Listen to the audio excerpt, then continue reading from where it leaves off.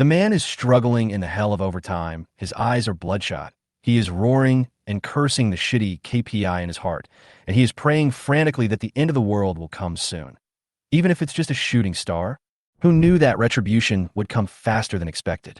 5 seconds later, a shrill scream pierced the night sky from the corridor. The boss came running like crazy, his pants soaked and his face pale. The most important thing is that the boss' most precious part as a man is gone. And behind the boss, there is a hideous zombie following closely.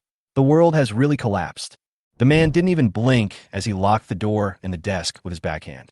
His movements were so smooth, as if he had rehearsed them hundreds of times. The boss roared and banged on the door. "If you don't open the door, get out." The man sneered. "Okay, don't die first." The office became an island for the man. He sat in his chair blankly, his eyes vacant, but the traveling frog Doomsday Edition system he installed in a half-awake state came to his mind. The man never expected that the chubby frog would become his external agent, wearing a travel lotus leaf hat, carrying a food-enhancing backpack, and with a silly smile on his face. No matter how you look at it, this frog looks like a harmless foodie, but it actually becomes the man's only hope for survival. But can he really count on the frog? When Frog returns from his trip, the first thing he says is, "I want meatballs." However, the instant noodle bucket it brought back could expand to waist height, and there was an alloy slingshot hidden in the biscuit box. This backpack is a magical space. But Frog's journey is always on the brink of life and death.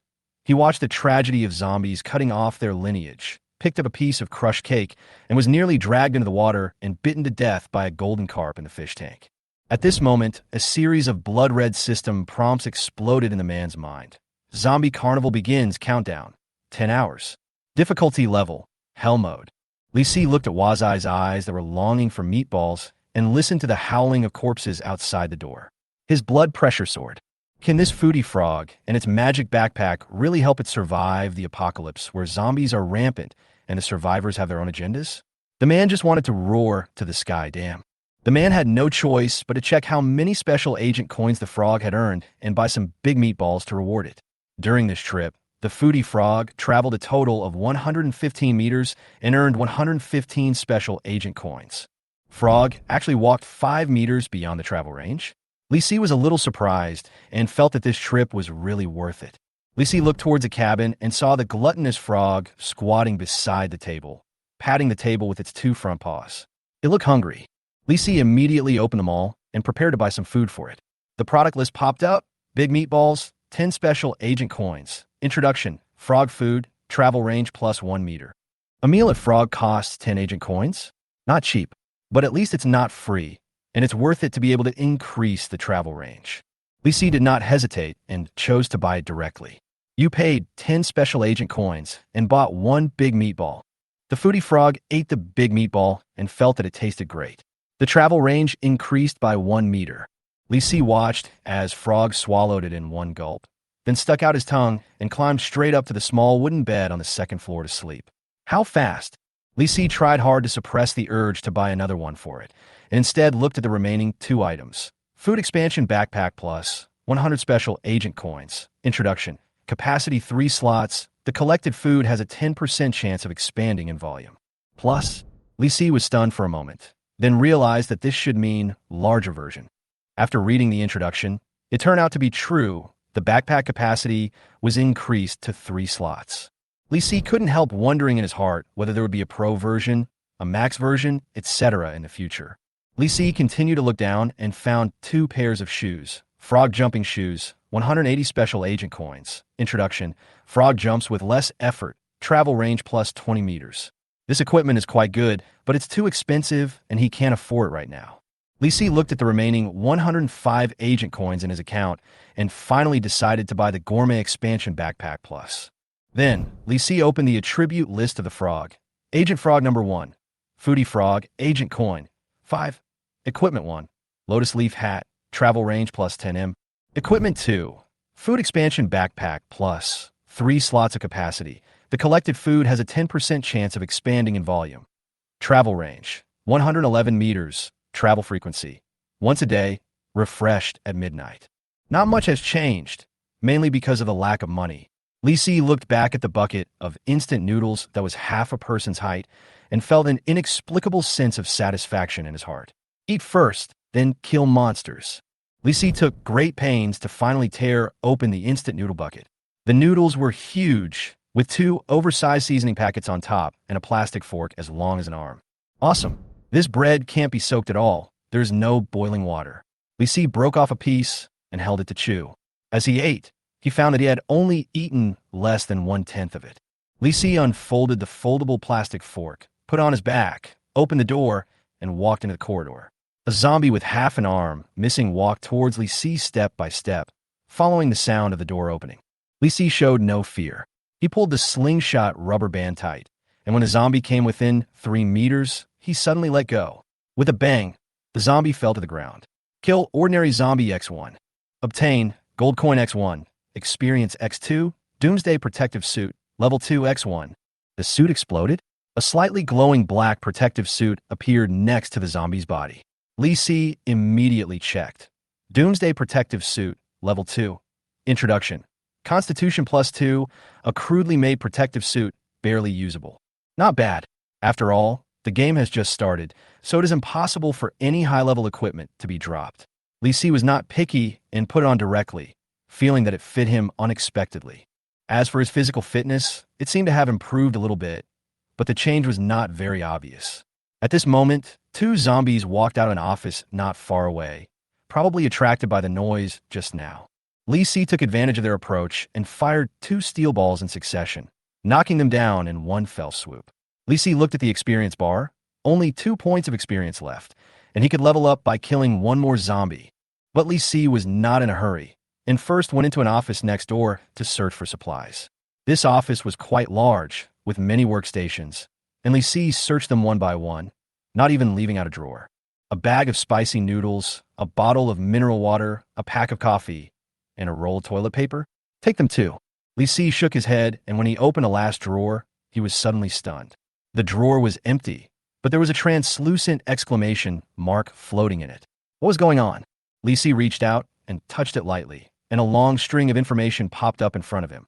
You have accepted the hidden task, stockpile fresh water. Task goal, stockpile 5 bottles of mineral water within 3 hours. Task reward, gold coins X30, experience X60, doomsday backpack X1. Task progress, 1/5. It is indeed a hidden mission, and it is hidden really deeply. No matter what, this mission must be completed.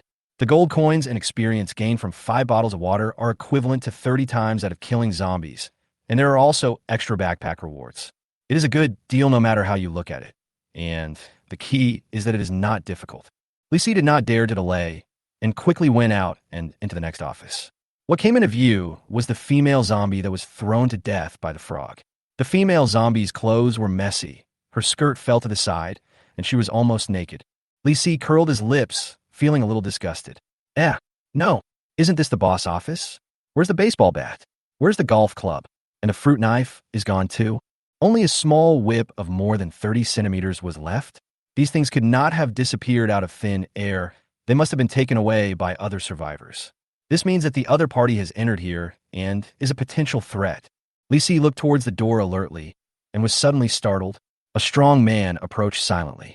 The moment their eyes met, the other man suddenly swung a baseball bat and hit Li Si. Li Si dodged sideways and smashed the desk with a baseball bat. Hand over your supplies, the man roared. No way, Li Si replied coldly. Li Si had no advantage in close combat. In a hurry, Li Si raised his hand and stabbed the opponent's throat with a fork. The man took a step back unexpectedly, and when he looked at the plastic fork again, his face turned green. Damn it, you're trying to fool me with a plastic model? You're looking for death. The man swung the baseball bat in anger.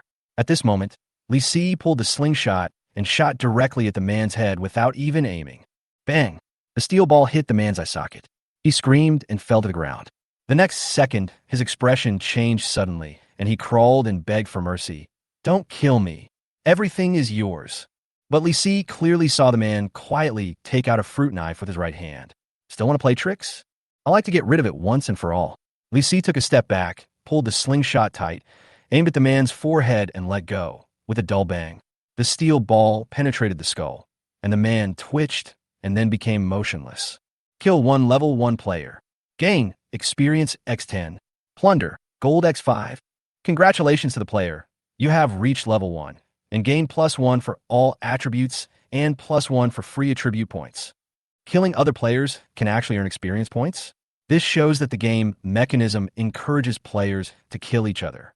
Lee Si can't be merciful at this time, because if he is careless, he may become someone else's experience point. Lee Si looked outside the door, confirmed that there was no other movement, and then began to think about how to allocate attribute points. At present, he still had to enhance his combat effectiveness, and being able to survive was the most important thing. Lee Si decisively added the free attribute points to strength. You used a free attribute point, strength attribute +1. After adding points, Lee Si immediately checked his own status. Player, Lee Si Gold, 10, level 1, 8/20. Physique, 14, Spirit, 12, Strength, 17, Speed, 12, Weapon 1. Reinforced Alloy Slingshot, level 1, Armor 1. Doomsday Protective Suit, level 2. Although all attributes have been improved, it is still far from enough for Lee Si. Lee Si checked the man's body and found nothing else except a baseball bat and a fruit knife. The man didn't have a backpack, so it seemed that the supplies were hidden in another room. Lee Si, carrying a baseball bat, hurried to the next office. When he opened the door, he saw the table was piled with supplies. Instant noodles, biscuits, melon seeds, spicy noodles, and 4 bottles of mineral water. Mission accomplished. Just as he picked up the bottle of water, a reminder popped up. Congratulations on completing the random mission. Stockpile, fresh water. Obtained, Gold X30, Experience X60, Doomsday Backpack X1. Congratulations to the player. You have reached level 2 and gained +1 in all attributes, +1 in free attribute point. Congratulations to the player. You have reached level 3 and gained +1 in all attributes, +1 in free attribute point. Beautiful. He leveled up 2 levels in a row. He added all 2 free attribute points to strength without hesitation, and then checked the new equipment he got. Doomsday Backpack, level 2. Introduction. Constitution +2, with 50 storage grids. Putting items in it will not increase the weight of the backpack. This equipment is simply a magical item. Lee Si stuffed all the supplies on the table into his backpack without any hesitation, then returned to his original office and packed up the giant bucket of unfinished instant noodles along with other sundries. At this moment, Lee Si had all his belongings on his back and inexplicably felt a sense of security. Lee Si grinned and continued to explore other offices on the 18th floor. During this time, Lee Si killed 5 more zombies trapped in the office area. When he had searched almost half of the other offices on the 18th floor, a scream suddenly came from downstairs. Damn, what the hell is that? Help! Help! What followed was a crazy biting sound. Crunch, crunch, crunch. After that, downstairs fell into dead silence. Lee Si's face changed.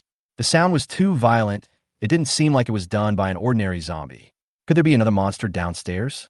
Without thinking too much, Lee Si immediately rushed to the staircase. He had to make sure that the monster would not rush to the 18th floor. The elevator had long been broken, and the only way up was the staircase. Lee Si remembered that there was a large iron door in the staircase. As soon as he reached the staircase, he saw 2 zombies climbing up. The zombies moved slowly and swayed. Lee Si held the slingshot tightly and then slowly put it down. There were still 19 steel balls left, and he couldn't waste them on these 2 zombies. Lee Si raised his lips, took out a baseball bat, and used his height to smash one of the zombies on the head. With a bang, the skull exploded. As the second one climbed up, Lee Si hit it with a stick again, knocking its head off. The blue-gray head hit the wall and rolled to the staircase, still staring with bulging eyes and gritting its teeth. Not dead yet, Lee Si endured the nausea and walked over, hitting the zombie with a stick and completely ended the zombie struggle. Kill ordinary zombie X1. Get Gold X1, Experience X2. Finally, the cleanup was completed. Before Lee Si could breathe a sigh of relief, there was a sudden sound of violent footsteps downstairs. Bang, bang, bang, bang.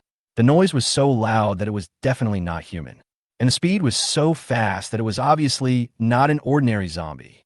Lee Si immediately retreated and closed the iron door. At this moment, there was a fierce fighting sound from the lower floor. The monster seemed to be attracted by other sounds and turned around and rushed downstairs. Lee Si breathed a sigh of relief and then tried to lock the door, only to find that the door lock had been broken for a long time. Damn property company. Lee Si gritted his teeth and cursed. Lee Si had no choice but to rush into the office next door and drag all the desks out to block the staircase. Thanks to the strength attribute added before, it was much easier to move the desks now. 10 minutes later, 7 or 8 tables had completely blocked the passage. Looking at his masterpiece, Li Si felt relieved and went back to search the remaining offices. By the time Li Si finished searching the entire floor, it was almost dark. Li Si chose a clean office to rest in. There was a dead silence around him, with only 1 or 2 sharp screams occasionally heard. This area is mostly office buildings, and since it was the weekend, there were not many people, making it a relatively safe refuge. Especially at this stage, the most dangerous thing was not the zombies, but the human players. The more people there are, the faster they will die. A deserted area like this is the most ideal hiding place right now. There are still 5 or 6 hours before the zombies are fully released. We must take advantage of this time to conserve our energy. Li Si placed 2 desks against the door and put them together to form a makeshift bed. Li Si rested his head on the pillow he found in the filing cabinet, ready to take a nap. If the zombies really want to rush up, they must first break through the obstacles at the staircase, and then push open the table behind a glass door. If even this kind of noise can't wake Li Si up, then he really deserves to be eaten. Li Si was thinking in his mind, closing his eyes, and trying to fall asleep. After an unknown amount of time, a series of reminder sounds suddenly woke him up. Current time, 23:55.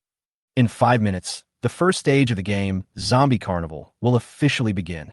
Unlock new features. Map radar is turned on. Map radar introduction. Displays a map within a 10 kilometers radius and marks friendly positions. In certain situations, it can also mark enemy positions. Doomsday Mall is now open. Introduction. Doomsday Mall is a physical mall with a small number of stores. Players who don't have a mall nearby can shop by themselves at vending machines. Communication channel is open. All players within a 10 kilometers radius can enter this channel to communicate or trade. It's already 12 o'clock so soon. Li Si sat up suddenly, his consciousness still a little dazed. At this moment, a series of pop-up messages appeared in his mind. Chapter 5. Finding the Doomsday Vending Machine. Help. Zombies have blocked my toilet. What the hell? You're worse off than me. Does anyone know if there's a rescue team? Everyone don't panic. The military will definitely come to rescue. Attention. This is Unit 8125. Requesting support. Requesting support. Attention. This is Unit 8125. Requesting support. Requesting support. Fuck. The whole army has been overwhelmed? It's over. There's no hope.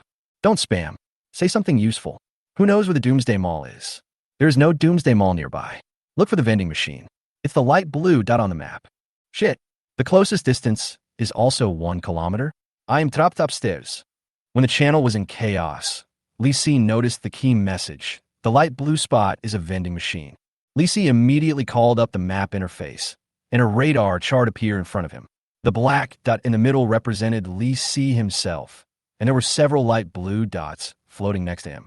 One of the light spots was particularly close, almost overlapping with Li Si himself. Li Si suddenly became alert and immediately enlarged the map to view the details. The structure of the entire office building is clearly visible, and the location of the blue light is marked in the corridor in the middle of the floor, making it look like it is next door. Li Si groped his way out of the door, but there was no sign of a vending machine in the corridor. It was obvious that the machine was not on this floor. Li Si frowned. The map didn't show the floors at all, so he could only search one floor at a time by himself. This was the difficulty. He would have to face a bunch of zombies when he went downstairs.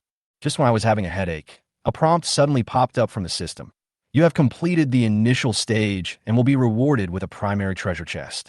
A silver light flashed in the darkness, and a treasure chest appeared in front of him. Li Si opened it without hesitation. Unexpectedly, he was lucky enough to get a level 5 equipment, a motorcycle helmet. The system prompts that a motorcycle helmet can increase 5 points of physical fitness, which can protect the head from being bitten through by zombies at critical moments. It sounds like a life-saving treasure, but Li Si still had some doubts. Could this thing really withstand a bite? The mouth of a zombie is not an ordinary mouth. Despite all the complaints, Li Si still put on the helmet. Now, any protection is better than bare hands. After a few seconds, new system information popped up. The current time is midnight, and the game has officially entered the first stage. This stage is called Zombie Carnival and lasts for 5 days. The abilities of all zombies are greatly enhanced, and more terrifying mutant species are born. The mission requires the player to kill 5 mutant zombies alone, and the reward is 500 gold coins and a mid-level treasure chest. If the mission fails, and you do not have 1,000 gold coins in your account as a penalty, the system will kill the player on the spot. What's even more amazing is that even if you team up with others, you have to complete the tasks by yourself and cannot share progress.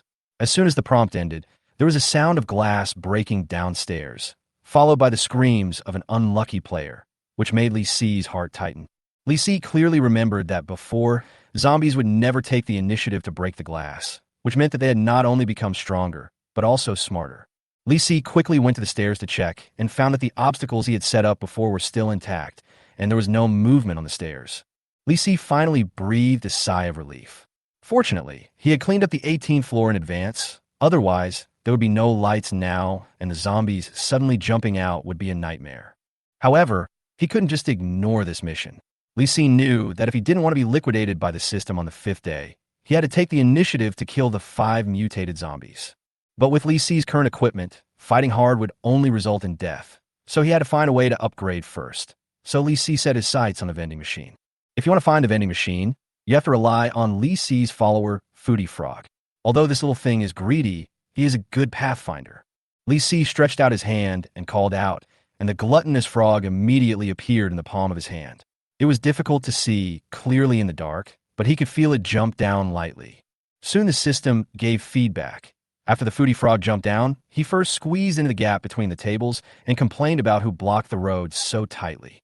Lee Si couldn't help but roll his eyes. If this wasn't my obstacle, who did it? Don't make trouble for me.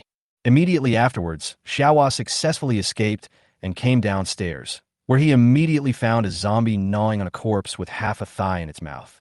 Lee Si became nervous instantly, fearing that this guy would really bring the thigh back for his dinner. Fortunately, the Foodie Frog was tactful and avoided it. The Foodie Frog continued to move forward and slipped into an office, when he was suddenly attracted by a small light spot on the ceiling. When Lee Si heard the light spot, he immediately thought of the hidden task, but the system prompted that the mark was actually on the ceiling light, and it was as small as a fly. This hiding method was almost invisible to the naked eye, which was outrageous, but the Foodie Frog did not intend to give up. It tried to jump up several times, but failed, so it just executed the collect command on the small exclamation mark. The next second, the system actually prompted that the hidden task had been successfully collected by the Foodie Frog. Lee Si was shocked for a long time. It was actually possible to operate like this. The follower could also help to accept tasks. This was definitely a cheat. He blurted out excitedly, but the sound was a bit loud, attracting the zombie downstairs. The system showed that the zombie heard the noise, immediately dropped the half leg in its mouth, and rushed upstairs. Lee Si knew he couldn't delay any longer, so he immediately took out a golf club from the corner and prepared to launch a sneak attack. As expected, when the zombie rushed in, he swung the club through the gap in the table and directly broke the opponent's bones. But the zombie continued to rush forward like crazy, and the obstacles of the pile of tables were creaking when hit by the zombies, and were actually pushed back a long way. Lee Si did not dare to be careless. He immediately changed to a slingshot, pulled the string, aimed, and let go all in one go, but the first shot missed the vital point. The zombies were still advancing, and he retreated while firing rapidly and continuously. After several muffled shots, he finally knocked the monster down. System prompt. The enhanced zombie has been killed, and 3 gold coins and 6 experience points have been obtained. Lee Si breathed a sigh of relief. If it weren't for the darkness, this enhanced zombie wouldn't be too difficult to deal with. Lee Si continued to check the feedback from the Foodie Frog and found that it had jumped into the 16th floor, where there seemed to be something glowing. It turned out to be a real vending machine. Lee Si was excited. He finally found it. Lee Si looked down and saw Hua Zi squatting in front of the machine, studying each product very carefully. Painkillers? Pass. Bandages? Sheep. Crossbow? Flip over. It was not until it saw the last 2 items that the little frog's big eyes finally fixed and stared at something inside. Lee Si didn't know whether to laugh or cry. The little guy was really interested in watching, but you didn't have any gold coins, so at most you could just enjoy the sight. But who knew that the Foodie Frog would not move at all? And then the system prompted a sentence. Your Foodie Frog cannot stand it. You must take something away. Chapter 6. Freeloader. Lee Si didn't take Wazai's sudden stealing seriously at first. The vending machines in the game are no joke. They are shopping items with prices written on them. How can you just take them? But the next second, Lee Si was really shocked. Your foodie frog collected the milk from the vending machine. Collected successfully. Foodie frog collected the baguette from a vending machine. Collected successfully. Li Si's mind was full of alarm bells, thinking that it was over, and he was afraid that the gold coins in his account had been quietly deducted. Li Si hurriedly opened his wallet to check, but found that his balance was intact. Not a single gold coin was missing. No way. This operation can actually be free. Li Si stared blankly at the foodie frog below. The little guy was still jumping on the spot with a satisfied look on his face, as if admiring his trophy. At this moment, another message popped up on the system. Congratulations, the equipment feature has been triggered, and the baguette has expanded in size. An image instantly appeared in Li Si's mind. A baguette became as thick as a heating pipe and even taller than a person. The image was so magical that Li Si couldn't help swallowing. To be honest, with the foodie frog here, others may be afraid of starving to death, but Li Si will definitely not starve to death. Your foodie frog got what it wanted, looked back at the vending machine with satisfaction, raised its front paws and waved, saying goodbye politely. Li Si couldn't help laughing. He really wanted to know whether the machine that was robbed would curse or even beg it not to come again. Next, the frog started to return, jumping all the way back to the 17th floor, and even took a special look at the remaining thigh bone. Li Si's heart tightened, worrying that it would be possessed by a ghost, and exchanged the bread he just brought for the human leg. The foodie frog shook his head, thinking that this thing was too bloody and not good looking, so he finally jumped away. Huh. Li Si breathed a sigh of relief. After waiting for a few minutes, the gluttonous frog finally came back in the dark and landed lightly in Li Si's palm. The gluttonous frog squatted for a few seconds, and then with a puff, it spit out 3 small spots of light. The next second, there was a muffled bang sound, and Li Si's head seemed to be hit by someone. The pain made Li Si reach out to support himself. I touched a plastic bag and found this thing long, thick, and heavy. It turned out to be the ridiculous baguette. It felt like a tree trunk, more than 2 meters long and as thick as a bowl. It looked like a legendary weapon in a game. Li Si was so shocked that he couldn't speak. He quickly stuffed the baguette into his backpack.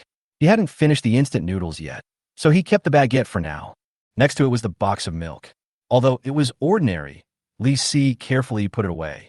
The last light spot was a small exclamation mark that was shining and as big as a fly. Li Si couldn't help but reach out and touch it. The exclamation mark disappeared instantly, and a series of system prompts popped up. It actually could trigger a task. You have accepted the hidden task. First shopping experience. Goal. Purchase 3 doomsday sale items within 24 hours. Rewards. Gold coins times 40. Experience times 80. 50% off. Shopping coupon times while progress. 2/3. Li Si was shocked. The 2 things that Frog just stole actually count as mission progress? That's amazing. Not only did he get the equipment for free, but he also won the progress without doing anything. It was simply a god's assist. Li Si was full of admiration and decided to wait until dawn to buy the crossbow from the vending machine, and the mission would be completed. Li Si was in a good mood at the moment, thinking about rewarding the frog for his great contribution, so he immediately opened the special business city. This trip distance is 110 meters, and you get 110 special business coins. Li Si didn't think much about it and directly opened a mall interface. A dazzling list of products jumped into his eyes. 8 treasures ginseng porridge, 20 special agent coins, increased travel distance. Frog smoke bomb, 80 agent coins, release smoke to save your life at a critical moment. Frog agent recruitment order, 800 agent coins, summon new frogs. The further you look down, the better the products are, but the prices also double. Among them, the recruitment order attracted Li Si the most. After all, just 1 frog is already a cheat. If there is another one, wouldn't it be invincible? And maybe I can even summon a female frog boy, so the frog boy won't even have to worry about finding a partner. Li Si thought and sighed, but the reality is his wallet won't allow it. 800 coins is simply a sky-high price, and Li Si can only settle for the next best thing now. You pay 20 special agent coins to buy 1 8 treasures ginseng porridge. The little frog swallowed it in 1 gulp, and the system prompted that the travel distance was plus 2 meters. Li Si glanced at Wazai's exaggerated eating and felt hungry. He took out a noodle cake, broke off a piece, and ate it as a midnight snack. Then Li Si clicked on the attribute column of Wazai and found that there were only 95 agent coins left, which was still far from the goal. Li Si suddenly had an idea and came up with a dirty trick. Next time Frog comes back, he will take a few steps back. This way Frog will have to jump a few more meters. Anyway, the more jumps he makes, the more coins he will earn. Although it was a bit of a squeeze on Frog, it was also for Frog's own good. It was not shameful to save money for Frog to find a partner. Li Si comforted himself while eating, picked up the box of milk, tore open the package, and took a big gulp. The milk had a rich flavor and a good taste, making it a perfect midnight snack. After eating, Li Si leaned against the wall and burped, feeling much better. But the world outside was not so leisurely. Screams could be heard from the corridor from time to time. Some people cried for help at first, but died a few seconds later, probably because they did not survive. Li Si estimated that in just these few hours, at least 50 or 60 people died in the building. The global death toll is simply unimaginable. Li Si casually opened the chat channel and heard a wailing sound inside. I was bitten. Don't worry, I won't drag you down. I'm gonna end my life. Is there any fresh water? I'm safe, but I'm dying of thirst. It's over. There are little dancing people everywhere. Did I eat poisonous mushrooms? Don't panic. The poisoning is not serious. There is still hope. The end of the world is coming and everyone is having a hard time. Li Si sighed and planned to exchange gold coins for tomorrow's purchases. Li Si suddenly saw someone post a message in the channel saying that he had found a supermarket, but the transaction only accepted gold coins. As soon as the inspiration came, Li Si immediately posted his list of items on the channel. Li Si, 2 packs of bread, 2 packs of biscuits, 1 pack of instant noodles, 1 pack of spicy strips, level 1 golf clubs, level 1 fruit knives, send a private message if you need them. First come, first served.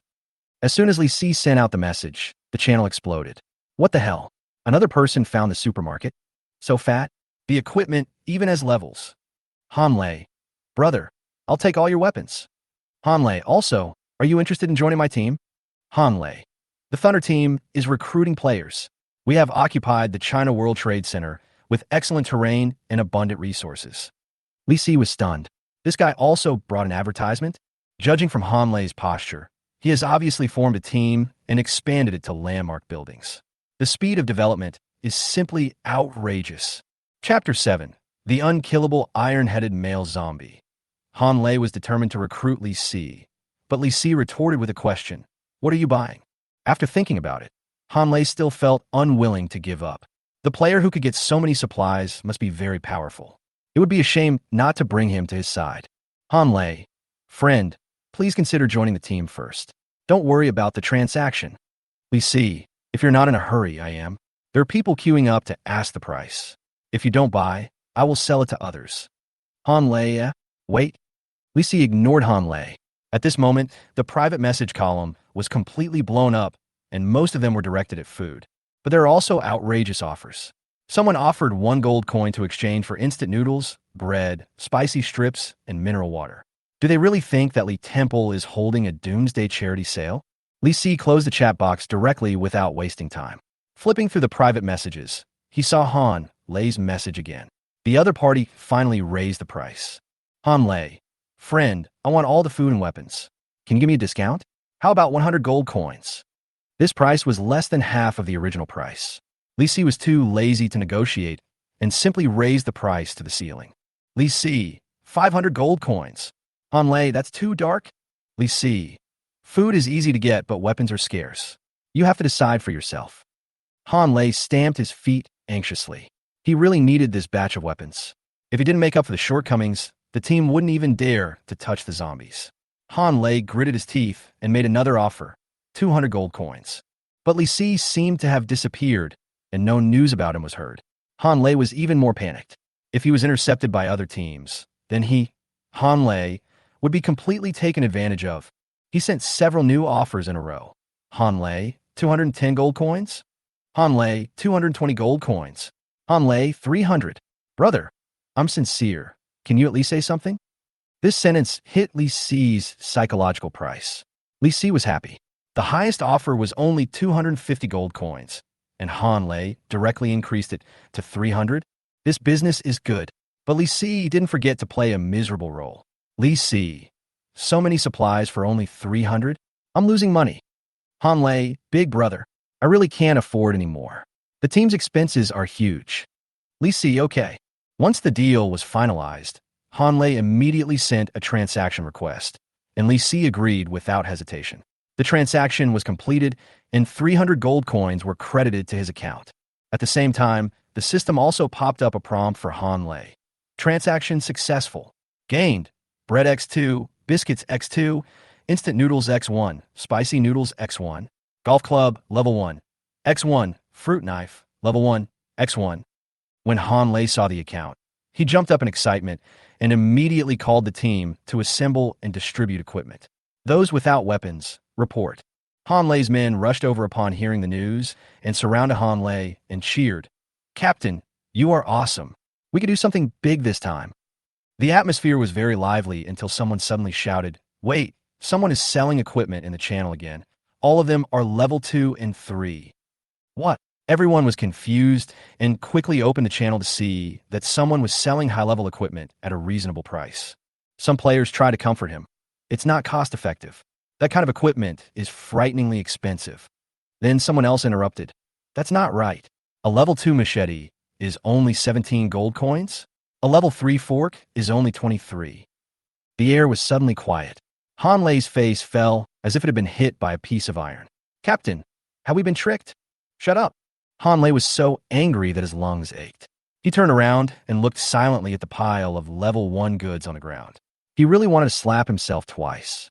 On the other side, Li Si also saw the information about the equipment being sold. Li Si was extremely grateful that he had just sold it. Otherwise, these things would depreciate into scrap metal in a minute. Li Si was secretly pleased with himself and decisively exited the channel and opened his own attribute interface. Gold coin balance, 350. Although the equipment was average, the amount of cash on hand by Li Si was stronger than that of many small teams of 3 or 5 people. Li Si checked his attributes and found that his strength and physique had increased the most, almost twice that of an ordinary person, with significant effects. However, Li Si also realized that his weapons were his biggest shortcoming. The slingshot in Li Si's hand is still a level 1 steel ball slingshot, and there are only a few steel balls left. If he wants to upgrade, he has to go to the vending machine immediately. The sky had just brightened in the early morning. Li Si took advantage of the light, moved away the obstacles little by little, and began to move towards the 16th floor. When passing by the 17th floor, Li Si couldn't help but stop for a moment, looking at the half-length human thigh lying across the corridor, and shook his head. There was no doubt that there was no one alive on this floor. Continuing to go down, he suddenly heard heavy footsteps downstairs. Li Si immediately became alert and looked over. He saw a zombie in a security uniform slowly walking up the stairs to the 16th floor. The system prompt popped up. Warning, you have encountered a mutant zombie. Iron-headed security guard, level 1. Skills, bone crusher. Its head is harder than steel, and it can smash a concrete wall with one head. Kill reward, gold X30, experience X60. Lysius Molt Tvichet. What kind of weird setting is this? Even a head can be used as a weapon. And this thing happened to be stuck on the way to the vending machine, so there was no way to avoid it.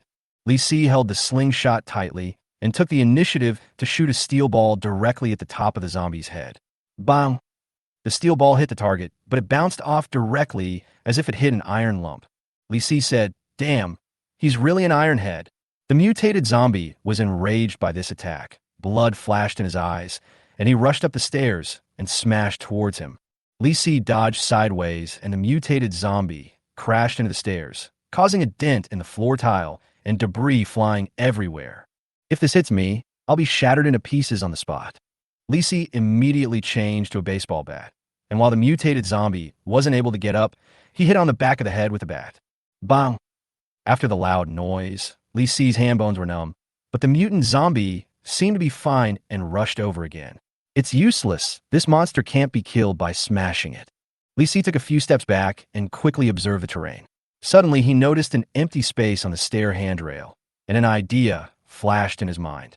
Li Si first lured the mutated zombies to rush up, close to the middle of the 17th floor, then dodged a hammer, flipped down from the handrail, and ran towards the 16th floor. The footsteps were getting closer and closer. Li Si gritted his teeth and rushed into the corridor. At the end of his sight, a vending machine stood quietly, with a green light flashing on the panel. Here we are. Just as he was about to rush over, the footsteps of the mutant zombies followed him closely. In less than 5 seconds, the iron-headed security guard had already arrived. Damn it, eat my baguette. At the critical moment, Li Si took out the big baguette that was more than 2 meters long and hit the mutated zombie in the face. Crunch! The mutated zombie opened its mouth and directly bit off a piece of bread, then bit it madly one bite after another. Li Si stepped back and watched it chewing the bread, completely dumbfounded. You really going to eat it? Eat slowly, a 2-meter baguette. Is it enough for you to chew for a while? Li Si pushed hard and saw the mutant zombie holding the baguette and chewing it desperately. Crunch, crunch, crunch. Chapter 8. Suicide Attack. The mutant zombies actually like to eat bread? Li Si didn't expect that the iron-headed security guard would hold the more than 2-meter-long baguette and chew it nonstop, not even spitting out the plastic wrapping paper and swallowing it all into his stomach.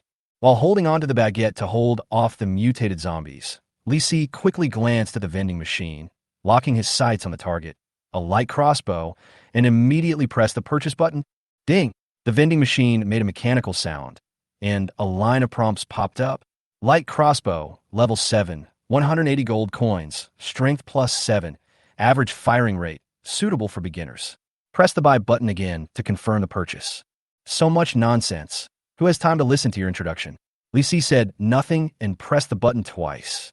With a click, along with the vibration of the delivery port, a compact crossbow slid down. The moment Li Si picked up the crossbow, prompts popped up one after another. Obtained. Light crossbow, level 7.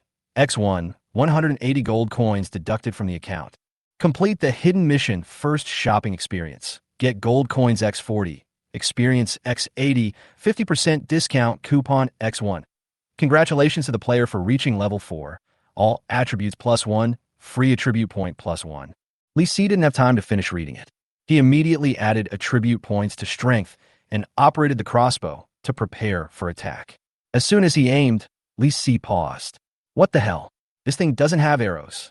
Looking back, I saw that the vending machine was selling crossbows separately, and 10 of them cost 50 gold coins. Li Si pressed the button to buy crossbows while holding off the zombies and cursing. Ding ding. Ordinary crossbow. Crossbow. Crossbow. Error. What the hell? Why did you get stuck? Seeing that the zombies were about to eat up all the bread, Li Si was so anxious that he was sweating all over his forehead. Snap. Finally delivered. Obtain. Ordinary crossbow arrows X10. 50 gold coins deducted from account.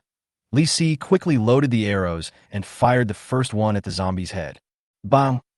It hit the target, but unfortunately, it only penetrated halfway and didn't penetrate. The iron-headed security guard was stunned for a moment, then slowly raised his head with the arrow on his head and stared at Li Si with his bloodshot eyes. The next second, the mutant zombie dropped the bread and rushed forward. Li Si gritted his teeth and loaded the second round and shot again. But this time the mutant zombie learned to be smart and actually moved sideways to avoid it and then hit the wall head-on. Boom! The whole wall caved in, dust flew everywhere, and Li Si almost thought that this guy was going to knock down the building. Damn it, if I don't take down the mutant zombie, I will die here today. Li Si loaded the third crossbow arrow, aimed at the back of the zombie's head, and prepared to shoot. As a result, the iron-headed security guard didn't move at all, and his head was still stuck in the wall. The system prompt popped up. Kill the iron-headed security guard, level 1, X1. Obtain gold X30, experience X60. Congratulations to the player for reaching level 6. All attributes +1, free attribute point +1. Huh? It's dead. Li Si was confused. Wasn't it rushing like a mad bull just now? He looked down and realized that the bull had just hit him in the head with the crossbow arrow. It's amazing, this guy nailed his own head. Li Si didn't know whether to laugh or cry, and silently memorized this cool move in his heart. To deal with the iron-headed zombie, just shoot an arrow first, and then wait for it to kill itself. Resisting his nausea, Li Si turned the body over with a baseball bat and reached out to pull out the crossbow arrow. Unexpectedly, the arrowhead was intact and the shaft was not deformed. It seemed that it could be recycled. It was a huge profit. Li Si picked up another one, then turned and walked towards the entrance of the 16th floor, blocking that passage with tables and chairs. After confirming that it was safe, he returned to the vending machine and prepared to have a good look. I was in such a hurry that I didn't even look at the products carefully. The black display window is divided into 2 rows, with a total of 8 products with prices and purchase buttons below. Li Si scanned the items from left to right, and they were painkillers, bandages, motorcycle helmets, special combat boots, crossbows, hand crossbows, milk, and baguettes. The medicines looked good, but 200 gold coins were too expensive. Li Si couldn't use them now, so he didn't consider them for the time being. The special combat leather boots caught his attention. He reached out and clicked the button. A voice introduction sounded. Special combat leather boots, level 5. 90 gold coins, speed +5, strong and wear-resistant, suitable for a variety of terrains. Please press the purchase button again to confirm the purchase. Li Si's eyes lit up. Acceleration is so important, especially after seeing the impact of the iron-headed security guard. Li Si now not only needs to be able to fight, but also to run. Li Si suddenly remembered the 50% discount coupon from the previous mission and quickly took out the little red card to see. 50% discount coupon for shopping. Applicable to any Doomsday mall or vending machine, maximum discount limit 500 gold coins. It's a bit of a loss to use it now. This pair of leather boots is only 90 gold coins. It would be more cost-effective to buy a bigger item later. After thinking for a moment, Li Si decided not to use the discount coupon and pay directly. Snap! The leather boots fell into the delivery port, and Li Si put them on immediately.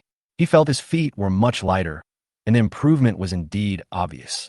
After getting the equipment, Li Si began to search the entire floor. There were not many houses, and most of them were empty, with only some scattered food, water, and a relatively intact lighter. This is useful. It can be used for lighting at night. There is no need to worry about fuel. There are plenty of wooden tables and chairs in the building. They can be dismantled and used as firewood. Li Si took a short rest and decided to go to the 17th floor to see if there were any fish that had escaped.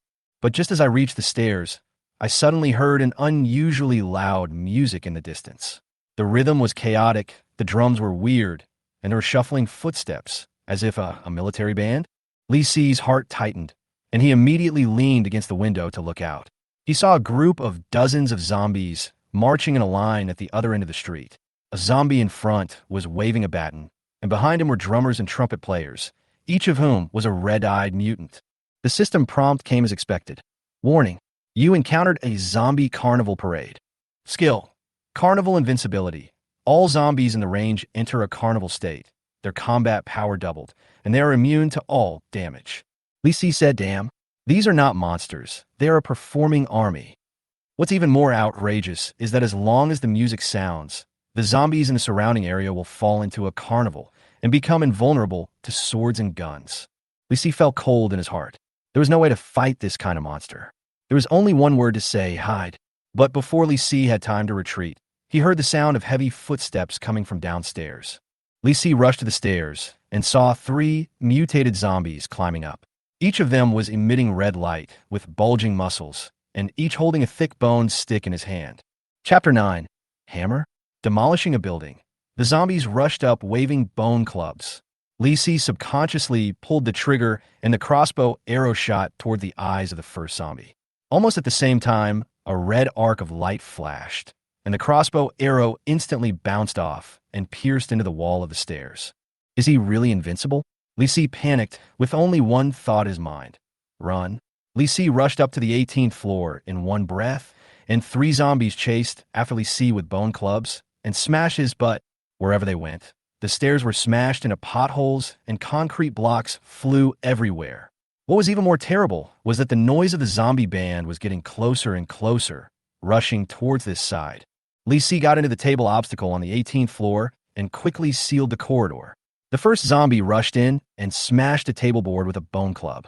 The next 2 arrived and smashed the table into pieces with a few bangs. Li Si saw that he couldn't stop them, so he rushed in the office next door and dragged the tables and chairs out. There was no other way. He could only create obstacles to delay more time. Li Si used whatever he could grab: sofas, water dispensers, computers, projectors. All of them were moved out and piled up at the door. As he piled them up, the 3 zombies smashed them all the way. No matter what they were, they smashed them to pieces. Li Si was so busy that he was sweating profusely. He just dragged out the chairman's solid wood table and felt terrible. Several more zombies rushed in from downstairs. Fuck, no way to live. Li Si pushed the table forward, turned around, and moved the cabinets again. In a tense situation, he exploded his little universe, holding a filing cabinet in each hand, and stood across the corridor. A few steps away, more than a dozen zombies rushed in, and the bone sticks were not enough, and they even used their mouths. The iron cabinets were bitten with rows of teeth marks. Damn it. Are all the zombies starving? Li Si cursed, but his hands and feet did not stop. In less than 2 minutes, he had emptied a large office. There was only one office left. If he couldn't defend it, he would be completely finished. Li Si listened nervously to the noise outside. In the chaos, the music of the zombie band seemed to be far away. That's right. It was really far away. It was almost inaudible.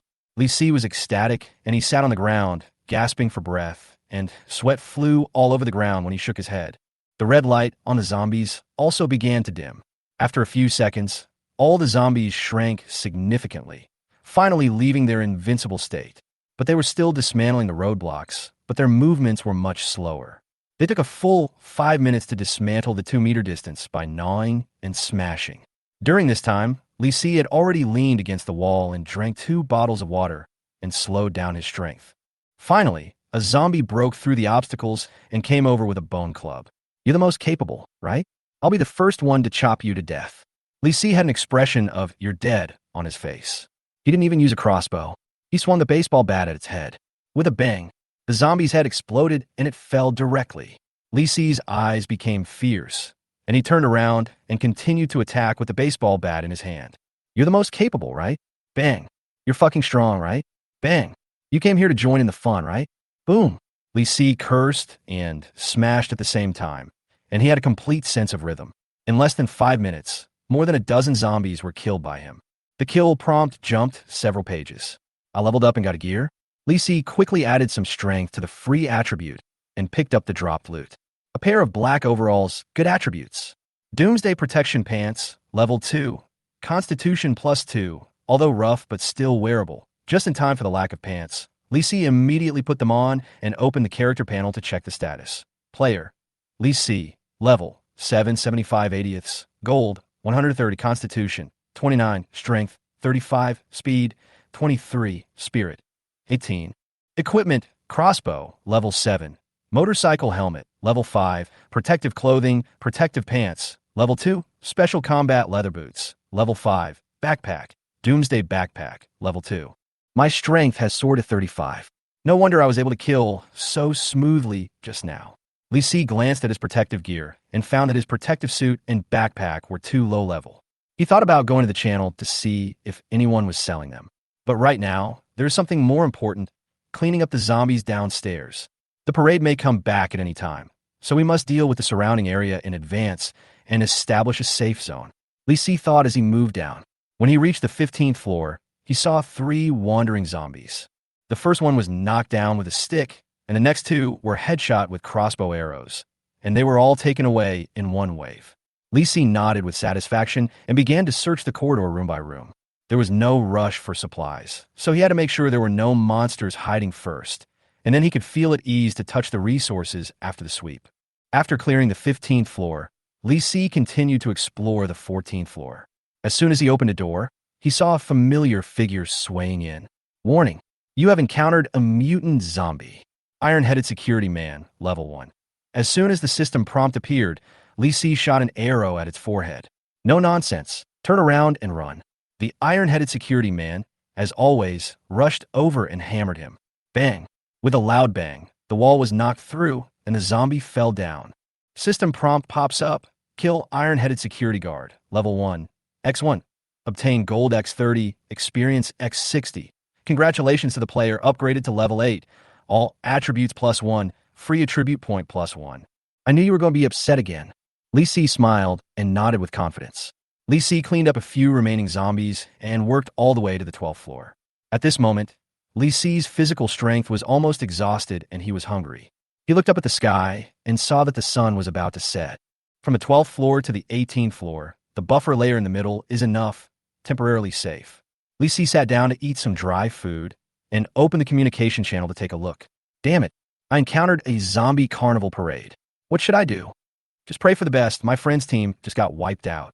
I can't beat them at all. They're all red, and I can't kill them. Hold on. I'll delay it for a while. I can't take it anymore. I'm going to jump off the building. If this continues, I'm really going crazy. Lu Ming, we're the God of War team, only accepting players above level 6, guaranteed to pass the first stage. Above level 6? Isn't that too high a requirement? Lu Ming, elite team, no noobs, what the hell? You treat everyone else as cannon fodder? Lu Ming, oh, you can't even save your own life. How dare you talk? Lu Ming, selling level 2 construction hammers, machetes, level 3 bricks, baseball caps, private messages if interested. Li Si looked at the guy's remarks and shook his head. This guy named Lu Ming has a sharp tongue, but to be honest, he is not without reason. In the doomsday world, if you don't have strength, you will be eliminated. However, when Li Si saw the line of level 2 construction hammer, his eyes lit up. Construction hammer. It's a really convenient tool for demolishing walls. Li Si smiled slightly, and a good idea came to his mind. Chapter 10 made? Black silk? Coral fleece? Opening the private message and searching for Lu Ming, Li Si asked directly about the price. Li Si, how much is the construction hammer? After sending the message, the other party did not reply for a long time. It is likely that there are too many messages, and it is not Li Si's turn yet. Li Si was not in a hurry, and took the opportunity to check the messages in the communication channel. Many players simply posted their quotes. After a round of browsing, the price of level 2 equipment was mostly around 25 gold coins, which was not expensive. After a while, the private message bar flashed, and Lu Ming finally replied. Lu Ming, construction hammer, 30 gold coins. Li Si thought the price was acceptable, and he was too lazy to waste time. So he replied directly, Li Si deal? Lu Ming, wow, so straightforward. Li Si didn't say much, and directly sent a transaction request. The transaction was completed in 1 second, and the system popped up a prompt. Transaction successful. Obtained. Construction hammer, level 2, X1, strength +2, melee tool, can cause certain damage. Li Si picked up the hammer and took a look. The hammer head was black, about the length of a forearm, and quite heavy. Although the official introduction was very impressive, saying that it had amazing destructive power, what Li Si really valued was that it could knock down stairs. No matter how good the zombies were at climbing, they would have no way to move with the hammer. He put away the construction hammer with satisfaction, but Lu Ming sent another private message. Lu Ming, buddy, I remember you. You're the rich man who sells weapons and food, right? Lu Ming, what level are you? If you're level 6, you could be considered to join our team. Li Si was speechless. Do I need you to consider this? This tone is really uncomfortable. Li Si ignored him and sent a message. Li Si, what level are you? Lu Ming, our team is all level 6. Buddy, as long as you survive to the Oriental building, the conditions can be relaxed for level 5. Li Si couldn't stand it any longer. He was boasting in the channel, but this was his level? He just said, Li Si, I'm level 8, no noobs, bye. Lu Ming, what the hell? Are you bragging? Why are you pretending to be so great? Li Si was too lazy to talk nonsense, so he simply closed the dialogue box. Don't waste your expression arguing with such a person. The zombies on the floor were all cleared, but the supplies had not been properly searched. While it was still light, Li Si dragged a few tables to block the stairs, and then began a carpet search. Time was tight, so Li Si went from the 15th floor to the 12th floor, and only had time to clear the 12th floor before dark. He didn't get much, just 2 sausages, a bottle of mineral water, and a bag of milk candy. Li Si thought, why not wait until midnight? Let the frog go downstairs to explore the way, wait for it to run a circle and come back. Then he would hammer the stairs and sleep peacefully. After running around all day, Li Si was exhausted. He leaned against the wall, chewing candy to refresh himself, and finished the whole bag without realizing it. Looking at the empty package, Li Si yawned. Although he didn't say it, he actually wanted to have another one. It was late at night, and the sound of zombies roaming downstairs could be faintly heard. There were some particularly heavy footsteps, which should be the mutant zombies wandering around. Li Si opened the system and took a look. The foodie frog was lying on a small wooden bed with bubbles coming out of his nose. He was sleeping soundly, but when Li Si looked at the travel button, it turned from gray to green. Hey frog, get up and work. Li Si moved his mind, and the little frog appeared in his palm, keeping the same sleeping posture as before, with a confused look on his face. Quack! Your foodie frog suddenly found that the crib was gone. It panicked and turned over. Suddenly it understood something and swore with its eyes wide open. Quack, quack, quack, quack, quack, quack, quack, quack, quack. Li Si was stunned. What on earth was this guy saying? It sounded like he was scolding someone. Your frog said a long string of swear words. The content has been harmonized by the system. Li Si expressed his understanding. Anyone who was called to work overtime just after falling asleep in the middle of the night would want to swear. Li Si pinched the frog's face and persuaded it to work overtime, promising overtime pay. The foodie frog was stunned for a few seconds. It thought you were just talking nonsense, but as a poor working frog, it really had no choice. Quack, quack, quack. The foodie frog jumped down and cursed you again. The content has been harmonized by the system. It drilled through the obstacles and disappeared at the stairs. Li Si looked at the familiar system harmony prompt and sighed helplessly. Li Si could understand that if he was dragged out of bed to work the night shift, he would have cursed loudly. The foodie frog jumped into the 11th floor, yawning and jumping, thinking of finding a corner to catch up on some sleep. When it was about to crawl under the table, it suddenly saw a giant bottle of Coke under the desk. The foodie frog suddenly woke up. Happy water? 2 liters? So cool. Li Si looked at the system prompt and raised his eyebrows. 2 liters of Coke? This kind of thing is hard currency in the apocalypse. It's hard to even see it, let alone drink it. Foodie Frog took the large bottle of Coke without hesitation. Taken successfully, Li Si nodded with satisfaction. Although it was room temperature, in this environment, having something to drink was a blessing. Congratulations, the equipment feature has been triggered, and the large bottle of Coke has expanded in volume. What the hell? Li Si almost laughed out loud. If the 2-liter bottle expands again, wouldn't it become a super happy water as tall as a person? Drinking Coke in the apocalypse is not uncommon, but achieving Coke freedom is outrageous. Li Si was happily imagining instant noodles with cola when the system prompted. The foodie frog felt that the collection process was too tiring and was going to find a place to catch up on some sleep. Damn it. Li Si slapped his forehead, fearing that it would fall asleep in the middle of the process and sleep until morning, and he would have to wait here. Fortunately, the foodie frog jumped out from under the table again and thought the floor was hard and the bed was cold there, so he changed offices to try again. The foodie frog jumped into another office, which had long been turned into an empty shell. It jumped out cursing and decided to continue walking down. Li Si began to wonder. Logically, there shouldn't be any Coke in the place that had been turned over. Could it be that the player didn't have time to take the bottle? Most likely, he ran away after being scared by a zombie. The foodie frog jumped to the 10th floor and froze as soon as he entered the staircase. It stared at the zombies and made costumes in the corridor with its eyes wide open and its blood pressure soaring. Then a female zombie in a sailor suit came out, with long black stockings and legs. The foodie frog couldn't hold it anymore. The last one to appear was a cute female zombie in a pink bunny ear hoodie. So cute. Li Si was completely confused after reading the prompt. How did it suddenly become a zombie girl group fan meeting? Which company is on the 10th floor? Foodie Frog suddenly remembered that this was a studio that does live broadcasts of beautiful women. Damn, those sexy ladies have all turned into zombies? Chapter 11. Lowly girl in dark green miniskirt. A female zombie with bulging eyes, wearing a sexy maid outfit. Li Si felt sick just thinking about this scene. However, the frog boy next to Li Si looked excited, staring at the female zombie in a coral fleece hoodie as if he had seen a treasure. Your foodie frog stared at the female zombie in the coral fleece hoodie and thought this zombie was very cute, especially the bulging round eyes, which looked very much like one of his kind. Li Si was full of black lines in his mind. Didn't the other zombies also have bulging eyes? You really have a good aesthetic sense. Seeing the frog boy's lustful look, Li Si once thought that this little guy was lustful, but he soon found out that he was wrong. The foodie frog jumped in front of the female zombie in the coral fleece hoodie, looked at it for a long time, then nodded with satisfaction, and with the last bit of explosive power, jumped suddenly and landed in the soft hat of the female zombie.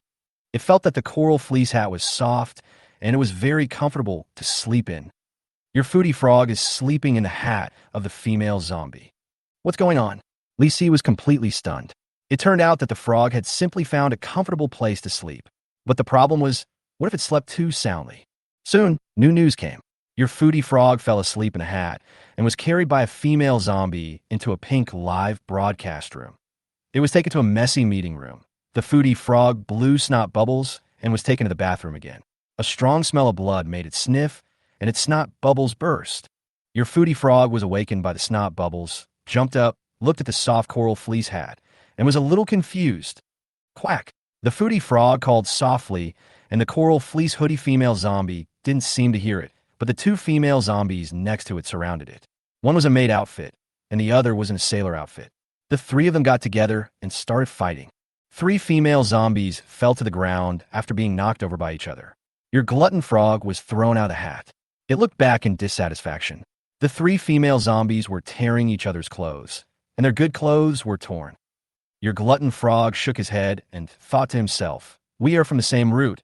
Why are we so anxious to fight each other?" Oh, it turns out that his purple inside. Lisi was petrified. This little guy not only watched the fun, but also peeked at the color of other people's clothes. Then he saw black, pink. "I surrender to you." Lisi could only shake his head and sigh, fearing that the foodie frog would stuff all the underwear into the backpack if he was happy. Fortunately, it was not that outrageous. The foodie frog felt that the three of them were not gentle at all. It looked back and found a pool of blood on the ground. A woman fell in a pool of blood, with a bone stick stabbed into her chest. It seemed that she was dead. The foodie frog looked at the woman's pink rabbit ear backpack and thought there should be delicious food in it. It decisively collected the backpack. Collection failed.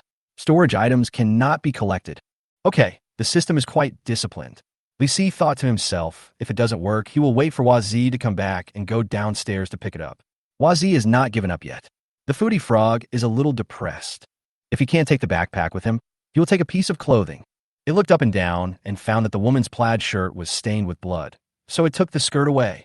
Lisi's forehead was throbbing with veins. "Frog, do you have any bottom line?" Your foodie frog collected the green miniskirt. Collection successful. The foodie frog nodded with satisfaction, thinking that you must like this thing. Before leaving, the foodie frog looked back again. "Light purple. Don't drag me down with this." Lisi gritted his teeth. "I won't take the blame for this." At this time, the frog had already jumped downstairs. Your foodie frog jumped into the 9th floor. When the foodie frog saw several male zombies in suits and leather shoes, he was completely uninterested and went straight into an open office. The next second, the foodie frog was almost scared to death by the huge monster inside. This suited zombie is very large, at least 2.5 meters tall, and his body is thicker than a large oil drum. Lisi's heart tightened when he saw this description. The third mutant zombie, after thinking about it, only this guy could match the heavy footsteps that Lisi heard before. The foodie frog felt a sense of oppression next to it, so he jumped a few steps away and saw that it had a pair of blood-red eyes. "It's stable. It is indeed alienated." Lisi's expression was solemn. This is already the third one. At this density, there must be a lot of them hidden in the office building. But fortunately, the foodie frog circled around it and found that it was carrying a large black machete on its back, which was still emitting a faint black gas. Lisi recognized it at a glance. The knife was poisonous, but the next second, your foodie frog collected the machete. Collection was successful. "This works?" Lisi was shocked. The frog could actually take away the equipment from the zombies? It's amazing. The foodie frog suddenly became worried about being retaliated against and looked up. The giant zombie reached out and touched his back, then scratched his head in confusion, as if he realized that he had lost something very important for no reason. Your foodie frog reacted immediately and jumped out of the office at the fastest speed. Before Lisi could be happy for too long, he received new news. Your foodie frog jumped into another office and was immediately attracted by the chocolate on the table. It made a decision instantly. How could a machete be as important as chocolate? It threw the machete away and collected the chocolate instead. Collected successfully. Congratulations, the equipment feature has been triggered and the chocolate has expanded in volume. "You idiot frog, why don't you change your skirt?" Lisi was really at a loss whether to laugh or cry. Frog came back happily, not caring at all that the machete had fallen into the crack of the table. "Forget it. As long as the zombies don't have weapons, it will be easier for me to fight them." Lisi looked at the sky and saw that Wazai had returned. Lisi climbed to the farthest end of the 18th floor in the dark, laughing as he climbed. "Hey, this section of stairs must be 50 meters long, right? It's not a problem to earn some more agent coins." Chapter 12. Level 15 equipment for sale. Lisi waited for Frog to jump back with a sly smile on his face.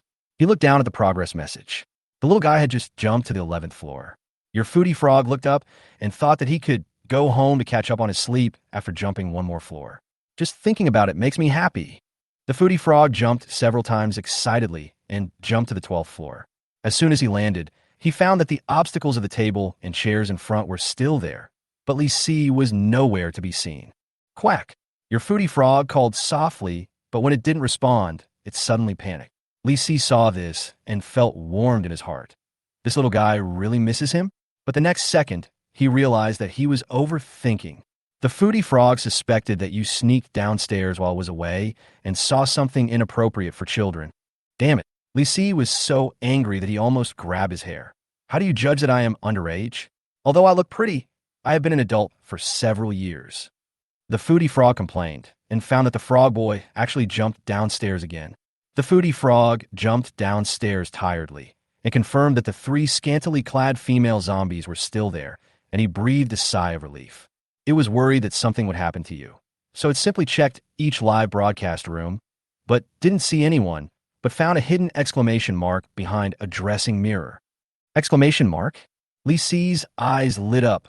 Can it trigger a hidden task? This frog is really a god assist. Lisi immediately forgave the frog for his malicious speculation about minors. The foodie frog stared at the exclamation mark in a daze. He couldn't take it away, so he suddenly had an idea and tried to lick it. The exclamation mark disappeared. Lisi was stunned for a moment. Fuck, can I accept this task? The system prompt popped up immediately, and it was indeed triggered successfully. You have accepted the hidden task. Equipment small goal, task content. Within 72 hours were 5 pieces of equipment above level 10, task reward. Gold coins X40, experience X80, primary treasure box X1, task progress 0/5. Lisi frowned. Level 10 equipment is not something you can find anywhere else. He had to get 5 of them at once. Fortunately, the mission deadline was quite loose. Just when Lisi was about to start worrying, he received new news from Frog. Your foodie frog didn't find you, and suddenly remembered an extreme situation. Are you dead? Can you stop being such a pessimist? Lisi's mouth twitched, and when he looked down, he was furious. The foodie frog thought about it, and felt that whether you were dead or not was not the point. The point was that it had to go home and catch up on some sleep. It decided to find you first to confirm the body, and then quickly go back to its nest to continue sleeping. It suddenly became very motivated, and it jumped up to the 18th floor in a few whooshes. Then it finally saw you leaning against the wall, stretching out a hand. Huh, still alive? Lisi looked at that silly look and really wanted to hit it on the head. As a result, the next scene made Lisi's defense instantly break. Your foodie frog jumped to your side, rubbed your fingers, confirmed that you were still alive, and showed a relieved expression. That's more like it. Lisi was about to be moved, but the frog's subsequent actions made him stunned again. The foodie frog confirmed that your hand was warm and had not turned into a zombie, threw out 3 small light spots, and returned to the system space with satisfaction.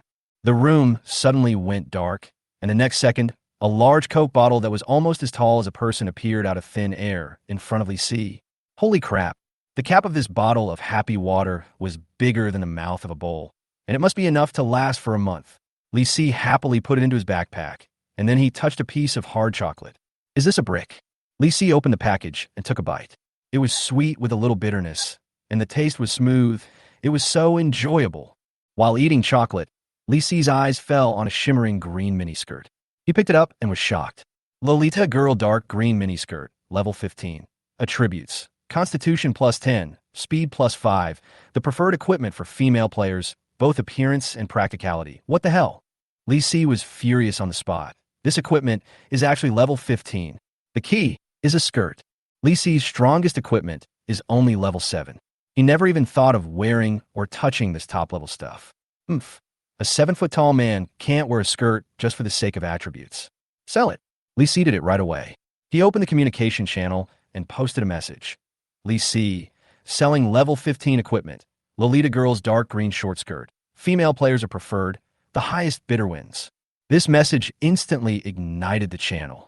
What the hell? Lolita short skirt? Where did you get this from? Damn, are you guys focusing on the wrong thing? This is a level 15 outfit. Is the focus the Lolita or the level 15? Is it the level 15 outfit? How many people can wear it now? Lisi was speechless. These people had no focus and their minds were full of skirts. Fortunately, someone soon noticed the value of the equipment itself. While everyone was talking about it, an undercurrent was brewing in a bank vault far away in the city center. In the center of the vault, a ball of banknotes was burning in the brazier. Su Ichien, the leader of the assassination team, sat in the middle with a deep look in his eyes. Su Ichien looked at his sister, Su Shiweching, standing beside him, and said in a deep voice, "This level 15 equipment must be obtained no matter how much it costs. It is very suitable for you." Su Shiweching hesitated for a moment. "Brother, I'm not strong in combat either. Isn't it a waste to buy such good equipment? Nonsense. Su Ichien's face sank. You are a member of the Su family. You can't be weak. Su Ichien glanced at the four bodyguards. You come to negotiate the price, and let all channels remember the name of the Junci team. Understood. Chung Guang, the leader, responded with a firm look. Su Xueqing nodded, picked up another bundle of cash from his side, and continued to throw it into the brazier. The blazing firelight shone on Su Xueqing's calm face and also illuminated the doomsday black market that was about to stir up waves. Chapter 13, if you want to cut the big team. Unexpectedly, this time after I sent out the sales information, it took a full minute to receive the first private message. Li Si checked and found it was an acquaintance. Han Lei, brother, come to our team. I'll give you the position of vice captain. Li Si was speechless. Every time this guy comes to me, he always pulls someone in first. I wouldn't even want to be a captain. It's still safest to be a lone ranger. Li Si, do you want to buy it or not? If not, please don't delay my business. Han Lei, ahem, brother, already cheated me out of all my gold coins last time. I can't afford it. Li Si, then see you later. Li Si closed the dialogue box and felt speechless just thinking about it. Originally, he didn't know the other party's background. After Han Lei's words, Li Si was even less interested in joining this guy's team. Too poor. I checked a few more private messages and found that they were all sent by the team and the prices were satisfactory. From 20 to 80. Li Si didn't respond to the person who offered 20 gold coins. With such a low price, is he trying to trick this old fool? After thinking about it, he decided to check the private messages tomorrow. It would be a waste of time to force himself to read the spam messages. Yawning, he took out the construction hammer from his backpack and groped his way to the 12th floor. There was no movement on the 11th floor, and occasionally the footsteps of zombies could be heard from below. Remove the stairs now. He swung the construction hammer and started smashing the stairs. Bang, bang, bang, bang, bang. Boom. After a few hits with the hammer, he smashed a big hole in the stairs. Li Si was full of energy and was about to continue smashing when he suddenly heard approaching footsteps. The noise was too loud, and the zombies were attracted here. He looked down vigilantly. The zombies were still some distance away, so he gave it his all. Anyway, the zombies have already been attracted, so there is no need to hold back. With my strength of just over 30 points, can I tear down a broken staircase with a few hammers? He swung the hammer and smashed it hard. After a few hits, a large piece of cement fell directly onto the stairs. After a muffled sound, I actually received a prompt. Li Si looked down and saw that 2 zombies were crushed to death by the cement blocks. Kill enhanced zombies X2. Obtain gold X6, experience X12.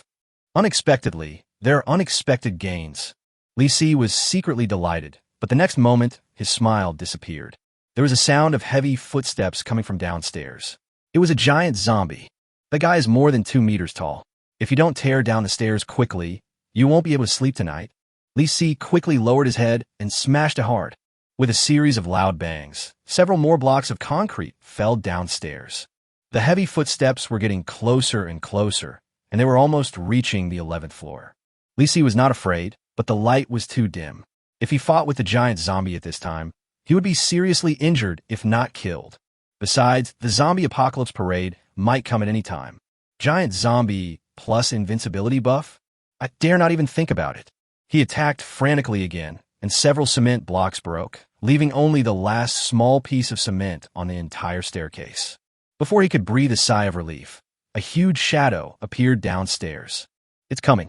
Li Si gathered all his strength and smashed the last piece of cement block. With a bang, the cement broke and fell towards the head of the huge figure. The next moment, the opponent punched over, and with a bang, the cement block exploded instantly, and fragments flew everywhere. What the hell? So much strength? Li Si was a little nervous. He leaned over and looked down and saw the huge figure standing at the entrance of the broken stairs, trying to move forward. Then, it missed the mark.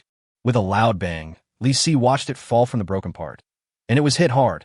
Faintly, he heard the giant zombie crawling up and continuing to move upwards, but based on its intelligence, it would not be able to come up in this lifetime. Bang! Kill enhanced zombie X1. Obtain gold X3, experience X6. Li Si was slightly stunned. Another zombie fell to death. You climb slowly and fall slowly, This is a fucking automatic jumping device for zombies. Seeing that the place was safe, Li Si put away his hammer and walked back. After a busy day, he was exhausted. After yawning several times, I finally climbed back to the 18th floor. Li Si found the office where he had slept before and sat down on the desk. He remembered that he had not checked how many steps he had taken to trick Wazai today. Li Si opened the system while yawning and sat up in surprise. During this trip, the foodie frog traveled a total of 175 meters and received 175 agent coins. What the hell? I walked 62 more meters. Earned 62 more agent coins. This is the fucking code for wealth. The plan to find a partner for Frog is becoming more and more promising. Li Si danced with joy, excited like a lunatic. It took him a while to remember to look at the great hero. The little guy put his head on the table, blowing bubbles from his nose, and fell asleep while waiting for food because he was too tired. Li Si thought, why not stop disturbing it? Frog suddenly sat up, stared at him with his big eyes, and slapped the table with his two little paws frantically. Then it couldn't hold up. With a smack, the frog's head fell on the table.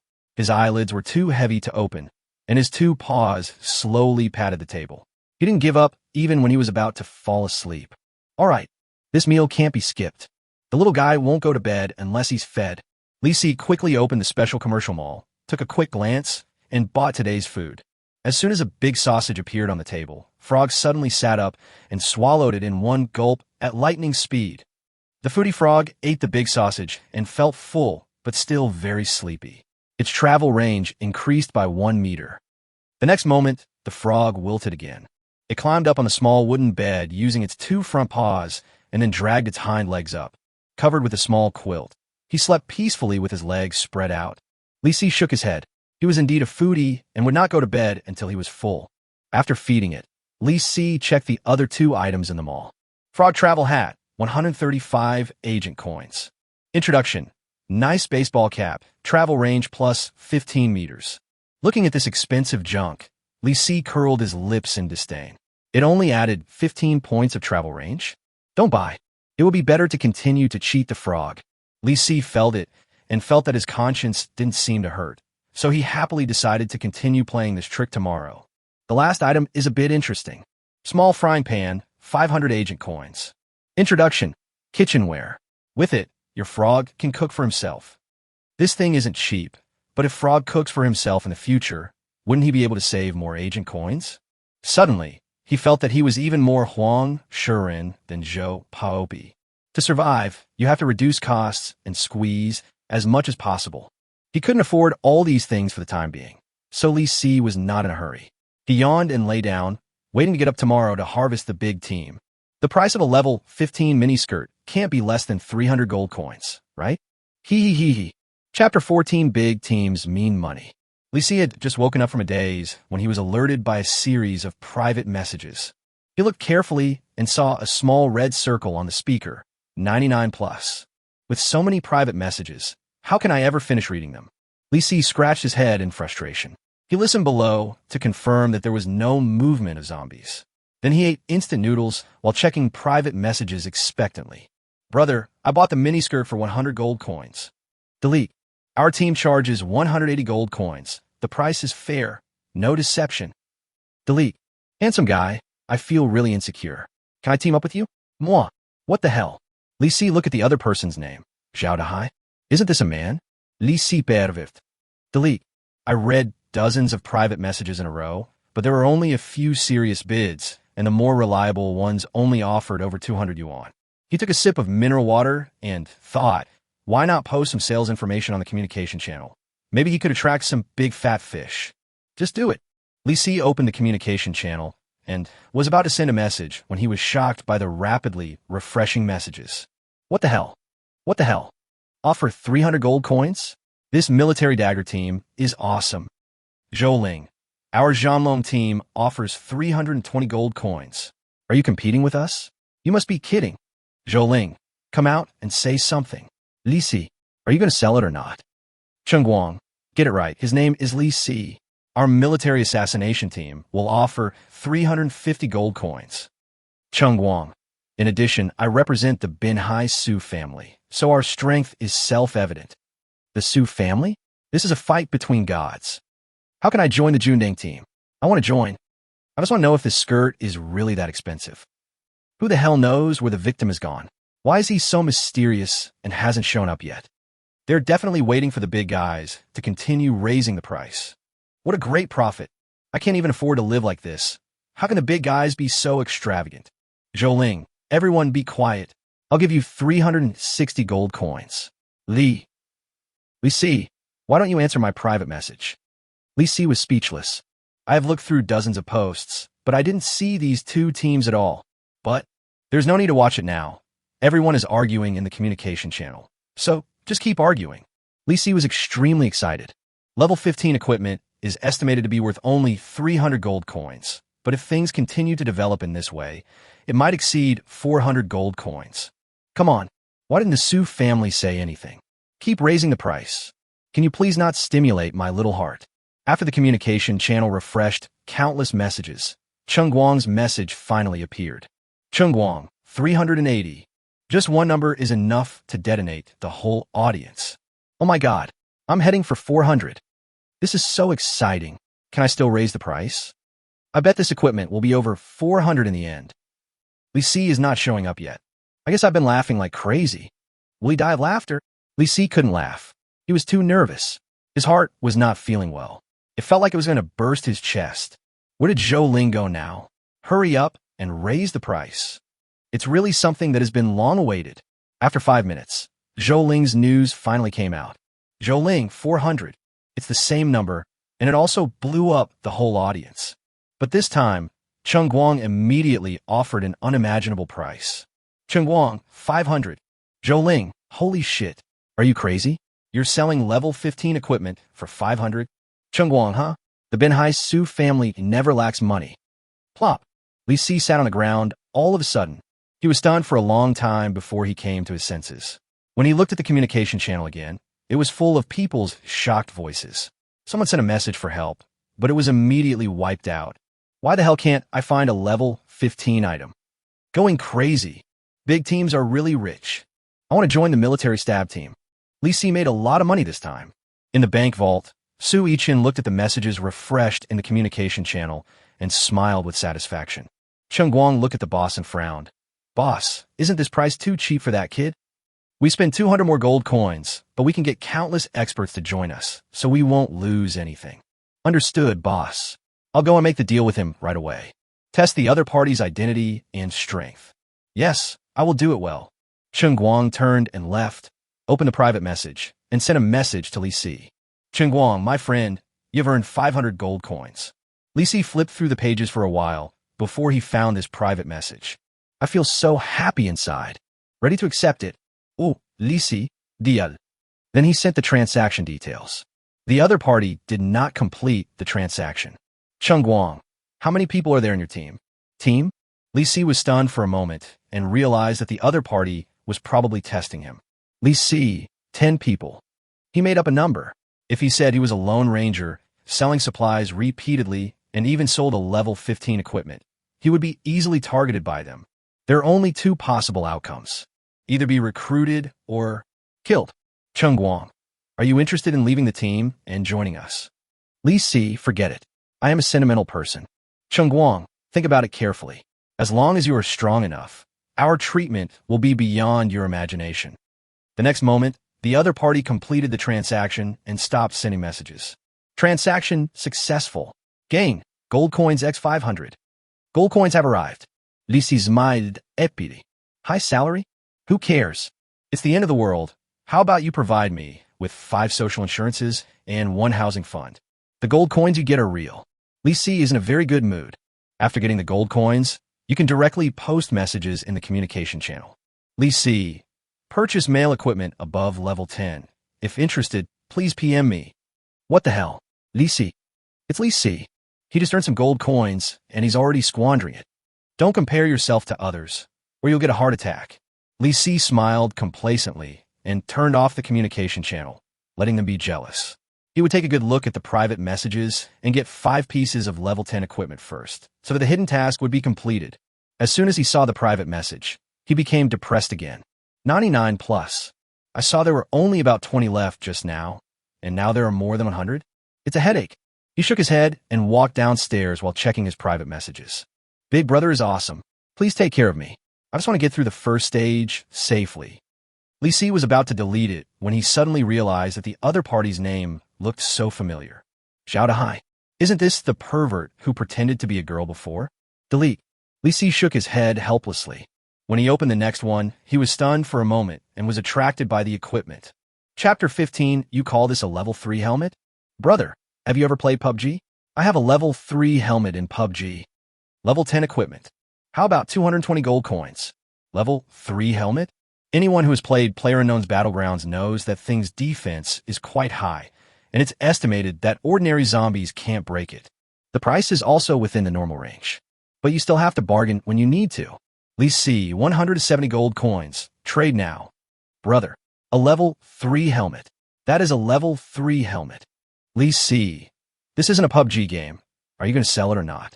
If not, I'll find someone else. Oh my god, it's a level 10 item after all. It should cost at least 200 gold coins, right? Li Si looked at the private message window and didn't reply. Waiting. It all depends on who can afford to waste time first. Li Si guessed that although level 10 equipment was rare, it was not rare enough for large teams to scramble to buy it, and individual players could basically not afford it.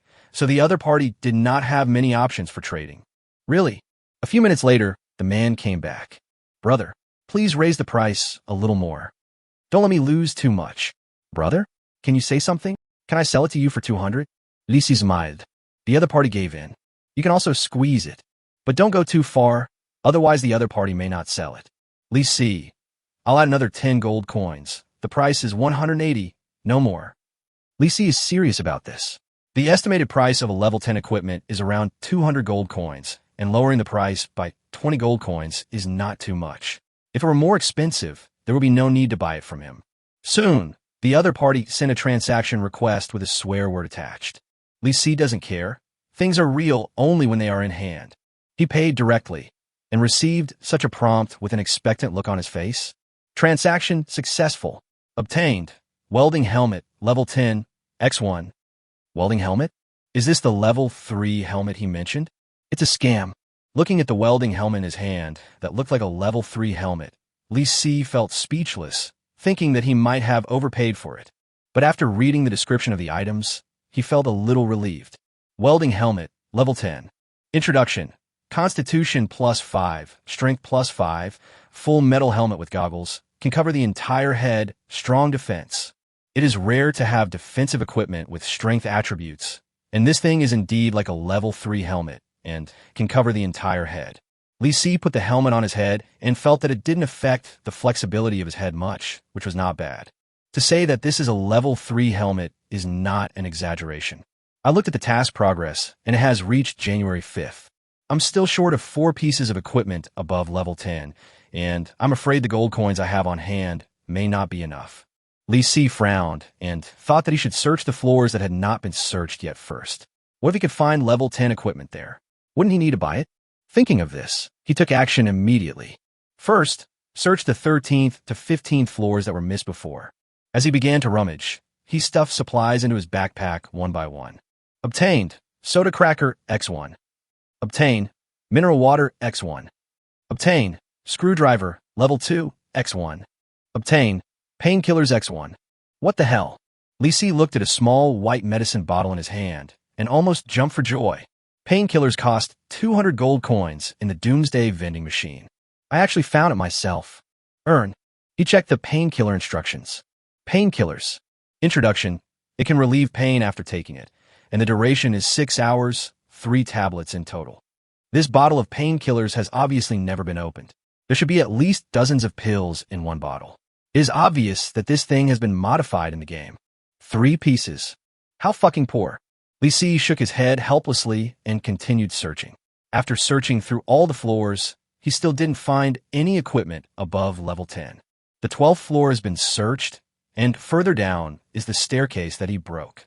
The zombies can't get up here, but it's not convenient for me to get up here either.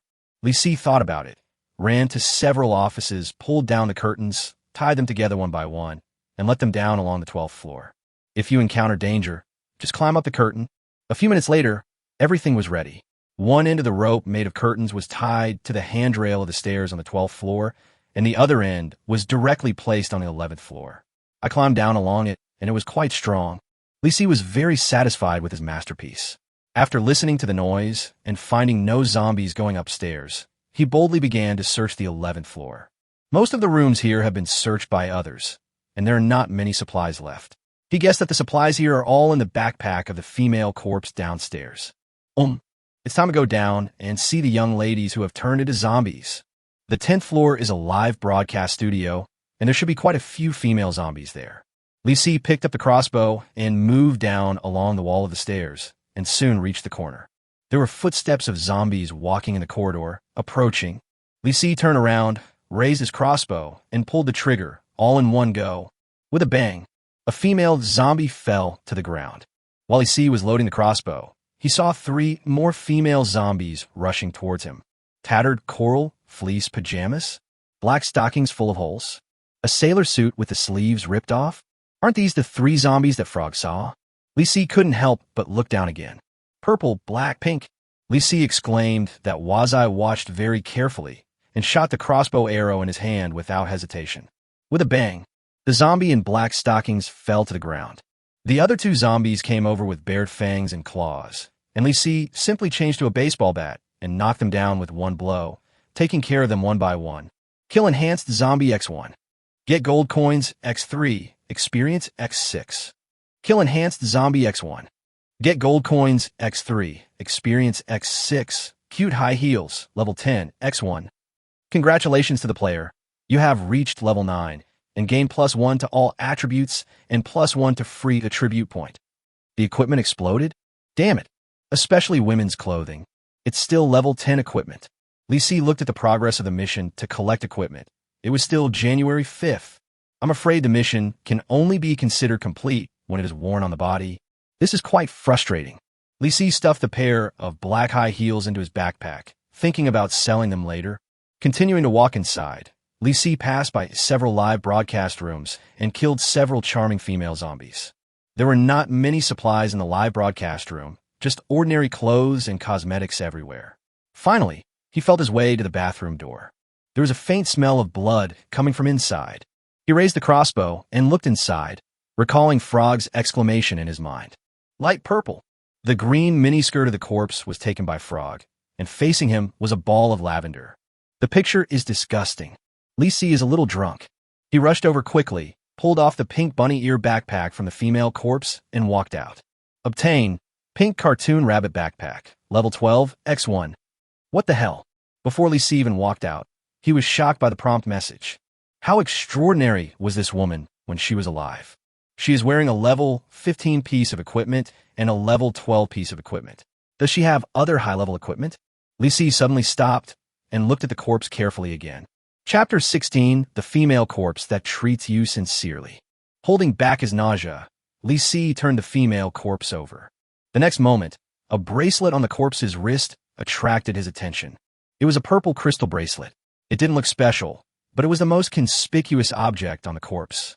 Lisi carefully took off the bracelet and received a prompt instantly.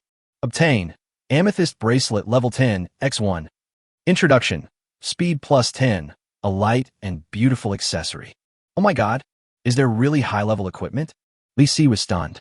He now had the urge to strip the female corpse naked, but there was obviously nothing more valuable on the body. All right, excuse me. Rest in peace. Lisi decided not to beg for mercy from this almost naked corpse and walked out of the bathroom. After putting on the amethyst bracelet, he turned to check the pink cartoon bunny backpack. Introduction. Physical fitness +12 with 150 storage grids. Putting items in it will not increase the weight of the backpack. Nice one. This capacity is 3 times that of my own backpack. Lisi decisively changed his backpack, and the task progress reached March 5th. Just 2 more pieces of equipment to complete the mission. Suddenly, a weird idea came to him. The cute high heels are a level 10 item. The lowly girl's dark green miniskirt is a level 15 outfit. Otherwise, try to borrow the miniskirt back and wear it with the high heels. Anyway, it's just to complete the mission. There's no other living people here. Lisi had an ideological struggle for 5 seconds, then opened the private message and sent a message to Chung Guang. Lisi, Friend, can you lend me something? Chung Guang, who was busy trading supplies, was stunned when he received the message. Borrow something? Are you kidding? It's the end of the world. Who would lend things to others? Considering that Li Si was the key target of the assassination team, Chung Guang sent a message in reply. Chung Guang, what do you want to borrow? Li Si, lowly girl's dark green miniskirt. Upon seeing this news, Chung Guang almost fell over. How dare he ask for such an expensive thing? What's more, once the equipment is loaned out, it may never come back, right? Chen Guang, no. Half a second later, he added, Chen Guang, no other equipment will work. One sentence blocks the retreat. Li Si didn't give up. After all, as long as this thing is done, I will get the task reward immediately. Li Si, I'll only need 5 minutes. If you don't trust me, I can use gold coins as collateral. Chung Guang, this is not about gold coins. That piece of equipment has been given to our eldest daughter. You can't ask our eldest daughter to take off her skirt and lend it to you, right? Besides, you are a man. Why do you need women's clothes?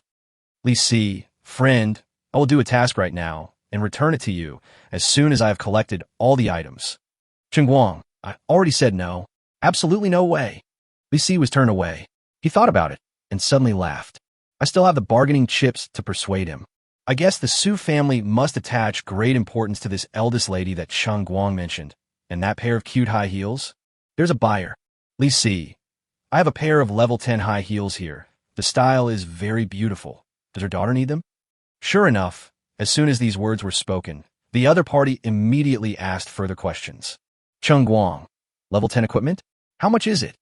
Li Si, lend me your miniskirt first. I promise I will only sell high heels to your team. Chung Guang, this.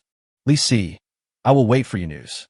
Li Si directly closed the private message and waited to see how the Su family would deal with it. During this time, he took out a bottle of Coke that was nearly a person's height from his backpack, took great pains to pour out a full cap, held it in his hand, and slurped it to quench his thirst. In the bank vault, Su Yiqian was arranging his men's exploration route when Chung Guang hurried over. Boss, that Li Si came to me. What's up? That's it. Chung Guang came close to Su Yiqian and whispered what Li Si meant.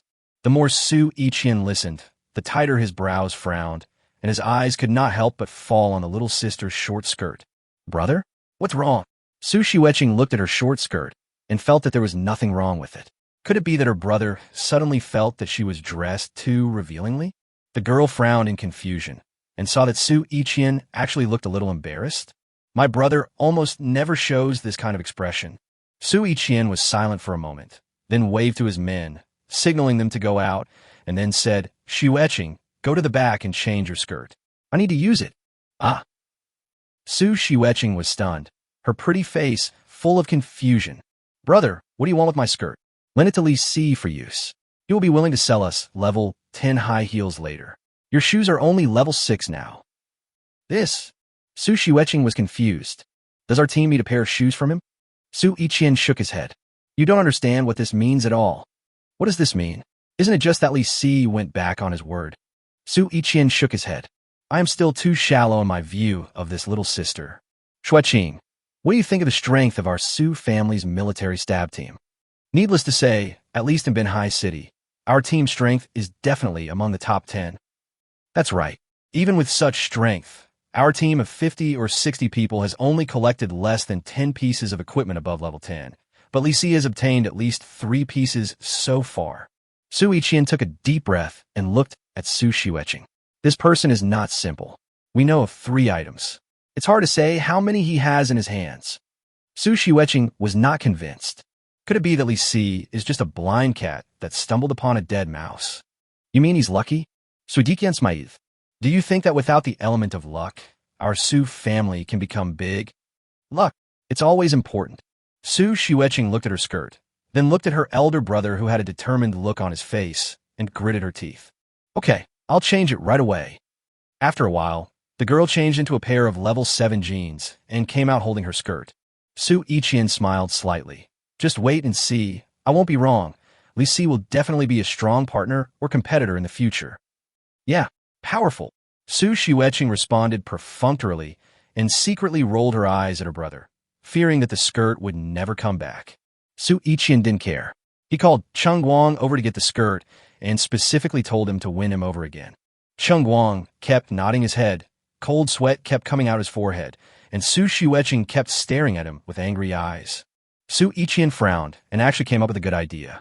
Shiueqing, you're almost 20 this year, right? Huh? The girl was caught off guard and was stunned for a moment. Then she saw her eldest brother nod seriously.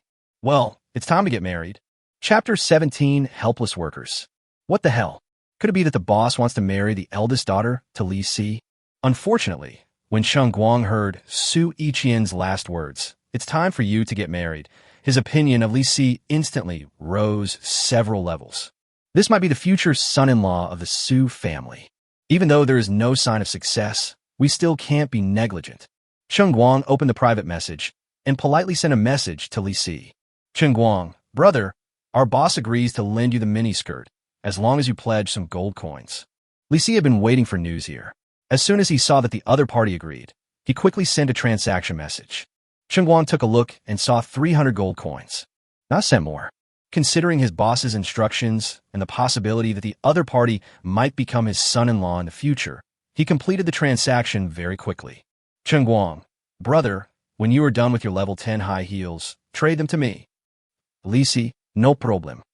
Since the other party suddenly became so easy to talk to, he naturally had to be honest, but the price could not be lower than the market price. There is no need to worry about this. I guess the Su family is not short of money.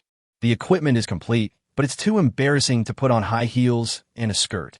Li Si looked downstairs and saw no living people, not even a zombie. He felt relieved. Change. The next moment, he quickly changed into high heels and a short skirt. Almost at the same time, the prompt pops up. Congratulations on completing the hidden mission and equipment goal. Obtain Gold X40, Experience X80, Primary Treasure Box X1. Congratulations to the player. You have reached level 10 and gained +1 to all attributes and +1 to free attribute point. Li Si didn't even bother to check the treasure chest. He took off his skirt and high heels as quickly as possible. It's so fucking awkward. I almost fell down when I put on my high heels just now. After returning to normal attire, Li Si's eyes fell on the silver primary treasure chest. Opened directly, a glimmer of light flashed, and a smoke bomb appeared in Li Si's hand. Obtain Smoke Bomb X1. Introduction. Releases a large amount of smoke after throwing, a great tool for escaping. Do I look like someone who would run away? Li Si shook his head slightly, but to be honest, this thing is really good. It may be the only technological product that can be used normally that he has encountered so far. Li Si put away the smoke bomb, thinking about returning the miniskirt first and selling the high heels at the same time. He opened the private message and sent 2 transaction messages directly to Sheng Guang. The lowly girl's dark green miniskirt can be exchanged for 300 gold coins. The price of the cute high heels is 250 gold coins, leaving room for bargaining. Unexpectedly, the other party completed the transaction immediately without any bargaining. Transaction successful. Received. Gold coins X 300. Transaction successful. Received. Gold coins X 250. What the hell? The price is too low? Li Si looked confused, feeling that the other party was at a disadvantage at this price.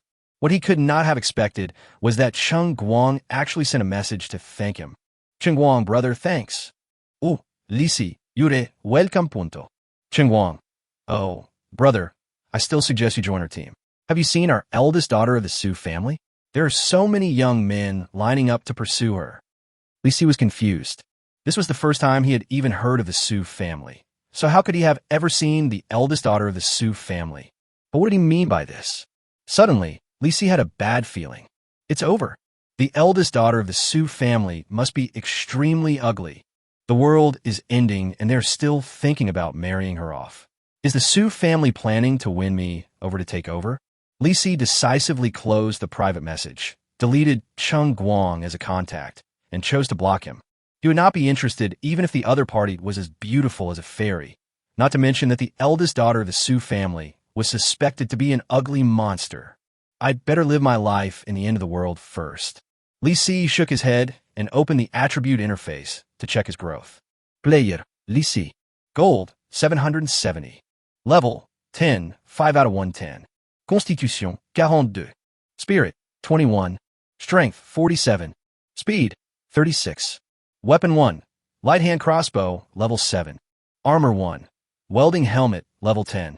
Strength and physique are both above 40. It means that the spirit is relatively low.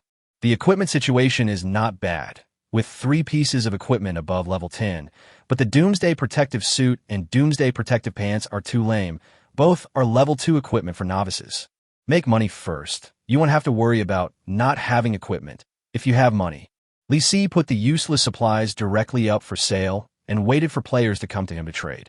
But before that, he deleted all the private messages from 99+. Reading private messages has become a heavy burden. Seeing the private messages go from 99+ to 0, Lee Si breathed a sigh of relief. But then 1, 3, 8, 15, 37, 99+. Don't even think about it. At least 70 of this is spam. Just when I was feeling depressed, I heard a loud sound of musical instruments outside the building. Lee Si was slightly surprised. Broken. Zombie Carnival Parade. Warning. You have encountered a zombie carnival parade. As the noise of the musical instruments gradually approached, the chaotic footsteps of zombies were heard downstairs, and all the zombies began to go crazy. Lee Si has seen how powerful mad zombies are.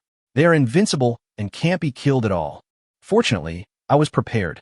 With a slight smile, Lee Si ran to the stairs on the 11th floor before the zombies rushed up, grabbed the curtains, and climbed up to the 12th floor.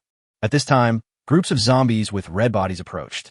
They all held bone sticks in their hands, and when they found that there was no road ahead, they stopped and looked straight up. These guys are getting smarter. Lee Si sat on the broken part of the 12th floor stairs. They could look at it if they wanted, but they couldn't get up anyway. Wait until the zombie carnival parade goes far away and turn them all into experience points. He was happily thinking about it when he suddenly heard a series of heavy footsteps. Giant zombie? Warning, you have encountered a mutant zombie. Angry Worker, Level 2. Skill, Whirlwind Slash. The furious worker hates the rich. He will first hunt down the player with the most gold coins, wielding his machete and killing them like a whirlwind. Kill Reward, Gold X40, Experience X80. Damn it, hatred of the rich? Not to mention that there is no one else around now. Even if there are other people, he should be the richest one. But it doesn't matter, this guy can't come up anyway. The working-class zombie stared with bloodshot eyes at Lee Si upstairs. Suddenly, it reached out and touched its back, and then seemed to be stunned. Lee Si smiled. Looking for a knife? Its knife was thrown by Frog into the crack of a table in an office. There is no way now. The worker's zombie scratched his head and suddenly pushed forward with a manic look on his face. The several enhanced zombies blocking the front turned back in confusion and were directly squeezed down from the broken stairs. Bang! Immediately afterwards, the zombies that fell downstairs climbed up and squeezed forward from the back. The working-class zombie was standing at the broken part and suddenly felt something was wrong. Just as he was about to step back, he was pushed down the stairs by the zombie army. Just like that, Lee Si watched the zombies fall down, climb up, push forward, fall down, climb up, push forward. I have to say, you guys really had a great time. Chapter 18, This World is Too Dangerous. The music gradually faded away. The zombie carnival parade has gone away.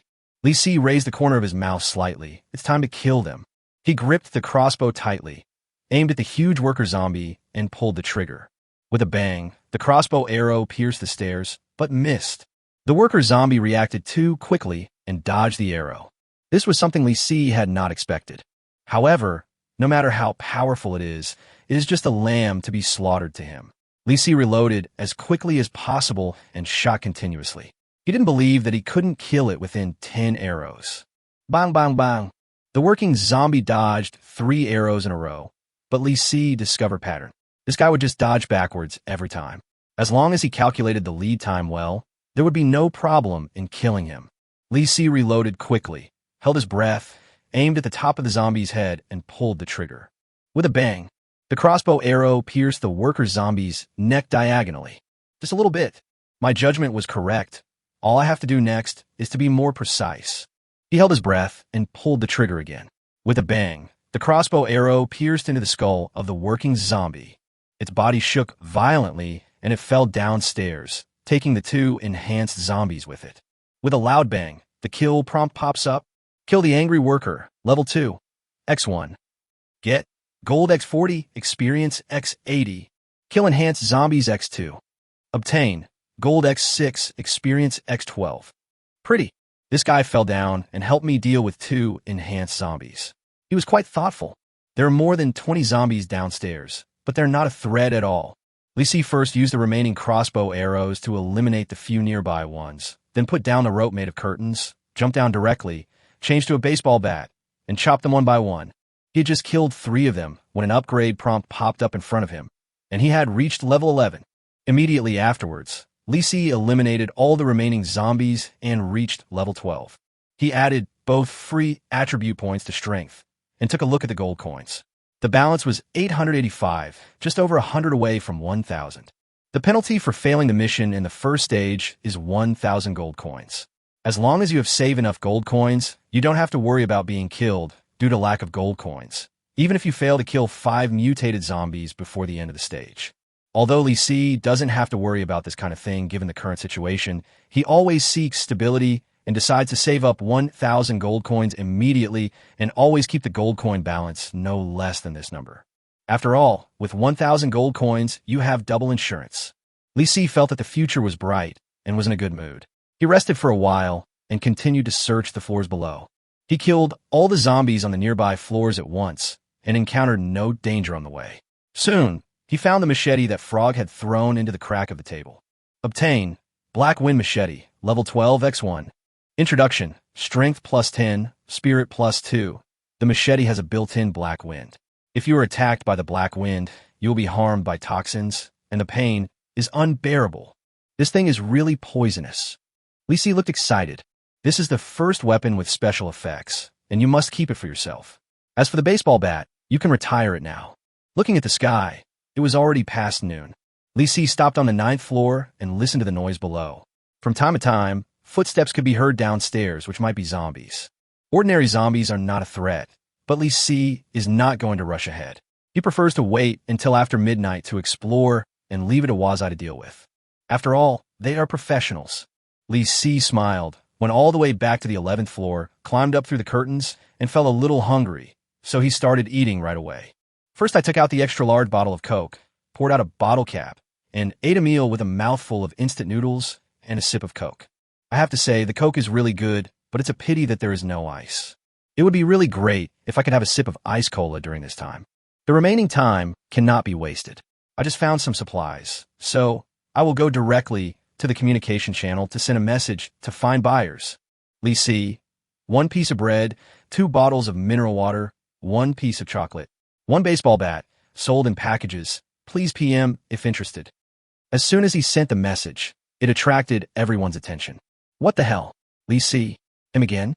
It's Li Si. Brother, where did you get so many supplies? Zhao Dahai, boss, please take me with you. Tell me your address, and I'll come find you right away. What the hell? This Zhao Dahai is still haunting us. This is the 3rd time he has contacted me. The first 2 times he sent me private messages, but now he can't find anyone through private messages. What's going on? He is just squatting in the communication channel? Li Si shook his head and continued to look back. A team came to his door, and they were acquaintances. Han Lei, brother, I want this batch of supplies. Li Si, you have money again? Han Lei, what a joke. When has our Thunder team ever been short of money? Li Si was stunned, thinking that he was not being honest just now. It's really not a good idea to accidentally reveal someone's secrets in the communication channel. Li Si immediately sent a message to help him smooth things over. Li Si, I can tell from the previous collaborations, a big team, a big investment. Li Si blew it for him and opened the private message to prepare for a private chat. Unexpectedly, the other party's message came immediately. Han Lei, brother, that's great. How many gold coins do you have for this batch of supplies? As long as I can afford it, I will definitely take it. Having said that, it seems that Han Lei is still the poor Han Lei, afraid that his bid will be too high. Li Si felt that this man was reliable and honest, so he didn't ask for too much money and directly quoted an estimated price of 300 gold coins. Unexpectedly, the other party completed the transaction immediately. Han Lei, brother, the price is a little high, but it's not exaggerated. If nothing else, I still say that if you are willing to come, I will give you the position of deputy captain. Here we go again. Li Si, I have a team of 10. If you need help, don't look for me. I thought this would make him shut up, but when Li Si looked down at the news, he felt helpless. Han Lei, how about? Boss, I'll bring my men to join you. Li Si, what the hell are you? Han Lei, I have 12 people under my command, well-equipped, a retired soldier, and a beautiful girl, 18 years old, unmarried, 170 centimeters tall. In this day and age, isn't it unworthy of being a captain if you don't have a younger sister? Li Si blocked him directly. This world is too dangerous to be a single person. He thought this was the end, but when he calmed down and opened the backlog of private messages, the first message he saw was, Lu Biao, boss, I'm from the Thunder team, and our captain has a beautiful girl. Depend on. Li Si looked helpless. There are already enough junk messages, and now there are a bunch of blind date messages mixed in. Chapter 19, My 230 Agent Coins. Li Si flipped through the pages depressedly, ignoring useless information, and completed a few more transactions. When he looked at his gold coin balance again, it had already exceeded 1,000. Gold, 1250. The life-saving talisman for the first stage is here. Stable. Li Si felt more secure in his heart, and he knew that even if he kept hiding, he would be able to survive the first stage. Looking at the sky, Li Si realized that he was reading the spam messages too slowly. I just read a few hundred private messages, and it was almost dusk. It would be dark in another hour. Li Si simply went to bed and went to bed early, and at 12 o'clock in the morning, he made Frog go on a trip. Isn't that unfriendly? Kindness. Let get used to it and work the night shift exclusively from now on. Li Si turned around and went upstairs, returning to the 18th floor to sleep. Bang, bang, bang. Late at night, in a daze, Li Si heard heavy footsteps. He was startled, sat up suddenly, and subconsciously took out his crossbow to look outside the door. It was pitch black all around, there was no sound in the corridor, and the footsteps actually came from outside. Li Si approached the office window and looked in the direction of the sound. He was shocked to see a tall humanoid monster walking on the road. It was as tall as 2 or 3 stories high, holding a huge, heavy axe in its hand, with a silver-white axe blade that was more than 1 meter long. Warning, you have encountered the final boss of the first stage. Giant zombies patrolling the streets. Skill, giant axe splits the mountain. It swings its battle axe, smashing everything and generating a huge shock wave. Kill rewards, gold X 800, experience X 300, intermediate treasure box X1. Tip, in each stage, 1,000 ultimate bosses will be randomly released around the world. Tip, if you're not discovered by the ultimate boss, try to hide yourself. Its fighting power is far more terrifying than you think. Tip, within 12 hours before the end of each stage, the ultimate boss will know the location information of all players and start the final slaughter. There's also this trick.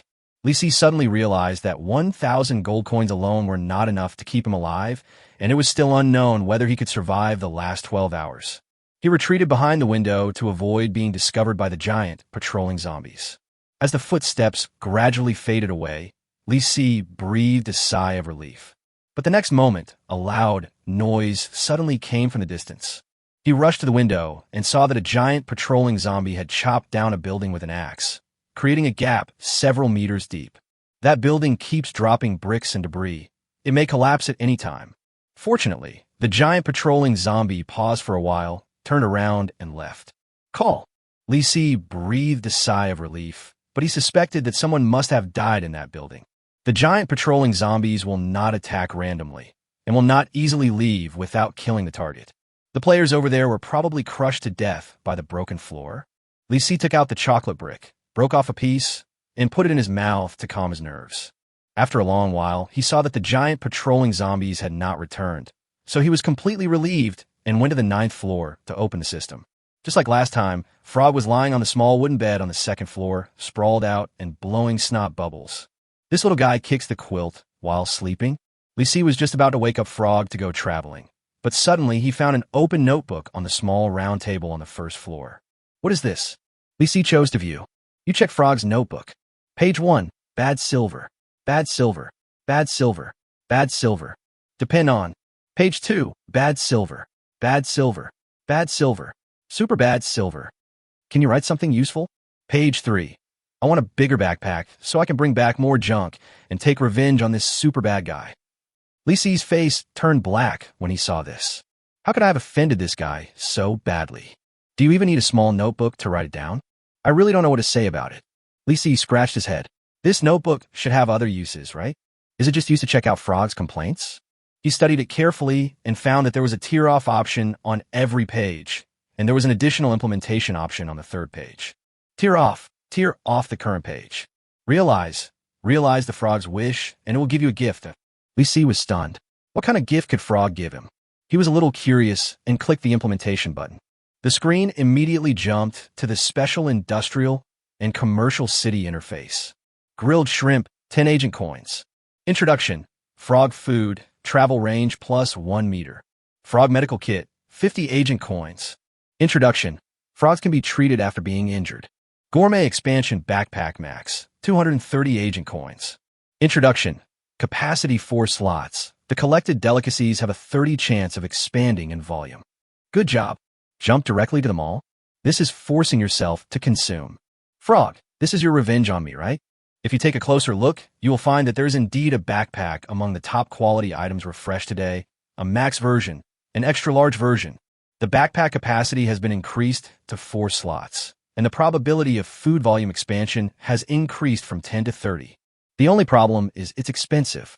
Li Si looked at the only 260 agent coins he had and felt a little depressed. I just saved some money and spent it all in one go. Okay, just to see what good gift Frog can give me, I accept it. Li Si clicked to buy immediately. The next moment, Frog, who was lying on the bed with his arms and legs spread out, seemed to sense something and jumped down immediately. It jumped down, put on a new backpack, and didn't feel sleepy at all. Frog, you weren't just pretending to sleep, were you? Frog jumped back and forth in the cabin with a backpack on his back. After a while, he went back to the small wooden bed, sticking out his round, but as if he was rummaging around.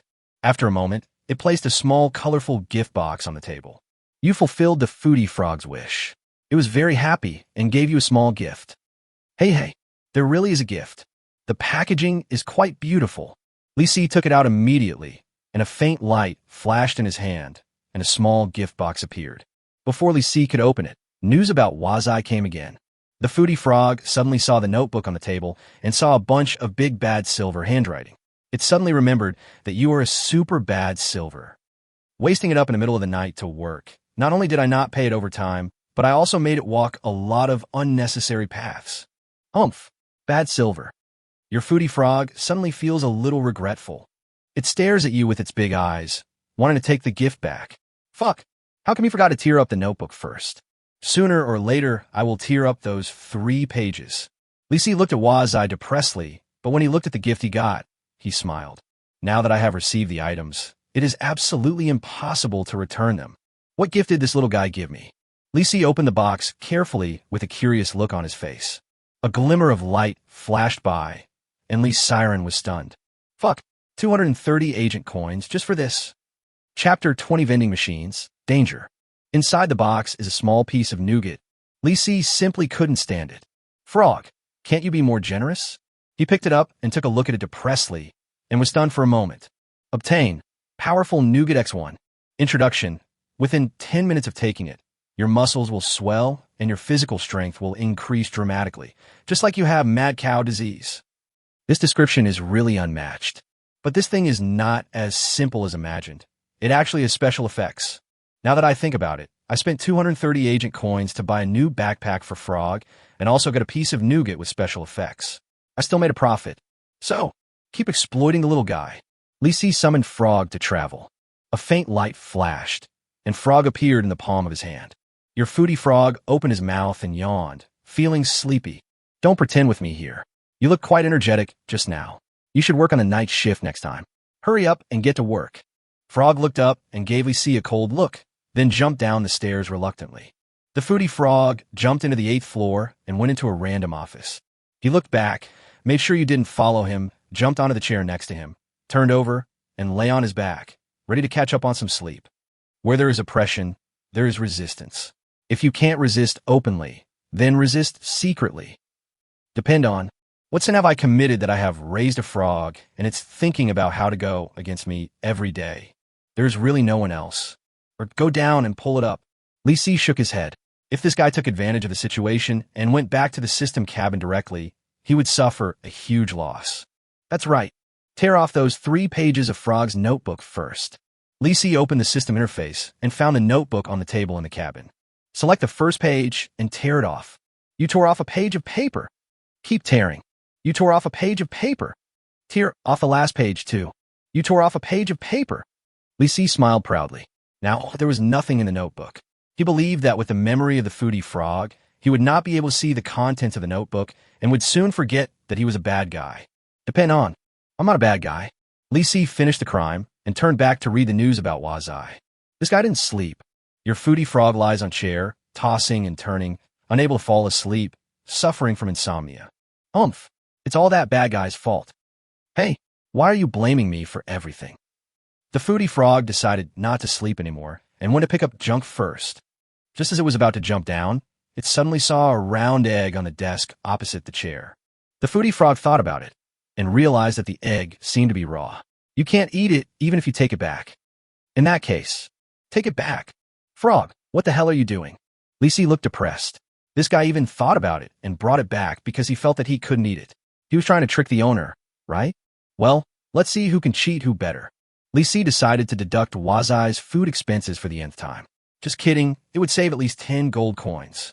Your foodie frog has collected the raw eggs. Received successfully. Congratulations, the equipment feature has been triggered and the raw egg has expanded in size. Eggs expand in volume? That's no use. You can't eat raw eggs, right? Lisi decided that when Frog came back from his trip, he would sell this thing as a dinosaur egg. In short, don't suffer any loss.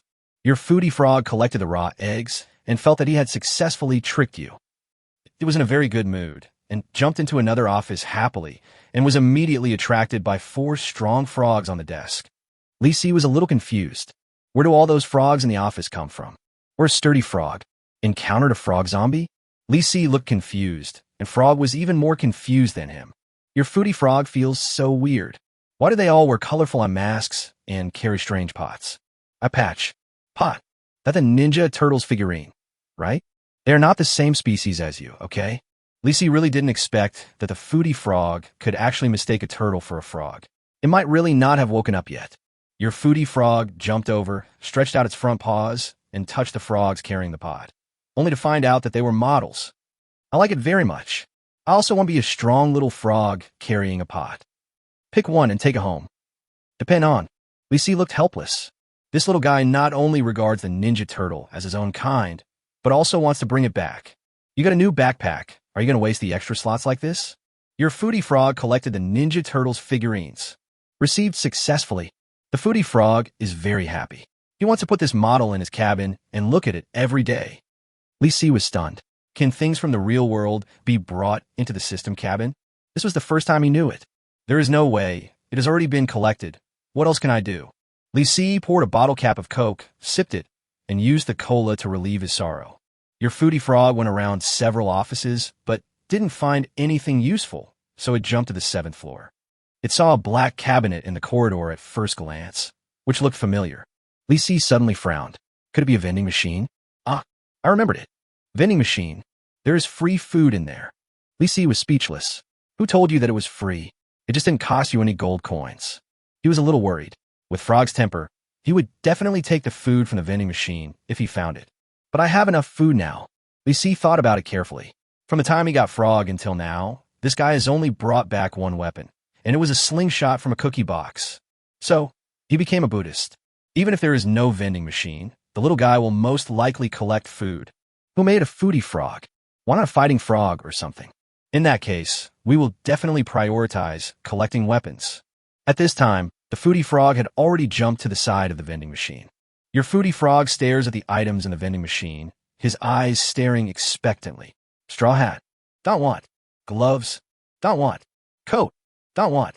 Beef jerky. This is so delicious. Pork jerky. This one is also good. Your foodie frog decided not to hesitate anymore. It collected beef jerky. Received successfully. He collected pork jerky again. Received successfully. Your foodie frog swallowed his saliva, guessing that these things were very delicious, but he suddenly froze. Wrong. I want to take the rags back. Throw it away. Throw it away. Your foodie frog dropped the beef jerky on the ground. It dropped the pork jerky on the ground again. Now the foodie frog is in a much better mood. Lisi opened his mouth in shock, not knowing whether to laugh or cry at Wazai's actions. Frog, thank you so much. You helped me get 2 items from the vending machine for nothing. Chapter 21. Ordinary big bad silver. Li Si suddenly realized that the more this little guy wanted to take revenge on him, the more benefits it seemed to bring. Take revenge on me, your master. Your foodie frog turned its head and jumped away. It wandered around the 7th floor and suddenly heard a scratching sound coming from a room. The foodie frog jumped over curiously and looked inside. It saw a female zombie in professional attire, holding 3 dog chains in its hands, and 3 black-haired mutant dogs were digging the floor. Li Si was stunned for a moment. They're mutant dogs? That thing is probably much more powerful than ordinary zombies, and it might even be able to jump. Even if you hide on the 12th floor, the mutant dog may pounce on you directly from the broken stairs. Li Si was glad that the zombie didn't go upstairs earlier, otherwise he would have been in big trouble. Being chased and bitten by 3 invincible mutant mad dogs is no joke. He hoped Frog would not bother them. It's too late. Your foodie frog suddenly came up with a good idea. If we can't take the zombies back, what about the zombie dogs? You can give it a try. What? Li Si was speechless. This little guy won't stop until he's killed himself. The next moment, Frog took action. Your foodie frog has taken a mutant zombie dog. Collection failed. Seeing this result, Li Si was not reassured. You can guess with your toes that this guy will never give up easily. Really? Your foodie frog thought this zombie dog might be too fat, so he took another zombie dog instead. Collection failed. It still didn't give up and placed its hope on the last zombie dog. The foodie frog took the zombie dog. Collection failed. Now we can get down to business, right? Li Si curled his lips, thinking that the frog should have given up, but the next moment, this restless frog actually started to croak. Quack, quack, quack. Woof. Woof, woof, woof. Whiff, whiff, whiff, whiff, whiff. What the hell? Zombie dogs can actually bark? Oh no. Have all the zombies nearby been lured over there?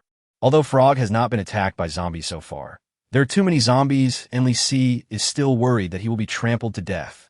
He checked the message immediately. The situation is worse than expected. Your foodie frog screamed a few times in frustration, and the female zombie rushed over with a zombie dog. Foodie frog quickly jumped to another office and suddenly heard a dog barking downstairs. Li Si also heard it. Are there more than 3 dogs in this building? Are you kidding? Isn't this an office building? Having 3 dogs is already abnormal, but there are so many downstairs. Your foodie frog saw a dozen mutant dogs rushing up to the 7th floor. They ran in the corridor and gathered around the female zombie who was holding the dog. Your foodie frog was a little scared. It jumped back and saw a big fish tank. Without thinking twice, it jumped in. With a plop, the glutton frog crawled into the fish tank, thinking it was safe, but it found a small carp in front of it, staring at it eagerly. Li Si was a little worried. Could it be a mutated zombie fish? Don't get yourself killed.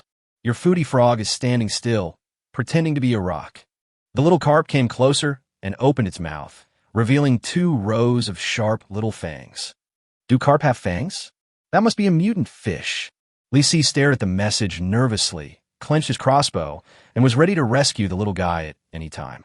However, Frog was surprisingly calm. Your foodie frog stares at the little carp with its big eyes fixed on it. Don't bite me. Don't bite me. Otherwise I will make you look bad. I can't stand it anymore. I'm going to get angry. The little carp stares at the stone that looks like a frog and can't help but want to take a bite. Suddenly, the little carp rushed over, wagging its tail. Li Si was already preparing to go downstairs. What was the point of this guy just standing there thinking? Suddenly, there was a noise downstairs. Your foodie frog is very angry. It saw that the other party was not willing to let it go, so it immediately took over the fish tank. Received successfully. When the little carp was halfway through the dive, it suddenly felt its body sink and was washed under the table by the current. It flutters its body and stares at your foodie frog, as if it is still unwilling to give up. Your foodie frog has never seen such an innumerable fish. It made a prompt decision and threw the fish tank it had just collected down. Bang! The fish tank fell to the ground and killed the little carp. Li Si only heard a crisp sound, followed by a kill notification. Your glutton frog killed 1 mutant carp. Get Gold X5, Experience X10. Frog is really a tough character. Li Si just breathed a sigh of relief when he suddenly heard a dog barking. Woof, woof, woof. Whiff, whiff, whiff, whiff, whiff. Broken. Huh, it's broken. He and Wazai reacted at the same time, and Li Si had to prepare for rescue again. But Frog found another place to hide. Your foodie frog tightens its butt and kicks its hind legs, releasing a powerful explosive force. It jumps to the filing cabinet next to it. The gap between the top of the filing cabinet and the ceiling is just enough for it to hide. Baji, your foodie frog failed. Its front paws landed on the edge of the filing cabinet, and its hind legs drooped and couldn't get up. Your foodie frog looks back and sees the mutant dog rushing to the door. Ah! But, push harder. I squeeze. Your foodie frog kicked its legs out of nowhere and squeezed into the gap, finally hiding. Wipe? I was scared to death. Li Sigong has already rushed to the 8th floor, and it can't go up anymore, so he really wants to rescue it. Fortunately, it was just a false alarm. Could this little guy please not stimulate his own little heart? Li Si quietly retreated back upstairs without disturbing the zombie dogs downstairs. After that, Frog was quiet for a long time. Your foodie frog is exhausted, lying on top of the filing cabinet, staring at the room with its big eyes. It saw the mutant dog turn around and leave, and then it breathed a sigh of relief. As soon as it relaxed, it suddenly felt severe pain in its buttocks, thighs, and hind legs. Hateful. I want to kill these zombie dogs. But I'm just a little frog. How can I kill so many zombie dogs? Oomph. We can only rely on that super bad guy. If he helps me get revenge, he won't be a supervillain, but just an ordinary villain.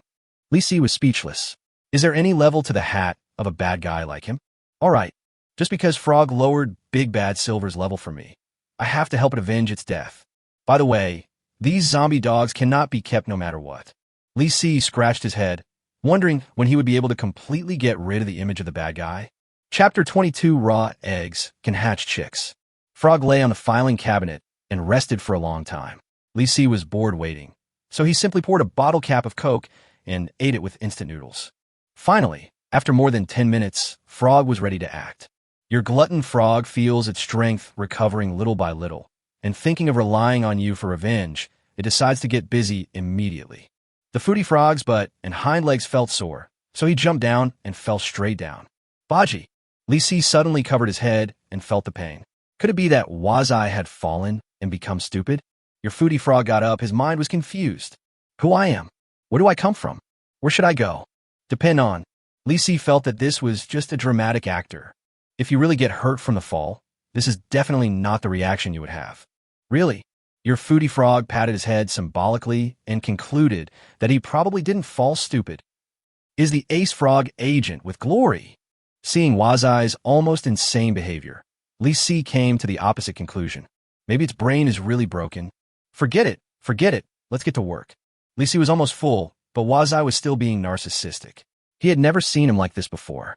Your foodie frog was inexplicably happy, hopping out of the room, looking at the zombie dog in the corridor, and then ran downstairs on all fours in a very low-key manner. Legs backwards? It really runs. Li Si overturned his previous conclusion. This guy even knew how to avoid making any noise. He was definitely not stupid. It seems that it's just a little drama queen. Your foodie frog came to the 6th floor and found it was safe. There was nothing there except a few broken corpses. It jumped into one of the offices and found all kinds of porcelain everywhere, but most of them were broken. Li Si remembered that there was a company downstairs that was engaged in porcelain foreign trade. Wazai should be in the porcelain exhibition hall. He once had the opportunity to go in and take a look around. Each plate cost several thousand, but those things are all junk now. Your foodie frog hopped back and forth among the broken porcelain, searching for a long time before finally finding a complete large porcelain basin. It suddenly thought this thing was very practical and could be used to hold your food. Li Si curled his lips in frustration. Frog was indeed still so unreliable. But there is no way, if I am reliable, I am not a foodie frog. Your foodie frog has collected the large porcelain basin. Received successfully. Your foodie frog thinks he is very capable. It is not easy to find a complete large porcelain basin among so many broken porcelain pieces. Li Si shook his head. It's really not easy. It is indeed difficult to find the one that looks the least like junk among so many junk. Okay, I don't have a bowl. From now on, drink Coke from that big porcelain bowl. There's only one last storage compartment left. Li Si hopes it will be more careful and stop picking up the junk. Even if you want to take revenge on me, you can't do it so blatantly, right? Besides, aren't you afraid that I will cut off your food supply? Your foodie frog suddenly thought of a serious problem. What if the things you bring back are all rags and you don't give them food? Do you know this? Li Si found that this little guy was very smart. Your foodie frog decided to bring back something good, something you can't fault with. It jumped out of this office and searched other rooms one by one. Orange. No, no, no, it's almost dry. Jelly. No, no, no, this thing has no nutrition. Tea eggs. Vomit. It's gone bad. Your foodie frog has been busy for a long time, going around 7 or 8 offices, and finally found something he likes. Wow. Ergo 2. This is very good. Your foodie frog stared at the Ergo 2 hidden under the workstation by someone and nodded with great satisfaction. Although you're not an alcoholic, it believes that you can use this thing, at least to give you courage. Thinking you're single now, foodie frog thinks you need Ergo 2. If you drink too much, you will dare to confess to the lady. Well, Lisi was speechless for a while. This little guy picked and chose and finally brought back a bottle of Ergo 2. And the reason was that I got drunk before confessing. The little guy worries a lot. Never mind. Lisi knew that this was probably all he could gain this time. Your foodie frog has collected Ergo 2, received successfully. Congratulations. The equipment feature has been triggered and Ergo 2 has expanded in size. Ergo 2 has also become bigger. Lisi frowned. After having a can of Coke that is nearly as tall as a person, I now have another large bottle of Ergo 2. I can make a fortune selling alcohol. Lisi shook his head and looked at the sky.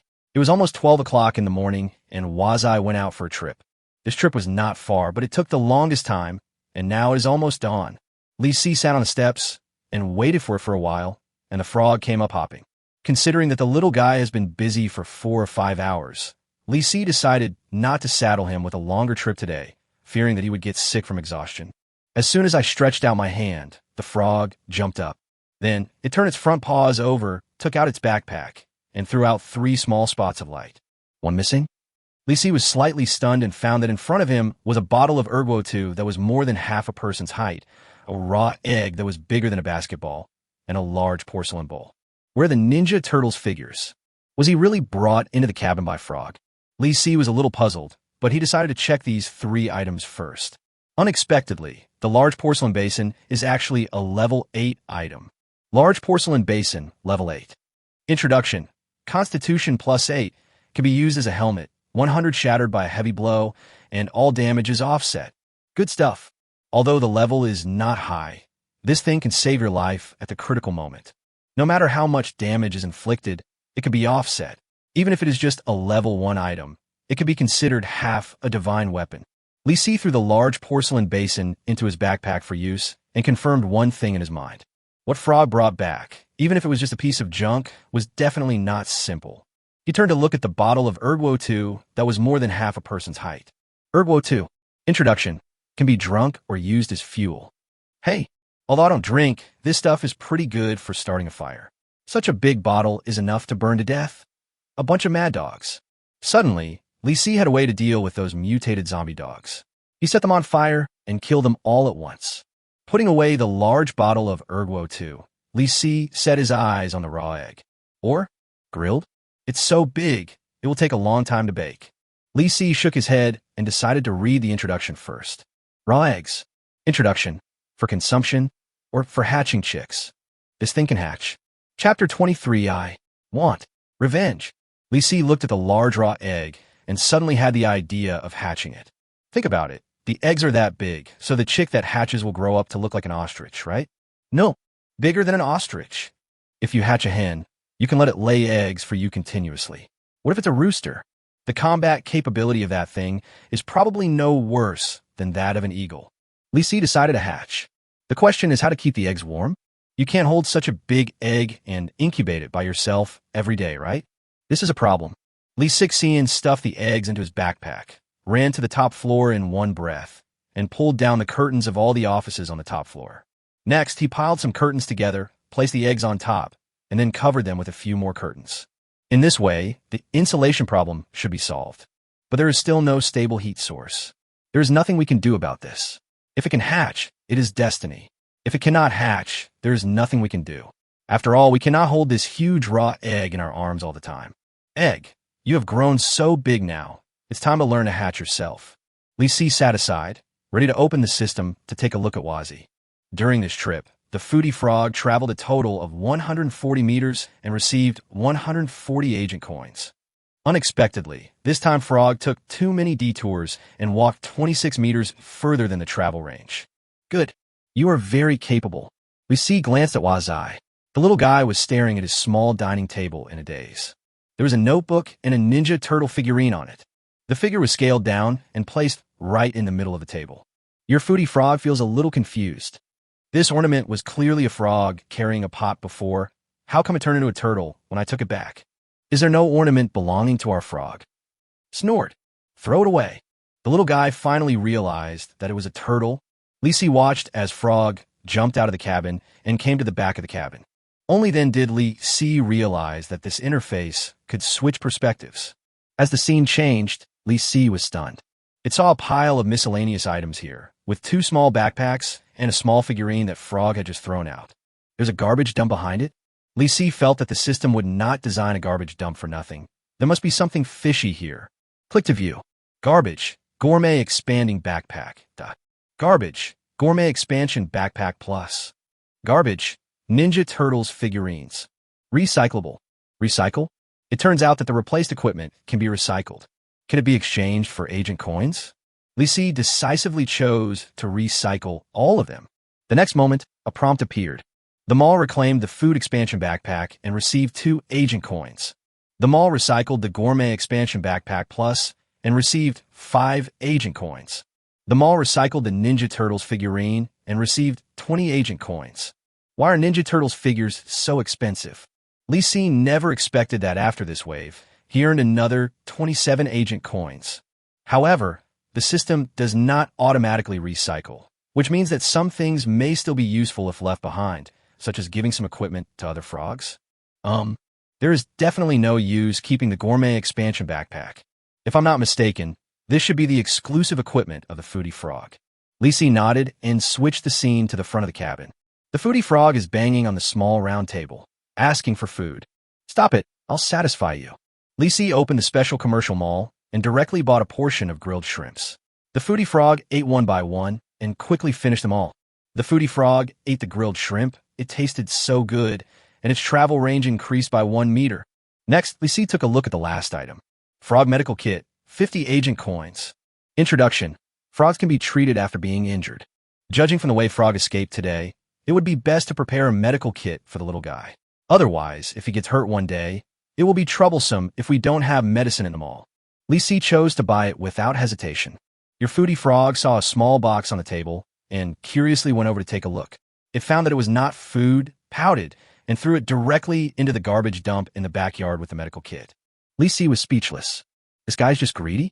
Forget it. Just put it in the trash and don't choose to recycle it.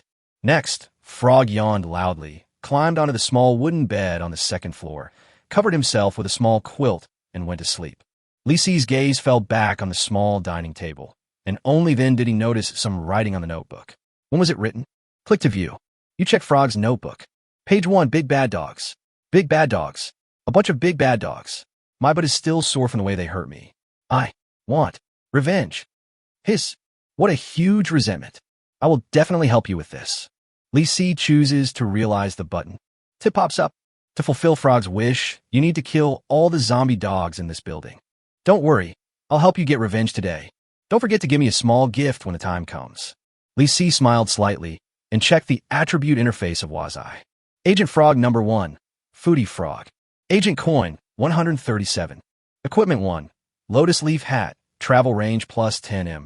Equipment 2, Food Expansion Backpack Max for slots of capacity, 30 chance of food being expanded after collection. Travel range, 115 meters. Travel frequency, once a day, refreshed at midnight. Not bad. There's still more than 100 agent coins left, and a recruitment order for Frog Agent for 800 agent coins. There is hope. Before closing the system interface, Li looked at Wazai again.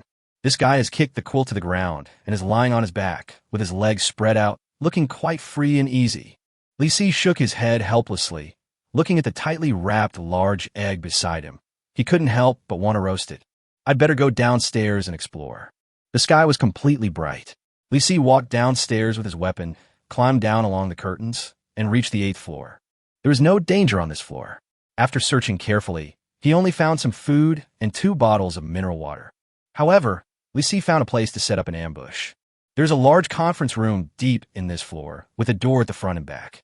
If I set a trap here, lure the zombie dogs in from the front door, and then run out from the back door, I can definitely trap them all if I move fast enough. Then, close the door and set fire. Li Si thought this was a good idea and quickly collected all the curtains on this floor. Then he piled the curtains in the conference room and poured half a large bottle of Erguo 2 on them. You can't pour out all the Erguo 2. If the fire is too big and burns down the whole building, you'll be dead. After finishing all the preparations, the conference room was already filled with the smell of alcohol, which made me feel intoxicated. Li Si smiled with satisfaction, then hurried downstairs holding a large black wind machete. Chapter 24. Bringing the dog into the house, closing the door, and setting fire. As Li Si walked down, he scratched the metal handrail of the building with his black wind machete. Ding, ding, ding, ding, ding. As soon as the dense banging sound started, the sound of dogs barking was heard downstairs. Li Si tightly grasped the black wind machete, ready to run away at any time, but he still underestimated the speed of these zombie dogs. A black mixed-haired zombie dog rushed out of the corridor and rushed towards him. Its wildly growing black hair covered its face, making it look like a ball of black hair. Li Si swung his sword. With a clang sound, the black dog actually bit the blade of the machete. In the midst of black air, the black dog whimpered a few times and suddenly let go. But several more rushed out from behind it, some of which were as tall as half a person. Damn it! Run away! Li Si did not hesitate to fight. He rushed up the stairs and turned to the 8th floor. He looked back and saw a female zombie leading 3 dogs chasing after him. As soon as it appeared, the other zombie dogs instantly became more ferocious. Even the zombie dog that was injured by the machete just now jumped up immediately. Warning, you have encountered a mutant zombie. Mad Dog Summoner, Level 3. Skill, Mad Dog's Gathering. All nearby mutant zombie dogs will gather around it and obey its orders, becoming even more ferocious. Kill Reward, Gold X50, Experience X100. Wipe, zombies have summoners? Li Si had no time to complain and rushed into the large conference room. In a flash, more than a dozen zombie dogs chased in. Li Si wielded the black wind machete to block, but was accidentally bitten on the sleeve by a zombie dog. He swung hard, and the zombie dog tore a piece of cloth into pieces and fell out. At the same time, a prompt pops up. Warning, Doomsday Suit, Level 2, seriously damaged. Damn it!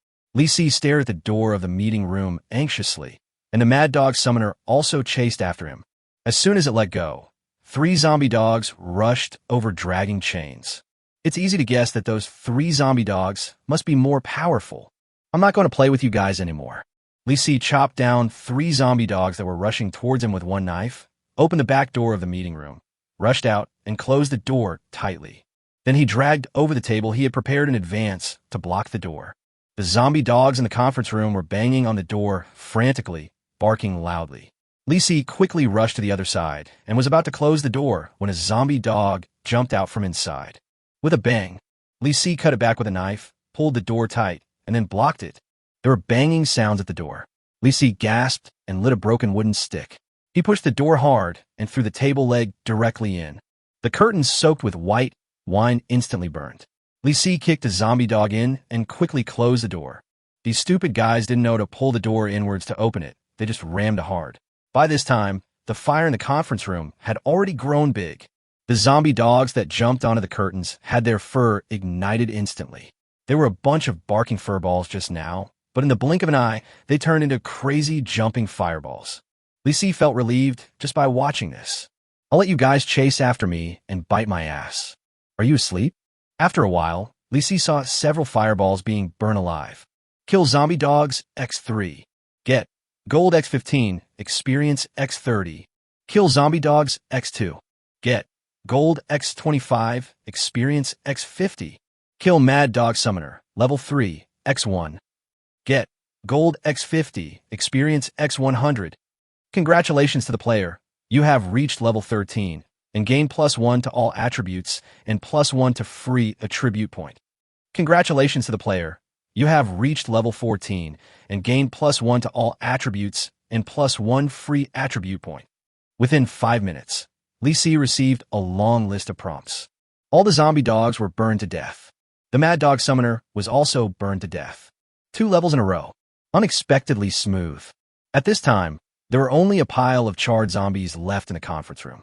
However, a new problem arose. The fire was getting bigger and bigger, with no signs of abating. The smoke continued to pour out. If it continued like this, I would be choked to death, if not burned to death. All right, there's only one last resort. Li Si had already thought of the worst-case scenario, but if the fire could be controlled, he didn't want to use this trump card. But there is no time to hesitate. He took out a large Coke that was nearly as tall as a person and pushed open the front door of the conference room. Then he loosened the cap of the large Coke bottle and put it upside down, with the bottle mouth facing the cargo yard. Kick! With a bang, Li Si kicked the butt of the Coke bottle. The violent shock immediately caused the Coke to release a large amount of carbon dioxide, and the bottle became even more bulging. Li Si continued to punch and kick the bottle, and each time he could feel more pressure gathering in the bottle. After several bangs, Li Si was getting anxious when he suddenly heard a muffled thud. The bottle cap, which was as thick as a bowl, flew out instantly. A surge of foam gushed out. In just a moment, the cola foam put out about 70 of the fire. Li Si broke the Coke bottle, and more Coke mixed with carbon dioxide bubbles poured out, and the fire was completely extinguished. The air smells of heated caramel cola. Li Si breathed a sigh of relief. He was safe. The loss in this battle was a bit heavy. Half of the Ergo-2 was used up, and only the bottom of the Coke was left, and the key was that there was no carbonated beverage left. It is no longer worthy of being called soda. It can only be called sugar water. Well, at least it can supplement calories. Li Si held a large Coke bottle, lifted it up with an extremely exaggerated movement, and poured it directly into his mouth. The bottle cap is dirty. Don't waste the rest. Try to drink it all in one go. Gulp, gulp, gulp, gulp. 2 minutes later, Li Si sat down on the edge of the corridor, burping, next to a huge, empty Coke bottle. He couldn't move at all, and it felt like his stomach would explode if he moved. I'm dying of stuffiness, burp. By the way, there's a vending machine over there. Hiccup. I can't fucking walk, hiccup. Belch. Li Si decided to give up moving, rest for a while, and prepare to pee before going over. What are you doing with this effort? By the way, I just killed all the zombie dogs. Frog should give me a gift, right? He immediately turned on the system and found Frog lying on the small wooden bed with his arms and legs spread out, blowing bubbles from his nose and smacking his lips from time to time. This little guy is catching up on his sleep, and he probably won't wake up for a while. Forget it. Let's wait until it wakes up. Belch. Oh, I feel it. Belch. Let it go. Belch. Damn. I can't even stand up. Li Si held his stomach with great effort and found a corner to relax comfortably. His stomach felt much looser, so he moved to the vending machine with small steps full of satisfaction. There were 2 bags of snacks on the ground. Obtain beef jerky X1. Obtain pork jerky X1. Beautiful. Hiccup. Free snacks from Frog. Hiccup. I can't eat it. Save it for now. Burp. Chapter 25 Treasure Files. Li Si checked the vending machine while burping. There are still 8 kinds of goods inside. After a quick glance, Li Si took a liking to a set of clothes in the vending machine. I pressed the purchase button with ease and listened to the introduction. Ding ding. Handsome guy in black suit. Level 13, 280 gold coins. Introduction. Constitution +8, Strength +5, making you the most handsome guy in the doomsday world. Please press the buy button again to confirm the purchase. After the purchase, the gold coins will be automatically deducted. Li Si was a little speechless. It was a matter of life and death. What was the point of dressing handsomely? But the level of this equipment is really good. It also increases the strength attribute by 5 points, which is very good. Li Si did not make a decision immediately and clicked the purchase button of the trousers again. Ding ding. Handsome black trousers, level 13, 240 gold coins. Introduction. Physical fitness +8, speed +5, making you the most handsome guy in the doomsday world. It is 40 gold coins cheaper than a suit jacket and adds 5 points of speed attribute. It's very good indeed. Seeing that the 2 level 2 equipment on him were in tatters, Li Si decided to bleed himself. Purchase. He kept hitting the buy button. With a click, the clothes are shipped. With a click, the trousers are shipped. Li Si quickly put on the new clothes, which felt quite fitting. If he added a pair of black sunglasses, he could go and act in the Matrix. I looked at other products, but none of them were very useful, so I left. Li Si clenched his crossbow and explored the 7th floor along the stairs. There used to be a bunch of zombie dogs here, but now it was much safer without any zombies. He walked into an office and saw the fish tank that Frog had thrown into it. There was also a flattened zombie carp among the broken glass. From the handwriting of Frog, Li Si rummaged around the office, but didn't find anything useful. He turned around and opened the filing cabinet where Hua Zi was hiding. A large pile of documents fell out with a clatter. One of the file bags actually emitted a faint glow. Obtain treasure file X1. Is there a treasure? Li Si curiously opened the brown paper file bag and pulled out an A4 paper with only one line of small words on it. Metro Line 2, train number 0895. The treasure is actually on the train. Metro Line 2 spans the entire Binhai City. Does anyone know the exact location of this train? False joy. For me, who can only walk on two legs, this is invalid information. But maybe there are related treasure files. As long as we find other files, I believe we can determine the exact location of the treasure. Or ask in the chat channel. He opened the communication channel, and a lot of news was refreshed, and everyone was actually discussing the archives. I found a treasure file of Sea View House. If you want it, please send me a private message. Another treasure file popped up. There are more than 10 copies of this, right? There was a subway Line 2 before. Metro Line 2? Isn't that my own treasure file? Li Si suddenly realized a very serious problem. The appearance of the treasure archive was probably to attract players to gather together and fight for the treasure. This game is becoming more and more sinister. Suddenly, Li Si was attracted by a string of messages that just popped up. Han Hao, our team found a treasure. We got 5 pieces of level 12 equipment, plus 1,000 gold coins. Han Hao, the cannon fodder team is recruiting strong men above level 8, and the selected ones will be given a level 12 suit. Han Hao, if you want to join, please send me a private message. There are only 3 spots available. What the hell? 5 pieces of level 12 equipment? And a huge sum of money? Are you kidding me? Can you give me some more details? Your empty words are really too fake. Han Hao don't believe it.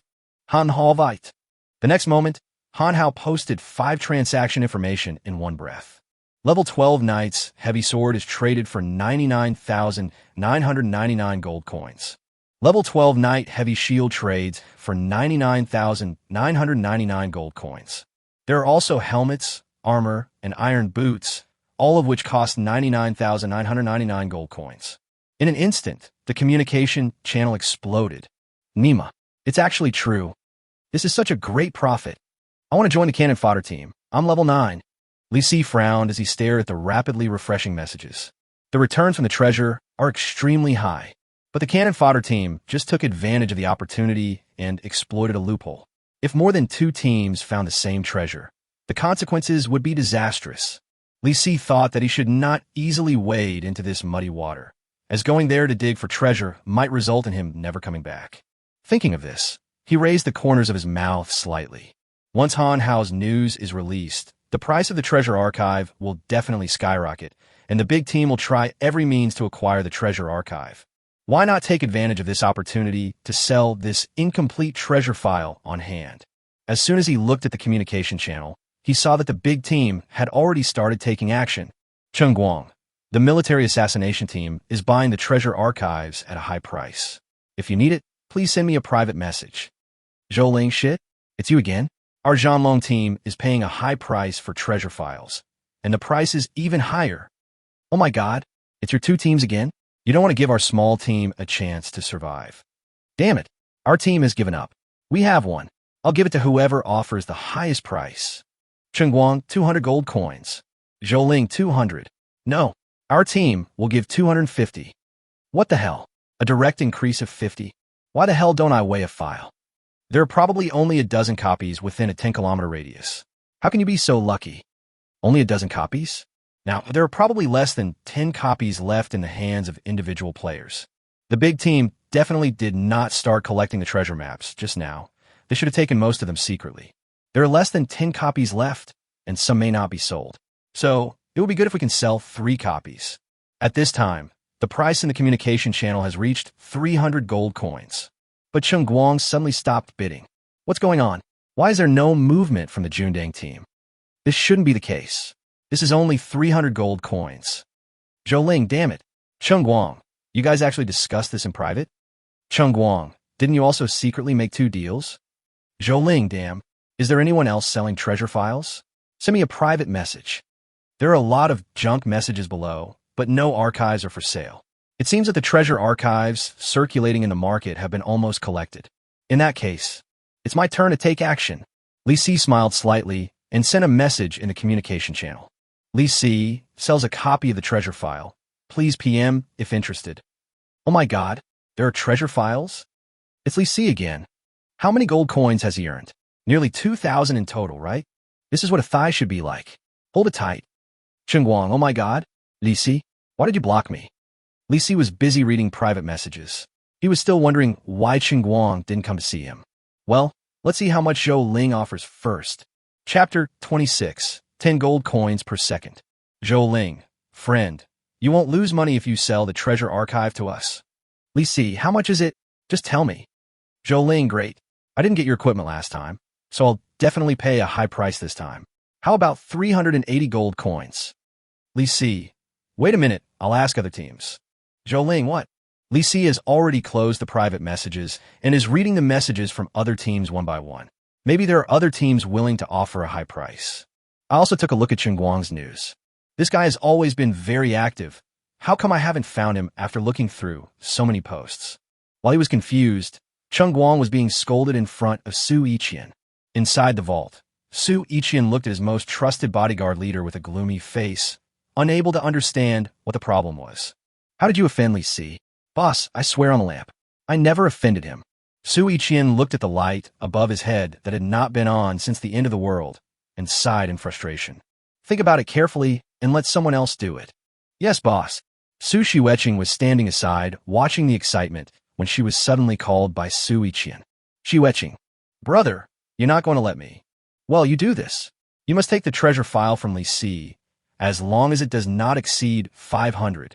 So much money. The total value of the gold coins and equipment in the treasure is no less than 2,000 gold coins. In order to monopolize more treasures, this price is worth it. Su Shiweqing blinked, feeling that the team had been spending money a bit rashly recently. She opened the private message and sent a message. Su Shiweqing, Li Si, 300. The other party did not reply to the message. Su Shiweqing frowned, waited for a while, and sent another message. Su Shiweqing, Li Si, 350. Still no reply. She is a little unhappy. Even if you complain about the low price, you still have to speak up, right? Su Shiweqing, Li Si, come out. Reply to the message. While she was pouting at the private message interface and waiting, Li Si was flipping through the private messages. A minute later, he was flipping through private messages. 5 minutes later, he was still reading private messages. Damn, too much spam. Li Si was overwhelmed by reading the private messages, so he flipped through them and found someone who was collecting treasure files. Finally, Tay Miao has some serious acquisition news. Why does this person speak so harshly? Su Shiweqing? Still a female? Li Si didn't care and replied directly. Li Si, 350 is too low. The team next door bid 380. The next second, the other party immediately replied. Su Shiweqing, 400, will you sell it? Li Si, so happy, but I still need to ask other teams about their bids. Wait a minute. Su Shiweqing, other teams? How could there be a team that bids higher than us? Li Si was slightly stunned. How crazy. Li Si, which team are you from? The War Dragon team and the military CI team next door are very wealthy. When Su Shiweqing heard this, her face fell. It turns out that Li Si didn't even know that he was the eldest daughter of the Su family and a member of the military assassination team. Su Shiweqing, I am from the Jun CI team, the Zhanlong team. I am not exaggerating. They are nothing but scum in front of my big brother. What the hell? Li Si was stunned for several seconds. Then he reacted. The assassination team. This lady, Su Shiweqing, is she the eldest daughter of the Su family? The one who looks like an ugly guy? Depend on. Sending her here to discuss business. Isn't this a blind date in disguise? At this time, Li Si remembered something else. That guy Chengguang was blocked by me because of introducing someone to a girl. No wonder I haven't heard from him. DDD. Unblock him immediately. I feel at ease when talking about business with Chengguang without worrying about losing my virginity. After hesitating for a few seconds, Su Shiweqing sent another long string of messages. Su Shiweqing 490. Su Shiweqing 420.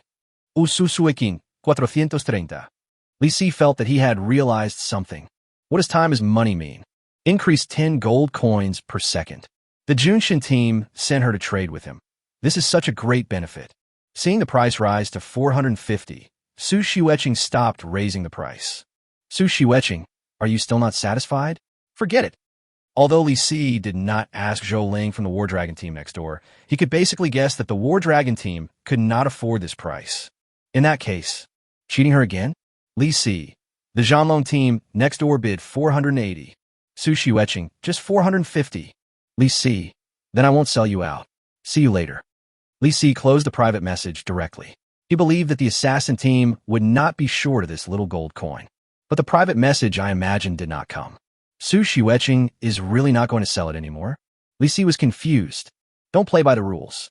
Could it be that the assassin team is willing to give the treasure files to others? Just while I was wondering, Cheng Guang's message came. Cheng Guang, brother. Cheng Guang, unblocked. Cheng Guang, brother, how did your talk with our eldest lady go? Li Si shook his head speechlessly and decided to ignore Su Shiueching and trade directly with Cheng Guang. Li Si, 500 gold coins. Will you accept them? Cheng Guang, brother, this matter is not my responsibility now. Li Si, just tell me whether you want to accept it or not. If your daughter wants to trade with me, I will charge her 200 more. Cheng Guang, what the hell? How did our eldest daughter offend you? Li Si, make a decision quickly, or I will sell it to Zhou Ling. Chen Guang, no. Wait for me to ask the boss for instructions. Cheng Guang approached Su Yiqian nervously and told him Li Si's request. Su Yiqian frowned when he heard this, and when he turned around, he saw Su Shiueching staring at somewhere in a daze with an unhappy look on her face. She must be reading a private message in her mind. The two young people had a quarrel? My little sister has a bad temper. She usually looks quiet and gentle, but when she is really angry, she can beat a cow to death with her bare hands. Forget it, go and trade with him. Su Yiqian whispered an order, and Cheng Guang immediately went to find Li Si to trade. A few seconds later, transaction successful, received, gold coins x 500. Li Si was in a very good mood as he looked at the 500 gold coins he had obtained. At this time, he found that Su Shiueching had sent him another message. Su Uengi will give you 10 more gold coins. Li Si, ahem, I sold it to Cheng Guang from your team. Su Shiueching, what? Her pretty face darkened for a moment. She closed the private message and walked up to the head bodyguard, Cheng Guang. Come out, I have something to ask you. Miss, I'm a little busy. Hurry up. Cheng Guangxing nodded helplessly. A few minutes later, he came back with 2 dark circles under his eyes. Chapter 27, he actually has potion. Gold, 1910. The balance is close to 2,000. Li Si was very satisfied with his financial situation and felt a little more secure. I looked at the sky, and it was almost noon. Li Si picked up his crossbow and went downstairs directly, intending to explore a few more floors before dark. When he reached the 6th floor, Li Si found the porcelain exhibition hall, which was filled with broken porcelain and glass display cabinets, as well as a small number of porcelain that had survived the disaster. It would be great if we could find a few large porcelain basins in good condition. That is life-saving equipment. It is very useful at critical moments. Soon, Li Si made a discovery. Obtain, large porcelain basin, level 8, x1. Pretty. Li Si put away the porcelain basin and quickly found a small porcelain plate. Even the most ordinary-looking ceramic plate can actually be a piece of equipment. Small porcelain plate, level 5. Introduction, strength plus 5, throwing weapon, can be used as a frisbee, average damage, fragile. It's great if it can be thrown, but the level is too low. I'll sell it for money later. Li Si put away the small porcelain plate, and finding nothing more valuable, he turned to explore other rooms. Soon, he found a bottle of mineral water next door, opened it, and took a sip. Li Si's eyes were fixed on an intact filing cabinet in the corner. Will there be a treasure archive? That thing can be sold for a lot of money. He ran over and broke the cabinet door. Among the pile of documents, there was a faintly glowing file bag. Make money. Li Si was overjoyed. He took it out and took a look, only to find that this was not the treasure file. Obtain, equipment file X1. Introduction. The equipment file contains special equipment synthesis plans. Special equipment? The value of this thing is no less than the treasure archive, right? Li Si couldn't wait to open the file bag and pulled out a piece of A4 paper from it. Porcelain armor, level 30. Introduction. Constitution plus 20, strength plus 10, hard, heavy, and angular. The sharp edges will scratch the opponent. Level 30 equipment? What a treasure I found. Looking back, Li Si discovered that making this thing was not easy. Materials: 40 large ceramic pieces, 60 small ceramic pieces for small ceramic plates, 1 large ceramic plate, 10 reinforced alloy. Tip: once all the required materials in the equipment file are collected, you can directly synthesize them. An equipment file can only be used once and cannot be synthesized a second time. It's actually like this. In other words, only if you have the equipment file can you synthesize the corresponding equipment, and you can only synthesize one piece. The rarity is equivalent to a limited edition. The porcelain exhibition hall before was full of broken porcelain pieces, so what are you hesitating about? Li Si immediately returned to the exhibition hall and picked up the broken porcelain pieces. Obtain small porcelain piece X2. Obtain small porcelain pieces X3. Obtained large porcelain piece X1. Gained quite a lot. All the small tiles were collected, but only 15 large tiles were found. There's still a long way to go. Sure enough, level 30 equipment cannot be synthesized just because you want to, but it's not a big problem. If I remember correctly, there is a food city next to the business park. There must be a lot of plates there. Clean up this office building as soon as possible and move to another location. As for the required strengthening alloy, no idea at the moment. If you really can't get enough, go to the communication channel and try to buy it. You have plenty of money anyway. Li Si was full of energy and reached the 5th floor.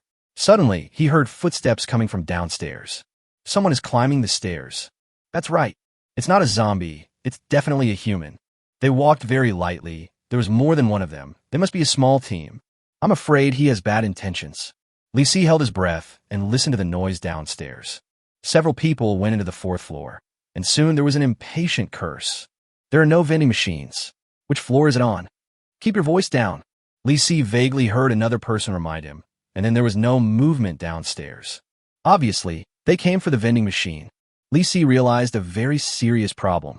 Being close to the vending machine, you will naturally get the first chance to see the moon. But this kind of place is also likely to attract player teams to approach. When the two sides meet, tension is inevitable.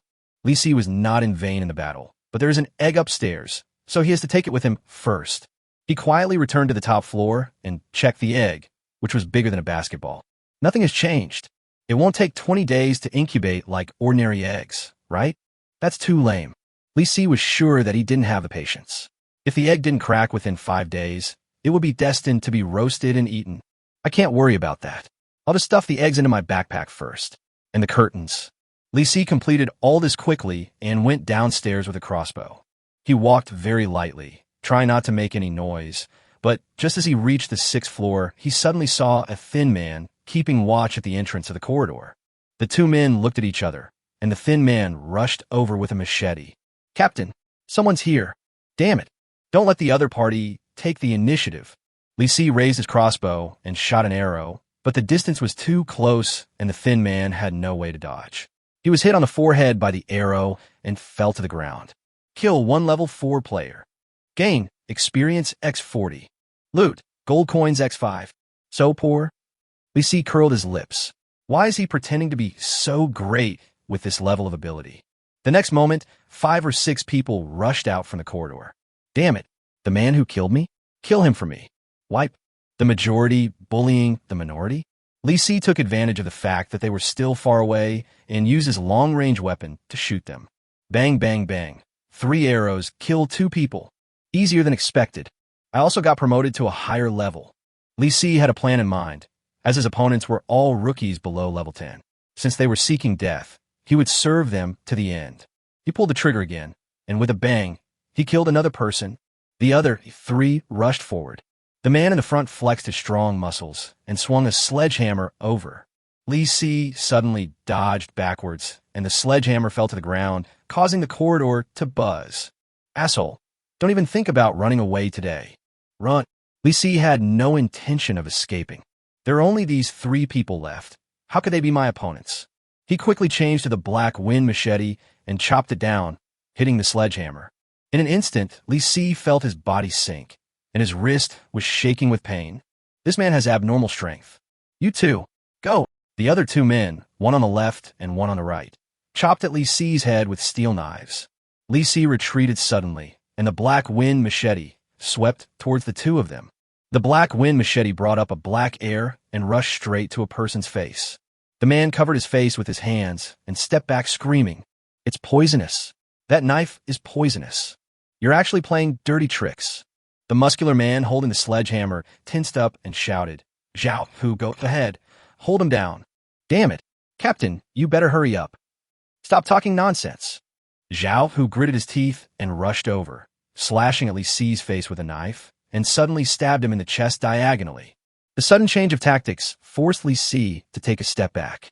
This Zhao Hu has average strength, but is incredibly fast. His moves are tricky, and he manages to dodge the poisonous gas from the black wind machete every time.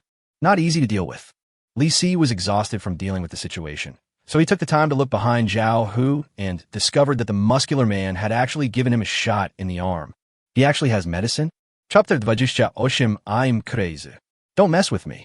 The muscular man injected the medicine, threw away the syringe, and shouted loudly, "Zhao Hu, get out of the way."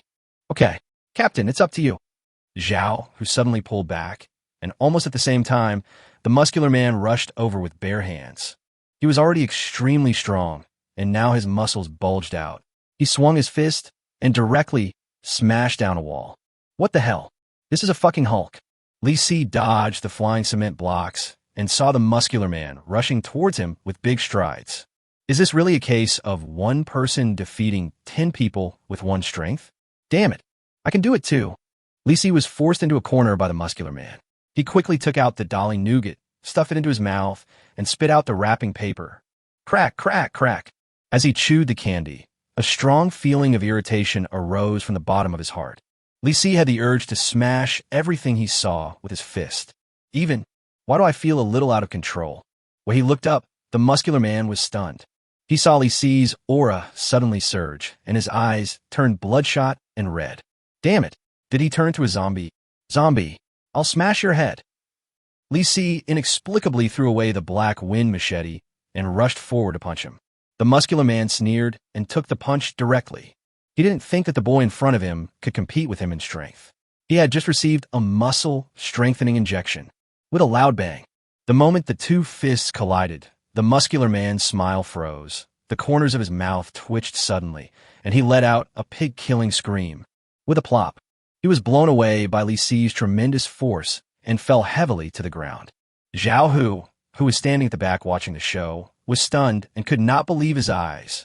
"Captain, your muscle-strengthening injection is ineffective. There's something wrong with this kid." Before Zhao Hu could react, Li Si rushed over like a mad bull and knocked down the captain, who had just climbed up with one punch. Then, bang, bang, bang, bang, bang, bang. Zhao Hu was horrified to see Li Si punching the captain in the chest again and again, causing him to spit blood and become a bloody mess. If it weren't for the muscle-strengthening injection, the captain would have died with just one punch. At this moment, Zhao Hu finally realized the gap in strength between the two sides. As he retreated, he said in a trembling voice, Captain, I'm retreating first. Help, help, help." Bang. Li Si punched down again, and the muscular man's body stiffened and he was completely motionless. Is this fucking dead? Li Si is very upset. He's a little out of control, want to destroy anything in sight. Li Si looked for his target with a ferocious look on his face, and when he looked up, he found that Zhao Hu had actually jumped onto the window. Before he could rush over, the other party jumped down directly. Looking at the poison player, he actually stumbled to the window and jumped down. There was a dull thud. This was followed by a scream. It's a good thing that the man didn't die from the fall and survived. The only two living creatures are gone. So awful. Li Si seriously suspected that this powerful nougat really gave him mad cow disease. He couldn't find a target, so he just smashed the brick wall. Bang, bang, bang, bang, bang, bang, boom. A wall collapsed with a loud bang, and the whole building shook a few times. Suddenly, footsteps were heard downstairs. Zombies? Li Si was worried that he couldn't find an enemy to vent his energy on, so he turned around and rushed to the stairs. Sure enough, several zombies were climbing up unsteadily. Li Si punched a zombie and sent it flying with such force that he killed the two zombies behind it. Behind them, An iron-headed male zombie rushed up. Level 3. Reason told Lee Si that he might not be able to defeat this guy with his bare hands. But I was so annoyed that I just want to kill it with one punch. The iron-headed male zombie rushed forward and crashed into us with his hard head. Just need a beating. I'll smash it. Lee Si swung his fist, and there was a muffled thud from the zombie's head. The iron-headed male zombie fell to the ground with a thud. His head and neck smashed in his chest, causing his chest to explode. Kill iron-headed security guard. Level 3. X1. Get Gold X50, Experience X100. Congratulations to the player. You have reached level 16 and gained +1 to all attributes and +1 to free attribute point. Lee Si was a little shocked. He never thought that he could kill the iron-headed zombie with just one punch. The other party's skull was only cracked, and his brain was probably completely shattered. After killing the iron-headed security guard, Lee Si felt his body suddenly lose strength and became limp. Is the effect of Dolly Nougat over? After feeling it for a while, I no longer felt so irritated. It must be that the effect has disappeared. I have to say that the nougat that Frog gave me is really good, but when I felt the effect, I felt a little bit demented. Fortunately, I met a bunch of rookies. Otherwise, with my impatient mentality just now, I would be helpless if I met a strong enemy. If I remember correctly, the iron-headed zombie I just killed was the 5th mutated zombie. In other words, I don't have to worry about not completing the stage mission. Thinking of this, Lee Si felt relieved. He took out the mineral water and drank the whole bottle in one breath. Next, go upstairs to clean up the battlefield and search for loot. That muscular guy is the team captain. He must have a lot of good stuff in his backpack. Lee Si found a muscular man's body and opened his backpack. Obtain bread X4. Obtain mineral water X3.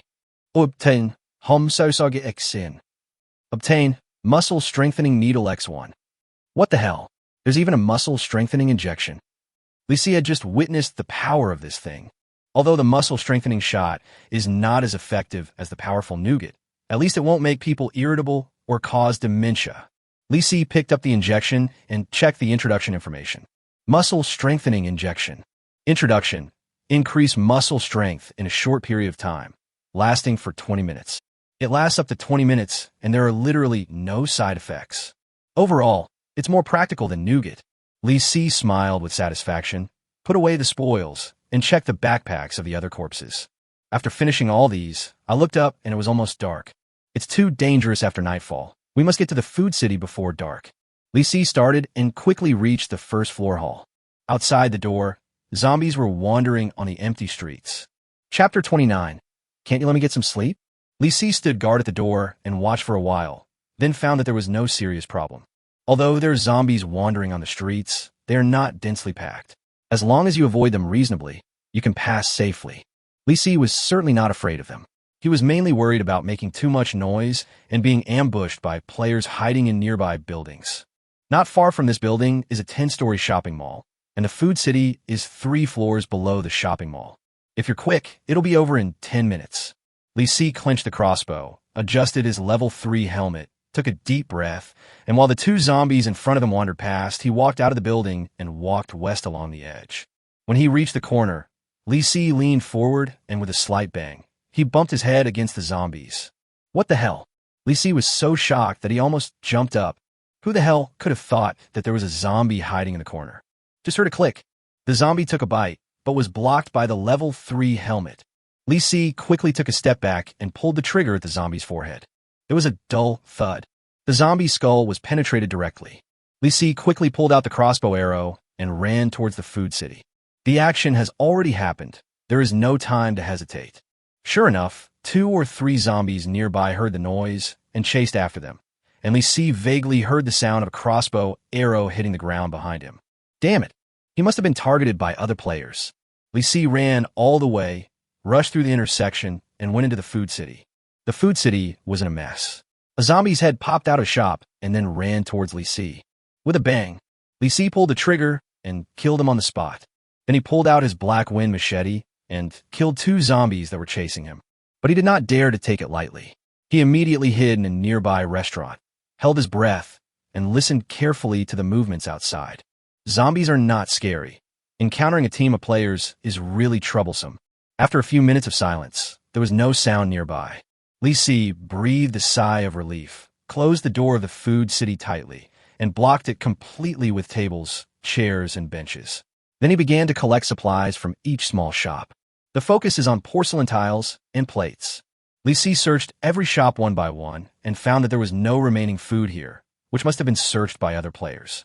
As for the tiles, this is what makes Li Si feel even more desperate. Most stores use plastic plates, and very few use ceramic ones. I finally found some broken porcelain pieces, but they were all small pieces. Large pieces were very difficult to find. After searching the first floor, Li Si climbed up to the second and third floors. The situation was basically the same. Fortunately, after some effort, he finally collected all the large porcelain pieces and the small porcelain plates. We are still short of one large porcelain plate and 10 pieces of reinforced alloy. I looked at the sky and it was getting dark. Li Si decided to climb to the top floor in one go and occupy the commanding heights. He would deal with other matters until tomorrow morning.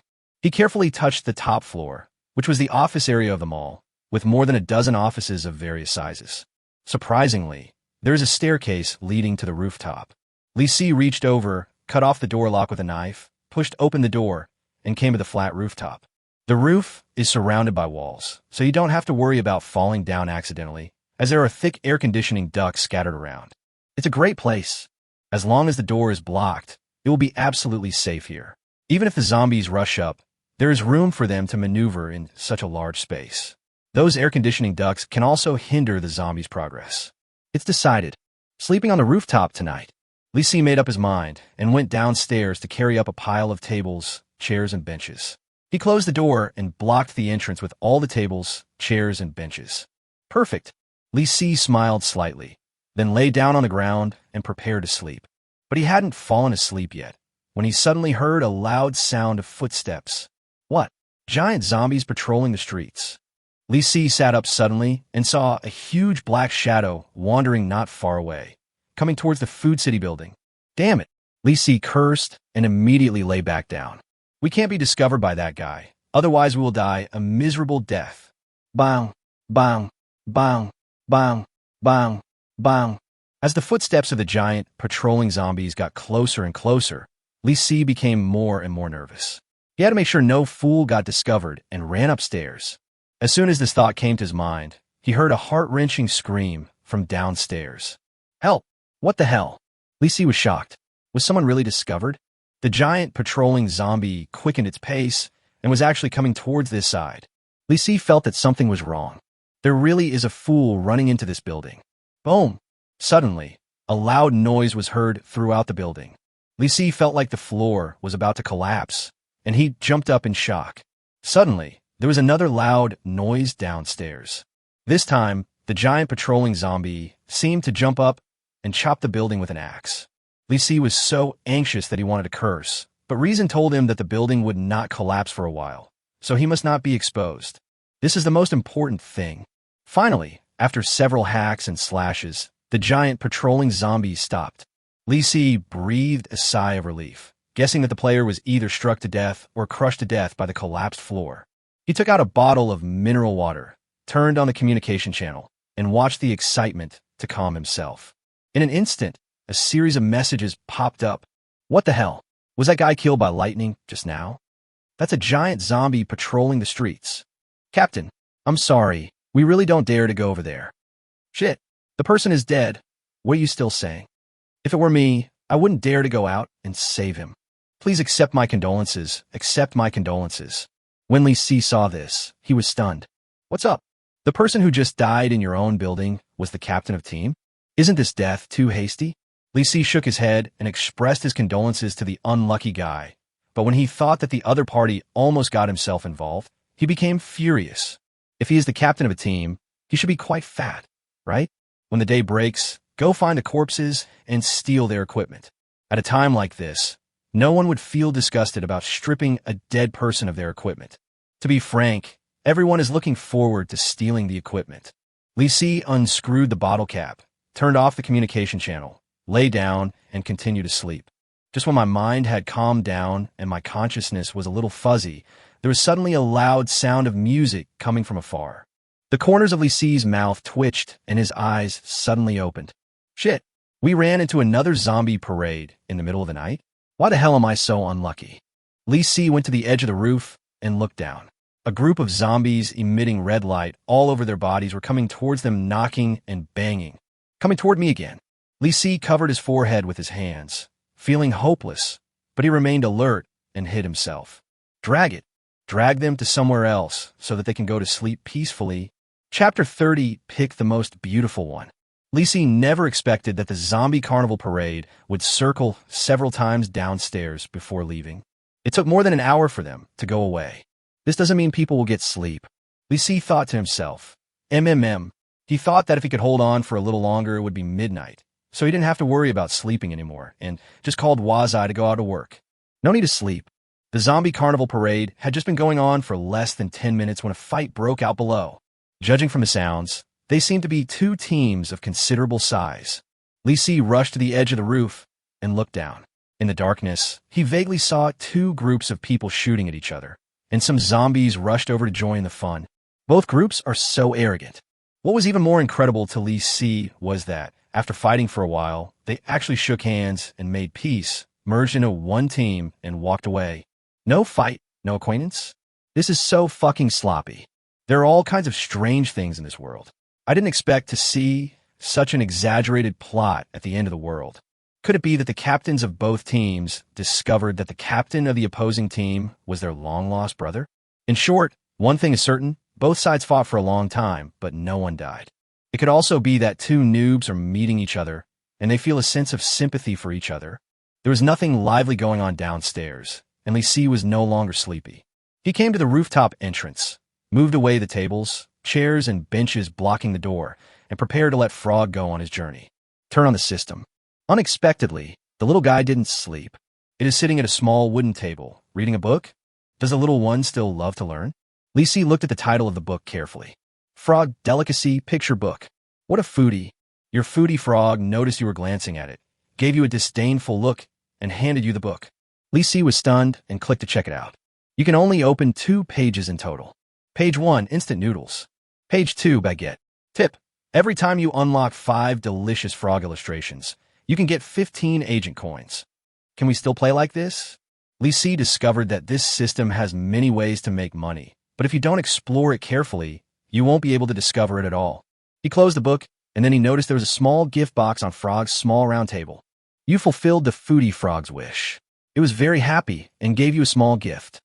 Li Si took it out, a faint light flashed in his hand, and the small gift box appeared. What good stuff will it be this time? When I opened the box, I found a mint candy inside. Obtain refreshing mint candy X1. Introduction. Within 8 hours after taking it, you will not be able to fall asleep.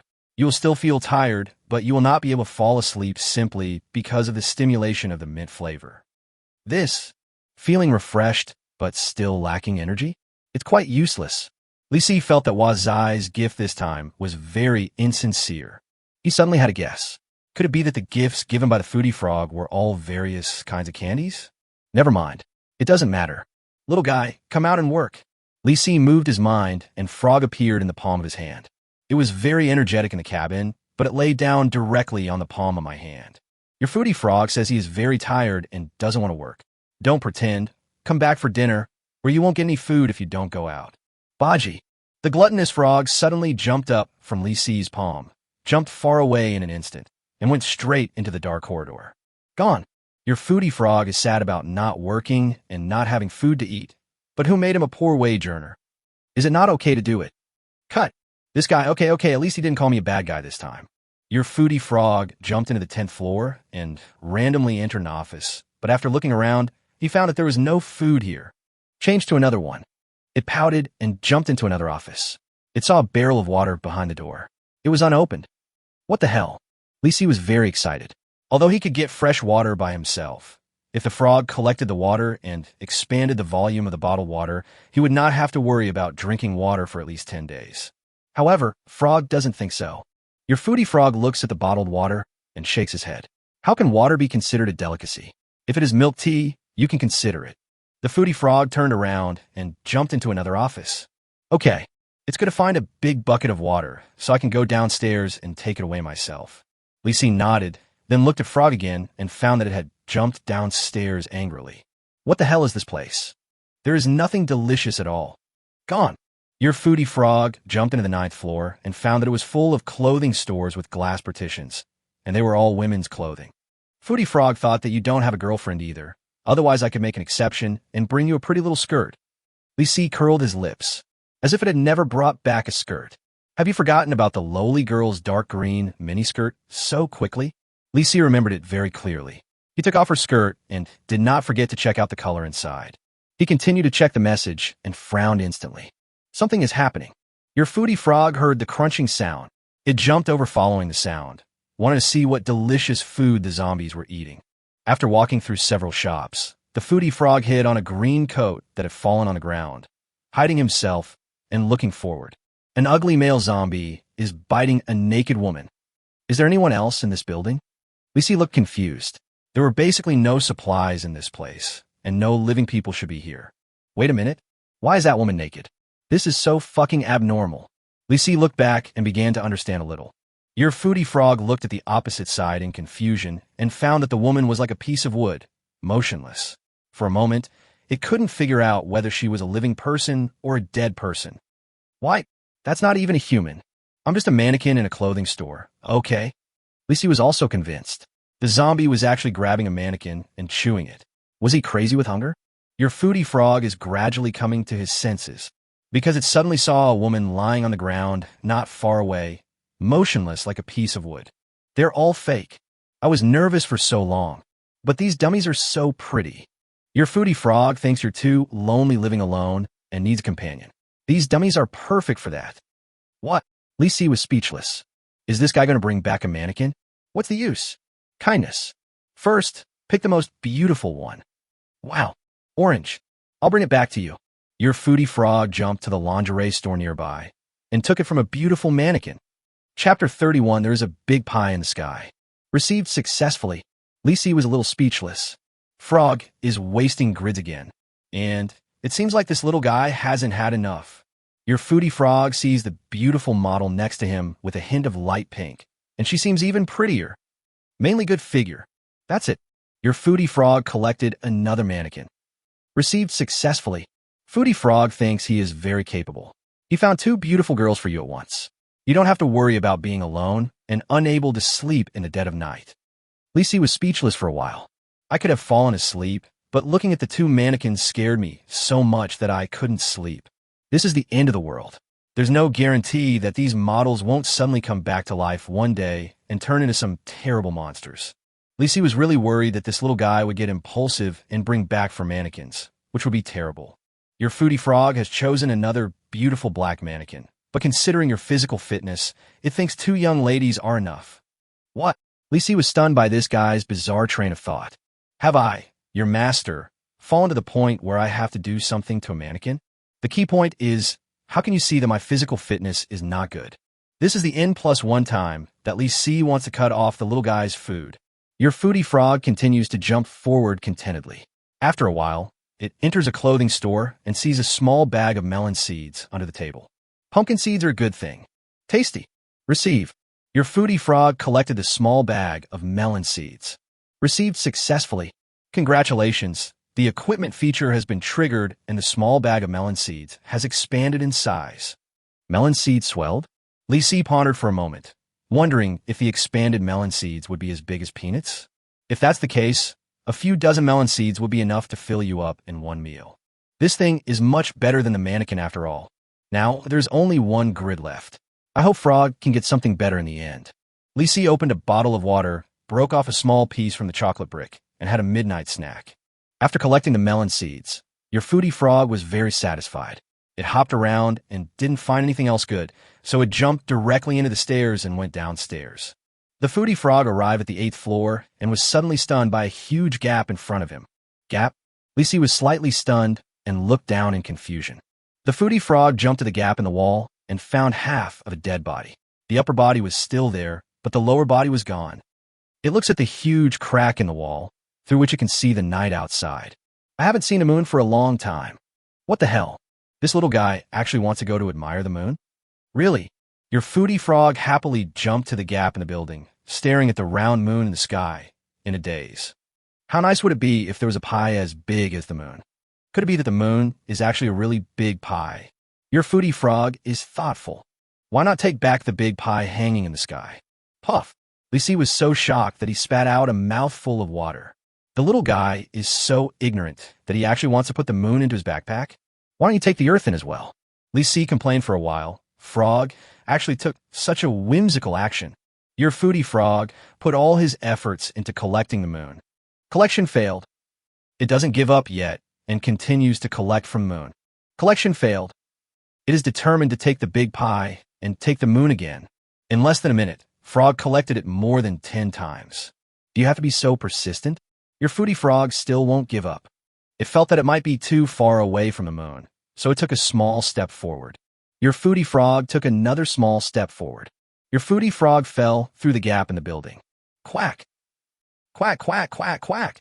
Quack! The frog's cries startled Lisi so much that he jumped up. He immediately rushed to the edge of the top floor and looked down, but he could see nothing. Frog, you're not going to fall to your death, are you? Lisi immediately checked the message and found a long list of information. Your foodie frog feels weightless. It wants to kick its legs. No place to borrow strength. It feels desperate.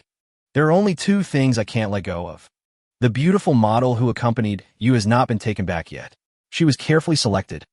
The pie was not collected. Wow. I will try again even if I die. Your gluttonous frog has taken a moon. Collection failed. It looks disappointed and can only leave this last wish. I hope you can help it realize this wish and bring the moon back. If it is a big pie, remember to tell it what flavor the pie is when you burn the paper. This is very important. Baji, your foodie frog fell onto a flat surface and was stunned for a moment.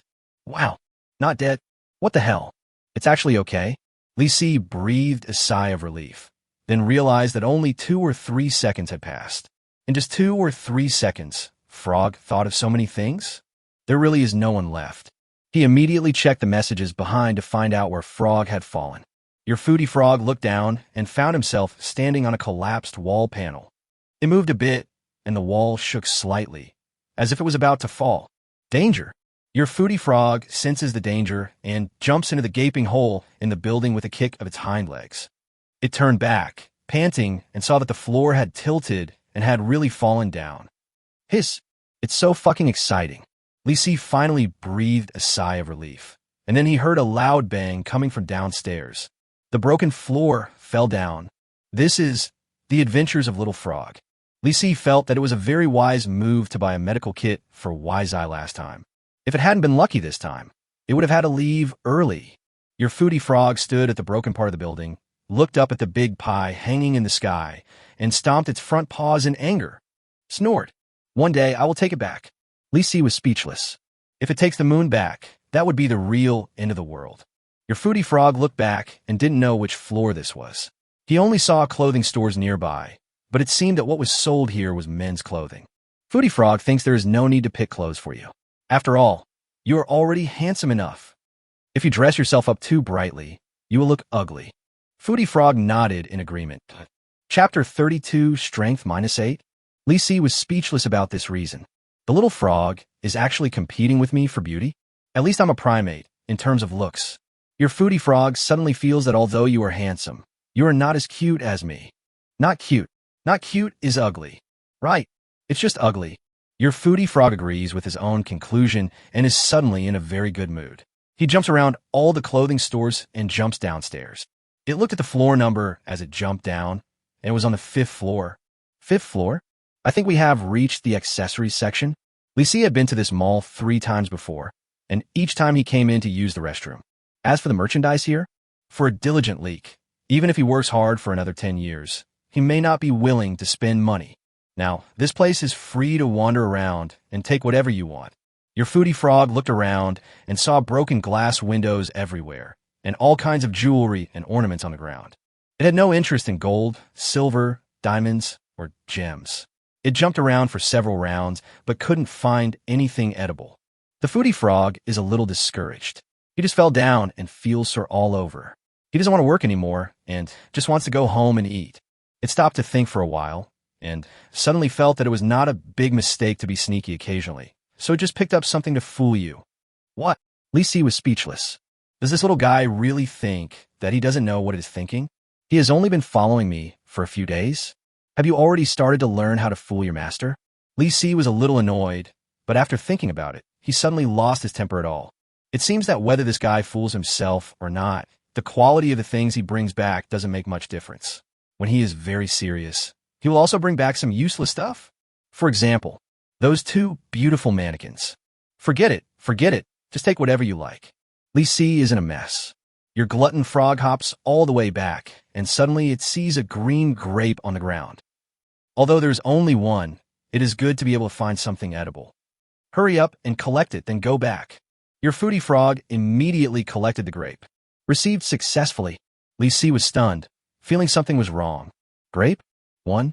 Even if there really was a grape, it would have been rotten by now from the beginning of the end of the world.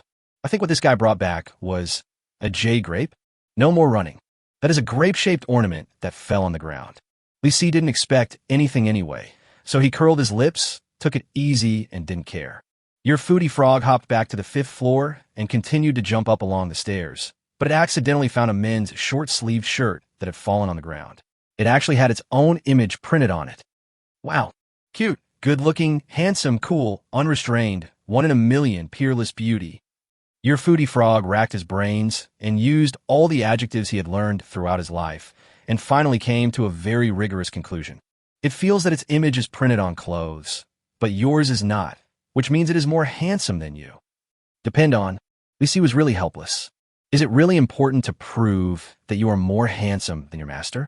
Your foodie frog feels that he must take this short-sleeved shirt back home to prove that he is more handsome. This is very important. Your foodie frog makes a quick decision. Considering your physical fitness, it decided to throw out a beautiful model. Your foodie frog threw a beautiful model to the ground and took the t-shirt printed with the image of the traveling frog. Received successfully. Quack, quack. Perfect. What? Although Frog lost a very useless item. But why can't I be happy? Li Si felt that he was under mental attack from Frog. My own happiness is not as good as that ragged piece of clothing with the traveling frog printed on it. Little bastard. Li Si cursed inwardly as he saw Wah, so I started to head back. Your foodie frog hopped back, rested several times, and finally climbed to the roof. When I turned around, Frog appeared at the entrance of the corridor. Li Si curled his lips and reached out to take it. The little guy jumped up instantly and threw out 4 small spots of light. This time it didn't rush back. Your foodie frog looked at you with a smug look on his face. Did you see that short-sleeved shirt? I am more handsome than you. Yeah. The little guy stretched out his front paws, scratched at the tips of his little claws for a long time, and finally made a cute V sign for victory. Then it flickered and disappeared. You're handsome. You're so handsome. Li Si was helpless. He looked at its clumsy appearance and was so cute that he lost his temper. Looking down, the scene is quite exciting. A naked human-shaped model was right under his feet, its eyes staring straight at him. The scene looked as if it was haunted. Li Si picked up the model and threw it directly into the corridor. He closed the door tightly and blocked it with tables, chairs, and benches. Then he returned to check the other 3 items. The first thing that catches the eye is a large bag of melon seeds. This thing was originally a small bag, but now it seems to be about the same size as a flour bag, the kind that holds 10 kilograms. So many melon seeds. It's enough to last for a while. Li Si tore open the packaging bag and found that the melon seeds inside were slightly smaller than peanuts. They tasted very delicious, and one was as big as several peanuts. After stuffing the melon seeds into his backpack, Li Si picked up the short-sleeved shirt. Obtain Travel Frog co-branded short-sleeved shirt, level 15, X1. Introduction, speed plus 15, good-looking men's short-sleeved shirt. What the hell? It's actually a level 15 equipment? Li Si's mouth curved with a smile. He didn't expect to find a high-end outfit here. He immediately tried to put it on and found that it did not conflict with the suit outside, but the style was a bit weird. A green traveling frog pattern appeared out of place in a black suit. Unimportant. Li Si didn't care about that and immediately picked up the last item, the green jade grape. Obtain Jade Grape Necklace, level 8, X1. Introduction, spirit plus 16, strength minus 8, a very nice grape-shaped necklace. What the hell? There's actually a negative buff? And what is weakened is the strength attribute. This is intolerable. Li Si decided to sell this thing. At least at this stage, The strength attribute is very important and must not be weakened. He thinks he can find a buyer. 4 large teams. They have sufficient personnel, and different players will develop in different directions and finally cooperate with each other. This accessory that increases spirit and reduces strength is quite useless for myself, but it is absolutely tempting for a large team. Let's go to the communication channel to promote it first. Chapter 33, Brother. Farewell. I'll take the things. Lee C. Level 8 Jade Grape Necklace for sale. Spirit plus 16. Strength minus 8. PM if interested. As soon as he released the message, a large number of players gathered to watch. Power minus 8? Am I seeing that right? Who will buy this? You rookie, this is a divine weapon. It is extremely useful for players who focus on spiritual power. It can only be used by large teams, right? Hey, Lee C. Team Harvester. He doesn't even look down on ordinary leaks. DD. Ordinary leaks like us are only fit to watch the fun. Lee C looked for a long time, but didn't see any large group asking for the price. He looked down and saw that the private message speaker had already flashed. 55 unread messages. Not bad. Has it increased to 79? 99 plus. Damn it. So many private messages again? Lee C curled his lips and decided not to read the private message for the time being. He let the buyer wait for a while. He would negotiate the price only when they got impatient. Turning off the communication channel, he turned on the system. During this trip, the foodie frog traveled a total of 150 meters and received 150 agent coins. He jumped so far, Lee C thought about it and understood. This guy fell down from a building halfway through his journey, so it's not surprising that he walked a little further. He looked at Frog, who was sitting at the table as usual, patting it with his 2 little paws. Maybe it's because of the jet lag, so it doesn't feel sleepy at all today. Wait, I'll buy you some frog food. Open the special commercial mall, and you will find that the prices of the 3 items refreshed today are not cheap. Snail noodle soup, 30 special agent coins. Introduction, frog food, travel range plus 3 meters.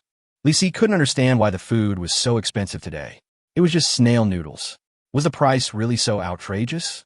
Helplessly, only 1 food item was refreshed every day, so Lee C had no choice but to buy it, and his balance instantly decreased by 30 agent coins. When the foodie frog saw the big bowl of snail noodles being served, he first leaned his head forward with his eyes closed, sniffed it hard, and nodded with great satisfaction. Slurp. Another gulp. The foodie frog ate the thick soup snail noodle. I felt that the taste was a little bit too much, but I liked it very much. The travel range increased by 3 meters. You swallowed in 1 gulp? Lee C thinks that Wazai just likes this. He took a closer look at the other 2 items and felt that he might go bankrupt. Energy bar, 20 agent coins. Introduction. Frog carries this with him before he sets out. When he is hungry or tired, he eats it and can jump another 50 meters. 50 meters means 50 agent coins. 20 agent coins for 50 agent coins. Worth it. Is it really necessary? Buy it. Lee C's hand trembled, and another 20 agent coins were missing. Safety helmet, 200 agent coins. Introduction. Wearing it on your head can prevent brain damage, and the travel range is plus 20 meters. Lee C frowned when he saw the last item. An increase of 20 meters in travel range is not uncommon, but it is important to prevent damage to Frog's brain. This guy went on 2 trips. Once he hurt his hind legs, and another time he almost fell from a building and died. He really needs a life-saving gadget. Be cruel. Buy it. This time, Lee C bought all the goods in the special commercial mall. Frog is very happy. It changed the lotus leaf hat on its head into a small green helmet, looking quite happy. But it was more interested in the energy bar. It held it tightly with its 2 little paws and fiddled with it for a long time before putting it away. After buying so many things, Lee C felt that his special agent coins might be running out of money. He checked the frog's attributes. Frogger's travel range increased from 115 to 128 meters. The improvement is not that much, but I lost a lot of my agent coins and only have 37 agent coins left. However, although the agent coins are pitifully few, the actual benefits that Frog has brought to himself are huge, and he now has 2,250 gold coins. Quite rich. I closed the system interface. It was still dark. Lee C suddenly remembered the big egg in his backpack. He wondered if it would hatch after keeping it in the backpack for such a long time. I took out the eggs and looked at them, but there was no change. After smelling it, at least one thing was confirmed. No smell. Eggs, when will you hatch chicks? Of course the egg didn't answer. It just stayed calmly in Li Si's hand, feeling heavy. Forget it, I'll just put it in my backpack. In this case, it is impossible to leave the egg in one place and not move it. Li Si put the eggs into his backpack, thinking how nice it would be if one day he opened the backpack and found a chick inside. This kind of thing only happens in dreams. After staying up all night, it's time to lie down and dream. Li Si felt a rare quietness at the moment and decided to lie down and sleep for a while, even if it was only for 2 or 3 hours. Soon, he fell asleep due to sleepiness. Boom! Early in the morning, Li Si was awakened by a huge explosion. He sat up suddenly, his head dizzy. What's going on? A cloud of thick smoke rose not far away. Li Si got up and looked towards where the smoke was rising. A residential building was on fire. The fire was so big that it rose more than 10 meters with the wind, setting the whole building on fire to kill zombies? Depend on. The wind is blowing this way. Don't let it burn over here later. Li Si realized the danger. You must get away from the fire as soon as possible, otherwise your life will be in danger. He quickly moved away the tables, chairs, and benches that were blocking the door, and when he opened the door, he was shocked. A naked woman was lying on the stairs, with a small piece of orange on her lower body, facing him. What? This? A mannequin? He remembered that this was the beautiful mannequin that Wazi brought back for him last night, and he threw it into the corridor at night. I was not thinking clearly just now, and actually took this thing as a real person. Call. Li Si breathed a sigh of relief. But then he suddenly realized something. Mannequins are very useful. This thing is quite realistic, and can be used to confuse the enemy. If you're chased by other players one day, you can use them to attract their attention. Great idea. Thanks to Frog, otherwise I would never have thought of such a good idea. Li Si picked up the beautiful model who was thrown out last night, without hesitation, and stuffed her directly into his backpack. Then he went downstairs, took away the bottle of water found by Wazai, and took away several models from the women's clothing area. When he reached the 8th floor, Li Si saw the crack in the building at a glance. That was caused by the giant patrolling zombie. Next to the huge gap, there was half a bloody corpse. It must be that unlucky guy from yesterday. Only half of the body was left. The death was quite tragic. Li Si glanced at the other person's backpack and nodded sympathetically. Brother, have a safe trip. I'll take the equipment and supplies. Chapter 34, The Raging Fire, is coming. Li Si took the other person's backpack very happily, opened it and took a look, and suddenly laughed. In addition to food and water, there are also 2 reinforced alloys. Reinforced alloy. Introduction, an important metal material that can be used to synthesize equipment. Pretty. This is the material for synthesizing ceramic armor. Li Si stuffed the 2 pieces of metal with a metallic luster and other supplies into his backpack, and quickly went downstairs to the men's clothing area. He casually stuffed a few male mannequins into his backpack and then looked at the fire in the building opposite. The fire has spread to another building and is spreading towards this side with the help of the wind, heating up the air. There was no time to collect other supplies. Get out of here. Li Si rushed to the 1st floor in one breath, and just hacked at the zombies that blocked his way. By the time he rushed downstairs, the fire was less than 200 meters away, and the flames shot up more than 10 meters high. Li Si rushed to the intersection and ran in the direction away from the fire. If I remember correctly, there's a riverside park ahead. Just cross the stone bridge in the park, and you will be safe when you reach the other side. Because he was running too fast, Li Si alarmed the zombies wandering on the road. He had no time to deal with these guys, and just ran wildly.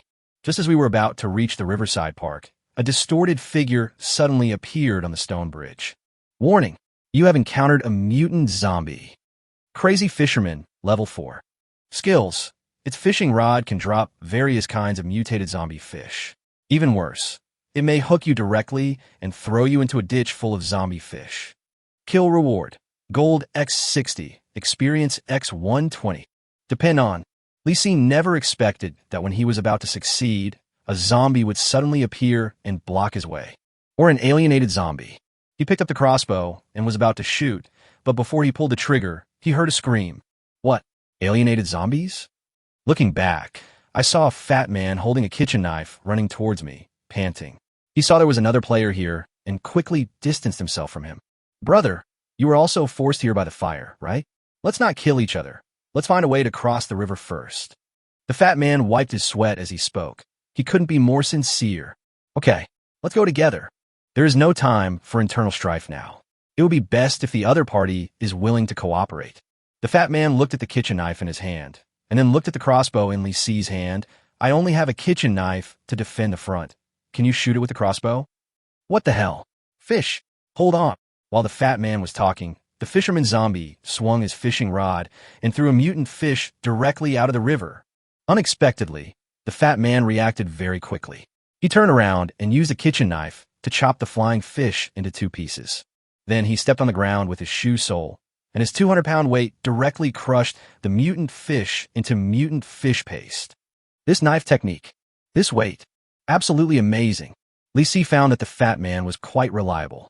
He immediately raised his crossbow, aimed at the zombie's head, and pulled the trigger. But the zombie swung the fishing rod, and with a bang, the crossbow arrow was knocked away. What's even more exaggerated is that the other party suddenly swung the fishing rod quickly, and the fishing rod was swung like a propeller. The fishhook fell into the river, and a mutant fish was thrown out instantly. Fuck shit. The fat man drew out the tone, and the kitchen knife in his hand was very clear. With a few swipes, all the mutant fish flying toward him were chopped off. Not a single one was missed. Brother, hurry up and shoot it. I can't hold it for much longer. Li Si came to his senses and shot immediately, but what he was thinking in his heart was who on earth he had met. Bang, bang, bang. Several crossbow arrows flew out, and almost all of them were knocked away by the zombie's fishing rod. Only one crossbow arrow hit the zombie's forehead, but it didn't penetrate. Obviously, the skull of a level 4 fisherman zombie is harder than that of a level 1 iron-headed man zombie. Li Si looked at the crossbow and saw that there were only 3 arrows left. He tried to aim a little each time and pulled the trigger when he found an opportunity. Bang! The crossbow arrow was knocked away by the fishing rod. Bang! The crossbow arrow was blocked by the mutant fish. The last arrow. Li Si held his breath and aimed. With a bang, the crossbow arrow shot into the zombie's mouth, but missed the brain. It's over. Behind him was a rapidly approaching fire and thick smoke. The fat man was choking and coughing, but his hands did not slow down at all. Brother, why don't you shoot? It's about to die. Go ahead. I'm out of crossbow arrows. Why didn't you tell me earlier? I have it. You have. I'll explain it later. Just hold it and shoot now. The fat man took out a bundle of crossbow arrows from his backpack with one hand and handed it back, missing a fish and missing it to kill, and it hit Li Si directly on the forehead. The fish's mouth opened and closed with a click as it slid down from the level 3 helmet. Brother, I'm sorry. I really couldn't defend myself just now. Hurry up. Li Si responded, loaded the crossbow, took aim, and pulled the trigger. With a bang, an arrow hit the zombie's forehead, but it just staggered backwards and was not dead yet. There was scorching heat behind him, but Li Si had confidence. There was a deep crack on the zombie's forehead. If it was hit by one more arrow, it would surely die. Reload, aim, and pull the trigger. With a bang, the crossbow arrow flew out and was bounced away by the zombie's fishing rod. But immediately afterwards, Li Si shot another arrow. With a puff, the crossbow arrow pierced the zombie's forehead.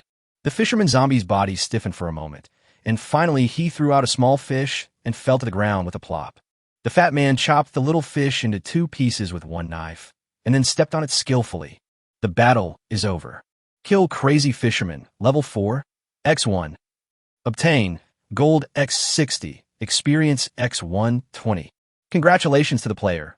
You have reached level 17 and gained +1 to all attributes and +1 to free attribute point. The reward for killing the fish belonged to Li Si, but he guessed that Fatty would not lose out either. Although the reward from those mutated fish would not be much, killing hundreds of them in one breath would definitely bring him a lot of profit. The fire was about to spread to the riverside. Other players not far away were also forced out by the fire and fled over here. But some people thought it was safe to go into the water directly. As soon as they rushed in, they were bitten to pieces by swarms of zombie fish. Run! Li Si shouted and rushed onto the stone bridge. Unexpectedly, the fat man, dragging more than 200 pounds in weight, arrived first and slipped in front of Li Si. A few zombies rushed out from the front to block the way, but were killed with a few strokes of the fat man's kitchen knife. Some zombies had their heads chopped off, but their heads were still alive, so the fat man used his 200-pound weight to jump over and give them another kick. Crack! Crack! Crack! His weight advantage was obvious. The heads of ordinary zombies were like cardboard walnuts under his feet, and they were crushed to pieces with every kick.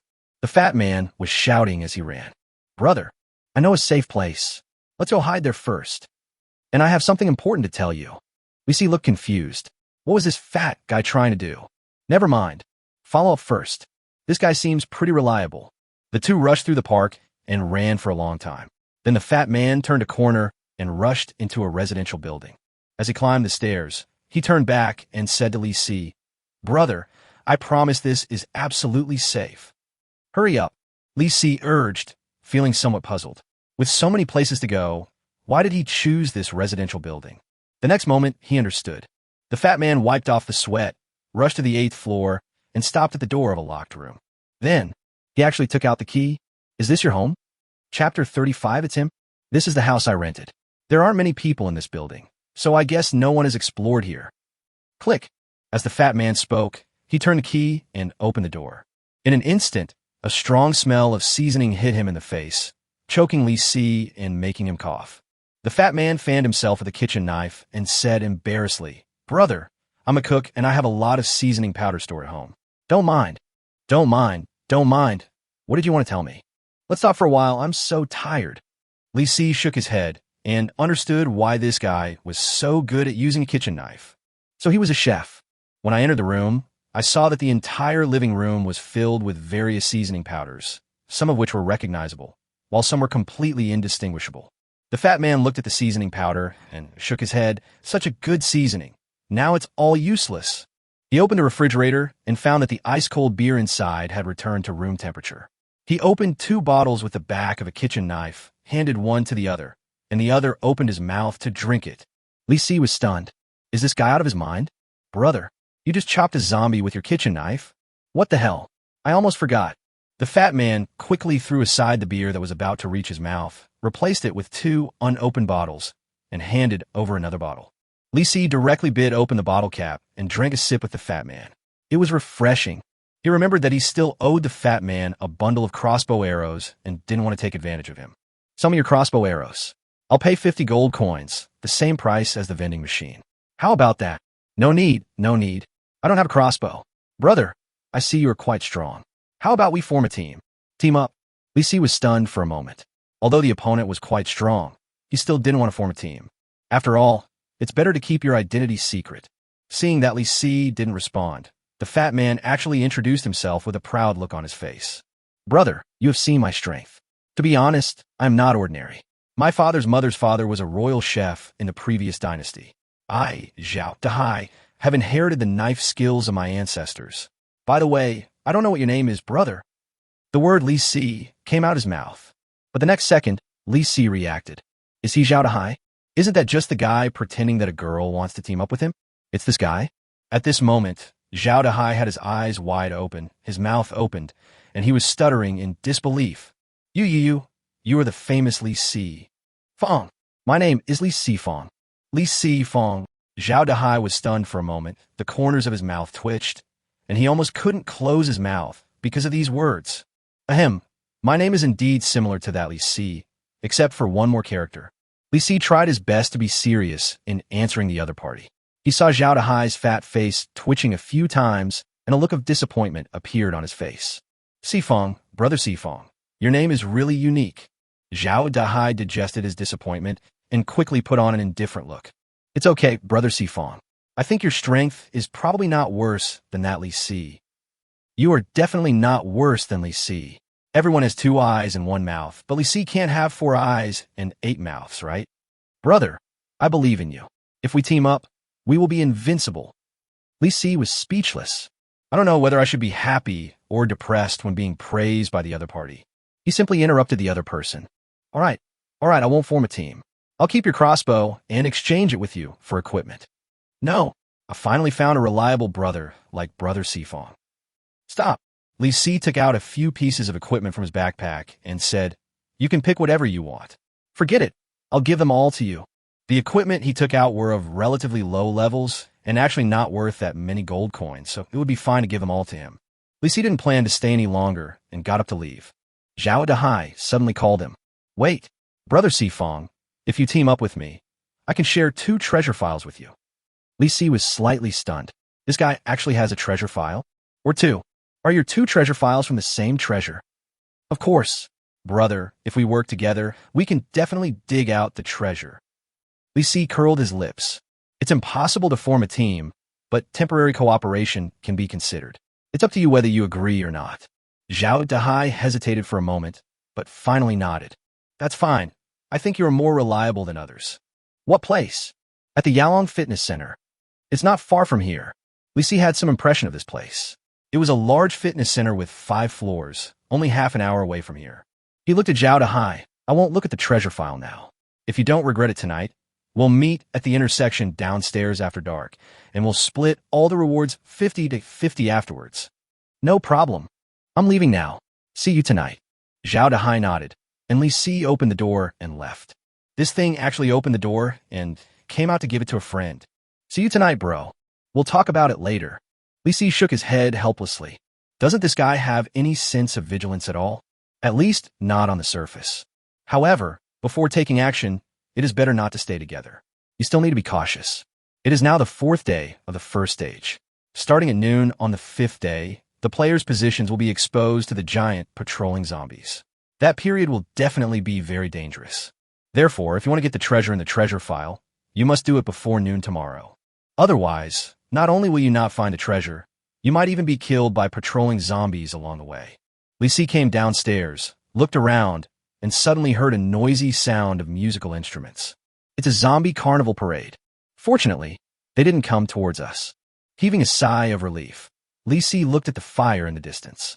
The fire was blocked by the riverside park, but the fire on the opposite bank continued to spread. Li Si looked at the map and saw a vending machine nearby, so he could go and check it out. During nighttime operations, you may encounter other teams or more powerful zombies, so it's best to equip yourself with more powerful equipment. The map shows that the vending machine is just over 300 meters ahead.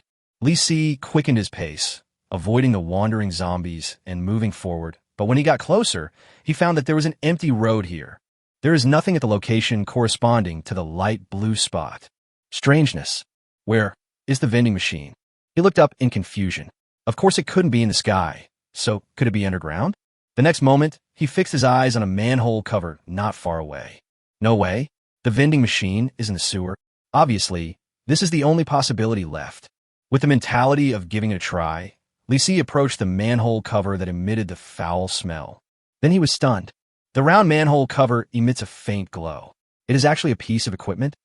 Chapter 36. The vending machine is hidden deeply. Obtain.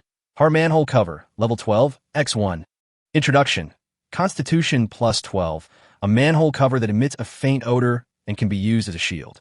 Its advantage is that it is extremely hard, but its disadvantage is that it has many small holes. Li Si was shocked by this thing. A manhole cover, and it's actually a level 12 item? He picked up the manhole cover, weighed it, and found it was quite heavy. Moreover, there was a handle on the back of the manhole cover.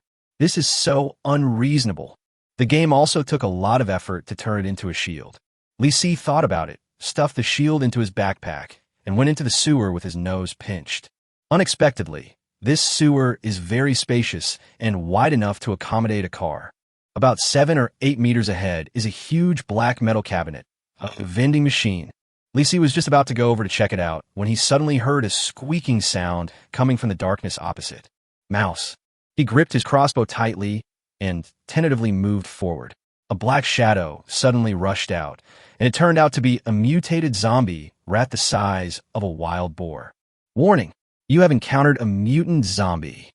Steel-toothed zombie rat, level 4. Skills. Its teeth are sharp and can easily bite through your equipment. Kill reward. Gold X60, experience X120. What? Li Si was speechless. There's a zombie rat guarding the vending machine. It's so fucking big. He immediately raised his crossbow and pulled the trigger. The giant rat reacted incredibly quickly. Its black body suddenly jumped, and it bit at the crossbow arrow with its steel teeth. With a click, the crossbow arrow was bitten into 3 pieces by it and broke. Li Si was shocked by the sharp steel teeth. The iron-headed male zombie had killed himself by hitting himself with a crossbow arrow, but the crossbow arrow was fine. However, the giant rat bit the crossbow arrow into 3 pieces as soon as it opened and closed its mouth. It bit off the crossbow arrow and pounced towards Li Si. As a last resort, he had to continue shooting, pulling the trigger, and the crossbow arrow flew out. The giant rat jumped up and took a bite. The crossbow arrow broke into 3 pieces and fell to the ground.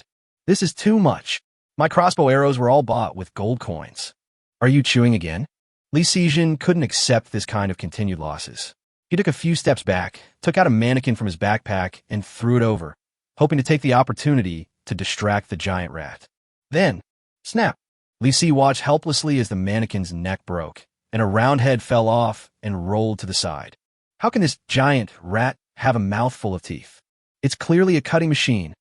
Before Li Si found a chance to shoot the arrow, the model was thrown aside by the giant rat. You have good teeth, right?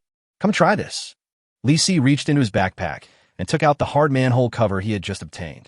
The introduction information of this thing clearly states that it is extremely hard. I hope it's really as the introduction says.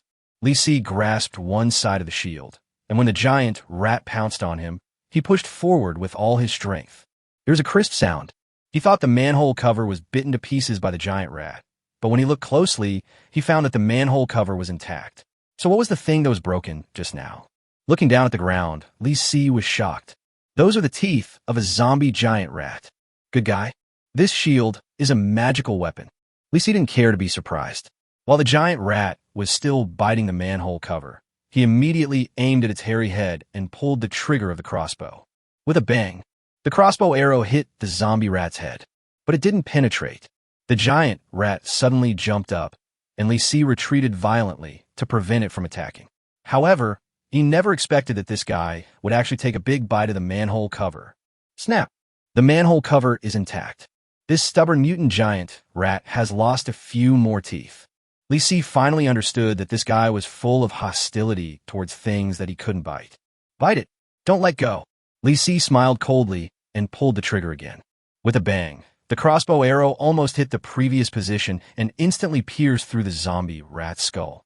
The giant rat's body suddenly stiffened, and it fell to the ground with a thud, with several fangs falling out of its mouth. Kill steel-toothed zombie rat. Level 4, X1. Get Gold X60, Experience X120. Congratulations to the player. You have reached level 18, and gained +1 to all attributes and +1 to free attribute point. Li Si breathed a sigh of relief. The damn rat finally died. He put away the hard manhole cover and went to the vending machine to check the merchandise. Peak cap, sunglasses, beer, fried chicken, boxing gloves, long crossbow. Li Si discovered that the last item in the vending machine was a longer crossbow arrow. Enhanced version? He decisively pressed the purchase button and listened to the introductory information. Ding ding. Strike hunting crossbow, level 15, 360 gold coins. Introduction, strength +15, slow firing rate, but strong power, amazing penetration. Please press the buy button again to confirm the purchase. After the purchase, the gold coins will be automatically deducted. The crossbow in my hand is only level 7, and its power is definitely not enough. Now that there are better crossbow arrows, I must replace it. What's more, Li Si looked at his gold coin balance. 2,328. Just this little money? Without hesitation, he pressed the buy button again. With a click, the assault hunting crossbow fell into the shipping port. Li Si reached in and pulled out a hunting crossbow as long as his arm. It was made entirely of metal. He tried to pull it and found that the crossbow string was very tight, and its shooting power was evident. As for the crossbow arrows, the previous crossbow arrows can be used directly on the assault hunting crossbow, which is a perfect match. Li Si took another look at all the products and thought that the sunglasses would suit him well. Now he's wearing a handsome black suit and sunglasses, looking very stylish. Besides, I have plenty of money. Press the buy button below the sunglasses. The vending machine made an electronic sound. Ding ding. Socialist sunglasses, level 20, 480 gold coins. Introduction. Constitution +5, Spirit +5, Strength +5, Speed +5, a domineering social person's aura blessing. Bring it with you, and you will exude a domineering aura. Please press the buy button again to confirm the purchase. After the purchase, the gold coins will be automatically deducted. Li Si was moved. All attributes are increased by 5 points each, which is quite balanced. And there is also aura blessing. It's hard to say whether we can defeat the enemies if we encounter them, but we can definitely scare them. I want it. Etc. I still have a 50 off coupon that I haven't used yet, right? Check the items in the backpack. Sure enough, 50 off coupon for shopping. Introduction. Can be used in Doomsday Mall or Doomsday Vending Machine. The maximum discount limit is 500 gold coins. The price of sunglasses is 480, and it only takes 20 gold coins to reach 500. Bought it. Li Si chose to use the 50 off shopping coupon.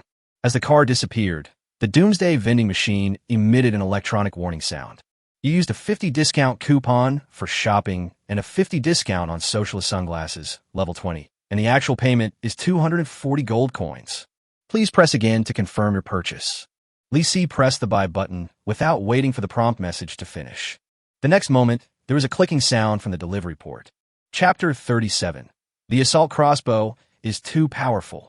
Li Si reached out to the vending machine's delivery port and took out a pair of handsome black sunglasses. The style is a little cool, but not exaggerated, just like that of a gangster boss. He nodded with satisfaction and put it on. Suddenly, his vision became a little dark. It's okay to wear these sunglasses during the day, but it's a bit uncomfortable to wear them at night. Li Si thought about it and decided not to take it off for the time being and get used to it. After all, wearing it would give him a bonus of 20 attribute points.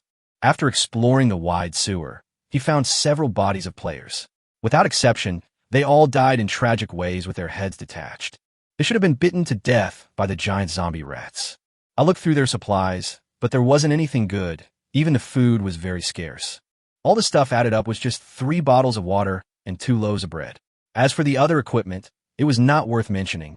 Li Si climbed out of the sewer, found a residential building on the side of the road, and crawled in. It was almost dark, and he would be meeting Zhao Dehai soon.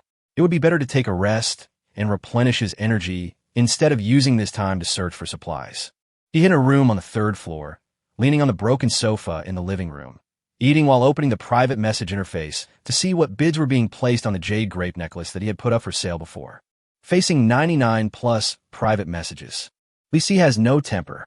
He checked them one by one, and most of the bids were between 150 and 200 gold coins. Of course, there are also some spam private messages among them. For example, recruiting yourself to join a certain team or something. Li Si ignored these messages, but one private message made him speechless. Zhao Dehai, brother, let's form a team. Take me with you. I'm invincible in close combat. This guy still doesn't give up? I give up. Li Si shook his head and closed the dialogue box. The next thing he saw was an old acquaintance. Su Shiweching, jade grape necklace. Our team offers 180 gold coins. Su Shiweching, Li Si. Su Shiweching, Li Si, come out here. Su Shiweching, no one else in our team will trade with you this time. I bypassed her last time to trade with Chung Wang. Could this woman be holding a grudge against me? Li Si decided to ignore her for the time being and look at other people's quotes. After a while, he found a small team he had never heard of, and the offer was quite reasonable. Lin Kiki. Our beautiful girl team bids 230 gold coins. Handsome guy, this is definitely a very high offer. Pretty girl team? When did this team emerge? So rich? You can get 50 more gold coins than the Jumba team as soon as you open your mouth. We could talk about it. Li Si replied immediately. Li Si, S bid is barely acceptable, pending confirmation. Unexpectedly, the other party replied to the message immediately. Lin Kiki, handsome guy, let's add 10 more gold coins. If it still doesn't work, then you'll have to miss it. Why are you sending a message in such a coquettish voice? Li Si curled his lips, reviewed the bids from other teams, and became more and more curious about the strength of this beautiful girl team. The quotes from other big teams are generally between 160 and 180, so there is not much room for improvement, and it is unlikely to exceed 240 at most. This price is negotiable, but you can cheat again. Li Si, look again. Lin Kiki, handsome guy, we really need this equipment. Why don't you trade with us? Manhwa. Still loving you? Li Si had no intention of playing ambiguously with her. If you don't raise the price, it's useless to be cute. Within a few seconds, the player named Lin Kiki sent more than a dozen messages. Finally, something real came. Lin Kiki, handsome guy, 250. This is really the limit. Who are you scolding? 250. Li Si seriously suspected that Lin Kiki did it on purpose. Looking at the sky, it was almost time to meet up. Since the price is right, trade now. He directly sent the transaction details and replied with a message. Li Si, the girl is only 250. Lin Kiki. Li Si. 250 quick transaction. Lin Kiki. Li Si smiled slightly, sent the transaction information, and the deal was done instantly. Transaction successful. Received. Gold coins x 250. I checked my gold coin balance, a total of 1978, almost over 2,000. No problem. Get the treasure tonight and earn hundreds of gold coins in minutes. Suddenly, he received another new private message. When I opened it, it turned out to be the eldest daughter of the Su family again. Su Shiweching, Li Si. 200 gold coins trade or not? Li Si. I have already completed the transaction. No need to look for me. Su Shiweching, what? You're looking for Cheng Guang to trade with you again? Li Si, hey, do I have to trade with your team? Arrogant as hell. Unreasonable. Li Si closed the private message, ignored her, and went downstairs. Not far away, in a bank vault, Cheng Guang was about to take people out to kill zombies, but was called aside by the eldest lady. A moment later, Cheng Guang came back with a dark circle under his eyes.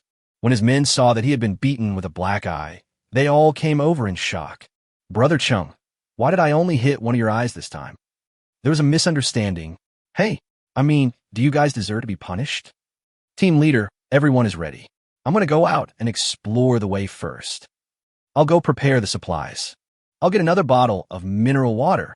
At dusk, the last ray of sunlight disappeared, but the fire in the distance made the surroundings appear red. Li Si leaned against the shadow of the intersection. After a while, he saw Zhao Dahai coming down with a kitchen knife in his hand and fanning himself. As soon as he saw Li Si, he greeted him enthusiastically. Brother Sifong, I knew you would come. Ooh, Li Si was so slow to react that he almost forgot that Li Sifong was himself. He responded vaguely, pointed to the corridor, and said to the fat man, Go back to the corridor first. Let me see the treasure file. Okay, no problem. This building is absolutely safe. I've killed all the zombies. As Zhao Dahai walked in, he took out 2 file bags. Li Si opened them all and took out 2 A4 papers. Each piece of paper only has 2 lines of small words. The first floor of Yalong Fitness Center. Lane 6. The treasure is in Lane 6 of the swimming pool on the first floor of the fitness center? Zhao Dahai nodded. That should be what he meant. But it definitely can't be placed in the swimming lane. It probably has to be opened up, right? That makes sense. Obviously, the treasure cannot be placed openly in the swimming pool. Otherwise, any survivor passing by could just search and pick it up directly. Now the search target is clear. Li Si and Zhao Dahai set out immediately. They moved forward under the cover of darkness and soon reached Yalong Fitness Center. This 5-story building had an open door and was pitch black inside with the bodies of players vaguely visible at the door. The 2 of them walked along the road to the opposite side of the fitness center and looked at the dark gate. Li Si recognized a zombie inside at a glance. Iron-headed zombie. Have you seen that thing? I've seen it 3 times. Zhao Dahai was slightly stunned and couldn't help but take a breath. Brother Sifong, I heard that the iron-head zombie is very powerful. Its head is harder than iron. How did you survive? Li Si raised his assault hunting crossbow, ready to demonstrate it to Zhao Dahai, to let him see how the iron-headed security guard could knock himself to death. But he pulled the trigger smoothly. A dull bang. The crossbow arrow hit the iron-headed security guard's head and went straight through. What the hell? He's dead already. The 2 of them spoke almost in unison. Zhao Dahai was also surprised and confused when he heard Li Si. Isn't Brother Sifong trying to show me what it means to be killed with 1 arrow? Li Si originally wanted Zhao Dahai to watch the zombie suicide show, but he didn't expect that the newly bought crossbow was too powerful. Chapter 38. Zombie Hero is awesome. Li Si clenched his powerful hunting crossbow tightly, not caring about the possible dangers he might encounter. In front of this hunting crossbow, the level 4 mutated zombies are nothing but a bunch of trash. The 2 of them groped their way to the door of the fitness center in the cover of night, and one on the left and one on the right they looked inside. The venue was pitch black and nothing could be seen clearly, but there were vaguely 2 reflective objects with a faint halo approaching. Gradually, the 2 of them saw clearly what it was. A muscular male zombie with a huge barbell on his shoulders. The next moment, a prompt message popped up. Warning, you have encountered a mutant zombie. Barbell Muscle Man, level 4. Skill, Iron Whirlwind. Swing the heavy barbell like a spinning top and send all enemies flying. Kill reward, Gold x 60, Experience x 120. Li Si didn't care.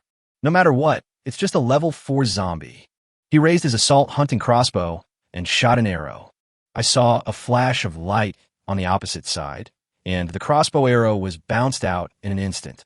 There was a rapid, buzzing sound, and Lisi could not see clearly until the other party rushed to the door. A muscular male zombie rushed over, holding a barbell and spinning like a top. Use skills as soon as you meet him? Isn't that too much of a compliment? Seeing how recklessly Lisi was just now, Zhao Dahai thought that the zombie was very weak and actually stretched his neck to look inside. There was only a muffled bang. The zombie rushed over with a barbell and knocked him away in an instant. Oh my god, I'm going to die. Depend on. Seeing Zhao Dahai being thrown more than 10 meters away, Lisi decisively gave up the fight. This zombie is spinning too fast. In a blink of an eye, it rushed over like a whirlwind. Lisi dodged suddenly, and a large piece of the concrete pillar next to the gate of the fitness center was directly shattered, and the broken concrete pieces flew everywhere. With such abnormal rotation speed, the crossbow arrows can't hit it at all. Lisi retreated while taking out the black wind machete, but facing the high-speed spinning iron tornado, he had no idea where to start. Zhao Dahai didn't know where he got the courage from, but he rushed out with a kitchen knife in hand. But the next moment, there was a loud bang. The kitchen knife was smashed away. Lisi was speechless for a while. What the hell are you doing? Go get the kitchen knife back. Brother Sifong, I think this zombie is too fierce. Otherwise, should we retreat? Withdraw? We're about to find a treasure. How can we retreat now? The supplies and the treasure are worth at least 2,000 gold coins. And if two people split it equally, each would still have more than 1,000 gold coins. What's more, the high-level equipment in the treasure cannot be easily found elsewhere. While dodging the muscular man with a barbell, Lisi took out a potion from his backpack. Muscle strengthening injections. Boost your strength for 20 minutes. Can't you handle a level 4 zombie? He aimed the needle at his arm and inserted it, then pushed hard and felt an immediate sharp pain. But the next moment, Lisi suddenly felt his body was full of strength. Every muscle in his body swelled a lot, and his black suit was stretched to reveal his muscle lines. What the hell? At this time, Zhao Dahai had found the kitchen knife and ran back. When he looked over here, he found that Lisi's body had suddenly become like a fitness coach, with his muscles almost bursting through the fabric. What shocked him even more was that Lisi actually replaced the machete with a round black manhole cover. Brother Sifong, what are you trying to do? Go in. Fuck. Did I hear you right? Can we just rush in now? Zhao Dahai seriously doubted Lisi's fighting ability. After all, this zombie was too ferocious. But the next moment, he was stunned by the scene in front of him. Lisi picked up the manhole cover and shouted loudly, I smoke. With a loud bang, the manhole cover hit the barbell of the barbell muscle man directly. As a result, the barbell muscle man zombie not only did not die, but also spun faster. Immediately afterwards, Lisi whipped him several more times. Bang, bang, bang. There were several loud bangs in succession, and the barbell muscular man zombie was sucked into the gym while spinning uncontrollably. Immediately afterwards, there was a crackling sound coming from inside. The corner of Zhao Dahai's mouth twitched. He had never seen such a tough player. Using zombies as spinning tops? Playing? Come in. Close the door. Suddenly, Lisi's voice was heard from the fitness center. Zhao Dahai was stunned for a moment before he rushed in with the kitchen knife tightly grasped. Then, he saw an even more shocking scene. As Lisi pulled out a manhole cover, the barbell zombie man quickly crashed into a slim female zombie in front of him. Almost at the same time, Zhao Dahai received a prompt message. Warning, you have encountered a mutant zombie. Fitness Yoga Girl, Level 4. Information is incorrect. Wrong information? Zhao Dahai looked at the refreshed message in front of him in astonishment, then looked forward and he understood. The mutated female zombie in a small vest had just rushed out when she was knocked away by the muscular man with a barbell that Lisi had grabbed. His head hit the wall directly and brains splattered all over the wall. Died instantly. So what else does the introduction information include? At this moment, Lisi was having a great time. I never thought I could kill zombies this way. All zombies are accepted, and wherever there are zombies, they will be beaten to death by the barbell. As soon as Zhao Dahai closed the door of the fitness center, he smelled something burning. In an instant, he suddenly realized, what? The muscular zombie's feet are already worn out? Suddenly, a loud noise came from Li Temple. Zhao Dahai thought he had hit another zombie with a manhole cover, But when he looked up, he saw a huge barbell flying out, smashing through the wall and hanging on it. The zombie spun around and fell to the ground with a thud. Why? Too much force. Zhao Dahai opened his mouth wide. It was obvious that Li Si hadn't had enough fun. For some reason, he actually felt a little sympathy for the zombie. If it were a living person, he would have fainted long ago. Why would he still be fighting? Bang! Li Si slammed the manhole cover on the zombie's head, and then stepped on it decisively. With a click, the zombie's brain was crushed by the manhole cover. Barbell Muscle Man, Level 4, X1. Get Gold X60, Experience X120. Congratulations to the player. You have reached level 19 and gain +1 to all attributes and +1 to free attribute point. Li Si quickly added strength to his free attribute points and turned to look at the heavy barbell hanging on the wall. I guess that thing is a good one. I walked closer, pulled the barbell off the wall, and took a look. Obtain Heavy Barbell, Level 5 X1. Introduction. It can be used as a throwing weapon and can be used as a rolling log or stone. Li Si nodded. Although it was only a Level 5 equipment, it was quite good that this thing could be used as a throwing weapon. He stuffed the barbell into his backpack and looked back at Zhao Dahai, who was stunned. Brother, do you know where the swimming pool is? Huh? Over there. Zhao Dahai pointed to the wall where a big hole was smashed by the barbell, and Li Si leaned over to take a look. Good job. There are a lot of female zombies in swimsuits, soaking in the swimming pool. Are they actually swimming? Chapter 39, Li Si.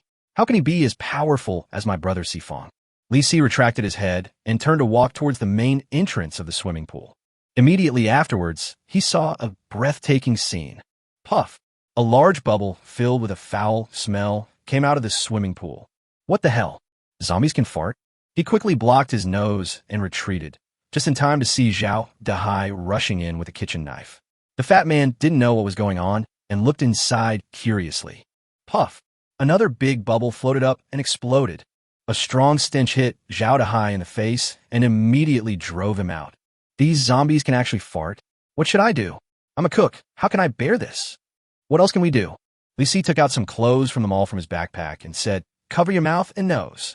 Zhao Dahai picked one up and put it on his head. Huh, it smells good? This is a pair of underwear? After putting it on his head, the fat man finally realized that these underwear with their own fragrance were very useful. That's it. Do you have any more? Try two. Wait a minute. Brother Sifong, you actually carry women's underwear with you? I said, could you shut up? Li Si was also speechless. This should be the underwear from the lingerie store model that Wazai brought. After putting it into the backpack, it automatically turned into several different items for storage. It's such a fucking scam. Li Si didn't care about those things. What's wrong with wearing only his underwear?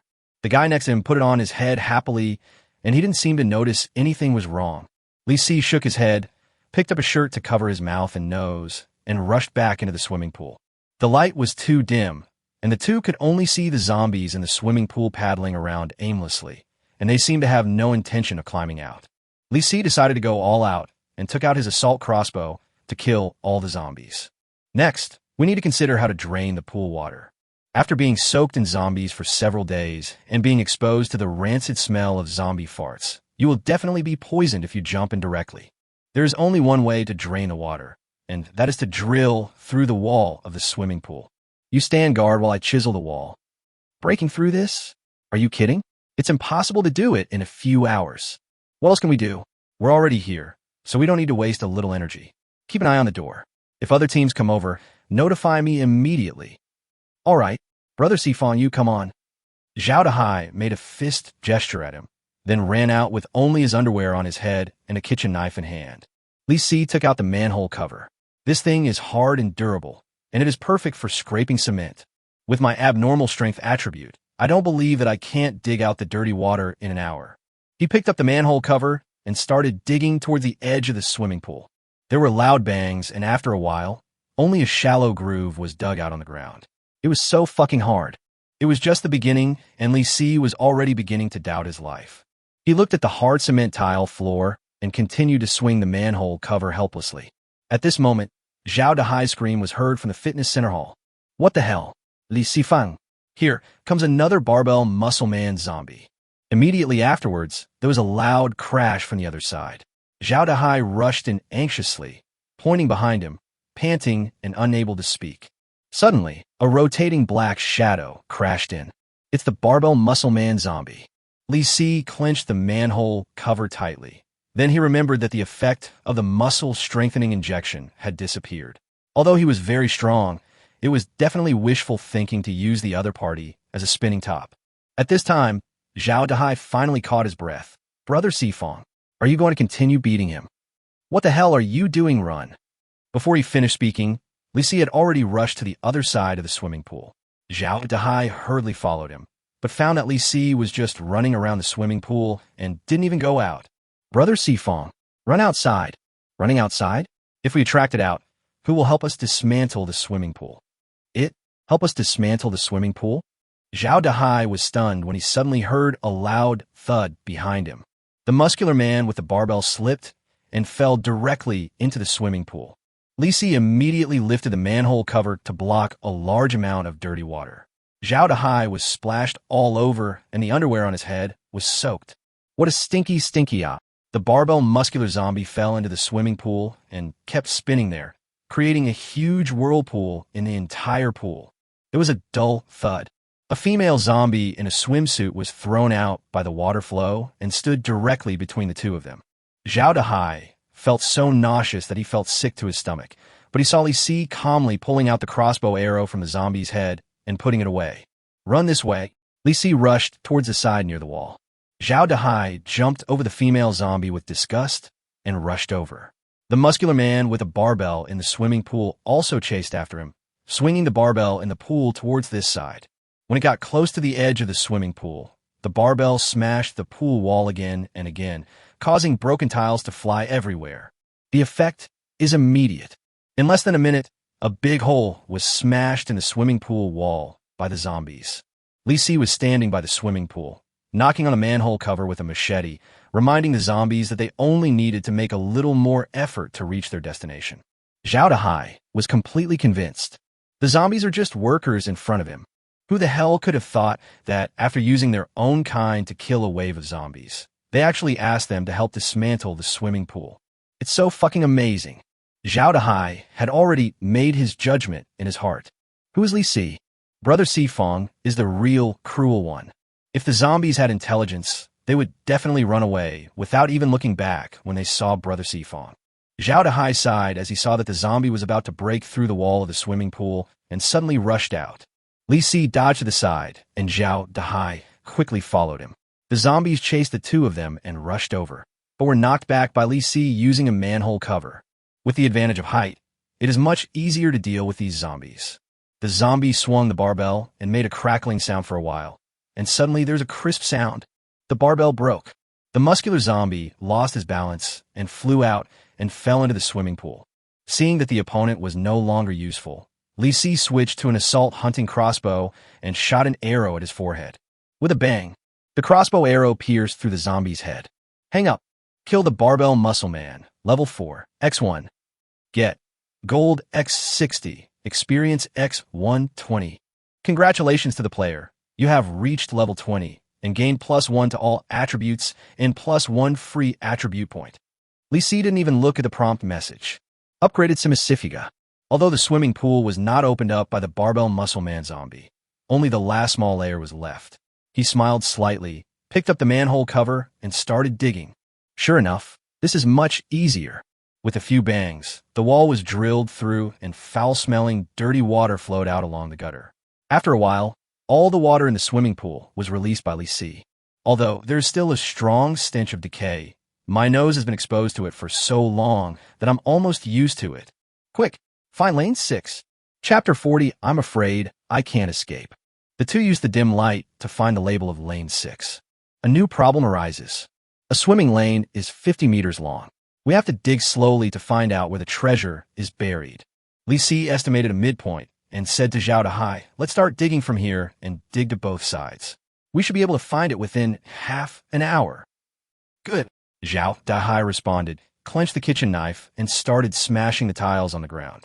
There was a lot of crackling noises between the two of them, and after less than a minute of digging, they suddenly made a hole in the ground. Crash! A pile of debris fell into a hidden space below. Li Si and Zhao Dahai confirmed it with their eyes and immediately increased the speed of digging. After a while of chopping, they dug out a hole big enough to accommodate one person. Looking down, there's a cube-shaped space inside, with a silver-white primary treasure chest placed in each of the four corners. Found it. That's great. 2 for each person. Li Si jumped down first, and Zhao Dahai followed closely behind. However, because his belly was too big, he almost got stuck in the hole. At this time, Li Si had quickly opened the 2 treasure chests. Obtain self-recovery quiver, level 15, X1. Gold coins, X300. Obtain liquid nitrogen storage tank, X1. Gold coins, X300. What the hell? Liquid nitrogen storage tank? There's actually such a thing. Li Si immediately checked the item description. Liquid nitrogen storage tank. Introduction. It is very hard and can be used to swing people. Open a valve to spray liquid nitrogen and freeze the enemy instantly. Just swing the person. But this liquid nitrogen spray is really awesome. The low temperature of this thing can freeze a person to death in an instant. Li Si looked at the item description of the self-recovery quiver again. Self-recovery quiver, level 15. Introduction, strength plus 10, speed plus 5. 1 crossbow arrow is restored every minute, and a maximum of 10 can be stored. That's great. With it, you will never have to worry about not having enough crossbow arrows again. He was curious about what good things Zhao Dahai had obtained. If the other party's supplies were good, he could negotiate and buy them. Zhao Dahai was holding a machete and a silver-white key in his hand. From a look in his eyes, it can be seen that the fat man is quite satisfied with the machete. As for the key, without waiting for Li Si to speak, Zhao Dahai asked directly, "Brother Sifong, how about I sell this key to you?" "Let me see." Li Si took the key and checked it. It turned out to be a master key. Introduction. You can open any door, but it can only be used once. Li Si made the decision immediately. Received it. How much are you offering? 200 gold coins? Li Si was stunned for a moment, suspecting that there was something wrong with his ears. For such an awesome thing, he only offered 200 gold coins? Seeing his reaction, Zhao Dahai thought he had offered too high a price. Otherwise, 100? What the hell? That's still expensive. Not expensive. Not expensive. Not expensive. Li Si looked at the stupid fat man in front of him and decided not to cheat him. Apart from anything else, without Zhao Dahai, I would never be able to find this treasure. Just 200 gold coins. Li Si was about to make a deal when he suddenly thought of a very serious problem. Once you make a transaction, won't the prompt message expose your identity? The key point is that this gold coin is not physical and cannot be taken out directly. Li Si hesitated for a moment and asked, "I still have use for the gold coins. How about I exchange them with materials of equal value?" Zhao Dahai thought for a moment and said, "That's fine. I need food and water, and I also want good weapons and equipment." "No problem." Li Si took out some food and fresh water from his backpack, as well as some equipment he didn't need. "You could take all this equipment. I won't be using it anyway." Low-level equipment wouldn't fetch much, and given Zhao Dahai's personality, he probably wouldn't take advantage of him too much. Sure enough, he gathered together the supplies and equipment he needed and calculated the total value, which was no more than 200 gold coins, no more than 250 gold coins. "It's done. We've found the treasure, and now we can go our separate ways. Are you really not considering forming a team? If you need anything, just let me know. I'll definitely help if I can. Let's go." Li Si smiled slightly, turned around, and left the fitness center. Zhao Dahai sighed, feeling a little disappointed. He finally found a reliable teammate, but he didn't want to play with him. He thought about it and decided to go home first and live one day at a time. Zhao Dahai got up and rushed towards a rental house under the cover of night. Suddenly, he remembered that Brother Sifong asked him to contact him if he had any problems, so would it not be too much to send him a private message first? He was so happy to add the private message, but after entering Li Sifong, a prompt message like this popped up. No such person is found within the communication range. Player Li Sifong has either left the area or died. What? Zhao Dahai was so shocked that he almost jumped up. The communication range radius of the communication channel is 10 kilometers. The two had only been apart for less than 10 minutes. Run 10 kilometers in 10 minutes?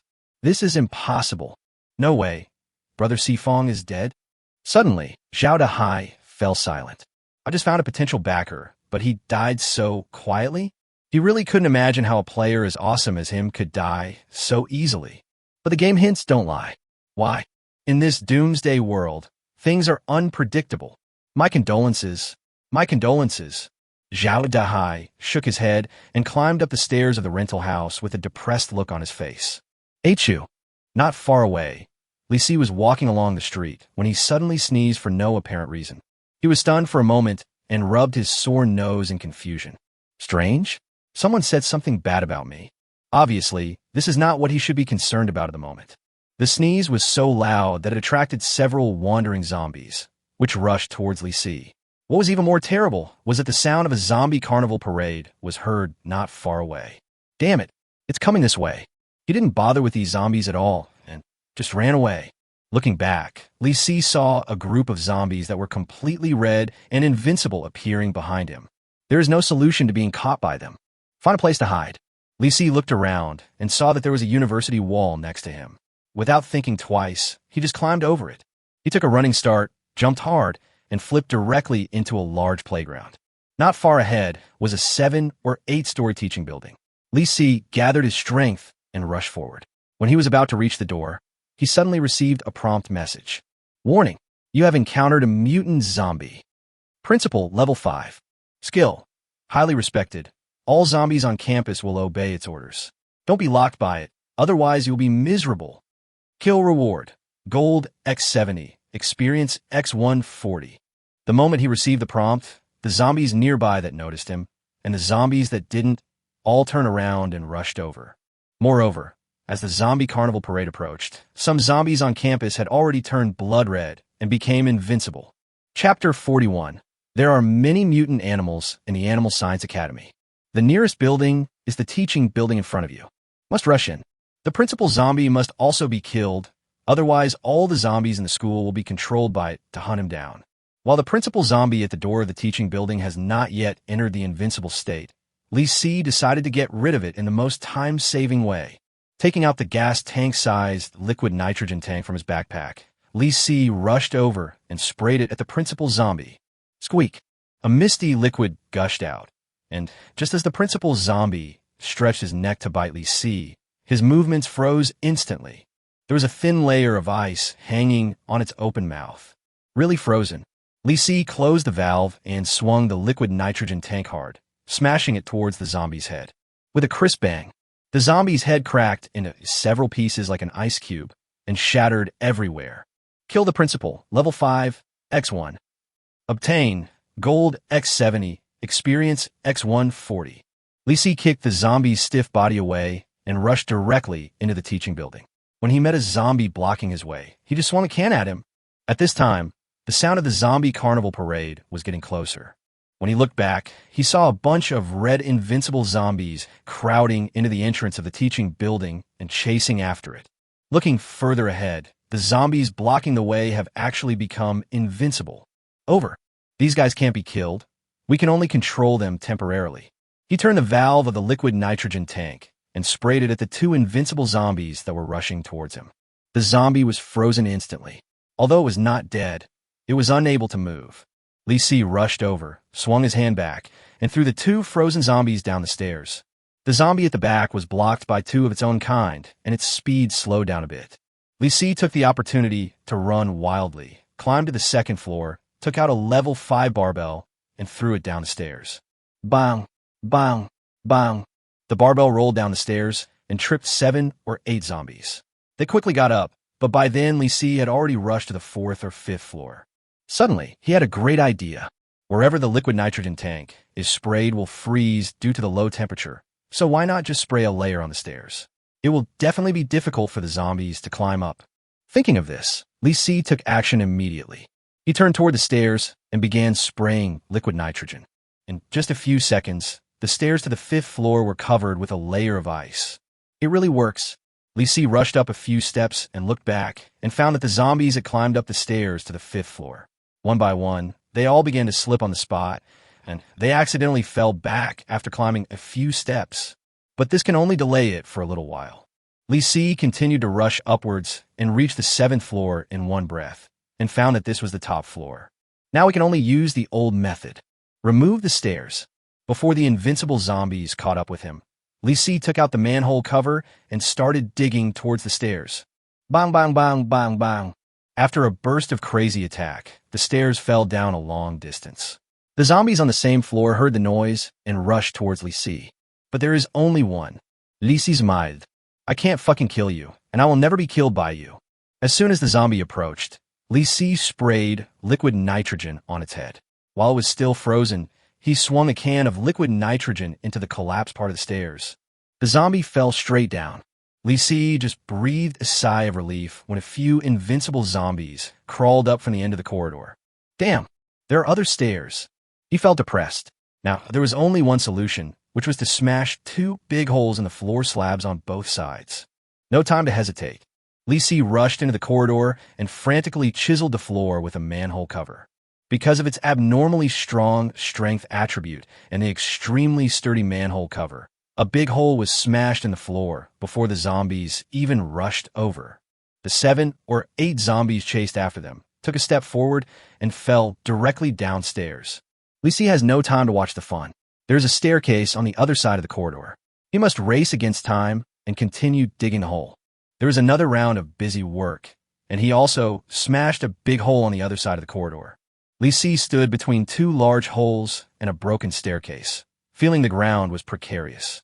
There is not much of this floor slab connected to the building anymore. From 3 directions, invincible zombies kept crowding towards this side, but without exception, they all fell downstairs. Li Si had just felt relieved when he suddenly saw a furry thing emitting red light, jumping over the broken floor and rushing towards him. Li Si dodged to the side, and the thing suddenly fell down the stairs from the hole on the other side, jumped more than 10 meters in one go. What the hell is this? He looked carefully and saw another furry creature jumping towards him. This time he saw it clearly. It was actually a rabbit. There are actually rabbits in this university teaching building. Could this be the teaching building of the College of Animal Science? He was just thinking about it when he suddenly saw a little white mouse jumping up from downstairs. It was not small at all and was about the same size as a husky. Li Si sprayed it with a can of liquid nitrogen, and the guy was frozen in midair. Li Si knocked it down again with another can. Then he saw a huge frog with a belly as big as a basketball rushing towards him. Fuck, is this the Animal Science Academy or a zoo? Li Si uses the same old trick again, spray it. Then a can was swung down. He is now worried about one thing, that the liquid nitrogen in the liquid nitrogen tank will be used up soon. That would be really terrible. Bang! Suddenly, there was a loud crash downstairs. Li Si looked down through the broken stairs and was completely shocked. Ox! It's fine that the School of Animal Science raises rabbits, frogs, and mice in the teaching building. They actually raise cattle here. Fortunately, the cow didn't jump, otherwise it would have died today. Li Si finally breathed a sigh of relief when he saw it bumping around downstairs for a long time, but couldn't get up. Looking at these zombies again, the red light on their bodies has become weaker. Has the zombie carnival parade left? It's so exciting. Li Si breathed a sigh of relief, took out the assault hunting crossbow, and prepared to wait for these zombies to break out of their invincible state and punish them one by one. In less than a minute, the red light on a zombie completely disappeared. The time for revenge has come. Li Si raised the crossbow, aimed at a zombie's forehead, and pulled the trigger. With a bang, one arrow pierced through the heads of 2 zombies. Kill Enhanced Zombies X2. Obtain Gold X6, Experience X12. Congratulations to the player. You have reached level 21 and gained +1 to all attributes and +1 to free attribute point. Upgraded? Continue. Li Si loaded the crossbow and aimed at the zombies and shot another arrow. After killing another enhanced zombie, he turned around and found that there was a zombie rabbit on the opposite side that wanted to jump over and attack. It must be done. Li Si turned around, aimed at the zombie rabbit's forehead, shot an arrow, and nailed it directly to the floor. Kill Zombie Rabbit X1. Get Gold X5, Experience X10. Huh, it's actually more valuable than a strengthened zombie. Chapter 42. The Brave Fights the Evil Bull. Li Si got excited and shot an arrow at another zombie rabbit, earning another 5 gold coins and 10 experience points. In half an hour, Li Si eliminated all the zombies nearby. He paused to estimate the time. In less than 5 hours, it was daybreak. At 12 o'clock noon, the final killing before the end of the first stage will begin, and I still have 10 hours to prepare. Let Frog travel first. Maybe you can find some good stuff. When I opened the system, I found the foodie frog in the cabin writing something in a notebook. Have another wish that needs to be fulfilled? As soon as Frog put down his notebook, he clicked to check. You check Frog's notebook. Page 1, boring. Boring. Waiting for the night shift is so boring. Page 2, what should I write to kill time? Page 3, super bad silver. No, now he is just an ordinary bad silver, an ordinary bad silver, an ordinary bad silver, an ordinary bad silver. Li Si shook his head speechlessly. It's boring without the night shift, right? Now, let you go to work. Li Si clicks the travel button. Frog was startled and instantly teleported from the cabin to the palm of Li Si's hand. Your foodie frog flipped over in your palm, with its 4 paws facing the sky, indicating that it suddenly doesn't want to travel anymore. Li Si was really helpless. When did this little guy learn to act like a spoiled brat? There's no use in acting cute. Li Si directly pinned the kicking frog to the ground and pointed in the direction of the stairs. The foodie frog felt very embarrassed when you put him on the ground. He glared at you with his big eyes and jumped towards the stairs. Suddenly, it felt empty under its feet and did not land as expected. It looked down and was shocked. Quack! Where are the stairs? Quack, quack, quack. Your foodie frog said a long string of dirty words. The content has been harmonized by the system. Baji! The foodie frog fell on the 6th floor, feeling dizzy and dazed. Li Si was a little caught off guard. I was so focused on taking Frog on a trip that I forgot. I dug the stairs myself. The next moment, Li Si calmed down. Don't even mention falling down a level. It fell from the 3rd floor, and I didn't see what happened in the end. Fine. It's going to be okay. Li Si comforted himself and read the news about Wazai. The little guy is swearing again. Umph. Big bad silver. Your foodie frog cursed a long string of dirty words. The content has been harmonized by the system. Foodie frog cursed a long string of dirty words. The content has been harmonized by the system. It cursed a long string of swear words. Are you not done yet? Li Si stared at Wazai's message box speechlessly. The little guy kept cursing for half a minute before he remembered what he was doing. Your foodie frog feels a little relieved and decides to take a good look around the 6th floor. It jumped into a classroom next to it and saw many experimental tables. There was a zombie lying on the table, with its stomach cut open, as if it was being dissected. Li Si was stunned. Isn't this the Academy of Animal Science? And perform autopsies on humans? Or was this done by a survivor just after the apocalypse? Your foodie frog jumped closer and took a curious look and found that there was a small hole in the zombie's skull, and all the brain matter inside had flowed out and dried on the experimental table, which was very disgusting. It felt that there was nothing good to eat in this place, so it decided to leave. The glutton frog jumped out, but suddenly he saw a neatly folded piece of red cloth under a test bench. Li Si and Wazai became curious at the same time. How could there be such things under the test bench, and why are they stacked so neatly? Want to go and have a look? As soon as Li Si had this thought, Wazai jumped over as if he had telepathy. Your foodie frog jumped to the red cloth and took a look. He actually found a translucent exclamation mark, half exposed under the red cloth. The foodie frog suddenly remembered that this thing disappears when touched, which is very fun. It jumped over and touched it with its claws. It disappeared as expected. Li Si knew very well that it was clearly a hidden mission. Really? A task prompt popped up in front of me. You have accepted the advanced hidden mission, Brave Fights the Evil Bull. Task objective: use red cloth to fight bulls for a total of 10 minutes within 10 hours. Task rewards: gold coins x100, experience x200, giant croissants x5. Failure penalty: gold coins x200. Task progress: 0 out of 10. What the hell? Why is there a penalty for failure? Li Si took a closer look and realized that what he had accepted was not an ordinary hidden mission at all. When did advanced hidden missions appear in the game? Is there a penalty for failure? What does it mean that for such a difficult task, the reward is only 5 croissants? None of this matters anymore. Li Si didn't want to lose 200 gold coins. Although this number was not much for him, he couldn't let the game cheat him out of it. So here comes a question. Fighting ordinary bulls is dangerous enough. Now we have to fight the zombie bull. Isn't this too risky? Isn't it just 10 minutes? Think again. Li Si was thinking hard about how to fight the evil bull when news about Wazai came again. Your foodie frog jumped to another classroom and smelled a stinky smell, which seemed to have a hint of fragrance. Li Si was stunned for a moment. Is there a hint of fragrance in the stinky smell? What kind of a weird description is this? Could it have found a piece of stinky tofu? Your foodie frog jumped over following the smell and saw a box of black things in the corner. Huh, deep-fried stinky tofu. It seems like this is the second time the stinky tofu has become stinky, and the smell is so strong. At least he had a bad feeling that Zai seemed to like this. Otherwise, he wouldn't have come looking for him by smelling the stench. Really? Your foodie frog thinks this is a special delicacy among frogs. It doesn't like to eat it, but it thinks you will like it very much. Take it back. Foodie frog collected fried, stinky tofu. Received successfully. Congratulations, the equipment feature has been triggered and the fried stinky tofu has expanded in size. Depend on, it stinks enough already. It's so inflated? Do you want to disgust me, your master, to death? Li Si couldn't imagine what he would look like after seeing a huge box of deep-fried stinky tofu that had gone stinky for the second time. Okay, be sure to remember.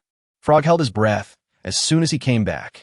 Stuff the deep-fried, stinky tofu into your backpack before you gasp. What a hassle.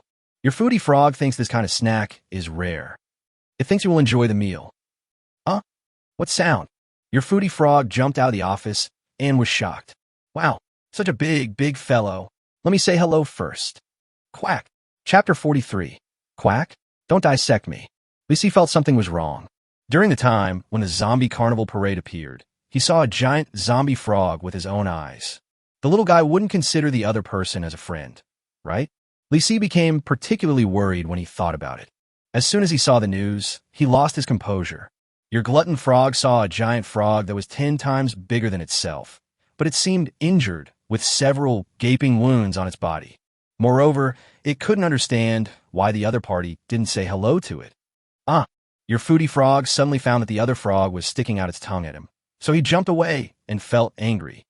Depend on, Li Si clenched his assault hunting crossbow, ready to rush over to save Frog at any time.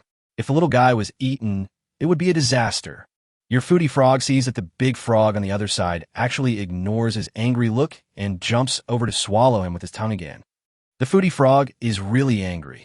It jumped directly towards the big frog, dodging its tongue, and landed on the zombie frog's head, jumping up and smashing it down again and again. Baji, Baji, Baji. The corner of Li Si's mouth twitched. Does this trick really work? It definitely won't work. The zombie frog shook its head vigorously, throwing your foodie frog away, but it was not discouraged. It kicked its hind legs and jumped on a zombie frog's head again, continuing to smack its head. Li Si was speechless after seeing this. The zombie frog looks a bit clumsy and seems unable to hurt Frog Boy, but what's the point of Frog Boy hitting the other's head like this? It's nothing more than wasting its limited energy. Li Si watched for a while and found that the two amphibians were performing repetitive actions. He shook his head and decided not to watch anymore. The foodie frog has always been stubborn and will not give up until he is exhausted. At this moment, Li Si remembered his big egg. I haven't checked this egg for a while, and I don't know if it has gone bad in my backpack. He took it out and smelled it. It didn't smell like rotten eggs, but he always felt that the egg seemed different from before. Li Si couldn't tell exactly what was different. He shook slightly and suddenly reacted. The stuff in the eggshell seemed to be starting to solidify, and it felt different when I shook it. Has it started hatching? Starting to turn into a chick. I guess it will hatch in another 2 or 3 days. Li Si suddenly became very excited. This egg is bigger than a basketball. The chick that hatches out will be bigger than a grown chicken, right? How big did it grow? At least not smaller than an ostrich. Now one thing is certain. Even if the egg is placed in a backpack, it will not delay hatching. Then put it in quickly, and don't let your hands shake and break the egg. A precious fighting chicken is being bred here. After putting the eggs back into his backpack, Li Si checked on Frog's condition. As expected, this little guy is still using his insignificant weight to hit the zombie frog on the top of its head. Your foodie frog keeps hitting the zombie frog's head with all its might. The zombie frog can't shake it off, so it jumps around angrily, shaking its head, and takes your foodie frog downstairs. The foodie frog, who has gained experience in smashing things, doesn't touch the ground even when it follows the zombie frog downstairs, and hits the zombie frog's head accurately every time. I told you to eat me. Baji. I told you to eat me. Baji. I told you to eat me. Baji. The zombie frog jumped around like crazy, bumping around on the 5th floor, rushed into an office, and suddenly jumped onto the windowsill. The next moment, your foodie frog discovered that the zombie frog actually jumped out of the window. It instantly remembered the painful experience of falling from the building last time. and used all four claws to push outwards, landing on the windowsill the moment the zombie frog jumped out of the window. Li Si was stunned. Is this okay? At this time, a prompt message popped up. Your glutton frog killed a zombie big-mouthed frog X1. Get gold X10, experience X20. Ox. No one else can force a zombie frog to jump off a building. The little guy always has all kinds of weird ways to kill zombies, and each time it far exceeds expectations. He looked down at the message. The foodie frog was actually squatting at the window looking down. Your foodie frog is sure that the other person has fallen to death, and he is relieved. It suddenly sighed. We are of the same origin. Why are we so eager to fight each other? Urgent. Who told it to eat me? Should. Your foodie frog suddenly remembered that he was a great frog agent. He used his own ability to get rid of a big villain in the frog world, and he felt very honored. Li Si shook his head, thinking that the little guy was too immersed in the role. His acting nature is fully exposed. Fortunately, it knew what it was here for and quickly started searching. Your foodie frog jumped off the windowsill and started searching this office. The office was filled with the pungent smell of chemical solutions. The foodie frog thought there must be no food in such a place, so he walked around and decided to leave. When it jumped to the door, it accidentally saw a colorful picture hanging on the wall, and it looked like a picture of itself. Your foodie frog suddenly became interested, jumped onto a desk, and got closer to take a closer look. Wow, anatomy of our frog. Your foodie frog thought it needed to know more about itself, so it looked carefully, and then it found that its brain was pitifully small, and its two big eyes took up a lot of space. With such a tiny brain, am I stupid? Your foodie frog is in deep self-doubt. Li Si nodded in agreement, thinking that the little guy's IQ was indeed quite worrying. Don't doubt it. Your brain is not much bigger than a melon seed. Your foodie frog suddenly had an idea. Take this picture away. Go back and study it carefully. Maybe there's a way to expand your brain capacity. For example, move your eyes forward. Li Si's mouth twitched. Can you move it just because you want to? What a joke. Of course, complaining can't stop Frog from having wild ideas. Your foodie frog has collected frog anatomy diagrams. Received successfully. It wants to take the anatomical diagram back to study it carefully. Li Si felt that there would soon be another piece of trash in the backyard of Frog's cabin. He hoped that this thing would be more valuable if it was sold as scraps. He shook his head in frustration, and when he looked at the message again, his expression froze. Just as your foodie frog was about to jump down, he suddenly heard heavy footsteps coming from behind him. It looked back and saw that a male zombie in a white coat appeared behind it at some point. The zombie held two sharp scalpels in its hands and ran towards me. Want to dissect me? No, no, no. Chapter 44, Are you sure this is white sugar? In a flash, the male zombie stabbed the glutton frog's body with his scalpel. Your foodie frog jumped hard and barely avoided it. But the zombie's other scalpel has already stabbed over. The foodie frog feels that he can't escape this time. It opened its eyes wide and trembled in fear. At the moment when the scalpel was about to poke itself, the foodie frog suddenly thought of a solution. Your foodie frog has collected the scalpel. Received successfully. Nima, I'm scared to death. At this time, Li Si had already jumped to the 6th floor and was running towards the 5th floor. The zombies that Frog had encountered before could at most step on them, but this was the first time he had seen zombies that fought so fiercely. Even if Frog is not dead yet, I can't just stand there and watch. Li Si rushed to the 5th floor and rushed forward following the noise. At this time, Frog's message came again. The zombie raised another scalpel and stabbed it at Frog's forehead. Your foodie frog has collected the scalpel. Received successfully. Well done. Both scalpels have been taken by Wazi, so there should be no danger now, right? Li Si breathed a sigh of relief, but found that the situation was not as simple as he had imagined. The zombie was stunned for a moment when it lost its scalpel, but then it reached out and grabbed it. Damn it, don't give up. Your foodie frog jumped away in fear, and the zombie missed it and chased it to the door. Li Si saw the foodie frog jump out of the door and run towards him. Behind it, there is a zombie in a white coat. Warning, you have encountered a mutant zombie. Biology Madman, Level 5. Skills, a sharp scalpel, easily cut open your body, remove your organs, split open your skull, and suck out your brains. Kill reward, gold X70, experience X140. Jump behind me. Li Si shouted to the little guy, raised his crossbow, and shot an arrow at the zombie. But it twisted its neck and actually avoided it. The reaction speed is amazing. But don't be afraid. Its weapon, the scalpel, was taken away by Frog, so the unarmed biology madman is just a biological experiment subject.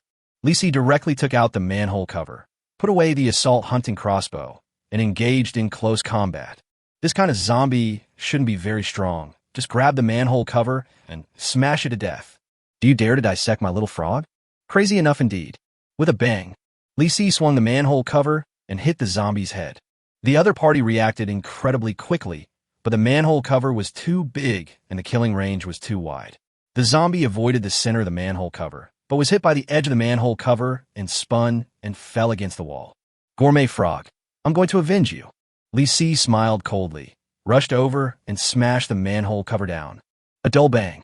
The zombie's head was smashed into his neck, and his chest exploded. Kill Biology Madman, Level 5, X1. Obtain Gold, X70, Experience, X140, Laboratory White Coat, Level 10, X1. What the hell? The equipment exploded. Li Si immediately checked the white coat. Laboratory White Coat, Level 10. Introduction. Constitution plus 10. Wear it, and you will be immune to all poison gas damage. Such an awesome Level 10 equipment. Li Si discovered that he had picked up a treasure. This thing must be kept no matter how low its level is. Its functionality far exceeds the attribute value provided by the level. He simply put on his white coat and felt like a doctor. Looking back, I saw the gluttonous frog squatting on the edge of the corridor with its little paws covering its eyes. How scary. How frightening. I want to go home and have dinner. It suddenly jumped to Li Si's side and looked at him eagerly, obviously wanting to return to the system cabin. Li Si sighed. I know you're scared, but didn't I kill that zombie? You can take a rest for a while and then walk around again. Okay. The foodie frog feels that you are sincere. It pouts aggrievedly, but still wants to go back. Hold on a little longer. Don't let me look down on you, a frog agent. Quack. The little guy cried out in confusion, as if he remembered something. I am a great frog agent. Why am I a great frog agent? I don't want to be a frog agent anymore. Li Si curled his lips. The little guy obviously recovered. As soon as it starts to have weird thoughts, it will definitely return to normal within 5 seconds. Really? Huh. Who made me become a great frog agent in my reincarnation? I insist. Just keep going. Take a break first. Then, take a rest. I'll wait for you upstairs. Li Si decided not to disturb the little guy's rest and stayed here. What if he changed his mind again? He climbed up the stairs in the dark and killed a zombie who came over after hearing the noise. He found that he could not go back to the top floor because he had dug the stairs himself. Forget it. I'll just wait for Frog to come back on the 6th floor. By this time, Frog had completely recovered because it has started thinking about eating. Your foodie frog feels that he needs to replenish his energy, so he takes out the energy bar he carries with him without hesitation. Your foodie frog ate the energy bar and felt like he could jump another 50 meters. Li Si was stunned. It turned out that the food brought by Wazai did not take up space in the backpack. Otherwise, I wouldn't have been able to collect the second scalpel just now. It seems that I can feel free to bring props to the little ones in the future. Your foodie frog is ready to continue his journey, but he suddenly realizes that his backpack is already full. It thought about it and made a decision quickly. You can't eat a scalpel, so what's the point of carrying it? Throw it away. The foodie frog lost 2 scalpels and decided to leave this unlucky 5th floor and go to the 4th floor to see if there is anything delicious. As soon as Wazai left, Li Si followed. He wanted to see what those 2 scalpels were. When he reached the 5th floor, he quickly found the scalpel thrown on the ground. Obtain Sharp Scalpel X2. Introduction. Throw the weapon, throw it out, and stab the opponent's ribs accurately. Rib gap? This thing. How to say it? It's really awesome. But when a knife flies out, whether it hits the lung or the heart depends entirely on luck. Keep it. Li Si put away the scalpel and went back to the 6th floor. He was hungry, so he ate. When Frog came back from his trip, it was almost dawn, and he had to quickly complete the mission of the brave man fighting the evil bull. And then, got to find a safe place to deal with the last 12 hours of the first stage. Li Si pondered and took out a piece of bread and stuffed it into his mouth. When he saw the news about Wazai, Li Si became a little uneasy. Your foodie frog saw a lot of bottles and cans, which looked like seasonings. White sugar. Take it back. Fuck, that's a chemical reagent. Chapter 45, I don't dare to take this injection. Your foodie frog collected the white powder. Received successfully. Congratulations. The equipment feature has been triggered and the white powder has expanded in volume. What the hell? Is it really expanding in size? Lisi remembered very clearly that only food could cause expansion. At least it had to be edible. Could it be that the small bottle really contains white sugar or table salt? Lisi didn't know, but these two things were at least useful. White sugar could replenish energy, and as for salt, it can replenish electrolytes. How should I put it? It's pretty tasteless. Lisi didn't care anymore. It was already a very difficult thing to find a bottle of table salt or white sugar among the bottles and jars in the laboratory of the Institute of Animal Science. Maybe later it will be able to collect a bottle of sulfuric acid or sodium hydroxide, phenolphthalein reagent or something. Phenolphthalein reagent is really useless, but sulfuric acid and sodium hydroxide are both highly corrosive chemical reagents. Even if Frog doesn't bring them back, I have to find a way to get them myself. When encountering a strong enemy, throw sulfuric acid first. He looked at Frog's message and found that the little guy was obviously not very interested in the remaining bottles and jars. Your foodie frog looked at the bottles of white powder and was speechless. What do you need so much white sugar for? You can't just eat the white sugar. It looked at a small bottle of transparent liquid and thought it was white vinegar. It was too sour. The foodie frog stuck out his tongue, looked around, and confirmed that he was not in the kitchen. He began to doubt his life as a frog. Kitchen. You are really good at thinking. Lisi shook his head and continued eating while looking back. Wazai walked around and went downstairs. Your glutton frog jumped to the 4th floor and found that it was full of dirty blood and some sticky mucus. The foodie frog jumped around in disgust and went into a laboratory where he found a huge fish tank. It approached the fish tank and found a big carp with long legs in it, chewing sand in it. The carp has legs? Could this be some mutant created in a laboratory? Lisi was a little worried. Wazai, stop being so curious. Just take a look and leave quickly. It is a carp with legs. If it sets its sights on you, it can chase you out of the fish tank and bite you. Wazai's reaction was exactly the opposite of Lisi's. Your foodie frog stared at the big carp with 4 legs and suddenly felt that he had realized something. Wow. Found the basis for the theory of evolution. Is this the ancestor of our amphibians? But she's so ugly. This frog represents all frogs and refuses to acknowledge that you are our ancestor. The big 4-legged carp was still sucking up sand at the bottom of the fish tank, seemingly completely unaware of the existence of the gluttonous frog. Seeing that the big 4-legged carp did not make any attacking response, Lisi finally felt relieved. He began to get curious. How did the carp appear? The zombie bodies we had seen before had at most grown in size, but we had never seen any animals grow body tissues that did not belong to them. Could it be that this Academy of Animal Science is still conducting some mysterious biological experiments? Just as he was wondering, Frog jumped to the other side.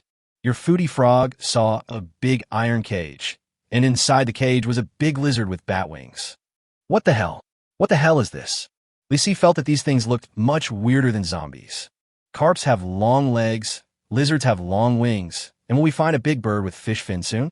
Wow, why does this ostrich have a pair of big horns? What a mess. Lisi is becoming more and more curious. It is said that such a strange place should hide some important secrets. While he was thinking about it, the foodie frog jumped deep into the laboratory. Your foodie frog jumped to a desk at the back and found a silver briefcase on the desk. The box looks good, but I don't know what's inside. Your foodie frog thought about it and decided to take it back.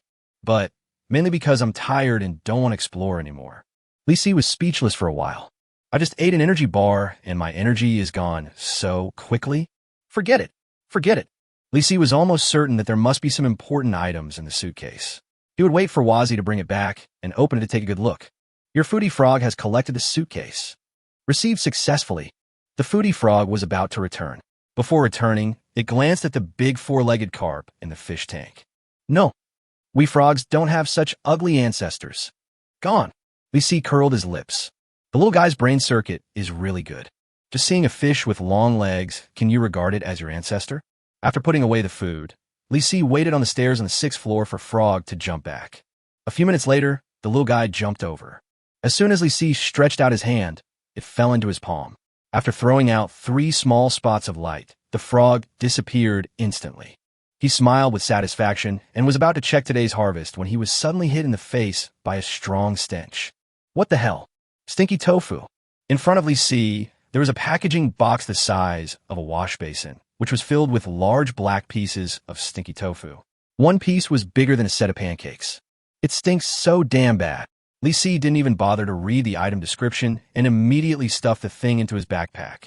In an instant, the stench became much lighter. Li Si kept fanning himself with his hands and endured it for several seconds before he barely managed to vomit. Li Si felt a little shocked and calmed down his stomach discomfort before checking the other two items. First, there's a glass bottle that is thicker than a thermos. White sugar or table salt? Neither. Obtain sodium bicarbonate powder X1. Introduction: a chemical product that can be used to cook pasta and has a foaming effect. It is alkaline. Isn't this just baking soda? Li Si was speechless. This thing is indeed edible, but can it be considered food? Li Si put away the bottle of baking soda, helplessly, thought about it, and decided to use it as a smoke bomb. Just barely okay? I don't know if it can cause harm to human eyes. There's only one last item left. Silver suitcase. Li Si pressed the switch of the suitcase. With a click, the suitcase lid popped open. A syringe with a needle appears in the box. He thought of the muscle-strengthening injection and suddenly became full of expectations for this thing. However, when he saw the name of the item, his face suddenly fell. Obtain mutation injection X1. Introduction: immature injections, after injection, will grow organs that do not belong to the original biological structure. The direction of mutation is uncertain. Uncertain? Chapter 46. Look at my liquid nitrogen freezing technique. Li Si thought of the big carp that grew 4 legs, the lizard that grew wings, and the ostrich that grew horns, and suddenly felt that it would be nice to be a normal person. What if I get this injection and accidentally grow a tail? Wouldn't that be a regression to my ancestral roots? The key is that it is still a relatively good situation. Such a rip-off. I guess no one would want it even if I sold it. Helplessly putting away the injection, Li Si suddenly remembered the frog anatomy diagram, which was brought back to the system cabin by Frog. Open the system interface. Li Si was surprised. During this trip, the foodie frog traveled a total of 201 meters and received 201 agent coins. Earned more than 200 agent coins in one trip. The energy bars are really good. This is more than just jumping 50 meters more. Li Si immediately opened the special Business City interface and bought some food for Wazai first. I paid 10 agent coins directly and bought a portion of grilled shrimp. The foodie frog, who was sitting at a small round table, studying the frog anatomy diagram, saw a plate of grilled shrimps on the table. He threw the anatomy diagram on the ground and finished the grilled shrimps one by one. The foodie frog ate the grilled shrimp and found it tasted just as delicious as before. Its travel range increased by 1 meter. Li Si saw the full frog leave the table and prepare to go back to bed, but before he climbed back up, he looked at the frog anatomy diagram he had thrown on the ground, picked it up decisively, squatted on the ground, and began to study it carefully. Your foodie frog is looking at the anatomical diagram and frowning. It feels that its brain is too small and its eyes take up too much space. But my big round eyes are very beautiful, which guarantees my beauty. After a while, the foodie frog decided to eat with his face. It carried the map, pouted, and hopped to the backyard of the cabin, throwing the anatomical diagram into the trash. About the problem of having a small brain, the problem has been solved perfectly. Li Si expressed his admiration for Wazai's behavior. Out of sight, out of mind, right? Okay, go pick up junk. Li Si immediately turned to the interface of the backyard of the cabin and saw a medical box and a frog anatomy diagram at the place where garbage was thrown. Of course you can't sell the medical kit. The anatomical diagrams must be sold. As he clicked recycle, a prompt popped up. The mall has recycled the frog anatomy diagram and obtained 40 agent coins. What the hell? Is it so valuable? Li Si immediately returned to the main interface of Frog's cabin and clicked on Frog's attributes to check the balance. Agent Frog number 1, Foodie Frog. Agent coin, 268. The balance is finally back to 3 digits. Li Si remembered that there were still 2 high-quality items in the special commercial mall that he had not checked out. So he clicked on it with trepidation, fearing that his assets would shrink again after a wave of shopping. But don't worry, I can't even afford it. Gourmet Expansion Backpack Pro.Max, 500 agent coins. Introduction: Capacity, 6 slots. The collected delicacies have a 60 chance of expanding in volume. Frog Agent Recruitment Order, 800 agent coins. Introduction. You can recruit a new frog agent for you. Don't worry, they're all very professional. The Gourmet Expansion Backpack actually has a Pro.Max version. It seems to have reached its limit. The capacity is 2 more slots than Frog's current backpack, and the probability of volume expansion is doubled from 30 to 60, which is very good. Lee Si felt that he still had to work hard to help the little guy save more money. In addition to this backpack, the Frog Agent Recruitment Order is also quite tempting. If one foodie frog is so awesome, wouldn't another one be even more amazing? Of course, Lee Si hopes that next time a frog with more normal thinking will come. In short, today's agent coins are saved. Lee Si curled his lips, glanced at Wazai, who was sleeping soundly on the small wooden bed, and closed the system interface. It was already slightly bright in the sky, around 5 or 6 o'clock, and there were only 6 or 7 hours left until noon. Go do the mission. Where did that zombie cow go? Get that piece of red cloth first. Lee Si searched the 6th floor and soon found the laboratory with the red cloth. Sure enough, on a table in the laboratory lay a zombie that had been dissected. Without taking time to examine it carefully, Lee Si took the red cloth and left the room. We must find that zombie cow as soon as possible. Where did it go? Lee Si was wondering when he suddenly heard a series of footsteps coming from the end of the corridor.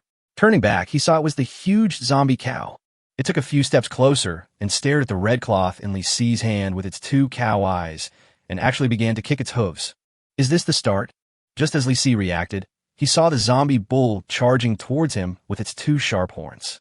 That speed is comparable to that of a sports car, and the acceleration is difficult to estimate. If you get hit by it, you will at least have 2 bloody holes on your body. The moment the zombie bull charged at him, Lee Si immediately got scared. He jumped away suddenly, thinking that he should complete the mission without risking his life again. Boom! The zombie cow rushed forward and smashed half of the wall. It was fine. It shook its head, turned around, and rushed back. Lee Si would not risk his life with it. Giving up the mission is impossible, but insurance measures must be taken. He dodged to the side and avoided the zombie cow again. Then he took out the liquid nitrogen tank, aimed it at the zombie cow, and opened the valve. Squeak! A burst of liquid nitrogen mist sprayed out, and the moment the zombie cow rushed over, its head was frozen. As soon as Lee Si dodged, the cow's legs went soft and it fell out. Picking up the liquid nitrogen tank, Lee Si chased after the zombie cow and sprayed liquid nitrogen at it for free until the zombie cow's butt was covered with a layer of ice. But he was still not at ease and immediately started to look forward. While doing this, he opened the task progress interface. Task progress, 1/10. A few seconds later, it became 2 out of 10. His guess came true. As long as you don't kill the zombie cow, the mission time will continue to be calculated. Then freeze it. Squeak. Lee Si started to spray again. He breathed a sigh of relief when he saw the zombie cow lying motionless on the ground. The task progress continues to increase. 3/10, 4/10, 5/10. Suddenly, the zombie cow kicked its hind legs. Have you recovered? Lee Si did not hesitate and sprayed liquid nitrogen around the zombie cow again. It froze in place again. 6 out of 10, 7 out of 10, 8 out of 10. Pretty. 2 minutes left.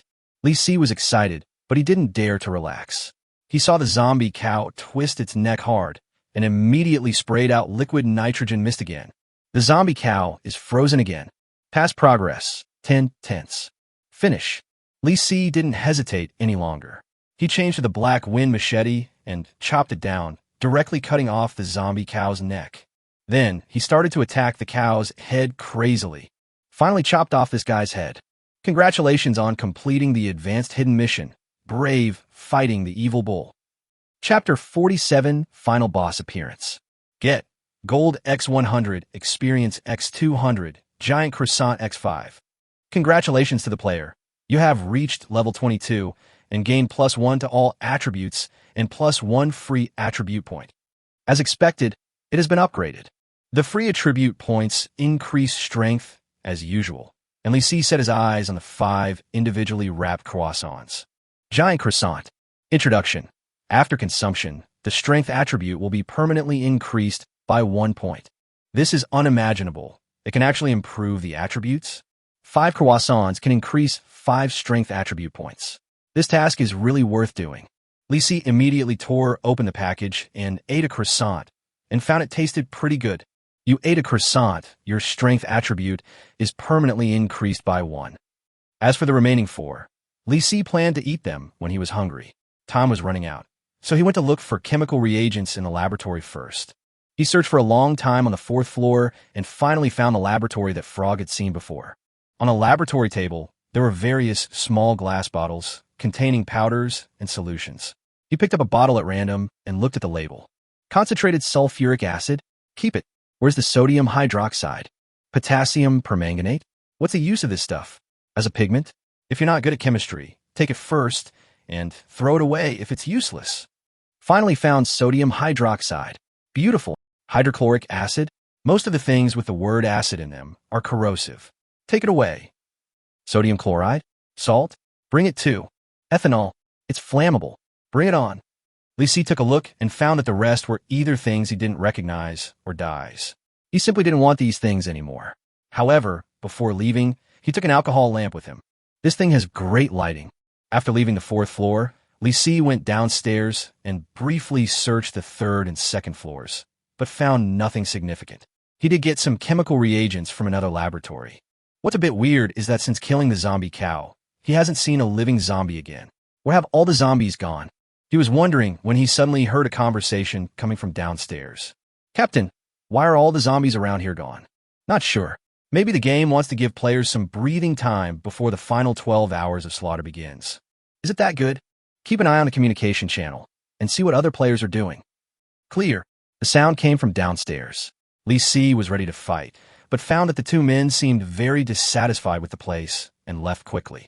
Lisi continued to move downstairs, opened the communication channel, and prepared to check on the situation of other players. It's suddenly so quiet. All the zombies are gone. Shit, I still have 3 mutant zombies to kill. 3? You're dead anyway.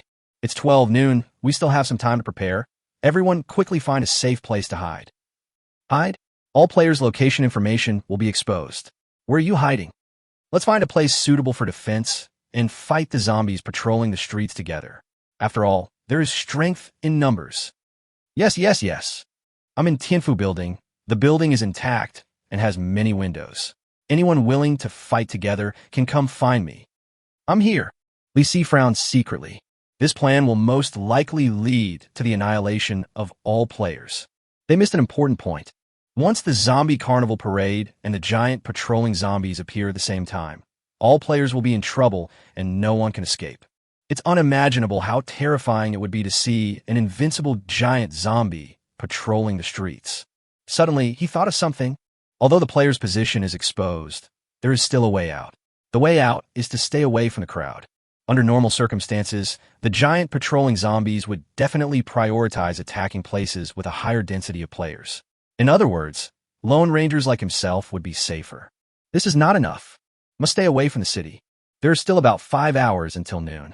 If we set out now, we should be able to reach the suburbs before the giant patrolling zombies appear. With this idea in mind, Lisi rushed downstairs immediately. He roughly determined the direction and headed towards the west of the city.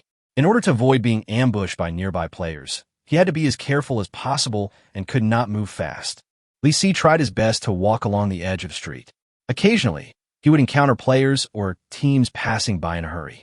He would hide himself and wait for them to disappear before moving on. After an unknown amount of time, Lisi arrived at a development zone. However, when he saw the unfinished buildings on the edge of the city, his expression became more solemn. The unfinished building was crowded with people and a large number of players gathered. Apparently, they're trying to fight the zombies here. Damn it, it's less than an hour until noon. I must get away from here immediately. He quickened his pace, bypassed the unfinished construction site, and entered an asphalt road leading to the woods. Cars were parked all over the road, and there were corpses and blood everywhere.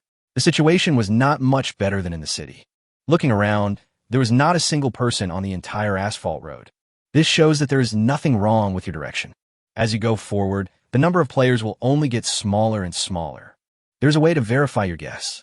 Lisi opened the communication channel while rushing forward. Players who want to form a team come to the North Development Zone. We have gathered more than 300 people here, with more than 20 teams of different sizes. Our team is coming here. Can those unfinished buildings in the development zone be restored? I can't seem to make it in time. Can you help me? Obviously, those who were talking were basically the players in the development zone behind them. I'm still too close to them. Li Si continued to rush forward, and seeing that there were no people nearby, he simply started running. Relying on his strong strength, he ran for several minutes and actually rushed 3 or 4 kilometers. Looking back, the unfinished buildings in the development zone have been blocked by trees. Suddenly, a prompt message popped up in front of me. Do you have a sense of crisis that a disaster is about to happen? From now on, all survivors will face the ultimate test of the first stage. In the next 12 hours, the giant patrol zombie will get the location information of all players, and it will hunt down all nearby players with the cooperation of other zombies. Killing time officially started. As the prompt message disappeared, white beams of light suddenly appeared around Li Si. The moment the light column dissipated, one strengthened zombie after another appeared. At the same time, he found a red dot suddenly appeared on his radar map. Giant zombies patrolling the streets? The red is right at the unfinished building construction site. Those players are in trouble. Li Si was in no mood to consider their life or death, because he was also facing an unprecedented crisis. Not only are there enhanced zombies standing in front of him, but there's also a group of zombie dogs with fangs in their mouths. Chapter 48. The mutated zombies are already level 10? Damn it, nothing can stop me from escaping now. Li Si held the manhole cover in one hand and the black wind machete in the other, and first chopped it on the head of the zombie that was blocking his way. With a crisp bang, the black wind machete was actually bounced away. Before, dealing with enhanced zombies was as easy as cutting melons and vegetables, but now it is so difficult. Li Si realized that all the zombies have become stronger. He used the manhole cover to knock the other person away and rushed out. There's no point fighting zombies here. The 2 zombie dogs that pounced towards him were both swung aside by him, using the manhole cover shield. He ran for his life as fast as he could, and only after leaving most of the zombies behind him did he not have to worry about being attacked from the front and back. After knocking away several zombies and zombie dogs in succession, Li Si finally left all the monsters behind him. Zombies were wandering far ahead. Now is the time to get rid of these guys behind him. Li Si turned around and faced the pursuing zombie dogs, backing away and shooting. A few bangs, bangs, bangs. The crossbow arrows hit the same zombie dog's head continuously and finally killed it. Kill. Zombie dog X1. Get. Gold X10, experience X10. It's okay to have a lower reward. Li Si complained, then shot another crossbow arrow. With a bang, the crossbow arrow happened to pierce the eye of a zombie and went straight through. As the zombie fell to the ground, a kill notification popped up. Kill. Strengthen zombie X1. Get. Gold X10, experience X10. Are all the kill rewards aligned? Li Si suddenly heard a series of rapid tapping sounds coming from behind him. When I looked back, I saw 3 zombie cows rushing towards me from behind. It's already difficult to kill one. How could there be 3 at once? God is going to kill me? The little bit of liquid nitrogen left could not be saved. Li Si dodged while taking out the can of liquid nitrogen, and at the same time hurriedly put a large porcelain basin on his head. This thing is immune to 1 impact damage.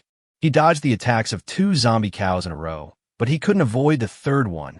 So, Li Si closed his eyes and tilted his head forward. If you can hold on, you'll live. Can't hold on? It's the game that's cheating me. With a crisp bang, the large porcelain basin above Li Si's head exploded instantly. But his head was not injured. The zombie cow was blocked, creating an extremely magical scene. Li Si didn't hesitate and sprayed a cloud of liquid nitrogen mist at its forehead. In an instant, the zombie cow's head froze. His whole body tilted, and he fell to the ground. The other 2 zombie cows turned around and rushed over.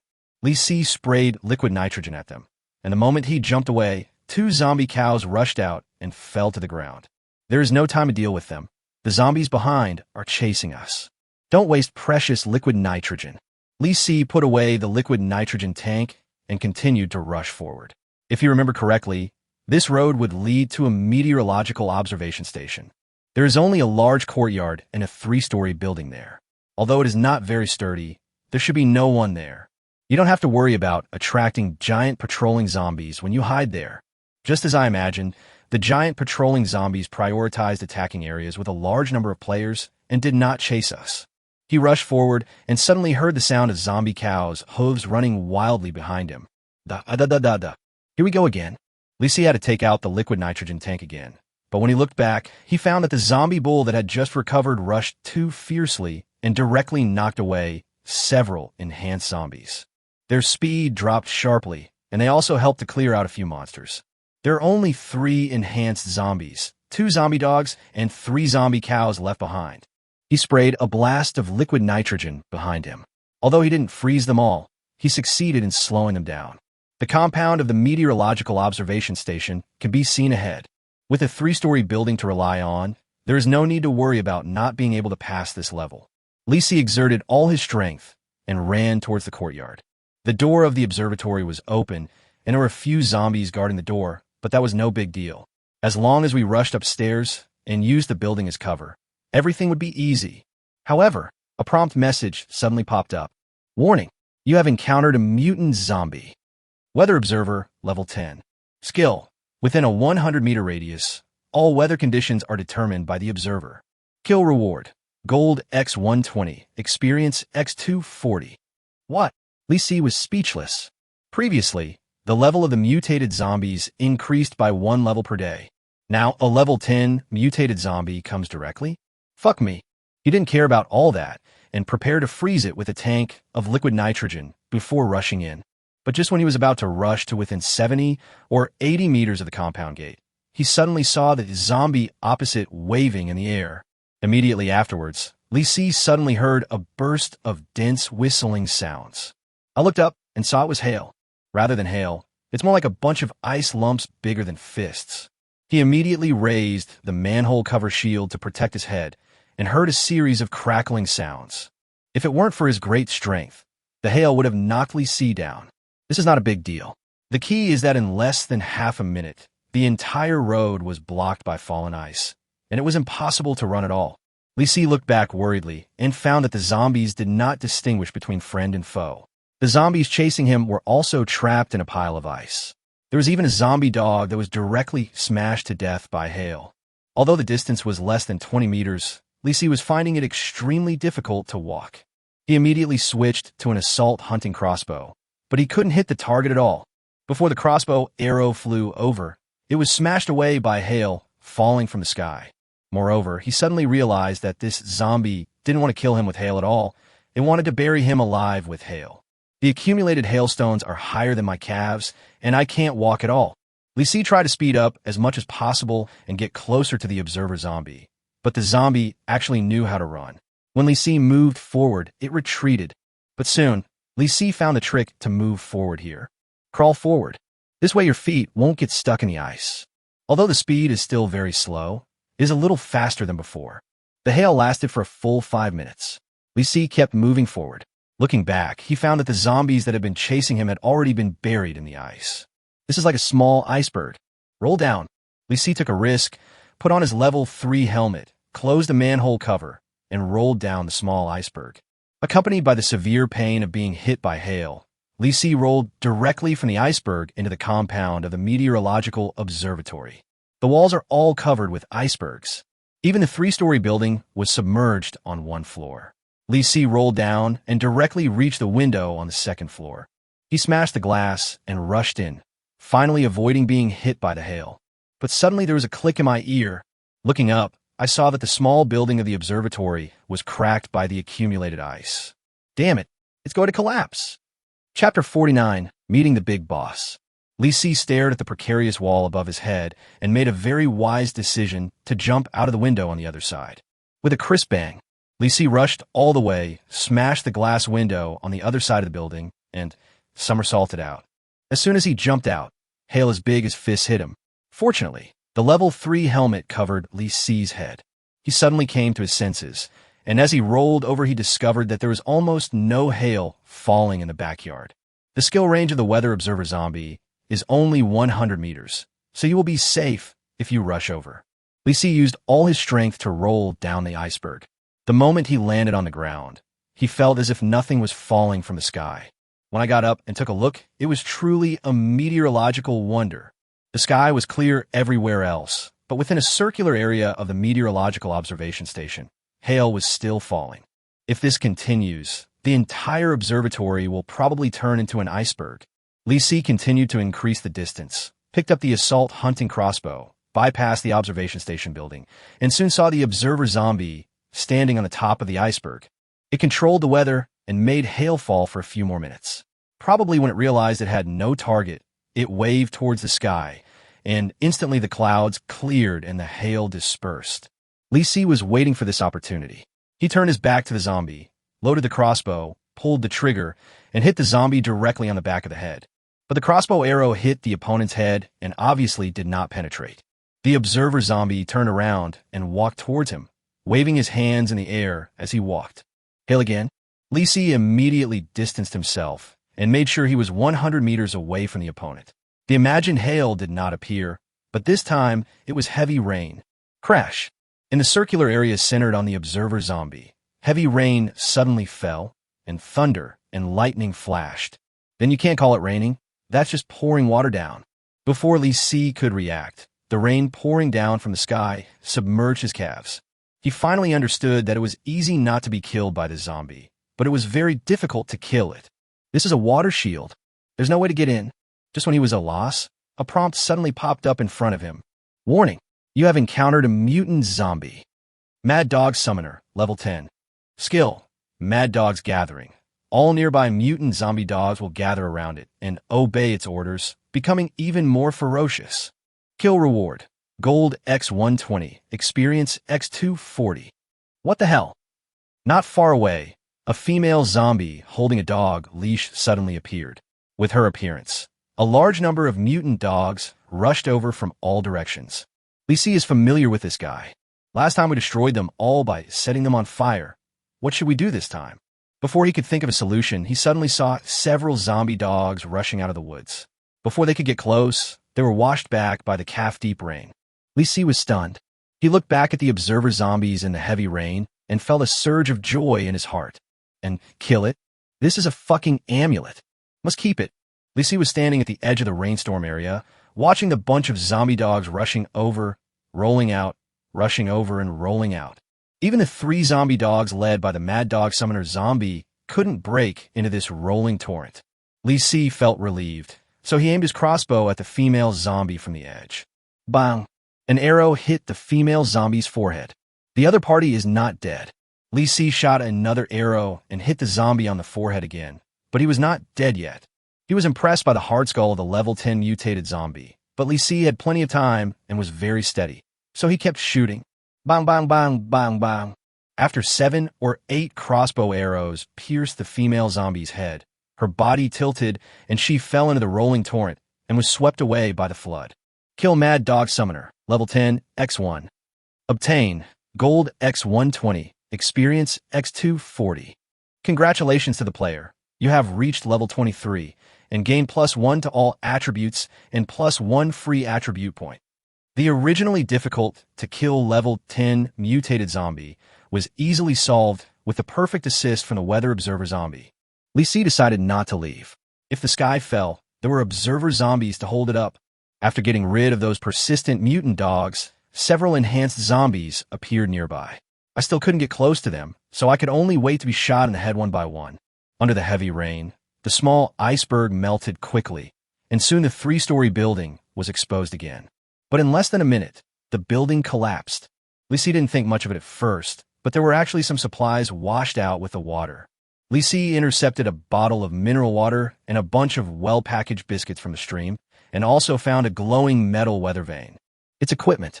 He immediately pulled the weather vane out from under the current. Wind vane. Introduction. A one-time item that can blow a level 12 storm in a certain direction for 10 minutes. Before he had time to be happy, Li Si suddenly received a new prompt. Warning, you have encountered the final boss of the first stage. Giant zombies patrolling the streets. Skill, Giant Axe splits the mountain. It swings its battle axe, smashing everything and generating a huge shockwave. Kill rewards, Gold X800, Experience X300, Intermediate Treasure Box X1. What? When Li Si turned around, he saw a giant patrolling zombie holding a huge axe chasing a group of players towards him. There are only 1,000 giant patrolling zombies in the entire world, and it's bad luck enough that they appear in your city. This guy followed the survivors here. What to do? It will definitely be too late to escape. The giant patrolling zombie caught up with the running player in just a few steps. He chopped down with his axe, and the road surface broke into 2 pieces. In less than a minute, the few players running in the front were chopped into pieces by the zombies' axes. All the players who were being hunted died, but the giant patrolling zombie did not turn around and actually ran towards them. Fuck, there are so many people in the city. Do you think it's fun to chase me alone? Lee Si was so frightened that he quickly went around to the other side of the rainstorm area. Now he and the giant patrolling zombie could not see each other, but they both knew each other's position.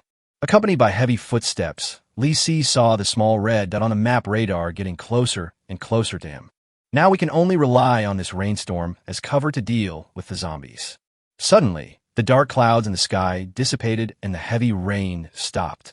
The rain curtain disappeared, and a huge figure suddenly appeared less than 100 meters away from Lee Temple.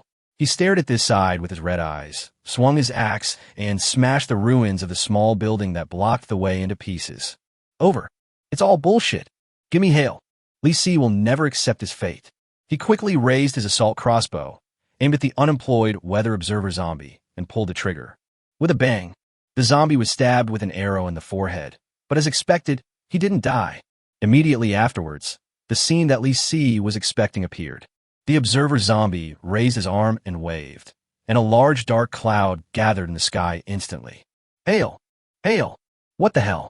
Are you kidding me? Chapter 50 Acid Rain with high pH value. Lee Si was expecting the observer zombies to bring a wave of heavy hail, but after all the operations, there was only a drizzle from the sky. This is worse than before. I can't even stop this little rain. This is so hopeless. Lee Si's face looked a little gloomy. Suddenly, he felt a pungent, sour smell coming from beside him. Moreover, the raindrops fell on the ground and kept bubbling, just like a boiling pot. Is this acid rain? Lee Si got nervous and immediately hid to the side. But the next moment, he realized that he had been drenched by acid rain, but did not seem to be corroded.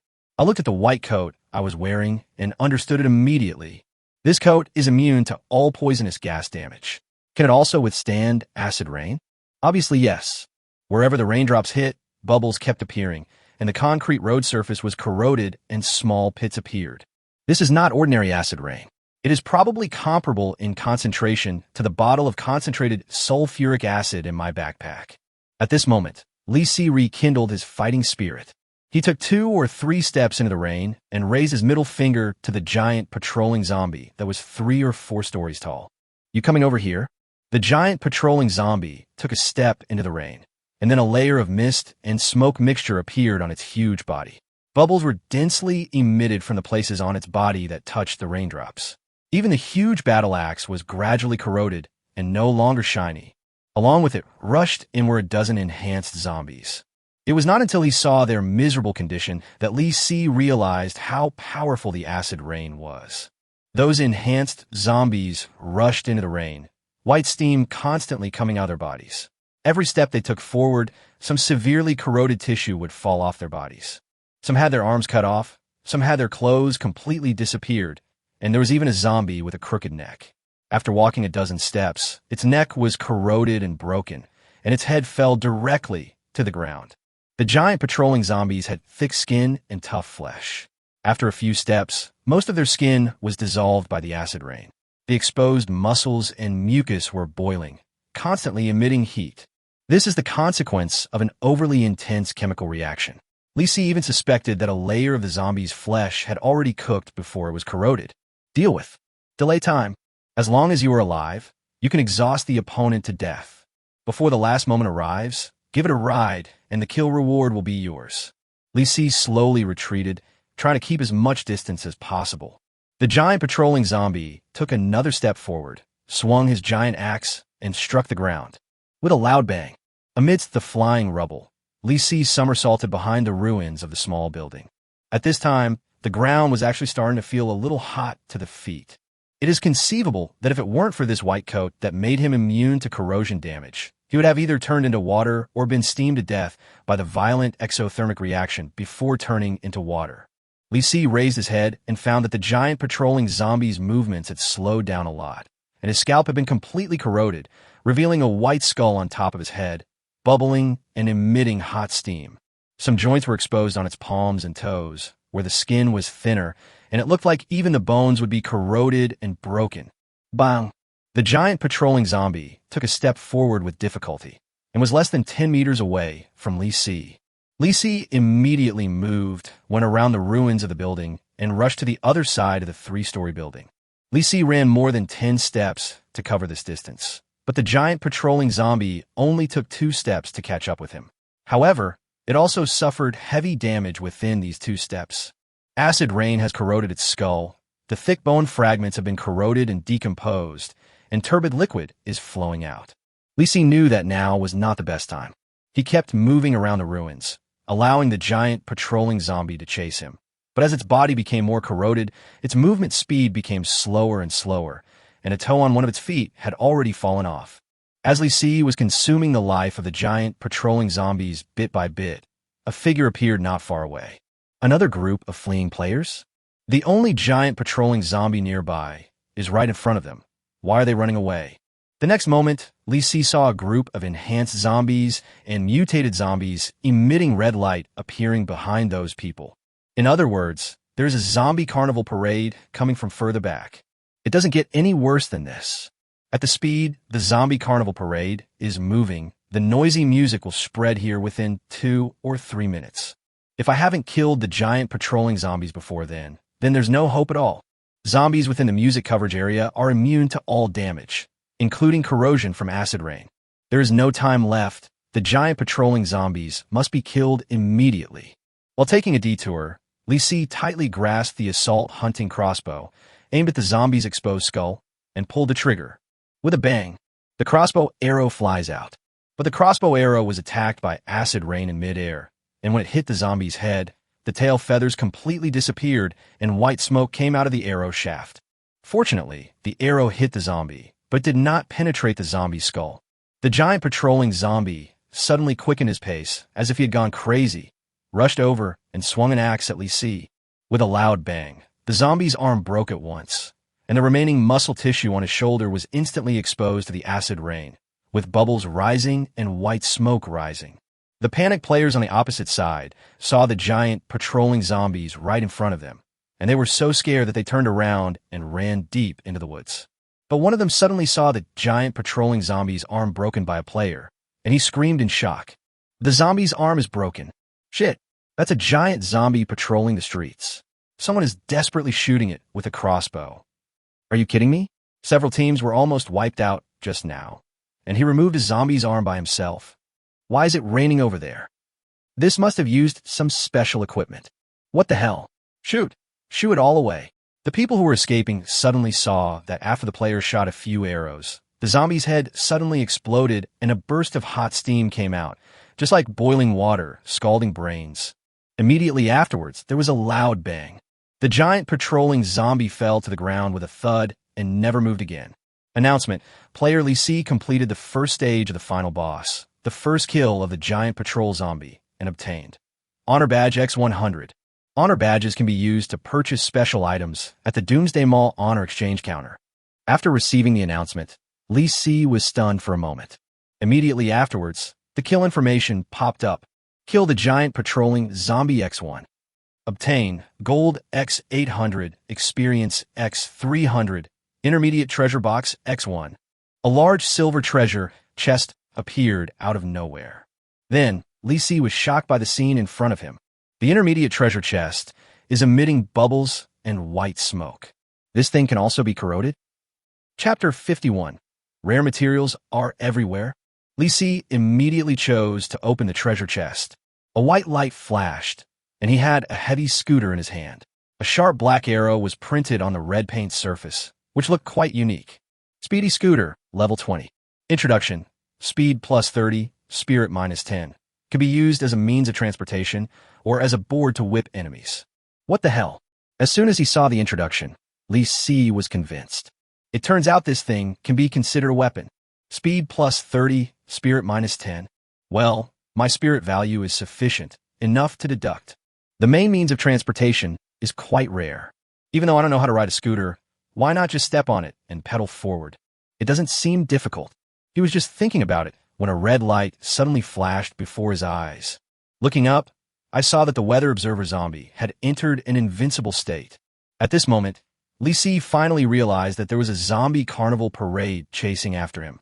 They split into two groups, one chasing the players who fled to the woods, and the other chasing them to their side. Also, around them, there were countless enhanced zombies and mutated zombies. This is an invincible zombie army. Master is retreating. Lee Si didn't even look back and rushed towards the asphalt road with his scooter. He threw the scooter to the ground, stepped on it, and pushed hard, and instantly rushed out more than 10 meters. But it was his first time skateboarding, and Lee Si felt like he couldn't keep his balance. He was either leaning to the left or to the right. He looked back nervously and saw that groups of zombies were chasing him, and the distance between them was not getting any closer. Lee Si pedaled hard, and the wheels of the scooter made a buzzing sound. But there was an uphill slope ahead. A level 10 iron-headed male zombie chased Lee Si's, but almost hit Lee Si's, but several times. Finally, after a period of climbing, there was a downhill slope ahead. The scooter rushed to the top of the slope, and then the speed became faster and faster. Lee Si didn't even need to pedal, nor did he dare to pedal casually. If he was not careful, he could easily fall out with the scooter. He rushed to the bottom of the slope at lightning speed, and when he looked back, he found that the zombies had been thrown hundreds of meters away. Lee Si found that this section of road was very safe. There were no obstacles and no zombies rushing out halfway, so he simply continued to rush forward. He rushed along the road for 20 or 30 minutes before he stopped panting. This place looks very desolate. Except for a row of big trees on the side of the road, the surrounding area is all over with weeds. Obviously, although there are no zombies in this place, it is definitely not suitable for settling down. Lee Si was a little worried. He opened the radar map and found that there was no flashing red dot nearby. At least he would not encounter another giant patrolling zombie. Looking at the map, there is really nothing nearby, not even a vending machine, let alone a doomsday mall. Lee Si took out a bottle of mineral water, drank it in big gulps, and opened the communication channel, wondering if there were any players who knew this place. However, something happened that shocked him. The communication channel is empty, with only one message. Linja, is there anyone nearby? Lee Si looked carefully and saw a line of small words marked. The message came from 1 hour ago. Depend on? Is there really such a desolate place? There is only one player within the communication range of the 10-kilometer communication channel. In any case, this Linja definitely knows more about the surrounding area than I do. He immediately sent a message in the communication channel. Lee Si, where are you? The other party did not reply. Maybe he left here, maybe he didn't see it, or maybe he died. Anyway, let's wait and see. Lee Si was also tired, so he put away his scooter, sat on the side of the road, took out 2 croissants, and started eating. The surroundings were still quiet, but Lee Si always felt that something was wrong. If this were the Taklamakan Desert, it would be fine if there were no living people here, but how could there be such a large piece of wasteland more than 10 kilometers away from a big city? Just when I was wondering, Linja in the communication channel actually spoke. Linja, I don't know exactly where I am. This place wasn't like this originally, but after the Doomsday game started, it suddenly turned into a wasteland. Lee Si, how do you know that something has changed here? Linja, when the apocalypse came, I was working in a factory nearby. I was inexplicably teleported more than 10 kilometers away. When I came back here later, I found that the factory was gone. How could this happen? Lee Si felt that there must be something fishy about this place. When the Doomsday game starts, just release the zombies directly. Why are some players teleported away and removed all the buildings? Could it be? What other important uses does this place have for the game? He immediately sent a message to Linja. Lee Si, didn't you find anything special around here? The game couldn't have teleported you all away just to create a wasteland, right? Linja, I've been thinking about this, but I haven't come to any conclusion. Brother, do you have any water? There are too few supplies here, and there's no one I can trade with. Lee Si, there's water. Why don't you leave here? Linja, because there are fewer people here, and fewer zombies, I guess. Lee Si, you guessed it right. What will you trade with me? Linja, gold coin. I'll buy it with 1 gold coin. Lee Si curled his lips. This guy really doesn't know how outrageous the prices outside are now. Lee Si, don't you have anything else valuable? Linja, other valuable things? How about strengthening the alloy? This is my most valuable thing. Lee Si was stunned for a moment, suspecting that he had heard wrong. This kid actually has reinforced alloy? Li Si, how much reinforced alloy do you have? Linja, about 10 yuan. I don't know what it's used for. It's easy to pick up here. Li Si, what the hell? It's easy to pick up? Li Si suspected that the other party was bragging, but when he looked up inadvertently, he suddenly saw a silver object shining in the sunset, just in the bushes across the street. Li Si took a closer look and found that it was actually a piece of metal. Obtain. Strengthened alloy X1. Really just picking it up randomly? Li Si was really a little shocked.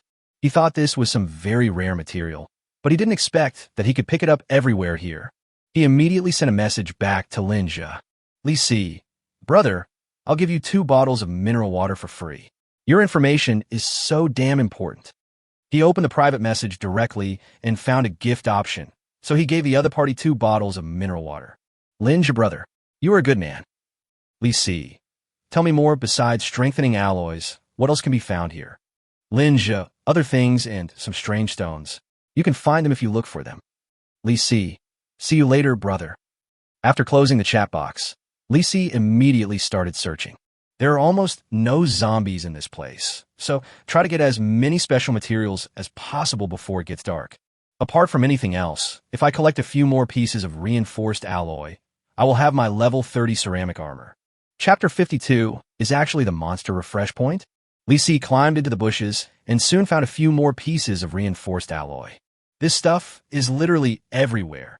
He stuffed several pieces into his backpack, and soon he found something new. Obtain Magic Crystal X1. Introduction.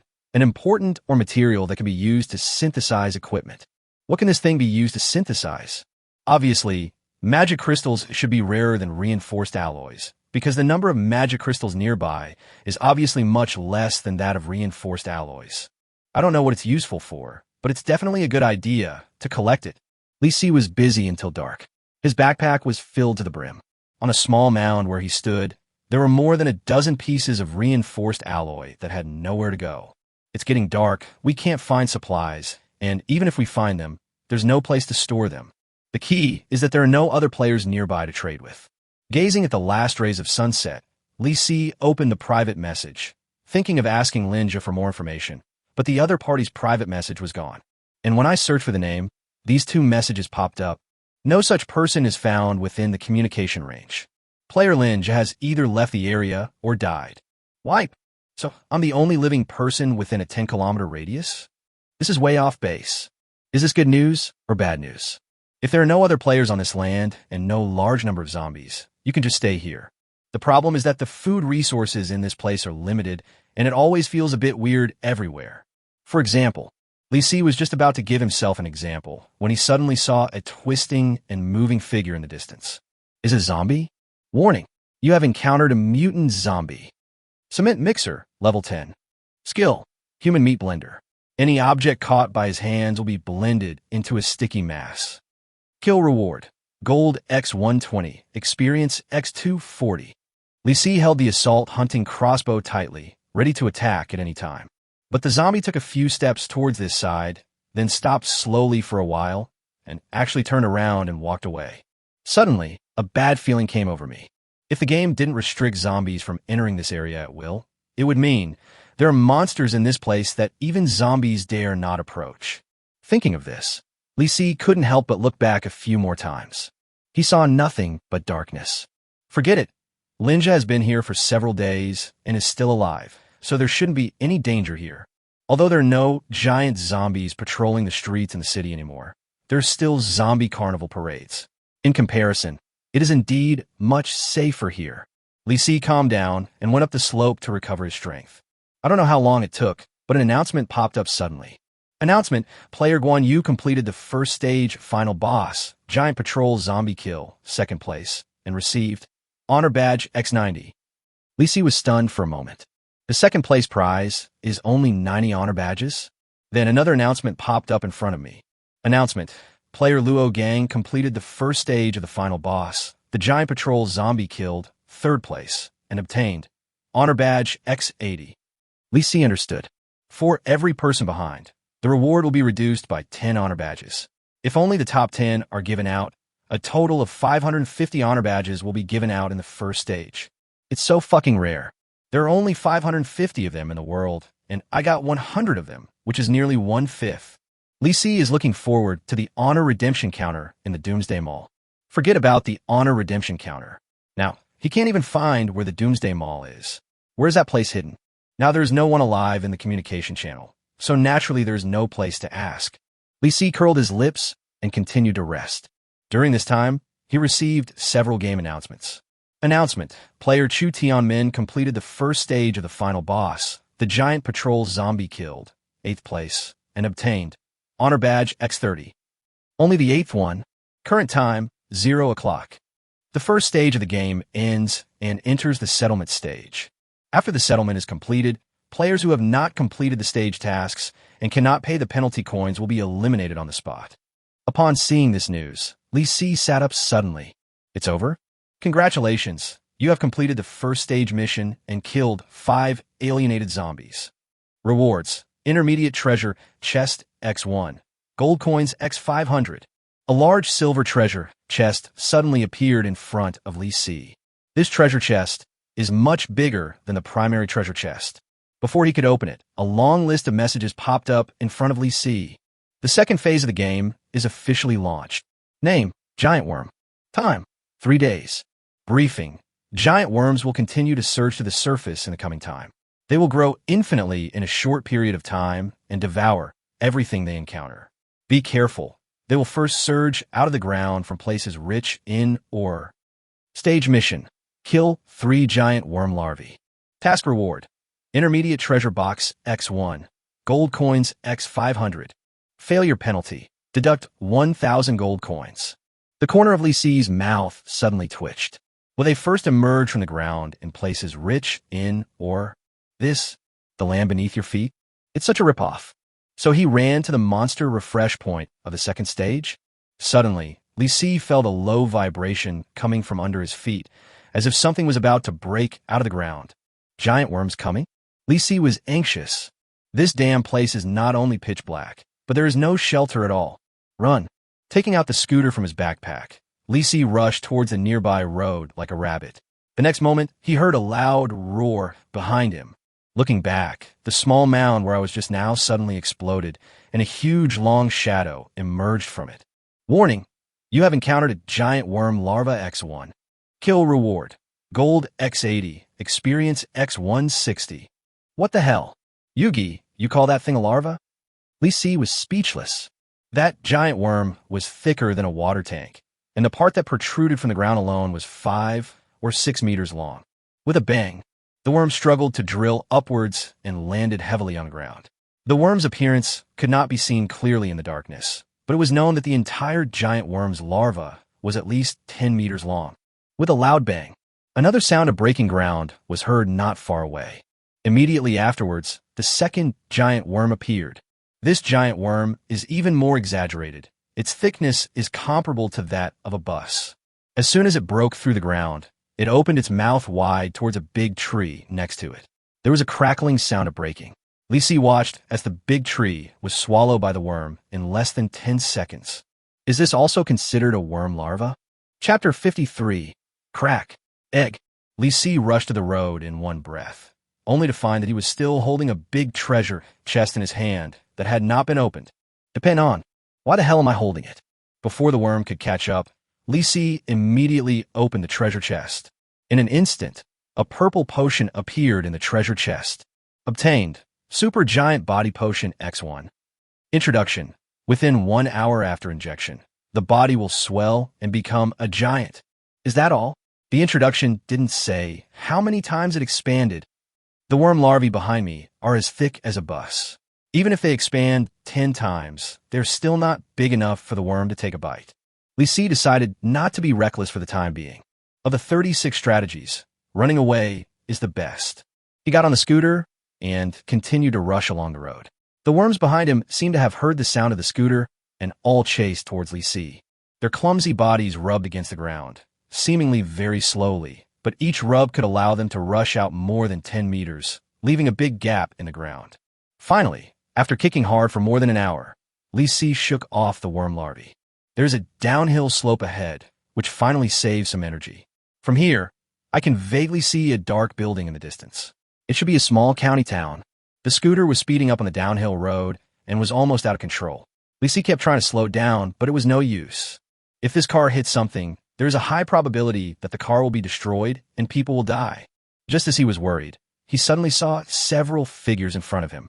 They seemed to be making roadblocks? How immoral. Now you can't even turn a corner. If the angle is a little bit bigger, and the car will fall out. Li Si shouted at the top of his lungs. Take that thing away from me. The player on the other side heard the shout and turned back in confusion, only to see a dark shadow rushing towards him from the front. What the hell? Captain, someone's coming. Ambush. Too fast. Captain, I'm afraid we can't stop it. What? The team leader then raised his head. The next moment, his face turned pale and he shouted, Damn, did you come here by rocket? Run. Before he could finish his words, the black shadow rushed over and knocked away several wooden stakes blocking the road. The team leader saw this scene in midair. After a very long second, he fell to the ground with a thud. Captain, are you okay? Help me up. Captain, I'm hanging on the tree and I can't get down. At this time, Li Si was rolling on the road in a daze. After half a minute, he finally stopped after crashing into a big tree on the downhill road.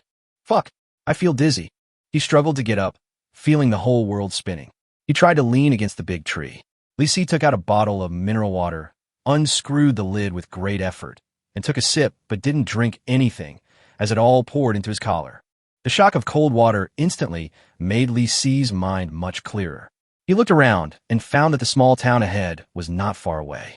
After calming his mind, Li Si got up, stumbled back to find the evil scooter, and decided to walk forward. Firstly, there is no sound, and secondly, driving without a cerebellum is too dangerous. As for the two idiots who tried to rob him, Li Si was in no mood to care about them. He should quickly find a safe place to rest. Otherwise, when the worms spread to this side, he would not even have any strength left. Half an hour later, Li Si sneaked into the small county town. There's still zombies wandering on the streets here. Obviously, the end of the first stage does not mean that the zombies will disappear. However, the strength of these zombies has recovered to the level of the early first stage, which is very weak to me now. Crossing the street, Li Si sneaked into a dilapidated residential building, climbed to the top floor in one breath, pushed open the room, killed a reinforced zombie, and finally sat on the sofa in the living room to take a good rest. He was really tired. As soon as he sat on the sofa, he felt tired and sleepy. All right, there are also some quick refreshing mints. They're a gift from Frog to himself. Li Si took out the mint candy, opened the package, and put it in his mouth. The stimulating mint smell instantly rushes into the nasal cavity, and the whole trachea seems to be thrown into the refrigerator, cold from beginning to end.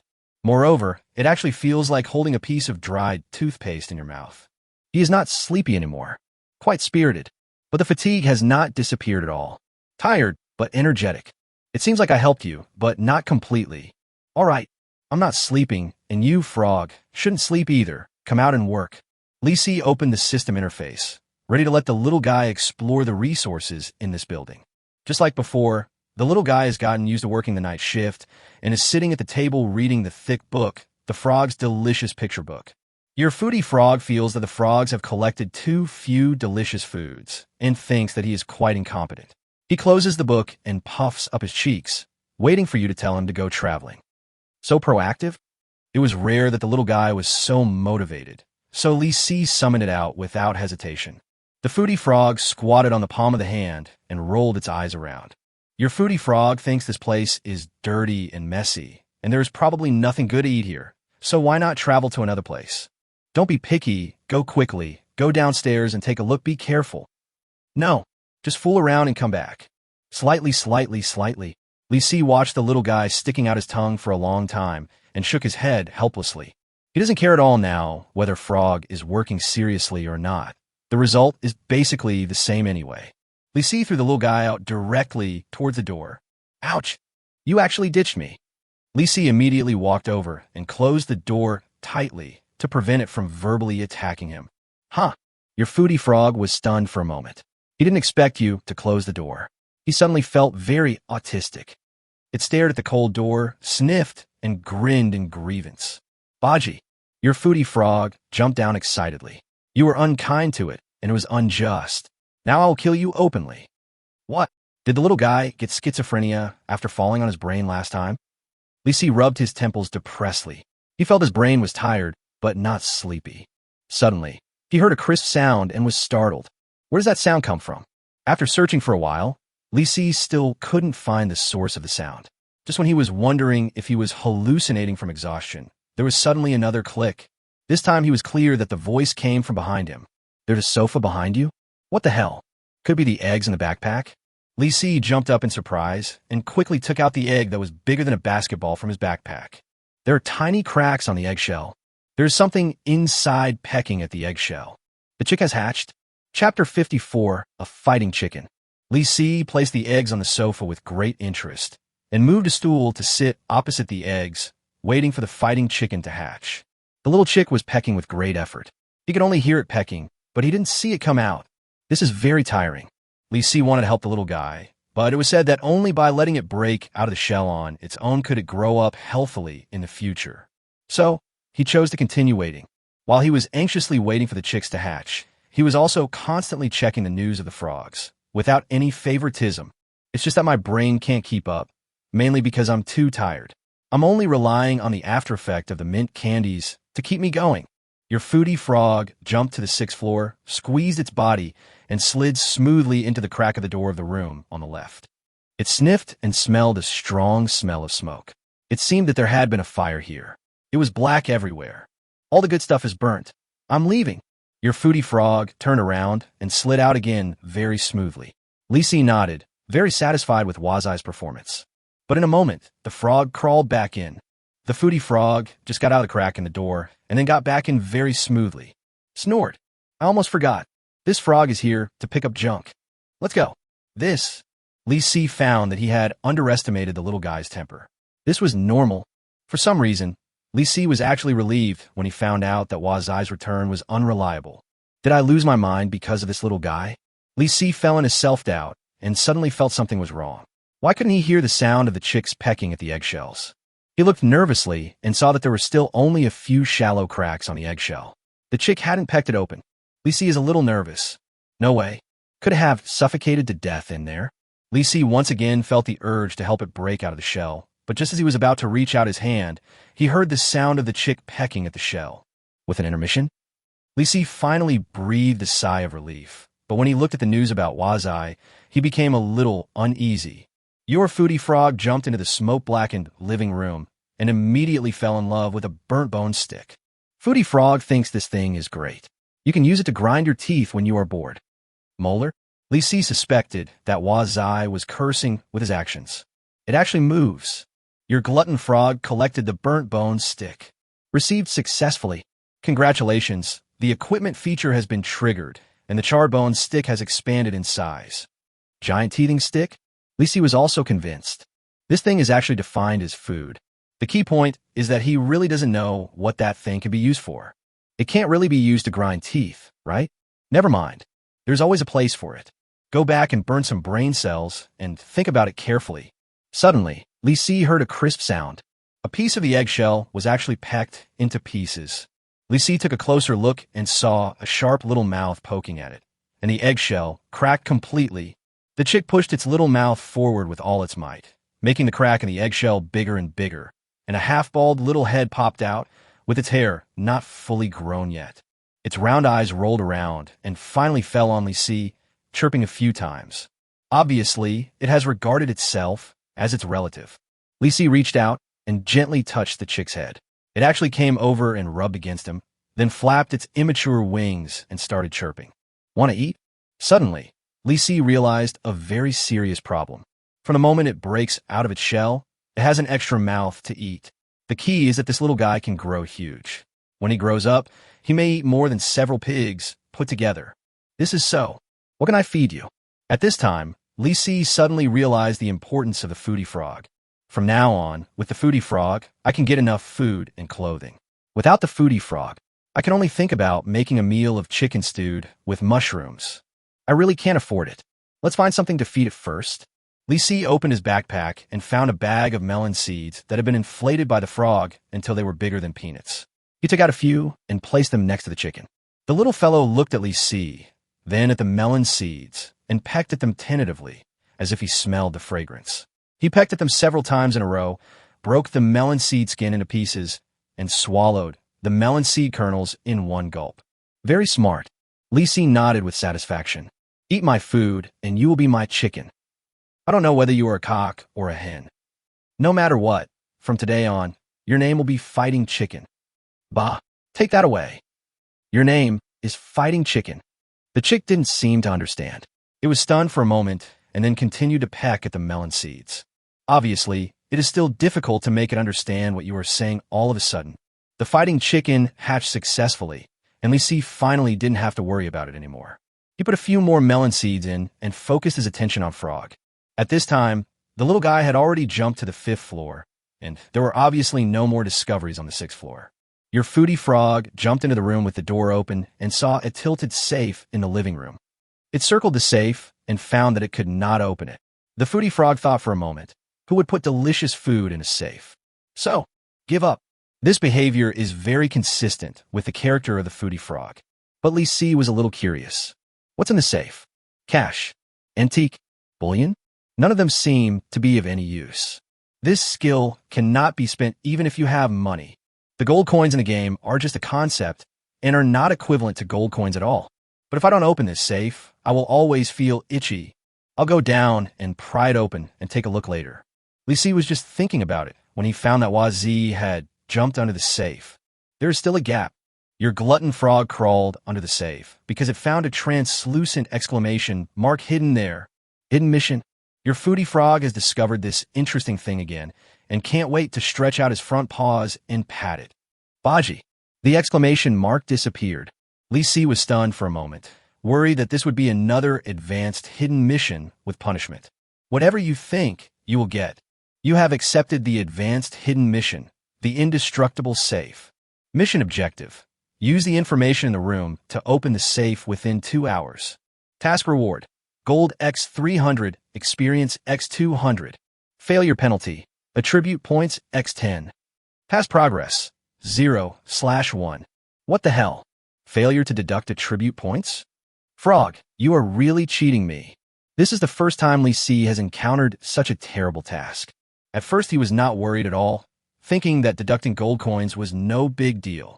But who knows that player attribute points can also be deducted? He is really not calm this time. It's impossible to find clues to the safe password in the pitch-black room downstairs with only 2 hours. Chapter 55, Return My Safe.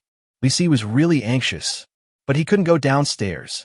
He and Frog appeared in the same room. The most likely thing to happen was that Frog would jump directly into his hand and go home. Wait a minute.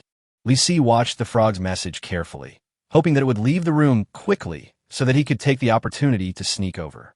Your foodie Frog is about to go to the kitchen to have a look, thinking there might be some leftover food there. But it thought about it, and felt that even if there was still food, it would probably have gone bad, so it stopped and thought about which bedroom to enter first. Suddenly, its eyes were attracted by a dark green robot model. Wow, mecha! The green paint is a perfect match for this frog. What is that? Li Si was stunned. What's what is Frog like? The more I want it to leave, the more annoying it becomes. The foodie Frog circled around the green mecha several times, and found a lid in front that seemed to be openable. It sticks out its tongue towards the chest cover of the green mecha. Baji. Click. The mecha's hatch is opened. Your foodie Frog saw a little plastic man in the hatch and decisively punched it down with his tongue. Then, he kicked his legs hard and jumped into the cabin. Li Si was stunned. Is this even possible? The foodie Frog is actually a mecha fan? The next moment, he was sure that the little guy was not an ordinary mecha fan. It was most likely a serious mecha enthusiast. Biu, biu, biu. Whoosh. Baoon. Biu, biu, biu. Da. Foodie Frog needs support. What? I'm the only one left. Don't worry, I'm not a frog fighting. For the glory of Agent Frog. Go to hell, Godzilla. Whoosh. Bo0M. Li Si was stunned. The little guy is playing with himself? Looks like there's a plot. Finally, after 5 minutes, the little guy had enough fun. But it seemed to have taken a fancy to this toy mecha. Your foodie Frog excitedly jumped out of the green mech, and then immediately collected the mech. Received successfully. Faced with Wazai's outburst of childishness, Li Si didn't know what to say. Become. As long as you like it, you can leave the room now, right? Your foodie Frog put away the mech and looked back at the metal safe. Suddenly, he felt that it would be quite safe to lock the mech in the safe. This way, he wouldn't be afraid of it being stolen by you. What the hell? That's a mission item. Your foodie frog has collected the safe. Received successfully. The corner of Li Si's mouth twitched. Looking at Wazai's posture, he seemed to be planning to throw the safe into the system cabin. Only Frog could take out the things in the cabin. Isn't this cheating? How the hell am I supposed to open a safe that doesn't even exist in the real world? Obviously, Frog didn't know it was in trouble. Dancing happily, your foodie frog jumps around excitedly and suddenly doesn't want to travel anymore and wants to take the mech back immediately, along with the safe. Li Si has already started to figure out where he will lose his 5 attribute points if the mission fails. Just when I was feeling annoyed, I suddenly heard a chi-chi-chi sound in my ears. Looking down, I saw that the fighting chicken had finished eating a dozen melon seeds that were bigger than peanuts with great skill and was twisting and turning to come over for food. Oh my god, how much rations do you eat in one meal? Shichikichichi. Forget it, it's pointless to ask you. Li Si had no choice but to take out a handful of melon seeds from his backpack and poke the fighting chicken's head with his finger. Eat slowly, we don't have that much extra food. Shichikichichi. By the way, when you grow up, don't be as unreliable as the foodie frog, do you hear me? For some reason, the fighting chicken did not respond this time and just kept pecking at the melon seeds. Li Si thought that this didn't seem to be a good sign. Forget it. If all else fails, how about making a chicken stew with mushrooms? Ki, ki, ki, ki, ki, ki, ki. Suddenly, the fighting chicken stretched its neck and screamed. Li Si suddenly realized. This little guy can understand human language. Are you still pretending to be stupid in front of me? He poked the fighting chicken's little head hard with his fingers. You remember it. Don't be a foodie frog. Otherwise, I'll boil you both together. The fighting chicken opened its little pointed beak and stared at Li Si with its eyes wide open. It tilted its head and continued to peck at the melon seeds. Li Si ignored it. This chicken cannot be stewed.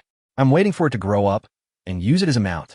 If you were a hen, wouldn't it be great to eat extra large eggs every day? His gaze returned to Frog, and the little guy was still in that room.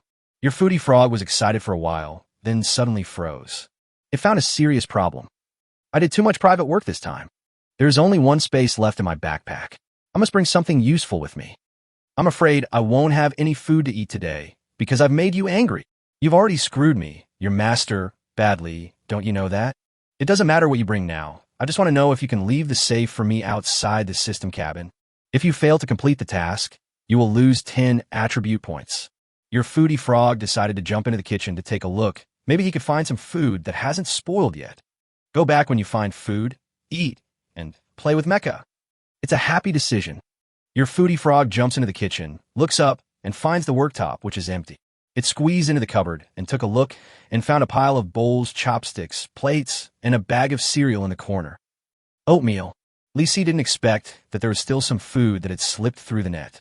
Your foodie frog was very satisfied with his discovery and immediately collected the cereal. Received successfully.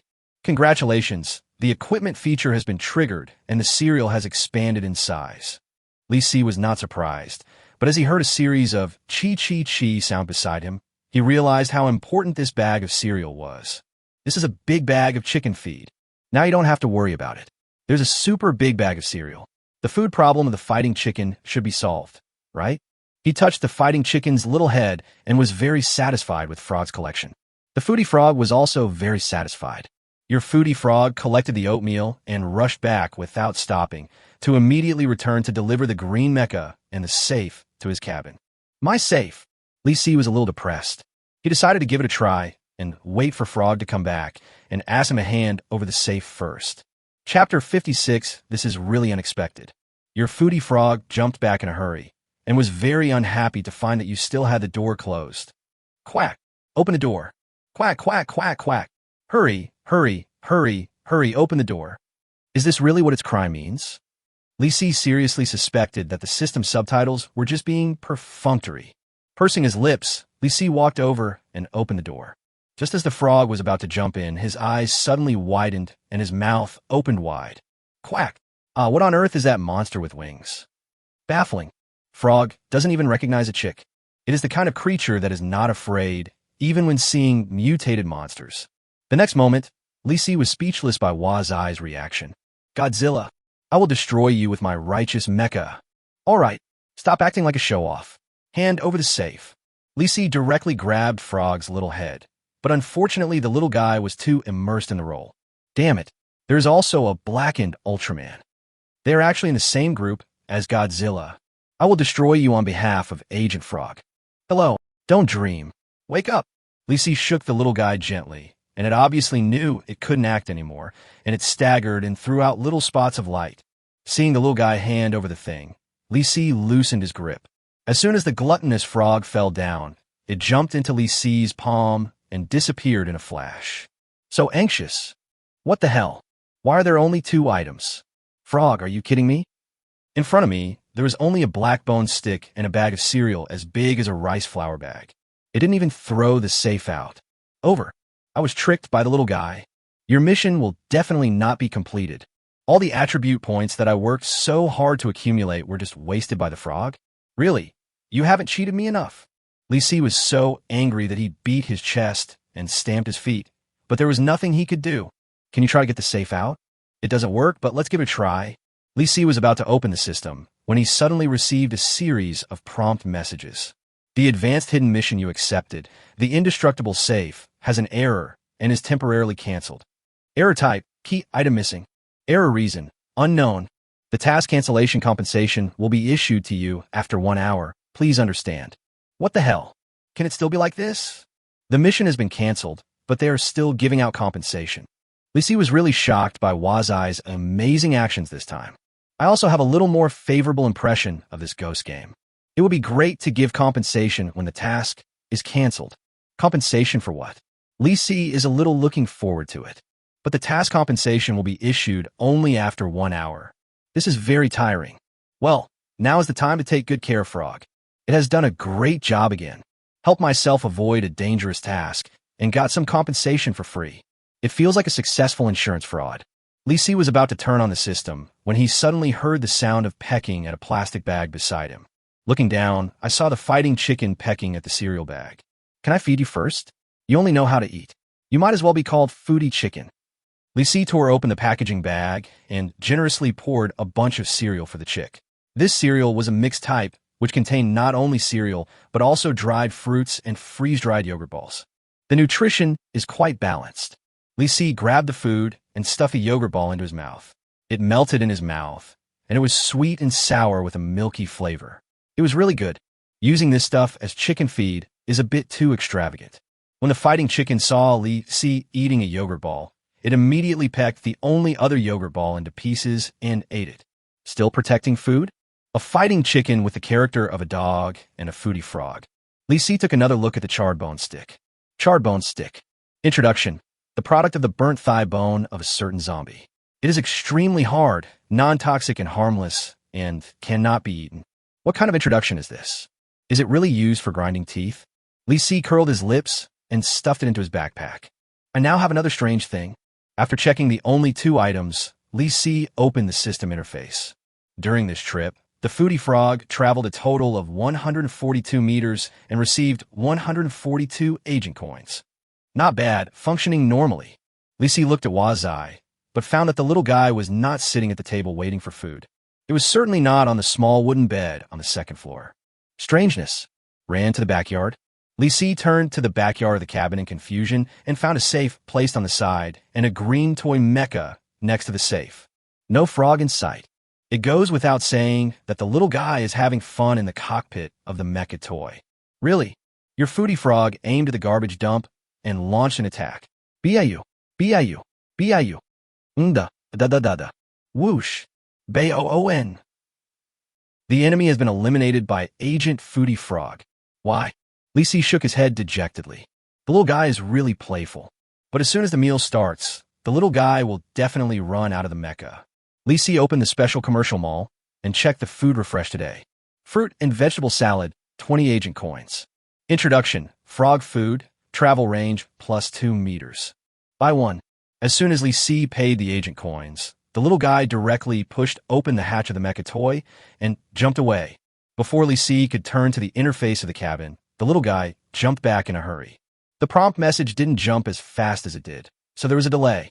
The foodie frog ate the fruit and vegetable salad, and found it very refreshing, but too plain. Its travel range increased by 2 meters. Good job. How much do you like this mecha? Biu, biu, biu. Da, da da da da.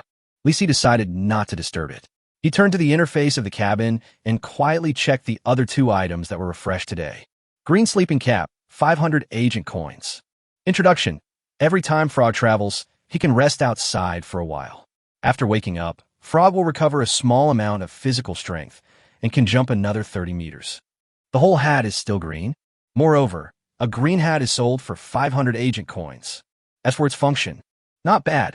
I checked the balance of agent coins, 390. Obviously unaffordable. It seems like I haven't traveled as far as Frog for a long time.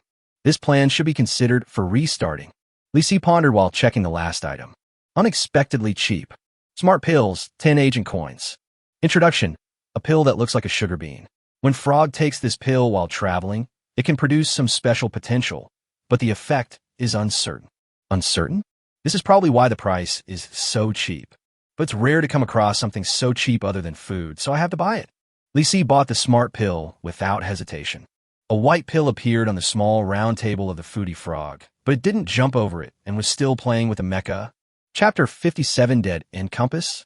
After shopping, Lisi thought for a while and turned to the interface of the backyard of the cabin.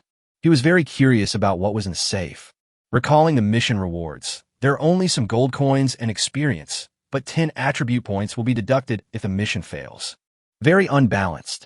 Unless the truly valuable rewards are actually housed in that safe. This is a difficult problem. It seems that the things in the system cabin cannot be taken out. Can the safe be opened from the system? At least make yourself aware of what's inside. Lisi tried to click on the safe, but I only got this hint. Garbage, safe, recyclable. There are no other options. Have to. There's no hope at all. Lisi thought about it and decided not to sell this thing for the time being. After all, it was a rare thing for Frog, so he should keep it. What if the little guy tinkered with it one day? He glanced at the mecha toy. The foodie frog is still hiding in the cockpit and entertaining himself. Biu, biu, biu, biu, biu. Whoosh. BOM. Agent Foodie Frog has eliminated the big bad Silver. Ha ha ha ha ha ha. Lisi really didn't want to watch it anymore. This little guy actually treats himself as an imaginary enemy? By the way, how come I accepted that the big bad guy was me? Feeling a little melancholy, Lisi suddenly received a series of reminders. Congratulations, you have received the Mission Cancellation Compensation Reward. Obtain Gold X100, Experience X100, Dead End Compass X1. Congratulations to the player. You have reached level 25 and gained +1 to all attributes and +1 to free attribute point.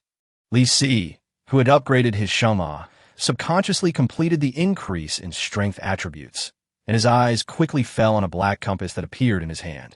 This compass looks no different from an ordinary compass, but the black and white color scheme, plus a circle of the word death carved on it, makes it very depressing. Dead End Compass. Introduction. The area where the pointer shakes is likely to be a dead end, so proceed with caution. So that's what it means. Lisi glanced at the compass and saw that the needle kept shaking within a 30-degree angle. That direction was exactly where he came from, the place where the giant worms broke out. It seemed that this was quite accurate. So much time has passed, the giant worm should be appearing soon, right? He decided to check the communication channel first. A giant worm appeared within a radius of 10 kilometers, so there must be news on the communication channel. What the hell? Giant worms have appeared nearby?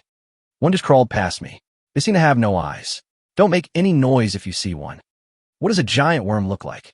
I can't see clearly. It looks a bit like a large maggot, thicker than a bus and longer than a train. How the hell do we fight this? Everyone is using cold weapons. What? You still want to fight? Otherwise, if you fail to complete the second stage mission, you will still die. Let's just join the team.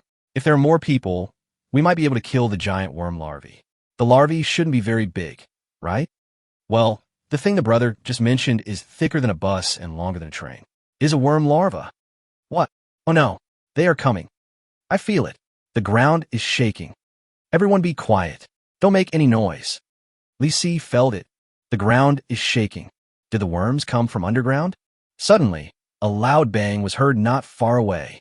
Li Si leaned out of the window and saw a huge crack suddenly appeared on the ground about 10 meters away, and a huge worm crawled out of the crack. It arched its body and crawled forward along the street. It was moving very fast, as if it was aiming at some prey. Soon, Li Si understood. It's a zombie. The giant worm squirmed quickly and swallowed a wandering zombie in one gulp. Under the moonlight, Li Si watched helplessly as the zombies were rolled into the mouth of the worm-like whirlpool of teeth and swallowed alive. But what the players in the communication channel said is correct. As long as you don't make any sound, you won't be easily attacked by worms. Li Si suddenly heard a sound of people squeezing the road behind him. He touched the window and saw a huge worm crawling in from another street. Its bloated body rubbed against the buildings on one side of the road, making a crackling sound. Suddenly, it paused and went into the entrance of a residential building. Ah, help! Ah, a player has been discovered. It even made a sound. Li Si watched as the giant worm drilled into the corridor, broke through the wall, and blocks of cement fell down with a crackling sound. The player screamed in terror one after another, obviously trying to run for his life. But as the building continued to collapse under the pressure of the worms, the man suddenly stopped moving. Eaten. Li Si's scalp tingled as he watched. Even if you didn't see the process of the person being swallowed, you can imagine how tragic it was. How can we kill these worms? They're so big, and his hearing is extremely sensitive. Li Si frowned in thought when he suddenly heard a loud friction sound. What followed was a violent shaking of the ground. He looked out the window carefully, and his face turned pale. I had underestimated the size of the worms after all. Were those worms considered big? A huge shadow, like a hill, loomed over. It was at least 20 or 30 meters wide, and its length was immeasurable. Every time you arch forward, it feels like an earthquake. With a loud bang, the huge monster is crawling into the city. The several small, low buildings blocking the front were directly collapsed by its huge body. In the dense smoke and dust, Li Si saw the sharp teeth in the shape of a vortex facing him, and inside was a bottomless abyss. Damn it! Coming this way. If you don't make any noise, you will die. He was just about to run away, quietly to avoid the path of the giant worm, when he suddenly heard a chicken crowing beside him. Chichikichichi. What the hell? Don't scream. Too late. With just the slightest movement, he was discovered. Li Si felt that there was a huge worm not far away, rushing towards this side. Take a look. Really? A worm larva as thick as a bus was running towards his building. Li Si is helpless. Now we can only run. He hurriedly grabbed one of the fighting chicken's claws, took out the dead-end compass with his other hand, and rushed straight to the bottom of the building. In front of me was the ground with deep depressions where worms had crawled. Not far away, a worm larva was crawling towards me quickly. Where to go? The compass needle is shaking wildly at the rear left. There's a dead end to the left rear. The way to survival is to the right front. Run. Li Si ran for his life and rushed to the opposite building in one breath. The fighting chicken whose claws were caught actually screamed all the way. Shichi-kichi-kichi-chi-chi. Stop yelling. If you yell again, we'll both die. Shichi-chi. Fuck. How could I raise a chicken in such a bad environment? Li Si fell in his self-doubt when a loud bang came from behind him. The worms are coming. Li Si picked up the fighting chicken and clenched his fingers around its mouth. He looked at the compass and found that except for the front, all the roads were dead ends. Chapter 58, Is That Player Crazy? Go ahead. Li Si had no choice but to rush forward along the intersection. He stared at the compass, and just after he took a few steps, the compass needle suddenly pointed to the area on the left. He ran to the right decisively.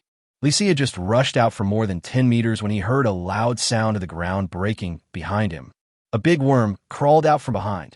Have to say, this compass is really accurate. As soon as this thought came to mind, the compass needle suddenly spun 360 degrees rapidly. Li Si was dumbfounded. What the hell? There are dead ends everywhere? Are you kidding me? Suddenly, loud roars came from all directions. More than half of the nearby buildings collapsed. If Li Si had not dodged quickly, he would have been crushed to death. Suddenly, the compass needle changed. There was a gap in the range of the needle tip shaking, and Li Si ran over there. He couldn't believe it. I was actually running wildly between the two worms. The collapsed building exposed many players. Several worms rushed over to devour them, but they missed Li Si who passed by. But the good times didn't last long. A huge worm more than 10 meters wide blocked the road ahead. Li Si looked at the compass and saw that the dead end was on the right and the way to life was on the left, so he rushed out with the chicken between his legs. There was a flat road ahead. Li Si hurriedly took out his scooter and rushed several hundred meters away. He didn't know that the communication channel was already buzzing at this moment. What? I saw a player riding a scooter on the road? Is he trying to kill himself? Shit, it's all his fault. I almost got exposed. That guy's not dead yet. I saw him slip away among several worms. What? He's coming towards me. There are a dozen giant worms following behind him. What a great benefactor. He led the worms around me away. Nima, I saw him. He accurately predicted where the worm would come out and turned in advance. Can you believe it? A skilled person is very brave. There are more than 10 worms following him. Help! He's running towards my building. Li Si never thought that he could restrain dozens of giant worms of all sizes by himself in less than half an hour. After going around in circles, he finally came to an intersection outside the city. One look at the pointer. There are dead ends behind, but the road ahead is safe. Rush! This place has obviously not been crawled by worms. The road surface is quite smooth. He threw the scooter to the ground, kicked it, and rushed out. This scene was seen clearly by the players on the edge of the city. The communication channel is full of gratitude. Awesome. That guy took most of the worms out of the city. Beautiful. So the city is safe now? More than half of the worms are gone. The remaining ones are chasing over there. Sacrificing one person benefits thousands of families. What a hero. This guy is so tough.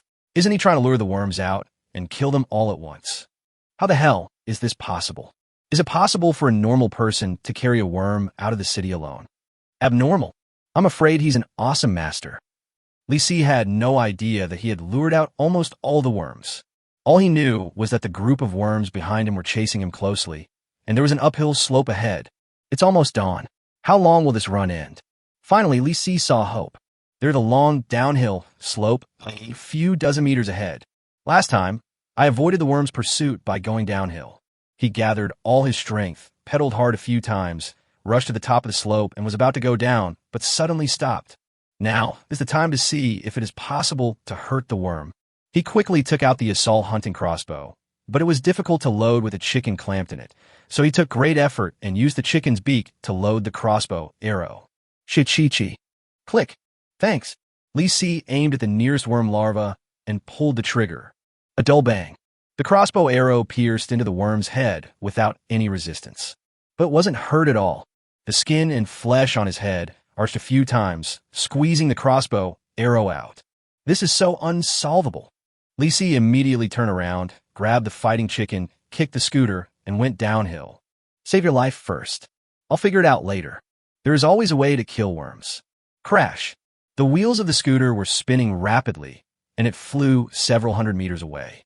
Li Si looked back and saw that the giant worm behind him was getting farther and farther away. Call. Finally got rid of it. Is there any safe place to sleep now? Li Si curled his lips. Now was not the time to think about this kind of problem. Half an hour later, he stopped at the side of the road. It was relatively quiet here, so there were definitely no giant worms nearby, but he was a little confused. Just now, the compass needle was shaking behind me, but as soon as the sun rose, the direction of its shaking completely reversed.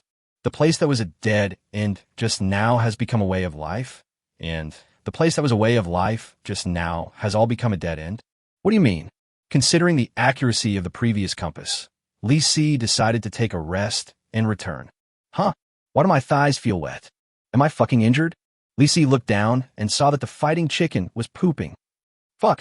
Why don't you wait? Shichikachichi. Obviously, it is difficult to communicate without a common language barrier. The little guy was pinched by himself all the way and his fur was flattened. Are you hungry? Eat something. Li Si poured some cereal on the roadside, gave the chicken a ball of freeze-dried yogurt, and started eating it with bread. The fighting chicken seemed afraid that the remaining yogurt balls would be taken away, so it ate them up quickly and then started pecking at the cereal one by one. Half an hour later, the man and the chicken were full and satisfied, and the sky was completely bright. Li Si stood up, stepped on the scooter, held the little guy in his arms, and slid up the slope. The speed is quite fast, but it's too tiring. He looked at the compass from time to time, and the safe area was still the direction he ran from. Li Si suspected that this thing might have malfunctioned, but he still believed in it for the time being. Half an hour later, he understood why it was safe here. Huge holes appeared on the ground in front of him, and all the worms that had been chasing him before disappeared, apparently having burrowed into the ground. Are they afraid of sunlight? Li Si slowed down and opened the communication channel while checking the situation nearby. There weren't many players around, only a few dozen people, all of whom were discussing the disappearance of the giant worm. All the giant worms disappeared after daybreak. Suddenly, a low-friction sound was heard not far away. Li Si looked up and found a giant worm exposed on the ground not far away, slowly drilling into the ground. His gray body arched and burrowed for a long time before he just buried his head in the soil. It's in a weak state. Li Si understood. The giant worm is very strong at night and almost invincible, but completely loses its combat effectiveness at daybreak. So, the time to take action is now. As the saying goes, kill you while you're ill. Li Si suddenly felt very fortunate for his bad luck last night. If he had not led the worm here, he might not have had a turn to kill it. Chapter 59, This is the gas tank. Faced with this seemingly helpless worm larva, Li Si did not dare to take it lightly. He approached the worm tentatively, put the fighting chicken at his feet, and made a gesture to keep quiet. I don't know if the fighting chicken understood it, but it nodded with its pointed little mouth closed. Everything is ready. Li Si picked up the assault hunting crossbow, loaded it, aimed, and pulled the trigger. There was a dull thud. The crossbow arrow easily pierced the worm's gray skin. But it's of no use. Just like what happened last night, the giant worm slowly squirmed its body and slowly squeezed the crossbow arrow out of its body. The corner of Li Si's mouth twitched. It was obviously useless to continue shooting arrows.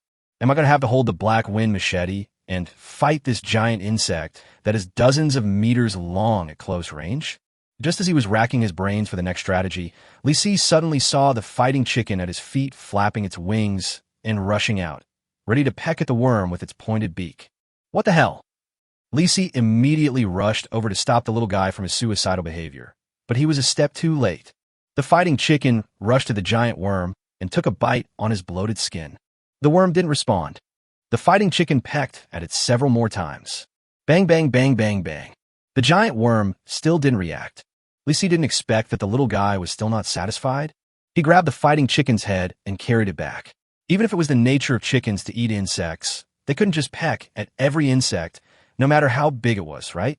Throwing the little guy to the ground, the fighting chicken tilted its head and raised it, glancing at Li Si with its bean-sized eyes. Seemingly unwilling, Li Si thought about it and felt that there was only one way to make it behave itself, which was to feed it some chicken feed. He took out the cereal and poured a small handful on the ground. Seeing the little guy pecking at the cereal attentively, he looked at the worm larvae not far away. Make sure of two things. First, the giant worm loses its vitality during the day, so it will not be dangerous even if you approach it easily. Second, although it can be approached, the defense of this thing is too high and it cannot be killed by ordinary means. If conventional means don't work, then set fire. Li Si smiled slightly and took out a huge bottle of wine from his backpack. Erguo 2 is flammable. There is still half a bottle left. Although the amount is not much, it is enough to burn the local tissue of the worm and burn its brain. Li Si picked up the wine bottle, moved close to the giant worm's head, unscrewed the bottle cap, and tentatively poured some white wine on it. Instantly, a strong smell of alcohol hit the face, but the giant worm did not react at all. No problem. Keep pouring on. Li Si poured half of the white wine on the head of the worm that was exposed above the ground, then lit it with a lighter, turned around, and ran away. With a loud bang, a ball of fire ignited on the giant worm's body. It began to shake its body, trying to put out the flames, but it was completely in vain. In the sunlight, it simply can't exert that much strength. Li Si retreated back to the fighting chicken. The man and the chicken stared at the opposite side. They were stunned by the blazing fire. The fire burned more fiercely than expected. It seemed as if the worm was emitting some flammable substance. The flames were more than 10 meters high and gradually spread along the worm's body. With a bang, the worm's skin suddenly burst, spurting out a sticky liquid. The mucus actually turned into flames in midair and formed a ball of fire when it fell to the ground. The worm's wound was even more exaggerated. It was literally spewing fire. The worm's body shook violently, but the harder it shook, the more wounds on its epidermis broke and sticky juice spurted out, directly turning into blazing tongues of fire. This thing is simply a walking gas tank. Chichikachichi. Fighting Chicken raised his head in confusion, as if wondering what a gas tank was. Li Si picked up the little guy and said, "Let's go and see if there are any gas tanks that haven't been drilled underground. Light them up." Although this worm in front of me is very resistant to fire, it is only a matter of time before it is burned to death. All I have to do is wait for the killing information. I should be able to finish one more bottle of Erguo to left. Li Si walked a long way before he got around the exploding giant worm. Looking into the distance, he saw an even bigger one lying in the middle of the road. It opened its bloody mouth directly towards Li Si, with several human body parts hanging on its densely packed spiral teeth. What a pity, it's daytime now. Li Si picked up the Erguo too, tentatively moved in front of the worm's vortex-shaped mouth, and threw the bottle indirectly. The worm felt something being stuffed into its mouth and was being squeezed slowly. Li Si rushed over and lit it with a lighter, and a ball of fire instantly rose from the worm's huge mouth. It spat out the bottle in pain, but the Erguo 2 had already soaked the worm's mouth. After only a few seconds, a muffled sound came from its mouth and a sticky liquid spurted out. Then, the whole worm's head was gradually wrapped in flames, and the sound of skin and flesh exploding was heard one after another. Li Si held the fighting chicken far away to avoid being burned by the splashing mucus. That thing would be a ball of fire when it fell down. Suddenly, a prompt popped up in front of me. Kill giant worm larva X1. Obtain gold X80, experience X160. The previous worm larva is dead? Li Si looked back and saw that the fire over there was still burning, with the flames reaching 20 to 30 meters high. The body hasn't been burned yet. He turned his head and suddenly heard a loud bang. The giant worm's head was completely surrounded by flames, followed by a series of explosions. Kill giant worm larva X1. Obtain gold X80, experience X160. Congratulations to the player. You have reached level 26 and gained +1 to all attributes and +1 to free attribute point. 2 giant worm larvae were killed so easily. Really unexpected. Li Si wanted to look for any giant worms that had not yet burrowed into the ground, but at a glance, there were no more gas tanks to light on the ground. I can only wait until tomorrow to continue hunting. Now I need to find a safe place to stay and have a good rest. It seemed like he hadn't slept for 2 days. The refreshing mints from Frog had long lost their effect, and now he was just hanging on. The worms come out at night to kill people, so as a player, it is best to stay active at night during these 3 days. Taking out the dead-end compass, Li Si stared at the compass needle and fell silent. The compass rotates 360 degrees without blind spots. What do you mean? There's clearly no danger nearby. Does this mean that the danger level in all directions is about the same? This is the only way to understand it. You can't just go nowhere and sleep in the wilderness with no shelter, right? The key is that there are not many resources to search for. Li Si looked to the side and found a road sign that had fallen beside the highway. Go straight to the new city. Good, let's go to the new city. The new city is relatively developed, and the buildings in the city are complex and intricate, making it suitable for hiding. Moreover, where there are many players, information is more available, and you may be able to find out where the Doomsday Mall is. I have more than 3,000 gold coins and 100 honor badges, and I have no place to spend them. Chapter 60. Concentrated sulfuric acid in the left hand and sodium hydroxide in the right hand. Come on, road skateboard. Let's go. Chichichi. Before the fighting chicken could react, it was picked up by Li Si. Throwing the scooter onto the road, Li Si turned his back to the raging fire, pedaled hard, and rushed towards the new city. 2 hours later, a huge urban area appeared in front of them. Some buildings in the city had collapsed, and some places were still burning with raging fire. Li Si guessed that a team of players had mastered the method of killing giant worms, and the thick smoke and flames were released by the giant worms. He scooted for a while longer, then stopped and put away his scooter when he was near the entrance to the city. The noise made by the scooters is too loud and can easily attract the player's attention. Such a huge city must have countless players hiding in it. They might be hiding in a building or at an intersection, ready to ambush passing players. After entering the city, don't shout, okay? Li Si gave an instruction to the fighting cock in his arms. The little guy raised his head and seemed to nod, but it was unclear whether he understood it or not. There's nothing I can do. It's because I can't put living things into a backpack. Li Si hid in the green belt beside the road, ate, replenished his energy, and poured out some chicken feed for the fighting chickens. He munched on the bread in his hand while turning on the chat channel. It's indeed a big city. There are quite a lot of players here. Level 13 Battle Axe. Who wants it? Send me a private message. Is there anyone who wants to team up? I'm a girl, and my fighting ability is not bad. Damn it. This is so unfair. They actually surrounded the Doomsday Mall. They are simply inhuman. Did you just find out? It costs 10 gold coins to enter. Those who broke and were beheaded and displayed to the public. There were 70 or 80 heads hanging at the entrance of the mall. They are not human beings. Is there no one who can control them? Han Rong, if anyone doesn't agree, come and break in. Stop talking nonsense here. Also, I'm notifying you that from today on, you have to pay a 20 gold coin toll to enter the Doomsday Mall. What? The price has increased? Han Rong, not satisfied? Don't talk nonsense. I will remember your ID. For a full half-minute, no one dared to speak in the communication channel. Apparently, there was a Doomsday Mall in the new city, but he never expected that a team would block the road leading to the Doomsday Mall and collect tolls. So shameless. Li Si felt infuriated just watching this. I have to pay them a bribe with the gold coins I have worked so hard to earn before I even enter the Doomsday Mall? Absolutely not. Li Si, which bastard asked you to collect tolls here? What the hell? Brother, do you want to die? Quickly withdraw the message. Han Rong, boy, you're looking for death. I'll remember you. You Li Si? Oh my god, he is the Li Si who completed the first kill of the final boss of the first stage. Big boss. The first kill boss called them turtle bastards. We have hope. Boss Li Si, quickly drive those turtle bastards away. Yes, the turtle bastard just received 20 gold coins. Boss, you are awesome. Quickly drive them out of the Doomsday Mall. The boss should bring a team with him. Is the boss team still recruiting people? Li Si was shocked. He forgot that he was the first to kill the final boss of the first stage.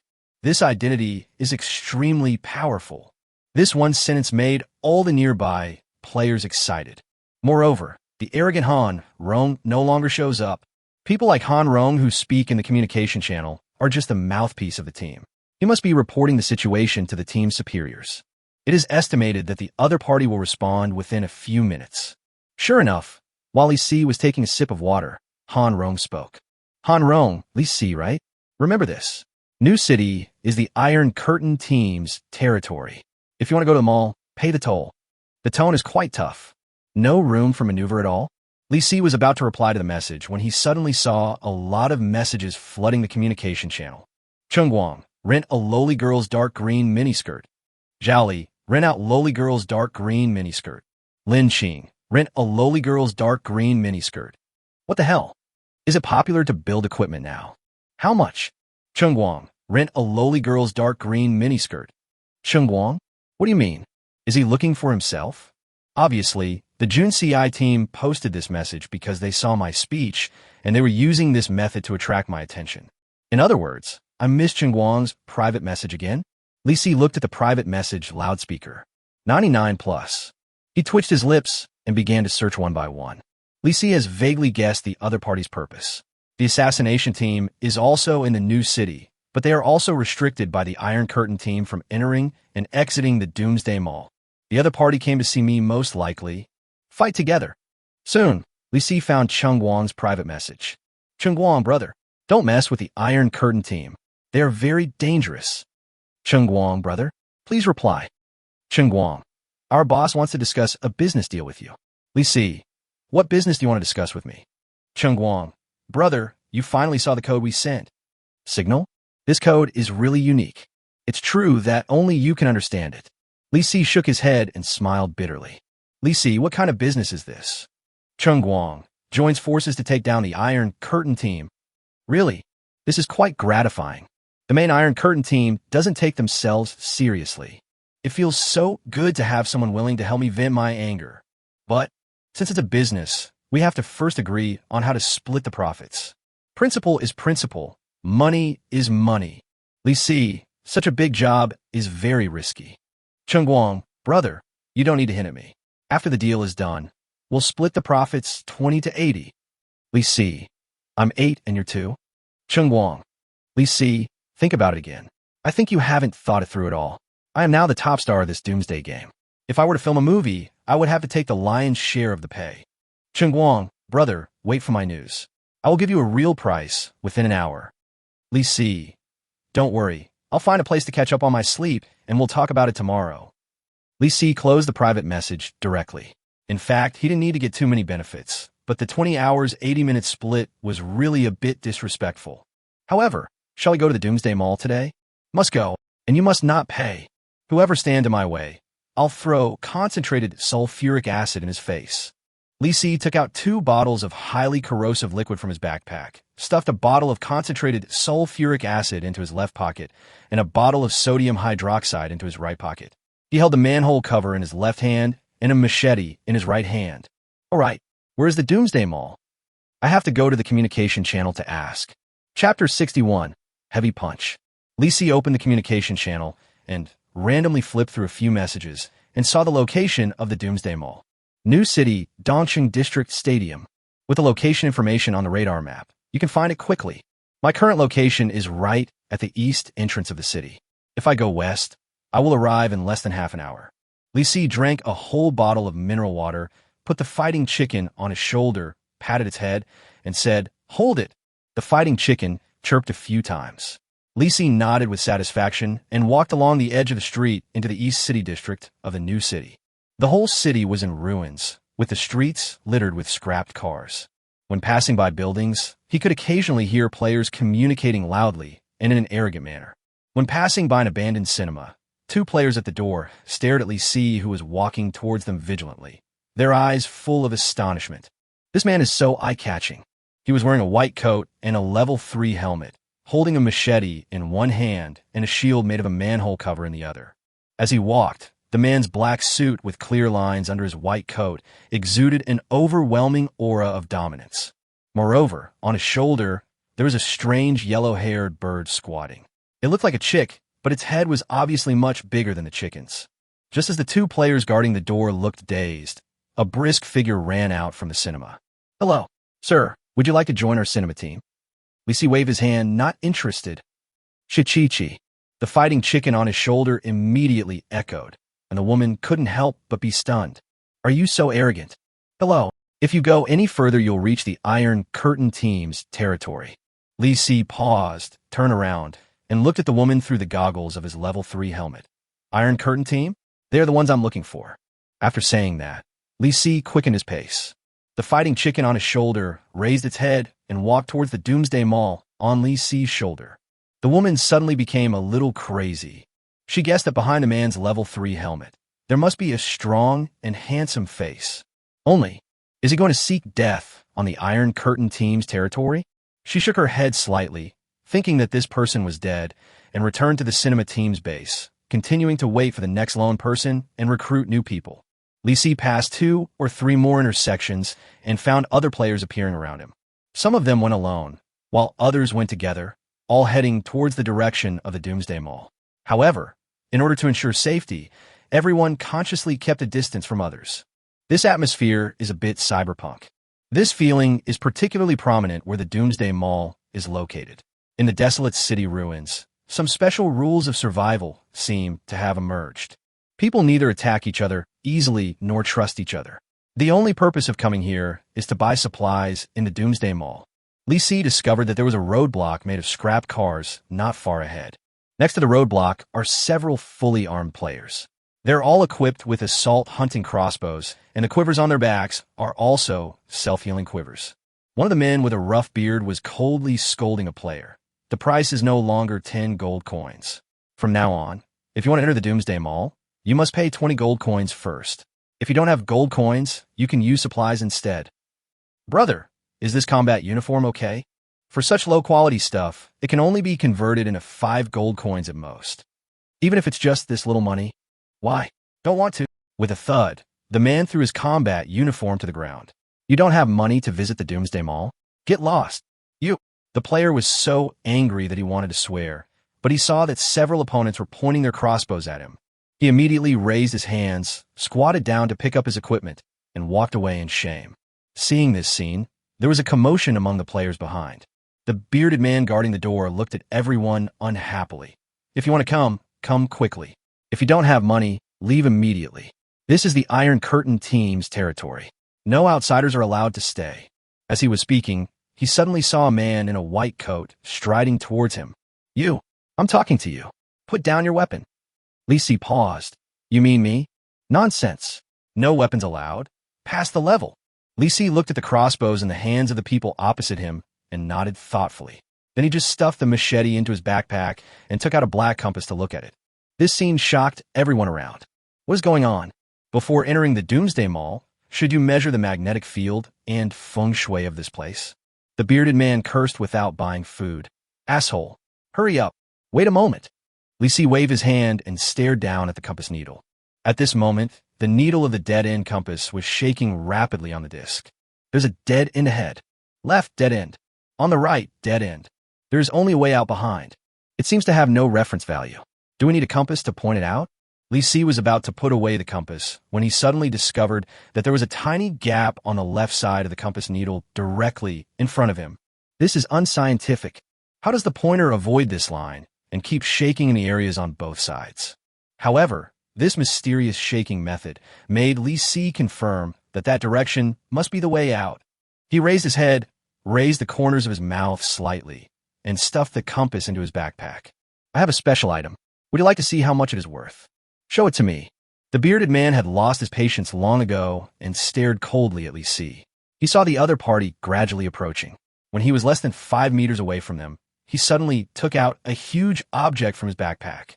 It is shaped like a takeout lunchbox and as big as an old iron pot, with several huge black, unidentified objects inside.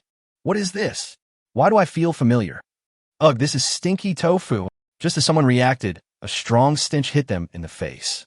This is not ordinary stinky tofu. This is giant stinky tofu that has been fried, stinked a second time, and magnified by a foodie frog. If it weren't for the protection of his white coat, Li Si himself wouldn't be able to withstand the stench. The bearded man's face turned pale. He felt dizzy and was almost foaming at the mouth. Li Sijingai held the shield in his hand and pushed the biological weapon in front of him hard. With a bang, the stinky tofu juice spread out like flowers from heaven, rushing toward the people in front of the roadblock. The bearded man had a whole piece of stinky tofu hit him in the face. He fell to the ground, and his whole body twitched. The other few people had already been frightened to death, and were only trying to avoid this deadly biological weapon. The situation is completely out of control. Li Si threw the scooter to the ground and was about to rush into the roadblock with it, when he suddenly felt his shoulder lighten and the fighting chicken fell vertically. Oh no! The fighting chicken is unconscious. Li Si can't wait. Must rush as soon as possible.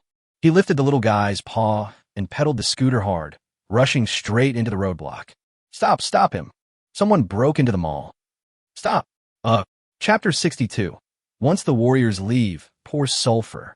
Acid. The player guarding the roadblock at the back was foaming at the mouth and fell to the ground. There are a dozen players rushing towards you. Cover your mouth and nose before they get close. Li Si was holding the fighting chicken and pedaling hard on the scooter, rushing all the way. Suddenly, he heard a crossbow arrow coming from above his head. Bang, bang, bang. All the crossbow arrows missed the target. Really, the direction pointed by the dead-end compass is correct. The ground on both sides of Li Temple was filled with crossbow arrows, but not a single one hit the target. Moreover, he had already prepared double insurance, holding the manhole cover shield in one hand. The stadium gate is just ahead. There are 7 or 8 guards in front of the door. Li Si has already seen the abrupt black cube building in the center of the stadium. Above the cube-shaped building, a line of large green characters was floating. Doomsday. City. I am coming. Li Si saw dozens of dried human heads hanging randomly on the crooked lampposts at the entrance of the stadium. Those are relics left behind by the predecessors who broke into the mall. At this moment, Li Si felt that he was not fighting alone. Facing the players rushing out to block him, he didn't slow down at all. He even put away his shield and clamped the fighting chicken to his body. He held concentrated sulfuric acid in his left hand and sodium hydroxide in his right hand. The wind is whistling and the E-River is cold. When the warrior leaves, pour sulfuric acid. Crash. 2 bottles of highly concentrated corrosive liquid were instantly sprayed towards the blocking players. The person standing in the middle was evenly affected, and a burst of white smoke instantly rose from his face. He rolled on the ground in pain, howling in agony like a wild boar. The long journey had allowed Li Si to thoroughly master the scooter technique. He made a sharp turn, bypassed the man, dropped 2 empty reagent bottles, knocked away another disfigured player, and took away a powerful hunting crossbow. Amid the howling, more players from the Iron Curtain team rushed over. But Lee Si kicked hard a few times and rushed towards the Doomsday Mall in full view of everyone. The crossbow arrows behind him were like heavy rain, and Lee Si's skateboard was as fast as lightning. With a buzzing sound, he rushed into the translucent door of the black building. Before your eyes, a hall full of futuristic technology appears. On the first floor of the building, there's a place similar to a hotel information desk in the center, with an elevator on the left and a rest area on the right. At a small table in the rest area, several players stared at Lee Si in shock. From the speed at which he rushed in, they realized that this man had broken in alive. Behind the bright white counter at the front desk, a robot with a cube head makes mechanical electronic sounds. Welcome to the Doomsday Mall. Self-service robot number 1357 is at your service. Please go to the second floor for the shopping area. Please go to the third floor for the dining area. The fourth floor is not open yet. Warm reminder, the first time you enter the Doomsday Mall, you can stay there for free for 3 hours, and then you will be charged 30 gold coins per hour. If the corresponding fees are not paid, the player will be forced to leave the Doomsday Mall. In addition, private fights among players are strictly prohibited in the mall. Players who commit serious offenses will be forced to leave the Doomsday Mall. Forced to leave? Doesn't that mean he was kicked out? That's quite civilized. By the way, you are charged by time for staying in the Doomsday Mall. What a profiteer. But Lee Si frowned and understood the intention of Doomsday Mall to charge fees. It is afraid that all players will hide in the mall and survive. 30 gold coins per hour is not cheap, and ordinary players simply cannot afford it. But it's different for rich and powerful people. They can just live in the mall. While thinking, the self-service robot number 1357 took out a bright white ball from the counter. It flew over in the air, and there was a small display screen facing Lee Si. Player, hidden. Badge, hidden. Gold, 3,757. Time, 2:57:33. Has the 3-hour free time started counting down? Lee Si watched the time ticking away and decided to go upstairs immediately. All that is beating here is money. But I have 3,757 gold coins, so why don't I just stay here overnight? Lee Si calculated that he could shop in the mall for a maximum of 2 hours, with 1 hour of free time. If he slept for 6 hours, he would need to pay for another 5 hours of gold coins. That is 150 gold coins. I've been busy for several days. I'm so exhausted. With such a safe place, wouldn't it be nice to have a peaceful night's rest and recuperate? Thinking of this, Lee Si suddenly became open-minded. Can you pay for 5 hours in advance? The little white ball actually spoke directly. Dear, it's okay. Please confirm again. How is this the same as Taobao customer service? Lee Si curled his lips and said, confirm payment. You paid 150 gold coins to purchase mall time. On the small screen, the time jumped directly from 2 hours, 56 minutes, and 55 seconds to 7 hours, 56 minutes, and 54 seconds. I feel relieved now. Lee Si walked towards the elevator door on the left, and just then a player came down. As soon as the elevator door opened, Lee Si saw a player coming out with a huge silver shield in his hand. When the other party saw Lee Si's strange attire, he was stunned for a moment. When he saw the column of gold coins on the small ball in front of Lee Si, he was stunned, and the shield in his hand almost fell to the ground. 3,607 gold coins? Brother, who are you? Lee Si glanced at the other party's balance of 103 gold coins, waved his hand low-key, and got into the elevator. Considering the other party's heart condition, he decided to remain silent. Under the other party's astonished gaze, Lee Si got into the elevator and pressed the button for the second floor. The elevator door opened, and rows of merchandise display shelves appeared in front of Lee Si. From food to pills to tools, equipment, and weapons, there is literally everything. He immediately caught the eye of a huge crossbow in the middle of the second row of merchandise display shelves and walked over to take a look. The voice of the white floating ball sounded. Dear, the item in front of you is an armor-piercing crossbow. Level 30. The price is 850 gold coins. The equipment increases the strength attribute by 30 points. This crossbow cannot be operated with one hand. It requires a lot of strength to load, and the loading speed is slow. In addition, it requires the use of a special armor-piercing crossbow. It has extremely strong lethality and can even penetrate a 3-layer brick wall at close range. So expensive? And you need to use special crossbows? How much is the crossbow? Honey, the crossbow is here on the left. Li Si saw a crossbow arrow as thick as a steel bar on the display shelf. It was longer than an arm, and the arrowhead was so sharp that it reflected light. This can't be called a crossbow. This is a javelin. The white floating ball begins to introduce product information. Dear, I have just introduced the power of the armor-piercing crossbow arrows to you. The price of this crossbow arrow is 50 gold coins per arrow. 50 gold coins for only one? Yes, dear. So expensive, but the lethality is quite tempting. It should be no problem to use this thing to kill giant worms, right? Li Si glanced at his balance. Buy an armor-piercing giant crossbow and 3 crossbow arrows for a total of 1,000 gold coins. Should I buy it? Chapter 63. You are unhappy, but this mall is very pleased. Li Si was hesitating when he suddenly heard a chi-chi-chi sound. He looked down and saw that the fighting chicken in his arms had regained consciousness. He decided to ask the little guy for his opinion. Fighting chicken, what do you think? Should I buy this giant crossbow? If you shout once, I will buy it. If you shout twice, I will not buy it. Chi-chi-chi. Li Si was stunned. Call 3 times? What does it mean? Oh, understood. What to buy? After 12 o'clock at night. Let the frog come to steal. Even if you have a lot of gold coins, it's not worth wasting them. Li Si nodded in agreement, thinking that the battle chicken was very excited, and said to the floating ball, take me to see the highest level equipment. Dear, the highest level of equipment in Doomsday Mall is currently level 30. In addition to the armor-piercing crossbow, there is also a piece of alloy armor. Dear, alloy armor? It sounds pretty high-end. But Li Si suddenly remembered that he still had a level 30 porcelain armor that had not been synthesized. He could just equip himself with the porcelain armor when the time came. The only material missing was a large porcelain plate. Thinking of this, he suddenly lost interest. No need to introduce it to me. I'll just take a look around. Okay, dear, but you must take good care of your pet. If your pet destroys the public facilities in the Doomsday Mall, you'll have to pay a 10-fold fine. What the hell? There is such a rule. Li Si was caught off guard.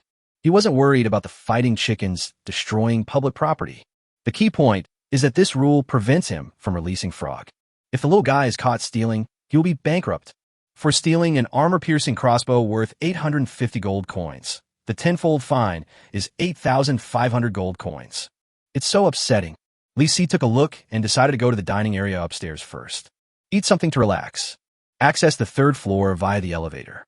It is obviously more lively here than downstairs. The whole floor is like a big cafeteria, with food pickup areas all around and rows of tables in the middle. At a glance, there are at least a few hundred players sitting here. Most people were sleeping on the table, while some players were eating while staring at the electronic screens on the wall. The voice of the floating ball is introduced in a timely manner. Dear, you can only eat in the dining area. You're not allowed to take away. This is divided into a free pickup area and a paid pickup area. While eating, you can also check the player honor list ranking on the electronic screen at any time. Major events that occur in the Doomsday game will also be broadcast live on the electronic screens in the Doomsday Mall. Li Si took a closer look. My name is displayed on the first line of the electronic screen. Honor ranking. Número 1, Li Si, 100 honor vallis.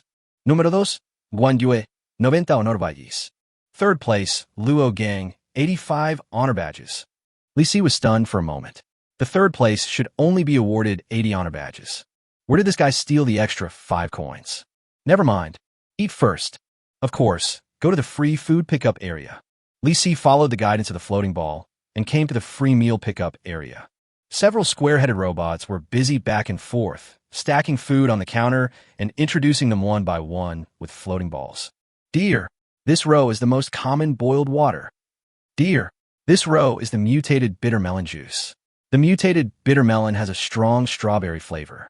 It's quite delicious. Dear, today's hot soup is zombie brain soup. I added a lot of shredded ginger to remove the fishy smell.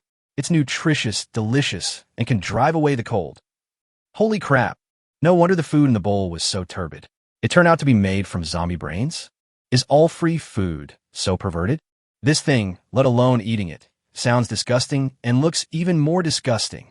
Li Si quickly turned his head, and the floating ball took the trouble to introduce the main dishes on the other side. Dear, this white square you see is a protein cake. The soft and sticky taste comes from high-quality, detoxified zombie protein. It is nutritious and delicious. Dear, These on the left are deep-fried hydrilla.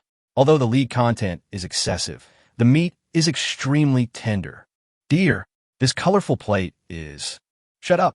Lisi has had enough. The food in this place keeps getting more disgusting. Am I going crazy because of poverty? With more than 3,000 gold coins to spare, eating such terrible food would be worse than eating the food reserves in the backpack. Now that you are here, you might as well go and check out the paid meal pickup area. Dear, all the food in the paid pickup area is made from green, natural, and pollution-free ingredients. You can eat it with confidence. I have to say, your Doomsday Mall is really shady. A pixelated smiley face suddenly appeared on the display screen of the floating ball. Dear, creating difficulties for players in the apocalypse is our most important service purpose. We are very pleased that you are unhappy. This mall will continue to work hard and raise prices when necessary, dear. Lisi glanced at the floating ball and found that the electronic screen still showed the harmless pixelated smiling face. Why did it look so annoying? Dear, I detected that your expression is a little ferocious. Damage to Doomsday Mall property requires 10 times the compensation. So don't be impulsive. The price of the floating ball robot is 1 million gold coins. What the hell? Lisi feels an impulse now. He wants to blow up the Doomsday Mall. Every word the floating robot says touches your heart. He ignored the little thing and placed a bowl of beef noodles and a plate of steamed dumplings, plus a cup of iced American coffee in front of the counter. The floating ball robot started counting money. Dear, the total is 30 gold coins. Are you sure to buy it? Confirm. Payment has been successful, dear. Enjoy your meal. Finally said something sensible. Lisi walked to an empty table with the food and was about to eat when he suddenly noticed strange looks from the players around him. What the hell? Look, the paid dining area is open. You bought so many things, at least 20 gold coins, right? You must be kidding. I asked. The minimum for each serving of food is 10 gold coins, and he spent at least 30 gold coins in one meal. What a great guy. I want to eat steamed dumplings too. It's a problem to be alive, and I still eat steamed dumplings. Lisi felt a little uncomfortable. It was okay for these people to talk about it, and he could understand it. But it's really uncomfortable to have so many pairs of eyes staring at me while I eat. But should I just not eat while they're staring at me? Lisi shook his head and just focused on eating noodles. The fighting chicken squatting in his arms stared at the food anxiously and chirped at the top of its voice. Lisi looked at him and said, "Are you hungry too? We are so lucky to share this. I will give you 2 dumplings." He picked up 2 hot steamed dumplings from the plate and put them aside. The fighting chicken jumped onto the table and started pecking at them with its neck stretched out. What the hell? What a waste of resources. I haven't had a bird eat well yet. Kill the people and destroy their hearts. Kill the people and destroy their hearts. Hearing everyone's discussions, Lisi felt a little annoyed. These people were staring at him while he was eating. When he looked up, he was shocked. A familiar face appeared on the big screen on the wall of the dining area. Chapter 64, Do You Dare to Go Out With Me for a While? A young man in a white coat and sunglasses is facing the camera, with a noodle hanging out of his mouth and a dull look as if he has seen a ghost. Wipe, isn't that just me? Live broadcast of me eating? Are you using me as a food broadcaster? A string of subtitles is playing at the bottom of the screen. High-end ingredients often only require the simplest cooking methods. After 2 hours of hard work, the self-service robot handed the freshly steamed dumplings to a player who was willing to spend money on the meal. Nothing can make people feel more physically and mentally happy than having a sumptuous dinner. Don't hesitate. Don't worry. If you only have 10 gold coins left, don't live anymore. Come to the Doomsday Mall dining area to have a full meal and die a full death. This is the best place for you to enjoy your own time, date with your partner, dine with friends, or build a team. This dining area has world-class authentic ingredients, and the robot chef guarantees the quality of the dishes. Damn it, using my meal as an advertisement? Lisi stretched out his hand to block the floating robot. On the big screen, a pair of right hands holding chopsticks instantly appeared, and oil was dripping from the chopsticks. This scene made everyone swallow their saliva again. How long has it been since I had proper hot food? Just looking at those chopsticks makes them smell delicious. Because Lisi refused to live broadcast his meal, the floating ball robot turned off the image transmission, and the big screen image turned and returned to the interface of the player honor rankings. Dear, you can get paid for inserting ads into your live broadcast. What? Why didn't you say so earlier? If you hadn't asked, The mall was going to deduct the advertising fee. Li Si was speechless. Is it too late to continue now? It's not too late, dear. Your meal video can be broadcast simultaneously in tens of thousands of doomsday malls around the world. What the hell? How much money can I make? You won't know until tomorrow, dear. We share the advertising revenue, but we sincerely hope that you won't live to see tomorrow, dear. Li Si wants to smash this floating ball. If I can't afford to pay for the damage, I have to take action. Dear, if you agree to continue playing, I will start recording. Record. Li Si's face turned dark, and the faces of the other players in the restaurant were even darker. Suddenly, someone asked the floating ball above his head, I also buy food. Can I get advertising revenue? The opponent's floating ball responded, No, dear. You only have one chance to shoot a commercial every day, dear. And there are tens of thousands of restaurants in the Doomsday Mall, and only one person can record the commercial every day, dear. Also, honey, you are so ugly. The players are anxious. You're still scolding me? I'm worth 1 million gold coins. Just make your move if you're ready, honey. What? The player was so angry about the floating ball above his head that he was speechless. Li Si understood that it wasn't just the floating ball on his head that deserved a beating. There was a floating ball on every player's head that deserved a beating. At this time, the big screen image switches back. Li Si looked up and saw his handsome face. It just attracts hatred. The man who eats so well, looks so handsome, and is envied by millions of people around the world must be me. Eat quickly and come downstairs after finishing your meal. Li Si ate voraciously and ended the battle in less than 5 minutes. The fighting chicken was obviously not satisfied with the meal, and it looked at Li Si and chirped a few times. Eat small meals frequently, and we'll talk later. He patted the little guy's head, picked it up, and prepared to go downstairs. Dear, your advertising revenue will be distributed at 3 p.m. tomorrow. Got it. Where can I get it? Dear, come to the front desk of Doomsday Mall to collect it. Trouble. Li Si curled his lips and walked straight towards the elevator door. Unexpectedly, as soon as he stood up, several players surrounded him. Brother, is your team still recruiting people? Add a friend? My name is Lu Chong. Get out of the way. Get out of the way. A man in a suit pushed everyone else aside and stopped Li Si. My friend, are you interested in the Iron Curtain team? I guarantee that with your ability, if you join our Iron Curtain team, your daily income will be close to 3 figures. Li Si was stunned. He had just beaten up the players from the Iron Curtain team, and this guy actually wanted to pull him into their team? And, you mean the daily income is less than 3 figures? The man in the suit was slightly stunned. Brother, is 70 or 80 gold coins a day too little? You can't ask for an exorbitant price when you go to your boss, right? Who's looking for the boss? Come and see for yourself. Li Si pointed at the floating ball above his head. The man in the suit came over to take a look and was stunned. This. The players behind saw that the man in the suit was speechless for a long time, and they stretched their necks to look curiously. One of them with good eyesight saw the number clearly and exclaimed, What? 3,577. Fuck. It's only been 6 days since the game started. I'm only making over $500 a day. Li Si glanced at the man in a suit who had failed to win him over and smiled. Tell your captain that if you offer me a daily salary of 500 plus, I will seriously consider it. The corner of the man in the suit's mouth twitched. The last time he came to the mall with the captain, he sneaked a peek at the captain's gold coin balance. Just over 3,000. Who is this man? Brother? Can you tell me your name? Well, it's inconvenient. Li Si pushed the crowd away, pressed the elevator button directly, and returned to the second floor. Given the nature of the Doomsday Mall, if I let Frog out to steal weapons, I will most likely be fined to death. And this guy may not necessarily accept weapons. The little guy will most likely jump to the second floor and maybe steal back a bowl of zombie brain soup or something disgusting. He returned to the armor-piercing crossbow and said to the floating ball, I'll buy this crossbow, plus 3 armor-piercing crossbow arrows. Okay, please confirm again, dear. Confirm purchase. The payment has been successful, dear. You can take the purchased items away directly. Just take it away. Yes, dear. What if I take it without paying? It will be considered theft, dear. You will be fined tenfold. If the balance is insufficient, your company will be directly terminated. Depend on. Li Si picked up a giant crossbow and felt it was quite heavy.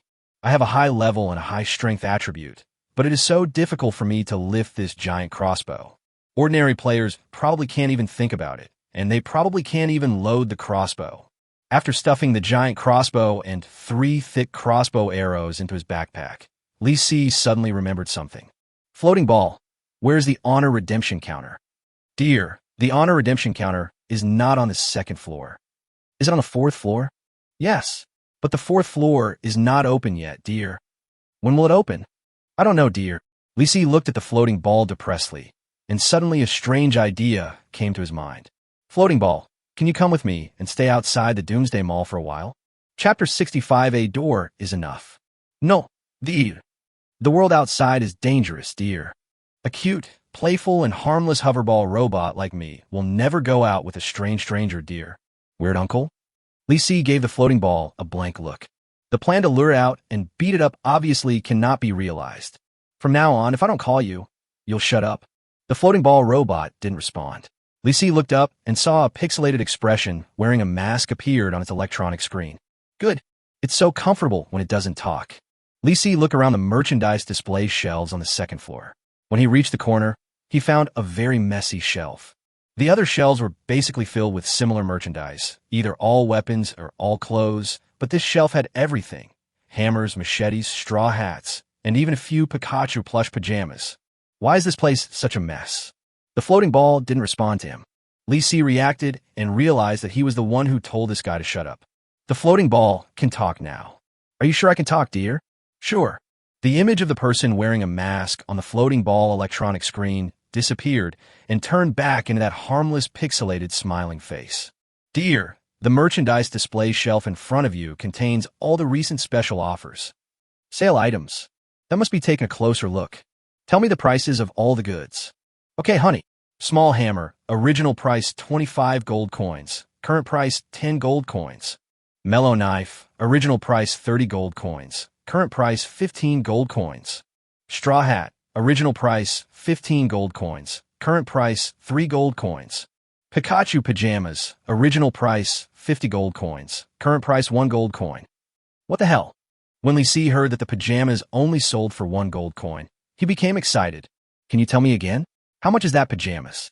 Only 1 gold coin after discount. Tell me about its introduction. Pikachu pajamas, no level. Wearing it can greatly improve your rest efficiency and reduce sleep time by 50, although it has no resistance. It is a sleep supplement artifact in the Doomsday Mall. What else is there to say? 1 gold coin. Purchase. I bought these Pikachu pajamas. Honey, are you sure? What's there to hesitate about for 1 gold coin? Payment successful. Li Si took the pajamas from the shelf and found that he could put them on directly. Even a backpack could be wrapped in the thick pajamas. He put it on directly and looked like a big doll. When the hat was put on, 2 long ears appeared on top, and there was a big lightning-shaped tail behind the butt. The pajamas had plenty of space inside. Li Si unzipped the front zipper and stuffed the fighting cock directly inside. From the outside, it couldn't be seen at all. Also, it's really comfortable. The only problem is that wearing these Pikachu pajamas makes walking a little slow. It's not a big problem. This clothes can only be worn in the Doomsday Mall. Go up to the 3rd floor and find an empty dining table to sleep on. Just as he was about to leave, he suddenly saw a shelf displaying throwing weapons. 1/3 of the shelves were filled with neatly stacked grenades. 1/3 were filled with neatly stacked smoke bombs, and another third. Li Si really couldn't figure out what it was. It's a round metal ball with a red button on it. If you ignore the color scheme, it looks a bit like a poke ball from Pokemon. Li Si scratched his head, thinking about the Pikachu pajamas he was wearing. It can't be that thing? The floating ball robot made a timely introduction. Dear, the item in your hand is a gravity core grenade. 5 seconds after pressing the button, it will generate a strong gravity core. Everything within a 10-meter radius will be sucked to the center for 10 seconds. This is a high-tech product from our mall. Li Si curled his lips. I thought I could suck the monster in as a battle pet. Boring. How much? 500 gold coins, dear. So expensive. You still have 2,576 gold coins. Don't be so stingy, dear. Never mind. Li Si decided not to waste gold coins anymore, and reluctantly put the gravity core grenade back on the shelf. At this moment, the elevator door on the 2nd floor suddenly opened, and more than a dozen players rushed out, each carrying an assault hunting crossbow. The leader glanced at the 2nd floor and found that there were only 5 or 6 players there, and yelled, "Everyone on the 2nd floor, listen up. If anyone sees a player wearing a white coat, a level 3 helmet, and a big bird squatting on his shoulder, tell me. Help the Iron Curtain team find this person, and you can get a 30 gold coin bounty. The few players on the second floor were scratching their heads. Huh, I think I've seen it before. That guy went to the third floor. I think I saw him here just now.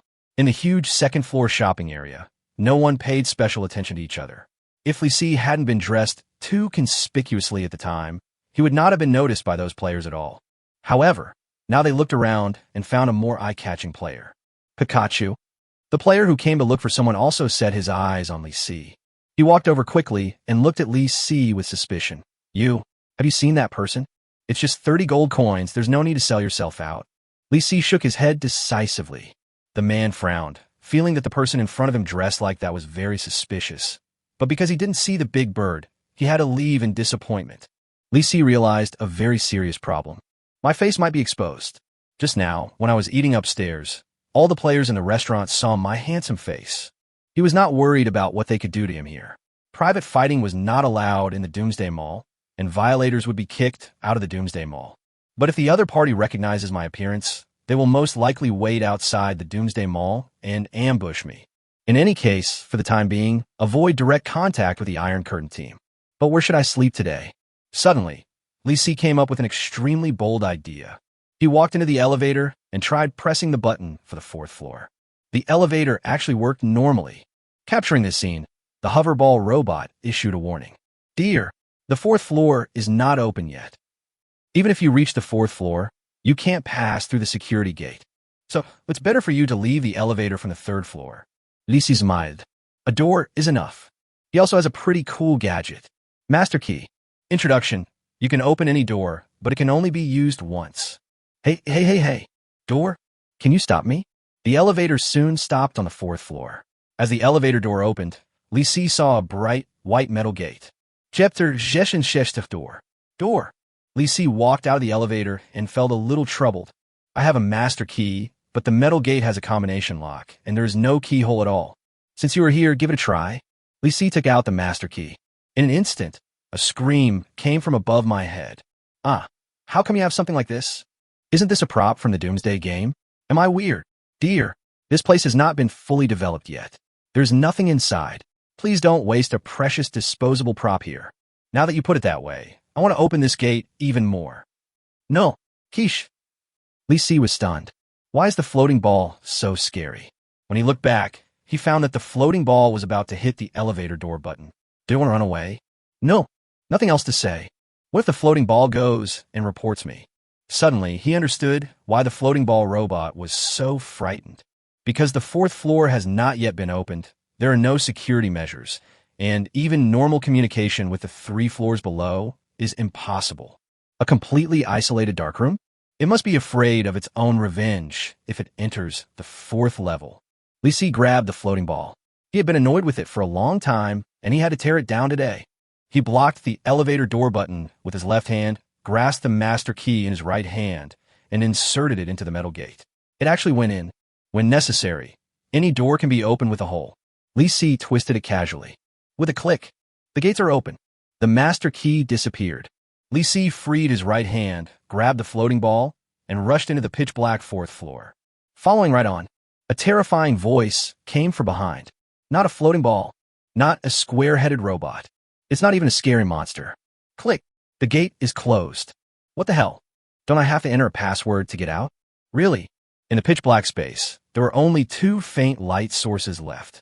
One is the electronic screen of the floating ball, which displays a pixelated cracked face. The other is the electronic screen of the password lock, which shows please enter the 8-digit password. Oh my god, can't get out? When will this end? The floating ball made a low sound. Honey, I told you not to come in. Stop making sarcastic remarks and tell me, what is in this? I really don't know, honey. Li Si glanced at the cracked face on the electronic screen and shook his head helplessly. Forget it. Then use your surplus value and be a flashlight. Li Si grabbed the floating ball and used the faint light from its electronic screen to explore the way. Facing him was a corridor, and no one knew where it led to. There were small rooms on both sides. Li Si used a floating ball to illuminate and checked each room one by one. The first one was empty, there was nothing in it. The second room has several tables and chairs. The third room was bare again. I wasted a master key and ended up in this kind of shitty place with nothing in it. At least having a warehouse for goods is enough to make me feel good, right? After checking several rooms in succession, Lee Si decided to take a break. I'm so tired. Didn't you originally plan to come up here to sleep? Anyway, I can't get out for a while, so I'll take a nap first. When I wake up, I'll let Frog out to explore for me. Anyway, if I let Frog out in this place, no other robots will know. Thinking of this, Lee Si just laid down on the ground. However, he suddenly remembered that his fighting cock seemed to have not called for a long time. Should he feed it something before going to sleep? After unzipping Pikachu's pajamas, Lee Si grabbed the floating ball and took a look and found that the fighting chicken was actually sleeping in his pajamas. It slept comfortably. Lee Si zipped up his pants again, decided not to disturb it, lay down on the ground gently, and went to sleep. Why don't you find a way out quickly, honey? Be quiet and go to sleep. If you don't obey me, I will tear you apart. The whole space became completely quiet. Lee Si opened his eyes and saw a terrified expression on the electronic screen of the floating ball. Have to say, the robots in this doomsday mall are really well made. It would be great if I could take them out with me. Lee Si closed his eyes and couldn't bear it any longer. In less than 5 seconds, he was snoring. After an unknown amount of time, Lee Si suddenly felt something kicking him. He woke up and immediately heard a chirping sound. I looked up and saw that the floating ball was still there. Show me some light. Okay, honey. Don't tear me apart, honey. The floating ball immediately adjusted its direction, and the faint light shone on his stomach. Lee Si unzipped his pants, and the fighting chicken jumped out, startling him. This guy seems to have grown a lot taller after a good sleep. Lee Si grabbed the floating ball and looked at it carefully. It was correct. Really grown up. The red comb has grown a little. The growth rate is much faster than expected. My guess is it's a rooster. Lee Si took out some oatmeal from his backpack and poured out a large handful. The bigger the oatmeal, the more delicious it would be. He took out a bottle of mineral water and a bag of beef jerky. There's still a lot of food reserve, so don't worry about starving to death here. If that doesn't work, just eat chicken feed with the fighting chickens. Lee Si is quite open-minded. After all, although there is nothing in this damn place, it is safe. I don't know what the situation is like outside. Lee Si opened the communication channel to check. I found that the communication channel was empty. Not a single message. Even a 99 plus accumulated through the private message loudspeaker has become 0. It's definitely not the case that all the nearby players are dead. Then there's only one possibility left. The unopened 4th floor of Doomsday Mall blocks everything. Would that block out the rules of the game? For example, after staying there for 3 days, you find a way to escape, and then find that you skip the 2nd stage judgment and fall safely into the 3rd stage?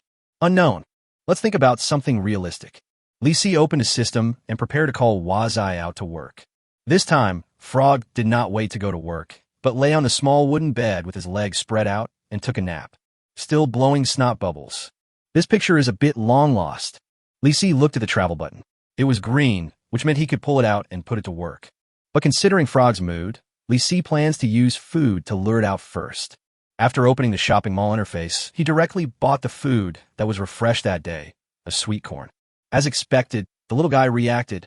Its fat body was still lying on its back, but its head was raised unconsciously, and its mouth opened before its eyes. Fragrant. Your foodie frog smacked his lips, was in a trance for a moment, and then woke up. Is it time for dinner? The foodie frog came to his senses, his muscles contracted, his body tensed, and he somersaulted off the small wooden bed. It touched its head that had hit the ground, and jumped to the small wooden table to eat corn without paying any attention. Lee Si praised. The speed remains the same. He just couldn't understand how the little guy could chew the corn in the cobs in just 3 seconds. And it was chewed very cleanly. Chapter 67. Nesting Dolls? Nesting Dolls. Nesting Dolls. The foodie frog ate the sweet corn and found it very sweet, but it still couldn't get rid of the strong feeling of fatigue. Its travel range increased by 1 meter. Lee Si saw the little guy eating and drinking his fill and climbing up onto the small wooden bed. He actually wanted to sleep. He just hit the travel button. When the frog was halfway up, it flashed and appeared in the palm of Lee Si's hand. The gluttonous frog's little paws, which were used to keep climbing, had nowhere to bear the force, and slapped Lee Si's palm. It raised its head in confusion, rubbed its eyes, and yawned. I'm so sleepy. Lee Si grabbed the floating ball and scratched his head in confusion. Hasn't the little guy been accustomed to working the night shift? Why am I so sleepy today? Honey, Your hair is oily. Don't rub me dirty, honey. I'm a clean floating ball, dear. Lisi curled his lips and rubbed his head a few times. The sound successfully attracted the attention of Frog. Your foodie frog's eyes are wide open like light bulbs, staring at the round little ball, wanting it so badly. That little ball looks like it can fly, perfect for use as a floating warhead for the mecha. I feel so excited just thinking about it. Lisi looked at the floating ball in his hand, then looked at Wazi, the flashlight. Danger! Your foodie frog collected the floating ball. Received successfully. In an instant, the entire space was dark. Only a tiny bit of light was left on the electronic screen of the metal gates combination lock. Lisi is convinced. This little guy actually snatched the thing from my hand. Apparently, it was going to take that thing back into the cabin. There is really nothing we could do about this. The foodie frog stole your new toy, and fearing retaliation, he quietly slipped away with his legs upside down. What the hell? You run pretty fast. Done. A hoverball robot was stolen from Doomsday Mall. That thing is worth 1 million gold coins. Is this true or false? If I sell it as junk to the Special Agent Commercial City, can I get 1 million Special Agent coins in exchange? Shichichi. There is a somewhat unhappy cry from the fighting cock nearby. It's too dark. It can't see the chicken feed. Lisi decisively took out the alcohol lamp from his backpack and lit it with a lighter. The light is slightly brighter than the electronic screen of the hoverball robot. At this time, Frog's message came. Your foodie frog got a new toy and was very happy. It jumped a long way away, but suddenly it remembered that it seemed to have missed several rooms. Just as he was about to go back and check each room, the foodie frog remembered that he had brought a smart pill. It looked like a jelly bean. Let's try it. If Wazai hadn't mentioned it, Lisi would have almost forgotten about it. He was also curious about what special potential the foodie frog would gain after taking the smart pill. Most of it is related to eating. Your foodie frog took the smart pill and suddenly felt his brain swelling and dizzy. You actually poisoned this frog. Your foodie frog feels like he's about to die, and his brain suddenly hurts like a cramp. This shit has side effects? He was a little worried, but he didn't know whether Wazi was really in pain or was just adding drama to his story. I have no idea. Lisi stared at the message from Wazi nervously. After a burst of screaming messages, a message popped up that almost petrified him. Shit, you can actually play like this? Smart pills have taken effect. Your foodie frog awakens the super devouring system. This system is only effective during this trip. System, where are you putting this doll? Lisi was only surprised at the moment and didn't care about being excited at all. He watched the little guy start to load the system. It is detected that the foodie frog has taken the smart pill, and the super swallowing system is binding. 100. System binding completed. As long as you swallow an item, you can increase your travel range. The same item can only be swallowed once. Quack! A frog's surprised cry came from not far away. Lisi stared at Wazai's message box, wanting to know what would happen next. Golden finger. AM. The protagonist. Swallow. Swallow. Swallow what? Your foodie frog randomly jumps into a room and finds a table inside. The foodie frog is very curious. Can it swallow anything? Although I thought the thing didn't taste good, I still decided to try it because there was nothing else in this room. Your glutton frog devoured the table, successfully swallowed the table, travel range plus 1 meter, increased to 133 meters. It actually works. It actually works. Shichichi. The fighting chicken raised its head in confusion, looked at its dazed owner, and scratched its wings in confusion. It's okay, just keep eating. Lisi perfunctorily said something to fighting chicken, but he felt a little overwhelmed inside. Why does it feel like the frog awakening system is stronger than the traveling frog system? The truth is out. The protagonist is not me at all. It's that four-legged frog. Your foodie frog jumps into another room and finds a pile of metal blocks. You can't eat them. It's useless to take them back. Swallow them. Successfully devoured metal building materials. Travel range plus 2 meters. Increased to 135 meters. At 2 meters. This is good. Swallow it again. Failed to devour metal building materials. The same item can only be devoured once. So disappointed. I'll look for it again. Next, Lisi received a series of swallowing prompts. Successfully swallowed the chair. Travel range plus 1 meter. Increased to 136 meters. Stone swallowed successfully. Travel range plus 2 meters. increased to 138 meters. Successfully swallowed the charging pile. Travel range plus 3 meters, increased to 141 meters. Li Si was suddenly stunned. Charging station? How come there are charging stations in this place? Could it be a device for charging the floating ball robot? He was wondering when he suddenly saw the gluttonous frog swallowing another amazing thing. Successfully devoured the delivery robot. Travel range plus 3 meters, increased to 144 meters. All the robots were swallowed up. It turns out that this is not nothing. But isn't it a bad idea for you to be so crazy, frog? Do you still remember what your job is? Bring something back. Wow, another new discovery. Look at my mouth open. Invincible devouring whirlpool. Devour. Successfully swallowed the tempered glass. Travel range plus 2 meters, increased to 146 meters. Kindness. It was totally crazy. The little guy won't come back empty-handed today, right? Forget it. It's not dangerous here anyway. Just let it go crazy. It's rare to increase the travel range so much at once. It's profitable no matter how you look at it. Chapter 68. Pattern, pattern, pattern. Swallow, swallow, swallow. Why is there only so little? I jump, I jump. I search, I search. Baji, baji, baji, baji. Li Si was surprised to find that the foodie frog actually jumped back in a hurry. Have you explored all over there? It can't be that fast. Li Si was wondering when he suddenly heard the sound of the little guy jumping closer to him. The little guy might be too excited and jumped dazed, and jumped into the depths of darkness again. The travel range has increased, and the physical strength has improved, right?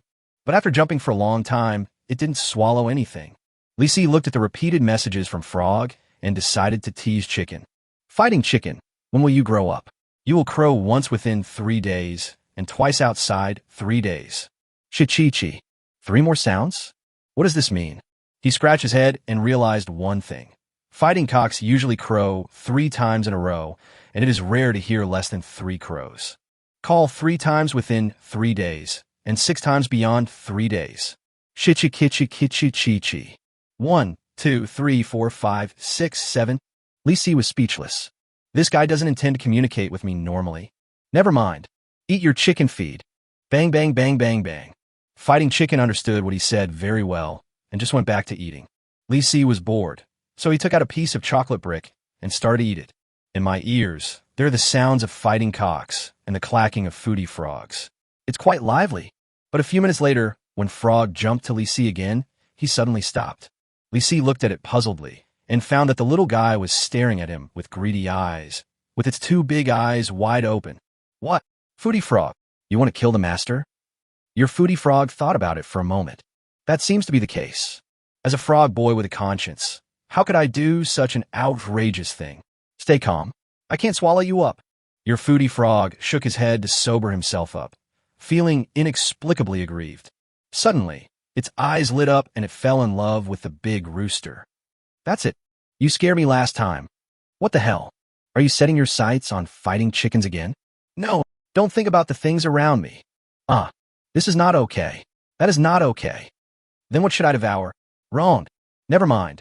Put something in your backpack and go home. Baji, baji, baji. Li Si heaved a sigh of relief when he saw the frog jump away. The little guy had some sense and knew not to disobey his orders. But what does it mean that it jumped back and looked around? Your foodie frog made a circle and found that you were still blocking the chicken, so it pouted and left. Finally, the gluttonous frog jumped away and entered the darkness. Your foodie frog is a little unhappy. There is nothing to devour. There is no food to take away. What will you do? It stopped there and thought for a while, then suddenly remembered that there were several bags of cement piled up in the room ahead. Flour is powder. Cement is also powder. So, wow, flour is equal to cement. Take it back. Li Si, who was out of danger, was powerless against Wazai's behavior. Is this guy pretending to be stupid, or is he really stupid? Can cement be eaten as flour? However, there's no way there is any food in this damn place, so just bring whatever you like. Anyway, if it's not food, it can't expand in volume. Your foodie frog has collected cement. Received successfully. Foodie Frog looked at his backpack and found that there were still 2 spaces without anything in them. What should he pack? It thought back and suddenly remembered that there was a room with a large electric pickaxe. Although it has no interest in this kind of thing, it has no better choice. If you use an electric pick to knead the dough, it's like taking home a very useful piece of kitchenware. It's such a happy decision. The little guy's brain circuit is simply short-circuited. We can think of everything together. Cement as flour? Using the electric pickaxe at the construction site as a dough mixer? There's really no one like it. But the electric pick is really a good thing. That thing can pierce concrete and is invincible in close combat. Even if the enemy is holding a shield, it can still be punched through. A bit looking forward to it. This place is obviously a construction site. I have to search it carefully later. Maybe I can find something good here. He was just feeling happy when another message from Frog arrived. Your foodie frog couldn't find anything else, so it finally decided to keep the last grid for itself. This is out of helplessness. There's really nothing useful left. So, your foodie frog suddenly jumped happily into a room and collected a large white metal table. Received successfully. This table is very nice. I will throw away the broken table at home when I get home. Eating at a big table is more fun. Lisi confirmed one thing. What's the frustration? Frog is just pretending. It must have already taken a fancy to that table. Little one, when you go out, don't forget to change the furniture for your small wooden table. Lisi was calm and not surprised at all. Is it time to go home? Wait for it to come back and search it carefully again yourself. It would be nice to get another electric pickaxe. If you can't use it yourself, just sell it at a high price. Lisi had beautiful thoughts, but Wazai hadn't come back yet. What is it going to do? Your foodie frog is very unhappy just thinking about it. I finally got the system, but it disappeared when the trip ended. That was paid for with the pain of a brain cramp. No, it's not worth it to go home like this. Hey, is this little guy addicted to swallowing? Okay. Anyway, all the jumping around will eventually be converted into your own agent coins. Continue. Norus. Anyway, I can't go out now. Your foodie frog is jumping around everywhere, determined not to miss any corner. But it searched for a long time, and all four legs were sore, but it still couldn't find anything else. The foodie frog decided to calm down. It stretched out its paw and scratched its head, feeling that it seemed to have overlooked something. What was overlooked? It's a headache. Layout, layout, layout. Open up the layout a little more. Suddenly, the foodie frog widened his eyes and felt that he had realized something. What is this thing in front of you? Wall. Why didn't you think of swallowing the wall? Lisi was shocked. What a great vision. I didn't even expect this. If we swallow up a piece of the wall, wouldn't we be saved? Gourmet frog. Devour, devour, devour quickly.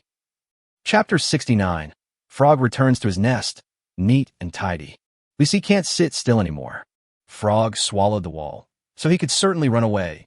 But the question is, won't the Doomsday Mall take revenge on him? A fine of 18 million is imposed, but the company is insolvent and the company is directly wiped out. What can we do? Lisi jumped up, holding the fighting chicken, and rushed towards Wazi, trying to jump down and escape with the two clowns as soon as a hole appeared in the wall. Frog can't wait. Lisi hasn't run over yet, but he received a new prompt. Successfully swallow the wall, travel range plus 3 meters, increased to 165 meters. In an instant, a dazzling white light came from the front. There's a hole in the wall in front, and on the other side of the hole is not a stadium, but a dazzling white light ball. He was just wondering what that thing was when he suddenly saw Frog jump hard and jump to the other side of the wall. Wow. Son. Ha ha ha ha. Swallow. Swallow. I am a frog agent who has swallowed the sun. What the hell? You really want to devour everything.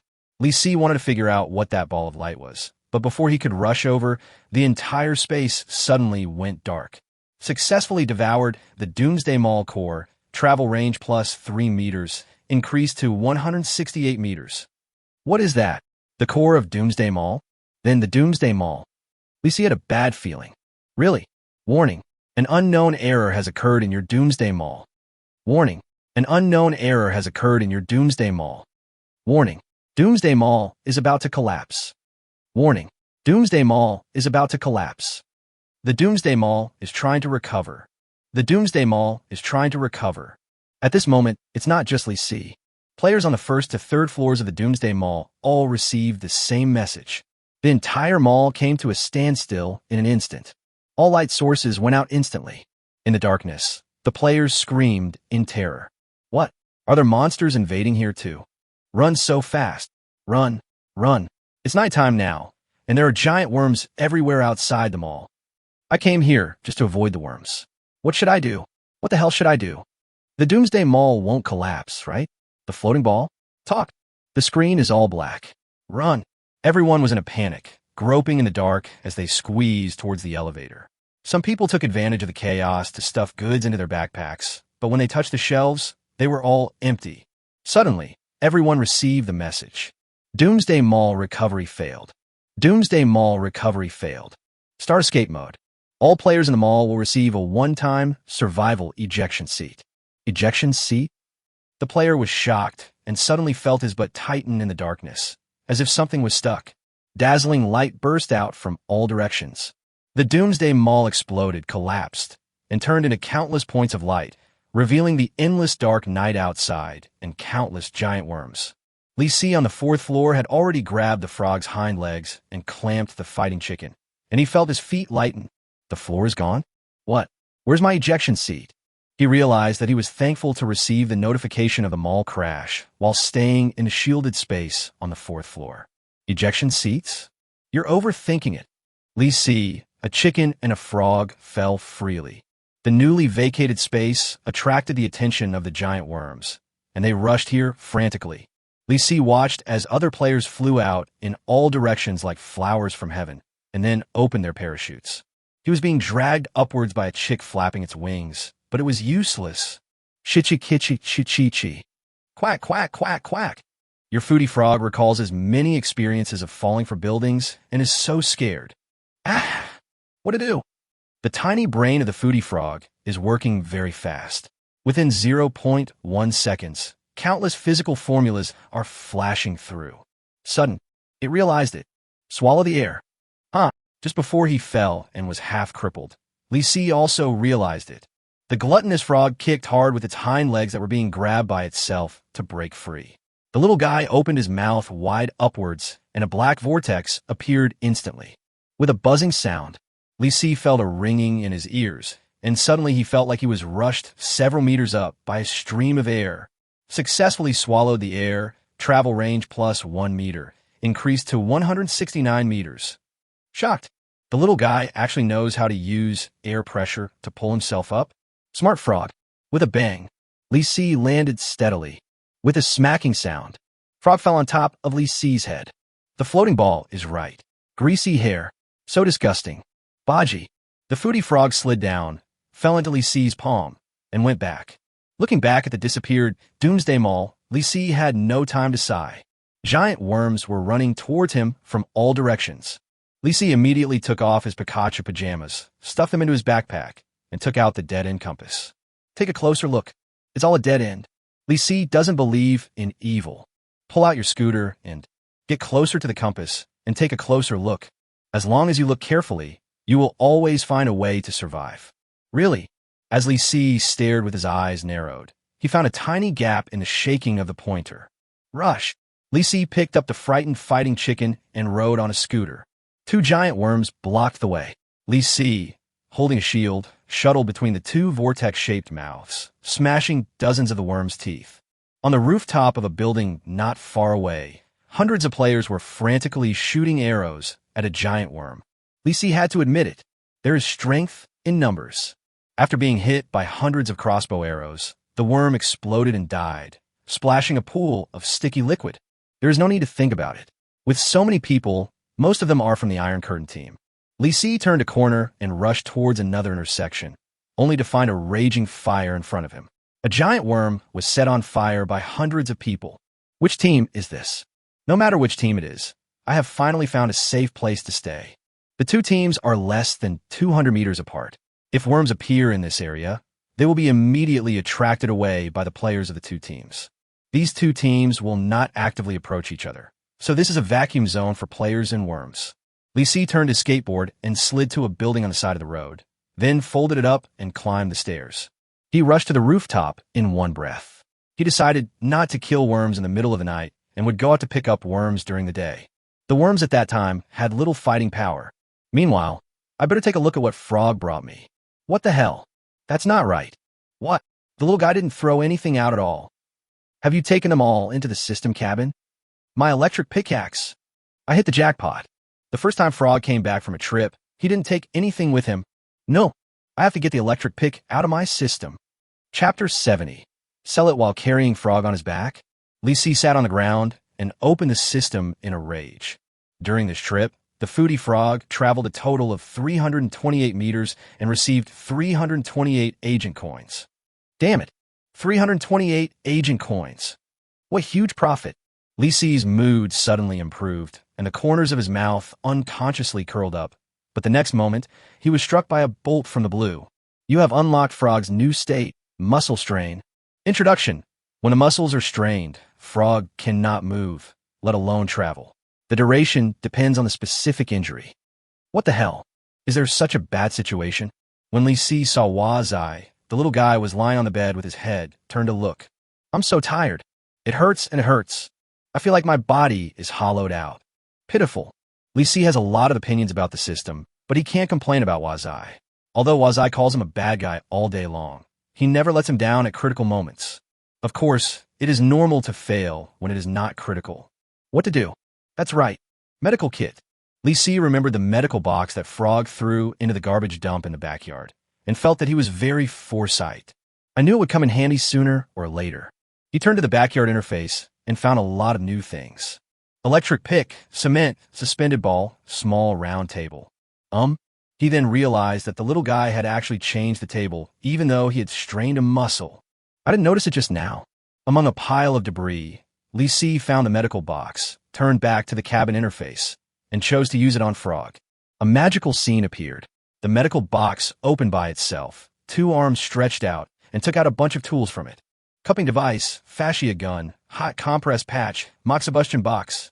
Isn't this a great healthcare? The key point is, who has ever seen such an awesome medical kit? Your foodie frog groans as it is being served by the medical kit. It feels so good. This is it. Oh my. Itchy. Ha ha ha. Numb. It's so warm. Li Si was stunned. Said he wanted a copy of this treatment too. For some reason I feel that this medical kit is more reliable than Frog. Why not a travel medical kit system? Is it too much of a love of the new and a dislike of the old? Li Si curled his lips. He was really a little envious. 5 minutes later, a surprising scene happened. The medical box put away all the tools and left on its own. Your foodie frog has completed a comfortable treatment and feels completely healed. It jumped down from a small wooden bed. Let's eat. Let's eat. Let's eat. You've had your meal. Don't push your luck. Of course, the main reason is that the mall only provides 1 serving of food per day. Li Si didn't want to read it, so he turned the page and went to the backyard. He saw the medical box walk to the garbage dump, flash and disappear. It's actually a disposable item, and it's forced to be a one-time thing. Run back to the special commercial city by yourself. Why is this system such a mess? There's no point looking again. They've all disappeared. A travel medical kit is out of the question. Sell the useless junk first. For example, the bag of cement and the replaced small wooden table. Li Si decisively chose to recycle. The mall recycled cement and received 5 special agent coins. The mall recycled the small wooden table and received 5 agent coins. Even though it's not much, it's still money. It is equivalent to solving the problem of Frog's meal expenses. Li Si looked at his balance and found that he had a total of 708 agent coins. The results are gratifying. Only 92 coins away from 800 agent coins. If Frog can just play around a bit tomorrow, 800 will be enough. Although this money cannot be spent easily, Li Si still decided to take a look at the other 2 items refreshed in the special industrial and commercial city. Small frying pan, 500 agent coins. Introduction, kitchenware. With it, your frog can cook for himself. This thing seems to have appeared before. It can save a lot of money, right? But you definitely can't buy it now. Li Si looked at the last item. Unclaimed courier, 20 agent coins. Introduction, that's right. You never know what you could get out of it. Isn't this just a blind box? Li Si is a little itchy, but the key is that he has so much money, so it's not too much to spend 20 special agent coins to buy a blind box, right? Bought it. Li Si paid 20 agent coins, but the express delivery did not fall into his hands, so it should be in Wazi's cabin. He flipped back to the cabin interface from the backyard and soon saw the gluttonous frog with strange movements. Everything it brings back from the outside world will be scaled down in proportion. The legs of the small round table are short, so the little guy can just sit at the table. But the legs of the newly arranged white metal table were too long, so Frog had to cling to the edge of the table and stretch out his hind legs. This posture with the butt sticking out is so indescribable. Your foodie frog carefully opens the package. Although the frog that signed for the package was not itself, it felt that this was fate. How could a tiny frog possibly resist the temptation of fate? Wow, it's opened. Your foodie frog opens the package that no frog claims and gets Black Hole Theory X1. Book? Whoosh. Huh. Your foodie frog saw that it wasn't food and threw it on the ground. Just eat all day long. Lisi was also speechless. I spent 20 agent coins just to get a book on astrophysics? What's the use of this thing? Can it summon a black hole? No. This book doesn't even have the option to read it. And, of course, even if it had the option, Lisi wouldn't bother to read it. Well, I'm afraid I'm losing money.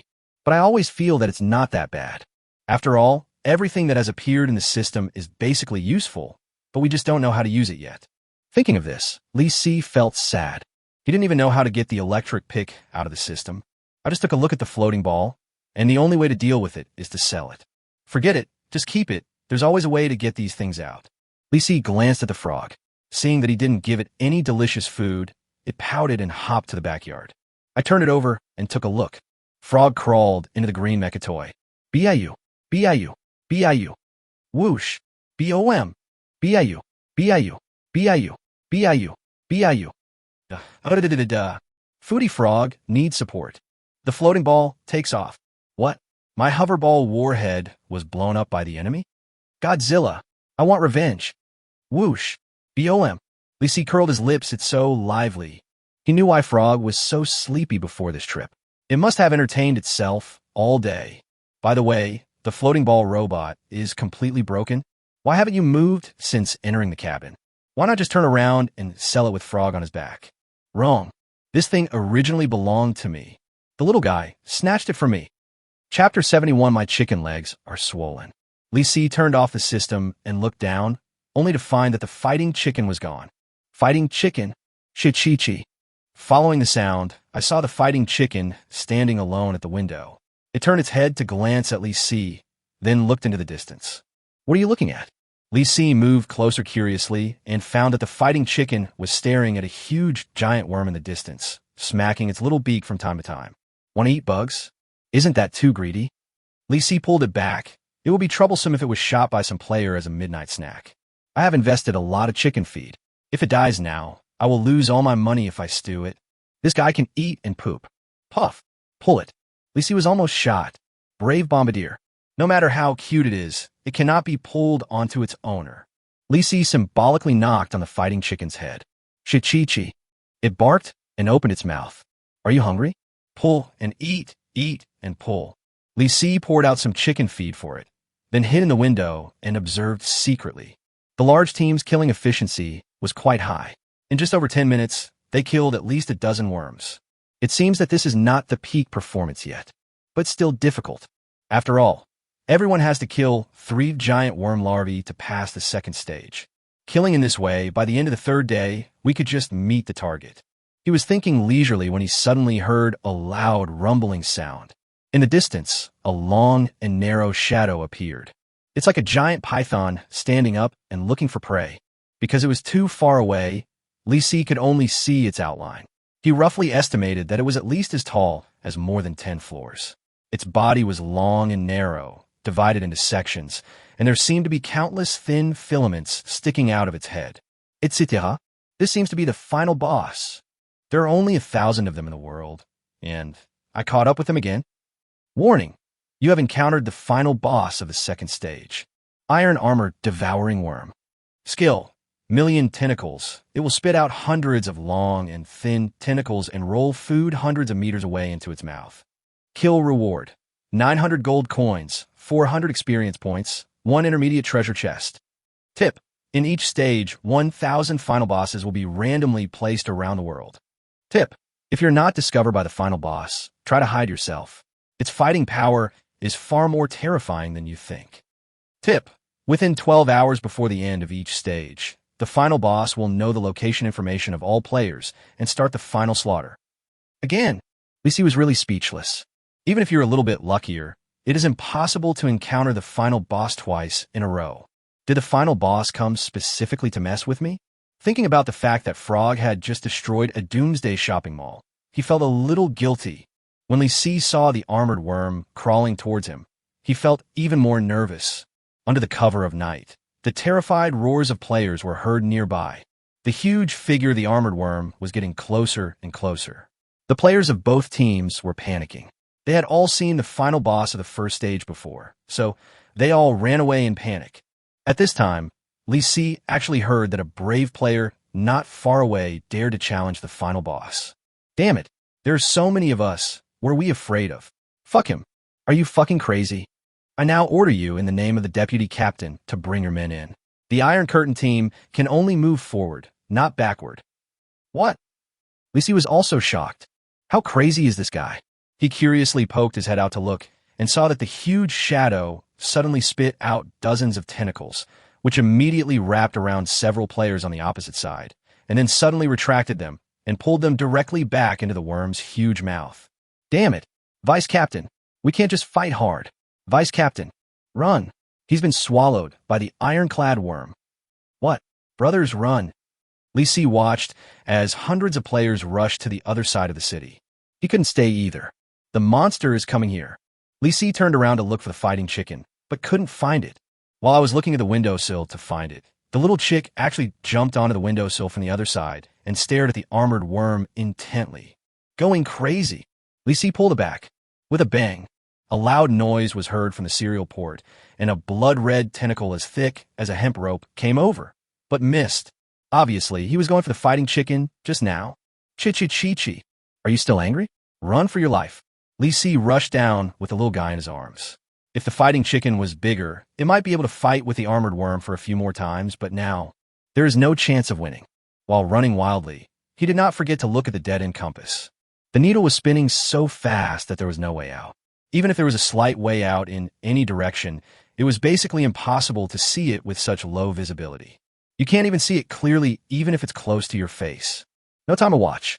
Lee Si simply stopped watching it. He rushed downstairs and took out the scooter. With a push of his feet, he rushed out dozens of meters. In front of him, there was a giant worm blocking the road. Lee Si made a sharp turn and went into another fork in the road. The giant worm turned around and attacked, but its speed was not as fast as Lee Si. However, there were not many flat roads, and Lee Si had to put away his skateboard after sliding for dozens of meters. The fighting chicken kept chirping in his hand, and his two bean-sized eyes were always staring at the huge shadow behind it. There were several loud bangs. The huge armored worm shot out several tentacles and rushed towards Lee Si. He finally dodged the tentacles and rushed into another path, only to find that the road ahead was blocked by worms. On the left was the burning corpse of a giant worm. On the right, the ground was cracked and the stairs were tilted. A giant worm, over 20 meters wide, emerged from the ground. Over. Death rhythm. Lee Si understood it completely. This time, there was indeed not a single blank spot on the needle of the dead-end compass. No matter where you go, it's a dead end. All right, I didn't want to use this trick so early. The main thing is that I don't know if it works. There is no way now. Lee Si took out an injection needle from his backpack. Super Giant Body Potion. Introduction. Within 1 hour after injection, the body will swell and become a giant. Fighting chicken. Don't you want to eat bugs? Eat as much as you want. Before he could finish his words, Lee Si grabbed the fighting cock and shot it in the butt. Seeing the sharp needle tip piercing its fat cock, the fighting chicken became anxious. It flapped its wings violently, and the needle went astray. All of them were injected into the fighting chicken's right leg. Chi, chi, chi. The fighting cock let out a shrill cry and jumped out. But then, a strange scene happened. The fighting chicken's right leg is swollen. Lee Si watched as the fighting chicken's right leg instantly swelled to the same size as its body. Isn't it just that leg that turns into a giant form? That leg, still expanding. Chapter 72, The Iron Curtain Team, is over. The fighting chicken turned its head and stared at its swollen chicken leg and screamed, attracting more giant worms. Despair. That's it. Just one leg got bigger. Don't count on it. Fight your way out and escape. Lee Si took out a giant crossbow, aimed at the intersection ahead, but before he pulled the trigger, he was suddenly knocked away by something with a bang. almost fell into the tiger's mouth.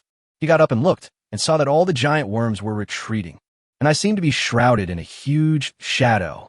When Li Si looked up, he was shocked. A giant chicken stood behind him. Its claws were as thick as tree trunks, and the entire chicken leg was as tall as 2 or 3 stories. The chicken head is too far away, and only a thick chicken shin can be seen. It glanced around, revealing a hint of disdain, and its arrogant gaze finally fell on the armored worm. Li Si is standing up again. Fighting chicken is available. This head is in no way inferior to the armored worm. Fighting chicken, go! At Li Si's command, the fighting cock looked down and confirmed that the one shouting was not Chong Chong, but its own master. Then it raised its proud chin and let out a shrill cry. Chi, chi, chi, chi, chi. What the hell? I thought it would be some roaring roosters, but the fighting chickens still made baby noises. The momentum was directly reduced by 50. The armored worm on the opposite side was also stunned. Li Si saw it with his own eyes and was really stunned. The outstretched whiskers all froze. Although it was defeated in terms of momentum, the fighting chicken was still full of fighting spirit. It kicked its claws, leaving 3 long grooves on the concrete floor, and ran towards the armored worm. But just as the fighting chicken raised its left paw, its right paw suddenly trembled, and it suddenly fell sideways. Li Si was stunned. This guy is actually lame? Does a needle hole on your chicken leg still hurt? How could Li Si let the fighting chicken go alone? He raised the armor-piercing crossbow and aimed at the armored worm. Before he could pull the trigger, his sight was completely blocked by the limping figure of the fighting chicken. Seeing the big chick with a strong will but a disabled body, the armored worm was not afraid at all. It spit out dozens of tentacles and rushed towards the fighting chicken. And it actually attacked the fighting chicken's lame right leg. Li Si was worried. He tried to bypass the fighting chicken and shoot the worm, but before he could aim, he heard it chirp loudly. He was dragged over by his right leg. It seems that the fighting chickens are about to become food for the armored worms. Li Si rushed forward desperately. The next moment, a strange scene appeared. As the fighting chicken was being dragged away at high speed, it actually used its left paw to make an okay gesture. Am I seeing this right? Li Si was shocked by the fighting chicken's reaction, but his speed did not slow down at all. But he is too slow. The fighting chicken was dragged and smashed several buildings, heading straight for the swirling mouth of the armored worm. Sudden, the fighting chicken flapped its wings violently. A strong wind blew and it flew up. Although it only flapped its wings a few times, it was so big that it flew dozens of meters high. The ironclad worm forgot one thing. Fighting chickens are birds. The huge body of the armored worm was pulled up by the fighting chicken's tentacles, and it had to send its tentacles. But before the tentacle could retract, it was slammed onto the roof of a building by the fighting chicken's huge left claw. I can't go back. The armored worm twisted its body and pulled back with all its strength, but the fighting chicken pushed with its right claw and completely pinned it down. Then it chirped a few times and pecked it, with a loud bang, pecking through the roof.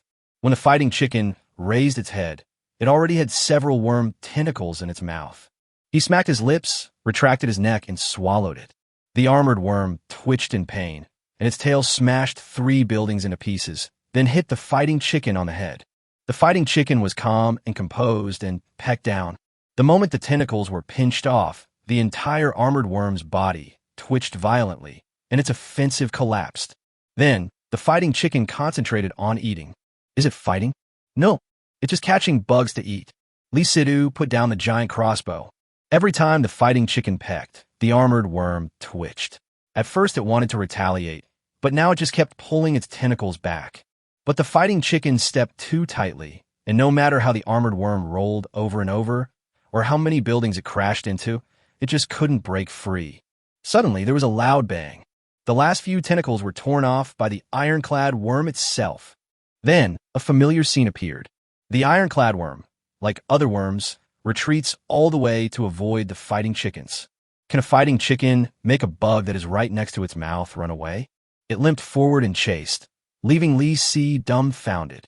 You're taking me with you? Shichichi. Shichichi. Shichichi. The fighting chicken muttered a few words and suddenly thought of something, turned around and ran back. It limped to Li Si, looked at its back, then looked at Li Si, raised its paw and scratched its head. Then, it lowered its head, opened its huge mouth, and with a click, it grabbed Li Si's backpack and threw it onto its back. With a plop, Li Si fell into a pile of fluffy feathers. Can't you be a little gentler? Li Si was already very depressed about this way of getting on the fighting chicken, but then he felt even more depressed. The fighting chicken started running, jumping, flying, and limping. Li Si tightly grasped 2 tufts of chicken feathers and shook them up and down on the guy's back. He was dizzy, and his brain was about to turn into soy milk. All the players in the entire city are hiding in the corners and watching secretly. The communication channel is as early as boiling water. All the giant worms ran away. Even the final boss ran away. Is that really a chicken? What? Godzilla? Oh no, this chicken is going to fly. What's wrong? What's wrong? What's wrong? The wind is strong, that guy's gone. It looks familiar to me. Isn't this chicken the pet of the guy in the white coat? You mean him? Yes, it's him. I've seen it too. In the Doomsday Mall. 666. I saw him break into the Doomsday Mall with my own eyes. Wait a minute. I just want to know, how did the Doomsday Mall disappear? I haven't bought anything yet. Look, the big chicken caught up. What the hell? It's so bloody. What do you see? The armored worm exploded. The big chicken is eating. The intestines were pulled out and swallowed. Nima, it's not surprising that this person can break into the Doomsday Mall. Aren't the people from the Iron Curtain team trying to catch him? The Iron Curtain team is finished. Well, the Iron Curtain team is finished. Pass it on. The Iron Curtain team is fucking finished. What the hell? Half of it was eaten. So fast. Too fierce. I can hear the worms struggling. I can't see over there, but the giant worms nearby are burrowing underground. The second stage has been completed ahead of schedule. The Iron Curtain team is finished. Really, the Iron Curtain team is finished. Chapter 73, Iron Curtain Team. The night is dark. Thick smoke billowing. A huge figure pecked at the armored worm's head ferociously. It's struggling, but the twitching body was firmly grasped by the fighting chicken. With a bang, the sharp chicken beak poked hard. Half of the armored worm's body suddenly stiffened, and it was dead. Announcement. Player Li Si completed the second stage final boss, the first kill of the Iron Armored Devouring Worm, and obtained Honor Badge X100. Iron Armor Devouring Worm X1. Obtain Gold X900, Experience 400, Intermediate Treasure Box X1. Congratulations to the player. You have reached level 28 and gained +1 to all attributes and +1 to free attribute point. Li Si grabbed the big treasure chest that fell into the chicken feathers and stuffed it directly into his backpack. I'm afraid that the contents will fall out after opening the treasure chest. Almost at the same time, he used his free attribute points to increase his strength, hoping to catch the chicken feathers more firmly. He was so dizzy that he had only one thought in mind. Safe landing. Fighting chicken. You can do it now. Take a break. I'm dizzy. If you keep going like this, I'll spit on your hair. Faced with a rare meat dish, the fighting chicken didn't listen to what Li Si said. With the mindset of never wasting food, it planned to eat it all up bite by bite. There were a series of loud bangs, which made Li Si dizzy, while the players who were watching secretly gasped in shock. Not far away, on the rooftop of a building, a middle-aged man dropped the teacup in his hand. "Pa, quick, apologize to that player in the communication channel." "Captain, wouldn't this be too embarrassing?" The middle-aged man's mouth twitched, and he slapped his subordinate Han Rong away. "Idiot, can't you see that he is the Li Si you threatened? Besides him, who else can fight the final boss alone?" Han Rong's face was swollen. "Captain, we have hundreds of brothers." "Shut up. Go to the communication channel and apologize to Li Si right now. If you can't get Li Si's forgiveness, get out of the team." Why don't you go quickly?" "I'll go right away." The middle-aged man looked at the broken teacup and felt more and more uneasy. He waved his hand and said, "Tell everyone to prepare for the transfer." Yes, the Iron Curtain team was in a panic, and everyone gathered together, waiting for the captain's order to transfer. Communication channel. All nearby players witnessed the spectacle. "Han Rong, Boss Li Si, I was wrong. I apologize to you on behalf of the Iron Curtain team." "Han Rong, Mr. Li Si, please forgive me." "Han Rong, Mr. Li Si, please come out and say something so that I can feel at ease." "Pooh, still want peace of mind? Worse than pigs and dogs. Cause trouble to one side. Wait until the boss's beast is full, and then immediately defeat the Iron Curtain team. I have been waiting for this day for a long time. As long as the boss goes up, I will follow him. Fuck them. Let them collect the toll. Run away as soon as possible. Otherwise, don't even think about keeping your entire body. Hang the head, retaliate, behead, and display it to the public. I am the leader of the cinema team. Anyone want to join us? Now is the time to kill the Iron Curtain team. Han-Rong, you guys, pay attention to your attitude. Li Si boss is watching. Han-Rong, don't be impulsive. Master Li Si, don't get angry. Don't listen to the instigation of this mob. What? How dare you scold us? Don't run if you dare. I've been holding a grudge for a long time. The Black Triangle team has decided to go. Hunter team, 58 people, as long as Boss Li Si says a word, we will definitely charge. Why is that bastard Han-Rong silent?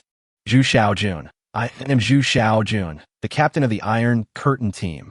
Han-Rong set up checkpoints and collected tolls without permission and has been executed internally. The Iron Curtain team has no intention of harming anyone.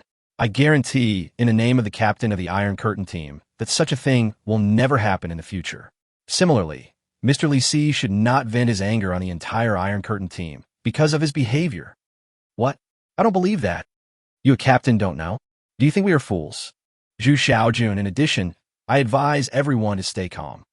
Zhu Xiaojun. The Iron Curtain team's headquarters is located in the ruins of a supermarket 100 meters southwest of the stadium. If anyone stirs up trouble, they will pay the price. Zhu Xiaojun. I promise I won't come back. Are you in a fight? Damn it. Boss Li Si, say something. Just one word from you, and the players of the entire new city will rush to his lair with you. After sending the message, Zhu Xiaojun looked at his 3 deputy captains and asked, Are you all ready? Ready. Captain, are we going to fight them? Idiot. Retreat. Leave the new city overnight. The deputy captain suddenly realized. Captain, you are so smart. Let them focus their fire on the headquarters, and we will take the opportunity to escape. What time is it? Stop flattering me. Retreat immediately, and tie Han-Rong up in the building. Captain, you're not going to take him with you? Leave this idiot here for them to vent their anger. Delaying time is his only remaining value. After saying that, Zhu Xiaojun looked at the giant chicken not far away with fear and walked downstairs without looking back. In the night, the Iron Curtain team hurriedly evacuated, leaving behind Han-Rong, who was knocked unconscious and tied up like a mummy, lying on the ground. Different from the common hatred of the enemy here, players all over the world were stunned by Li Si's shocking performance. Guan Yu, who came in second in killing the final boss in the first stage, is a little doubtful about his life. Zulfust, the last 12 hours are not over yet. In the end, the boss died first? Is this still a human being? Luo Gang, who won the 3rd place in killing the final boss in the first stage, was leading a team to kill the giant worm. When he saw the news, he was stunned. I was almost eaten alive by the worm just now. Damn it, where's the final boss? Brothers, go kill the final boss. Captain, are you crazy? I can't even handle ordinary worms. Luo Gang glared at his men in frustration. If we seek and kill it, I can kill it too. Go to the communication channel and spread the news. Provide information about the armor-devouring worm, and you will be rewarded with 50 gold coins. Hurry up and do it. Yes. While everyone was going crazy about the name Li Si himself was still bouncing wildly on the back of the fighting chicken. Shichichi. Bang. Bang. Bang. Kill giant worm larva X1. Obtain gold X80, experience X160. Shichikichichi. Bang. Bang. Bang. Kill giant worm X1. Get gold X90, experience X180. Bang. Bang. Bang. Bang. Bang. Bang. Bang. Bang. Kill giant worm X1. Get gold X90, experience X180. Dizziness, nausea, discomfort? Li Si admitted it. The fighting chicken is too powerful. You can earn money, accumulate experience, and level up while stunning the chicken. Don't worry about me. Try harder. Chapter 74, brother. You can't say that. Li Si sat on the fighting chicken with a dizzy head, watching it dig out another giant worm that was drilling into the ground. A few bangs, bangs, bangs. The worm is dead. Invincible. The fighting chicken lowered its head and pecked at the food, still not wasting the rare meat dish. but suddenly felt its right leg become shorter, and its whole body stumbled. Li Si, who was sitting on its back, nearly fell off. Just as he was wondering, he suddenly felt his butt lighten. What the hell? Dozens of meters high in the sky, the fighting chicken disappeared, and when I looked down, I could vaguely see a little chicken on the ground. The medicine has lost its effect. Li Si was confused. It fell down. I'm going to fall to death. With a smacking sound, Li Si was unexpectedly bounced away by something soft, and he tumbled over, almost falling on his butt. He managed to stand firmly. He wondered why he didn't die from the fall, and when he looked forward, he suddenly felt a little nauseous. I hit the worm's corpse and was bounced away by its elastic tissue. The fighting chicken is still pecking there, but the size difference is huge. Fighting chicken? Is your stomach a bottomless pit? Still eating. The fighting chicken turned its head to look at Li Si, then lowered its head and continued pecking. Anyway, it shouldn't be hungry. This reaction is purely because it is greedy. Li Si looked around and found that the area was very quiet, with neither worms nor players. It can't be exposed outside. Find a place to hide first and open the treasure chest. Li Si went straight over and picked up the fighting chicken, then went into a cracked and dilapidated building next to him, found a room with a window, and sat down facing the ground. The fighting chicken squeaking in protest, Li Si simply dealt with it with a handful of chicken feed. Li Si took out a bottle of mineral water and took a few sips to relieve his nauseous symptoms. As for the performance of the fighting chicken, just now, it not only completed the hard target of killing 3 worm larvae in this stage, but also killed the final boss ahead of time. He's really impressed by these two. Overnight, the foodie frog dismantled the Doomsday Mall, and the fighting chicken ate the final boss. The game suffered heavy losses. I have to bite the bullet and give myself a reward. Speaking of rewards, that's right, treasure chest. Li Si took out the treasure chest from his backpack and opened it directly. A flash of light. A road appeared in front of me. Red panties? Obtain. Superman Red Underwear X1. Introduction. A knockoff model. The only difference from Superman's is that there is a golden-is logo on the front. It is a disposable product. Wear it outside, and you will be as strong as Superman in 10 seconds. Li Si was stunned. This. How am I supposed to wear this? And it only lasts 10 seconds? It only took 5 seconds to get fully dressed, right? It's so damn fast. Li Si pondered for a while. Found a quick way to get started with this rig. Wear it inside first. Take off your outer pants when using. The effect is the same. This is a bit indecent no matter how you look at it. What time is it? Who cares whether it's elegant or not? Li Si used some complicated method between taking off and not taking off his outer pants to put on this pair of Superman Red underwear, which took him a full 10 minutes. When it really comes to use, it's so embarrassing.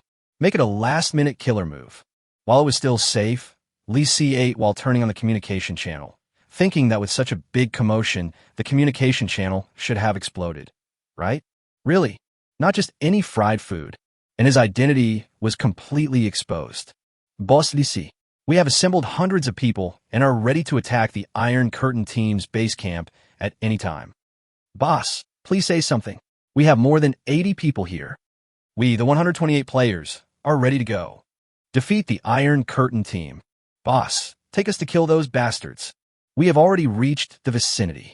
No players from the Iron Curtain team have been found. Shit, we are nearby too. Something is wrong.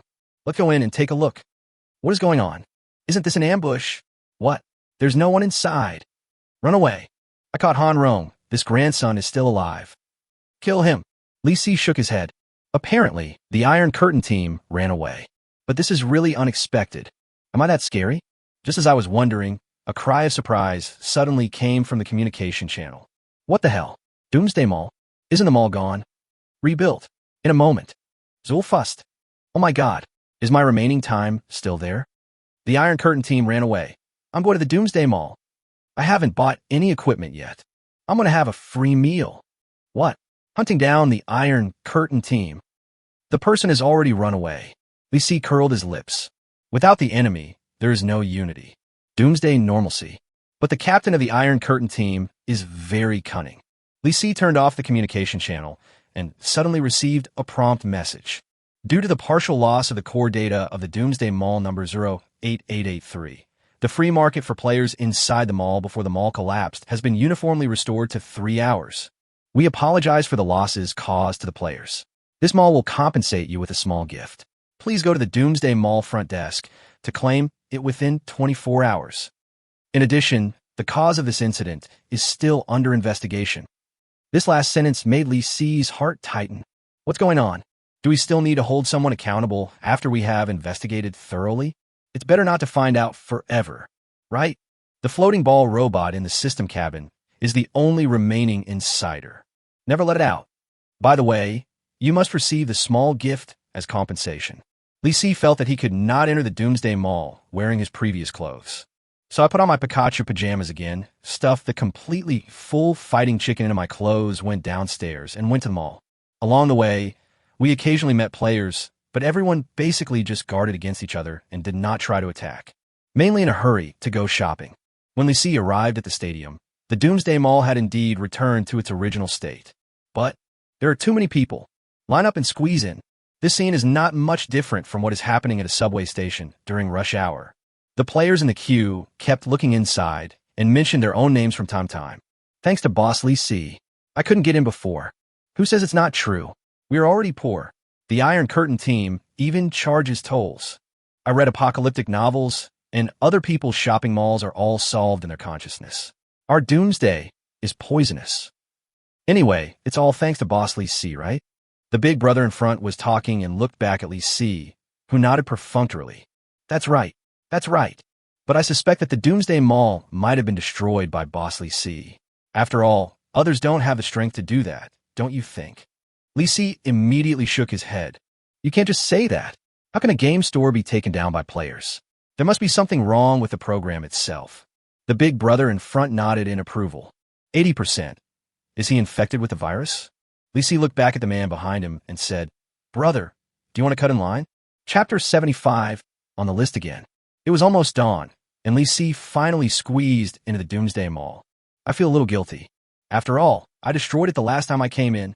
Most players flocked to the third floor to eat free meals, and some went to the second floor to buy equipment. Lee Si came to a reception desk, and faced with this very familiar square-headed robot, he felt even more guilty. Welcome to the Doomsday Mall. Self-service robot number 1358 is at your service. Please go to the second floor for the shopping area. Please go to the third floor for the dining area. The fourth floor is not open yet. Lee Si reacted. Although the robot in front of him was exactly the same as the previous one, their work numbers were different. Because it came so easily to his mind, Lee Si remembered it very clearly. The last robot at the front desk was work number 1357. I'm here to receive a small gift of compensation. Lee Si went straight to the point and watched as a hoverball robot flew out from the counter. The electronic screen displays subtitles. Player, hidden. Badge, hidden. Gold coins, 3,736. Time, 2:59:28. Dear, please wait a moment. The front desk is preparing a small gift for you. Dear, you have to be careful. You may not be able to afford our gift. If you regret it, you can give it up now.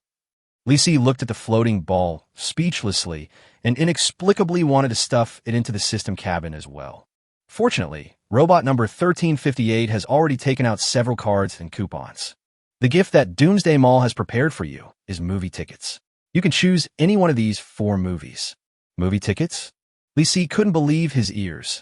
The square-headed robot held them between its mechanical fingers, revealing the information on each movie ticket. Lee Si took a closer look and his eyelids twitched. If you don't look carefully, you can't see the difference at all. The first one, Tomb Raider Space, director, no shoes. The second one, Invisible Space, directed by Jiro Masatoshi. The third one, The Stealing Space, directed by Nobita Kuma. The fourth one, The Woods, directed by Bald King. What the hell is this? Are you sure this movie exists? Lee Si looked at the robot with a confused look on his face, and the robot asked, Are you going to give up receiving the gift? No. It is impossible to give up. Lee Si looked around and felt that The Woodwinds was a safer choice. The director is obviously Bald Chong. For a cartoon, there's no need to worry about it being too scary, right? Lee Si took the movie ticket and turned around to go upstairs. Now that you're here, why don't you eat something before leaving? Suddenly, he realized something. Hoverball, Where should we go to watch this movie? Honey, let's go to the Doomsday Cinema on the 4th floor. Free popcorn. Huh, sure. The 4th floor is open. Dear, the 4th floor is not open yet. It seems like I got a gift that cannot be redeemed. This is a scam. Still thinking about the free popcorn. Lisi took the elevator to the 3rd floor, and at a glance, there were people everywhere. All the seats were occupied, so a lot of players had to eat while standing, and those who were lucky could even lean against the wall. There are problems with the supply of key food. The zombie brain soup is sold out, and a group of people are lining up for fried hydra. Am I being too conservative? How about trying it? Never mind. I'm not that poor. This doesn't feel like the end of the world. It feels like the train station during the spring festival travel rush many years ago. Lisi looked up and glanced at the electronic screen. The screen shows a scene of a strange player eating a hamburger. Another player's commercial? That's right. Come at 3 p.m. to settle the advertising fee. Suddenly, a player shouted, "What the hell? It's him? He's Luo Gang. Luo Gong, the one ranked 3rd on the honor list." How do you know it was him? I know him. I guess it's him. That guy used to be a mercenary. That's probably right. If you're not such a big shot, who can afford to buy food in the paid area? Lisi became interested. Luo Gang seemed to be very knowledgeable. He had always wondered why this person got 5 extra badges of honor. Got to figure it out when I get a chance. At this time, the advertisement has ended. The big screen redisplays the honor roll rankings. Then, everyone was stunned. Isn't Luo Gang ranked 3rd? Why is his name gone? The 3rd guy was 4th last time, right? Luo Gang is dead. Such a great person. Just disappear like that? Didn't you defeat the final boss this time? Lisi thought about it and realized that without the fighting chicken, he would be in trouble. What a pity I lost the opportunity to find out how to earn honor badges. He shook his head, feeling a little emotional. Dear, shouldn't you be happy that a strong competitor died? According to reliable information, Luo Gang went to find the armored devouring worm to die because he saw you kill the final boss, dear. If he doesn't die, he will definitely kill you, dear. Lisi curled his lips. Shut up. You don't understand human emotions. Dear, the floating ball really doesn't understand the emotions of low-level creatures. Lisi wanted to hit it, but when he looked up, a pixelated innocent face appeared on the electronic screen. All I can say is, damn doomsday programmer. Why compete with a robot? Buy food and eat. Lisi went to the paid food pickup area and spent 20 gold coins to buy a cup of ice cola and a chicken roll, and ate them while standing. That's the only good thing about fast food. After eating, Lisi didn't want to stay here any longer. Firstly, it would easily expose his identity, and secondly, it was too crowded. Mainly because it's too crowded. It would be better to find a scrapped building to lie down for a while. There are no worms during the day anyway. There's no need to worry about a final boss suddenly appearing or something. Wait until around 3 p.m. and come collect your advertising fee. It's decided. Lisi was about to walk out when he suddenly heard a scream. What the hell? Wanted list? What is that? Look at the big screen. Lisi also looked at the electronic screen. The honor rankings occupy the left half of the screen, and the right side becomes a wanted list interface. Wanted list. 1. Lisi, reward amount. 500 gold coins, initiated by Zhu Xiaojun. What the hell? Isn't Zhu Xiaojun the captain of the Iron Curtain team? In an instant, everyone in the Doomsday Mall stopped what they were doing and looked around, looking for Lisi. But without exception, they all seemed to share the same hatred for the enemy. Damn it, Zhu Xiaojun is a bastard. He actually issued a wanted order for Lisi boss. This guy is so fucking wicked. If anyone dares to touch boss Lisi, I will be the first to disagree. Cut. Lisi didn't completely disbelieve it, but I will never believe it completely. Without hesitation, he turned around and went downstairs, and the floating ball above his head let out a burst of laughter. Dear, don't you want to get this 500 gold coin reward? Shut up. The floating ball pretends to be ignorant even though it knows the truth. These people don't know who they are, so doesn't the floating ball know either? Damn it. I must kill this Zhu Xiaojun. It's put on the wanted list, but they only give a 500 reward? Who are you blaming? Suddenly, Lisi looked at the floating ball, hidden next to the elevator, and asked, where is the wanted order posted? Chapter 76, I need a new agent to share my worries. Dear, I can handle the wanted warrant service. Put a bounty on me. Dear, whose reward are you putting up? You're asking even though you already know the answer. Dear, how much reward do you offer? Lisi raised his middle finger. 1 gold coin. The floating ball was silent for 2 seconds, as if confirming whether there was a problem with the radio equipment, and then revealed an incredible pixelated face. Honey, are you sure? Sure. Okay, dear. You were so stingy. After confirming the payment again, Lee Si was deducted 1 gold coin. Then, the floating ball began to explain the rules for returning and collecting bounties. Dear, the wanted order is only effective for 7 days. Players who complete the kill within 7 days can go to the Doomsday Mall to claim their bounty, and the mall will take a 20 service fee. If you fail to kill the enemy within 7 days, you can go to the Doomsday Mall to retrieve your bounty. The mall will take a 20 service fee. Lee Si was speechless. Fortunately, I didn't pay extra. Otherwise, you'll suffer a big loss. But the question is, how can we get 20 commission from 1 gold coin? The floating ball gave the answer very readily. Dear, in your case, you don't need to come and retrieve the bounty.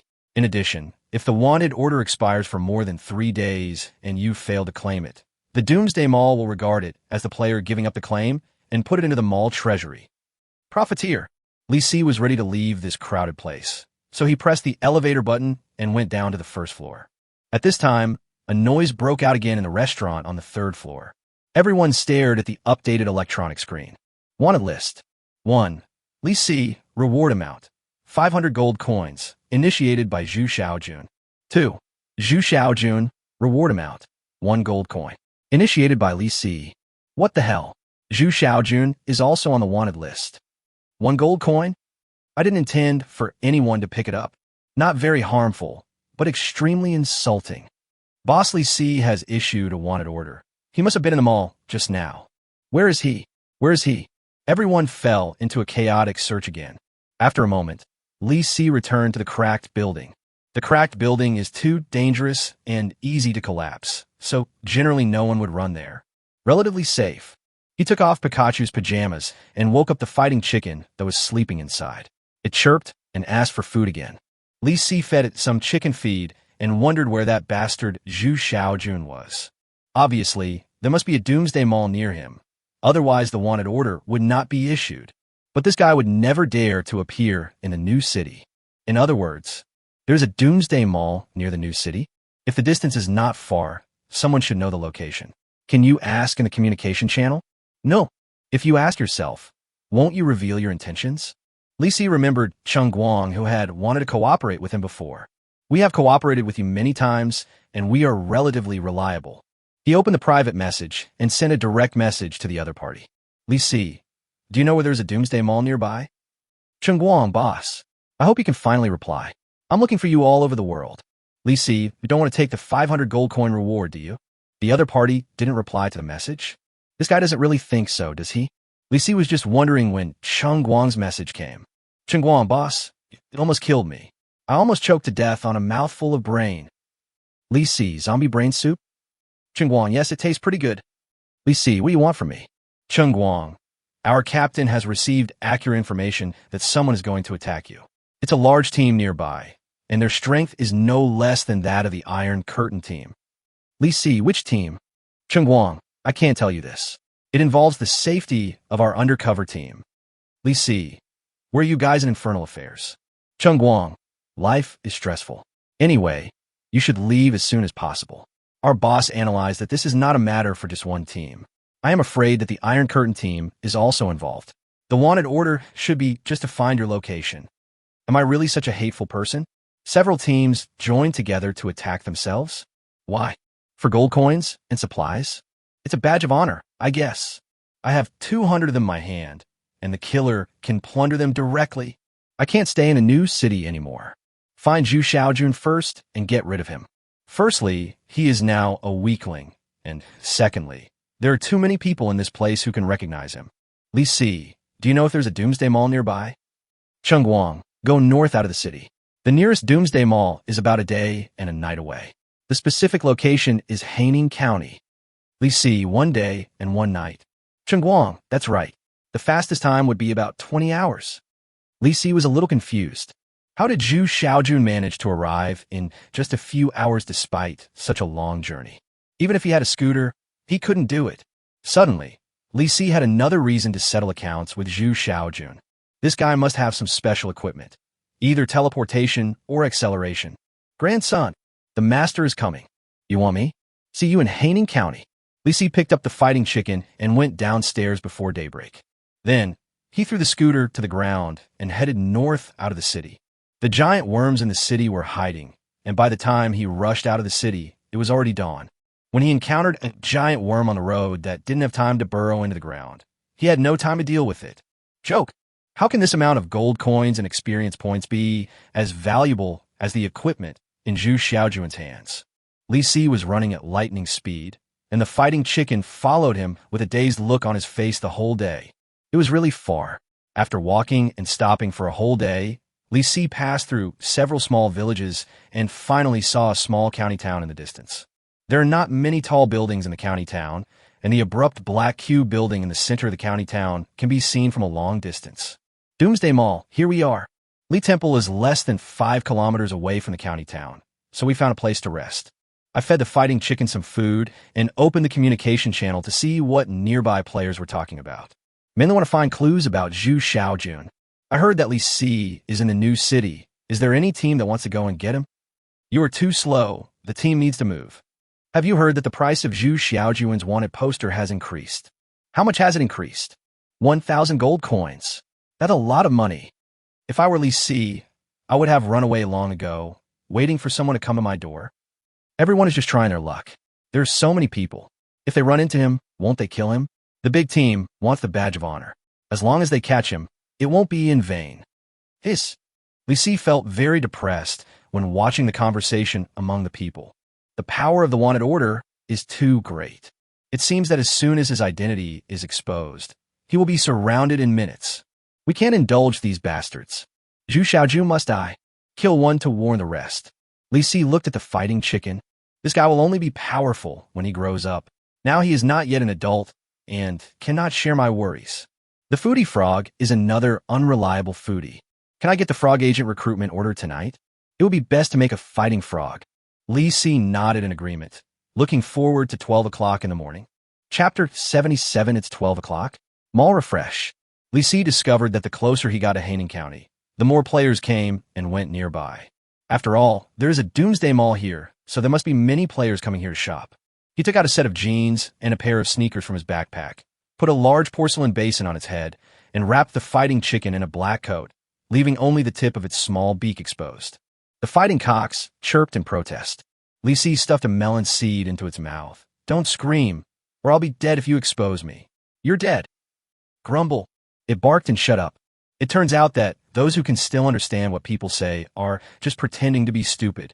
Just like that, Li Si put on his black sunglasses again and walked leisurely into the county town holding the fighting cock. Up ahead, 2 groups of players were arguing over a treasure chest, and a large group of players surrounded them. Li Si avoided the hustle and bustle and ran into a small path. There are not many concrete high-rise buildings here, but there are quite a few bungalows, most of which have been crushed by giant worms. Players hiding in the ruins could be seen everywhere. When Li Si passed by, they just glanced at him warily and then went back to searching for supplies in the ruins. There's a small 2-story supermarket in front. 2 crossbow players are guarding the door. When they see Li Si, they point at the sign at the door. There were a few large white papers on the supermarket signboard, with a few large words written crookedly on them. The Big Devil team is recruiting players above level 15. Full meals guaranteed. In this case, having enough food is indeed very tempting. Li Si waved at the other party and tried to find a place where there was no one, but it was difficult.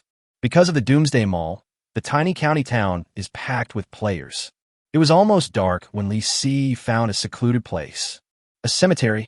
Looking at the tilted tombstones on the wide open space, Li Si shook his head. There is really no place safer than this. Even so, Li Si only occupied one corner, and the other 4 corners were occupied by other players. There's a lot of open space here, so it is easy to deal with giant worms if you really encounter them. The tombstones can also serve as cover to prevent sneak attacks from other players. It is a feng shui treasure land. Li Si leaned against the tombstone and said to the dead man buried underneath, "Friend, stay here for one night. I'll leave tomorrow. Change your place." What the hell? Li Si was startled. There was actually a man talking downstairs. Was there a ghost in broad daylight? He stood up and looked back and saw a dusty man's head sticking out from the crack of the tomb. I don't know whether it is a human or a ghost. I occupy this place, You go somewhere else. It's a human. Li Si looked at him in astonishment, his face livid. You live in a tomb? Any comments? No. Li Si thought he shouldn't bother the other person and turned to leave. Suddenly, the man called out to him. Etc. Huh? Anything else? Brother, you are lucky. Our team is on a mission, and this pit belongs to you tonight. After that, he pushed away the loose soil on the tomb and turned around and said, Everyone come out. We have an operation tonight. Go to the new city. Everyone come out? Is there anyone else inside? Next, Li Si was stunned to see 7 or 8 strong men crawling out of the tomb one after another. The leader turned around and looked at Li Si. Brother, what level are you?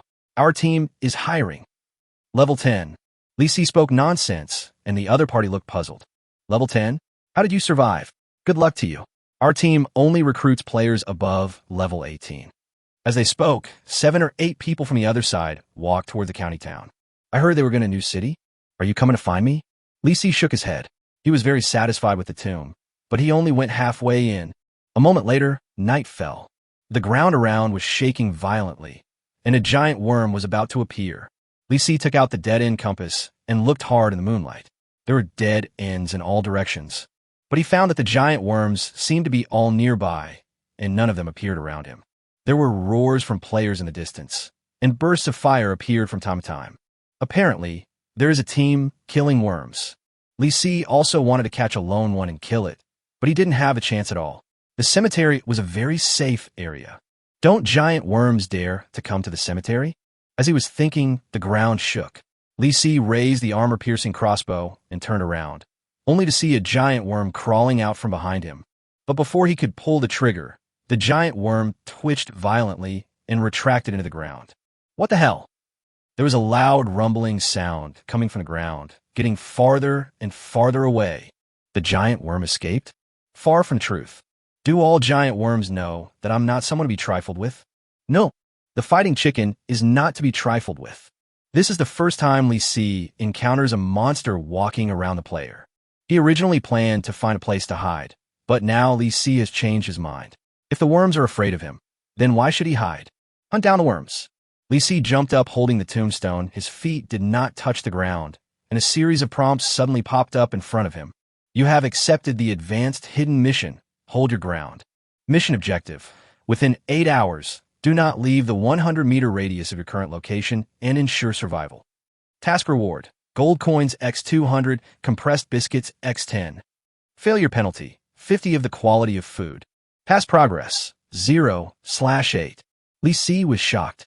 When did I encounter the hidden mission? Another advanced hidden mission with punishment measures. Critical failure penalty. 50 of food will be deducted. I have so much food stored, and if I deduct half of it, I will lose a week's supply. The key reward is just 10 compressed biscuits. All right, for ordinary players, 10 compressed biscuits are a huge sum of money. But what exactly is this mission?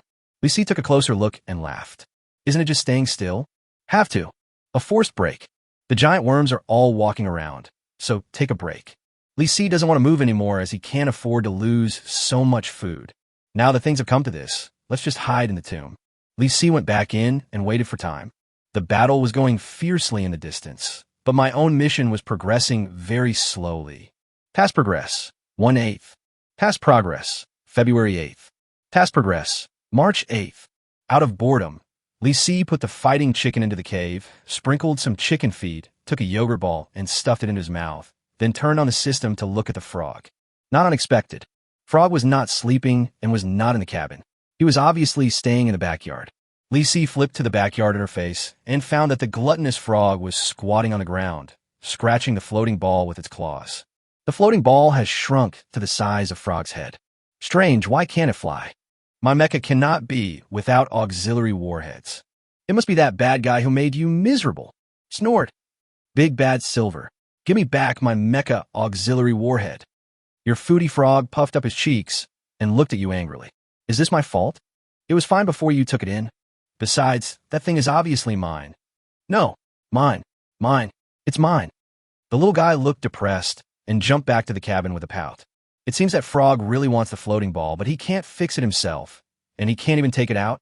Li Si flipped back to the cabin interface, trying to comfort it, But when he looked, he saw that it was actually lying on the small wooden bed and sleeping. Well, the travel button turned green. It's past midnight. Depend on.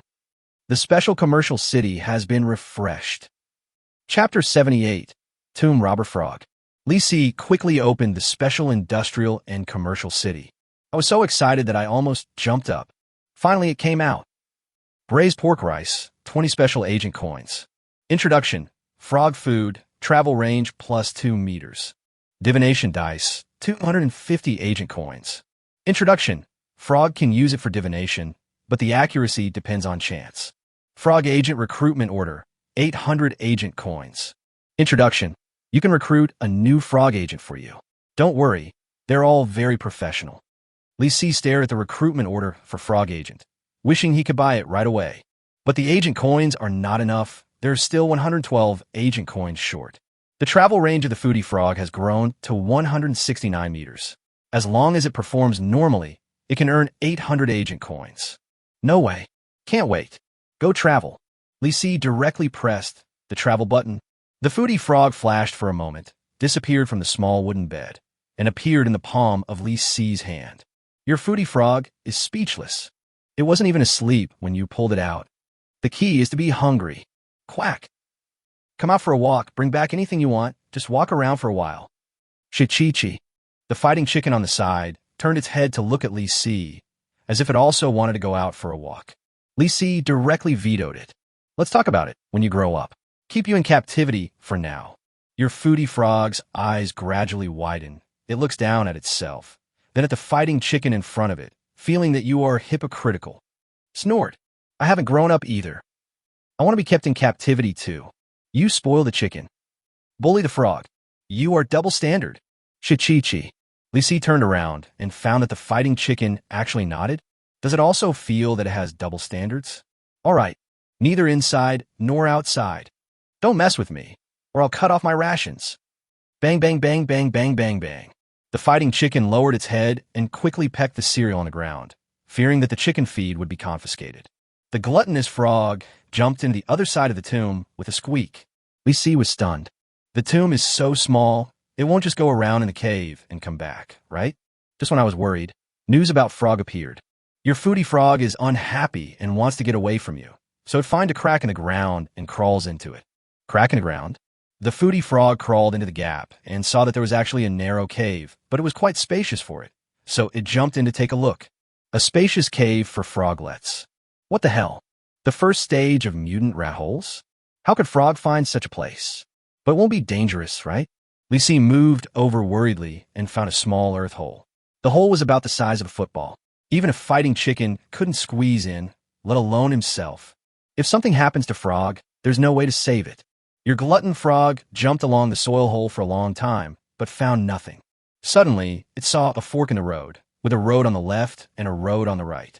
Foodie frog is a little confused. Which road will have delicious food? If it doesn't work, come back. Don't run into the first stage zombie rats that haven't died yet. Lisi really didn't want to let the little guy take any risks. He originally wanted to let Frog wander around the cemetery, but who knew it would find a rat hole? In comparison, Frog's life is much more important than Bitcoin. Your gluttonous frog moved closer to the two holes and sniffed them separately. One side had a rotten smell, and the other side, there's also a rancid smell. Choose the lesser of two evils. Left. Your foodie frog jumped into the left fork. It's jumping. It rested for a while. It's jumping. It rested for a while. It's jumping. It was stunned for a moment. Your foodie frog sniffed and smelled the scent of food. Lisi was stunned. It feels like after entering the hole, the frog turns into a dog just by smelling. If there's food, that's probably really a rat hole.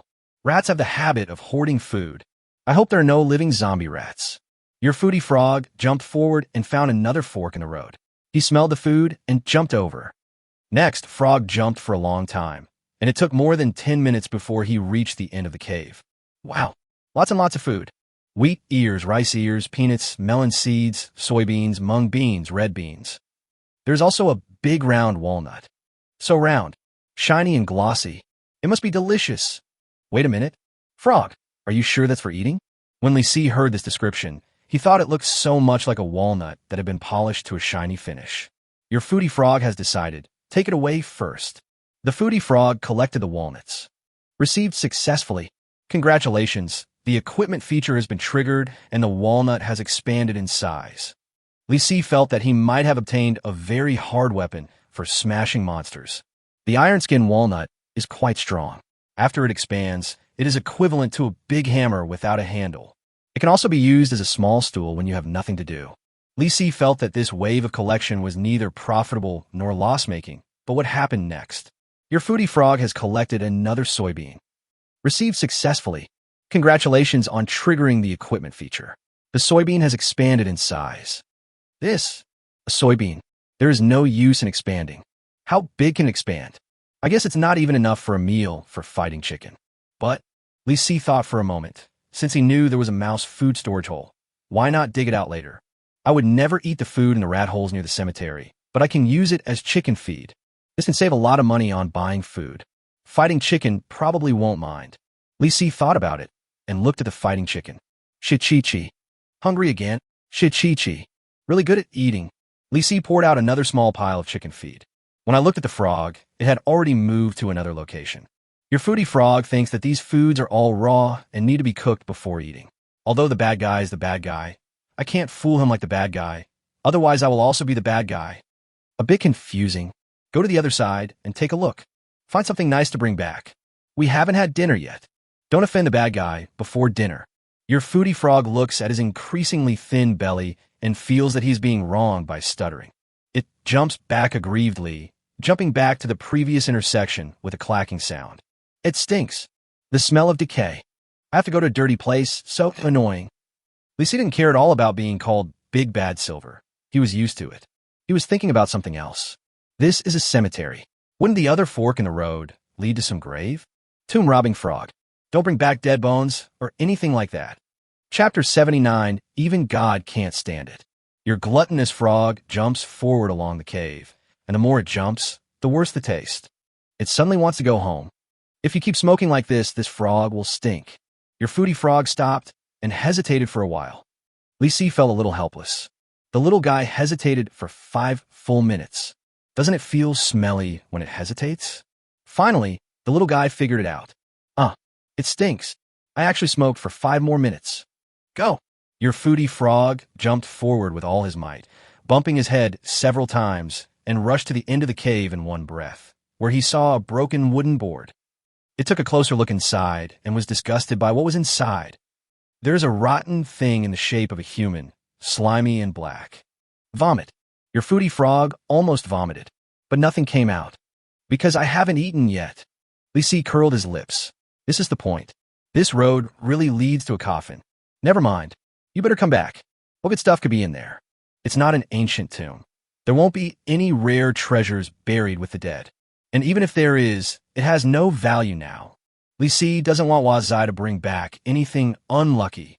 Like it, the foodie frog also thinks there is nothing good in it. But your foodie frog feels like he's been disgusted for so long. Enjoy the happiness alone and share the hardship together. You must bring back 2 things to disgust you. What? It's really not easy.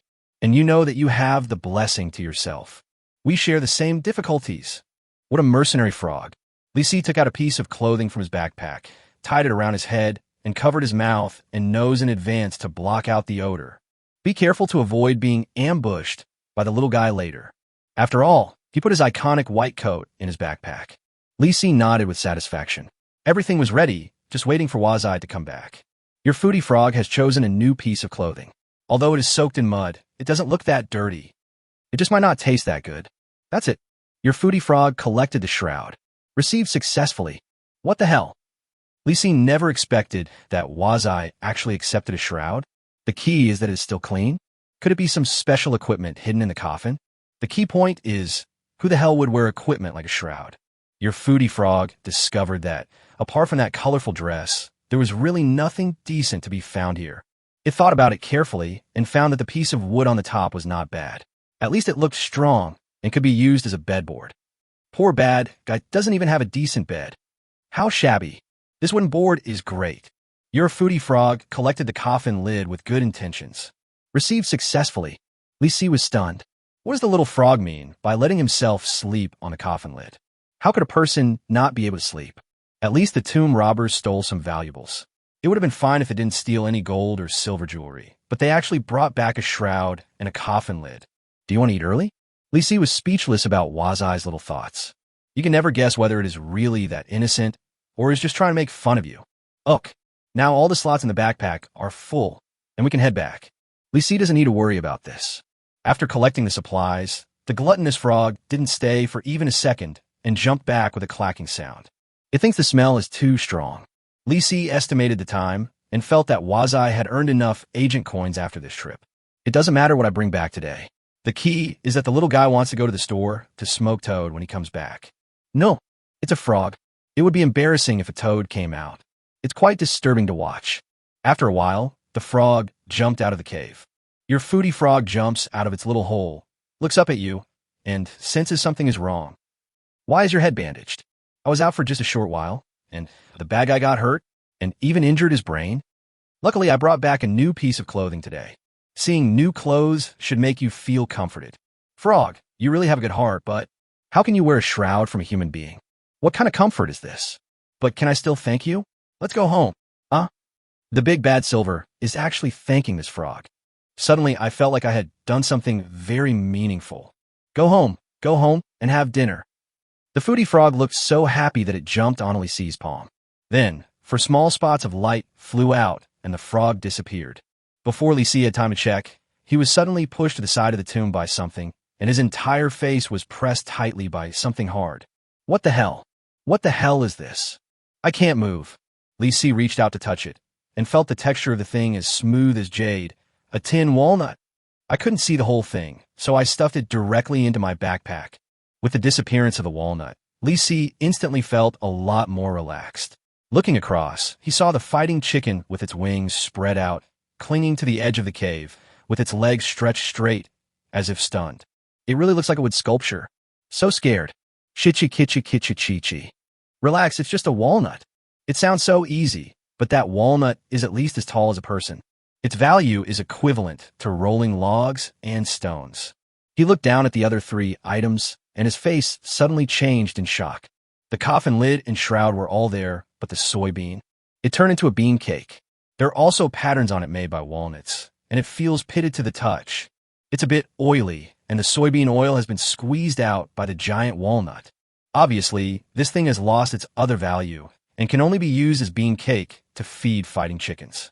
It's yours. Eat some bean cake to calm your nerves. Lisi threw the bean cake in front of the fighting chicken. The fighting chicken stretched its neck, took a look, took a bite, and nodded, as if it felt it was delicious. Concentrate on eating. Lisi looked at the coffin lid. It was bad luck. That colorful shroud is even more unlucky. The coffin lid seems to be an ordinary coffin lid, but the shroud seems to be a piece of equipment with a faint halo. Lisi chose to view. Shroud of the Dead. Introduction. Wearing the shroud taken from a dead person will not be tolerated by God. Wearing this shroud will definitely lead to you being struck by lightning, but you will not die. Therefore, you will continue to be struck by lightning until this shroud is burned by lightning. Lisi couldn't figure out for a moment whether this dress was a good thing or a bad thing. In short, don't wear it if you don't have to. Put in your bag first. Lisi took another look at the bedboard prepared for him by Wazai, shook his head, and threw it away. Recruit my frog agent. Chapter 80. Good book. Good book. I hurriedly opened the system, and a familiar prompt popped up in front of me. During this trip, the foodie frog traveled a total of 173 meters and received 173 agent coins. Done. Balance. 861 agent coins. Lisi quickly opened the special business city interface, hesitated for a moment, and bought today's food for the foodie frog first. Don't show your fickleness too obviously. Feed the hero first. I spent 20 special agent coins to buy a bowl of braised pork rice. The foodie frog leaned on the high-legged table with his but sticking up and swallowed it in one gulp. Then it ran to the backyard to play with the mecha. The foodie frog ate the braised pork rice. It felt that there wasn't enough meat, but it tasted good. The travel range increased by 2 meters. All right, the reward is over. Marry a new frog. Lisi immediately bought the frog agent recruitment order worth 800 agent coins in the special commercial city. The balance dropped to 41 in an instant. But worth it. There are no special effects. No new frog appeared directly. A series of prompt messages appeared. Frog recruitment order has been released. Waiting for the idle frogs to come and enlist. Please wait. Wait a minute. What is a frog with nothing to do? Aren't they all very professional? I have nothing to do. Doesn't that mean an unemployed frog? Lisi looked at the foodie frog that ran to the backyard to play with the mecha, and he seemed to suddenly understand something. The so-called frog agents are the idle frogmen in society. That's why I met such an unreliable foodie frog. A bad premonition arises spontaneously. Will the next frog be even less reliable than the foodie frog? Just when I was worried, the prompt information changed. Congratulations, a frog is willing to enlist and become your frog agent. What frog? This frog is overweight and does not meet the enlistment standards. Recruitment failed. What the hell? But please rest assured, the frog agent recruitment order will 100 successfully recruit a new frog agent for you. Good job. Scare me. I thought the 800 agent coins were gone. Congratulations, a frog is willing to enlist and become your frog agent. Did you meet the target this time? Lisi thought to himself, don't be happy too soon. This system might trick him again. This frog is too old and does not meet the enlistment standards. Recruitment failed. I knew it was like this. Lisi was so anxious that he was scratching his head. Finally, half a minute later, a new prompt appeared. Congratulations, a frog is willing to enlist and become your frog agent. Just say the last word. Congratulations, all indicators of this frog boy have reached the standards for enlistment. Recruitment successful. Lisi stared at the cabin without blinking and saw a flash in the cabin, and a fat frog wearing a black doctoral hat appeared. This frog is about the same size as the glutton frog, but it is actually fatter than the glutton frog and can fit a glutton frog directly inside. Is this the frog that meets the weight requirement? Are you kidding me? If this were a human being, he would be at least 300 pounds fat. And this guy is actually wearing a pair of thick glasses. The backpack on his back is a bit special. It looks like a canvas pocket, and it's bulging. Agent Frog number 2, Tech Frog. Equipment 1, Doctor's Hat, travel range plus 10m. Equipment 2, high myopia glasses for vision correction. Equipment 3, Universal Toolkit, 2 slots of capacity, 30 chance of developing new functions for collected items. Travel range, 110 meters. Travel frequency, once every 3 days, refreshed at midnight. This guy only goes out once in 3 days? That's too lazy, isn't it? No wonder he's so fat. Lisi was secretly complaining when he suddenly saw the serious look from the tech frog. Your tech frog glanced at you, feeling a little disappointed. Without his glasses, it seems his IQ may not be very high. I'm going. This guy came up and mocked my IQ. How could a little frog have such a breath? The little guy was already wearing a pair of round glasses and looking away. Your tech frog took a look at the white metal dining table in front of him and immediately realized that it was too high. He turned around, took out a saw from his backpack, and started sawing the table legs. The corners of Lisi's mouth twitched. I didn't expect there was something like this in the tech frog's backpack. It really is a universal toolkit. He watched the tech frog saw off a section of the table leg, sat beside it to try it out, and nodded with satisfaction. These 4 table legs are perfect for welding a ladder or something. This room is so small. Is that small bed mine? It lacks a sense of technology. Forget it. Let's go to the backyard and take a look. The tech frog shook his head and strolled to the backyard. The 2 little guys are about to meet. There won't be any quarrel, will there? Lisi immediately turned over, but was shocked to find that the foodie frog opened its mouth wide and stared at the technology frog with its big eyes. The tech frog was squatting on one of the arms of the mecha toy, stuffing the table leg that had just been sawed off into the mecha's hand. Lisi saw Tech Frog take out a welding gun from his backpack and seemed to be welding the table legs to the mecha toy. Really? Your Tech Frog welded the table legs to the palms of the mecha so that the mecha looks like it is holding a big iron rod. Foodie Frog can actually do this. Tech Frog, I've got it done. I'll sleep in the bed tonight. Foodie Frog, well, I admit defeat. Your Foodie Frog nodded, then turned around and left. Lisi seriously suspected that the little guy was cheating and went to bed first. This is very embarrassing. 2 frogs, 1 bed. How can they sleep? He looked at the Tech Frog, who didn't seem to be in a hurry at all. Your Tech Frog jumped down from the mech toy, stared at it, and thought for a while, and decided that he needed to reinstall the mech's power system so that it could move. Your tech frog looks at the floating ball robot next to it. It feels that this thing is very interesting. It is a real intelligent machine, but there's an unknown fault. It can be used after repair. What the hell? It can repair the hoverball robot. Lee C was a little skeptical. Was this guy just bragging? Your tech frog hopped over to the garbage dump again and saw a book thrown in there. Tech frog, black hole theory? Tech frog, good book. Good book. Tech frog flipped through the book, showing a look of I see, and pushed his glasses up with his paw. Tech frog, so this is how black holes are formed. Tech frog, just do this, and then do this, and you can create a small black hole. Tech frog, I suddenly have no interest in low-end stuff like uranium-235. I have to take a closer look at this book. Did this guy originally want to study mushroom bombs? Now you're studying how to create black holes? Chapter 81 Tech Frog has something amazing. The tech frog is going to create a small black hole. Can you bear the roar? What if you get the system cabin sucked into a black hole?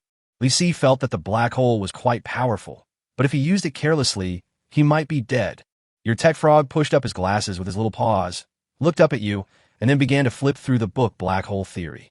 He read it with great interest and nodded seriously from time to time. Suddenly, it closed the book and began to think. Tech frog suddenly realized. Tech frog, got it, that's how it is. Tech frog, you. Yes, I mean you. I want a large hadron collider. Tech frog, the sooner the better. What the hell? You're giving me orders? The Large Hadron Collider? Why don't you go to heaven? Tech frog, going to heaven? I don't have time, but I can study how to send you to heaven. Tech frog, don't get me wrong, it's sent to the sky in the physical sense.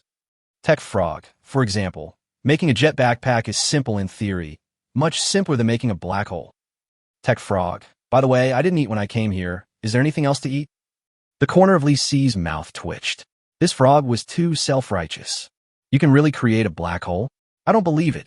Believe it or not. A must. Lee C wants something substantial. Tech frog closed the book Black Hole Theory. As a famous doctor in the frog world, it cannot tolerate your questioning. Tech frog, you want to know my strength, right? Tech frog, I have seen through your provocation. Tech frog, but I, the great doctor, must show you my skills. Tech frog, watch out. Your tech frog pulls out a pair of binoculars from the Universal Toolkit. Tech frog, lend me 20 special agent coins. I'll put this thing up in the special agent mall, and you can buy it right away. Lee C was shocked. Is this the way to get things out of Frog's cabin? It was actually through a special industrial and commercial city. But is this guy trying to cheat me out of my hard-earned money? Lee C chose to believe it. After all, looking at the attitude of the tech frog, it seemed that it really wanted to prove itself. He opened the balance interface and tried it, only to find that there was an option to give Frog pocket money in the balance. I never noticed it before.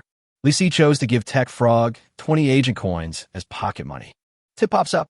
You gave Tech Frog 20 agent coins as pocket money. Tech Frog shook his head. If I ask for 20 yuan, will you really only give me 20 yuan? It walked to the garbage dump and did some mysterious operations. Your Tech Frog paid 20 agent coins and hung the black tech telescope in the Doomsday Mall. You can go to the mall to check it out. Is it really possible? The tech frog is obviously more reliable than the foodie frog. This function was something that the foodie frog had never thought of, or the foodie frog doesn't want to take anything out of the cabin. Anyway, check out the mall first. Lee C opened a special industrial and commercial city. A series of prompts popped up first. You unlocked the second frog, and the number of items refreshed daily in the special business mall has increased to 4. In addition, 2 food items are available each time, effective at 12 a.m. the next day. That is to say, 5 items are refreshed every day, 2 are food, and the other 3 are other items. But it won't take effect until tomorrow. So Tech Frog has to go hungry today. Then the product list was refreshed with only 2 items. Divination dice, 250 agent coins. Introduction. Frog can use it for divination, but the accuracy depends on chance. Black Tech Telescope player exclusive, 20 agent coins. Introduction.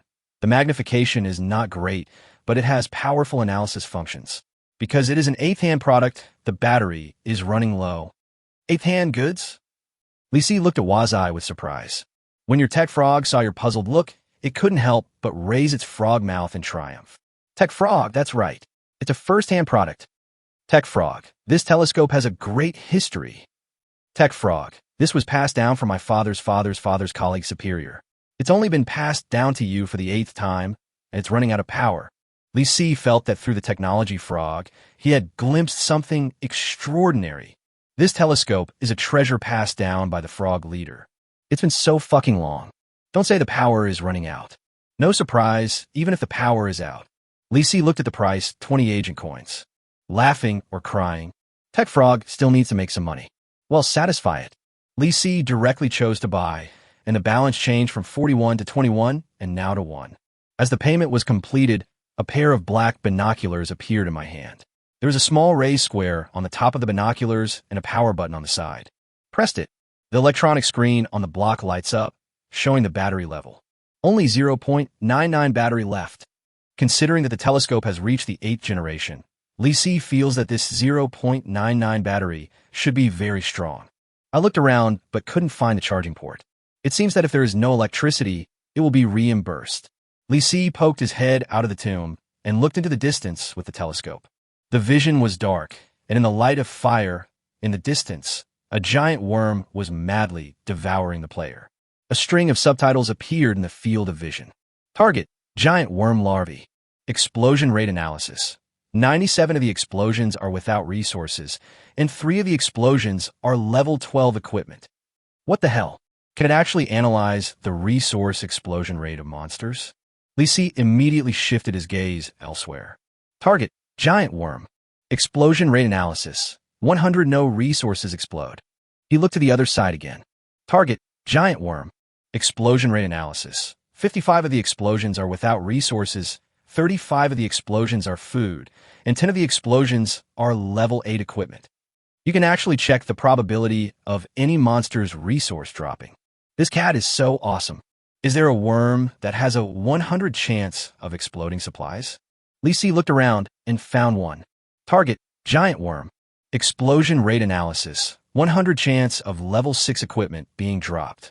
The equipment level is too low. Li Si no longer uses this thing. Now, when he gets close to the worms, they run away. There's no point in looking at them. Don't waste precious electricity.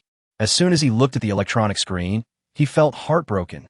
The battery level just jumped from 0.99 to 0.98. Turn off the power. Stuff it in your backpack. Use it later. Li Si really believes it now. Tech Frog has something. In that case, why not ask it to go out for a trip? Li Si glanced at the Tech Frog, which was staring at him through high-powered glasses, as if he was facing a pair of beer bottle bottoms. Your Tech Frog picked up Black Hole Theory again and started reading it. Technology Frog, it is impossible for me to go out. I will never go out in this life. I will dedicate the rest of my life to science. You said you won't go out, so you won't go out? Chapter 82 shows that they are not in a hurry. Li Si looked at the travel button. The button that turned gray after the Foodie Frog came back has now turned green again. He pressed it decisively. Received a tip. Your Tech Frog refuses to travel. The system can only forcibly call out one frog agent every day. Please maintain a good relationship with your frog agent.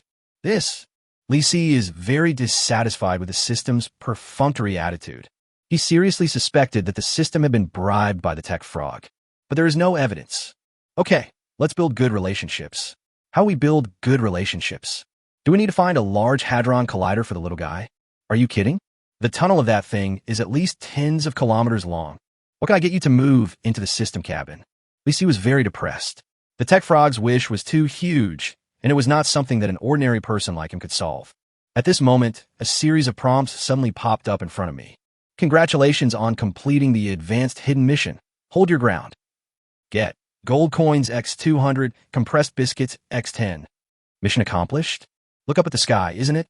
It's almost dawn. Li Si took a look at the compressed biscuits in his hand.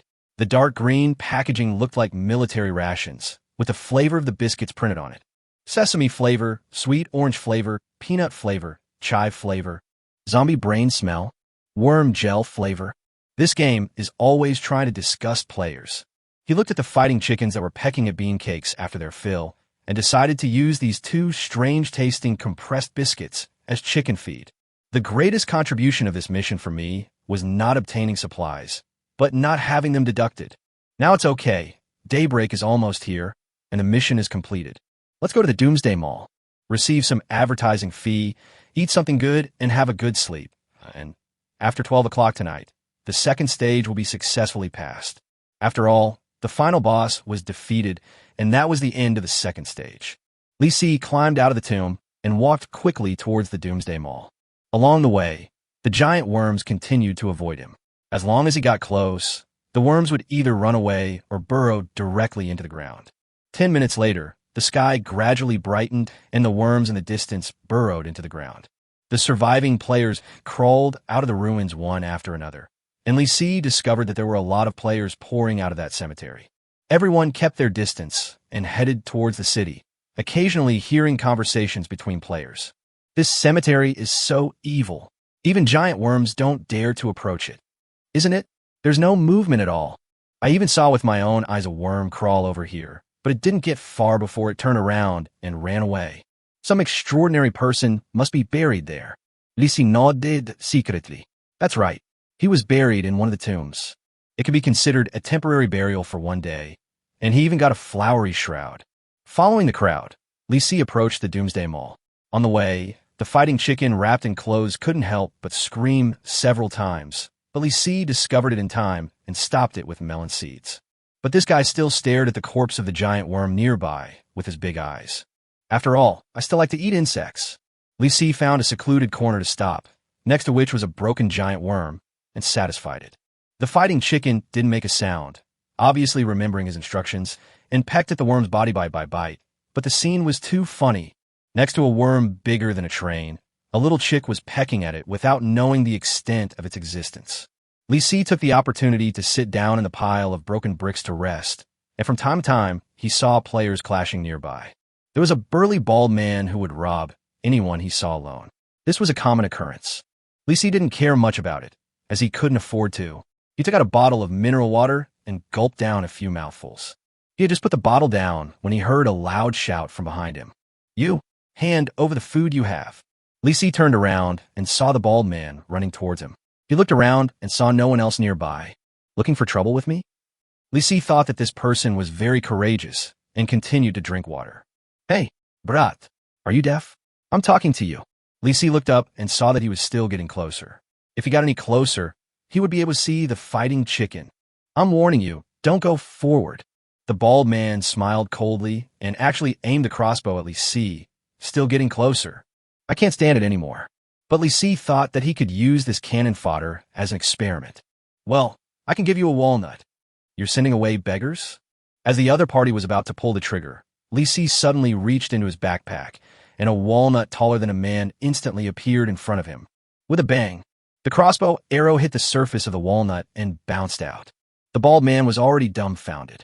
He had never seen such a huge walnut before. Even genetically modified organisms can't do that, right? With a bang, relying on his powerful strength attribute, Li Si pushed hard, and the walnut flew out instantly. The bald man was knocked away by the walnut before he could come to his senses, and then he was crushed by shrill. A few clicks. The bald man's bones were broken. Kill 1 level 15 player. Gain experience x150. Loot gold x45. Died already? Li Si was stunned. He quickly ran to collect the walnuts, and when he looked back, he saw countless players in the distance looking at him in shock. Am I seeing this right? That's a walnut? Hurry up. He's a tough guy. Maybe you can refine magic weapons in this game. Don't let him target you. You're also bringing Xiaoxian? Let's go. Stop looking. Didn't you see that man was crushed to death by a walnut? Go, go, go, go. In less than half a minute, Li Si discovered that the shadow of a nearby player had disappeared. This only applies to small teams and lone rangers. If they're discovered by a large team, they will definitely be targeted. It's good enough if they don't surround us. Where have all the big teams gone? Right? They all went to the new city to find themselves. Li Si suddenly felt that this place was extremely safe, a vacuum zone for the large team. After putting away the huge walnut, Li Si looked through the bald man's backpack. There was nothing valuable in it. There was some food and fresh water, but not much. One crossbow was even crushed by a walnut. This walnut is extremely hard and quite heavy. If it weren't for my high strength attribute, there's no way I could push it away with one palm. Identification completed. Put it away. It will be of great use in the future. Li Si turned around, grabbed the fighting chicken, wrapped it tightly in his clothes, and continued on his way. The Doomsday Mall was not far ahead, so he went there to collect the advertising fee. By the way, eat something good.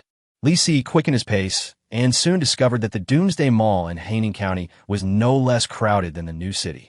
Many players gathered around the mall, and they still had to queue up to get in. Have you heard? A walnut just crushed someone to death. Walnut? Walnut has also turned into a monster. What nonsense are you talking about? I saw it with my own eyes. It was a magic weapon. It could be big or small. As the brother spoke, he stretched out his arms and gestured. When he turned around, he saw Li Si, who was listening to the fun. What the hell? It's him. A strong wind blew and the man disappeared. Everyone around dispersed. Strongly indicate that they are not in a hurry. Chapter 83, it's already received. Well, no need to queue. The entrance of Doomsday Mall was almost cleared out. Li Si stuffed the fighting chicken's head into his clothes and swaggered into the Doomsday Mall. The white space that was originally full of technology is now as crowded as a night market, with floating ball robots fighting over the players' heads. Honey, your floating ball hit me. Honey, your hover ball hit me too. Dear, kill that floating ball on the opposite side. Dear, it's better to strike first. The two players looked at each other helplessly. Who would dare to take action? I can't afford to pay for it if it's broken. Li Si was also impressed by the ability of these floating balls to cause trouble. He walked through the crowded crowd, and before he reached the front desk, a floating ball flew onto his head. Dear, I am your assistant for this shopping trip. Honey, his hover ball hit me. Honey, help me teach that floating ball a lesson. Li Si curled his lips. Shut up. His shout attracted several players around him to turn around, and then everyone was stunned. They saw the electronic screen of the floating ball. Player. Hidden. Badge. Hidden. Gold. 3,781. Time. 2:35:21. Too fat. There are only a handful of players who have 4-digit gold coins. The shocked looks of the crowd made Li Si feel very uncomfortable. The most important thing was to avoid being recognized by anyone. He pushed hard on the fighting chicken, wrapped in clothes again, completely covering it. He vaguely felt the fighting chicken stretching its neck and pushing it upwards in resistance, but it made no sound. It seems that he knows not to show off. Everyone was so shocked by the number that they were speechless, but the floating balls above their heads began to add fuel to the fire. Honey, if you're jealous, you can beat him up. Dear, kill him and the gold coins will be yours. Dear, it's the end of the world. What are you waiting for if you don't take action? Li Si glanced at the players under the floating ball. They were shaking their heads like rattles. No, no, no. Boss, don't get me wrong, I wouldn't dare. Boss, are you still accepting younger brothers? Of course, Li Si knew that these floating balls were just looking for trouble. He suddenly hoped that the tech frog could quickly create a black hole, and then suck these damn floating balls and the entire Doomsday Mall into the black hole. That's perfect. Why do Doomsday games exist? Had no idea. It is abominable to let humanity suffer collectively. So if I can't destroy the game, can't I destroy the Doomsday Mall? It's not like I haven't done it before. But that's all later. Let's get the advertising fees first. He walked to the front desk. The square-headed robot was still polite and looked much kinder than the floating ball robot. Welcome to the Doomsday Mall. Self-service robot number 2829 is at your service. Without waiting for the other party to continue the introduction, Li Si moved closer and whispered, I want to collect the advertising fee. Okay, please wait. We are checking for you. The square-headed robot fell into a stagnation, as if it was calculating some extremely complex data. The floating ball robot above his head took the opportunity to interrupt. Honey, you'll have to wait a long time, honey. Why don't we go upstairs first, dear? Dear, the zombie brain soup on the 3rd floor is in short supply recently. Li Si looked at the square-headed robot with disdain. Identification completed. This robot appears kind on the surface, but its core is still dark. The entire game can calculate so many complex data, so why am I stuck when I collect my hard-earned money? You clearly wanted to default on your debt. Li Si thought, how long can it last? It can't be delayed until a few hours, right? The square-headed robot was still like a statue, completely still. Li Si turned around, looked at the rest area next to him, and sat down directly over. I'll wait here. I won't leave unless you pay me. The hoverball robot floated over. Dear, you don't need to waste your time like this. Li Si looked up in confusion and found that a pixelated animation of counting money appeared on the small electronic screen. What are you hinting at? The animation has changed. The electronic screen of the floating ball robot turned into an animation of putting money into a pocket. Express. The robots here are also taking kickbacks? Li Si was speechless. Is this still a robot? Darker than everyone else. Li Si fully believed that if he didn't give any benefits, the robot would use up its free time. He said to the hoverball robot, "Speak clearly." "Sancheng, oh dear. 1%. Only 30, dear. 1%. It has to be 30, dear. I will destroy this doomsday mall sooner or later." "Honey, I'm so scared." Li Si looked up at the floating ball, and a terrified, pixelated expression appeared on the electronic screen, which looked deliberately fake. "This is really infuriating. I was actually caught by a floating ball? No, there's another way." Li Si looked at the floating ball and suddenly laughed. "Does the Doomsday Mall in New City also take kickbacks?" "Of course. Darling, you're already such a grown-up. You should understand the unspoken rules, dear." Li Si nodded to show his understanding. "I understand. I think I prefer to let them take the kickbacks. So bye." As he spoke, Li Si waved his hand and walked out of the Doomsday Mall. Suddenly, the floating ball caught up, and its small body stood in front of Li Si. The expression on the electronic screen suddenly became pitiful, with tears streaming down his face. "Dear 20. 20 should be fine." Li Si scratched his head. He didn't expect that this trick would actually work on robots. Are they still greedy for their own things? "Since you've been caught, why give me 20? No way. 1%. 20%, dear. It's impossible for the price in Xinjiang to be that low, dear." "Half done." Li Si continued to chop down, and when he turned around, he suddenly saw a solidified, square-headed robot that came out from the front desk at some point. "To stand behind you," it said in a weak voice. "One success, one success."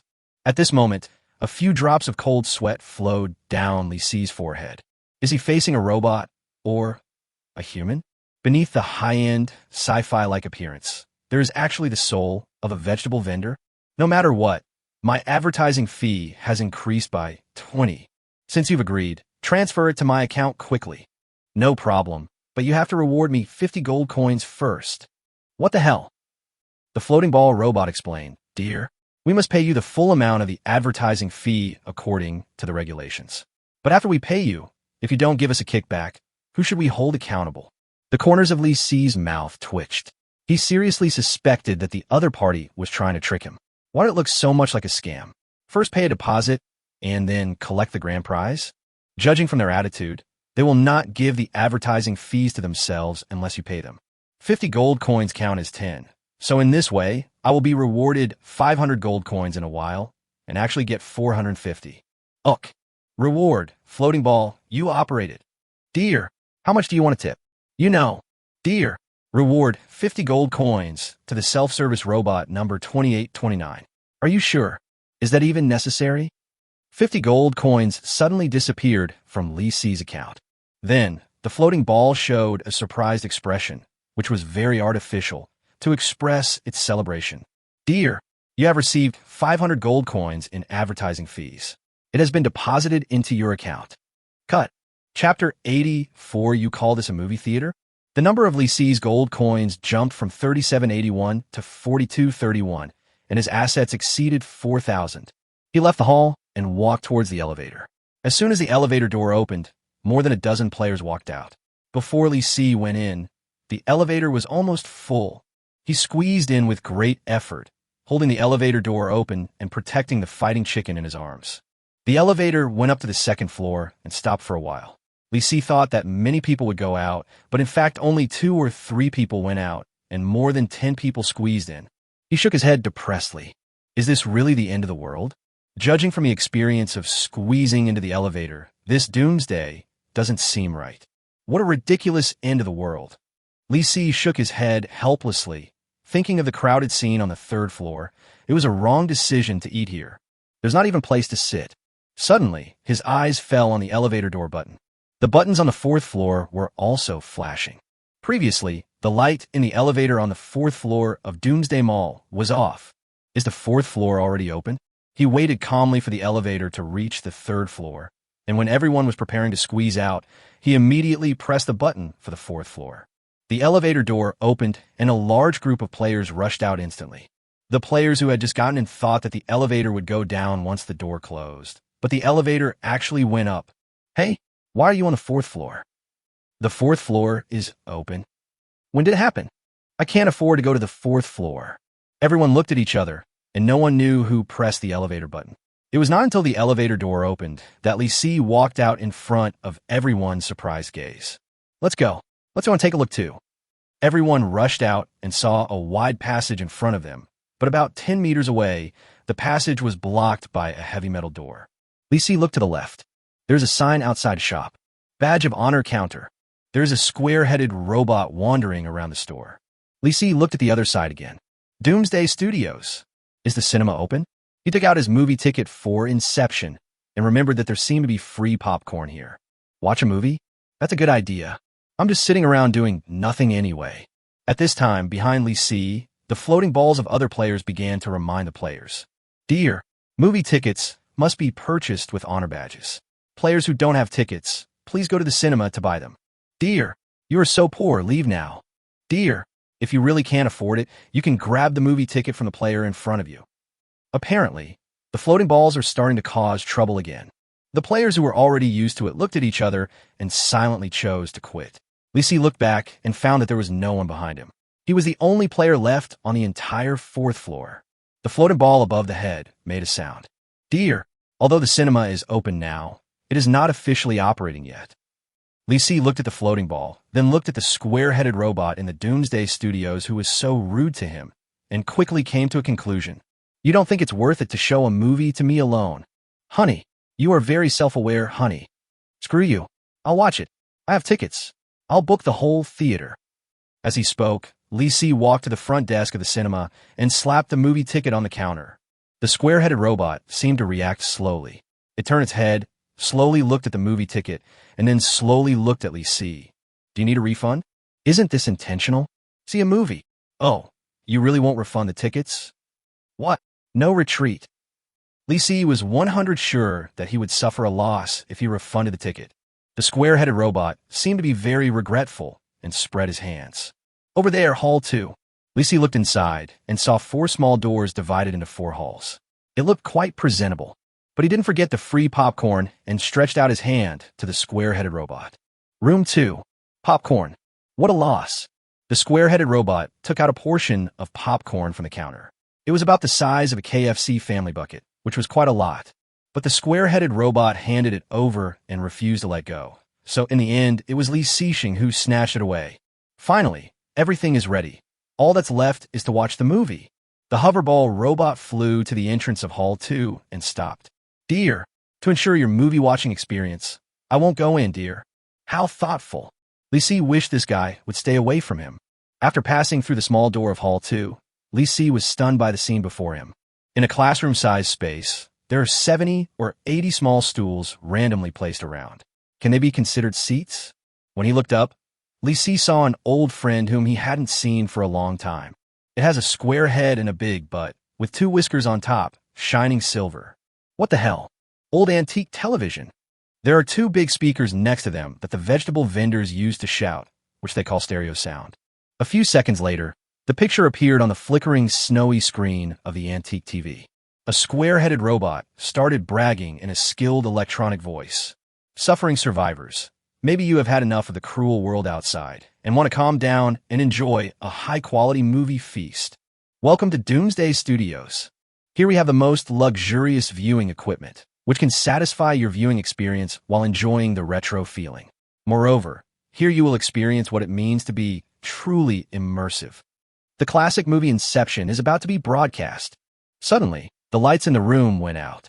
The TV became the only source of light.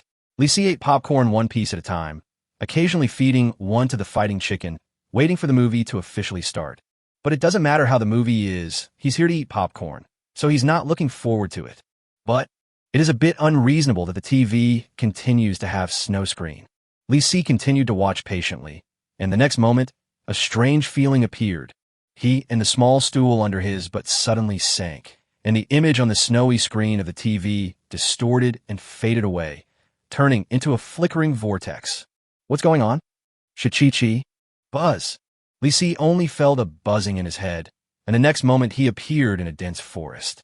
There's still that little stool under my butt. The cinema has completely disappeared. Does Doomsday Cinema allow players to enter the movie to watch the movie? Isn't this a disguised way of throwing myself into a copy? Dungeon name, Stealing Wood Space. Instance introduction. As a poacher, you need to avoid your fellow logger, Baldy Chong. After all, your fellow loggers are your enemies. You also need to avoid Big Bear and Little Bear. After all, you're logging on their hilltops.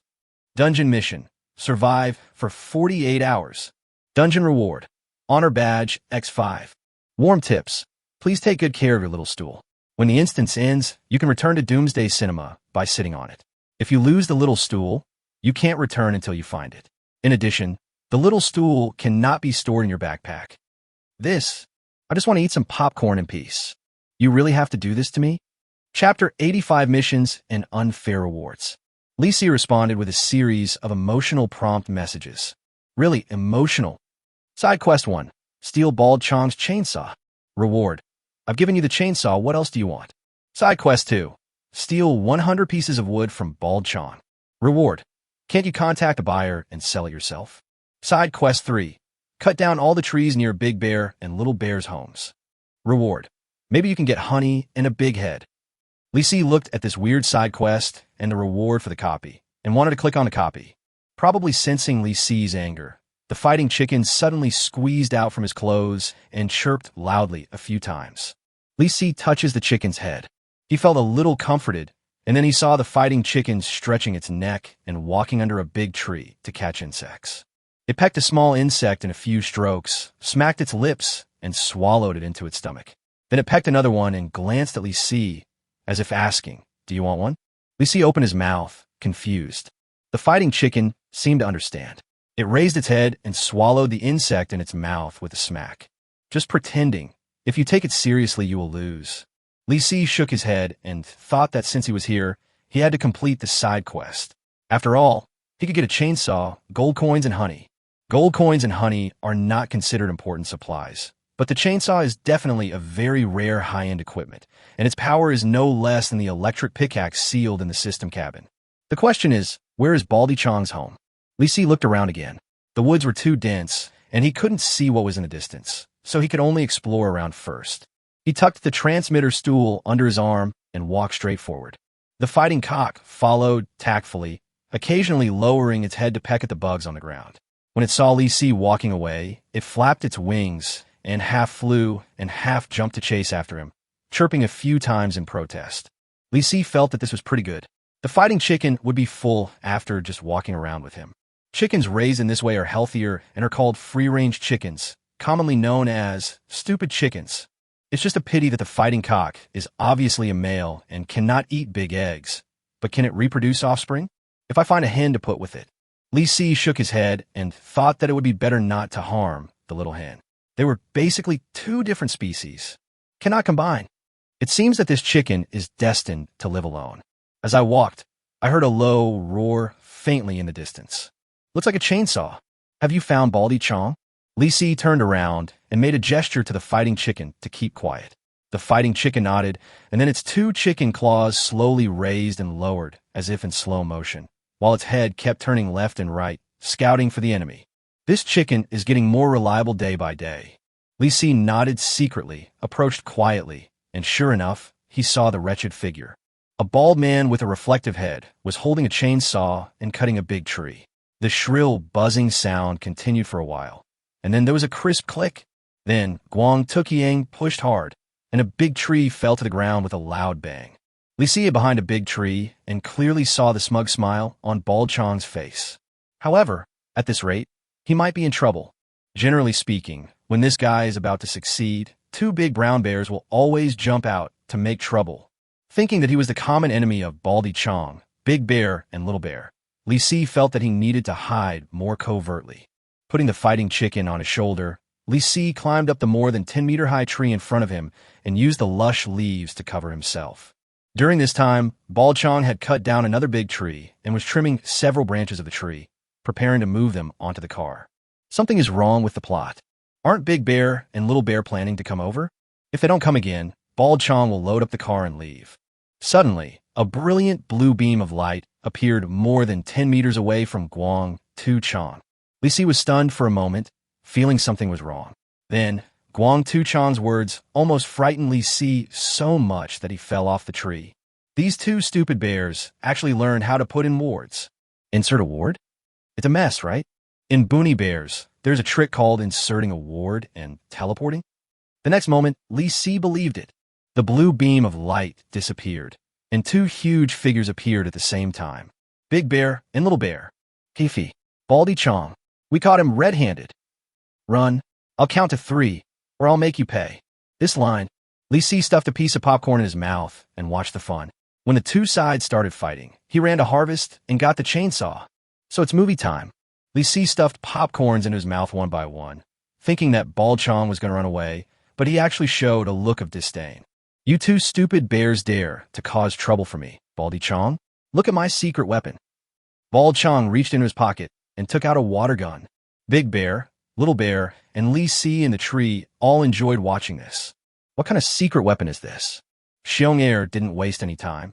He rushed over quickly and was about to give Bald Chong a bear paw right away. The bald man gave a sinister smile, pulled the trigger, and a stream of water spurted out directly, all over Xiong Air's face.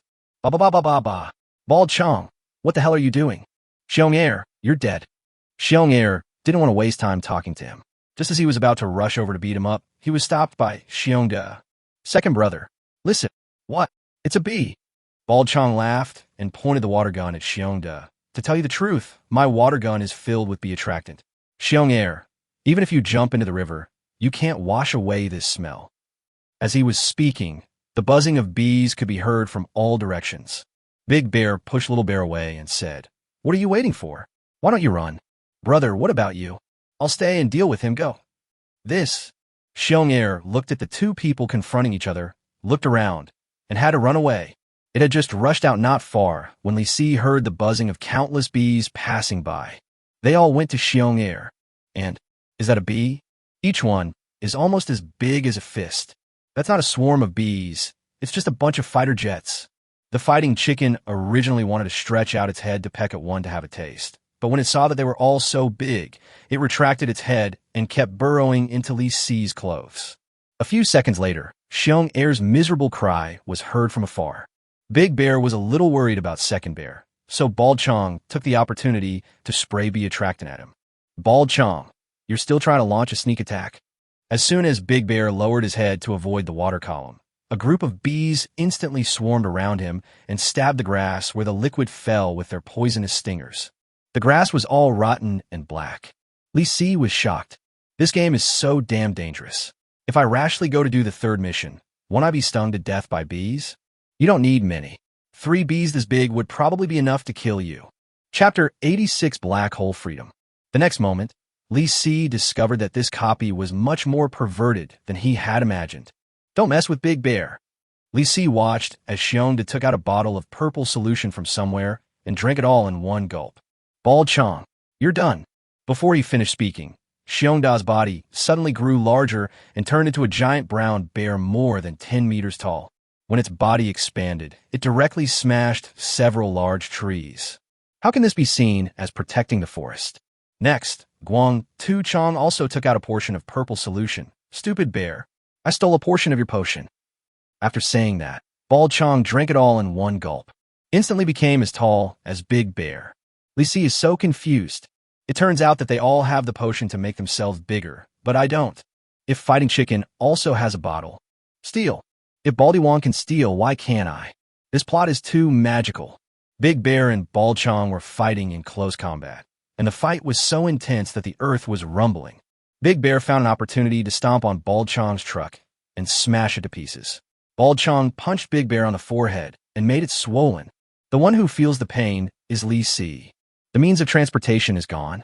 The bear felt the pain on his forehead and kicked the bald man away, knocking down a row of big trees.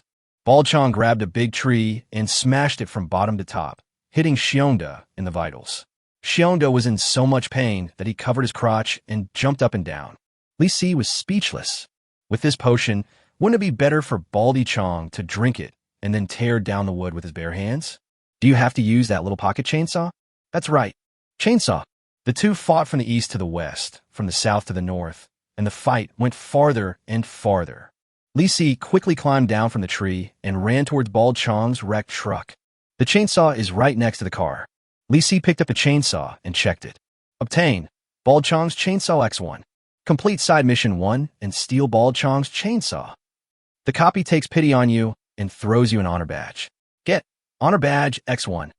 I gave him a badge of honor and still took the opportunity to humiliate myself. A fun doomsday game. Li Si curled his lips and checked the introduction information of a chainsaw.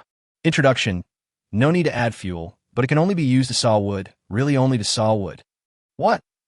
This equipment has no levels and no attribute bonuses. Is it really only capable of sawing wood? He looked up and saw that Big Bear and Bald Chong were very far away. Start the chainsaw.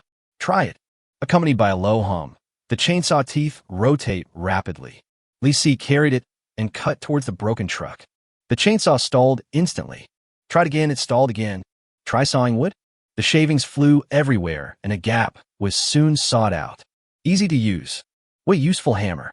What's the point of me leaving the dungeon with this thing? The item description is true. This thing can only saw wood. Okay, let's use this thing to saw down the big tree in front of Big Bear and Little Bear's houses. What to do if you encounter a bee? Let's go to Guanto Chong's house first.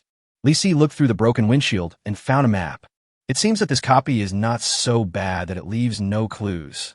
While he was looking at the map, the fighting chicken suddenly got into the seat. Li Si ignored it. It seemed that Bald Chong and Big Bear would have to fight for a while anyway. The map was hand-drawn, with lots of check marks to indicate forests. There are 2 swollen bear heads drawn on the map in the lower left corner, which should be the hometown of Big Bear and Little Bear. There is a simple house drawn in the upper right corner, which must be Baldy Wong's home. There is a dotted line on the map, with a cross at the end and some crooked small words marked on it. There are still N more to go to achieve the 10 small goals. It didn't make it clear how much money was still needed. It doesn't matter. The cross must be where I am. It's right between the homes of Bald Chong and Big Bear and Little Bear. Li Si put away the map and found the direction. Let's go to Bald Chong's house first, which is relatively safe. Looking into the car, I saw the fighting chicken grabbing something and pulling it out. Li Si reached out to pull it out and saw that it was a ham sandwich wrapped in a plastic bag. Anyone who sees it gets a share. Li Si tore the piece in half without hesitation, gave one piece to the fighting chicken, and stuffed the other piece directly into his mouth. It tasted pretty good. Bald Chong is living a good life. Maybe I can get some more good things from his house. For example, bread, ham, and eggs. It's a sandwich. There's no way it tastes really good. When I think about it, there should be salad dressing as well. Let's go, hurry up. Li Si held the small stool, put the fighting chicken on his shoulder, and used his other hand to help it carry the sandwich. Fortunately, this guy didn't peck at my hand. Li Si was a little puzzled. The time in the dungeon should flow at a different speed than that outside. Otherwise, if he stayed in the dungeon for 2 days, he would directly enter the 3rd stage of the apocalypse when he went out. How to calculate system time. Li Si walked around Bald Chong and Shionda and turned on the system as he walked. In the cabin, the foodie frog was sleeping soundly on the small wooden bed, blowing snot bubbles. He was really playing tricks on the tech frog. Tech frog was sitting at the table, still studying the book Black Hole Theory. When he noticed Li Si reading it, he turned his head, yawned, and continued reading. What a pedantic frog, studying black holes all night long. It seems that it will not stop until it creates a black hole. If you want to verify whether the copy time affects the system, just try to see if Frog can travel. But there's no point in traveling if we call Frog out now.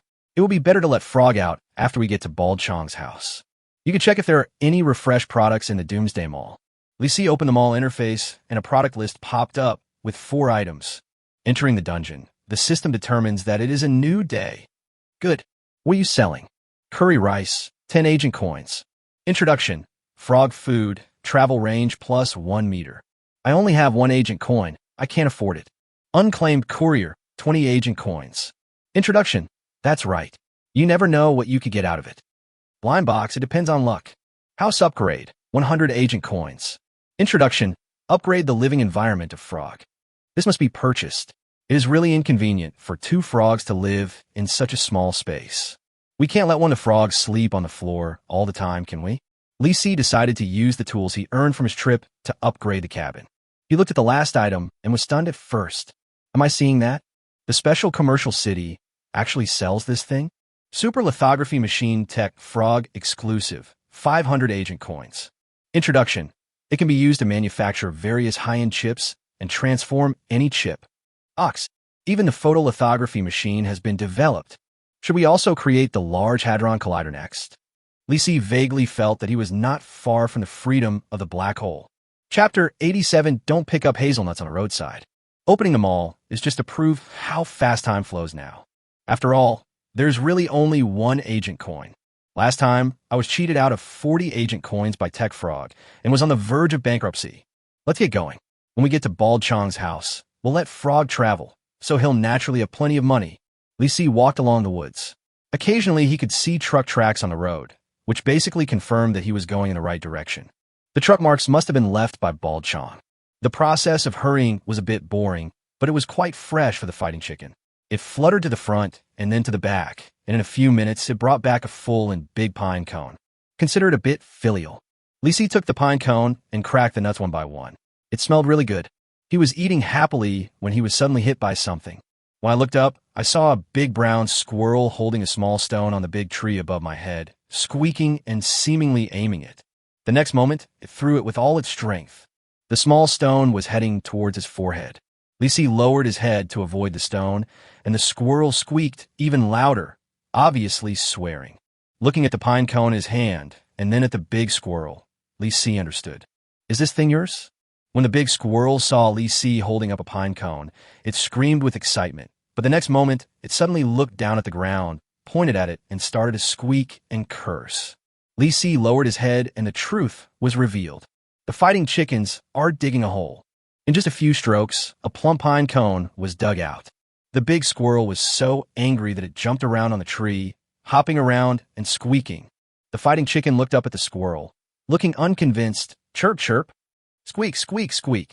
Chi-chi. The fighting cock crowed twice very forcefully, then brought the pine cone to Lisi. Come on, fighting chicken. It's not easy for people to store some food for the winter. How can the squirrel survive if you dig them out? The fighting chicken turned its head and continued to dig pine cones, not even eating the bugs.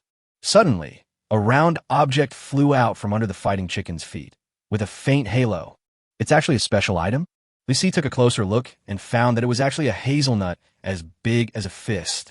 The fighting chicken had a hard time pecking at it, and finally it kicked over with its claws. Life-extending hazelnut. Introduction. No matter how badly you are injured, taking this medicine can extend your life for 24 hours. What the hell? This is actually a life-saving device. Lisi immediately stuffed the hazelnuts into his backpack. Suddenly, he heard a squeaking sound coming from above his head.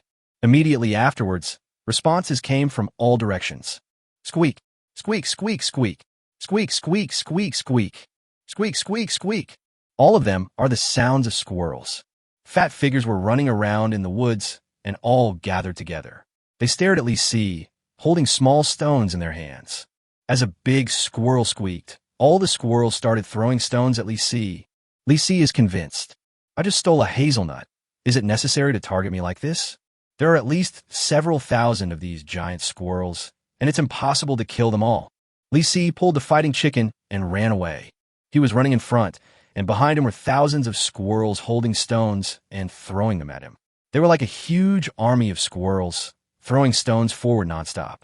Although the lethality is not great, it is really uncomfortable to be hit by it. Lisi immediately put on the level 3 helmet, and the helmet made a clanging sound when it was hit. The fighting chicken was so angry that it cursed a few times, and then it was hit on the butt several times. This group of squirrels were like crazy, chasing Lisi for hundreds of meters and refusing to give up. Lisi was also convinced. He took out his crossbow and shot randomly backwards, but it was completely useless. These guys were all very agile, and when they saw that Lisi was trying to fight back, they threw stones even more fiercely. Lisi ran all the way, and the squirrels chased him all the way. Seeing that Lisi was about to rush out of the forest, these little guys refused to give up. Not far ahead, there's a large yard surrounded by a wooden fence. There's a 2-story building in the yard. That's obviously Baldy Chong's family. Bald Chong is still fighting with Big Bear. It shouldn't be dangerous to hide in his house at this time. Lisi rushed towards the fence and climbed over the gate. Thousands of squirrels followed in groups from behind, quickly jumping over the fence and continuing to throw stones. With a few crisp bangs, The glass of Bal Chang's house was smashed by an army of squirrels. Li Si crawled through the broken glass and fell directly onto a small broken bed. He had just climbed up from his broken bed when countless pebbles fell on the soft mattress. Damn it, these guys are too persistent. Li Si rushed up the stairs, and the squirrels followed him up. There were no stones in the house, so they picked up all kinds of small things and smashed them. Pencil, rulers, socks, gloves, chopstick, spoon. In short, they will never give up anything that can be thrown to them. Li Si rushed upstairs while muttering to himself. Brother Chang, you can't blame me for this. I was also fleeing for my life and had no choice. He found a storage room on the second floor with no windows. He opened the door and went in, then locked it behind him. There was a burst of jingling sounds coming from outside the door, and the squirrels were squeaking angrily, not giving up yet. Soon, Li Si heard a horrible sound. These guys are knocking on the door. Sky, is there no way out? I'm a number 1 on the honor list of the Doomsday game, but I'm going to be smashed to death by a bunch of squirrels. Click, click, click, click. Click, click, click. Zing, zing, zhong, zhong. Li Si felt hopeless and felt that he had never been so desperate before when facing the zombies. That's right. Is there anything important in the storage room? Like a potion that can make you bigger? Li Si rummaged around in the dark and suddenly found a small flask. He shook it and found liquid inside. Is it a potion that makes you bigger? As soon as he checked the item description, he was completely shocked. Concentrated urine due to internal heat. Introduction. After Bal Chang's hard work and efforts to extract, this highly concentrated heavy weapon has become so smelly that it can no longer be smelled. What kind of messed up stuff did Guang Tu Chang research? Alright, this is the only thing that can help you out. Li Si immediately put on his signature white coat, which could protect him from the harm of poison gas.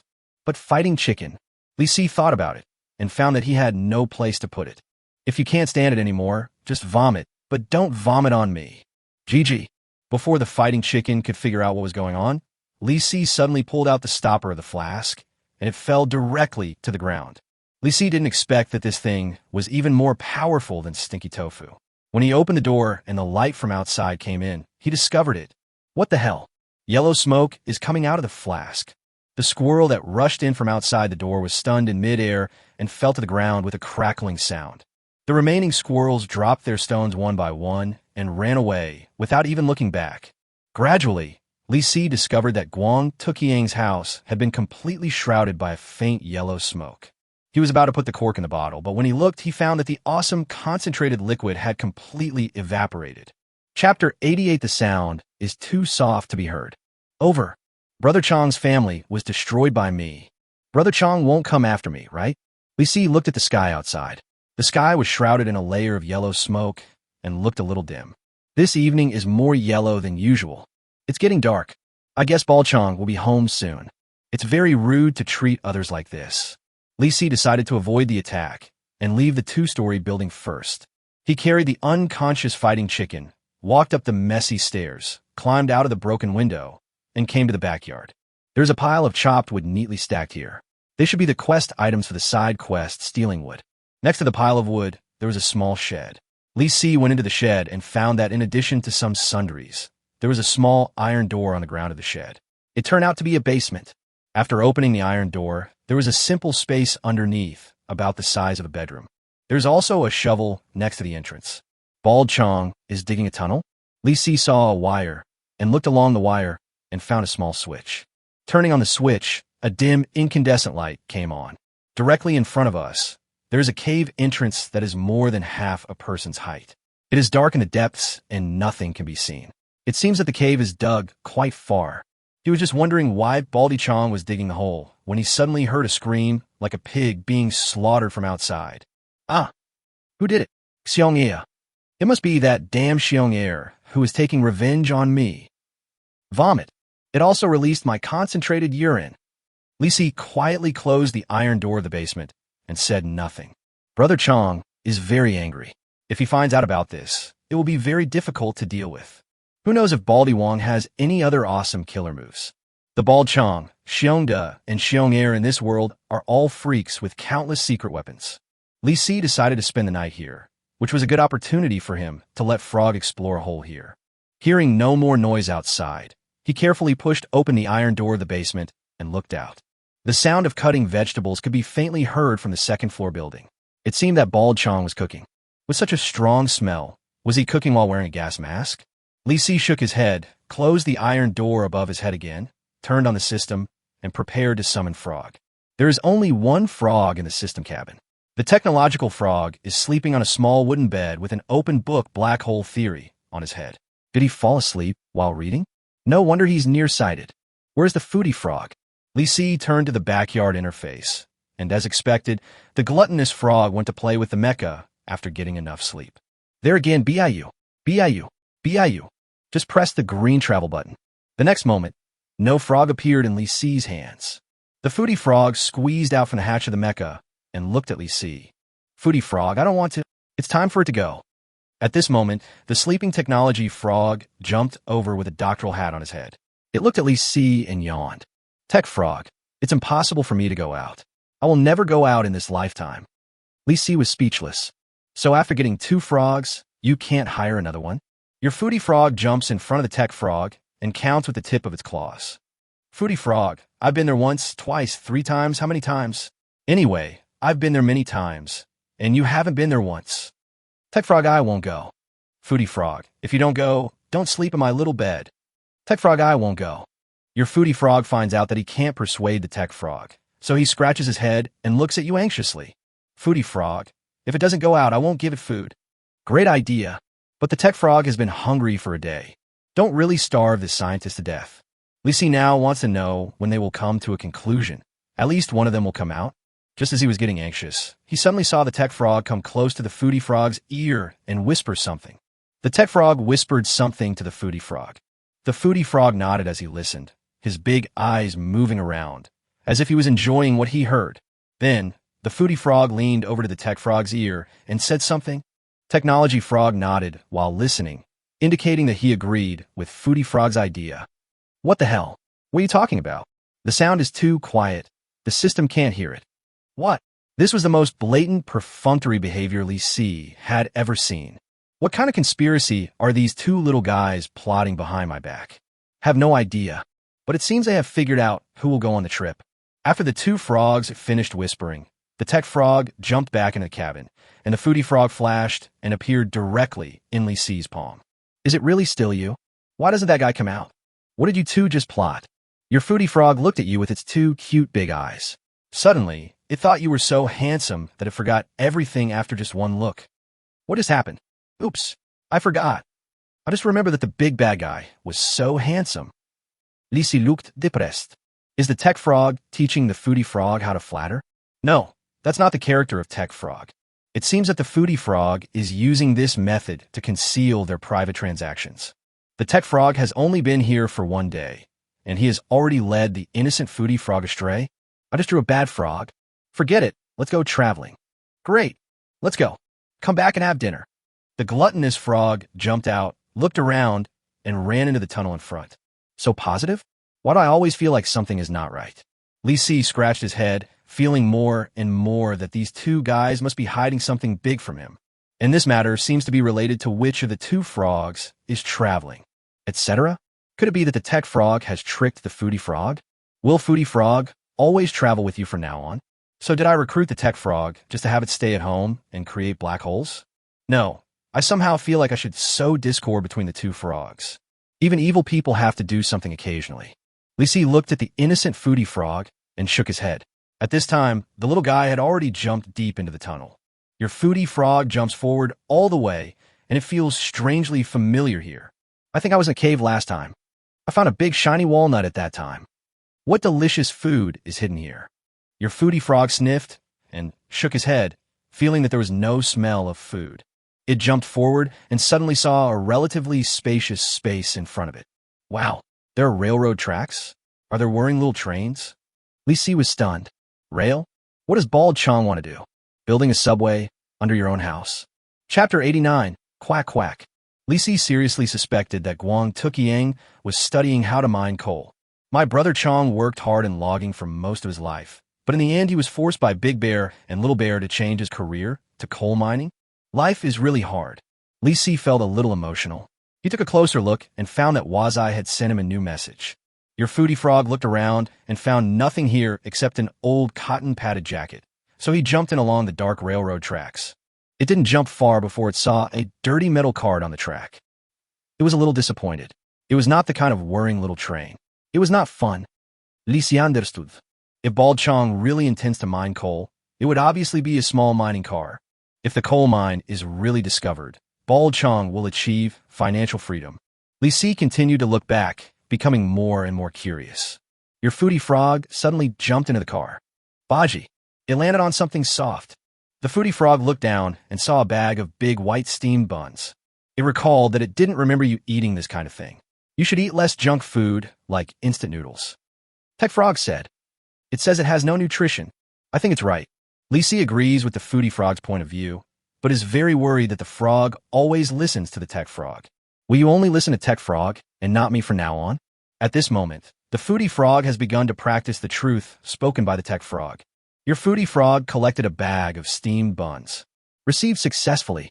Congratulations, the equipment feature has been triggered and the white flour bun has expanded in size. It's not surprising that the steamed buns expanded in size, but it was a surprise that they expanded by the entire bag. But it's just steamed buns after all. Moreover, Guang, Tu Chong missed 2 or 3 meals again. Your foodie frog turned his head to look to the other side, and suddenly found another can of pickled vegetables. The foodie frog is a little hesitant, because Tech Frog said pickles contain nitrites, and eating too much of that stuff can cause cancer. But steamed buns and pickles are a perfect match. Take it away, take it away, take it away. Your foodie frog collected the pickled vegetable shreds. Received successfully. Congratulations, the equipment feature has been triggered and the pickled vegetable shreds have expanded in size. Your foodie frog is very satisfied with his harvest. As for cancer or something, Fina. Ha ha ha ha. It's not my cup of tea. Lisi shook his head speechlessly. As for pickles, it was fine as long as he didn't eat too much. After all, they were much better than zombie brain soup. Having said that, steamed buns and pickles are indeed a perfect match. Lisi reluctantly approved of Foodie Frog's work, but felt that it was hard for Bald Chong. Brother Chong, this is the fault of Doomsday Mall. Lisi opened the iron door of the basement and looked out, but found nothing moving. He guessed that the innocent Bald Chong had already fallen asleep. Looking at Frog again, it was jumping around in the mine car, and when it found nothing else, it jumped out directly. Then it jumped into another carriage. How many sections does this mine cart have? Your foodie frog jumped into the second carriage and found nothing. It jumped into the third carriage and found nothing. It jumped a few times and jumped directly into the fifth carriage. It didn't land firmly and hit the iron sheet of the carriage with a thud. The foodie frog somersaulted and fell, head first, with his helmet hitting a wrench. Click! My head! Lisi knew that it was worth buying a helmet for the foodie frog. Otherwise, the foodie frog might fall and turn himself into a foolish foodie frog someday. Huh? Wrench? Suddenly, a series of mechanical sounds came from deep in the cave. Clang! Clank! Clank! Clank! Clank! Clank! Clank! Clank! Clank! Clank! Clank! Clank! Clank! Clank! Clank! The sound is getting more and more urgent and farther away. The minecart is moving? Really? Let's drive. Let's drive. Your foodie frog jumps up and stares forward. The car is getting faster and faster. So excited. So exciting. But it soon discovered something was wrong. The car is going too fast. Your foodie frog jumps up. Pah! When it fell, it was hit by the inner wall of the carriage and was stunned. I used to use Baji. This time I just snapped it. Is the foodie frog okay? Lisi suddenly became very worried. He saw it quacking loudly, and the more it quacked, the more something seemed wrong. Quack, quack, quack, quack. Quack, quack, quack, quack. Ah! Your foodie frog was shaken by the car, and his speech became unclear. His head felt dizzy, his muscles were shaking, and he was like having epilepsy. Lisi looked at the news, and his mouth twitched. It's not dead.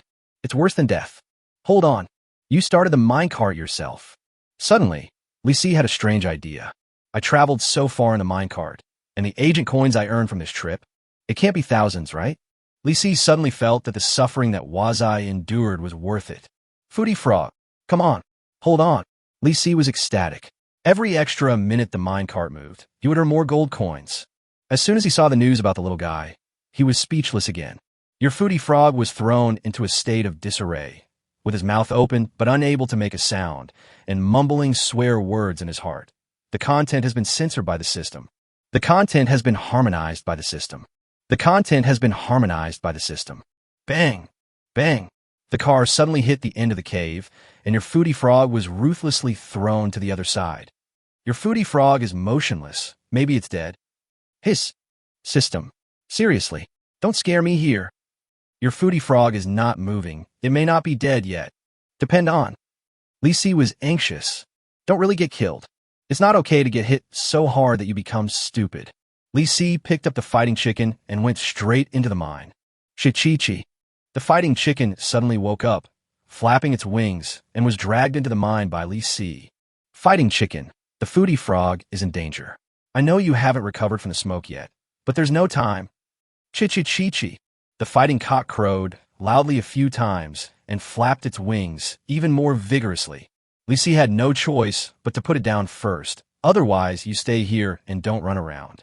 Before he could finish his words, he saw the fighting chicken digging the soil with its claws, and then it jumped out, head straight into the depths of the mine. Fighting chicken understand? Is it going to save the foodie frog? In this narrow mine, I can only run forward with my back bent, and I'm definitely not as fast as a fighting chicken. Be careful. Shichichi. In the distance, a few roosters crowed, and it half ran, half jumped, and half flew away. Lisi was not slow either. He bent over and rushed forward. System messages are still popping out one by one. Your foodie frog is motionless. I don't know if it's dead or not. Your foodie frog is not moving, and the probability of it dying is increasing. Your foodie frog claws suddenly twitched. Maybe he's back to life. What the hell? Chapter 90 Nuclear? Fission? Mutation? Pretend to be dead? The system's description is becoming less and less reliable. The foodie frog must have fainted just now. Can he wake up? Your foodie frog has opened one eye. It opened another eye. Click. The foodie frog exerted force and felt his thigh twisted. Oh my god, the injury is serious. But fortunately, this guy didn't die. Is your brain still working well? Lisi still didn't slow down, and the fighting chicken had already disappeared. Your foodie frog turned over with all his strength. Its legs hurt. It stretched its hind legs hard. Click. Quack. Quack, quack, quack, quack. Lisi felt his thighs were twisted and hurt, and the corners of his mouth twitched. Fortunately, the little guy doesn't seem to have any serious problems, and he has cured himself. Your foodie frog feels that the dislocated thigh has recovered, but it still hurts. Foodie frog thinks Tech Frog is right. Speeding is dangerous. Kindness, very dangerous. But how will I get back later? Such a long way. Your foodie frog tried to jump forward, but felt that its hind legs were weak, and it became lame. This, Lisi thought, why don't you just wait there obediently? At worst I can go and pick you up and take you back to the system cabin. The foodie frog didn't seem to take the injury seriously and was even thinking about taking something back. To be honest, Lisi doesn't have any extravagant expectations this time. Just peace and safety is enough. Your foodie frog used one leg to spin out of the car and found a small sack next to it. Although it didn't know what was in the sack, it felt that there was nothing else to take. That's it. I'm injured at work, so a little fooling around isn't a big deal, right? Your foodie frog collected the sack. Received successfully. Great job. You keep working like this. What else can I say? You are dedicated to your job. Lisi is not picky at all. Just fool around, it's not the first time. What's more, he was indeed injured. Your foodie frog limped forward, trying to see what else there was. If there was nothing else, it would take it to Kala and go back. This is very detrimental to my glorious image as a frog agent. Why? Your image has already. Never mind. Lisi shook his head, and then he discovered that the foodie frog had actually found another thing. Your foodie frog suddenly found a book in the corner. It pouted and limped over to take a look. Engineering Mechanics. Good book. Good book. Technology Frog said, knowledge changes destiny. But fate cannot be eaten. There is nothing to eat now. I had no choice but to take my fate with me. What a fucking logic. Foodie Frog collected Engineering Mechanics. Received successfully. Break. Your foodie frog feels a little tired and wants to take a short break. Lisi estimated that he was not far away from the little guy. After it rested for a while, the fighting cock would find it. The foodie frog seems to be unable to sit still. It just said it wanted to take a rest, but in less than 5 seconds, it suddenly jumped back into the small mine cart. Etc. What is it for? Your foodie frog suddenly realized something. If you want to go back, you must take a car. Otherwise, you will tire yourself to death. After all, one leg is still lame. Your glutton frog looked at its injured hind legs and resolutely jumped to the side of the wrench. Oh my God, is it going to drive the minecart back? An ominous premonition arises spontaneously. The foodie frog jumps up with one leg and hits a wrench with his helmet on. Click, clang. From deep in the cave, there was a sound of machinery starting up. Then, clank, clank, clank, clank, clank, clank, clank, clank, clank, clank, clank, clank, clank, clank. The only difference is that this time, the sound is getting closer and closer. Lisi is so scared. Fighting chicken. Run. There is no sound of roosters crowing from the front. Only a series of message boxes popping up. Your foodie frog started the car. The car is going faster and faster. The foodie frog doesn't dare to jump up. It's afraid of being photographed again. Suddenly, your glutton frog heard a burst of rapid chicken calls. Bang! The foodie frog feels like he's in trouble. Is it Brother G? Is Brother G okay? The chicken is still barking. It should be fine. Huh, it's fine. Fly over here. Plop. Your foodie frog and fighting chicken collided. They were bouncing around in the carriage, both of them looking like they were having epilepsy. Lisi's mouth twitched as he watched. The fighting chicken can flutter into the carriage, but I don't have that ability. Run. Lisi turned around and ran back. The minecart was getting closer and closer, and a rapid clanging sound came from behind. What kind of sin is this? I wanted to save Frog.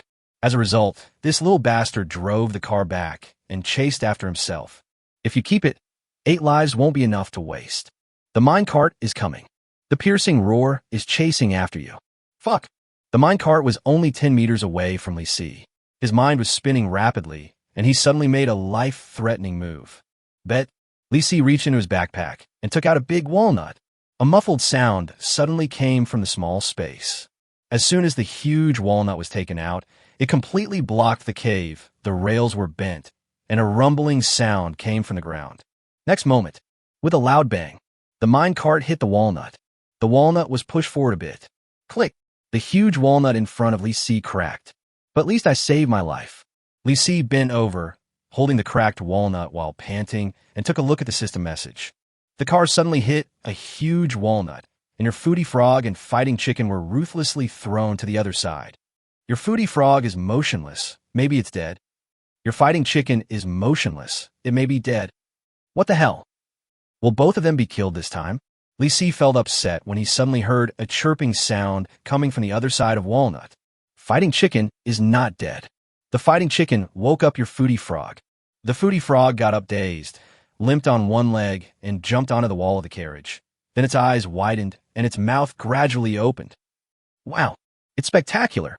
Is this the nuclear fission that Tech Frog talked about? It turns out that nuclear fission can produce 2 large walnut kernels. I want another dozen of this kind of nuclear fission.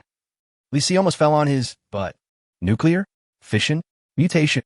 He looked at the big walnut in front of him that was cracked into 2 halves and nodded in agreement. It was indeed nuclear fission. It will indeed produce 2 large walnut kernels. Foodie Frog, you are such a little genius. Can't waste it. Put back in the backpack. Chapter 91, only 20 left. Lisi stuffed the 2 halves of the huge walnut back into his backpack, and a row of small mining carts that were forced to stop appeared in front of him. In the darkness, there was a rooster crowing, and the fighting chicken suddenly fluttered over and landed on Lisi's arm. Good chicken. Where's the foodie frog? Your foodie frog is limping and jumping forward on one leg. It feels dizzy and needs to go home and eat something to replenish its energy. Lisi quickly climbed onto the minecart and picked up Frog. It was pitch black, and he felt something hit his face. Your foodie frog hopped on one leg, aimed wrong, and hit you in the face. It's over. It's dirty. I want to take a bath. You are so hypocritical. Lisi shook his head, stretched out his hand, and put the little guy directly in the palm of his hand. The next moment, it threw out 3 small spots of light, and then disappeared in an instant. Almost at the same time, with a bang, Lisi only felt a huge force that flung him flying and knocked him several meters away. What is happening? In the darkness, he couldn't see the situation in front of him. He walked over and reached out to touch it, and found that the entrance to the cave was completely blocked by something soft. Steam bun? It's really a steam bun. Li Si stuffed a bag of steamed buns that had been magnified countless times into his backpack and found a can of shredded pickles stuck in a cave, as big as a water tank. Put the pickled vegetable shreds into the backpack and also put it in a sack. Li Si fumbled in the sack and then obtained explosive detonators X5. Obtain detonator X1. Obtain lead X1. What the hell? What does Bald Chong want to do? Li Si checked the item description. The explosive detonator is extremely powerful. The detonator is used to detonate the detonator. The fuse is 500 meters long and is used to connect the detonator and the detonator. Are you sure Brother Chong just wants to dig coal? Li Si smelled a conspiracy from the direction of the tunnel. It seems to be the way to Big Bear and Little Bear's house. No way. Brother Chong is going to blow up the bear's den, but you don't have to start digging from your own home, right? Is this a case of being stubborn or being overly cautious? Li Si's head was full of question marks, and suddenly he realized that the Foodie Frog did not throw out the book Engineering Mechanics. Brought back to Tech Frog? 100%. The Foodie Frog is definitely not interested in that thing. It's just right. I'll open the system and see how many agent coins the little guy has earned. He's traveled so far in a minecart, so he should have earned a lot, right? Li Si opened the system with some anticipation. When seeing the distance traveled, Li Si became emo. During this trip, the Foodie Frog traveled a total of 121 meters and received 121 agent coins. That's all. I didn't even jump enough to travel the distance. It seems that the frog's close distance must be the distance it jumps over by itself, not including the distance taken by car. The expected thousands of agent coins are gone. Then there was a bolt from the blue. You have unlocked Frog's new state, dislocated tendons and bones. Introduction. With his muscles and bones dislocated, Frog has difficulty moving, let alone traveling. The duration of this condition depends on the specific condition of his injury. What the hell? Li Si felt that this was just a muscle strain with a different name. In short, Foodie Frog can't travel anymore, right? The key is that there is no medical kit. Li Si is more emo, but life goes on. Two hungry frogs were lying in front of the table, crying for food. The Foodie Frog looked at Li Si expectantly with its big eyes and slapped the table with its two little paws. The Tech Frog held the engineering mechanics he had just obtained, turned 2 pages, looked at Li Si, turned 2 pages, looked at Li Si, and suddenly it closed the book, slammed it on the table, and stared at him with its 2 eyes. Foodie Frog, enjoy the meal. Enjoy the meal. Enjoy the meal. Tech Frog, I need carbohydrates, protein, a small amount of fat, vitamins, and dietary fiber to provide energy for this great doctor's brain. The Foodie Frog never needs a reason to eat, and the Tech Frog is even more amazing. It will come up with a reason that you can't refuse. Li Si shook his head, opened the special commercial mall, and bought 2 servings of curry rice. The Foodie Frog swallows it in 1 bite, as always. The Tech Frog first looked at it carefully, took off his doctoral hat, and started to eat it spoonful by spoonful, making smacking sounds with his lips. He ate quite quickly. The Foodie Frog ate the curry rice and found it rich in flavor, and also had potatoes that he loved. His travel range increased by 1 meter. The Tech Frog ate the curry rice and found that although it lacked some vitamins, it tasted good. Its travel range increased by 1 meter. After the 2 frogs had eaten and drunk their fill, Li Si checked the balance. There are 102 agent coins left. A large lithography machine worth 500 agent coins is definitely unaffordable. The express delivery claimed by Wuwa is worth 20 agent coins, but if you buy this thing, you can no longer purchase house upgrades worth 100 agent coins. But Li Si remembered that the Tech Frog still had 20 agent coins in his hand. Since the frog was so poor, he must cheat it out of its small change, right? Buy the express delivery without Frog claiming. Li Si paid 20 special agent coins, and a courier box instantly appeared on the white metal table. Your Foodie Frog was lamely climbing up the bed when he saw the delivery box and jumped down. He limped to the table, but the delivery box was snatched away by the Tech Frog. Foodie Frog, send me a delivery. Your Tech Frog held the delivery box and shook his head, feeling that there was nothing he wanted in it, so he pushed the delivery box back. The Foodie Frog quickly hugged the box and carefully opened the package with his little paws. Foodie Frog, delicious, delicious, delicious. Sizzle. Your Foodie Frog opens the package that no frog claims and gets Energy Bar X1. Energy Bar. Introduction. Put the frog in your backpack before setting off. Eat it when you're hungry or tired, and you can jump another 50 meters. What the hell? You actually got this thing? Li Si remembered that he had bought this thing before, and it was worth 20 agent coins. No profit, no loss. At this moment, the foodie frog was jumping on one leg excitedly, but the tech frog was indifferent. As expected, the tech frog had no interest in food. It ate only to supplement nutrition. I'm still holding the new book and thinking about it. Tech frog, to build a large hadron collider, you need a lot of materials. Tech frog, if the force on the building is unbalanced, it may collapse.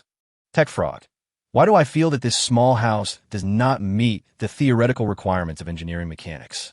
Tech frog, how can a PhD student from this university live in an illegal building? Illegal construction? Kindness.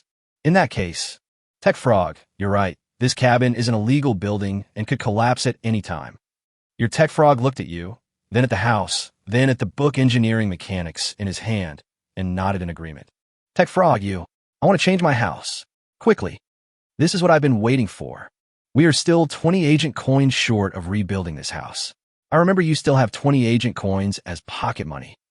Chapter 92, Frog Life Insurance. Your tech frog stares at you motionlessly, pushing up its glasses, with a bewildered look on its face. Techno frog, must be hallucinating. Tech frog, how can you possibly give me pocket money? Tech frog, has never given me pocket money. Your tech frog opens the thick book, Engineering Mechanics, and continues to study the mechanical formulas. Li Si was speechless. The tech frog is not that simple. In addition to being keen on studying scientific knowledge, he also likes to hide his private money. Will you give it to me? Your tech frog pushed the doctoral hat on his head down to block his vision. Tech frog, it turns out that a load-bearing wall needs to be added here.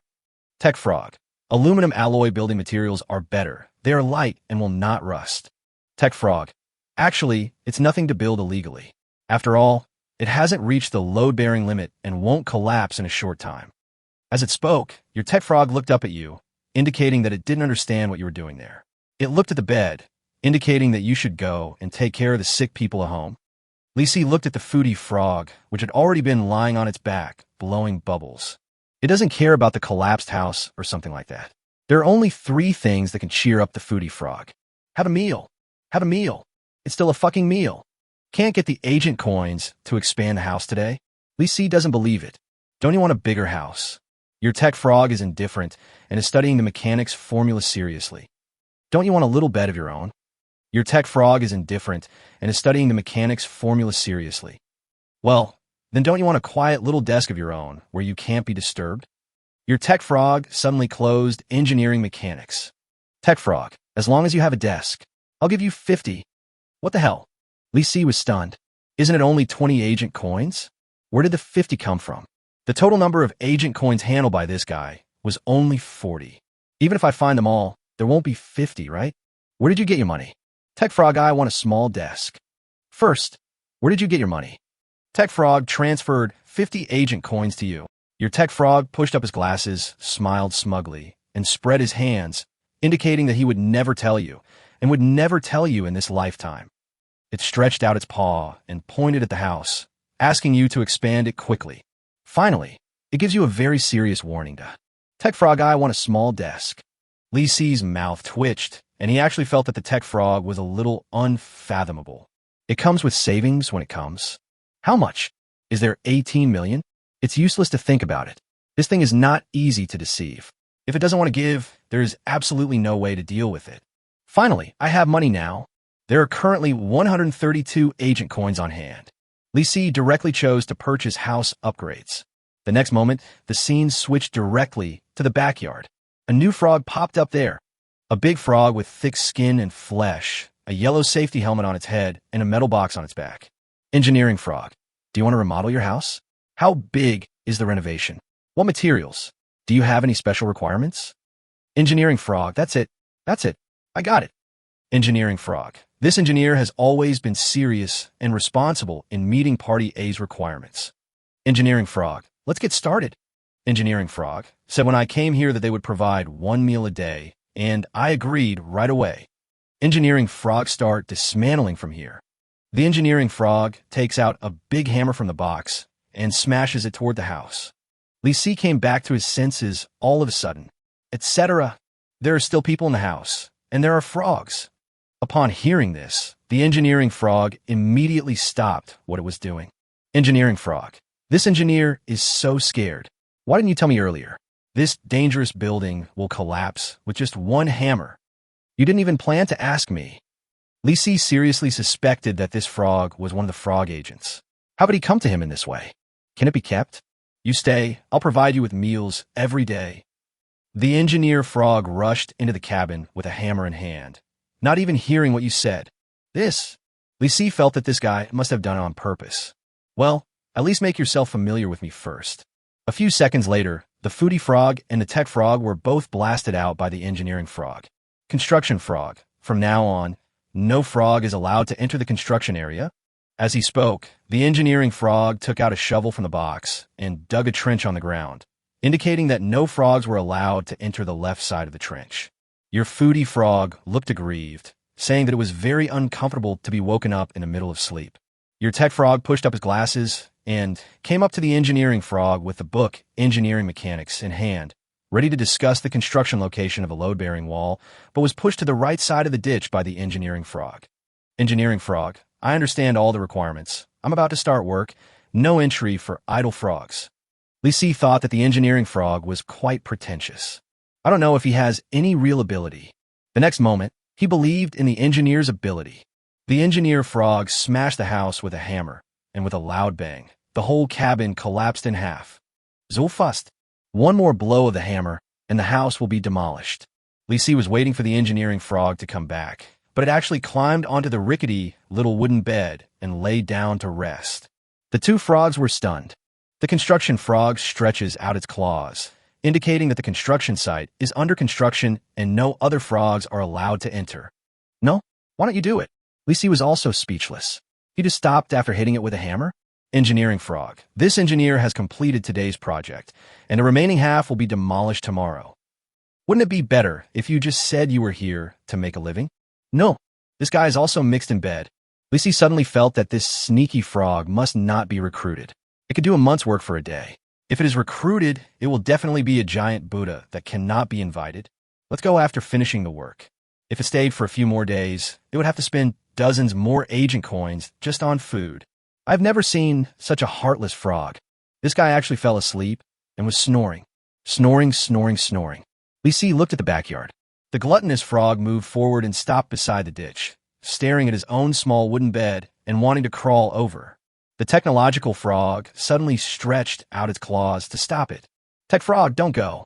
According to the mechanical formula, it's about to collapse. Tech frog. The frequency of snoring may produce resonance. Tech frog. Where can I buy frog life insurance? Buy one for it, and the prophet frog will write us. The foodie frog looked confused, with two large eyes filled with bewilderment. Foodie frog, huh? Chapter 93, Going Against the Copy. Li Si thinks Tech Frog is too good at making money. You also know to buy insurance for the engineering frog and earn insurance money. He seriously suspected that if there really was frog life insurance available, the Tech Frog would probably go and secretly kick the house a few times. In comparison, the foodie frog is much simpler. Your foodie frog looks at the Tech Frog, and his eyes light up. Foodie frog, will the insurance company pay for the meatball? Your Tech Frog's face darkened slightly, and it shook its head while holding the book, Engineering Mechanics, and jumped away. Pure words are not speculative. It looks like they can only sleep on the grass today. There is nothing wrong with being close to nature. Li Si closed the system interface and just hoped that a medical kit would appear tomorrow to heal the injury of the gluttonous frog. Of course, not being able to be cured is not necessarily a bad thing. The system forces a frog to come out every day. If the foodie frog cannot come out, the technology frog will naturally be invited out. Thinking of this, Li Si was actually a little excited. Tech Frog has never left the house yet. Etc. It's night now. In a few hours, won't it be 12 o'clock again? In other words, can frogs still travel? The copy time is 48 hours, but when I entered the game it was noon and the system had already been refreshed. If the copy can be refreshed until 12 o'clock in the morning, Frog can actually travel 3 times in 48 hours. I somehow got an extra opportunity to travel. Pretty. Li Si discovered a benefit of entering a dungeon.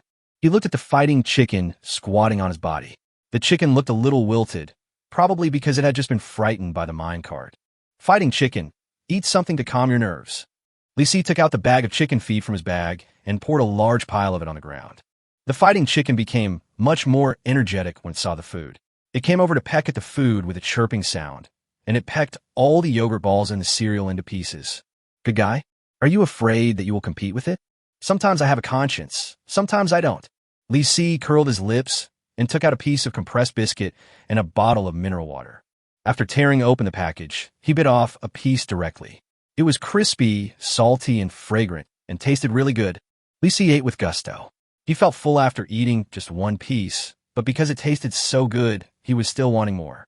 Suddenly, he thought of something savory, but without the onion flavor. Is what I'm eating not the flavor of zombie brains? He quickly took out all the compressed biscuits and carefully examined them in the dim light for a long time before he breathed a sigh of relief. Braised meat flavor. Feeling a lot better, Li Si drank a few sips of water. Looking back, he saw that the fighting chickens had also pecked all the chicken feed on the ground clean. Let's go out and take a look. Li Si put the fighting chicken on his shoulder and felt its head was a bit squeezed. The guy had grown bigger without him noticing, and he didn't know when it had grown so secretly. Bending over, I walked out of the cave, and it took more than 20 minutes to reach the entrance to the basement. He gently pushed open the iron door of the basement and stuck his head out to look out. It was dark all around, and in the moonlight, piles of logs could be vaguely seen outside the shed. It's very safe. Brother Chong should be asleep. Otherwise, steal Brother Chong's would overnight. Li Si climbed out and looked at the darkened two-story building. He thought this idea was very reliable, but a very important problem still needed to be solved. Do I have to stuff all this wood into my backpack? The place is not that big. Besides, what should I do after stealing the wood? He reviewed the content of the side quest. Side quest 2. Steal 100 pieces of wood from Bald Chong. Reward. Can't you contact the buyer and sell it yourself? Where to find sellers? You can't take out the copy and sell it to players, right? Are you kidding me? What do players need wood for? To build a house? So, these woods must not be sold to players outside the dungeon, but to wood buyers within the dungeon. He was just thinking about it when he suddenly noticed that the lights in the second-floor building were on.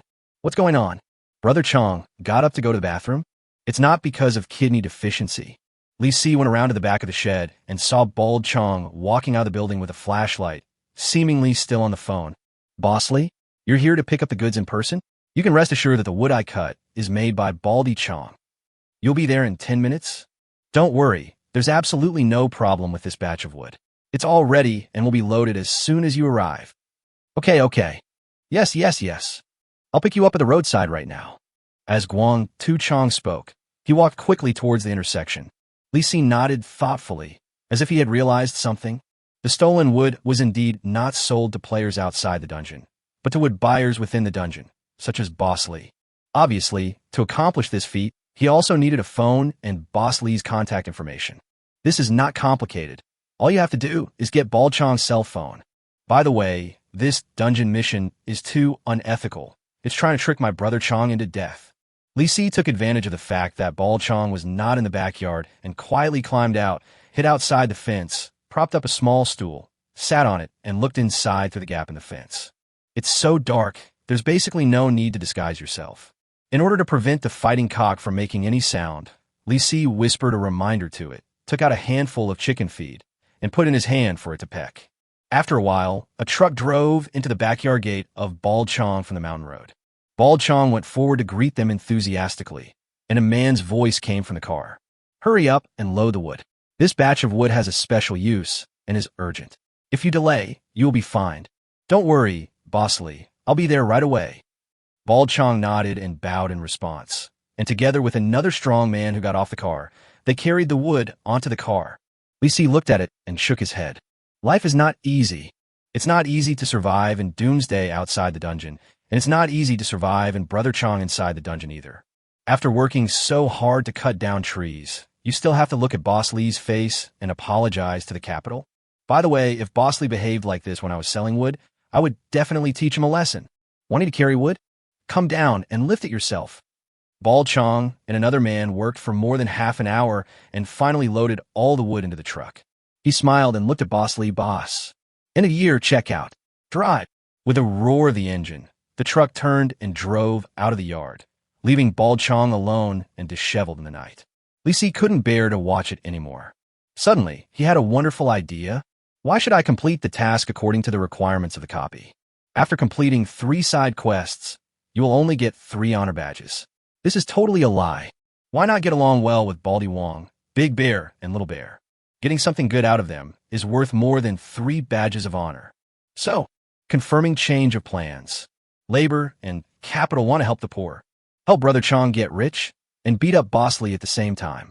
Chapter 94, Walnut Friendship. Why? My life is miserable. The house is ruined, the car is broken, and the salary is not paid. In the yard, Bald Chong sighed and was about to walk back with a flashlight when he suddenly heard someone calling him outside. Brother Chong. Bald Chong was slightly stunned, thinking, besides those 2 hateful big brown bears, is there anyone else here? Just as I was wondering, a chicken fluttered in from outside the fence. Bald Chong was stunned at that time.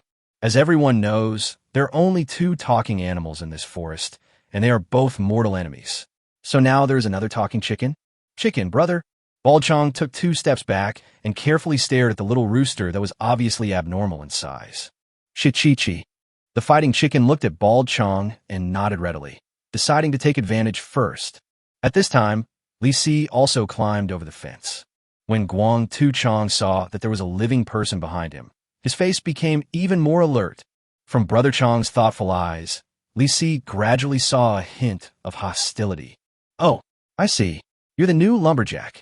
Bald Chong, with his hands behind his back and his shiny bald head raised, looked around Li Si and uttered his signature sinister sneer.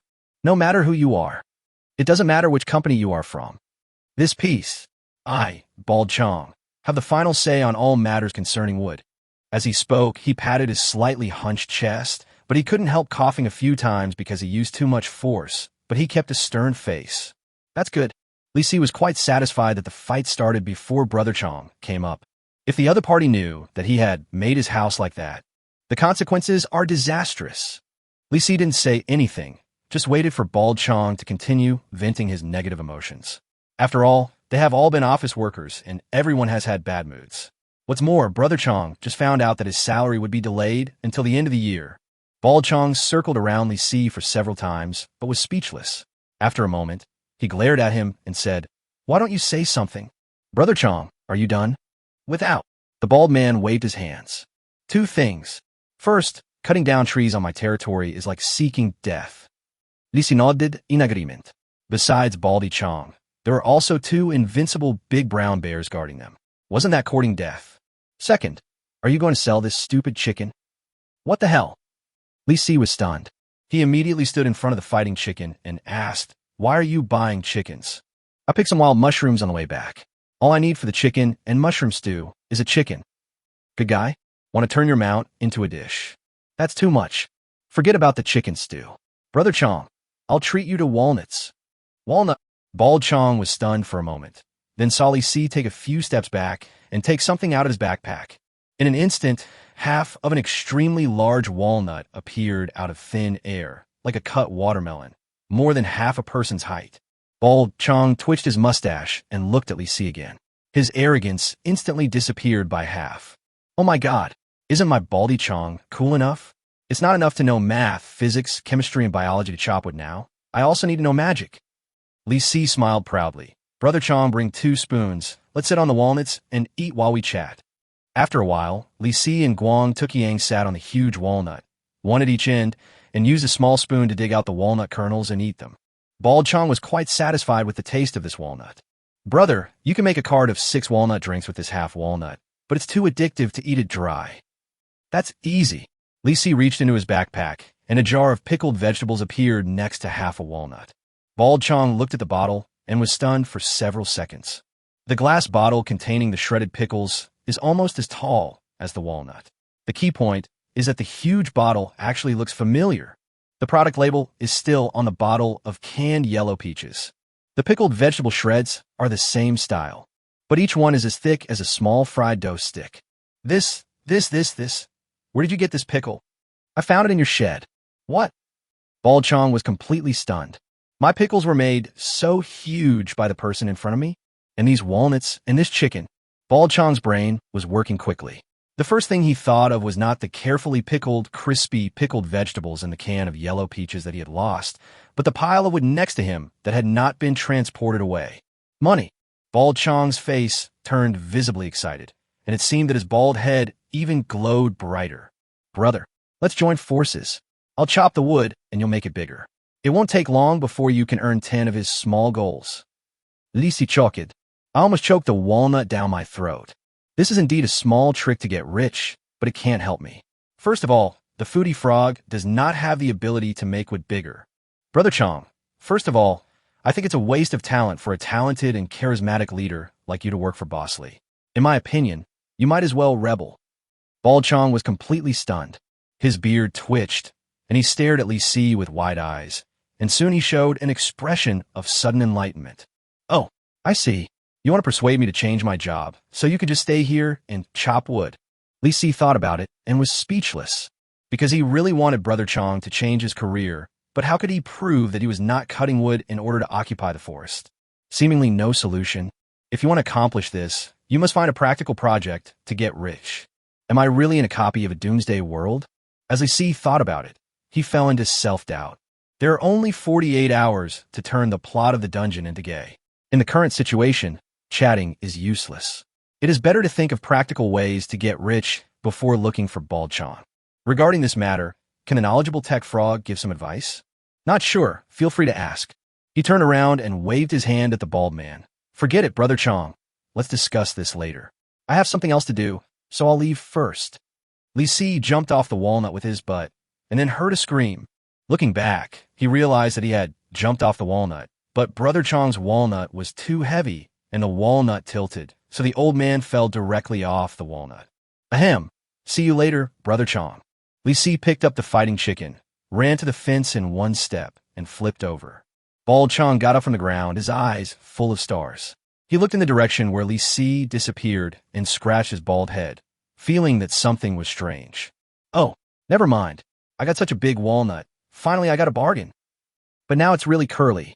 It's just chopping wood. Is it necessary to send a magician to take over the territory?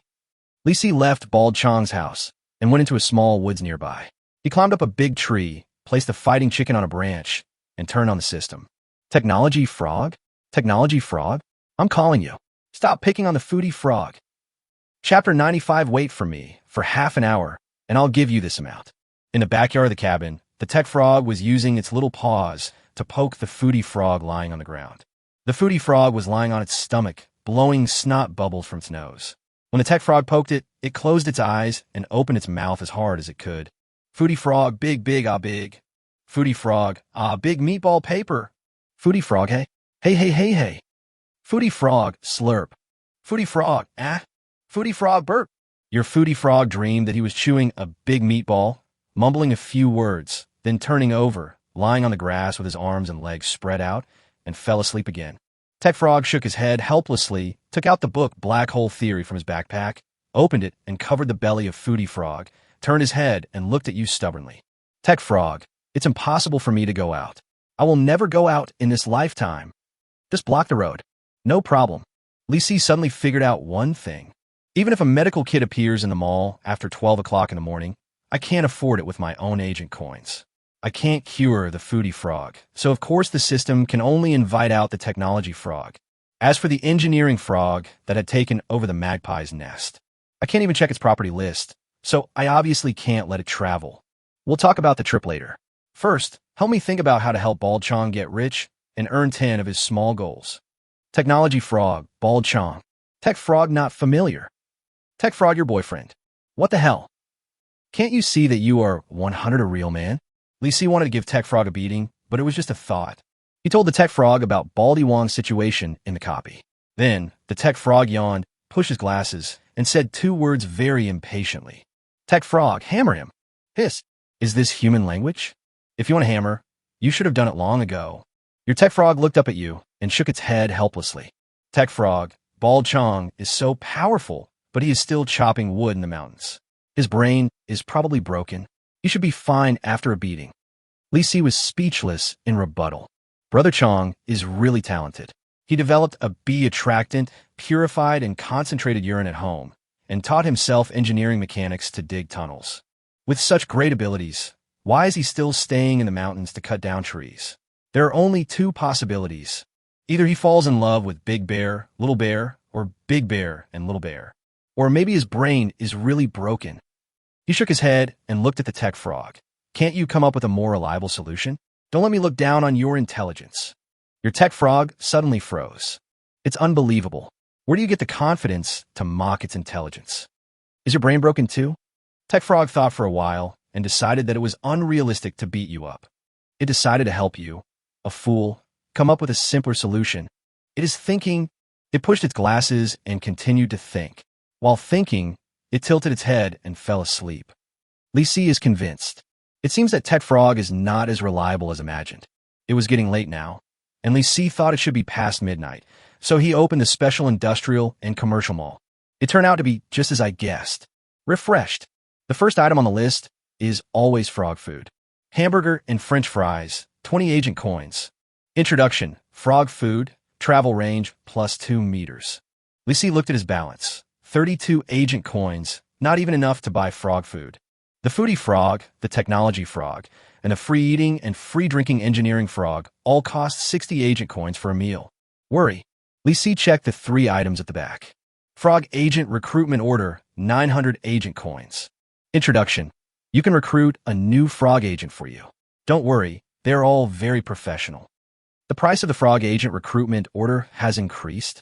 Increased by 100 agent coins. I can't afford it right now. Nuclear radiation seeds exclusive for foodie frog, 50 agent coins. Introduction 1, originally a food seed, but I'm not sure what it can grow now. Seed blind box. Isn't 50 agent coins a bit too much? Li Si looked at the last item with a look of surprise. Frog medical kit, 50 agent coins. Introduction. Frogs can be treated after being injured. The medical kit that goes home on its own after treating frog. The gluttonous frog's hind legs are saved. At this moment, Li Si has made up his mind. Let the tech frog go out for a trip now. When it comes back, use the agent coins you earned to buy a medical kit to treat the foodie frog. Use the remaining agent coins to buy frog food for the 3 little frogs. The plan was perfect. Li Si smiled happily, and before he could press the travel button, he suddenly found that the product interface had changed. Where's Frog's medical kit? Sold out? What the hell is going on? Your tech frog used his own pocket money to buy a frog medical kit. What the hell? Li Si was stunned. Can Frog buy things in the mall by himself? He closed the shopping interface and saw that there was indeed a familiar medical box on the grass in the backyard.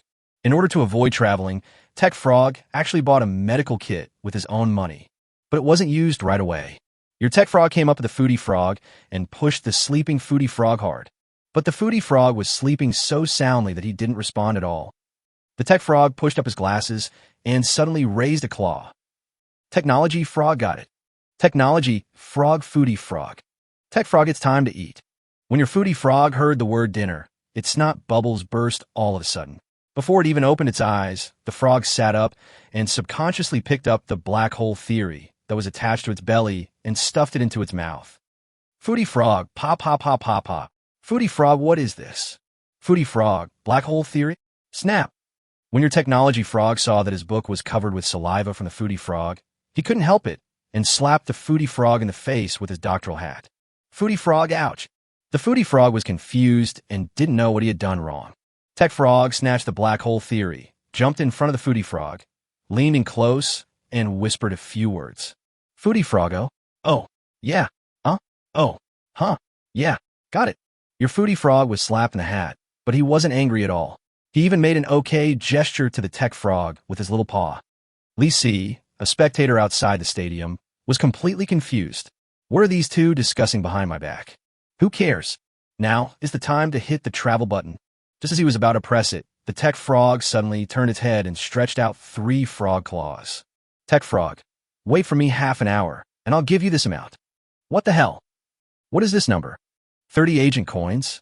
Chapter 96 Tech Frog, really? Making trouble? Your tech frog shook his head and smiled without saying anything, very mysterious. Li Si was stunned. Isn't it 300 agent coins?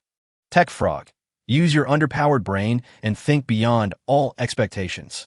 It can't be 3,000 agent coins, right? This doesn't seem too exaggerated. 30,000? 300,000? 3 million? Li Si was expectant and alert. Who knew what the tech frog was up to? Well, at worst I could just wait for a while. I always feel like Tech Frog is going to do something big. Li Si stuffed a few pieces of uneaten popcorn into his mouth and stared at the technological frog in the backyard. He still did not use the medical kit, but quietly ran to the half-collapsed two-story building. What is it for? Your tech frog jumped into the half-collapsed cabin and dragged the small dining table out of the house. The tech frog circled the small dining table several times, stretched out its paws to measure a few times, and then fell into thought. Tech frog. The materials are obviously not enough. Li Si is becoming more and more confused. What on earth is this little guy trying to do? The next moment, the technological frog jumped into the cabin again, but this time, it appeared under the precarious wooden bed on the second floor. A big name called Engineering Frog was lying on the bed snoring. Every time he snored, the small wooden bed would shake and sway. Li Si was worried just watching him. At this time, the technology frog actually ran under the small wooden bed. Your tech frog took out a small hacksaw from its backpack. Tech frog carefully calculated the position and started sawing the bedboard. What the hell? Li Si was shocked. Is this guy going to kill the engineering frog by dropping it? Weird. The engineering frog was sleeping like a dead person. The technological frog was sawing the wooden board again and again, but the engineering frog didn't react at all. Your tech frog sawed off a support plate. Tech frog sawed off another support board. It sawed off the third support board. Li Si looked in astonishment as Tech Frog sawed off the supporting boards piece by piece. In the end, only 2 thin wooden boards were left supporting the bed. It looked like it was about to collapse. At this time, the technological frog also stopped moving. Your Tech Frog looks at the small wooden bed and thinks that the side guardrails can be removed. Tech Frog, that's exactly what's missing. Tech Frog starts sawing the guardrail of the small wooden bed. Your Tech Frog sawed off the guardrail, dragged a few wooden boards, and returned to the backyard. At this moment, the foodie frog had already fallen on the grass and taken a nap. Li Si looked at the tables and wooden boards piled on the ground by the technological frog and became more and more confused. Still don't know what it wants to do. Also, why did this guy run back to the cabin? Your tech frog jumps back onto the small wooden bed in the cabin. It glanced at the engineer frog who was still snoring on the bed and nodded thoughtfully. The next moment, it pushed up its glasses, jumped up, and kicked its legs. Snap! Crash! The small wooden bed collapsed. Li Si was completely shocked by the behavior of the tech frog. It actually moved its claws. Li Si watched as the engineering frog fell to the ground along with the small wooden bed. The engineering frog jumped up immediately and looked around with its eyes wide open. The technology frog actually somersaulted away, and its glasses fell to the ground on the way. It crawled back quietly, fumbled for a long time to pick them up, and put them on its eyes. The corner of Li Si's mouth twitched. Sure enough, frogs with many tricks are more likely to be bad. At this time, the engineering frog was still staring at the small wooden bed in a daze with a confused look on his face. Engineering frog, damn it. Engineering frog, shouldn't fall down. Engineering frog, hey, my wife is right. I snore too loudly. Engineering frog, hey, is dinner ready? The engineer frog rubbed his head, turned his head, looked at you, and said that the daily meals must be reimbursed. It pointed to the forehead where it was hit, indicating that this could also be considered a work-related injury. You deserve it. Li Si curled his lips and thought that the tech frog had kicked well. When the scene cut back to the backyard, Li Si discovered that the technological frog had actually sawed the metal table in half. Next, it took out a welding gun and started welding the cut table, and finally nailed wooden boards on the table. In less than 5 minutes, a wooden box with a metal frame was built by the tech frog, but it had no lid. Hey, what on earth are you doing? Your tech frog is busy and has no time to deal with you now. Li Si pouted with a depressed look on his face and had to continue watching. The tech frog jumped in front of the foodie frog. Tech frog, it's time to eat. Baji. The foodie frog suddenly jumped up and looked for food everywhere. At this time, the tech frog came to the medical box. Your tech frog used a medical kit. This guy can use everything for himself. Li Si was impressed by this medical kit. Just like last time, the medical box stretched out 2 hands, grew 2 legs, and walked in front of the foodie frog with a domineering step. It opened its lid by itself and took out various tools from it. But this time, it first took out a small hacksaw. When your foodie frog saw a small hacksaw coming out of the medical box, he was shocked. Foodie frog, Is this guy so injured that he needs to have his limbs amputated? The medical box stretched out a finger and shook it, then stuffed the small hacksaw back into the box, indicating that it had just taken the wrong one. Li Si and Foodie Frog breathed a sigh of relief at the same time. How could you take the wrong tools from the medical kit? Too scary. Finally, the following scenes are relatively normal. The medical box took out the cupping device, fascia gun, hot compress patch, mock combustion box from its own box. It's another healthcare package? Are you sure this is a medical kit? Is it a therapy kit disguised as a medical kit? As expected, the Foodie Frog was quite comfortable with the medical kit, and it let out a series of intriguing groans. Foodie Frog, it feels so good, that's it. Foodie Frog, oh my. Foodie Frog, it feels so numb. Foodie Frog, oh jojo. Li Si was envious again. He suddenly felt that after establishing a good relationship with Bald Chong, he should find out if there was any place in this copy world where he could get health care. I also want a massage family bucket. Li Si pondered secretly and turned his gaze to the tech frog and found that this guy was hiding behind the large wooden box with a metal frame, with half of his head sticking out, secretly observing every move of the medical box. What is this frog planning? Why does it feel so mysterious at this moment? He didn't even read the book, just stared at the medical kit behind the box. Are we going to study the medical skills of the first aid kit again? It doesn't feel like it. The tech frog, who was not good at exercising, now tensed up his muscles, ready to go, and even took off his doctoral hat and threw it aside. Chapter 97 as a chicken. Soon, the medical kit completed the treatment. It stuffed all its tools into the box one by one and was about to leave when it was suddenly knocked to the ground by a large box rushing towards it. With a plop, your tech frog used all its strength and pushed hard, directly buckling the box onto the medical box. The medical kit is trapped in the box. Li Si was stunned. I didn't expect that tech frog would actually do this. But the tech frog, which had not exercised for years, instantly wilted after completing this physical task. I saw it holding the wooden box with one paw, pushing up its glasses, opening its mouth and sticking out its tongue, breathing heavily like an old dog. Huff, huff, huff. Tech frog, I'm so tired. Tech frog, my waist almost broke. Tech frog, oh, it's all because the food is so bad. Li Si was a little speechless. It's clearly the cat's own fault for lack of exercise, but it's putting the blame on the food. But at this moment, he was more concerned about the medical kit. This awesome medical kit has been confiscated. Does that mean that from now on, I don't have to buy medical kits in the mall anymore? Li Si rubbed his hands in anticipation and was impressed by the strength of Tech Frog. But the next moment, suddenly, a series of crashing sounds came from the box. Bang, bang, bang, bang, bang, bang, boom! Li Si was stunned. He watched as a fist blasted the wooden board of the box away, directly sending the tech frog that was holding the box flying and falling on its butt. Techno Frog, so strong. The medical box stretched out its fist and pointed its index finger at the tech frog. It shook it calmly, then slowly raised its middle finger and poked it downwards with contempt. Next, Li Si saw the medical box punch again, knocking another piece of wood flying, then walked out, patted the non-existent dust on his hands, turned around, and looked around. The Foodie Frog nearby stretched out its tongue and fell to the ground with a plop. And he even pretends to be dead. The medical box shook the box that served as its head, held its head high, and walked away with a bang. When I walked to the garbage dump in the backyard, it flashed and disappeared in an instant. Ox, this medical kit is really amazing. Not only can he cure diseases, he's also a good fighter. At this moment, the glutton frog saw that there was no movement, so he tentatively opened one eye, turned his eyeball several times, and made sure it was absolutely safe, then opened the other eye. Your Foodie Frog realized that he was completely safe, and he exhaled heavily. He looked up and found that the tech frog was covering his forehead with one paw, like an emo. It jumped to the side of the tech frog, stretched out its hand, and poked the tech frog's butt. The tech frog sighed again, and continued to sigh. Foodie Frog, what's wrong with you? Tech Frog, oh, I failed. I feel so depressed now.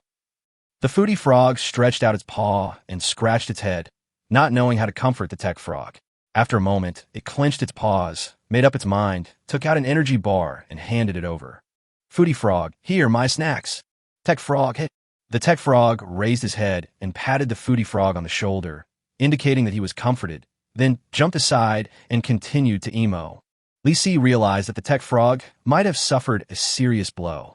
Fortunately, The foodie frog is very warm-hearted and is willing to give his favorite snacks to the tech frog, which really impressed me. All right, considering that tech frog is in a bad mood, we will not take the amount that the little guy promised for the time being. Wait until this guy recovers from his bad mood before collecting the debt. Li Si felt that this was very compassionate, but just thinking about it would not work. He had to at least say something. Techno frog, ahem, well, come on. Your tech frog turns its back to you and nods. It thinks your comfort is perfunctory, but tech frog thinks you tried your best. So it decided not to care. But the food needs to be improved. It must be nutritious. Oh, bye. Li Si curled his lips and decided not to disturb it for the time being. So tonight's travel mission 100 falls on the foodie frog again. Foodie frog, get ready to go on a trip. Your foodie frog looks at the emo techie frog and nods, indicating that he is willing to go out and work. If we talk about being sensible, it has to be the foodie frog. Li Si didn't choose any location. He just pressed the system travel button in the dark forest. With a glimmer of light, a foodie frog appeared in the palm of his hand. Your foodie frog jumped into the grass, and then it found that the weeds were too tall and completely blocked its view. I have to jump so high every time. I haven't eaten yet, so I don't have the energy to dance. I want to ride the whirring little train. A black pickup truck is also okay. The foodie frog looks at you eagerly, indicating that he has a disease that requires him to travel by car. Li Si was speechless. The little guy is addicted to riding in the car. Why doesn't it recall how its hind legs were injured? There's no car. Use jumping. Hurry up. Snort. Big bad silver. There was one last time. Your foodie frog thinks that you have a car, but don't let it sit in it. So it pouts and jumps away. Baji. Your foodie frog jumped back again. Kindness? Li Si wondered why this guy came back again. Your foodie frog suddenly thought of something. It doesn't matter if you don't have a car. You can ride a chicken. It stretches out its front paws and waves at the chicken on your shoulder. Quack. Grumble. Quack. Quack, quack, quack, quack, quack. Key. Key. Key. Key. Quack, quack, quack, quack, quack. Key. Key. Key. Li Si looked at the foodie frog squatting on the ground, then looked at the fighting chicken squatting on his shoulder, his face full of confusion. Are they communicating? This is not the same language system. How would you get to talk to each other? He was wondering when he suddenly felt his shoulder lighten and the fighting chicken actually flapped its wings and jumped down. Next, Li Si was shocked to find that the fighting chicken lay down and the foodie frog jumped hard and landed directly on the back of the fighting chicken. A frog and a chicken set off just like that. Quack, quack, chirp, chirp. Is this even possible? Your foodie frog sat on the back of the fighting chicken, feeling the fighting chicken's feathers were so soft, and he lay down directly in comfort. Brother G is really nice. If I do this every time I travel, how much effort will I save? Li Si's mouth twitched. He felt like he was suddenly alone. The fighting chicken was actually kidnapped by the foodie frog with just a few words. I just can't figure it out. As a chicken, why does it always think about a frog? Chapter 98, cooking a pot should be good. Li Si opened the small stool, sat on it, and stuffed popcorn into his mouth out of boredom. Your foodie frog was lying on the fighting chicken, feeling so comfortable that it was about to fall asleep when it suddenly heard the fighting chicken call out to it. The foodie frog looked up in confusion and saw Brother Chicken pointing with a sharp beak at a small blue mushroom growing next to the tree root. Your foodie frog widened his eyes and took a closer look, then stretched out his claws and pointed them up. No matter how you look at it, it feels poisonous. Take it back, take it back. Whether to eat or not is not something this frog needs to think about. Upon seeing the news, Li Si was speechless. What's the meaning? The chicken and the frog discussed this, right? If I want to poison your master, I'll just say so. Li Si expressed dissatisfaction with the foodie frog's increasingly obvious methods of deceiving its owner, but he was unable to change the foodie frog's mind. Your glutton frog sat on the fighting chicken and collected the balloon mushrooms. Received successfully. Congratulations. The equipment feature has been triggered and the blue mushroom has expanded in size. Wow. It was effortless to get a perfect ingredient. Brother Chicken, let's go. Your fighting chicken chirped twice and continued walking on the night road with the foodie frog. Because it was too comfortable, your foodie frog fell asleep on the fighting chicken's back, blowing snot bubbles from its nose. Li Si is a little anxious. The foodie frog won't never come down, right? You know, if it doesn't walk by itself, the travel distance will not be counted. Li Si's worry could not wake up the frog from his sleep. The fighting chicken continued to move forward with the gluttonous frog on its back, walking leisurely all the way. The fighting chicken occasionally stopped to peck at small insects. 5 minutes passed. 10 minutes passed. Half an hour passed. Lisi can't hold on any longer. The foodie frog is quite comfortable. He says he is going on a trip, but he is just sleeping in a sleeper berth. As for me, I can only sit here and wait foolishly. He simply lay down on the ground and closed his eyes to rest, but at this moment, new message from Foodie Frog came. The fighting chicken was carrying the gluttonous frog, but was blocked by a stream. It flapped its wings twice, trying to see if it could fly over. The gluttonous frog was suddenly awakened by its wings. It was confused, and it only felt its body sink, and was carried by the fighting chicken and flailed out. With a splash, the fighting chicken failed to fly over and fell into the rushing stream, becoming a drowned chicken. It was so anxious that it flapped its wings and rushed to the shore, but accidentally dropped the gluttonous frog. A bone! Your foodie frog fell into the stream and suddenly became confused. Brother chicken? Help! I'm drowning! Seeing the foodie frog's reaction, Lisi sat up directly from the ground. Don't be in a hurry. He couldn't understand why the foodie frog, as a little frog, thought it was going to drown. Is this a real frog? I'm afraid it's a fake. Lisi stared at the message box with wide eyes, and the next moment he was convinced. Isn't this frog suffocated to death? This frog is a frog. Your foodie frog just remembered that frogs can swim, and his tense spirit instantly relaxed. He kicked his legs and jumped a long way into the water. Call. You finally remember that you are a frog that can only swim. Lisi is not worried about the foodie frog. He is more worried about the fighting chicken. Its feathers are all wet. It will be troublesome if it catches a cold. However, why don't I see any new news about fighting chicken? Your foodie frog also thought of the great chicken brother. He poked his big eyes out of the water and looked around, but chicken brother was gone. Why? Brother chicken? Quack, quack, quack. Your foodie frog tried to greet brother chicken, but brother chicken didn't respond and ran off to who knows where. Lisi was wondering where the fighting cock had gone when he suddenly heard a chirping sound not far away. He looked up and saw a fat little rooster flapping its wings and running towards him. It seemed that it had fallen into the stream and was shocked, so it ran back on its own. Hey, good. In this way, the foodie frog can only hop back by itself. The fighting chicken came running over and jumped onto Lisi's shoulder, splashing water all over his face. Apparently, this guy's feathers aren't dry yet. Look at you. What's the point of trying to show off if you can't even fly over there? I'll light a fire and come over here to roast some. As Lisi spoke, he picked up some dry branches, piled them into a small pile, and lit them. This operation did not require any skill or experience. It was just a way to make something lighted. After a full 5 minutes, a small flame was finally lit. The fighting chickens huddled closer and spread their wings to dry themselves. During this period, the foodie frog was not idle either. It was swimming all the time. Your foodie frog swam around in the stream and found that swimming was much more comfortable than jumping around on the ground. Kindness. In that case, let's not leave. Let's swim upstream to have a look. Then when we come back, we can just swim along with the current. Your foodie frog kicked hard against the current, leaping forward, and suddenly it bumped its head into a crab. The crab that was hit stretched out its big claws and clamped a few times, indicating that it was offended. Crab? Lisi suddenly swallowed his saliva. It seemed that he hadn't eaten seafood for a long time. Although this is a small river crab, it should taste good, right? He suddenly hoped that the gluttonous frog would take the crab back, but based on past experience, the gluttonous frog could not take living things back. Lisi looked back and saw the message. He realized that it was useless to think about all this, because Frog was not interested in the crab. Your foodie frog used its helmeted head but the opponent's pincers to show that it was not weak. The little river crab on the opposite side found that the foodie frog was not afraid of it, so it angrily made way for it. Almost at the same time, the foodie frog saw that the cracks in the rocks next to it were full of small river crabs. It was a little puzzled. Had it reached the crab's nest? In order to verify his guess, your foodie frog wants to turn over a big rock. It's impossible to open it. I don't have the strength to do it in this lifetime. So, receive. Your foodie frog collected the big rock. Received successfully. Lots and lots of little river crabs.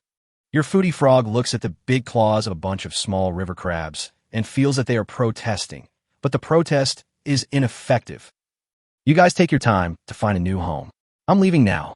I have to collect some junk to take back and deal with it. Otherwise, I'm afraid I won't be able to sleep tonight. I want to fool myself again. Li Si sighed and said he didn't care at all about Wazai's blatant behavior of cheating his boss. Instead, his attention was all focused on the little river crabs. If there are so many, it should be nice to cook one pot, right? Chapter 99. Mutually Lost Relationship. Li Si thought about the river crabs and swallowed unconsciously. He decided to go over and catch some crabs after daybreak. Ask Bald Chong to lend me his kitchen to steam it. Great idea.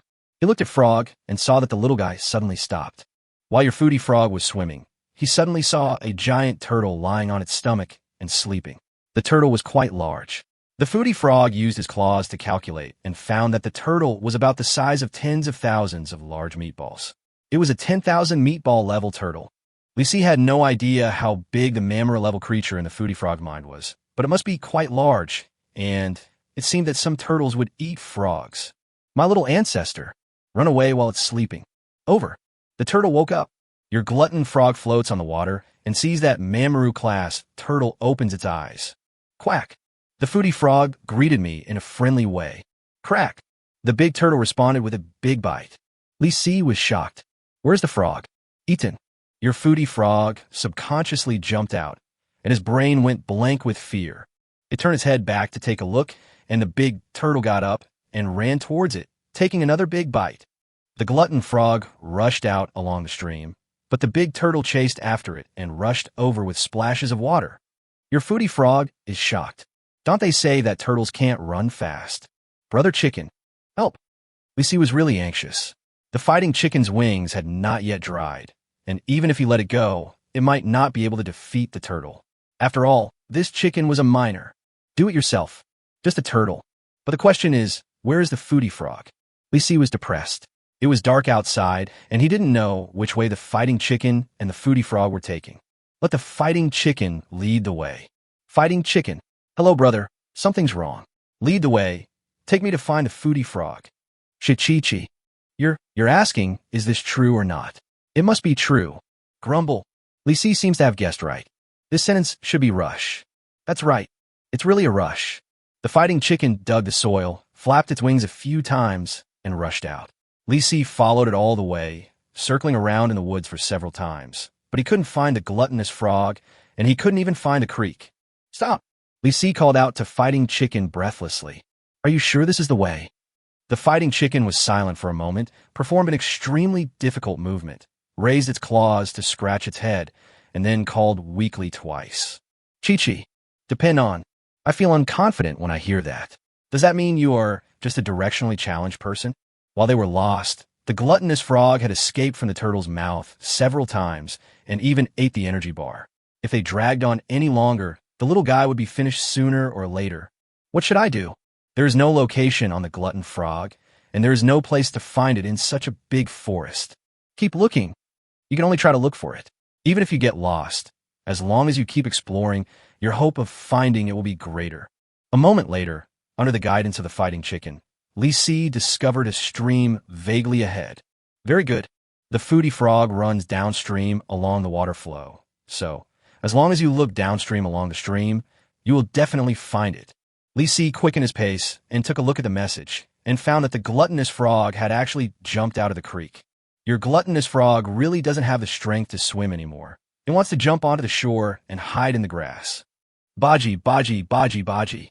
The glutton frog used up the last bit of its strength to jump onto the shore, and then jumped several times in a row. After landing, it quickly crawled in the grass with its legs backwards. Can this be hidden? Li Si was worried, so he just picked up the fighting chicken and rushed forward. A few seconds later, he received a new message from the foodie frog. The turtle is coming. It can't see me. It can't see me. It can't see me. The foodie frog heard the turtle's footsteps. The sound gradually approached and stopped less than a meter away from him. Your foodie frog almost fainted from fright. Fortunately, it's gone. The turtle's footsteps fade away, and your gluttonous frog collapses instantly, falling limply on the grass. Seeing this message, Li Si slowed down. Fortunately, it was just a false alarm. Seeing that Li Si was slacking off, the fighting chicken in his arms screamed in protest and flapped its wings to rush over. Li Si patted its chicken head. Don't worry, the foodie frog is fine. The fighting chicken twisted its neck, looked at Li Si, rolled its big eyes, then nodded and lay down steadily. However, after a few seconds, it opened its mouth towards Li Si. I'm hungry. Li Si took out some food and fed it while continuing to walk along the stream, trying to greet the frogs as much as possible. This little guy probably has bad luck. He was hit by a train yesterday and was almost swallowed by a turtle today. He must be exhausted now. Li Si just hopes that he won't strain his muscles when he returns. When he saw the message, he saw that the foodie frog was still lying there. Your foodie frog feels scared and exhausted. Now he is physically and mentally exhausted and wants to take a good rest. But it's hungry. I want to go home and have dinner. Where's home? Suddenly, the foodie frog realized that he was lost. Really, now everyone is lost. He got lost while following the fighting chicken, and the gluttonous frog got lost after being chased by the turtle. Trouble. He just hopes that the foodie frog won't run around. As long as the little guy stays where he is, Li Si will most likely find it. Of course, if he's not careful, he might step on it. Your foodie frog suddenly turned over and jumped up despite his fatigue. Snored. In this world, nothing can stop eating. Your foodie frog suddenly gets a surge of adrenaline. But my brain seems to be even more out of control. It didn't care which direction it was in. It just jumped out. Baji, baji, baji. It feels that its body is full of strength. As long as it jumps down, it will definitely find you. Besides, Tech Frog said that the Earth is round. At worst, we could just circle the Earth a few times. Oh my god. Foodie Frog, are you crazy? Li Si realized that the worst situation had happened. The foodie frog was jumping around aimlessly and looking for something by itself. It was likely that no one would be able to find anyone else. Your foodie frog flips over a patch of grass, crawls through a muddy pond, and scratches the mud on his face with his little paws. He feels angry when he gets dirty. The gluttonous frog, in a frenzy, felt that he had to take revenge on the mud, so he collected the mud. Received successfully. What? Are you taking revenge on Neba or on me? Li Si walked forward but didn't see the frog. Even if the little guy was jumping around, he shouldn't be able to jump too far. Where did he go? He was wondering when suddenly he stepped on something hard and almost fell down. Chapter 100. There is a grave in the frog's heart, burying the widow. Li Si managed to keep his balance with great difficulty when he suddenly felt a crisp sound from his other foot. Click. Warning, special combat leather boots, level 5, seriously damaged. What the hell? Li Si was stunned. He looked down and found that his leather boots were bitten by a turtle. It was this turtle that he had stepped on just now. This turtle is very large and covered with heavy armor. Moreover, while Li Si was staring at it, the other party was also staring at him. Warning, you have encountered the hidden boss of the dungeon, the plate-armored turtle. Introduction. That's right. Its damage is not high, but its shell is very hard. Kill reward. Honor badge X5. What the hell? Li Si didn't expect that there was a hidden boss in the copy, but judging from introduction information, this boss is a bit too weak. 5 badges of honor mine. You want to eat my frog, right? Beat you.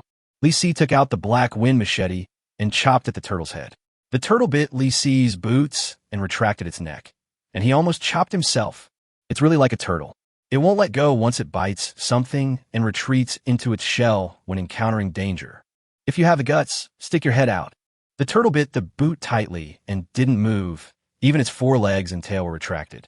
Li Si suddenly realized that he seemed to be unable to do anything with this thing. All right, chop its shell. I just don't believe this.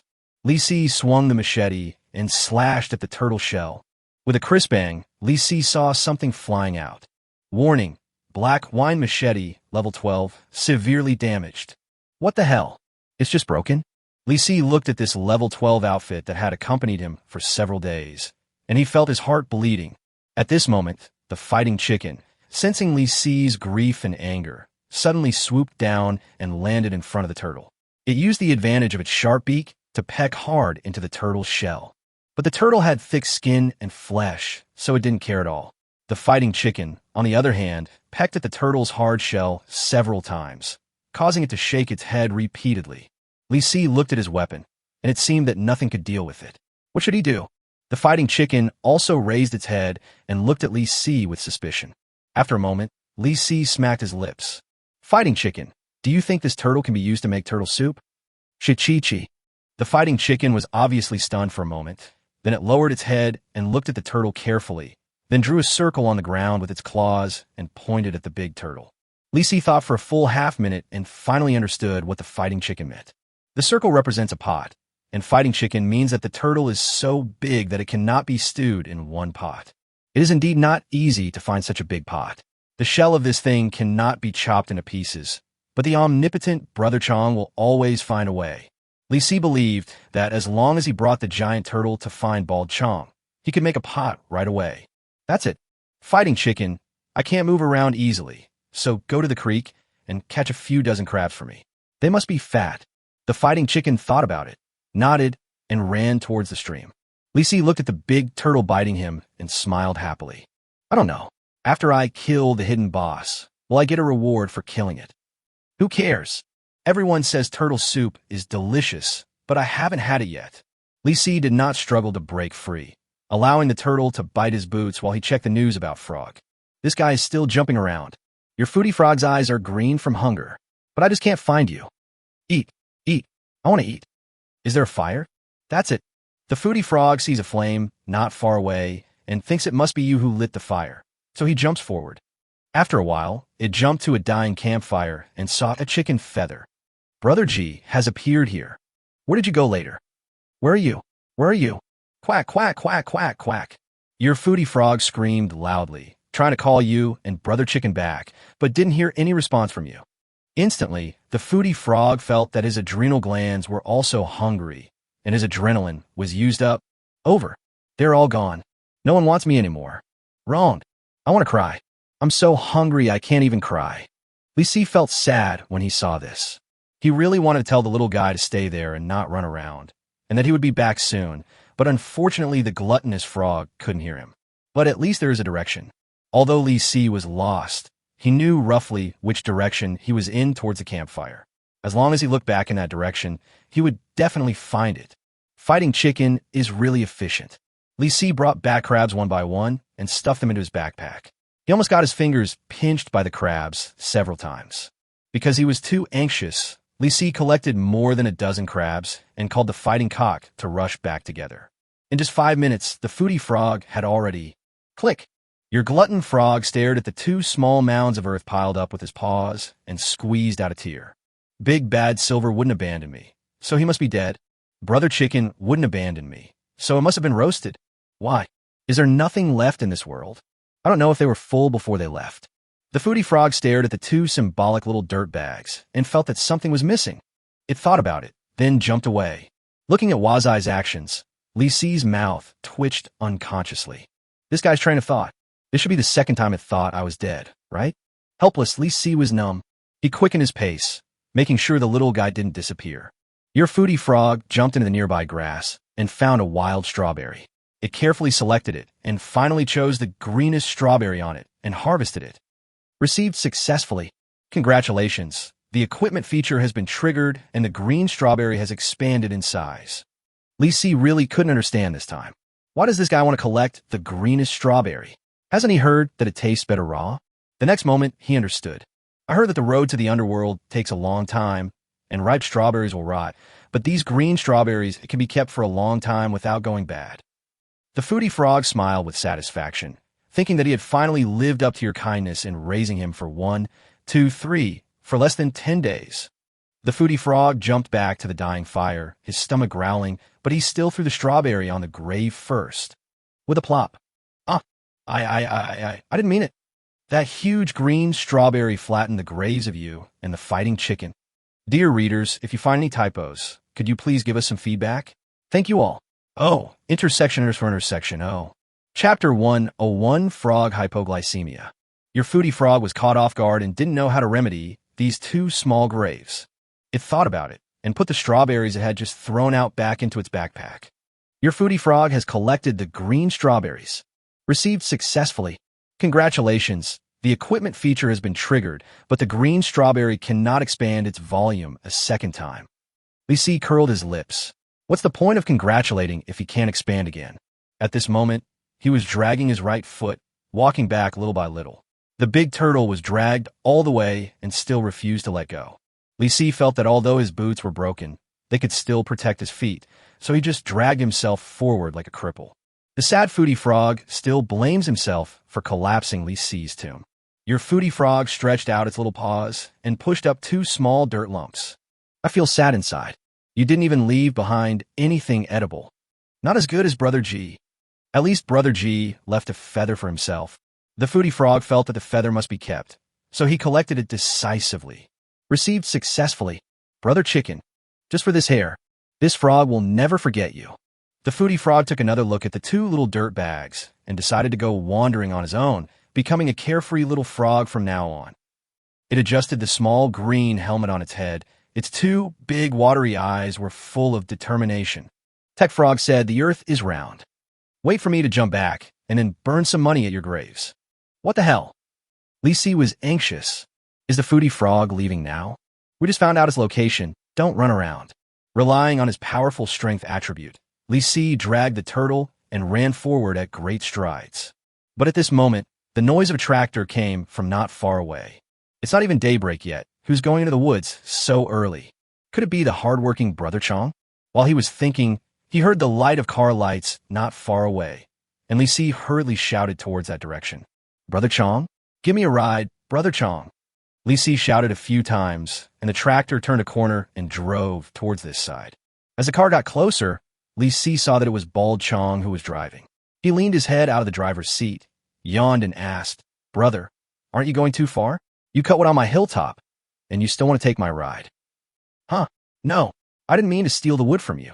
I don't believe you. I want you to make me a pot of turtle soup so we can have a good meal." Turtle soup?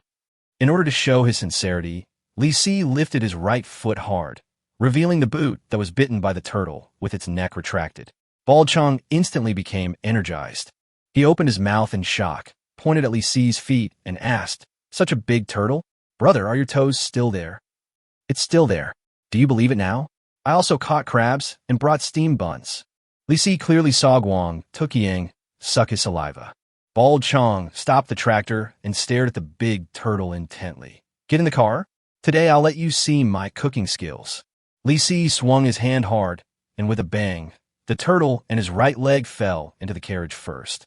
The fighting chicken followed behind him and was about to jump up when he suddenly heard Guangto Chong turn his head and ask, "Brother, why don't you stew your little rooster too?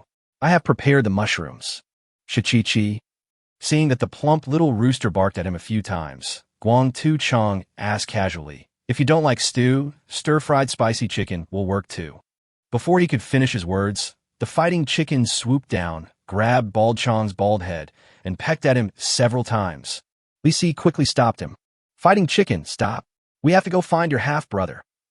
The fighting chicken quickly jumped to the back car. At this time, Bald Chong's shiny head was completely scarred. He stared at the chicken with bared teeth, but for the sake of the turtle soup, he decided to endure it. Afterwards, Li Si used the excuse that he had dropped something in the woods and asked Guang Tukiang to drive the tractor towards the campfire. Not long after driving, Li Si determined the location of Wazai. Your foodie frog jumped for a while and suddenly felt dizzy. It's broken. It feels like low blood sugar. Tech Frog also said that severe hypoglycemia can cause dizziness, weakness, blurred vision, and mental confusion. What was that sound? Your foodie frog suddenly heard a series of noises and saw a blinding white light. It suddenly panicked. Blurred vision. Mental disorder. Isn't this frog going to die too? The foodie frog saw something flying through the woods and firmly believed that it was an illusion caused by mental disorder. It started digging a hole for itself. At this moment, Li Si in the car quickly asked Bald Chong to stop the car. The car stopped suddenly, and Li Si almost fell out.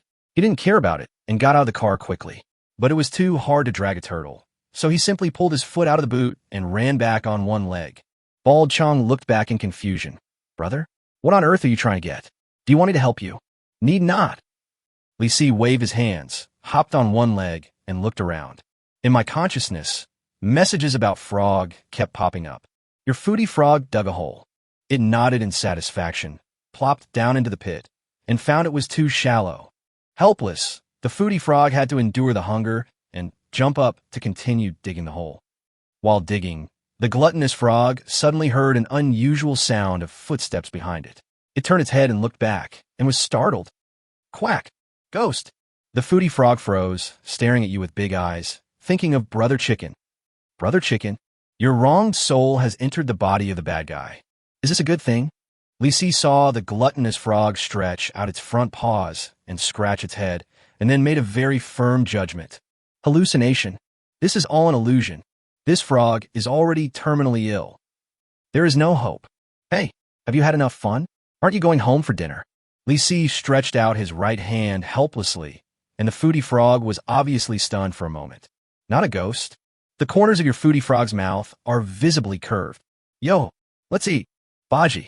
Your foodie frog suddenly jumped onto the palm of your hand, threw out two small spots of light, and disappeared. Lisi was a little confused. Why'd he throw out two things? This guy, bringing private goods again. When Lisi looked up, he was shocked by a huge strawberry in front of him. This strawberry is 1.8 meters tall. Facing a strawberry that was almost as tall as himself, Lisi's mouth twitched. What the hell? Raw. Chapter 102. I just asked you if you can get up?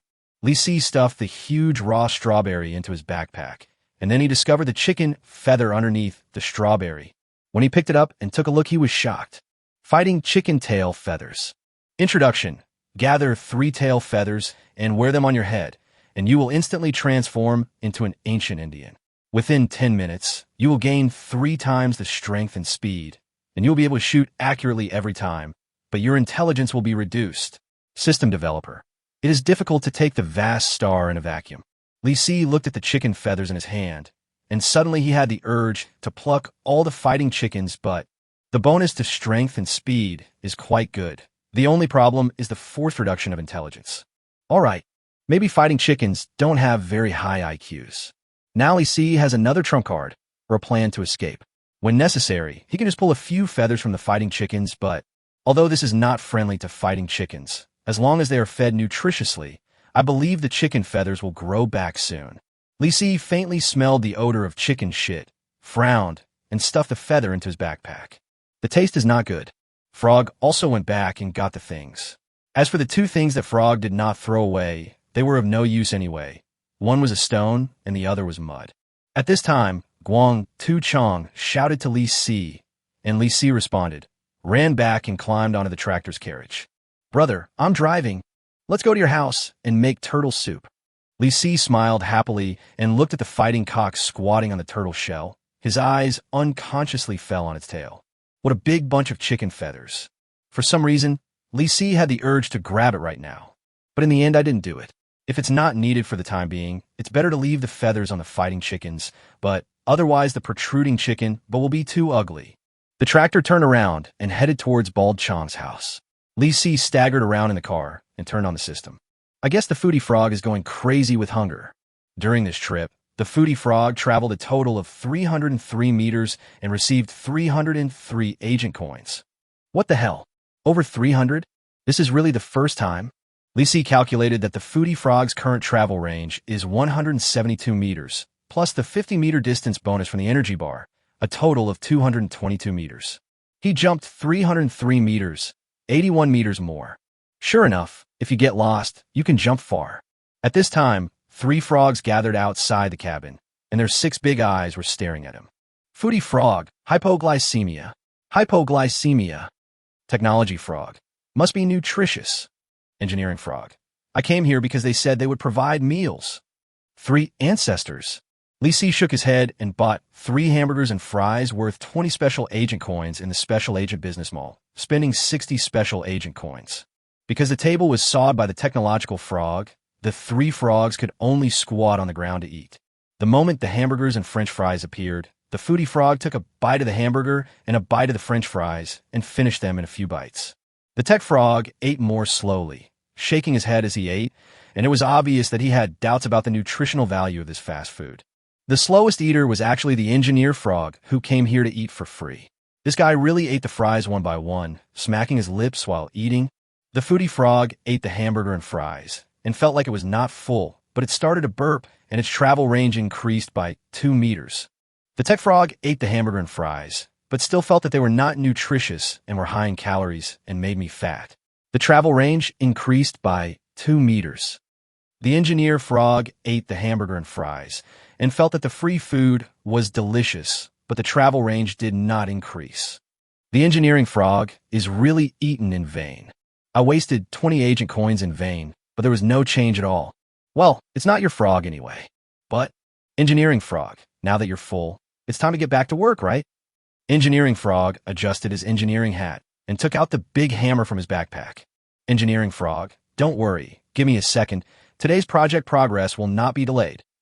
The engineer frog jumped to the half-collapsed cabin with a hammer and knocked it down. Crash! The cabin collapsed completely. The engineering frog dusted off his hands, very satisfied with the results of today's work, and happily jumped to the ruins of the house, lay down on a complete wooden board, and fell asleep directly. The house could be renovated in just a few minutes, but this guy took himself more than 10 days. There is no way. Lisi ignored it and looked at the nuclear radiation mutant seeds in them all. Nuclear radiation seeds exclusive for Foodie Frog, 50 agent coins. Introduction 1. Originally all of them were food seeds, but I'm not sure what they can be grown into now. I have plenty of agent coins on hand, so it would be a good idea to buy one for the Foodie Frog. Lisi didn't hesitate and paid for it directly. The next moment, a large black seed appeared on the ground in the backyard of the cabin. It was about the same size as the frog's head. The Foodie Frog and the Tech Frog came over together. Your Foodie Frog thought it was a big dried meatball, so he picked it up and tried to take a bite, but the Tech Frog slapped him on the head. Tech Frog, stupid. You eat everything. This thing is for you to plant. Foodie Frog, planting? Can it grow delicious big meatballs? Your Tech Frog shook its head helplessly and jumped away. Before leaving, it looked at the normal hind legs of the Foodie Frog and felt a little disappointed. It didn't know when this guy would get hurt next time. That medical kit must be grabbed. When the Foodie Frog saw the Tech Frog jump away, it held onto the black seed and still had the urge to take a bite of it. But in order to grow lots of big meatballs, it held back. But it found a problem. For such a large seed, a large hole must be dug to bury it. It thought for a while, and thought that the engineer frog must have a small shovel on him. The Foodie Frog actually knew to borrow tools from others.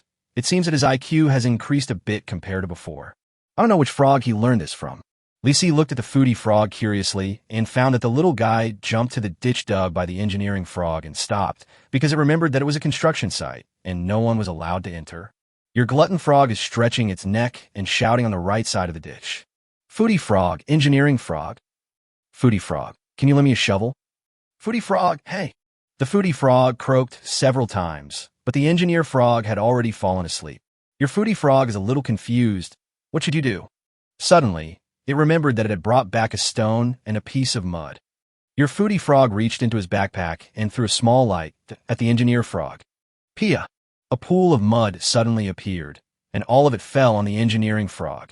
Foodie Frog, if you don't get up, Ilill throw stones. Chapter 103 about the statue. The engineering frog suddenly jumped up and panicked. Engineering frog dot. Foodie Frog, I want a small shovel. Engineering frog, ok. I'll lend it to you temporarily. Return it to me when you're done. Foodie Frog, your Foodie Frog nodded repeatedly and threw the collected stone into the yard. The stone was just about the size of a frog. The engineer frog heaved a sigh of relief, and with a head full of mud, he jumped in front of the Foodie Frog, threw a small shovel on the ground, then jumped back and continued to sleep with a head full of mud. TSK, you didn't even bother to wipe it off. Apparently, the engineering frog is the kind of unkempt frog that wipes it clean. Impossible. Maybe it even uses the mud as a blanket. Next, Lisi watched the gluttonous frog find a piece of vacant land, dig the lawn with a small shovel, and dug a hole in the ground just big enough to bury the seeds. He brought the seeds over and threw them into the hole with an expectant look on his face. It took some time to fill the pit, revealing a small mound that looked like a grave. Your Foodie Frog has planted the seeds, put its two little paws together, closed its eyes, and started to make a wish. Foodie Frog, I want to grow a big meatball quickly. Foodie Frog, 10. 4G Frog, no. Foodie Frog, I want a million giant meatballs. Your Foodie Frog thinks he might be a little greedy. It looked down at the mound, patted it with its paws, and thought for a few seconds. Foodie Frog, if that doesn't work, 900,000 big meatballs will do. How about that? Do you feel a lot more relaxed? It's much easier. A lot. Lisi felt that the gluttonous frog was too greedy, and it would be good enough if it could produce dozens of fruits. Looking at the big rock that was a bit of a nuisance, Li Si felt it necessary to sell it, even in exchange for 1 agent coin. However, just as it was about to throw the stone into the trash and choose the recycling option, the engineering frog suddenly hopped over. This guy still has a head full of mud. The only difference is that the mud has dried up and turned into cracked lumps of mud. It jumped to the side of the stone, circled around it for several times, and suddenly turned its head to look at Li Si. Engineering frog, this is a good piece of stone. I would feel bad if it was thrown away. How about I make a sculpture for you for free? Free? Li Si felt that this was not the character of the engineering frog. But since it said so, let it carve. It's up to you. I won't sell it. Engineering frog, if I say it's free, you really won't give me anything? Ahem. No way. The engineering frog gave you a sidelong look of disdain, stretched out its little paw, and made a disdainful gesture, then jumped next to the foodie frog. It patted the foodie frog. Foodie frog, you? What are you doing? I haven't used up the shovel yet. Engineering frog. Foodie frog, really not used up. Engineering frog, let's talk about the shovel later. Give me 50 agent coins as pocket money, and I'll build you a statue. How about that? Foodie frog, statue? You can't eat it. The foodie frog tightly grasped the small shovel and jumped away without even looking back. Li Si knew this would be the result. Since he couldn't make money, the engineering frog went to find the other two frogs. Next would be the technology frog, right? I guess I'll hit a wall again. Really? The engineering frog pouted and jumped in front of the technology frog with a head full of mud. The technology frog turned around and went to the other side while holding the book, Engineering Mechanics. Engineering frog is not discouraged. Engineering frog, great doctor, I'll build you a statue. 50 agent coins will do. It will definitely show off your scholarly temperament. Tech frog, high-energy particle collisions may produce a tiny black hole, but the calculations need to be quite precise. Engineering frog, hey. Tech frog, well, if something unexpected happens, you might get swallowed by a black hole. There's a certain risk. Engineering frog, 30 agent coins is also okay.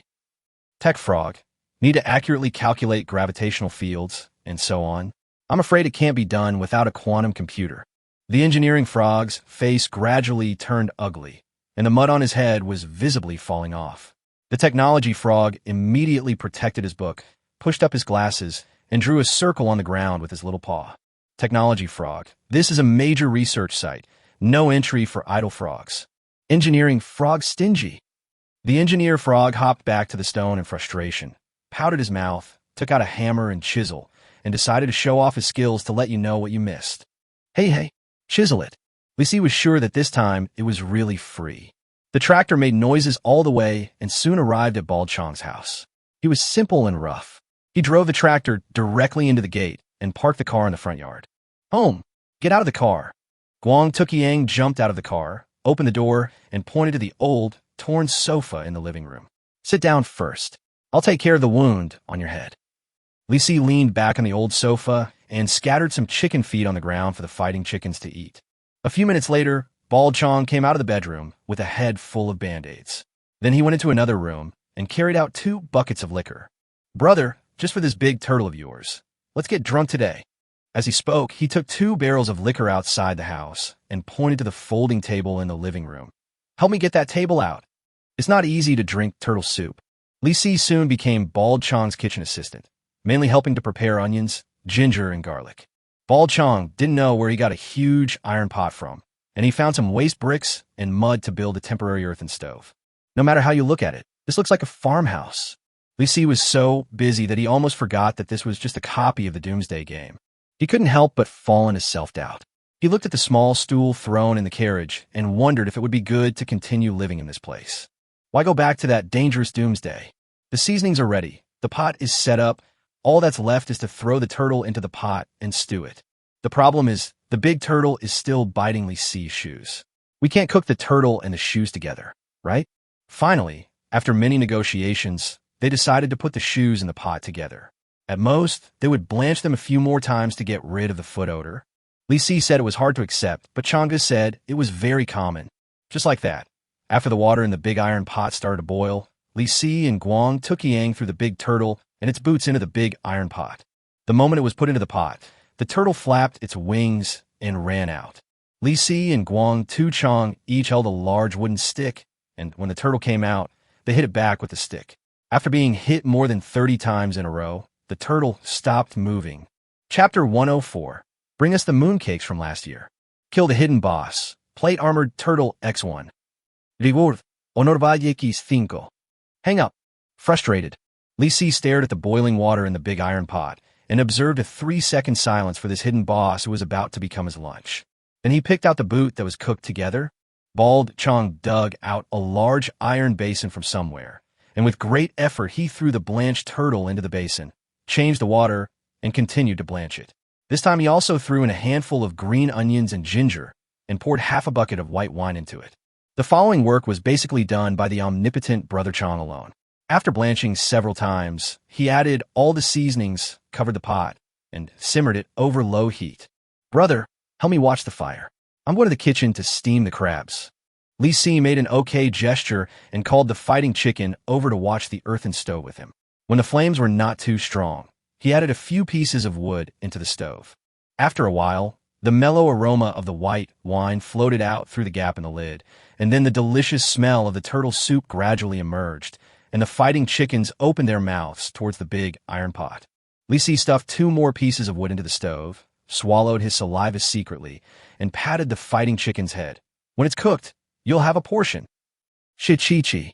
When the fighting chicken heard this, it flapped its wings excitedly. Li Si found that the fire became bigger when it flapped its wings. He smiled happily and said, "Stand at the stove and fan as hard as you did just now." Chi-chi-chi. More effort, more meat. Chi-chi-chi-chi-chi-chi. The fighting chicken turned its head and seemed to be muttering something bad, but it still flapped its wings obediently. Just like that, the fighting chicken transformed into a hard-working, blowing chicken. There was bubbling in the big iron pot, and it looked like the soup would be ready soon. Bald Chong steamed the river crabs and quickly ran over to look at the turtle soup. He held a big soup spoon in his hand, lifted the lid of the pot with anticipation on his face, and then he was completely stunned. Why is this soup blue? Li Si was also stunned. He was not very good at cooking, but he knew that stewed soup would never turn blue. Brother Chong, you didn't add anything you shouldn't have, did you? No, I put in all the seasonings, green onion, ginger, garlic, bay leaf, angelica, cardamom, pepper. Aren't these all normal seasonings? So what's going on? Li Si felt that the soup looked poisonous. Bald Chong came closer to smell the smell and nodded in ecstasy. No mistake. This is the smell. As far as I know, this thing may be an ancient species. Have you heard that some ancient aquatic creatures have blue blood? We are in for a treat today. We ate a living fossil. Bald Chong's face was filled with unconcealable excitement, and he talked seriously in nonsense about the ancient turtle with blue blood. Li Si had heard of ancient creatures with blue blood, but the question was, would that thing still be blue after being stewed? This doesn't sound credible. Guang Tuqiang couldn't wait any longer. Brother, try it first. I think it's fine. As he spoke, Guang Tuqiang scooped a spoonful of soup from the pot and came to Li Si. You go first. Fragrant. It smells so damn good. It doesn't smell like boots at all. But Li Si still refused. Forget it, this thing looks too weird. Then let me try it first. Bald Chong blew it a few times without any hesitation, then took a sip and tasted it. All of a sudden, Brother Chong's pretty face looked like a big peony blooming. It was so beautiful. The fighting cocks on the side were so greedy that they kept chirping. Li Si swallowed his saliva and asked, "How does it taste?" Guang Tuqiang nodded in ecstasy. Except that it's a little bland. It's simply perfect.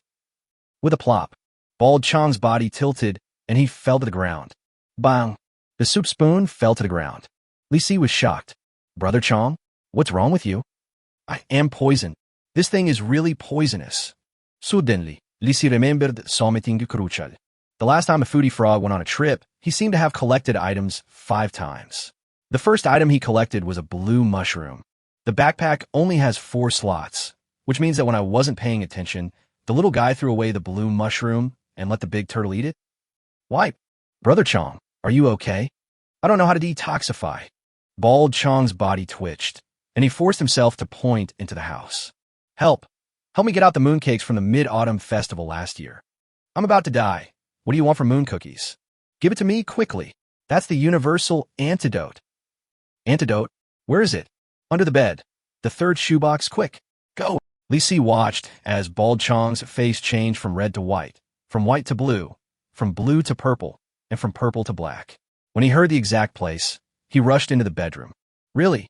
Under the bed, in the third shoe box, under several pairs of socks was a plastic bag containing 5 dried mooncakes. Li Si rushed back quickly with the mooncakes. Brother Chong was already dying. His eyes were staring straight ahead. Li Si took out a mooncake and inserted it directly into Bald Chong's mouth.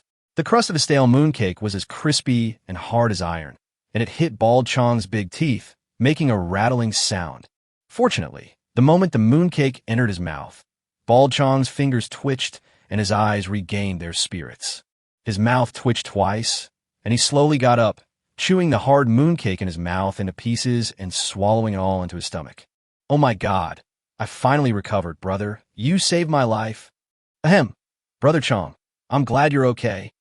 Li Si felt a little embarrassed when he thought that the turtle was poisoned because of the foodie frog. "Originally, I thought that the turtle soup they had today was a failure, but I never expected that Brother Chong would get up, and as soon as his complexion recovered a little, he picked up the spoon and scooped another large spoonful of soup, blowing it and nodding happily." Li Si was shocked. "Brother Chong, are you still drinking?" "I've already taken the antidote. What are you afraid of? Eat a piece of mooncake, too. My mooncake is specially made and can cure all kinds of poisons. Eat the mooncake first, and then drink the soup, and you'll be fine." The corner of Li Si's mouth twitched, and he couldn't help but give Brother Chong a thumbs up. Brother Chong is really strong. Li Si decided to observe for a while, in case Bald Chong fell down again. As long as he stayed awake, at least he would have time to stuff the mooncake into his mouth.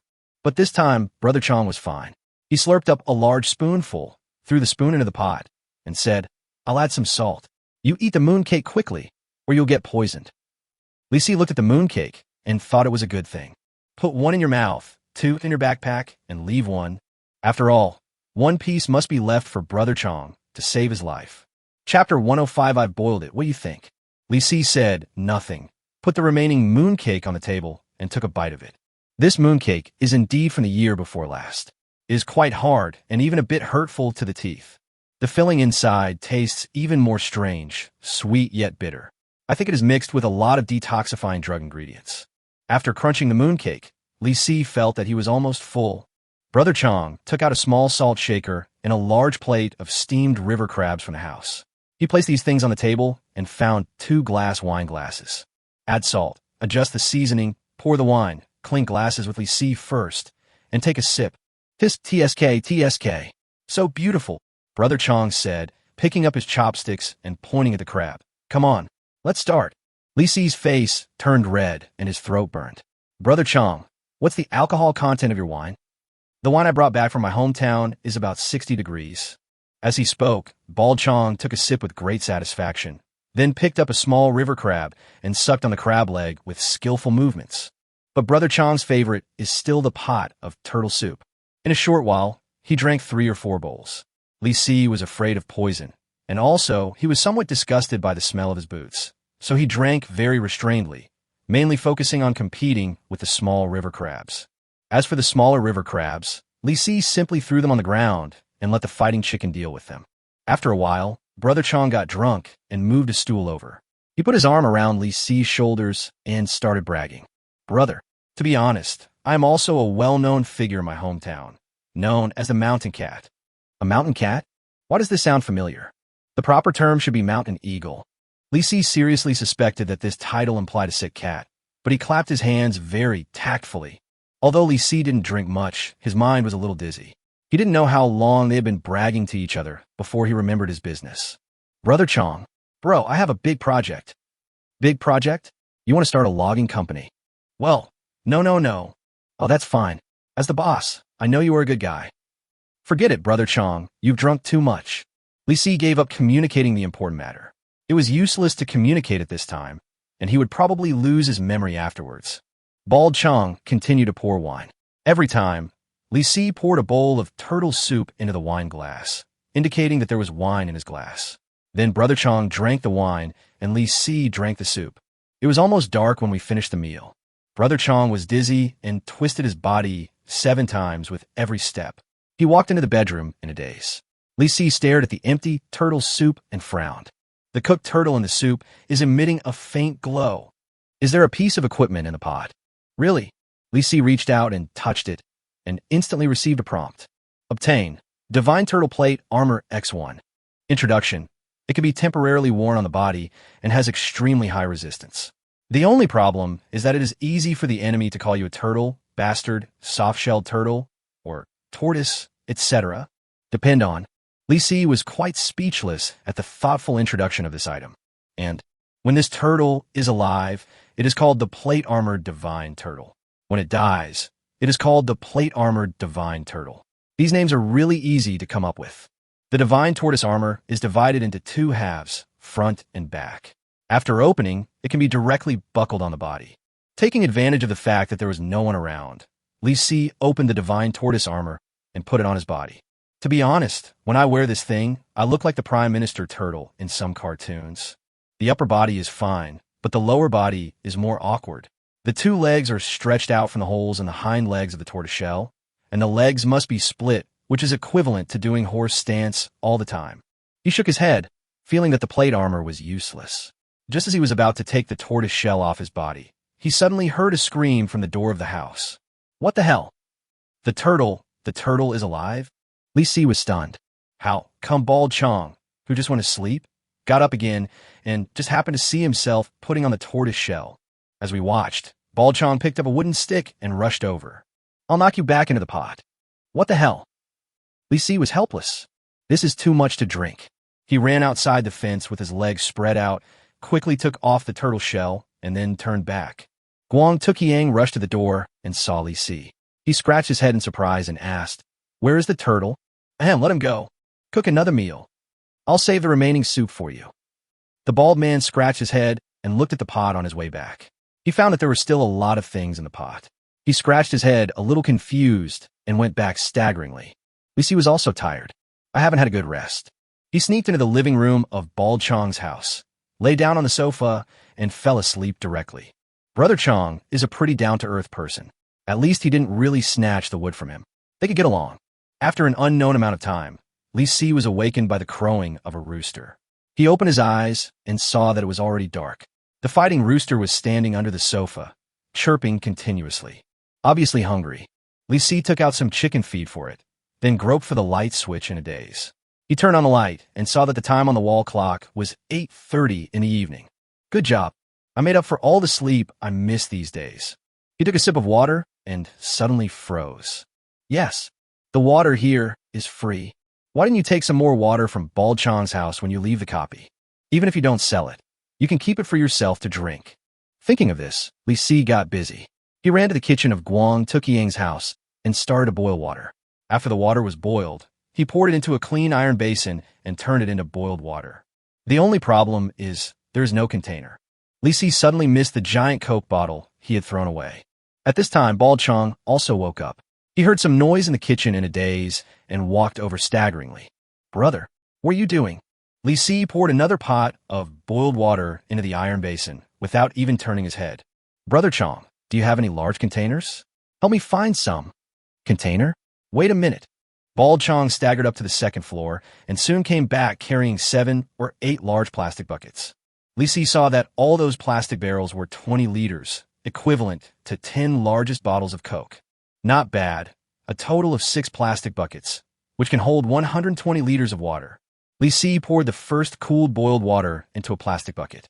As he was pouring, he suddenly felt a strange smell in the bucket. Brother Chong, what did you use this bucket for before? Baldy scratched his head and thought for a while. It seems that there are 2 buckets for purifying concentrated urine. Are you going to keep this water for drinking? Li Si was speechless for a while. I've already boiled it. What do you think? Guang Tuqiang coughed dryly. I cleaned it all, several times. Depend on. Li Si thought that he would not drink a drop of the water in this bucket and would sell it directly after leaving the dungeon. Chapter 106, it seems that the deal has been reached. An hour later, Li Si filled 6 plastic buckets and stuffed them all into his backpack. After sobering up, Guang Chong made 2 cups of jasmine tea and handed one to Li Si. Brother, I had 2 dreams this afternoon. What did you dream about? The first dream seemed to be you saying you wanted to introduce me to a big project. The bald man scratched his head, as if he couldn't remember the details, so he just told the second dream. In the second dream, I dreamed that the turtle escaped from the pot by itself, and you released it. Moreover, The turtle seemed to be as tall as you. I remember this very clearly. Li Si curled his lips and came to a conclusion. The project thing was not a dream. You were just drunk and thought it was a dream. As for the turtle thing, that was a dream. Bald Chong nodded doubtfully and patted Li Si on the shoulder. Brother, I think you're a good person. If you really have a way to make a fortune, please show me the way. As Brother Chong sighed, his body hunched over a bit. Come to think of it, Bald Chong is also living under someone else's roof, working for others, and has to be on guard against all kinds of attacks from Big Bear and Little Bear every day. It is really not easy for him to keep his job.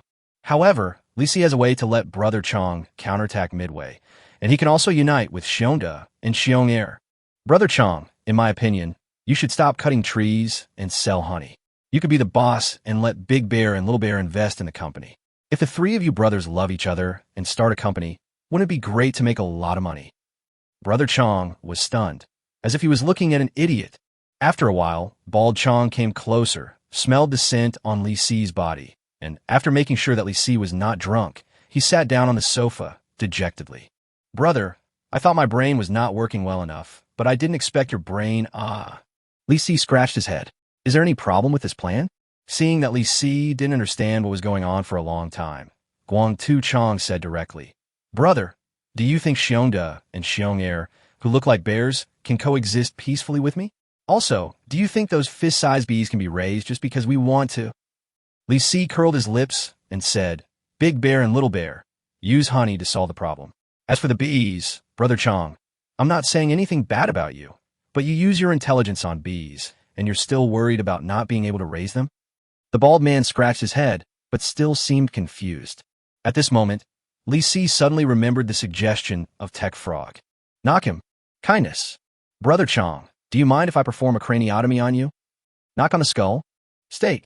Li Si took out a manhole cover at lightning speed and hit Brother Chong's head with a relatively moderate force. After a scream, there was a big bump visibly swollen on Bald Chong's bald head, and he stared at Li Si in astonishment. Are you going to kill me? I just want to ask you if you have figured it out. What? Stake. Li Si was covered by a well again. Have you figured it out? Li Si, what the hell are you doing? Stake. Brother, this is for your own good. Do you understand? Bald Chong covered the 3 big lumps on his head, looked at Li Si like a lunatic, and nodded. I got it. Brother, stop fighting. Then let's get started. Li Si was holding the manhole cover. His face was so excited that he looked like a lunatic. Bald Chong is scared. Don't be impulsive. I'm going to study the beehive right now, but you have to promise me one thing. When I'm done, you have to go to the city with me. Where are you going? Let's go to the hospital and see a doctor. No, come with me to see a doctor. Brother, I haven't been feeling well lately. Li Si was slightly embarrassed. Obviously, Guang Tu Chong really thinks he has mental problems. Well, anyway, Brother Chong is willing to build a beehive. The next question is how to get Big Bear and Little Bear to join the group. Once these 3 brothers have established a good relationship, my mission will be accomplished. Before leaving, it would not be too much to ask them for some gifts as souvenirs, right? Li Si was just thinking about it when he suddenly heard Bald Chong in the bedroom exclaim, There is a way. So fast? Li Si was stunned when he saw Bald Chong rushing towards him with a messy sketch in his hand. Brother, it's done. With my skills, I can build a beehive tonight. I've also thought of a way to catch the queen bee. No, I'm going to discuss this with Big Bear and Little Bear right now. We need to hurry up. Li Si was stunned. Brother Chong is so impatient. It's so fucking fast. He really is worthy of being called the all-powerful and powerful brother. But in the middle of the night, was he going to go deep into the bear's den? This is not an act of seeking death. Facts have proved that Li Si's layout is too small. Xiongda actually has a cell phone. He is indeed the smartest brown bear in the forest. Guang Tuqiang took out his cell phone and dialed the number. Then, Xiongda's voice came from the other end. Hello, Baldy? What are you looking for us in the middle of the night? Big Bear, Little Bear, come to my house quickly. I have something important to discuss with you. What conspiracy are you planning? I want to raise bees. If we work together, you can eat honey and I can make money. Before Big Bear could speak, Second Bear's voice came from the other side. Honey, tell us how much you want to give us first. We want at least 70. Guang Tu Chong knew that this fool was not easy to talk to, and his brain was not as good as Xiongda. So he said directly, Tell your big brother to tell me. No need. We're already on the way. Talk to your face or fight in front of you. Xiong'er, don't go too far. Beep, beep, beep. Xiong'er hung up the phone. Li Si suspected that an extremely fierce battle would break out in Guangtou Chang's family soon. Ahem, Brother Chang. I'm going to go out for a while. Oh, there's a toilet at home. Brother Chang. I'm used to solving it outside. Li Si said this, picked up the fighting chicken, and left. When gods fight, ordinary people should stay away, as something big might happen soon. Li Si ran to a small mound a few dozen meters away from Guang Tuqiang's house to observe the situation. A moment later, two flying bear shadows came rushing towards Bald Chang's house. At first, the house was fairly quiet. Then, there were sounds of quarreling between the two sides. And then, there was a sound of fierce fighting in the room. Through the window, Li Si saw Bald Chang being knocked to the ground and beaten by Big Bear and Little Bear, but the situation soon changed. Bald Chang suddenly gained the upper hand somehow and beat up two bears by himself. The three of them fought each other, and then the lights went out. A moment later, there were explosions in the room, the door panels were blown away, and screams came one after another. Sometimes it was people screaming, sometimes it was a bear roaring. The battle between the two sides lasted for more than an hour, and the room finally returned to silence. After a while, a candlelight lit up inside, and at the same time, Xiong'er's complaints were heard. Don't you have any light bulbs at home? Bald Qiang replied depressedly, Upstairs. Xiong'er panted, I'll go get it. Li Si nodded secretly. It seems that the deal has been reached. Chapter 107, 3 Million Squirrels. When Li Si reappeared at Bald Chang's house, Brother Chang and the two big brown bears were already squatting on the ground drinking tea. The reason they were squatting on the ground was mainly because the tables, benches, sofas, and coffee tables were all sacrificed in a heated argument just now. When Guangtou Chang saw Li Si coming over, he quickly brought another cup of tea and said, Brother, we have already reached an agreement. I have also secured your share for you. If the company makes a profit, we will each get 25 of the profit. Then Guangtou Chang added, half of Xiong'er and Xiong'er's share will be paid with honey. Xiong'er turned his head and nodded to Li Si. Xiong'er curled his lips and glanced at Li Si, obviously thinking that he was here just to share the profits. This is a bit helpless. I wanted to divide it up, but the copy ended in less than 24 hours. Where to get the dividends? Li Si also squatted down and patiently explained, To be honest, I will leave at noon tomorrow. Upon hearing this, Bald Chang threw his teacup and said, Leave? Where to? Stay, and we'll work together. We'll make a fortune sooner or later. I've made plans. In the future, I'll start a company that sells dried fruits, such as melon seeds, pine nuts, and hazelnuts. I've even thought a name for it. It's called Squirrel something. Li Si was stunned for a moment. 3? Yes. That's 3 million squirrels. From now on, get on good terms with the squirrels in the forest and ask them to help you collect nuts. They gather nuts for you? Or do they eat themselves? Make money and buy cheap rat food. Li Si inexplicably felt that he seemed to have developed a capitalist who was taking advantage of others. But that's all in the future. I must leave the copy. If I don't leave before the 48-hour copy is over, who knows what terrible things will happen? What if I get killed directly? Li Si was thinking about how to explain to Brother Chang when Xiong'er spoke first. Since this idea was yours, you should stay and make a lot of money together. Don't bother with my second brother's stinky face. Brother, who are you calling a stinky face? Shut up. I have the final say on matters involving your brain. Xiong'er curled his lips to show his dissatisfaction, but said nothing. At the last moment, Brother Chang was the most considerate. He came over and whispered, Brother, if you feel that you are at a disadvantage, Brother Chang will give you 5 of the profit. This isn't about the money. Anyway, I have to leave before noon tomorrow. You 3 should split my 25 equally. Li Si felt it was inconvenient to say more. Anyway, he had brought these two bears together. He had no control over what would happen in the future. As long as these 3 could help with poverty alleviation and sense of souvenirs or something, that would be enough. Bald Chang looked at Li Si and sighed. Brother, I don't have many friends in my life. Although we have only known each other for less than 2 days, we are already friends for life. If you need my help in the future, just ask. Having said that, the bald man got up and went upstairs. A moment later, he came down carrying a large package. Brother, these are all local specialties. Although they are not worth much, I guarantee that you can't buy them outside. Okay, I'll take it. Li Si is actually not interested in local specialties, but Brother Chang is really thoughtful. No matter what is in the package, it is Brother Chang's heartfelt gift. If he was sure that there would be no danger staying in this place, Li Si really wouldn't want to leave.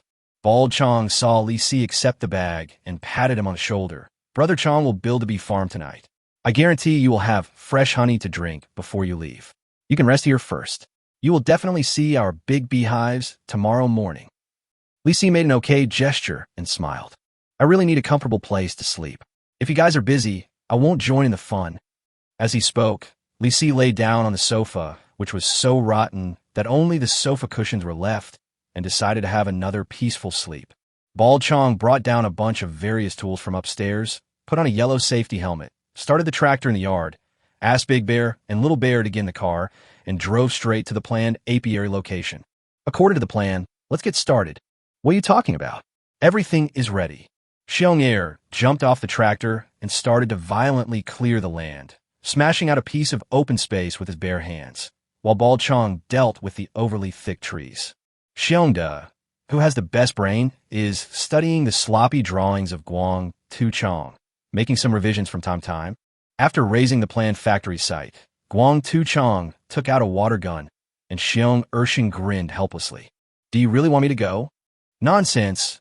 You are the strongest and fastest among the three of us. You attract all the bees away, and your brother will go and steal the queen bee. Okay, for the sake of honey, I'll fight. Spray. Spray more. Okay. Bald Chong smiled happily and sprayed all the bee attractant in the water gun on Xiong Air in one breath. Big Bear was grinning as he watched. Second Bear, it's almost done. Run. Got it. Big brother, save the royal jelly for me. Before he finished speaking, Xiong Air rushed out with his sturdy short legs.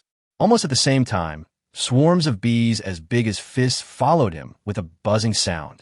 Ah! Help! Royal jelly. Xiong Air's screams were getting farther and farther away. Guang Tu Chong looked at Xiongda worriedly and said, I say, is your brother okay? Xiongda scratched his head and said, from the sound, it should be fine. You build the beehive, and I'll get the queen bee. No problem. My ancestors were also carpenters. When you come back, these woods will become beehives. Big Bear may not trust Baldy Wong on other matters, but when it comes to dealing with Mutu, Big Bear absolutely trusts Baldy Wong. Let's go, and try to build 5 beehives tonight. Guang Tukiang picked up the chainsaw and began to cut the wood quickly. From time to time, he took out a pencil clip to his ear, drew a line, and continued sawing. Li Si, who was catching up on his sleep at Bald Chong's house, had originally planned to have a good sleep, but he was awakened by a shrill howl just as he was dozing off. Oh my goodness! Da Kari is chasing so closely. For the royal jelly. Fight, fight, fight! Boom, boom, boom, boom. There was a sound of rapid footsteps among the trees. Li Si sat up and saw that Xiong Air was running past Bald Chong's house. Didn't we just agree on this? A fight broke out again so soon. This shouldn't be the case. Li Si scratched his head, didn't want to bother with them anymore, and decided to lie down and continue sleeping.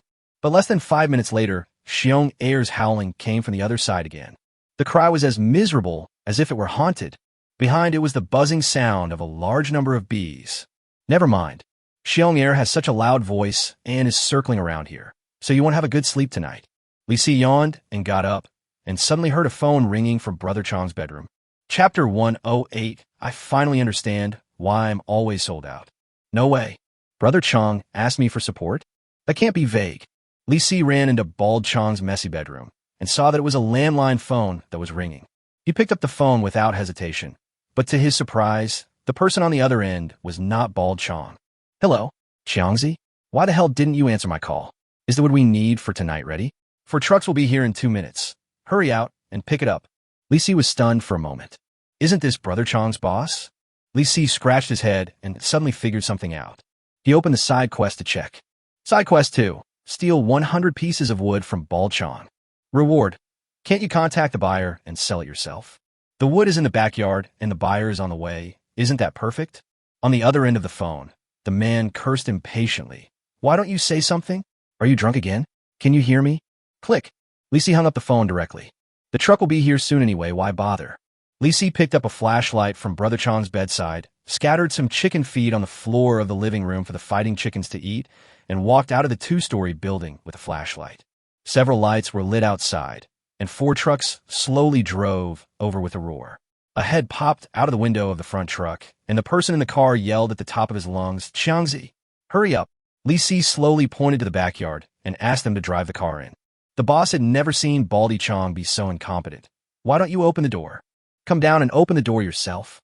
The boss was stunned and realized that the voice was wrong. "Aren't you Bald Chong? Where is Xiangzi? Where are the others? Tell him to get out." "Hey!" Li Si felt that this boss was too arrogant. If he didn't take this opportunity to vent his anger for Brother Chong, when would he take it? He simply took out his crossbow and shot an arrow at the car door. With a bang, the crossbow arrow pierced into the car door and almost pierced the boss's waist. The other party screamed in shock and quickly raised his hands. "Who are you? What do you want to do?" "Selling wood." "Brother, put down your crossbow first, and let's talk it over." The boss winked at the driver while speaking, but the driver had already been frightened by the crossbow arrow. The 3 cars behind had no idea what was happening in the front, and a thin man in a suit got out. When he saw someone blocking his cars, he rushed over to chase the person away. But when the thin man saw the crossbow in Li Si's hand, his face froze. Friend, let's talk it over. I'm just a follower. The boss is in the lead car." The thin man in the suit said this as he backed away. But before he could get back into the truck, a crossbow arrow pierced his foot. The thin man screamed in shock, not knowing whether to go forward or backward. He just listened to Li Si's instructions. "Load the trucks one by one, load all the wood in, and pay me in cash." The thin man didn't dare to disobey and kept nodding. Li Si looked at the boss sitting in the front car and said, "Okay, you two will carry the wood today." "What?" "Not happy?" Li Si pointed the crossbow at the boss and smiled. "There are only 2 options. Either carry wood or sleep here for the rest of your life." I'll lift it." Under the threat of the crossbow, the boss cooperated very well and got out of the car himself, opened the back door of Bald Chong's house, let the truck drive in, and lifted the wood onto the truck together with the thin man in a suit. The 4 truck drivers were all stunned and didn't dare to get out of the car to help. What was worse was that Li Si actually knocked on the door one by one and asked them to get off for tea. Isn't this really bad luck? The boss and the vice president were loading wood onto the truck, but the 4 drivers went downstairs to drink tea.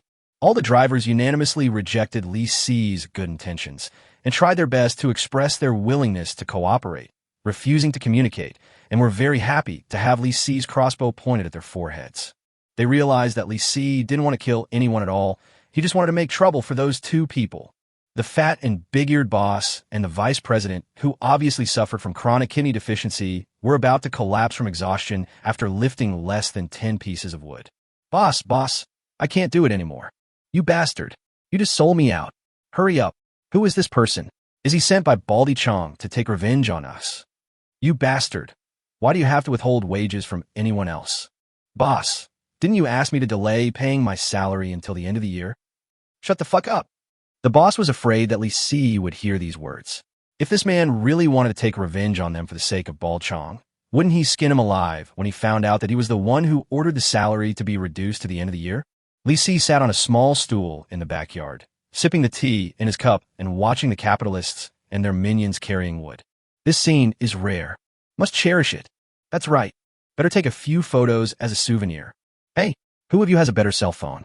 Lend it to me." The 2 spoke almost in unison. Li Si was also speechless. What kind of vision does this boss have? Why did he find such a vice president? He is so accustomed to betraying others before the situation even reaches a life and death struggle. "Forget it. Bring them all here. I'll choose it myself." Li Si walked over and confiscated their cell phones. Unexpectedly, they were all very cooperative and wanted to take the opportunity to rest for a few minutes. Although Li Si is not a capitalist, hasn't he seen a pig run even if he has eaten pork? "You two, go on. Leave me alone." The boss looked at the tea in Li Si's cup eagerly. "Brother, I want to drink some water." Li Si nodded in understanding. "Well, think about it, but don't delay your work." As he spoke, Li Si touched the crossbow beside him. The boss quickly got up and continued to carry the wood. The deputy general manager did not dare to delay and dragged his weak body and carried the wood to the car with a grin on his face. Li Si studied the 2 mobile phones for a while, then opened them to check the camera function. The camera function of the thin guy's mobile phone is pretty good. Li Si opened the album casually, wanting to see the specific shooting effects. Then he was stunned. The first album preview on the album page is a photo of a pretty lady wearing cool clothes. The name of the album is actually Lady Boss. Li Si looked at the boss, who was sweating profusely, then looked at the thin man in a suit who looked like he had kidney deficiency and nodded thoughtfully. Boss, your phone is broken. Get it back to you. Upon hearing this, the boss quickly put down the wood in his hand and ran over to answer the phone. But when he took the phone and looked at it, he found that it was not his. But then, he found that the woman on the screen was himself. You are wearing such cool clothes, and there's a very familiar skinny guy next to you? He looked back in surprise. The thin man in the suit waved at him breathlessly. Boss, please give me some water. I'll water your mother's water. With a bang, the boss threw the skinny guy's cell phone directly on his face, breaking his nose. I made you the vice president of the company, and you put a hat on me. In an instant, the thin guy understood what was going on. In an instant, Li Si became interested in watching the show. In an instant, the four drivers realized that they were out of work. Chapter 109, A Capitalist with a Conscience. At this moment, in the backyard of Bald Chong's house, the boss and the deputy general manager were fighting. I'll let you seduce my wife. Boss, misunderstanding. There must be some misunderstanding. You're wrong. The pictures have been taken. I'm going to take off your tools today. Brother, the boss won't work. Seeing that his boss was determined to beat him up, the thin guy quickly asked Li Si for help. At this moment, Li Si was very understanding. Don't worry. I see you two are tired too. When the boss heard this, he actually turned around and thanked me gratefully. What a conscientious capitalist. Where's Li Si? Drink tea and watch a play. At this time, the four drivers who realized they were about to be laid off also came down and asked Li Si for tea. Just like that, the five brothers sat on a big log and watched the boss beat up the vice president. But the desperate vice president quickly fought back, seized the opportunity to get up, and started fighting without any hesitation. The two men were beaten so badly that they were bruised and breathless. They grabbed each other's collars and refused to let go. Li Si felt that this was a society ruled by law, and it would be terrible if someone died. So he stopped the two in time and told them the real reason very directly. You two, stop fighting. If you keep fighting, I won't be able to lift the wood. The boss and the vice president looked back and saw Li Si weighing the crossbow in his hand. Behind him, four drivers were drinking tea and eating sunflower seeds. Don't look at me anymore. I'll let you guys have a drink of water after I pay you your wages after you finish the work. The boss and the vice president glared at each other and continued to lift the wood. However, their physiques were not very strong to begin with, and after the fight, their work efficiency became even lower. Li Si waited for more than an hour before the two men loaded all 100 pieces of wood onto the truck. And when the last piece of wood was loaded onto the truck, Li Si also received a game prompt. Complete side mission 2 and steal 100 pieces of wood from Bald Chong. The copy takes pity on you and throws you an honor badge. Get honor badge X1. It's that damn reward rhetoric again. Li Si curled his lips, poured 2 cups of tea, and walked in front of the boss and the vice president. Okay, I'll keep my word. You'll all have tea after I pay the balance. The boss was really thirsty and anxious, but he didn't know how much money he owed Bald Chong. He glared at the deputy general manager and yelled, How much salary do we owe Bald Chong? About more than 10,000 yuan. The boss turned around quickly and said, I'll give you 20,000 yuan and transfer it now. Do you think it's okay? No, I want cash. The boss was in a dilemma. Brother, I don't have that much money on me. How about I call someone to send the money over? Li Si thought about it and felt that it was still too troublesome. He remembered that Brother Chong's truck was crushed by the giant Shionda. Why not seize one of the other party's cars? He looked at his boss and asked, Is this car company property? Yes. Well, leave the car behind. If you don't mind the effort, you can move the wood from the truck to the other 3 trucks. Forget it. The boss and the deputy general manager agreed, in unison, that the wood in the car should be given to the sturdy old man in front of them. Okay, it's settled. Have some tea and leave right away. As he spoke, Li Si handed the tea to the boss and the vice president. The two of them took a few big gulps, and when they saw that Li Si had not changed his mind, they quickly slipped back into the car. When the 4 drivers saw that the boss and the vice president had left, they slowly walked towards the car. Before leaving, they turned back and asked, Which one do you want? The one at the back will do. The 4 of them got into 3 cars and drove away in truck. Li Si shook his head and thought about taking a look at the truck. When he looked down, he found a mobile phone. What should he do with this thing? Kindness. Download a few small games, take them back to the doomsday world, and play some games to relieve stress when you are bored. Great idea. But it seems that the charging problem cannot be solved. Li Si was a little at a loss, but when he thought of the omnipotent technology frog, he felt that the phone could still be saved. It is almost past 12 o'clock now, so it is necessary to let Frog go out for a trip. After all, this is the last chance in the copy. Thinking of this, Li Si opened the system interface. Then, he saw the three frogs gather together, which was a rare occasion. What's going on? The engineering frog was holding a small chisel and hammering the stone. The foodie frog was only interested in food, and the technology frog spent almost all his time reading. Why did they suddenly become interested in the statue? Foodie frog, does it look like him? Tech frog. From every angle, they look very similar. Foodie frog. I think they are more similar in temperament. Tech frog. You can almost see his soul from this sculpture. Li Si frowned. As he looked at the sculpture, his expression gradually changed from curiosity to anger, and finally to helplessness. That's right. The engineering frog is carved of Li Si, a lifelike Li Si farting. In the sculpture, he has a wretched face with his butt sticking out and his back bent, his butt backward, emitting a wave of air, and his fart blasted him into the sky at a 45-degree angle. At this moment, the engineering frog has completed the final stage. 4 small words are engraved on the base of the entire sculpture. Almost flew. The meaning couldn't be more obvious. I farted so much that I almost pooped. Engineering frog, why don't you go to the sky? He actually used this method to mess with himself. Simply, why? The engineering frog, having finished its work, turned around and saw Li Si. It pointed at the sculpture with its little claws with great pride. Engineering frog free version. Engineering frog, 50 agent coins pocket money. Can upgrade to paid version. Engineering frog. The paid version is full of flattery. Still want to make money from me? No way. Li Si wants to sell this sculpture now. But the foodie frog and the tech frog protect the sculpture together. Foodie frog, looks good. Tech frog, really, really good looking. Engineering frog, it must look good. Can you two be bribed by a sculpture that vilifies me? Forget it. I'll let you guys have fun for 2 days, and then I'll sell it off in a few days. Li Si curled his lips and looked to the side, and found that the seeds planted by the gluttonous frog had actually sprouted. 2 small green leaves emerged from the small amount of soil in the grass. They looked very normal and did not look like a species mutated by nuclear radiation at all. However, Tech Frog has a different view. Your Tech Frog glanced at the newly sprouted plants, thought for a moment, and pushed up his glasses. Tech Frog, I'm sure I heard this plant talking, so it's definitely not a real plant. Foodie Frog, huh? What did it say? Tech Frog, the noise is too quiet. I can't hear it clearly. Your Foodie Frog crouched down and got close to the 2 small leaves, squeezing his face until it was deformed. He rolled his eyes, raised his head, and nodded in approval. Foodie Frog is talking. I can't hear clearly. Is he asking me how many meatball papers I want? Your Tech Frog shook its head and jumped away holding a copy of Black Hole Theory. Chapter 1, 10, only 1 year left. There's something magical about this plant. But Li Si hopes that he won't grow something like a giant mutant pitcher plant, as that would be troublesome if it swallowed the frogs.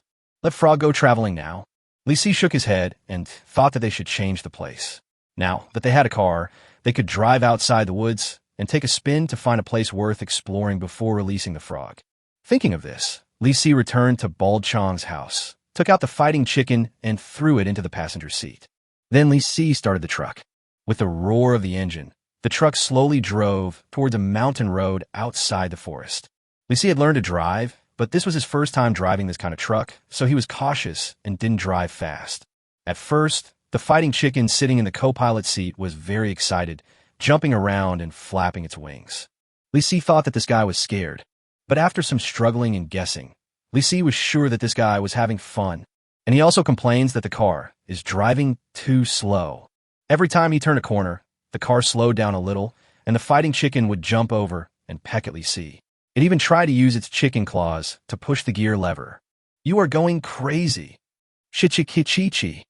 The fighting chicken flapped its wings and talked back, but Li Si stopped the car and fastened it into the seatbelt. He looked at the fighting chickens that obeyed traffic rules very well and felt that it was indeed much safer. Keep driving. Li Si restarted the truck, and after half an hour of bumpy ride, he drove into a small village. There are only dozens of households in the entire village, and most of them have their lights off. Li Si thought this place was pretty good. He could release the frog and let it wander around here. Who knows, it might find some useful supplies. After reopening the system, Li Si directly pressed the travel button. Unexpectedly, the foodie frog appeared directly on the palm of his hand. This little guy asked to travel on his own initiative? He looked at the foodie frog and said, "It was the tech frog who tricked you out again, wasn't it?" Your foodie frog shook his head, with a pair of big watery eyes, looking at you expectantly. Statue of the big bad silver. Stay. Please. Li Si was speechless. What good would it do to keep the statue? He looked at the statue and was suddenly stunned. At this moment, the tech frog was squatting on the statue's head, holding the book Black Hole Theory, and was quite satisfied. Did they leave the statues there just to ride on their own heads? The tech frog noticed that Li Si was staring at him, suddenly turned around and took a look, then kicked the top of the head of Li Si's statue, and continued reading. This feels quite natural. Well, it's better to let these two little guys vent their anger with their own statues occasionally than to hold a grudge.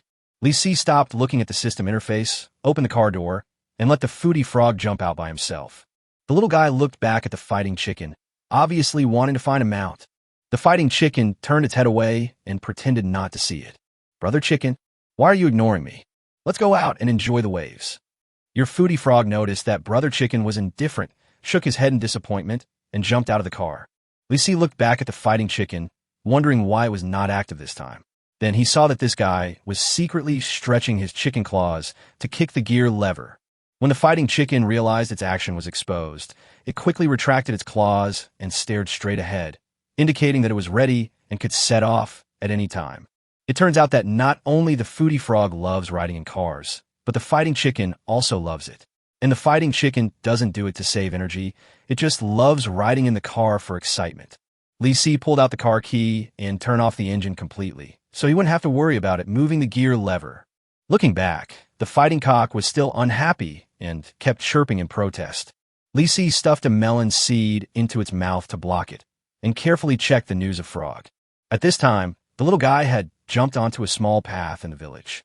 Your glutton frog jumped through the winding path for a while and found that there were many vegetables planted in the fence in front. They are obviously not as delicious as the big meatball paper. But Tech Frog said there are lots of vitamins in vegetables. Take some back for it to eat. Your foodie frog scratched its head with its little paws, hopped into the vegetable patch in the yard, and looked around. Rapeseed, leek, coriander, green onion, cucumber, loofah, bitter gourd, tomato. Which one should I take back? With tomatoes. It's sour and sweet. Let's share it with Tech Frog when we get home. Your foodie frog has harvested tomatoes. Received successfully. No volume expansion? Well, I didn't bring it for myself anyway. Li Si was a little speechless. This guy had made clear arrangements for it and the foodie frog, but why didn't he think about me, his master? Soon, Li Si realized that the foodie frog still had a conscience. But it has a bit of a bitter conscience. Your foodie frog has harvested bitter melon again. Received successfully. Congratulations, the equipment feature has been triggered and the bitter melon has expanded in size.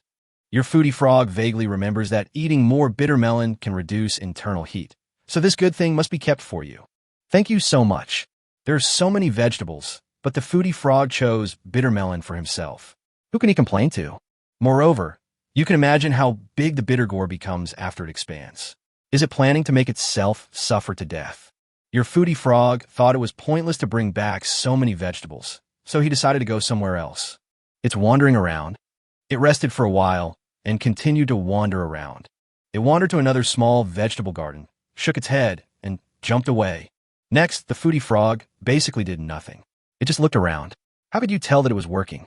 Li Si curled his lips, thinking of the cloth bag that Brother Chong had prepared for him. Bald Chong said that there were some local specialties in it, and since he was free now, he might as well open it and take a look. Li Si untied the bag and found a bunch of plastic bags stuffed inside, each containing a different specialty. Obtain dried mushrooms X53. Obtain dried fungus X89. Obtained wild hazelnut X125. Obtain pine nuts X288. Obtain corn X6. Obtained soybeans X823. Obtained 999-year-old Ganoderma lucidum X1. Obtained 999-year-old ginseng X1. Li Si sighed. There's so many things. And there's also a ginseng and a Ganoderma lucidum. But there is still 1 year to 1,000 years left, which makes Li Si a little obsessive-compulsive, and wants to stuff them back into soil to grow for another year. But this is not realistic. Do these things have any special effects? Lisi checked them one by one. The first 6 were very common, but the 999-year-old nourishing Chinese herbal medicines were very special. 999 years of Lingji. Introduction. 1 year away from 1,000-year-old Ganoderma lucidum. All attributes will be permanently +2 after taking it. 999 years ginseng. Introduction. 1 year away from being 1,000-year-old ginseng. Take it, and you will be back to your best condition immediately. Chapter 111, the most suitable flower for Big Bad Silver. This game is such a ripoff. The difference between 1 year and 1,000 years. Isn't this intentional? Who knows? Just because of 1 year missing, the effect may be reduced many times. While complaining, Lisi was thinking about how to eat this Ganoderma lucidum. Soak it in water, cook it into porridge, or eat it dry. Just chew it. Ginseng is used to restore the body, so Lisi decided to eat the Ganoderma lucidum first. Everyone says that Lingji is a good thing, but this thing tastes a bit like plastic. It's hard to chew, and the taste is not very good. If it weren't for those 8 attribute points, Lisi would never eat this thing. While eating, he kept an eye on Frog's movements. The little fellow was wandering around, as if he was always wandering around in some vegetable garden. Your foodie frog jumped for a while and saw a big red tomato. It thought that tomato was very tempting, but after all, it had already taken a tomato, so it decided to look at other things. Your foodie frog continued to wander around the vegetable garden. As it wandered, it saw some beautiful flowers planted under the windows of the brick house not far away. It feels like you need some beautiful things to adjust your mood when you are on the end of the world, such as big meatball paper or these beautiful flowers. Well, the big meatball paper is me. Bring a pot of flowers to Big Bad Silver. Lisi expressed his gratitude for Wazai's kindness, but was deeply skeptical about its actual implementation results. If it really brings back a beautiful pot of flowers, it might as well throw it into the system space. After all, there is no extra space to store that thing. Your foodie frog sees a pot of colorful roses. Nice, but vulgar. It shook its head in dissatisfaction and set its eyes on a pot of clivia next to it that had just formed flower buds. No flowers bloomed. The foodie frog thought you were not in the mood to wait for the flowers to bloom. So he jumped to a huge flower pot in front of him and looked up at the white gardenias in full bloom. It smells so good. The color is so pure. Looks so beautiful. But it's too big. The foodie frog scratched his head with his little paws, thinking it was a pity to miss this pot of gardenia. If he cultivated it well, it could grow into a big tree. He turned his head and looked at the last flower pot. Suddenly, he thought it was perfect to bring back to you. What flower? Lisi was a little puzzled. He was also curious about which flower was suitable for him. Then, your foodie frog has collected the cactus. Received successfully. What? Cactus? How can you tell that it's suitable for me? Congratulations. The equipment feature has been triggered, and the cactus has expanded in size. What the hell? That thing is considered food? Lisi suddenly realized that his life might be in danger. After the frog came back, it threw out a small spot of light, and a huge cactus instantly appeared in front of it. It couldn't dodge in time, and at least a dozen holes were poked in its body. Now he wants to know, how can cactus be eaten? After a moment, he remembered.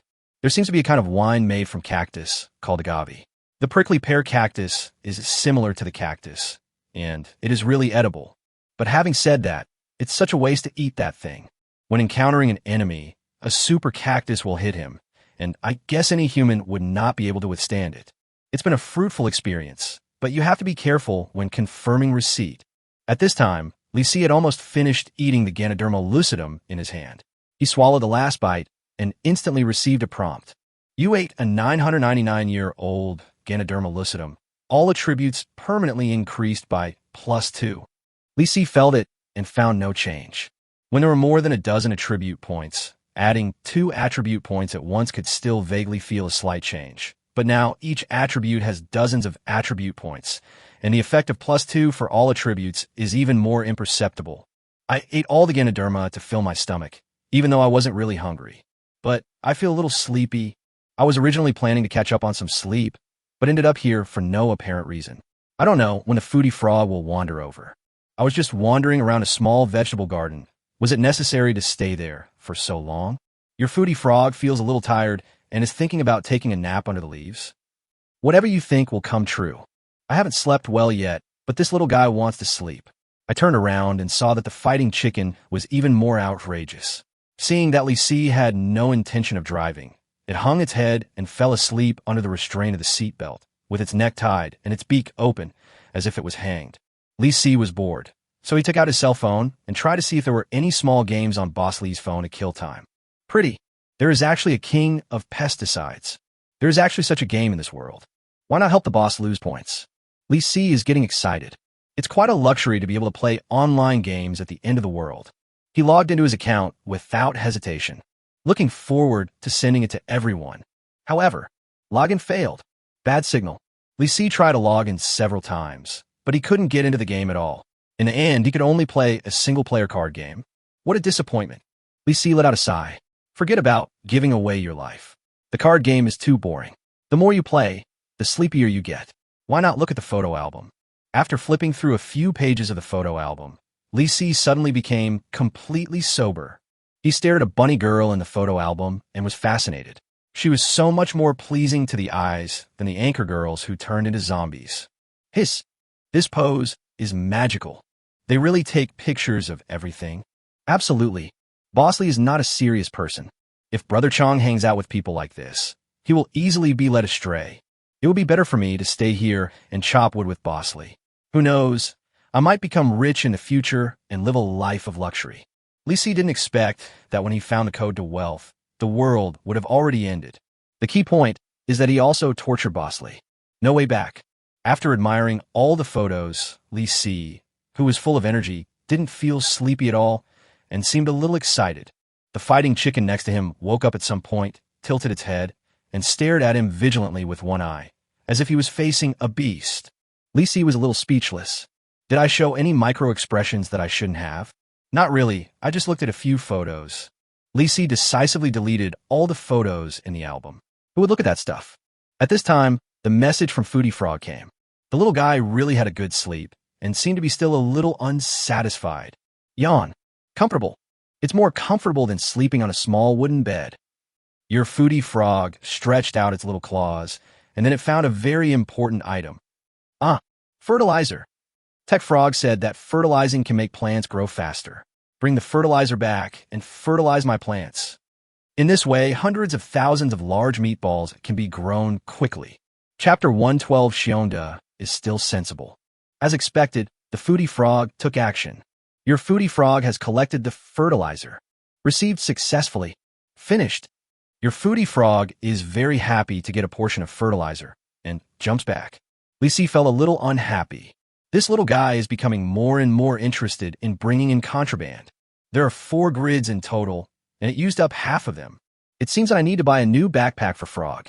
If this trend continues, I'm afraid I'll be completely hairless in a few days. Soon, the little guy jumped to the door of the car. Quack! Your Foodie Frog called out, wanting you to open the door for it. It wants to go home right away. Li Si was very afraid of the cactus. He rolled down the car window, looked at the gluttonous frog, and said, "Throw your food outside and come in again." Quack! The Foodie Frog is a little confused. Shouldn't it jump into your hand and then give the thing to you? Li Si thought, if that happened, he would be dead. Throw the things out, or I won't let you come back. Your Foodie Frog scratched his head with his little paws and thought that it was not impossible, but should he hand over the tomatoes and fertilizers? No. The Foodie Frog jumped a distance away, turned around, and threw out 2 small dots of light. Bang! Almost at the same time, Li Si felt something hit the car, and in an instant, he found a spear in front of him. No, those were the sharp thorns on the cactus outside the car, as long as half an arm. The entire cactus is taller than the truck bed. If I'd stayed by the car window just now, I would have probably died. Li Si breathed a sigh of relief, jumped out of the car from the other door, stuffed the huge cactus in his backpack, and then saw a bitter gourd that was more than 3 meters long. One side of the bitter gourd had several holes scratched by the cactus's thorns, and juice was leaking out. This was a bit of a waste, since it was food after all, but Li Si really didn't want to run around to sip the bittermelon juice, so he just stuffed it into his backpack. After putting away the 2 big items, the tiny Foodie Frog appeared in front of Li Si. Surprising? Are you happy? Both portions are so spicy. Come back soon. Li Si was speechless at the little fellow's gift. He stretched out his hand towards it, and the gluttonous frog jumped up directly. The next moment, it flashed and disappeared. After Frog went back, Li Si looked at the vegetable garden in front and felt it necessary to bring back some fruits and vegetables. However, the space in his backpack was really limited, so he had to throw out some junk equipment and ran to one of the vegetable gardens, picked some cucumbers and tomatoes, and picked up a cucumber. It was crisp and tasted quite refreshing. He was enjoying his meal when the phone suddenly rang. Li Si quickly picked up the phone and ran out, and it was Brother Chong's voice on the other end. "Hello, Boss Li. I was busy just now and didn't answer your call. I resign. I will not work for you from now on." "Brother Chong, it's me, Li Si." The person on the other side was obviously stunned when he heard Li Si's movement. "Brother, how come Boss Li's phone number is in your hands?" "He left it to me. By the way, Boss Li already knew that you had quit, and he even used a truck to pay off your previous salary. I calculated, and it seems that you have earned several thousand yuan." "Huh, did I hear that correctly? Anyway, everything is done. I'll drive back in a bit. Where are you? I'll come find you. I'll be done in just over an hour, brother. Wait for me at home. I brought you a few jars of honey and a jar of royal jelly. I got them from Big Bear and Little Bear without their knowledge. They're all top-quality goods. You can't buy them outside, even if you have money. Okay, I'll wait." Brother Chong is really nice. Not in vain. Li Si got into the driver's seat of the truck, started the car, and drove back along the mountain road. After a while, he returned to Bald Chong's two-story building. Under the night sky, this dilapidated two-story building looked somewhat desolate, without even a single intact piece of glass. Li Si sincerely hopes that Brother Chong can live a good life in the future, with a wife and children and a warm bed every day.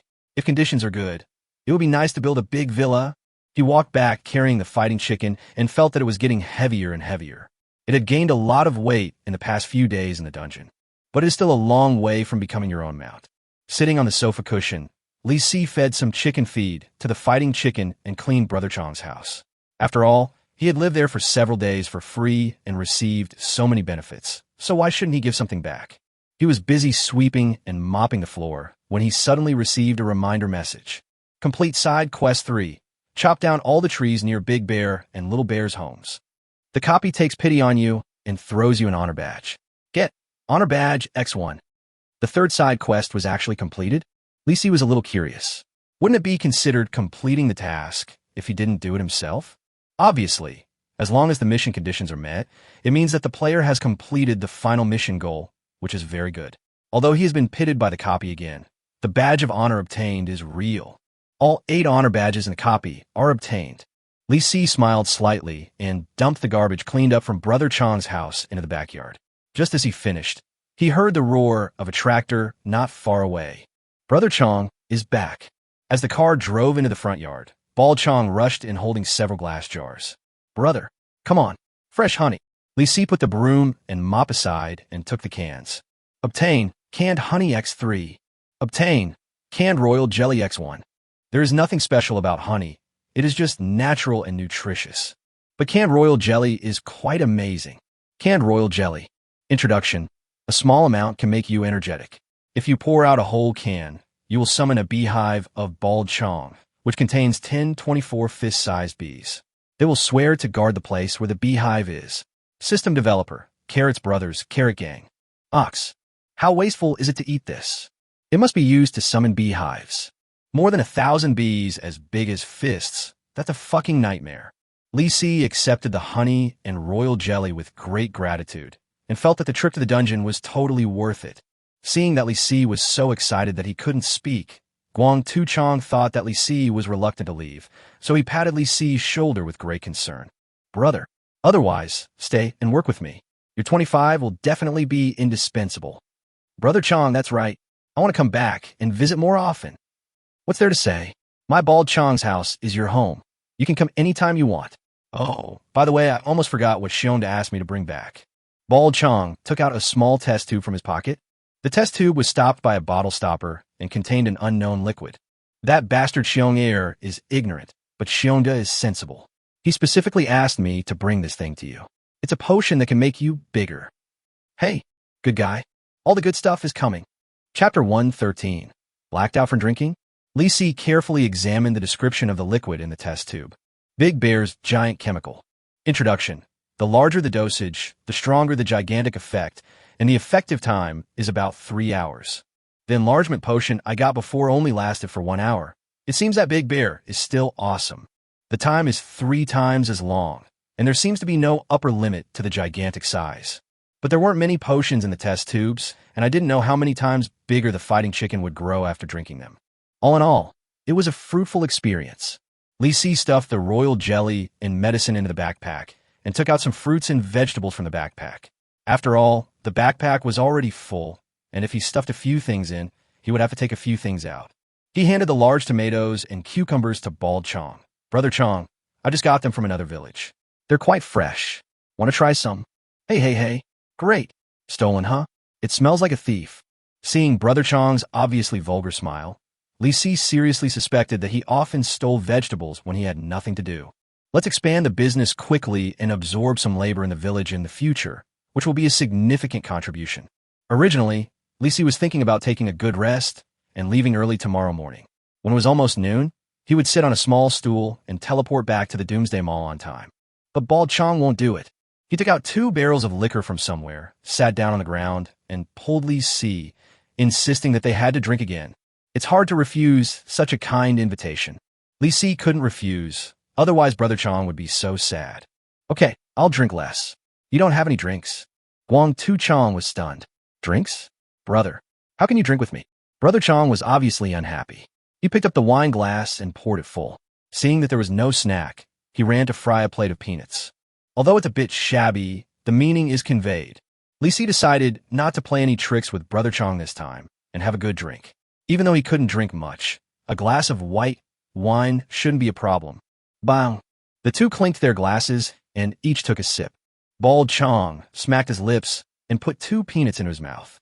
Li Si felt that his throat, trachea, and bronchi were all burning, and it was extremely spicy. After all, liquor with an alcohol content of around 60% is too strong.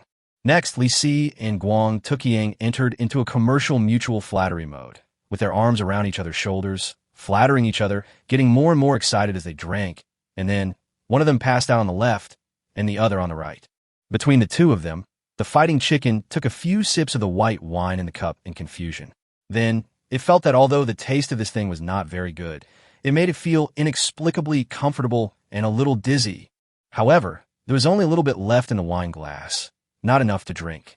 The fighting chicken chirped twice, and when no one paid attention to it, it kicked the wine barrel over angrily, and then began to peck at the liquor on the ground, drinking it while chirping loudly. The next day, when Li Si woke up from his dizziness, he was shocked. Bald Chong's house collapsed. There was almost no intact place in the entire 2-story building. The only place that was still blocked by a wall was the corner of the living room on the 1st floor where he and Bald Chong were. Brother Chong, continue drinking. Bald Chong opened his eyes in a daze, fumbled with a wine barrel randomly, and was about to continue pouring wine when he suddenly froze. What the hell? My house. He stared at Li Si with wide eyes. Brother, what's going on? I don't know. We both got drunk yesterday. Bald Chong looked at the ruins of his house, his face full of shock and confusion. Suddenly, a rooster crowed outside. Li Si and Bald Chong got up and looked outside. They were both shocked. Is this your chicken? Li Si hardly dared to recognize it. There was a big fat rooster lying in the yard. It was an adult rooster, lying on the ground with fluffy feathers. It was as big as a cow. Growing up overnight? Isn't that too exaggerated? Suddenly, Bald Chong slapped his forehead. I know, your chicken. It ate the super growth hormone I developed. Super. It's really super. Become a grown rooster overnight. Can the fighting chicken be ridden now? Fighting chicken? The fighting chicken's head buried in its feathers moved, but it didn't get up. Li Si continued to call out, Fighting chicken, let me confirm first. Is it really you? Go. What the hell? The sound has changed? He's grown up indeed. Hey, wake up. The fighting chicken continued to lie there, as if pretending not to hear. Bald Chong came over and asked, Can your chicken really understand what people say? No problem. If it doesn't understand, it's basically pretending. Oh, Guang Tuqiang nodded, patted Li Si on the shoulder, and suddenly laughed. It's easy if you can understand it. Just watch me. He approached the fighting chicken, took a deep breath, and shouted at the fighting chicken. It's dawn. Time to crow. Suddenly, the fighting chicken fluttered up and Bald Chong was so scared that he took several steps back. He saw the fighting chicken shaking its colorful feathers, stretching its neck, tilting its tail, opening its mouth to the sky, and making a series of ear-splitting screams. Go, go, go, go, go, go, go, go, go, go. Sure enough, this trick works. It is the nature of a rooster to crow, but the question is, could it be that the fighting cock just forgot about this? Soon, the two understood what was going on, because after the fighting cock had been crowing for more than 10 minutes, it turned around and rushed into the ruins of Bald Chong's house. With a kick of its huge claws, it directly knocked over half of the wall, and then dragged out a white plastic bucket from inside. Brother Chong's stored wine. Case solved. The fighting chicken drank secretly last night and got too drunk. It wasn't enough, so he went to find some for himself. As a result, he took Brother Chong's super growth hormone, which caused him to lose his childhood overnight and turned into an adult fighting chicken. As for why the house collapsed, this guy must have grown bigger and continued to look for wine, so he got drunk and kicked the house down. Li Si looked at Bald Chong, feeling a little sorry. Brother Chong, my chicken. Brother Chong patted Li Si on the shoulder and said, Brother, don't say anything. This is fate. It's not a big deal. I was planning to move to the apiary anyway. This house, it's collapsed, so let it collapse. As he said that, he kicked the door in a very casual manner, with a bang. A piece of wall fell down. Look, this is already a dangerous building. We should have moved out long ago. Come on, I'll take you to the apiary. By the way, where are you going? I'll drive you there. Someone is here to pick me up. I'll go on my own. I won't go to the apiary. I'm afraid I won't make it in time. Is that so? Fine. Then come find me in the mountains when you have the chance. Bald Chong didn't force it anymore. He patted Li Si's shoulder heavily and looked at the big rooster that was taller than a man when it stood up. Next time you come, I will definitely stew it. Chapter 114, The Copy, says you are on your own. Li Si felt a little sad when saying goodbye to Brother Chong. If the copy can be played again, he would do it again no matter what. If nothing else, it would be nice to have a drink with Brother Chong and chat about everything. Looking back at Brother Chong's collapsed house, Li Si sighed and patted the chicken's neck. Don't just focus on pecking at bugs. How many bugs can you eat to be full? The fighting cock ridden by Li Si made a few protesting caws, but its sharp beak continued to peck at the bugs in the ground as it walked. However, it was too big, and the little meat on the bugs was not enough for it to have a full meal. However, soon, a buzzing sound was heard not far away. It to be as big as a fist. Li Si suddenly felt a bump on his butt, and he rushed out riding on the chicken. The fighting chicken was bigger in size, so was not afraid of the bees. It chased a bee, flapped its wings, opened its mouth, and directly swallowed a bee as big as a fist.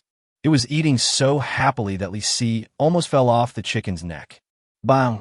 Li Si slapped the fighting chicken on the neck and said, Can you give me a heads up before you charge next time? Go, go, go. The fighting chicken flapped its wings and jumped hard, and Li Si was knocked over and fell heavily on the chicken's back. The wings have grown hard. How dare you do this to me? Li Si curled his lips, feeling a little dizzy. Let go wild for a while, and wait until it gets hungry. When we return to the doomsday world, there won't be enough food to eat. We will have to feed ourselves then, right? Li Si was bouncing back and forth on the fighting chicken for a long time. He didn't know how long it had been, but suddenly he received a prompt message. The copy time is about to end. Players are requested to sit on the small stool within 10 minutes to teleport. If you fail to wait for the deadline, you will be responsible for the consequences. Fighting chicken, stop. The copy information is no joke. It might be erased at any time. Li Si decided to sit obediently on the small stool and grab one of the fighting chicken's claws to prevent himself from being teleported away, but the fighting chicken was left here. Brother Chong is really capable of making a fighting chicken into a small one or a big chicken stewed with mushrooms. However, when everything was ready, nothing happened. It seems that the transmission will be made at the last moment before the end of 10 minutes. Li Si didn't dare to relax and always held one of the fighting chicken's claws. Suddenly, he remembered something very important. Why? System's Special Industrial City.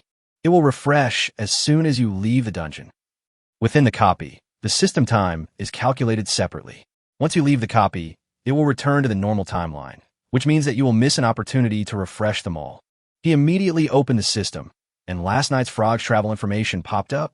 During this trip, the foodie frog traveled a total of 182 meters and received 182 agent coins. Good. Now the total is 407 agent coins. There's only 10 minutes left, and the goods in the special commercial mall will be refreshed after 10 minutes. Li Si didn't even look at the three frogs and directly opened the special industrial and commercial city interface. Still 4 items. The first was the food, big meatballs, nothing fancy. He looked directly at the second item. Universal Toolkit plus Tech Frog exclusive, 100 agent coins. Introduction. Capacity 3 slots. The collected items have a 30 chance of developing new functions. It's the backpack plus version again. It's useful, but actually useless, because the Tech Frog never travels and can use a variety of methods to avoid traveling. So, it's a waste of money to buy it. Li Si quickly ignored this choice, as the next item was actually exclusive to Tech Frog. Scrap Parts Tech Frog exclusive, 50 agent coins. Introduction. A pile of discarded parts. Maybe you can make something out of it. This thing is not expensive, and since the Tech Frog doesn't go out, it's better to buy some parts and let it research at home. Whatever it researches out will be its business. It's better than just sitting around reading. Li Si quickly chose to buy it. Consume 50 agent coins. He didn't have time to check the reaction of the Tech Frog and immediately looked at the last item. Is it a product exclusive to Foodie Frog? A barbecue grill? Never mind. At least there has to be food to roast. Neglect. The transmission time had not yet arrived, so Li Si directly bought 3 large meatballs, then turned off the system and concentrated on grabbing the fighting chicken's claws. To prevent this guy from running away at the moment of teleportation. After all, Brother Chong has always wanted to use it to stew mushrooms. Finally, the final moment arrives. Transmission is about to begin. Players, please sit tight on your stools. During the transmission process, please do not move around to avoid accidents. Li Si was speechless. What's up? Is it possible that if I only sit on half of but I can only teleport half of my body back? When it was first passed on to me, I didn't hear that we needed to be so careful. No matter how much he complained, Li Si was still worried. What if after being teleported back, Li Si finds that he is whole, but only has a giant chicken claw left in his hand? Then Tay Miao can only eat braised chicken feet. At this moment, a series of new prompts popped up in front of me. Copy summary. The wood-stealing space dungeon is a novice dungeon.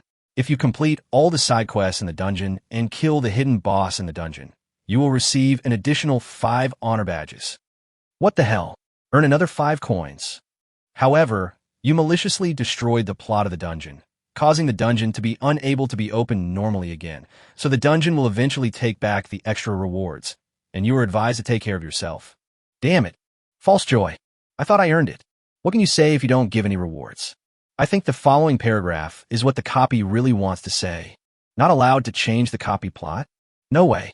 Li Si was convinced that if he proceeded according to the plot requirements, this copy would definitely be 100 times more difficult than it is now. What's the big deal about losing 5 badges of honor? I got a tortoise armor, a 999-year-old ginseng, a 999-year-old Ganoderma lucidum, a can of royal jelly, a bottle of giant chemical, and an adult fighting chicken. It's worth it. Li Si looked at the copy message with contempt, indicating that he didn't care at all. But this copy seems to be scrapped. Doesn't that mean you can't watch it twice? I'm afraid I won't have the chance to drink with Brother Chong. Li Si thought about it, and felt that this was probably the only regret. Amidst the melancholy, the surrounding environment suddenly distorted. Transmission begins. Li Si grabbed the fighting chicken's claws tightly and felt the world spinning around him. Everything turned into an endless vortex. A few seconds later, he appeared in a small, enclosed room. Opposite was an antique TV with a snow-covered screen, with vegetable vendor speakers hanging on both sides, from which came a crackling sound. Back. Where's the chicken? Li Si felt it for the first time and found that he was still holding that thick chicken claw. Chapter 1:15 Physical Stuck. He was a little worried. What if there were only chicken feet left?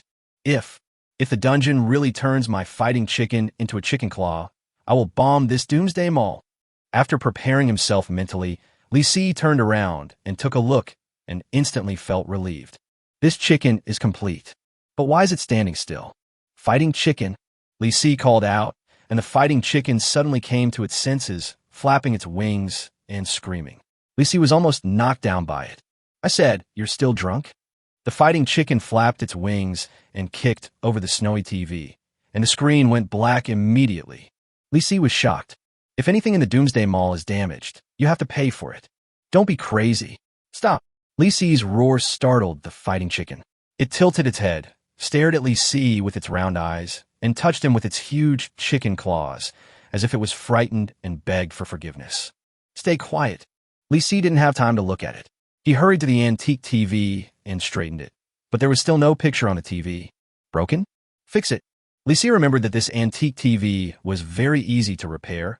Just knock it a few times, and it would be fine. Bang, bang, bang. Bang, bang, bang, bang, bang, bang, bang.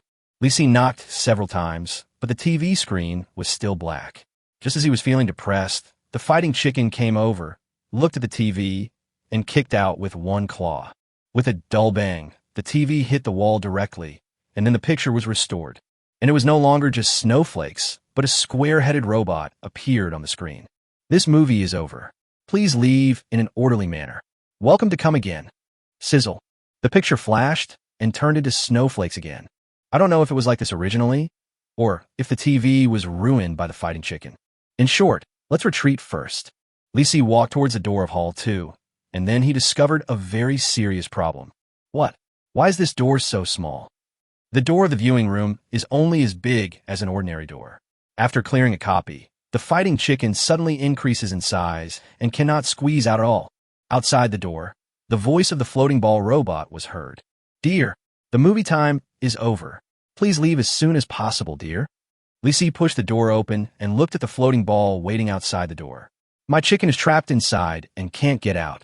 The floating ball looked into Hall 2, and an expression of astonishment instantly appeared on the electronic screen. Dear, how did you bring it in the first place? Brought it in. Could you please bring it out again? You're kidding me. It could almost carry me. That shouldn't be the case, dear. Since you were able to get in, you can definitely get out. Li Si felt that communicating with this floating ball was a waste of time. He turned around and said to Fighting Chicken, Wait for me here. I will pick you up later. Go, go. The Fighting Chicken nodded, and when it looked up, its red comb almost hit the ceiling. Li Si walked all the way to the front desk, and the floating ball robot kept nagging. Honey, you haven't taken your battle pet away yet, honey. Dear, if your battle pet damages the viewing facilities in the theater, you'll need to pay compensation, dear. Dear, please return as soon as possible. Li Si took out a cucumber from his backpack and swung the cucumber at the floating ball. Shut up. The floating ball was hit and swayed, but not damaged at all. A dizzy expression appeared on the electronic screen, and it finally shut its mouth. Li Si came to the front desk of Doomsday Cinema and said to the square-headed robot, My battle pet is trapped in Hall 2 and can't get out. Find a way to solve it. The square-headed robot turned its head deliberately slowly, blinking its two camera eyes. I know, wait, the construction team is here to demolish the wall. It turns out that this guy knew the situation inside and had already started to solve it. Li Si asked, How long do we have to wait for this to be completed? Not sure. The fastest is 5 minutes. The slowest is 48 hours. Isn't your time frame too long? In 2 days at most, the second stage of the apocalypse will be over. If you feel bored, you can go play games next door. The square-headed robot pointed outside. There were only 2 shops on the 4th floor of the mall before, but in the blink of an eye, 2 new shops appeared. Li Si took a closer look and found that one was a Doomsday Medical Center. Although there was a sign, the door was closed. The other was a Doomsday Game Hall. It was open, but there were only a few upright game machines, which looked a bit retro. The square-headed robot in the game room waved at Li Si. Welcome to the Doomsday Game Room. All games in this game room have rewards for passing the level. Are there rewards for passing levels? That's great. Li Si was a little moved. However, when I entered the copy, I didn't know how much time had passed in the real world, and I actually opened 2 more shops. He looked up at the hover ball. How long is a movie? 1 hour, dear. Dear, you have less than an hour and a half left. Excuse me, do you need to top up the remaining time? Charge. Suddenly, Li Si realized that he might have been tricked. While waiting for the fighting chicken, he must stay in the Doomsday Mall, and the time spent here must be paid. This is quite depressing. Dear, how long do you want to recharge? This is a question worth thinking about. You cannot recharge too much. What if you accidentally crash this Doomsday Mall again? I lost a lot of gold coins last time. 2 hours. Dear, the recharge is complete, but 2 hours may not be enough. If it's not enough, tell me later. Recharge for 2 hours and consume 60 gold coins. The remaining balance is 41.71, and the current available time is a little over 3 hours. Done. Go to the game room and have a look. Li Si walked towards the door of Doomsday Game Hall, where he was warmly welcomed by the square-headed robot. Welcome. This game hall has not yet officially opened for business, but 3 game machines have been installed. You can start the game by paying gold coins. You will get corresponding rewards for each level you pass. The square-headed robot said, pointing to the only 3 upright game consoles placed against the wall of the empty room. Unlike what I imagined, the game console has no other buttons except a power button, let alone a joystick. Is it touch screen? As he pressed the red power button, the magical game accompaniment came from the game console, and a bunch of dancing gray wolves appeared on the screen, twisting and turning in the same rhythm. At the top of the screen, there were 4 big words written. A wolf? What the hell is this game? I don't understand what this game is supposed to do. Li Si clicks the start button on the screen. A red message box popped up on the screen. You need to pay 20 gold coins to start the game. First level reward, 10 gold coins. Second level reward, 50 gold coins. Third level reward, 100 gold coins. Level 4 reward. You pervert. You can even pass the 4th level? This game doesn't believe it. Chapter 116. Lost? Can't stand it. Li Si was speechless for a while. Is there any reward for the 4th level? Forget it. Let's get through the first 3 levels first. You pay 20 gold coins at the beginning, and you can get half of it back by winning the first level. But as long as you pass the 2nd level, you can earn another 50 gold coins, a total of 60 gold coins, and a net profit of 40. This game can't be so difficult that I can't even get past the 2nd level, right? Li Si rolled up his sleeves and got ready to get started. Choose to pay 20 gold coins, and the game screen will appear. There are 6 piles of cards on the screen, and each card has a pattern, showing pleasant goat, beautiful goat, lazy goat, slow goat, big bad wolf, red wolf, little gray wolf. There are also Brother Xiaosa and hideous. The characters are quite complete, and it looks like a game similar to Candy Crush Saga. Li Si tried it and clicked on the 3 gray wolf cards. The 3 cards entered the card slots and were eliminated directly. That's pretty easy. There are only a few cards in the first level, so you basically don't have to use your brain. Li Si smiled. According to the difficulty of this game, the 2nd level should not be difficult. He clicked on the cards quickly, and in less than half a minute, all the cards in the first level were cleared. The next moment, a red prompt box popped up on the screen. Congratulations to the player for completing the first level. Reward gold coins x10. The floating ball unexpectedly started to praise. Honey, that's great. It's so easy to get the first level. Come on, you could get a 50 gold coin reward if you win the 2nd level. Li Si inexplicably felt that there was something wrong with this floating ball. I've never heard any good words from it before. I suspect it's a trap for me, but I have no evidence. Li Si clicks on the next level. The screen image appeared, and Li Si was dazzled. There were only 8 piles of cards just now, but this time there are at least 20 or 30 piles, and some are overlapping. The number of cards must be at least several hundred. But it's just a match, 3 game after all. Li Si felt that this would not be a problem for him. He saw 3 funny handsome guys at a glance. As he clicked the cards, they all fell into the card slots below and were eliminated instantly. Then came 3 little grays, 3 gray wolves, and 3 happy goats. It feels so smooth that I can't stop. Li Si quickly cleared several layers, and the number of cards on the screen became fewer and fewer, until there were less than 10 stacks left. Li Si raised the corner of his mouth. Victory was just around the corner. However, as the number of top-level cards decreased, Li Si found it difficult to eliminate them. It didn't take long to disappear. There are 10 cards in the top layer, from Pleasant Goat to Black Marshal, and there are almost no repetitions. The card slots below can only be paired in 1 pair, not 3. Li Si suddenly realized that he had no more 10 gold coins. This 2nd level is quite easy at the beginning, but it's basically a dead end towards the end.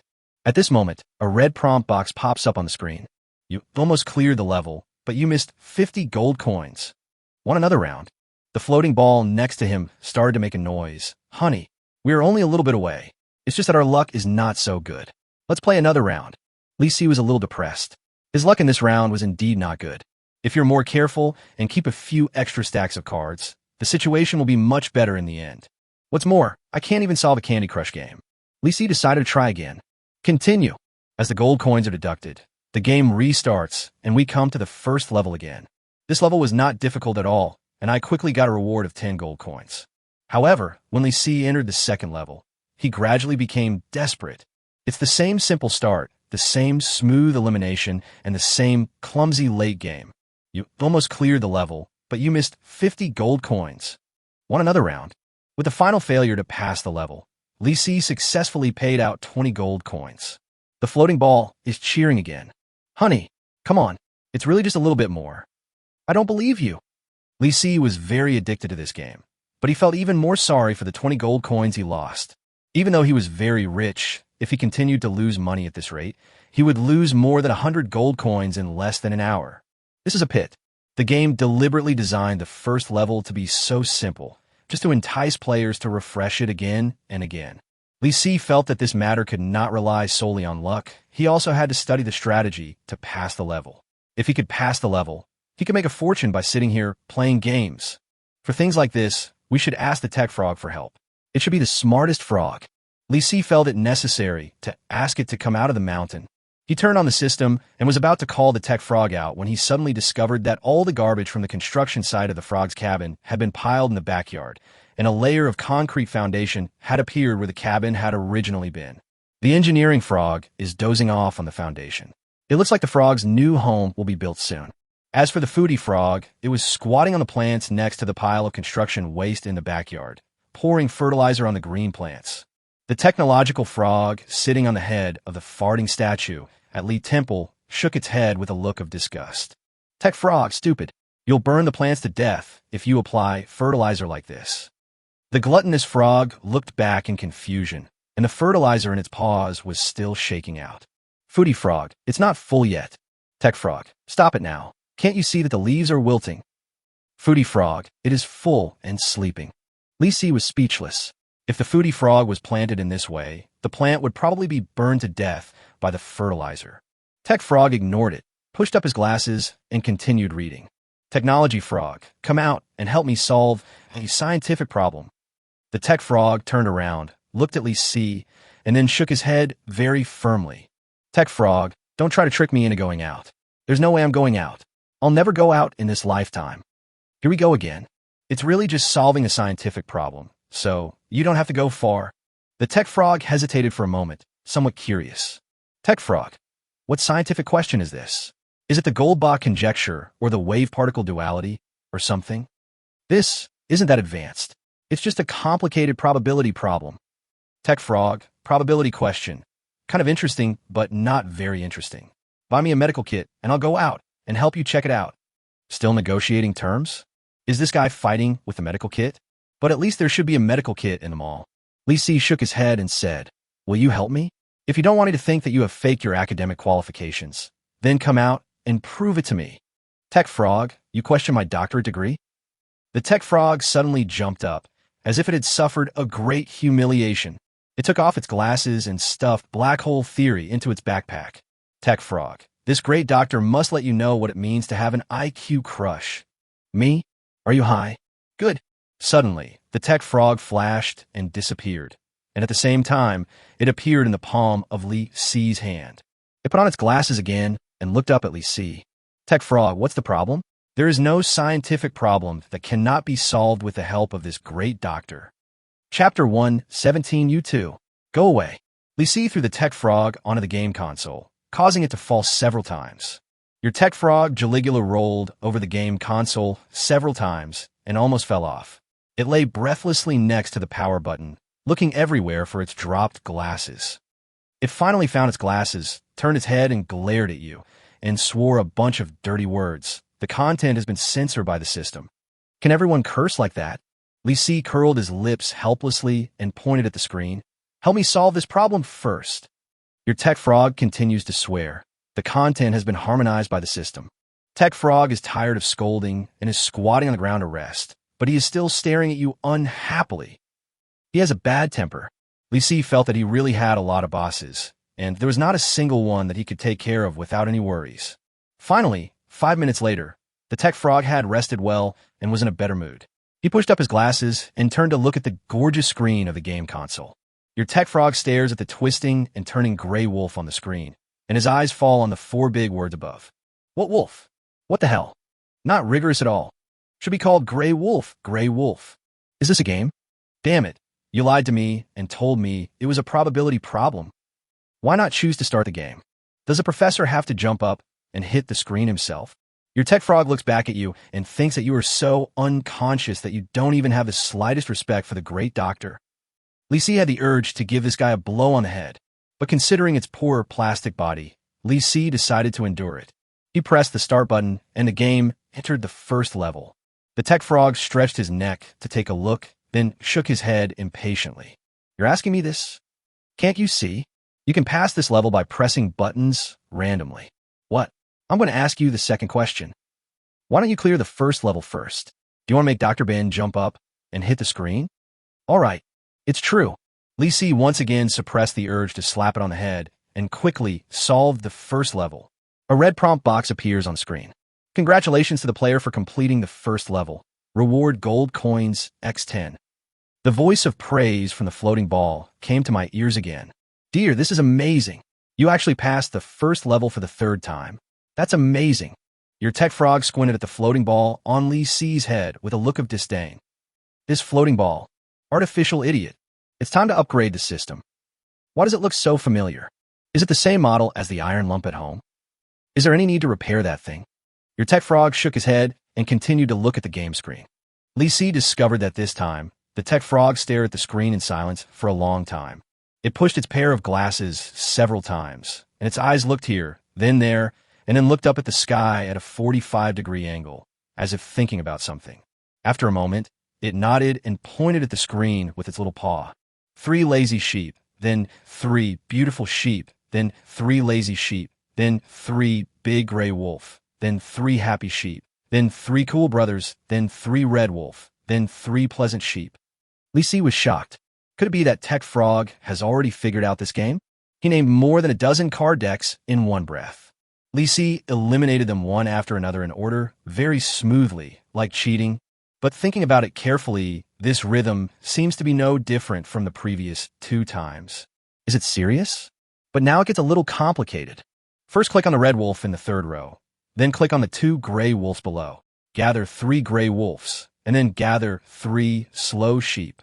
Click on the pictures of Xiao Gu and hideous in the 5th row, and then click on the picture of Jiang underneath. Gather 3 beautiful sheep, and then gather 3 black handsome. Lisi was a little confused and quickly clicked the screen according to what the Tech Frog said without even thinking. The IQ of the Tech Frog is really high. As soon as I started, within a minute I had reached a point where I almost failed in the game. But, wait a moment. It seems that Dr. Ben just made a mistake in his calculation. No. How could this happen? Lisi was shocked. When this guy asked himself to step on the brakes, there were already 6 cards in the card slot. If you cannot eliminate 7 cards in total, this level will be abandoned. As expected, I lost. You almost cleared the level, but you missed 50 gold coins. Want another round? Lisi looked at the 2 lines of subtitles on the screen and began to doubt the Tech Frog's doctoral degree.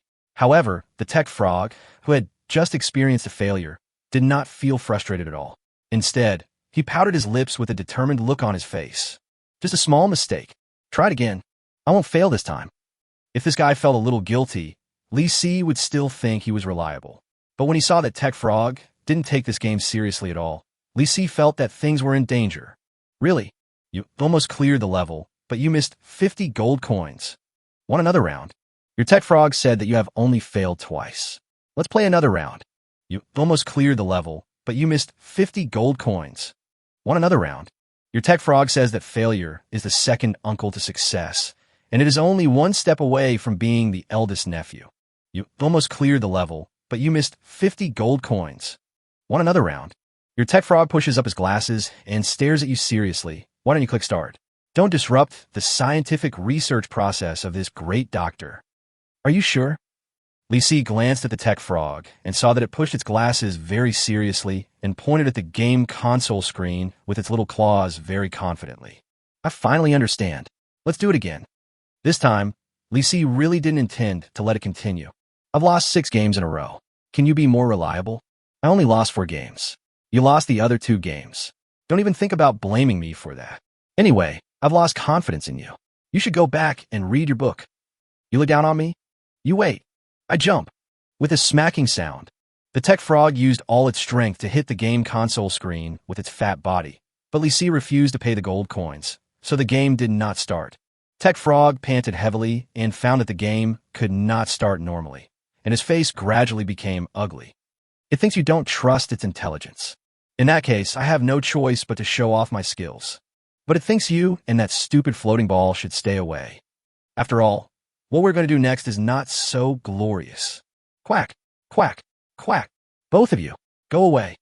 Chapter 118 Nothing I, the Great Doctor, can't handle. What is this guy going to do? Why does he have to carry me on his back? Lisi seriously suspected that Tech Frog wanted to dismantle this game console. It can do it. The key is that it has the technology. If it's demolished, but not damaged, it shouldn't be considered destruction of Doomsday Mall's property, right? If it's not discovered, it shouldn't count. Lisi quickly figured out Tech Frog's plan, then turned around and left the game hall very cooperatively. The floating ball above your head is a very thoughtful reminder. Honey, are you sure you don't want to play a few more games? Dear, you are about to succeed.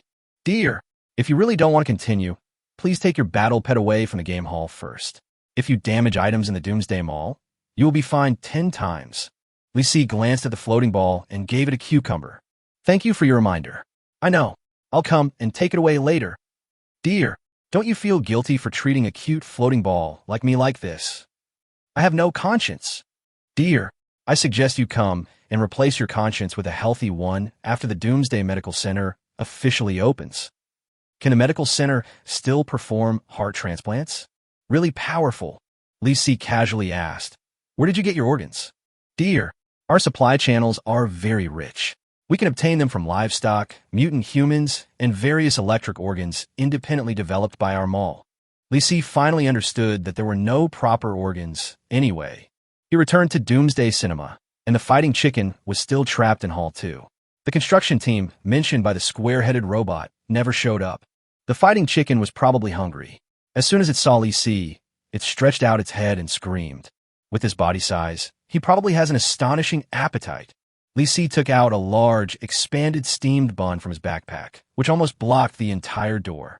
Sure enough, the fighting cock stopped crowing and started pecking at the steam buns on the other side of the door. Lisi also took a piece of the steam bun to fill his stomach and sat directly on the ground at the entrance of Hall 2 to check the news about the Tech Frog. Your Tech Frog sees you and the hoverball walking away, and then looks at the square-headed robot standing at the door. It found that the square-headed robot had no intention of paying attention to it, so it carefully moved to the edge of the game console. Finally, it fell to the ground with a thud. Huh, my glasses. The Tech Frog's glasses fell off. It fumbled around on the ground for a long time, like a blind man, and finally found its glasses. Then it looked up and saw that it had crawled under the game console. Your Tech Frog carefully studied it and found that this thing actually has no screw holes. It seems that it is not intended to be taken apart. But this can't stump the wise Tech Frog. Lisi was a little nervous. This thing, isn't it going to be dismantled violently? The next moment, the expected situation happened. Your Tech Frog pulls out a laser-cutting gun from its backpack and is ready to work. Lisi was shocked.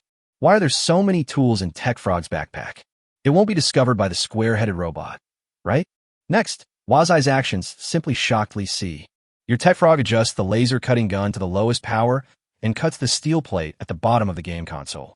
It is sure that the noise generated by the lowest power will not be noticed by others. The difficulty of the second level of this game console is too high. It must be a problem with the internal settings. Tech Frog thinks that it must be set to the simplest setting today. The laser-cutting gun makes a faint sound, slowly melting and cutting the steel plate. The Tech Frog tried to cut for a few seconds, then suddenly stopped and crawled to the bottom edge of the game console to look out. Not discovered. Ugh. Keep going. Tech Frog returns to the previous cutting position and continues to be busy. Lisi was really convinced. Violently dismantling the game console right under someone's nose. It's very thrilling.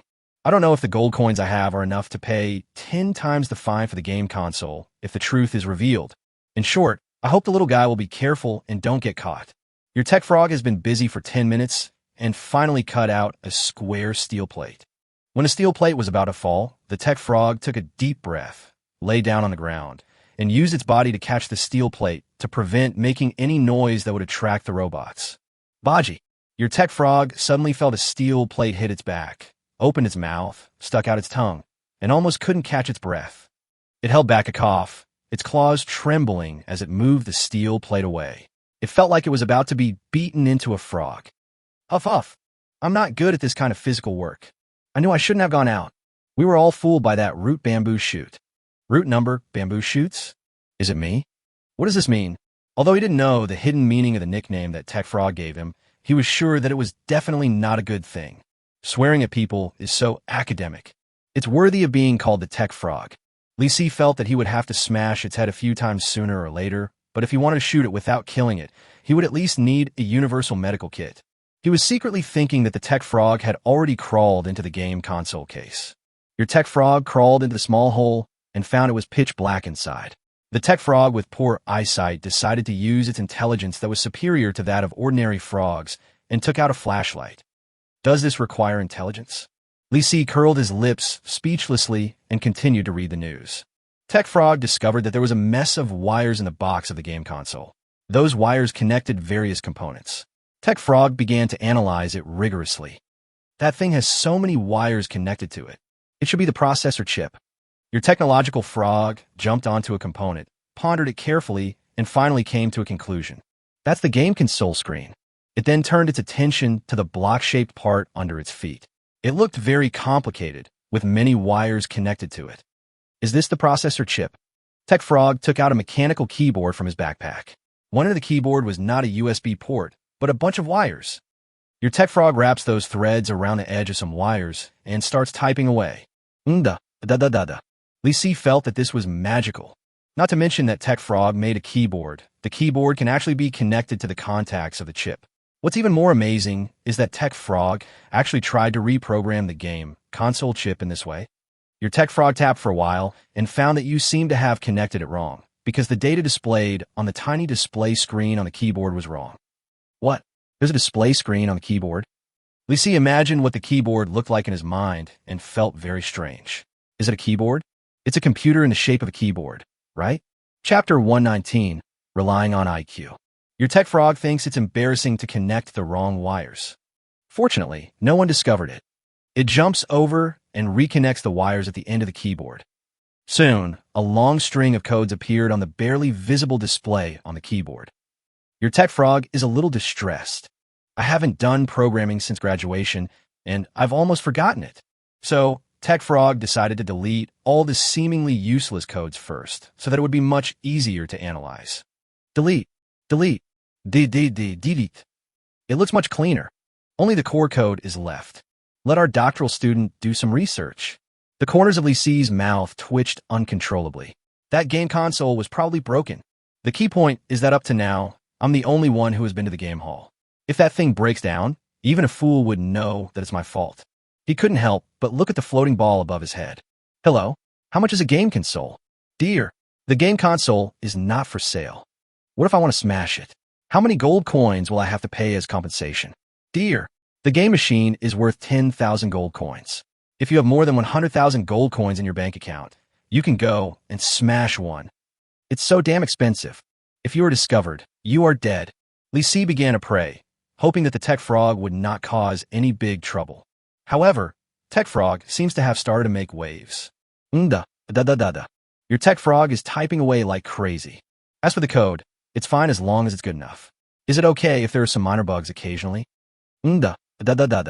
Oops, this bug is a bit big. Delete. Knock again. That's great. Difficulty?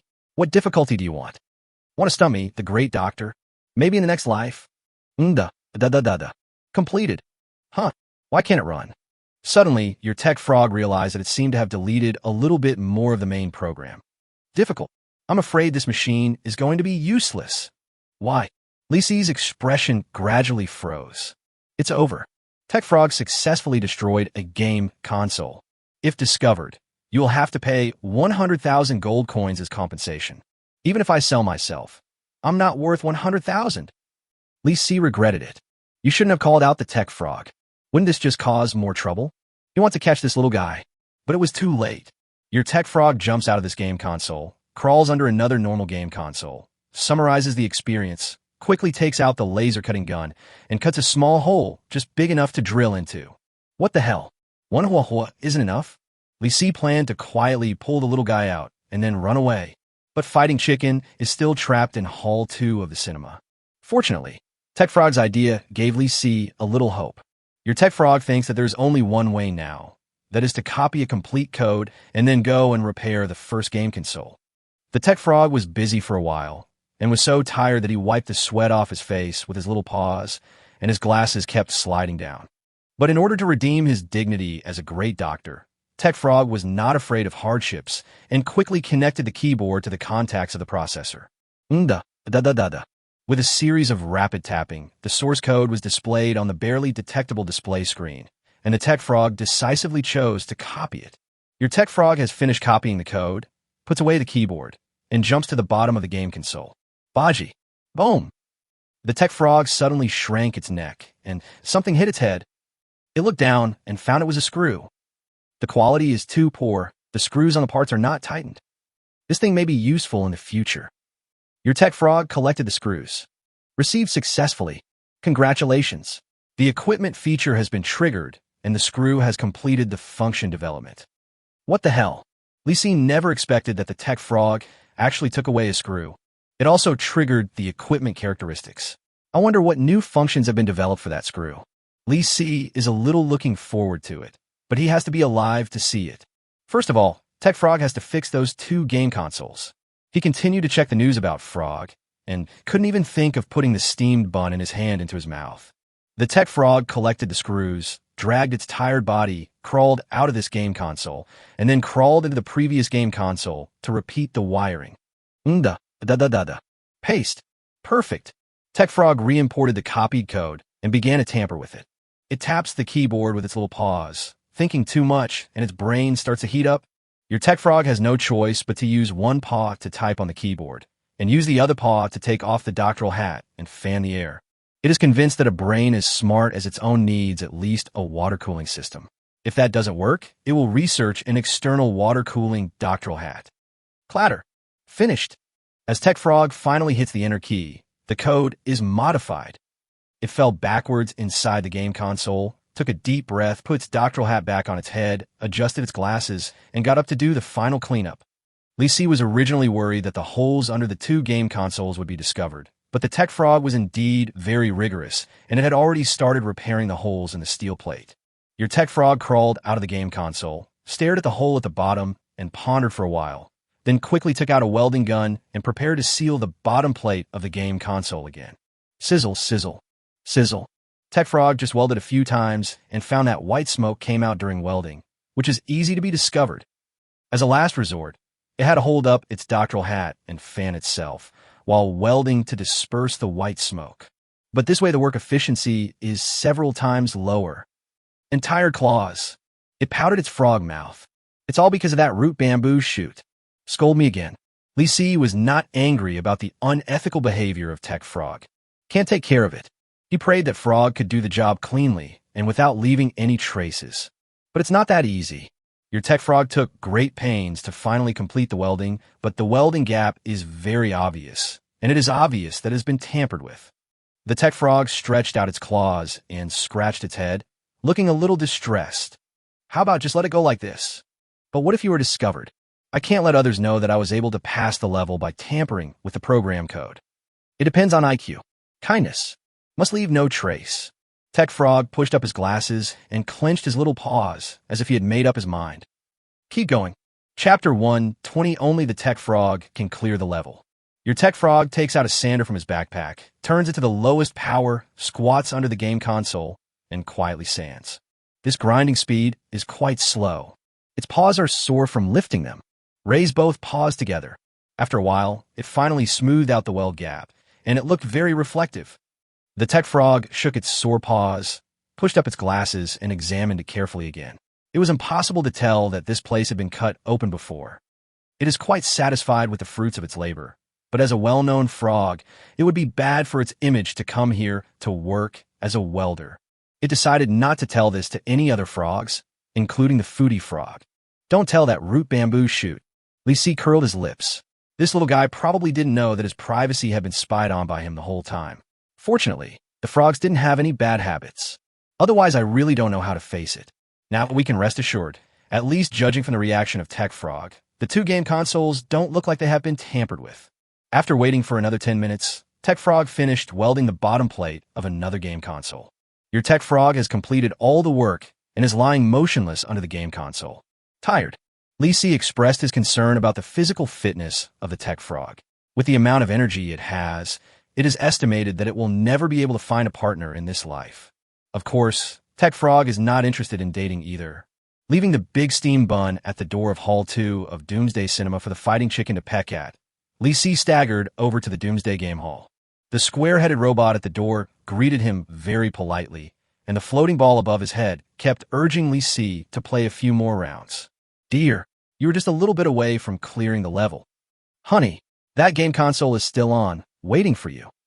Honey, I think you can definitely beat it in one go this time. Lee Si smiled happily. Of course. Dear, don't be too complacent.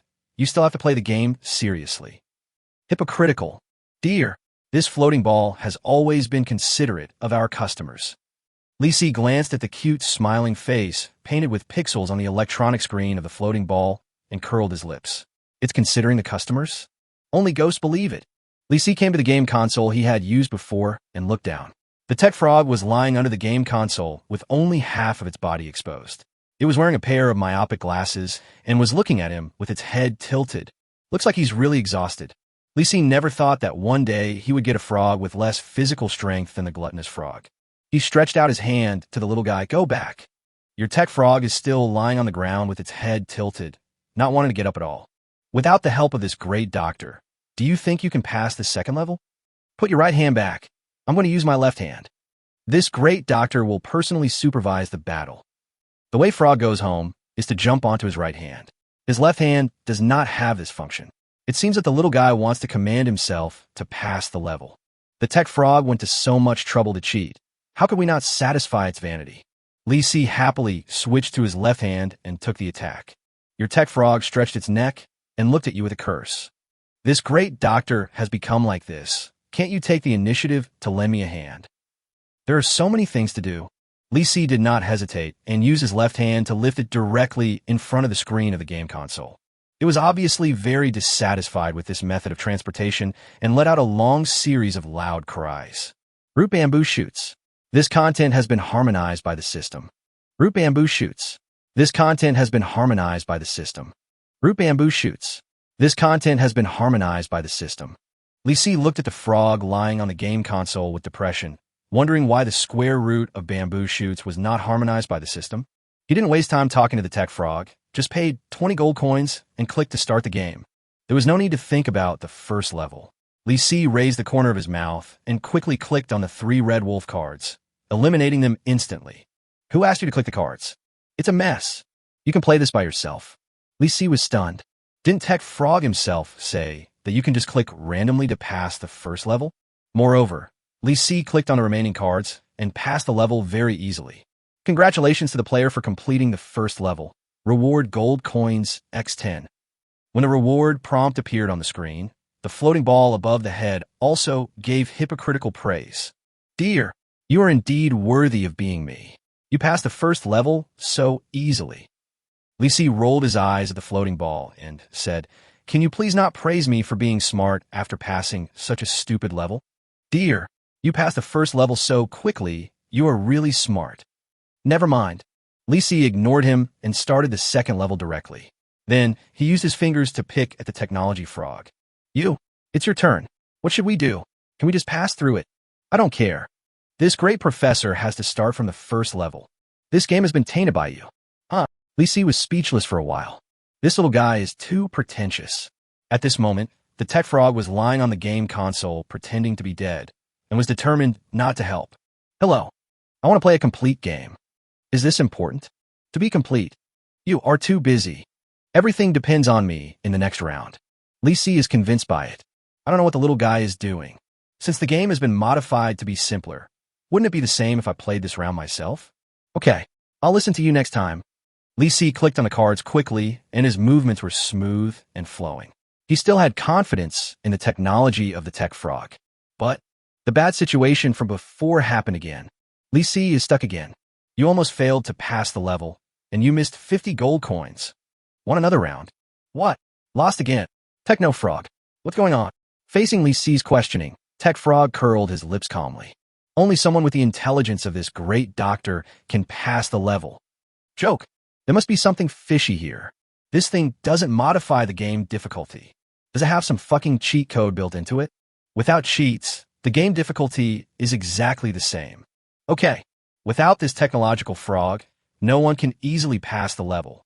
Li Si looked at the little guy lying on the game console with admiration. It was really capable. It was the only one who knew the cheats. Of course, it looked like it had solved it with its clever brain. Take a look and see what kind of dense game this guy has implanted. Just as the floating ball was about to encourage Li Si to play another game, it was hit by Li Si with a cucumber, interrupting the floating ball's annoying encouragement. Li Si quickly paid 20 gold coins and started a new game. Techno Frog, why don't you use your overloaded IQ? Chapter 121, the 4th level reward is...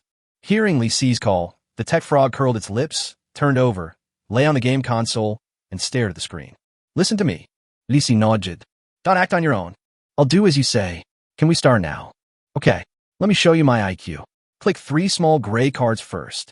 The Tech Frog stretched out its little paw and pointed at the screen. Li Si quick electric shock. The 3 small gray cards are instantly eliminated. Immediately afterwards, Li Si followed the instructions of the Tech Frog and killed 3 more gray wolves and 3 little gray wolves, and passed the first level easily. A reward prompt popped up on the screen, and at the same time, Li Si gave the floating ball a cucumber. Honey, I haven't spoken yet, honey. Take precautions. Li Si put down the cucumber, and the game console interface has entered the 2nd level. Your Tech Frog pointed at the 3 pictures of meow meow on the screen, indicating that you should continue to listen to me. Eliminate. Then there are Pleasant Goat, Big Big Wolf, and Brother Xiaosa. Li Si operated quickly, and the screen made a thudding sound as his fingers tapped it. The speed of the Tech Frog is too fast. It doesn't seem like it was well thought out at all. But Li Si had no time to think, and he kept poking the screen according to the instructions of the Tech Frog until his fingers hurt. Boom, boom, boom, boom, boom. Congratulations to the player for completing the 2nd level, and get 50 gold coins as reward. What the hell? What the hell? Li Si was suddenly stunned. The floating ball actually spoke such civilized words? He looked up at the floating ball, and a stunned, pixelated face appeared on the electronic screen. This guy was shocked. Quiche, you are so great. Why do I feel like you're not being sincere? Quack, quack, quack, quack. Suddenly, the Tech Frog started croaking. Li Si looked down at the Tech Frog. What's wrong with you? It was only thanks to my PhD that I passed the test. Yes. Amazing. Li Si looked helpless. Don't you see the weirdness of the floating ball? Never mind. For a frog who engages in academic research every day, his emotional intelligence may be a shortcoming. It's good to get a reward of 50 gold coins. I made a profit this time. The 3rd level rewards 100 gold coins. What are you hesitating about? Keep going. Li Si pretended to give Tech Frog a thumbs up. You're the best. You're awesome. You're smart. Please help me pass the 3rd level. Your Tech Frog propped himself up and sat up, hugged his shoulders and nodded, indicating that this is good enough. It pushed its glasses up in a serious manner and put on a serious face.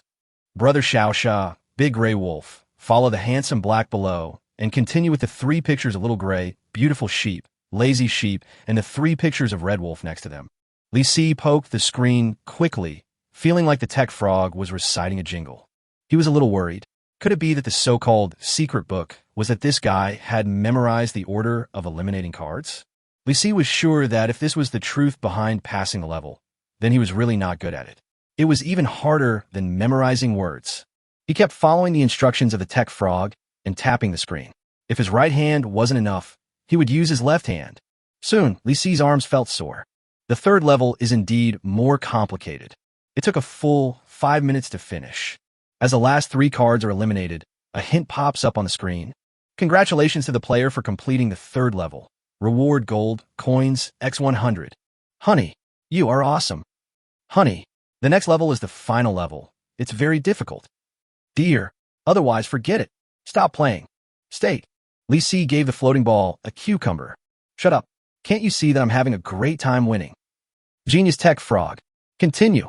Your Tech Frog was very pleased to hear you call him a genius. He adjusted his doctoral hat and nodded in approval. Listen to me, you will pass. Start. The tech frog stared at the screen, stretched out its paws, and started giving commands. Gray wolf, red wolf, brothers shout.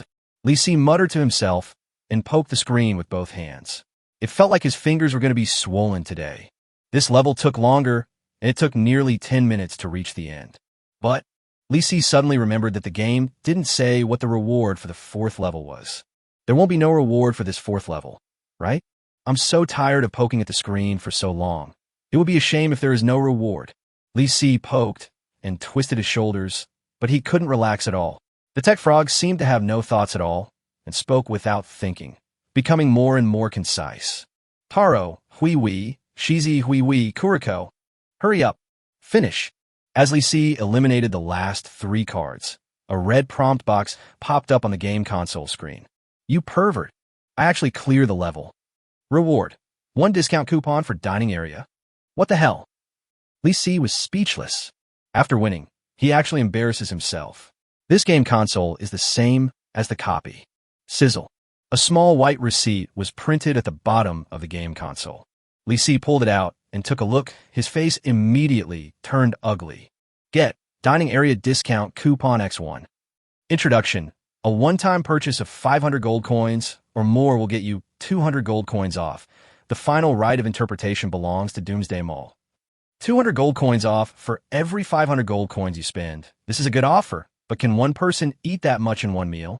It must be a one-time purchase. It's such a fucking scam. Li Si took the discount coupon and looked up at the floating ball. Honey, you're such a pervert. State. As expected, the floating ball was hit by Li Si's cucumber again. How to deal with consumption vouchers. All right, sell to large teams with many people. It's free money anyway, so if you sell it for 100 gold coins, there will definitely be a big team to buy it.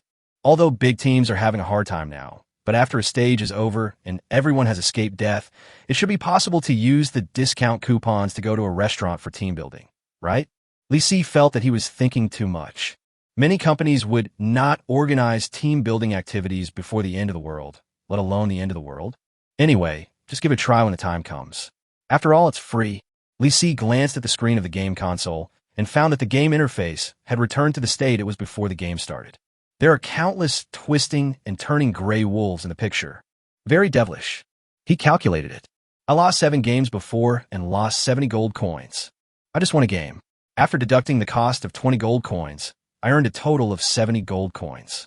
Not much money, but if the discount coupon can be sold, it is equivalent to earning 100 gold coins. By this calculation, you can earn 240 gold coins per game. This is such a great profit. It's much easier than killing monsters. Li Si was getting more and more excited, looking at the tech frog. Come on, keep going. Your tech frog pouted and fell to the ground, indicating that it was tired. Go home, eat, and read. It's too tiring to go out. Don't. I just got my money back. One more round. The tech frog glanced at you and pouted, thinking that if it didn't take action, you would definitely be fooled by the game based on your IQ. Chapter 122. Into the second stage. This guy. Li Si was convinced that the tech frog must have implanted some cheat codes into the game. Li Si was even more certain that this little guy would never tell him. The problem must be at the first level. This little guy only seemed serious when it came to the easiest first level. After that, he basically just eliminated whatever cards he could. The next moment, the tech frog spoke. 3 black marshals, 3 red wolves, 3 little grays, 3 slow sheep. Li Si eliminated the cards one by one in order and found that the positions of the 3 cards eliminated by the tech frog were exactly the cards in the 4 corners. Recalling the last time, it seemed to be the same. Is this the so-called cheat code for passing a level? Li Si remained silent, took note of it secretly, and would try it himself when the tech frog returned to the system. Next, everything goes well. Congratulations to the player for completing the first level. Reward gold coins X10. Congratulations to the player for completing the second level, and get 50 gold coins as reward. You pervert. I actually clear the level. Reward. 1 discount coupon for dining area. Sizzle. Li Si got another discount coupon, which is still 200 off for purchases over 500. Dear, small play can make you happy, but big play can hurt your body, dear. Dear, please take a rest. Dear, don't you want to see your other battle pet? This floating ball, seeing that I won 2 games in a row, advised me to stop the game? No way. He glanced at the floating ball and said, First of all, I can only stay in the Doomsday Mall until the fighting chicken is rescued. Secondly, I am addicted to it. Without waiting for the floating ball to say anything, Lee Si picked up the cucumber again. Sure enough, as soon as the cucumber was grasped in his hand, the floating ball shut up and retreated a short distance. Lee Si clicked to start again, but the tech frog refused to do it. Your tech frog is pushing its glasses, and its little claws are no longer able to do anything. I'm going back to rest. Won't the great doctor be tired? Go home. Your house isn't fixed yet. Sleeping on the lawn, Lee Si curled his lips, thinking that he had already guessed most of the way to pass the level, so he might as well go back. If we don't let this thing go back, it will probably become exhausted. Okay. Lee Si stretched out his right hand, and the technological frog climbed up and jumped with difficulty. Baji, the little guy landed on the palm of his hand, threw out a small dot of light, and then disappeared. The same process as the foodie frog. But what it brought back was too little. The light spot fell on the game console, and it was still a small screw. Lee Si was a little curious. What new functions could be developed with this thing? When he picked it up and took a look, he was stunned. Screw. Introduction. A disposable item. Throw it out and it will automatically twist onto any object, including the enemy. This feature is quite amazing. Lee Si thought of the 2 scalpels that had not been used so far. If thrown out, the scalpels would accurately pierce the enemy's ribs. It was basically killed in one blow. This screw is even more amazing. Not fatal, but pretty torturous. Can you imagine the feeling of a screw being screwed into your flesh bit by bit? Can't imagine. The process is too cruel. Lee Si has witnessed the power of the Tech Frog backpack, but it's a pity that this thing usually doesn't go out. And his physical condition is extremely poor. Lee Si thought that if there was a treadmill in the special industrial and commercial city, it would be necessary to buy one for Tech Frog, but whether this thing would be useful for exercise was another matter. Putting away the screws, Lee Si's eyes fell on the game that had just started. The cards in the 4 corners are Pleasant Goat, Cool Brother, Black Handsome, and Big Bad Wolf. Try eliminating them first? Lee Si eliminated the items one by one in a clockwise direction and successfully entered the second level. From this step on, he was a little more careful. After all, he didn't know whether the operation in the previous step was accurate. However, as he eliminated the cards one group at a time, everything seemed to be going so smoothly, and he didn't encounter any problems in the process. Really, starting from the second level, Tech Frog just eliminates whatever it can eliminate. The function of the cheats is to reduce the difficulty of subsequent levels to the lowest level. Basically, anyone who can pass the first level can pass the subsequent levels. Soon, the second level was passed. Next comes the third and fourth levels. As the third discount coupon was printed out, the hoverball robot floated back to avoid the approaching cucumbers, while issuing suggestions and advice. Honey, you should take a break. Dear, please be moderate in your entertainment. Dear, staring at the screen for a long time will hurt your eyes. Lee Si ignored him completely. He couldn't be in a better mood right now. Keep opening. After paying 20 gold coins, the game screen returns to the first level. Lee Si followed the same method and passed the level again. An hour later, the square-headed robot came over and pressed the power button of the game console. This game console may be faulty and is temporarily out of service. Please play on another machine. What? I haven't even finished this round yet. You can't afford to pay for it, right? Unexpectedly, the square-headed robot admitted it directly. Yes, we can't afford it. The square-headed robot spoke and said to the floating ball, compensate this player with 20 gold coins. From now on, this game console will be out of service. Dear, you heard all dear. Your 20 gold coins have been received. A bright, smiling face drawn in pixel art appeared on the electronic screen of the floating ball. This is simply unbearable. This game console is maintained as it is said to be maintained? Well, it doesn't matter. I've already made a lot of money anyway. I lost 7 times before, but then I cleared 5 times. After deducting all costs, I made a net profit of 630 gold coins. I also had 5 restaurant discount coupons, which I sold at 100 each, making a net profit of 1,130 gold coins. It's worth it. Lee Si pouted arrogantly, looked at the floating ball and said, I've had enough fun. Honey, I suspect you tampered with that game machine. Dear, if we find out, you'll have to pay 10 times the fine, dear. Dear, you must take care of yourself, dear. Hearing this, Lee Si felt a little guilty, but on the surface he still pretended to be indifferent. The main thing is that he feels that Tech Frog's technology is completely trustworthy. Suddenly, an announcement message interrupted his thoughts. Announcement: Player Chun Tai completed the second stage final boss. Iron Armor Devouring Worm killed. Second place. Obtained. Honor Badge X90. A few seconds later, there was another one. Announcement: Player Lin Cece completed the second stage final boss. Iron Armor Devouring Worm killed. Third place. And received. Honor Badge X80. The final 12 hours of the second phase have begun. Although these players killed the enemy much later than me, they're still quite powerful. Li Si realized that the time for him to sell discount coupons for dining was approaching. 12 o'clock in the morning, when the second phase ends, is the best time to sell discount coupons. I don't know what bad situation I will encounter in the third stage. Chapter 123, Diving Bubbling. Li Si returned to the cinema and was very depressed to find that Fighting Chicken was still trapped in Hall 2. If I can get out before the end of the second stage, I can let the Fighting Chicken eat a big bug, but now it seems that there is no hope. He said to Fighting Chicken through the steam buns at the door, as if he was visiting a prisoner. You stay here first. I'll go take a look around and come back to see you later. There was no cry of fighting cocks from the other side, only the sound of pecking at steam buns. Just eating. Li Si shook his head, holding the floating ball on his head, and went to the honor badge counter nearby. He now owns 208 badges of honor and feels that he should be able to afford it. But when he enters the store, he sees that all the shelves are empty.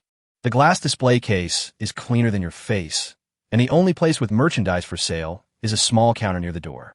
A square-headed robot looked at Li Si and said, "Hello, there's only one item for sale in this counter at the moment." Li Si checked the counter and found that those metal cards were actually special effect cards. Flame Effect Card. Introduction. 3 days. Flame effects around your body all the time. Function. Can illuminate. Kill Explosion Effect Card. Introduction. 3 days. When you kill an enemy, an explosion and fireworks effect will be produced. This function can increase the material explosion rate by 1. Head Love Special Effects Card. Introduction. 7 days. Indicates that you are courting. Function. None. These things are of no use. If you carry the flame special effect on your body, wouldn't that be exposing your target? Especially after dark, for fear that the monsters won't be able to find you? Although the killing explosion effect can increase the explosion rate, the 1 explosion rate increase is too small. Moreover, he also has a telescope passed down from his ancestors, the Tech Frog. As for the love effect on the top of the head, Li Si smiled. Are you in that mood? Never mind. Don't buy. I thought I would buy something good, but it turned out to be just this junk. He looked up at the square-headed robot.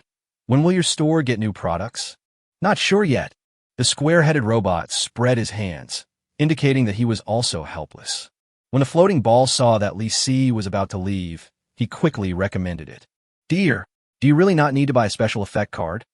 Honey, look at the special effect card at the bottom. It's very suitable for you, honey.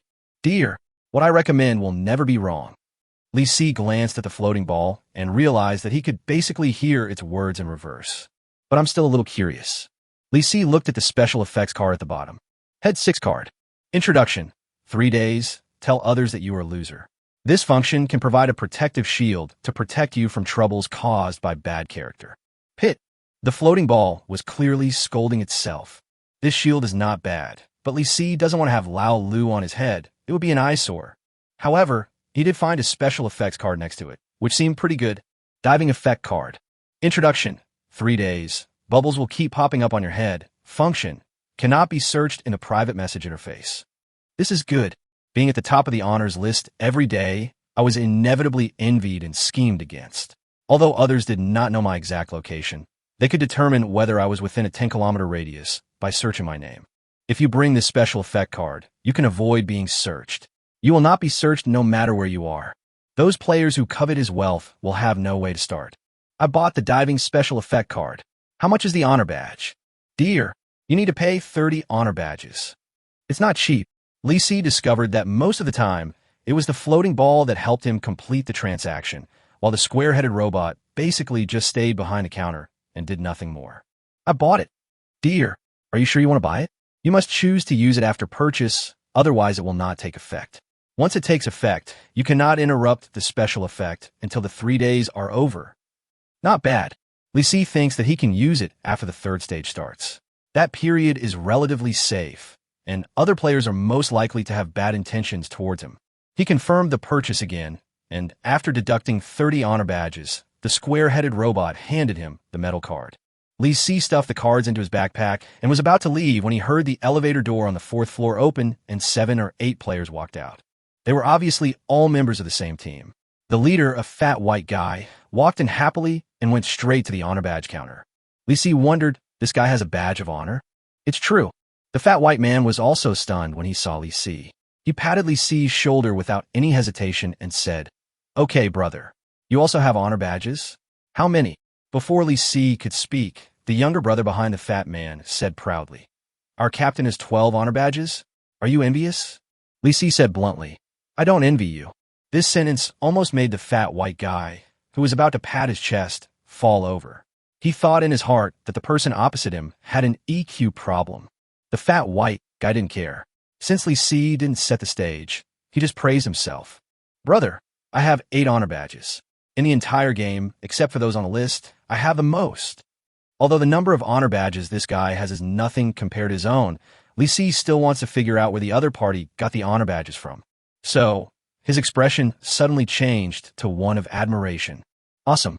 Awesome. You are so awesome. Where did you get so many honor badges? Tell me. Let me get rich too, brother." At this moment, the floating ball above Li Si's head suddenly said, "Dear, are you really not going to buy a special effect card for Lao Lu on your head? It's really suitable." "Shut up." As Li Si spoke, he cut a cucumber onto the floating ball. He never expected that his unintentional action would actually shock the people on the opposite side. "Yellow? Cucumber? Brother, where did you get this cucumber?" At this moment, the fat white captain couldn't help swallowing his saliva. "It's such a shame that you're using this thing to hit the floating ball. Brother, how much is it? I'll buy it." Li Si looked at the cucumber, then at the fat white man, and suddenly he understood. Although it has only been a few days since the end of the world, there are basically no fresh fruits and vegetables that can be eaten directly outside. This cucumber is indeed a rare thing now. Otherwise, sold it casually? Seeing the eager expressions of the fat white man and his companions, Li Si felt that he could make a small profit. However, he was more concerned about where the other party got so many honor badges. "Tell me where the badge of honor came from, and I'll sell you this cucumber." And Li Si smiled slightly and took out a big tomato from his backpack. "I still have this." Chapter 124, The Chicken, is coming. The moment he saw the tomato, the fat white guy almost choked on his saliva and started coughing continuously. The 5 or 6 younger brothers behind him hurriedly massaged his back, but their eyes were fixed on the food in Li Si's hand. One of them was so stupid that he directly massaged the fat white man on the head and got scolded. "Stop! Stop it!" The fat white man stopped his men from serving him perfunctorily and turned to look at Li Si. "Brother, tell me, how much do these things cost?" 20 gold coins. "Cheap it up, 10 gold coins, and I'll tell you how I got my badge of honor." Li Si thought about it and decided that the price was not unacceptable. However, he suddenly remembered the 6 barrels of boiled water that he had made at Bald Chan's house before, and thought that since the other party was willing to buy it, he might as well sell more at once. "Do you need clean bottled water?" "Bottled water? How big is the bucket?" 20 liters per bucket. "I'll sell it to you for 200 gold coins." The fat white guy suddenly felt weak.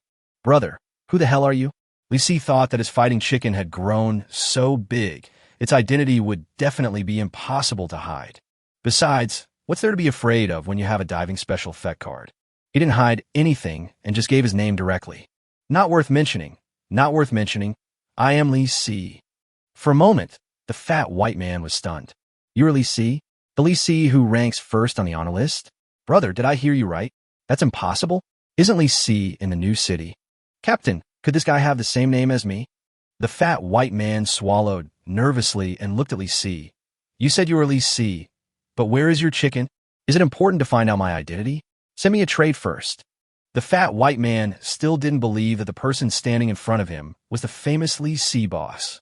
But the opponent was able to appear on the 4th floor of the Doomsday Mall, and what he attacked was a cucumber, a tomato, and 20 liters of water, which shows his extraordinary strength.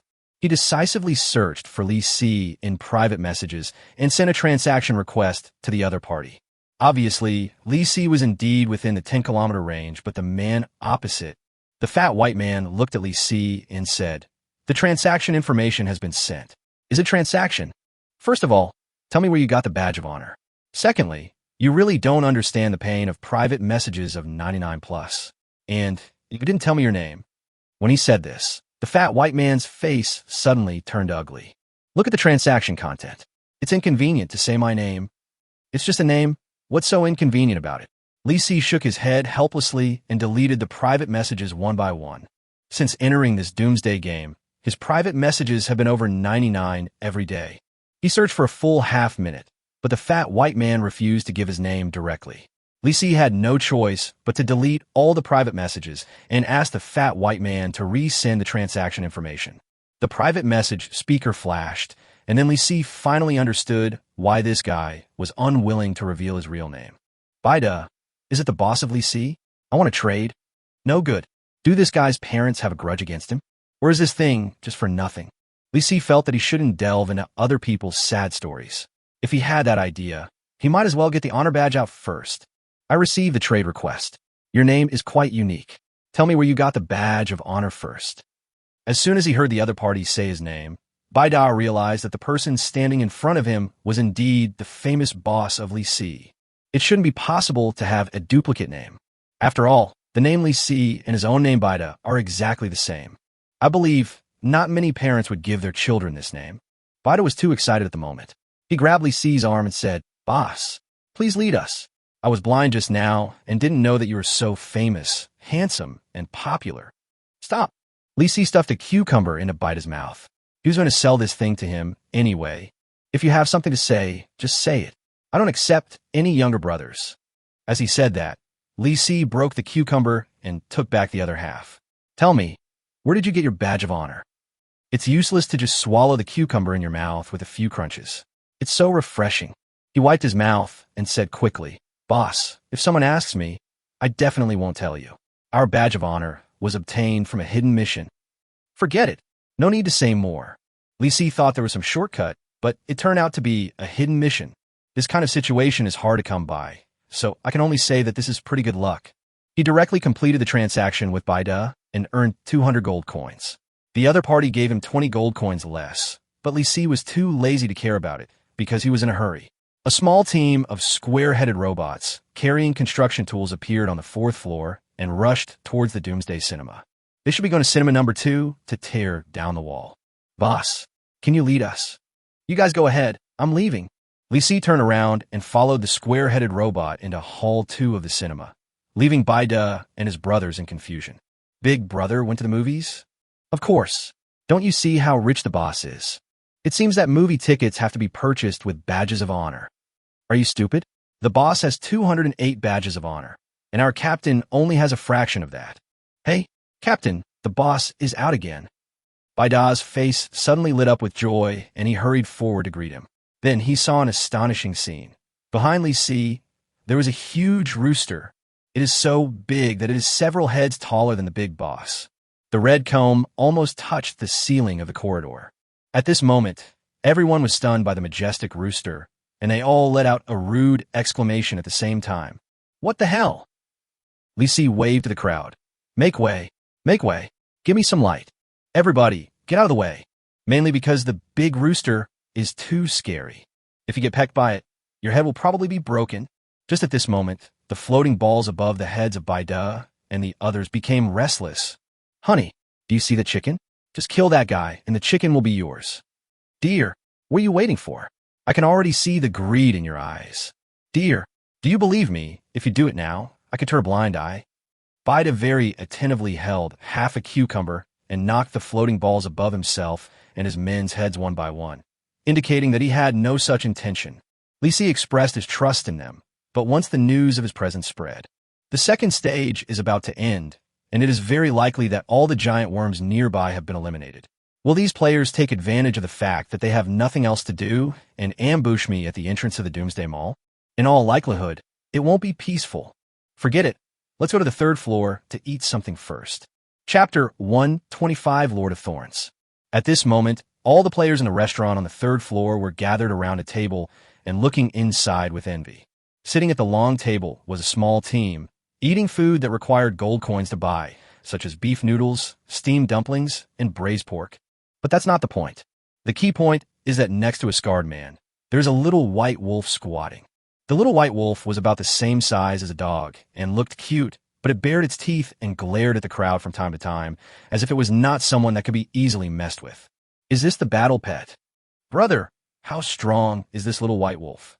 Don't underestimate that thing, but it is a wolf after all. Do you think its fighting power can be weak? I'm so envious. The owner of the little white wolf was very proud when he heard everyone's discussion. He smiled happily and put a piece of braised pork on the ground. The little white wolf reacted very quickly and swallowed the braised pork in one bite.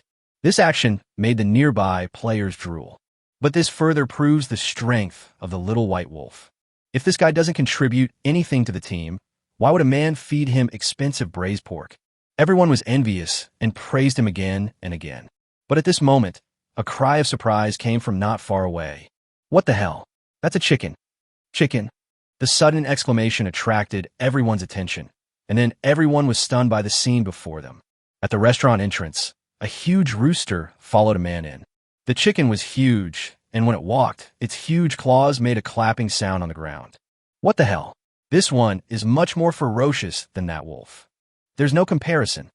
The little white wolf's master, who had originally had a smug look on his face, suddenly looked gloomy, but the next moment, his three subordinates all looked towards the door. What's going on? Captain, do you see that chicken? The man turned his head and looked towards the door with an unhappy expression. The next moment, his face froze. Is this a chicken? The fighting chicken was taller than a human, and its pointed beak was as long as a human head. It was countless times stronger than this little white wolf. Suddenly, he felt something pushing against his seat. He looked down and saw that his little white wolf was hiding under the table with its tail between its legs like a local dog, with a look of fear on its face. What? Are you a wolf or a dog? A woo-woo. The little white wolf made the same whimpering sound as a dog when it was wronged, and was scared. But at this moment, no one paid attention to the cowardly look of this dog. Everyone was staring at Li Si's majestic and proud rooster. Domineering. So damn domineering. Wait a minute. Could he be the boss of Li Temple? Yes, it must be him. Haven't you heard the rumors about the new city? A huge rooster chasing worms around. Fuck. Players with quick reactions had already rushed over, asking Li Si to lead them, and some even wanted to buy the fighting chicken. Li Si accepts everyone who comes and refuses them all. Everyone retreated in disappointment, their eyes still staring at the big rooster with envy. With this thing as a battle pet, all zombie monsters are useless. Seeing that Li Si had no place to sit, several players quickly gave up their seats. He was not polite and thanked him. He took the fighting chicken to buy some food and also bought a cup of ice cola for each of the two brothers who gave up their seats. To do business is to be dishonest. But be a kind person. Someone gave up their seat for you. How can you not give them any benefit? The two players who got the Coke had mixed emotions. Firstly, being able to drink ice-cold cola at a time like this is quite a luxury. And secondly, they really would rather use those 10 gold coins to buy something else.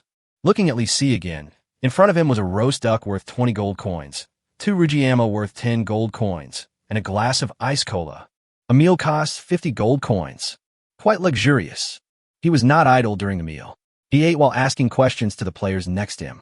Brother, do you need a 20-liter bottle of water? Brother, need some corn? Brother, do you need some dried fungus? The players next to him were stunned by Li Si's question. Boss, look at what I'm drinking. Zombie brain soup. Do you think I can afford it? Obviously, the man next to him couldn't afford such expensive supplies. Li Si turned to the other side, and before he could speak, the other person pointed to a plate of fried 9-headed fish in front of him and said, Boss, we're even poorer. 3 people can eat 1 plate. Ahem. Excuse me. Li Si felt that next time he should first take a look at the food on these people's tables before considering asking about their needs. In fact, he had already put these supplies up for sale on a trading channel, but he only sold barrels of water and a pile of pine nuts and wild hazelnuts. It was estimated that the players nearby who were not in the Doomsday Mall were busy killing monsters or escaping. Li Si asked the floating ball to extend his time for another 2 hours and planned to stay here until the end of the second stage before leaving. He stuffed duck meat into his mouth in big mouthfuls. His mouth was full of oil after eating 2 duck thighs. Paired with ice cola, it was quite refreshing and he couldn't enjoy it more. He ate this meal very carefully. Since he had nothing else to do, he just relied on time. When the players next to him changed, he would check on how they were eating. If they liked the food, he would ask if they wanted to buy some supplies. As 12 o'clock in the morning arrived, new reminder for everyone. Current time, 0 o'clock. The second stage of the game ends and enters the settlement stage. After the settlement is completed, players who have not completed the stage tasks and cannot pay the penalty coins will be eliminated on the spot. A few seconds later, each player received settlement information. Suddenly, several bursts of light appeared in the restaurant. More than a dozen players in the crowd were instantly torn apart by the explosions and disappeared completely. What the hell? Eradicated? You're still hanging around in the Doomsday Mall without meeting the standards? I think he has given up. While everyone was talking, a large silver treasure chest appeared in front of them, but almost no one was in a hurry to open the treasure chest because the information about the third stage appeared. Congratulations, you have completed the second stage mission and killed 3 giant worms. Rewards: Intermediate Treasure Chest X1, Gold Coins X500. The third phase of the game is officially opened. Name: Lord of Thorns. Time: 6 days. Briefing: all plants have begun to mutate. They will kill humans and use their flesh as their own source of nutrients. They may even parasitize on living people, waiting for the final outbreak to welcome the Lord of Thorns. Stage Mission: find 5 alien seeds. Task Reward: Intermediate Treasure Box X1, Gold Coins X500. Failure Penalty: deduct 1,000 gold coins. What's going on? Are all the plants outside mutated? Fortunately, all the plants nearby have died. Are you sure it won't grow out in a very short time? Did you see it? Someone on the communication channel saw mutated plants. They can even walk. Chapter 126, The Fighting Chicken's Little Thoughts. While listening to people's discussions, Li Si lowered his head and opened the treasure chest. Intermediate treasure chests are rare. As the lid of the treasure chest opened, a new piece of equipment appeared in front of Li Si. Obtain Paladin Silver Armor, Level 30, X1. Introduction: Physical Fitness plus 30. When you charge quickly, there is a small chance that the impact will trigger the flying effect. Not bad. Li Si immediately put on the silver armor of the Paladin and felt that he did look a bit like a knight, but the other equipment didn't seem to match. But this is not important. Just think about it. Wearing this armor and riding a fighting chicken, the picture couldn't be more harmonious. At this time, other players also opened their treasure chests, and the supplies everyone got were quite good, which aroused Li Si's strong desire to purchase them. Moreover, many players started selling their wares in a restaurant at that time. Does anyone want level 25 special combat boots? Who wants a black tech backpack? Level 21 Overlord Hammer, 400 gold coins. Come to me if you want it. In less than a minute, the restaurant on the 3rd floor turned into a vegetable market. The exploded equipment was not used, so it was sold on the spot. Li Si pricked up his ears and suddenly heard someone selling helmets. Steel Knight Helmet, level 25, first come, first served. Knight Helmet? You came at the perfect time. Li Si quickly led the fighting chicken over and found that the other side was a large team, about 20 to 30 people. In addition to the level 25 helmet, they also sold some lower-level equipment. Li Si had no interest in other junk. He looked at the helmet and asked, "How much is your helmet?" The other party smiled politely and said respectfully, "Boss Li Si, if you want it, we'll give you a good price, 500 gold coins. Just consider it as making friends." Bullshit. Li Si is not short of money now, but what bothers him most is that others want to get close to him, form a team, and lead others. So, when faced with this situation, he had no intention of taking advantage at all. But 500 gold coins is the normal price for level 25 equipment, so there is no question of giving a discount. Make it cheaper. I'll take 450 gold coins. Boss, this is a huge loss for us. We are short of 50 gold coins.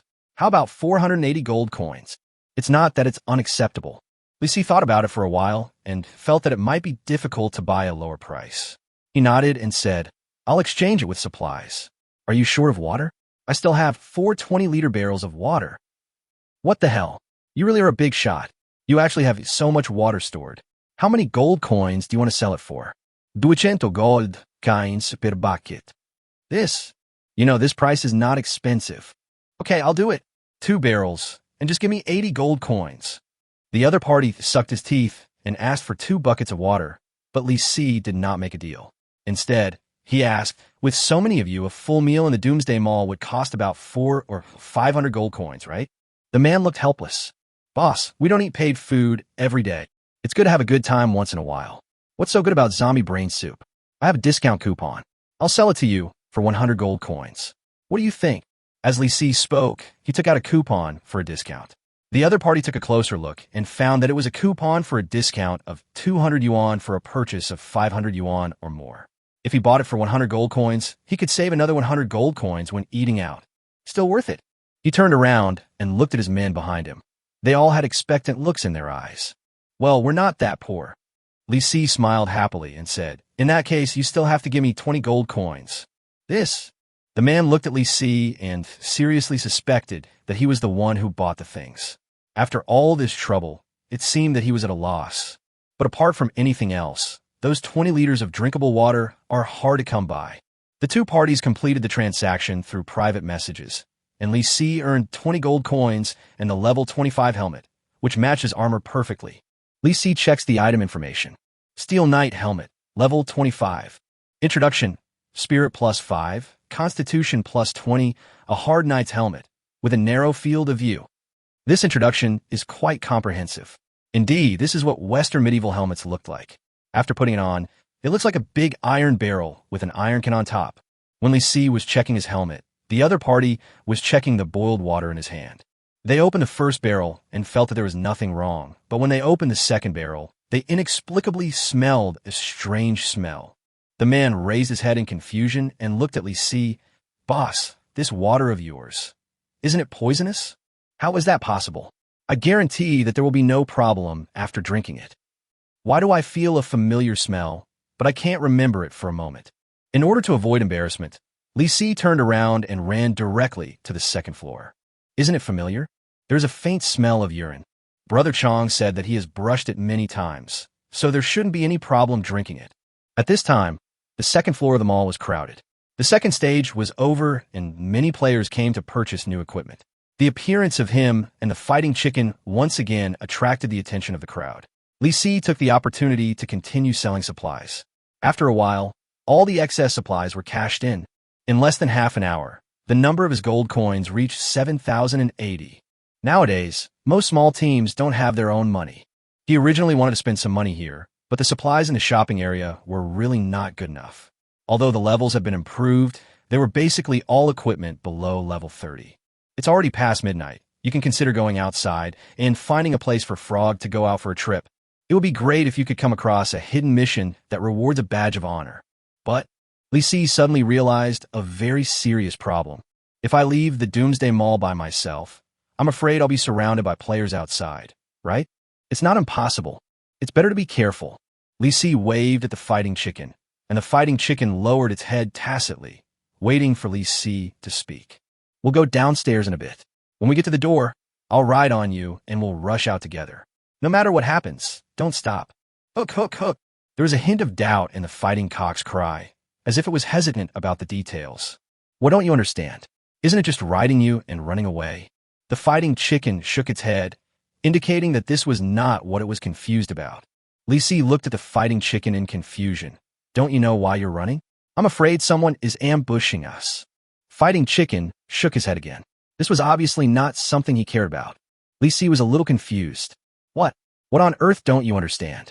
You must understand why I ride you, instead of you riding me, right? Go, go, go. The fighting chicken suddenly nodded continuously, which made Li Si very angry. He slapped the fighting chicken on the head. You are so big, you want to ride on me? Do you want to crush me to death? Chapter 127, There is an Ambush. Li Si couldn't stand the thought of fighting chicken. When this guy was little, I held him and carried him every day. Now that he has grown up, not only does he not know how to repay me, but he is also obsessed with riding me. Don't waste time on it. Li Si grabbed a feather on the fighting chicken's neck and pulled it out. Perhaps because it was afraid of pain, the fighting chicken cooperated and followed him to the door. Then, in the surprised gazes of the people nearby, Li Si pulled the feathers on the fighting chicken's neck and pulled it down, and the fighting chicken obediently lowered its body. He jumped hard and straddled the chicken's neck. This scene made the nearby players envious. Isn't this just a medieval knight? The Knights Templar? No, that should be the Holy Chicken Knight. Li Si nodded secretly. The title of Holy Chicken Knight sounded pretty good, but it just felt a bit weird. Fighting chicken, charge out. Li Si was pulling a feather of the fighting chicken in one hand and wearing armor and a helmet. He really looked like a medieval knight. The fighting chicken kicked its claws hard, making the floor of the mall rustle. Then it stretched its neck and galloped out like a wild horse. Just as expected, there was an ambush. As soon as the man and the chicken rushed out of the Doomsday Mall, several crossbow arrows flew over from the opposite side. One of the crossbow arrows flew straight towards the fighting chicken's face, but it twisted its neck and bit the crossbow arrow directly. Li Si called this Operation Fierce and Powerful. On the rooftop of the building opposite, a dozen players continued to shoot arrows. There were almost no other people on the left and right sides, but soon, a dozen players rushed out from the intersections on both sides. They shot arrows at the same time, and dozens of crossbow arrows came at them from both sides. Li Si pulled the chicken feathers hard. Go! Go, go! The fighting cock raised its head and let out a long neigh.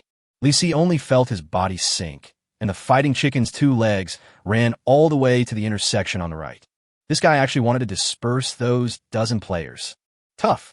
Several players shot arrows and retreated at the same time, but facing such a powerful fighting chicken, they had no will to fight at all.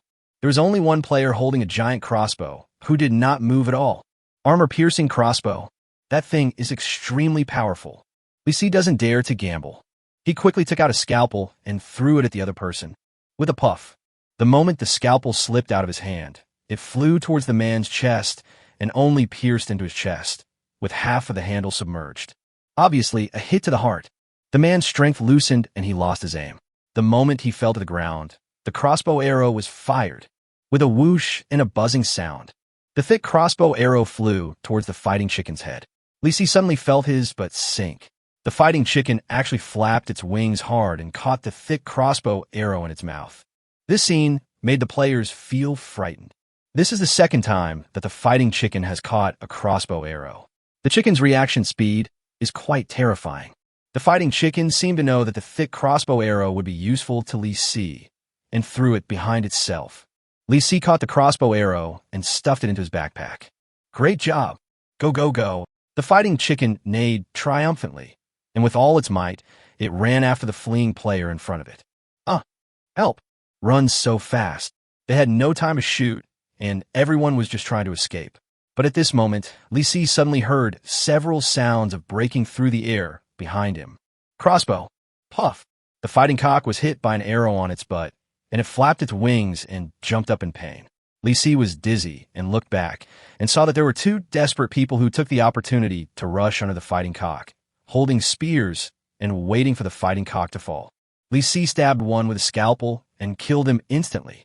The player fell to the ground instantly, but the other one actually snatched the dead man's spear, held a spear in each hand, and stabbed the fighting chicken's butt. Fighting chicken, watch out behind you. Hook, hook, hook. The fighting chicken twisted its neck hard and saw that the player was attacking its vulnerable chicken, but it became anxious at that time, but instead of rising, it fell down and landed even faster. Li Si was stunned.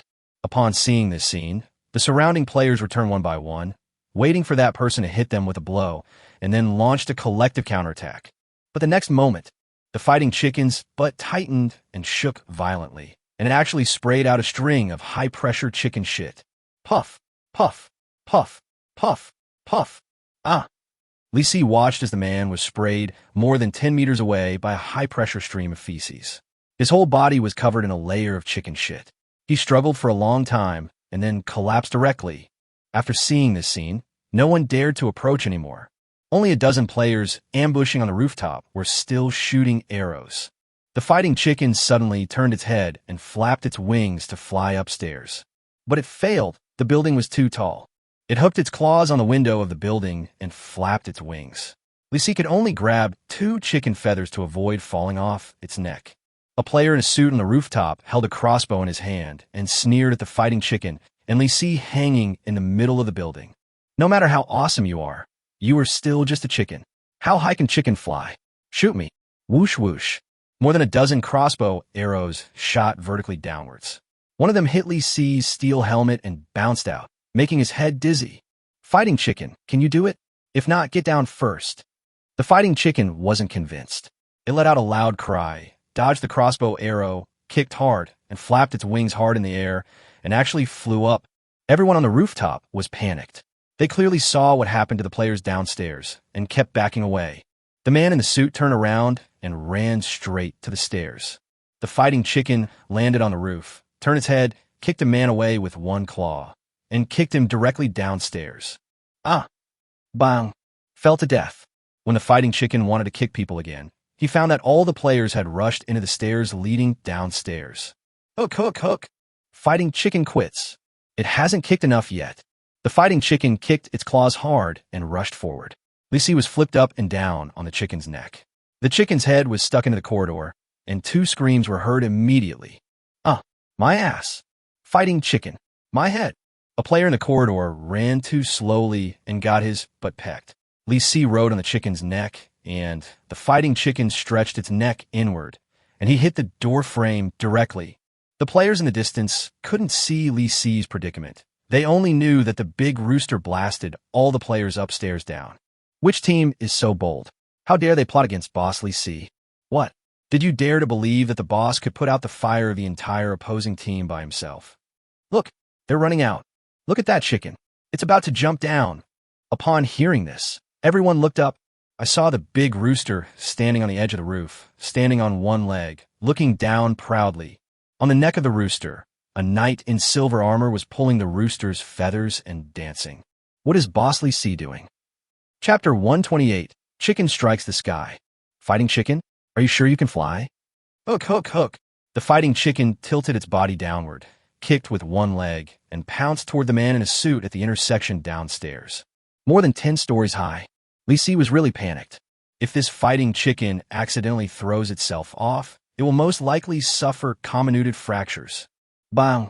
The fighting chicken's claws exerted force at last, and everyone saw the silver-armored knight, Lisi, riding the fighting chicken and pounced down. The rooster flapped its wings violently and dived down from high in the sky.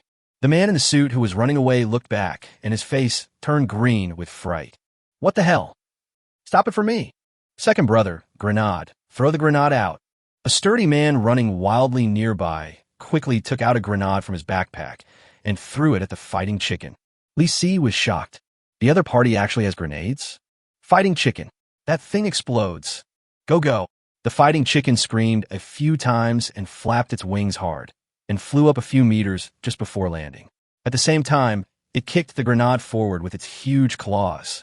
The man in the suit only saw a small black thing flying from behind his head and landing in front of him. What? Grenade? Captain, run! The man in the suit made a sharp turn and rushed out, and the blast knocked him over. As soon as he got up, he saw Lao Air's arm falling in front of him.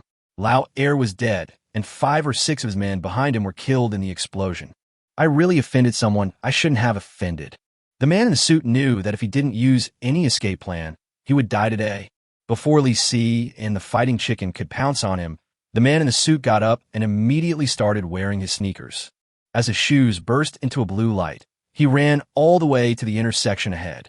Team leader, Captain, don't abandon your brothers. Run. The big rooster is chasing us. There were only a dozen people left, and they fled in all directions. Lisi didn't care about them at all. The man in the suit was the captain, so he killed him first. Fighting chicken, charge. Catch up with him. Go, go.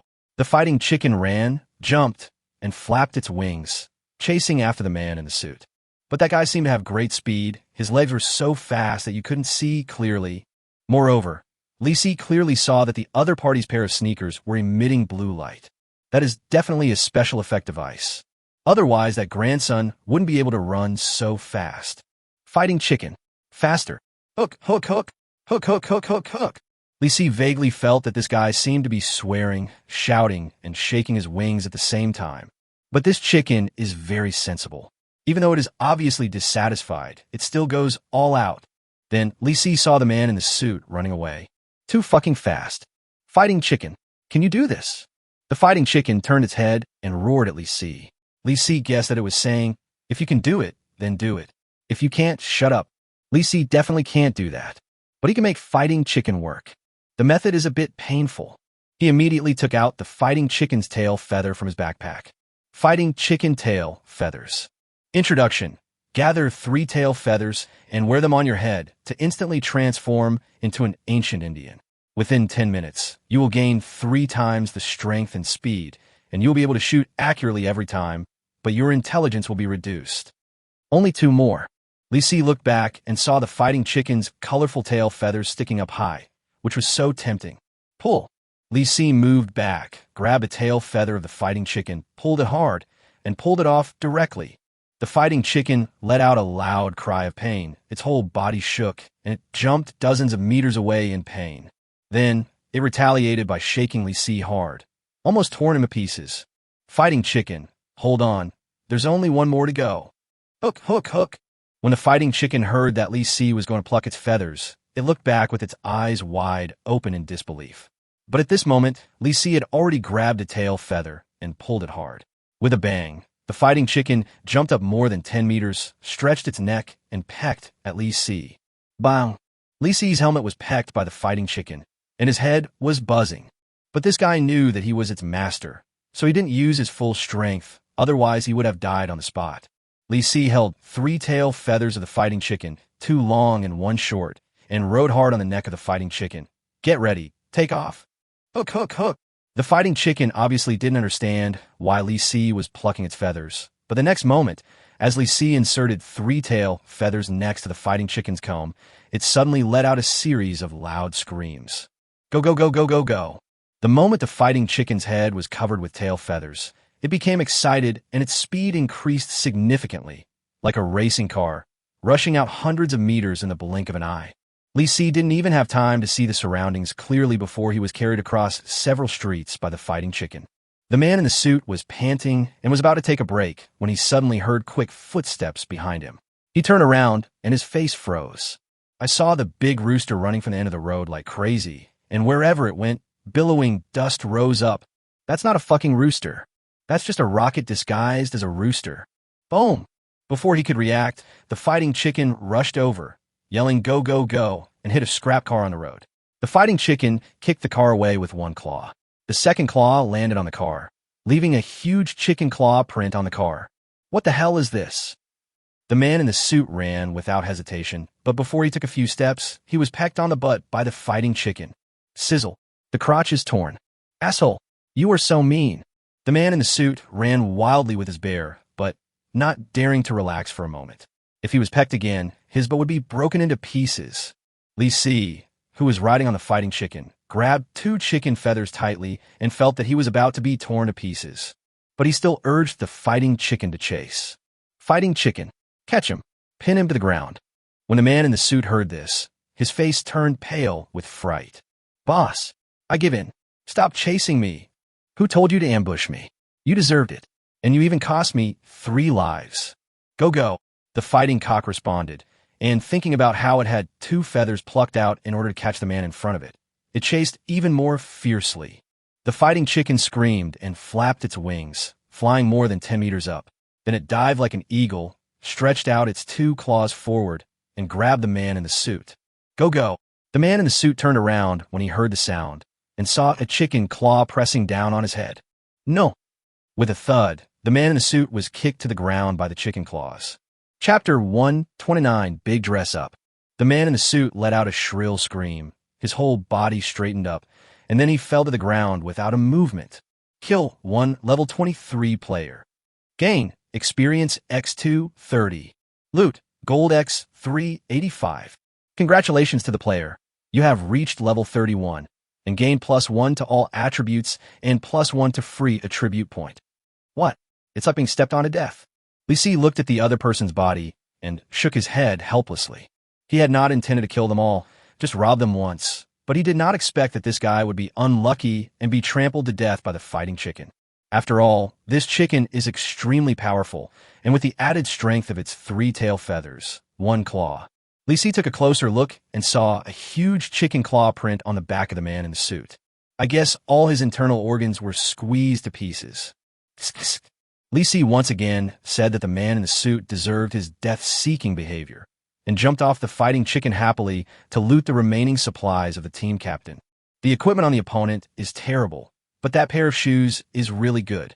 Obtain Sprinter Sneakers level 25, X1. Introduction. Speed +25. As long as you have enough physical strength, you can burst out at a speed that ordinary people can hardly imagine. However, if you use it for a long time, the soles will be worn out. Wouldn't the shoes be scrapped if the soles were worn out? Li Si took a closer look and found that the pair of sneakers was 90 new and the soles would not be worn out in a short time. One of the great benefits of gamifying all equipment is that you don't have to consider the size of the equipment. Of course, another more important benefit is that you don't have to worry about the other person's foot odor remaining on these sneakers.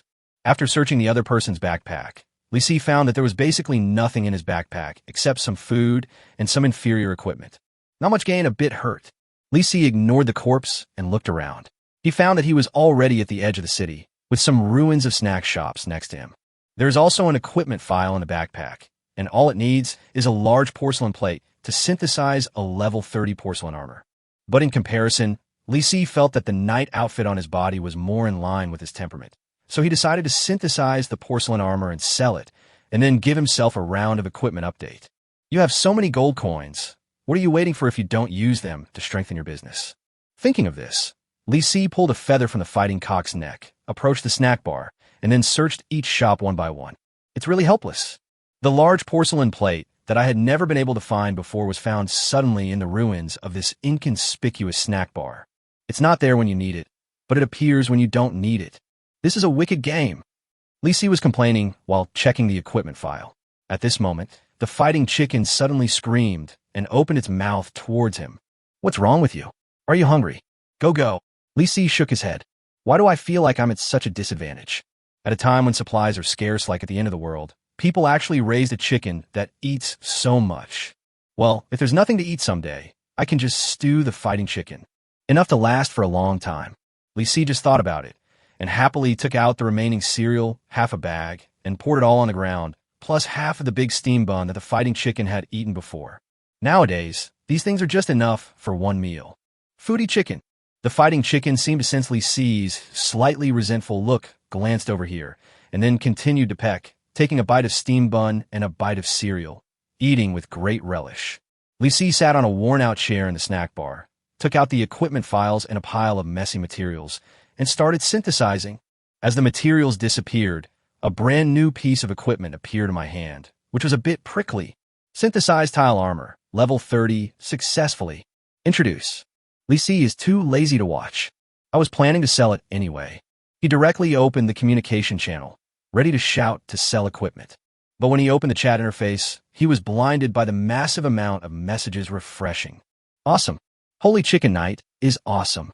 I saw with my own eyes that the big rooster of Li Si boss kicked the player upstairs down with one claw. I just want to ask, are you selling that chicken? You wish. I'll trade it for my turtle pet. I heard that several large teams are rushing here to surround Boss Li Si. It's so damn tempting. Very fat. Last time I took a peek, the boss had 5 or 6,000 gold coins. Fuck. This is enough to cover the expenses of a large team. Where did the Li Si boss go? I want to follow him. He ran away without a trace. I know where he is, in the snack street across from me. What the hell? What the hell? Li Si was also shocked. My position was exposed so easily. He looked out the door and saw several buildings opposite. He thought that the players hiding upstairs must have seen him. No problem. We'll change places soon. There is no way such a huge beast as the fighting cock can be hidden in this small county town. Li Si shook his head and shouted in the communication channel. Li Si, level 30 porcelain armor. Come if you need it. Also buy equipment above level 25. As soon as these words were spoken, the communication channel messages quickly turned over several pages. Boss Li Si, the boss has appeared. Big brother, please take me. Boss, I'm a girl. You are all so naive. Li Si, I don't ask for a lead, I ask for a duel. You are even more naive. Over. No one remembers the purpose of sending the message. As a last resort, Li Si had to send it again, but the result was no different. So, Li Si decided to flood the screen with messages.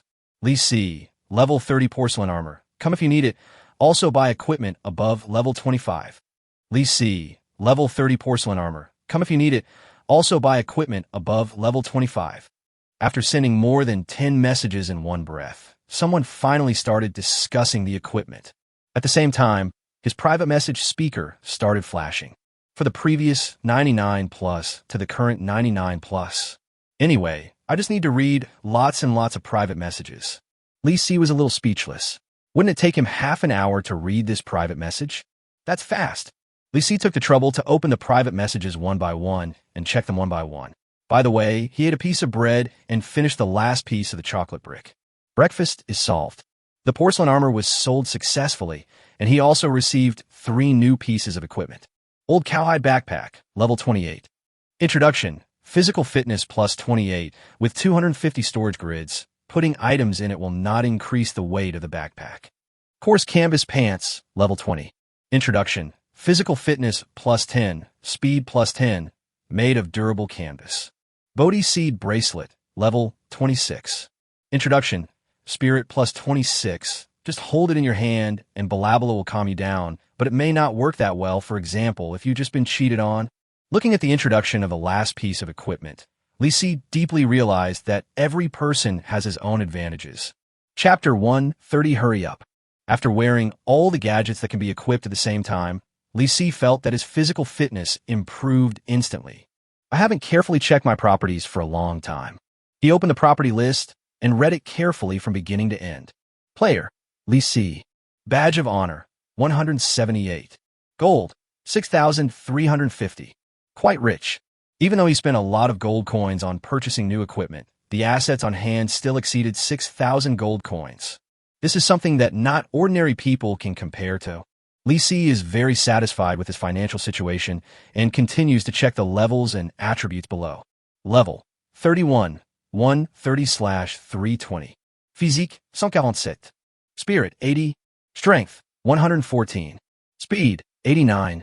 Because the defensive equipment is too luxurious, the physical fitness improvement is unexpectedly high, and it is actually the strongest among all attributes.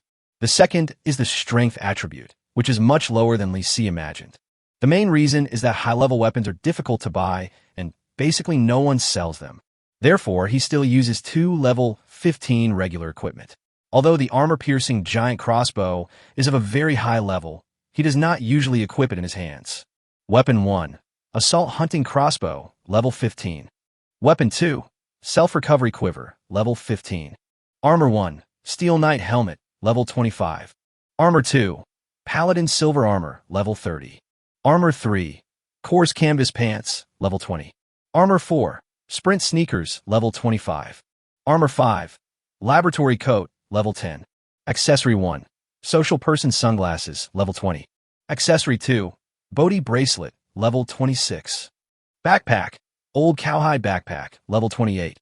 After checking all the equipment from beginning to end, Li Si felt that he had to get some new weapons, otherwise it would be a shame to reach such a high level. If you get a level 30 conventional weapon, your strength attribute will increase by at least 15 points. Of course, you can only find it by yourself. Where to go next? Staying in this small county town is not a wise choice. The team that gets information about my location will most likely come to encircle and suppress me. Before any particularly dangerous monsters appear in the 3rd stage, leave here and find a safer place. For example, bang! Li Si was just thinking about it when he suddenly heard the fighting cock pecking at something. Then, he received a prompt message. A task prompt popped up in front of me. You have accepted the advanced hidden task, Desire for Coconuts. Mission objective. Arrive at Coconut Island within 48 hours. Task rewards. Gold coins x 100, experience x 200, kelp shreds x 10. Failure penalty. Deduct 20 points of spiritual attribute. Past progress. 0/1. What the hell? Li Si seriously suspected that he was hallucinating. Who touched the hidden task? What's more, it's an advanced hidden task. The kind that has penalties for mission failure. At this moment, the fighting chicken turned its head and looked at Li Si. Hanging on its beak was a map? Depend on. Li Sigong was still puzzled. I didn't know how to find Coconut Island on a map. After all the trouble, the map was hanging on the fighting chicken's mouth. A hole was poked. Oh my god. Put that thing down. Don't. Sizzle. The fighting chicken opened its mouth and tore the map into 2 halves. Li Si quickly ran over to piece the map together and found that there was a piece missing in the center of the map. The missing piece should be the location of Coconut Island. On the edge of the hole in the map, you can even see the word coconut. Fighting chicken. There is no way. It's just a chicken. What can you do to it? Fortunately, we know the approximate location of Coconut Island. There's a coastline at the bottom of the map. There's a mark on the coast closest to Coconut Island with 4 small words, Okura, port, written on it. Li Si had heard of this place. It was quite far from here. It would take at least a day and a night to get there on foot. If he rode a fighting cock, it would probably take at least 10 hours to get there. The most serious problem is that I can't cross the sea by myself. Swim over? It's impossible. No normal person can do this, even if you possess extraordinary power attributes. But it is impossible to assign a task that cannot be completed. Are there any ships that can be driven to port? It's not impossible. But no matter which possibility it is, one thing is certain now. It's time to go. Hurry. My mental attribute is already a shortcoming, and the game deducts 20 points from it, so my mental value is too weak.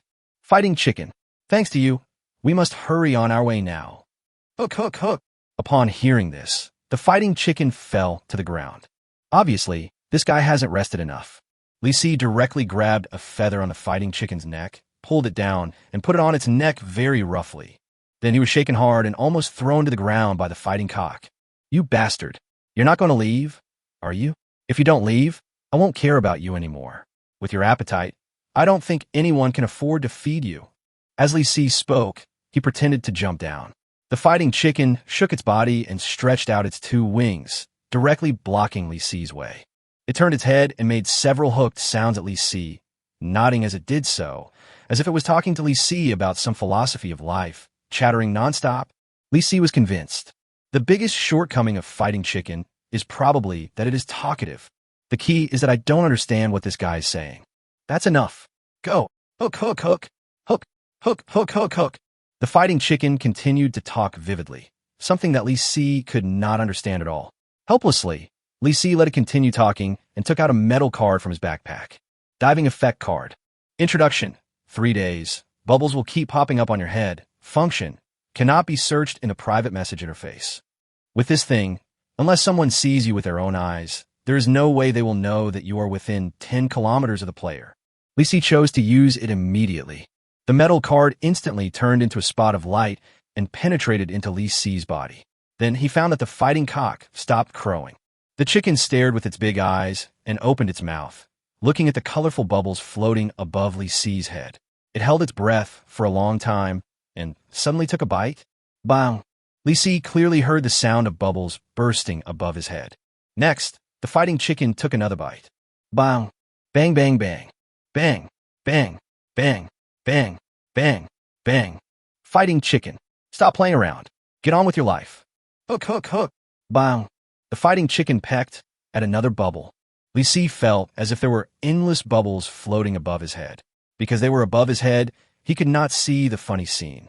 It was not until Li Si got tired of playing with the fighting chicken and started running that he discovered the power of this special effect card. The fighting chicken started running with its claws kicked, and Li Si looked back. Good guy. There are bubbles all behind. Human bubble machine. Chapter 131. I have a chainsaw. Am I afraid of you? In the distance, a player saw Li Si riding on the big rooster, walking away with a thump, thump, thump in the dust. That arrogance. The boss even installed a bubble machine on his head. Hey, where did Boss Li Si get the bubble machine? The player looked at his companion and saw that he was also confused. Is there such equipment? Both of them shook their heads. A moment later, rumors spread throughout the communication channel. Have you heard? Boss Li Si just left us. Brother, did you just know? The boss disappeared 10 kilometers away 10 minutes ago. Impossible.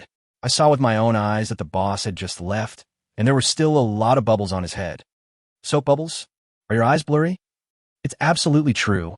The boss has a bubble machine on his head. I saw it too. That's all nonsense. We couldn't find Li Si boss 10 minutes ago. Could it be that the big rooster of the boss can teleport? What? Our team just caught up with him. Did Li Si run away? Another team coming to die. I saw the boss Li Si. Damn, he was so fast. There were a lot of bubbles floating behind him. Didn't you say that the boss left 10 minutes ago? It's a mess. It's a mess. It's completely a mess. At this moment, Li Si was looking at the communication channel and feeling secretly proud. The effect of this special effect card is immediate. But he felt that soon, the bubbles in his head would become the next symbol used to identify himself. There is nothing we can do about it. An extra-large rooster and a bunch of colorful bubbles floating around. If players see this, they will be 100% sure of its identity. It's getting harder and harder to hide. It's really hard to be a low-key man. Li Si shook his head and pulled the feathers on the left neck of the fighting chicken, signaling it to turn left. The fighting chicken let out a few dissatisfied cries, twisted its butt, and made a sharp turn to take revenge on Li Si. But the price was that Li Si, who was almost thrown out, had a chicken feather torn off. Go, go, go, go! Li Si grabbed another one and angrily scolded. You deserve it. I'll let you plot against me. You'd better be obedient, or I'll pull your neck bald sooner or later. Hook, hook, hook. Li Si vaguely felt that this guy seemed to be threatening him, but he didn't care because he was pulling chicken feathers in his hands anyway. Just keep shaking it when it's strong. Sure enough, after sacrificing a chicken feather, the fighting chicken ran much more steadily, for fear that it would become a bald-necked chicken. Everyone has a love for beauty. After riding the fighting chicken for more than an hour, Li Si rushed onto a wide road on his riding cock. Although the road was wide, it had already been completely blocked by scrapped cars. The fighting chicken stepped on the roof of the car with its huge claws, and each step was several meters, with its wings flapping. Li Si, who was riding on the chicken's neck, felt that his butt was about to be split apart. His whole body was flying up and down, and his helmet and armor were clanging. What's worse is the dizziness. That nausea feeling comes back again. Li Si's head was dizzy and his teeth were chattering. At this difficult moment, a loud noise suddenly came from the ground in front of him. Boom! The concrete road surface was shattered. Li Si barely looked forward and thought it was a second-stage giant worm running out to die. But it wasn't a worm, it was a thick vine. Like a black snake, it lashed towards the fighting chicken. Warning, you have encountered a super mutant plant. Ambush old tree roots, level 1. Skill, bind and suck. It will suddenly ambush you, wrap around your body, absorb all your nutrients, and drain all your nutrition. But before that, you should have been strangled to death. Kill reward, gold X100, experience X200. Depend on. Li Si pulled the fighting chicken hard, trying to avoid it. The fighting chicken reacted quickly, flapping its wings violently, and flew up with Li Si on its back. However, the old tree roots reacted even faster. As soon as the fighting chicken flew up, a thick root of the old tree entangled its claws and pulled it down with force, dragging both the chicken and the person down. With a bang, the fighting chicken fell to the ground, turned its head, and pecked at the tree roots. Li Si aimed his crossbow and shot an arrow at the tree roots that were entangled with the chicken's claws. The crossbow arrow pierced into the tree root, causing it to twitch slightly, but it did not hurt the root. Its thick roots were filled with crossbow arrows and were still entangled with the fighting chicken's claws. What's worse is that 2 or 3 thigh-thick roots actually stretched out from the cracks in the ground. Go, go, go! The fighting cock was helpless. No matter how hard it pecked, the thick roots just wouldn't open, and the fighting cock's claws twitched in pain. However, Li Si was very calm at this moment. What? Tree roots are also considered trees. Look at my chainsaw. Brother Chang's chainsaw is specially used to saw wood. Buzz. Buzz, buzz, buzz. Li Si had a brand new chainsaw in his hand. The saw teeth were spinning rapidly with a buzzing sound, and were cutting towards the thick roots. Accompanied by a burst of flying sawdust, the thick roots broke. The broken part twitched hard a few times and then stopped moving completely. The old tree roots sensed the threat and suddenly stretched out several thick roots. But this was no problem in front of Brother Chang's chainsaw. Li Si turned into a lumberjack, swung the chainsaw, and cut off all the roots that stretched out over him in a few seconds. Shavings and bubbles flew everywhere, and the chainsaw danced with Li Si. In a blink of an eye, he rushed to the crack in the ground. In less than a minute, the old tree root turned into a bare wooden stump and was then cut into several halves by Li Si. Kill the ambush old tree root, level 1, X1. Get gold X100, experience X200. Congratulations to the player. You have reached level 32 and gain +1 to all attributes and +1 to free attribute point. Perfect. Li Si habitually added strength to his free attribute points, then looked at the chainsaw in his hand and inexplicably felt that he was quite lucky. The threat of the third stage is mutated plants. One can imagine how many monsters are transformed from big trees among them. But those things in front of me are just firewood at best. Li Si smiled happily and really sawed the thick roots of the old tree into pieces of firewood so that he could make a fire. Some of the food you get is raw, and if you can make a fire, you can cook the raw food. At the moment, we're still missing a pot. Li Si suddenly regretted not bringing a pot from Brother Chong's house. But this thing is not difficult to find. He can find a pot in the ruins of a snack bar, and then he can cook porridge. But water source has become a big problem. It's a waste of water to wash the pot every time after cooking. Li Si gave up the idea temporarily, stuffed the sawed firewood into his backpack, looked back at the fighting chicken with slightly swollen claws, and shook his head helplessly. Let's go a little further, so you can have a good rest. Hook, hook, hook. Chapter 132, Strategic Reserves. The fighting chickens were shocked. It raised its swollen left paw with all its strength, stretched it in front of Li Si, and screamed. However, Li Si commented seriously, "You can still lift it up, so the injury is not serious." Bang! The fighting chicken kicked Li Si aside with one claw. He was also making eye contact and shouting and cursing. Li Si got up, not angry but smiling. "You can still kick people. It's okay. Why are you resting? Let's go. Hurry up. Hook, hook, hook."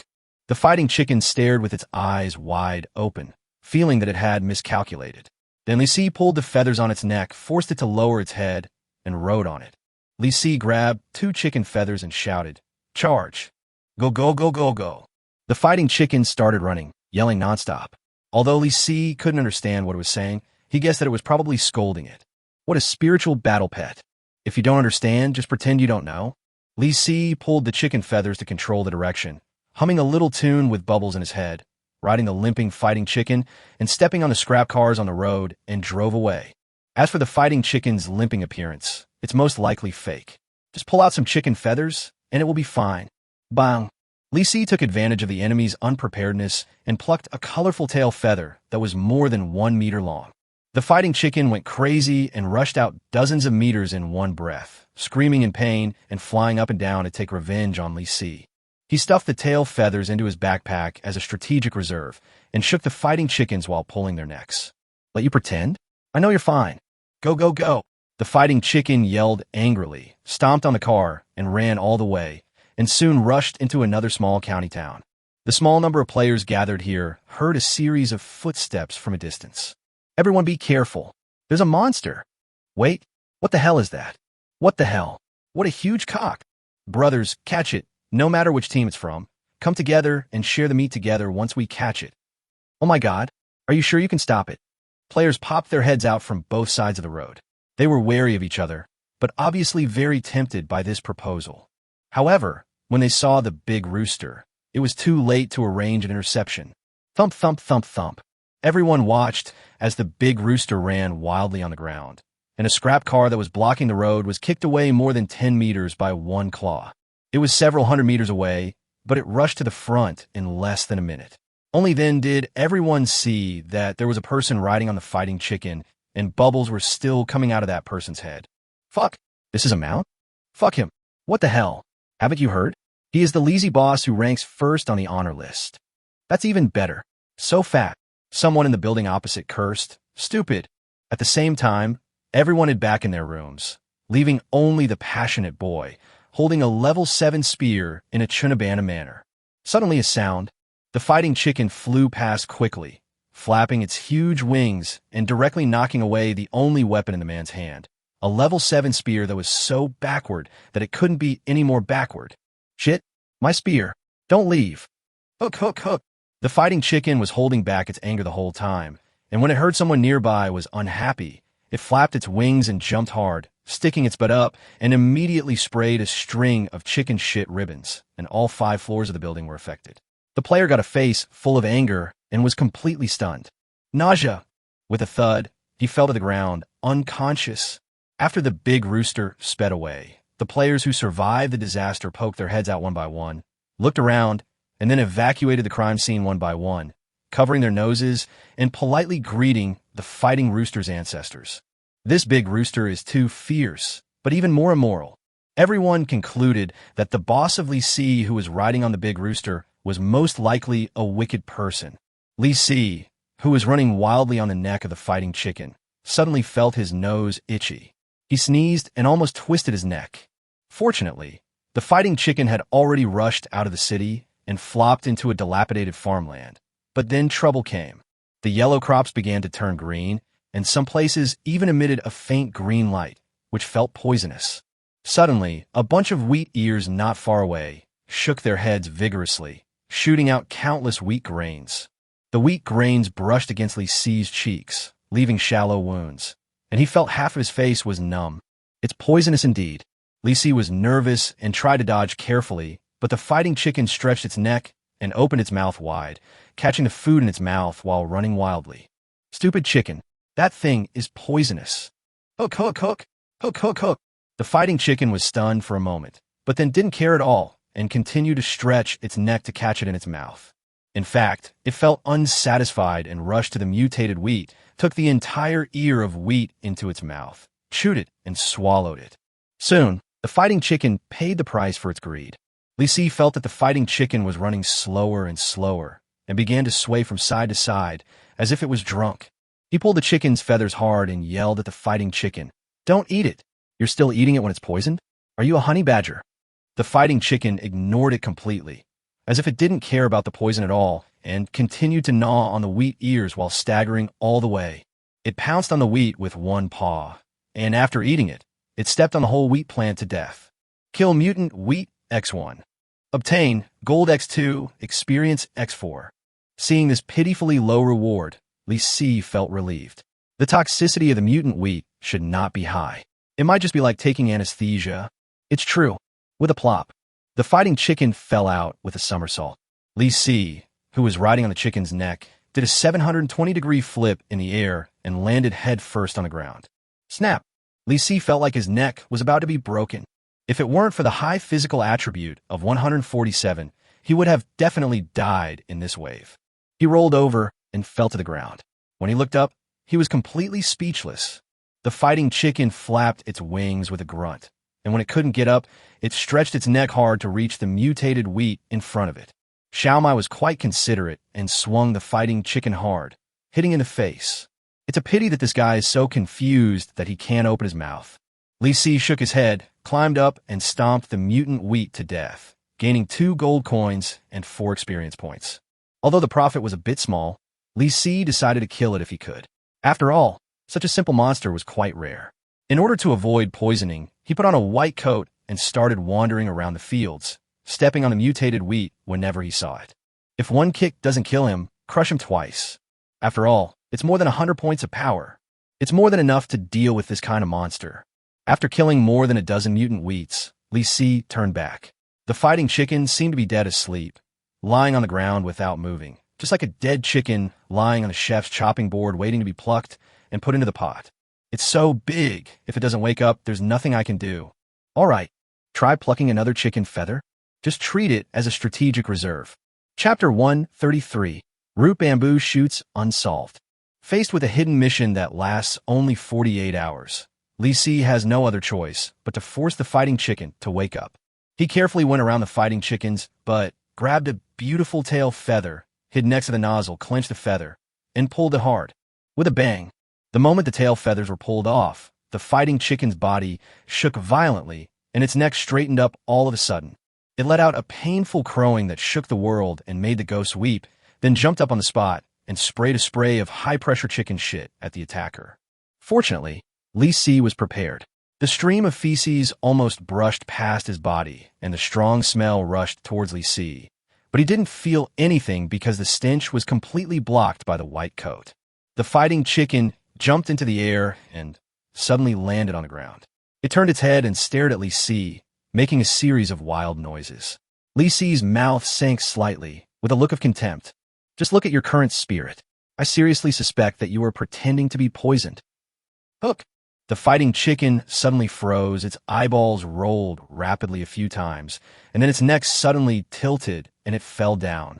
It was as if it was already dead and was just pretending to be dead. Li Si was convinced. Is this guy still playing tricks on me? Get up and get going. If you don't get going, I'll pluck you out like a chicken. Fighting chicken can't stand it, so I won't pretend anymore. It jumped up suddenly, opened its mouth, but no sound came out. The whole chicken stood stiffly in place. Its neck slowly twisted behind it, and its pointed beak twitched. The weak spot has been pinched.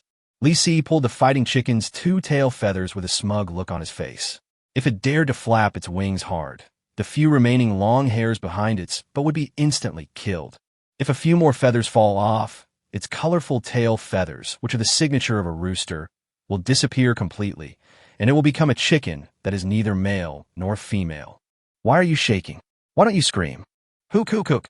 The fighting chicken pressed its neck down and called out weakly a few times, indicating that it was ready to be ridden now. It was completely ready. Sure enough, this chicken is very aware of the current situation. Li Si loosened his hands, rode on the fighting chicken's neck, waved his hands, and drove towards the sea at full speed. Clank, clank, clank, clank. With the sound of helmet and armor hitting each other, Li Si's buttocks were shaking tightly and other parts of his body were on the verge of falling apart. 3 hours later, he couldn't stand it anymore and stopped the fighting chicken in front of an abandoned factory building. This seemed to be an abandoned steel plant. The big iron gate was open and there were several dried corpses lying at the door, looking shabby.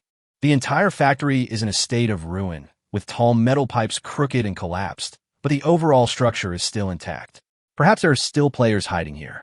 Li Si didn't care about so many things and just wanted to find a place to stay first. He really couldn't stand the shaking anymore. His butt hurt every time he moved because of the fighting chicken. Enduring the sore muscles, Li Si jumped off the fighting chicken. The moment he landed, the corners of his mouth twitched as his butt was so sore. When walking, it seems that my legs cannot be closed together, and I can only move forward one step at a time. This feeling is like riding a bicycle on a bumpy mountain road. If you can keep your eggs from breaking, that's a great achievement. In comparison, the fighting chicken was much calmer and slowly followed Li Si as he strolled towards the empty factory area. The man and the chicken first came to an office building in front of them. Then, Li Si found that the fighting chicken could not squeeze through the door, so he had to continue moving forward and move toward the steel plant behind. 10 minutes later, the two men appeared in a warehouse full of materials. The warehouse door was tall and big, and a large truck could drive in directly. Piles of metal ingots were piled deep in the warehouse, and two tilted forklifts were almost buried among the collapsed metal ingots. Li Si pulled the fighting chicken to hide behind the pile of metal ingots to rest. The fighting chicken lay on the ground and rested directly. Li Si was quite embarrassed. He rubbed his buttocks in a slightly obscene manner to relax the injured gluteus maximus. Of course, he didn't plan to sit idle during this time. I don't want to explore, mainly because my butt hurts, but it's nice to let Frog come out for a stroll. Maybe there are some undiscovered resources in this factory. While rubbing his butt, Li Si opened the system interface and saw the frog's new house at a glance. To be precise, it is a semi-finished building. The first floor has been completed, but no furniture has been added. The foundation of the second floor has been built, and an engineering frog wearing a safety helmet is sleeping on the dusty ground. It looks like the second floor won't be completed until tomorrow. He carefully checked the situation on the first floor and found that the house was really bare. Li Si seriously suspected that after the engineering frog completed the basic structure of the small building, he would pack up and leave without him noticing. In the backyard of the small building, the gluttonous frog was fertilizing the mutant plants. It seemed very serious about it, and it had almost used up half of the large bag of fertilizer. The price is that the plant is in a state of near withering, which means it is a mutant variety. Ordinary plants would not survive more than 24 hours under the blessing of such high-concentration fertilizer. The foodie frog looked a little worried. It raised its head and looked at the tech frog squatting on the almost flying statue. Foodie frog, look, it seems to be sick. Tech frog took a quick look and continued reading. He reminded Foodie frog for the N+1 time that fertilizers should not be used too much. Technology frog, you're almost burning the seedlings to death. Stop fertilizing them. Your foodie frog stretched out his little paw and scratched his head. He felt that it made sense, but it was not quite the same as what he had in his head. It thinks that it is even more important to eat well when it is sick. How can it recover from the illness if it is not full? Foodie frog thinks he still hasn't eaten enough. It shook the fertilizer bag vigorously. Crash! The remaining fertilizer was poured onto the seedlings, almost drowning them. Your tech frog shook his head, thinking that the seedling might be beyond saving. Tech frog, your IQ is probably diluted. It's on par with that square root bamboo shoot. Li Si looked depressed. This guy is trashing the foodie frog and even forgets to bring himself along? What a frog that needs repair. The foodie frog didn't care at all about the tech frog's ridicule. Instead, he was curious about who root bamboo shoot was. Foodie frog, who is the root bamboo shoot? Tech frog, of course it's the peeping Tom who's watching us from the side. At this point, the tech frog pushed his glasses and glanced at Li Si, indicating that what he said was very firm. The foodie frog was a little confused. Foodie frog, what does root bamboo shoot mean? Your tech frog raised his chin and explained solemnly like an old professor. Technology frog, the square root is so good, of course, that there's no way to square it, which means that this problem has no solution, which means that this person is so good that there is no solution, which can be understood as Lao Lumax Pro Plus. Chapter 134, The Invention of Technological Frog. Bamboo shoots to no solution. Li Si was speechless about the behavior of the tech frog that disparaged its owner. It was necessary to teach this little guy a lesson and make him feel a little better. Tech frog, you have no food to eat today. Tech frog heard your threat, pushed up his glasses, and looked at you seriously. Tech frog, are you sure? Tech frog don't regret it. Tech frog, I'll give you another chance. Joy, what do you want to do? Still want to control me? Li Si was speechless about the threat from the technological frog, but the next moment, he realized that he might have been too reckless. He saw the corner of the tech frog's mouth rise, and it jumped behind the statue, then dragged out a green rocket. Li Si was certain that frog had not had such a thing before. Could it be that the tech frog had made this using scrap parts? Although the rocket looked realistic, Li Si was not sure how powerful it was.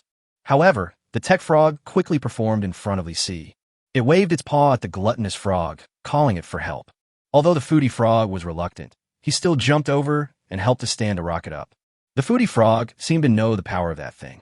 After the rocket was erected, it jumped away. The tech frog pushed his glasses and calmly pressed the red button on the side of the rocket. The rockets issued a voice broadcast. It has that flavor. Tech frog 1A carrier rocket is ready to launch. Countdown 10, 9, 8, 3, 2, 1. Emission. The countdown ended. The rocket spewed out a light blue flame and flew out of sight in the blink of an eye. And then nothing happened, because you can't see what's outside this interface. However, judging from the power of the rocket just now, it should be pretty good, but this thing doesn't look like a rocket. It's more like a skyrocket firecracker, and doesn't seem to explode. But isn't it a fucking waste if it's launched so hastily? Why not go to the special industrial and commercial city? All right, this is revenge for not giving me food. Li Si felt a little distressed, but not completely, because that thing was bought from a special commercial mall, and there was no way to tell the size of it. If it was only the size of a palm, it might be really useless. After some psychological preparation, Li Si decided not to change his mind and let it starve. But what was refreshed in the mall today?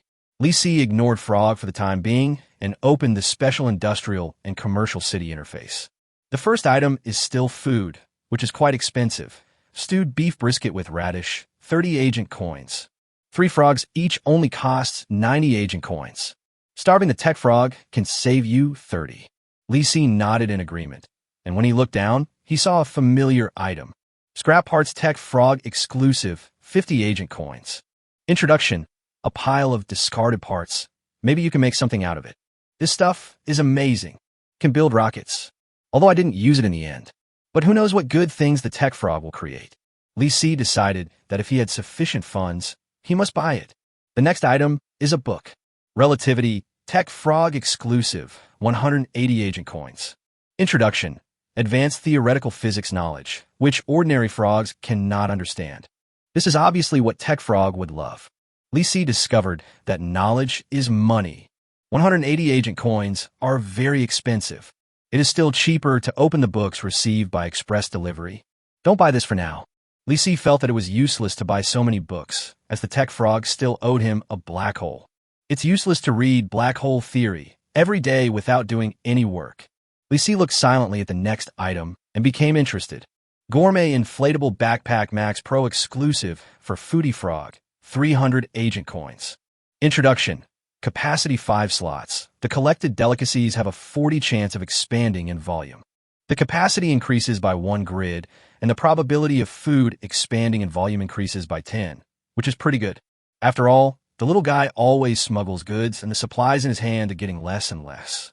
I have never seen such a shady person collecting protection fees. What the hell? Li Si looked down and was stunned.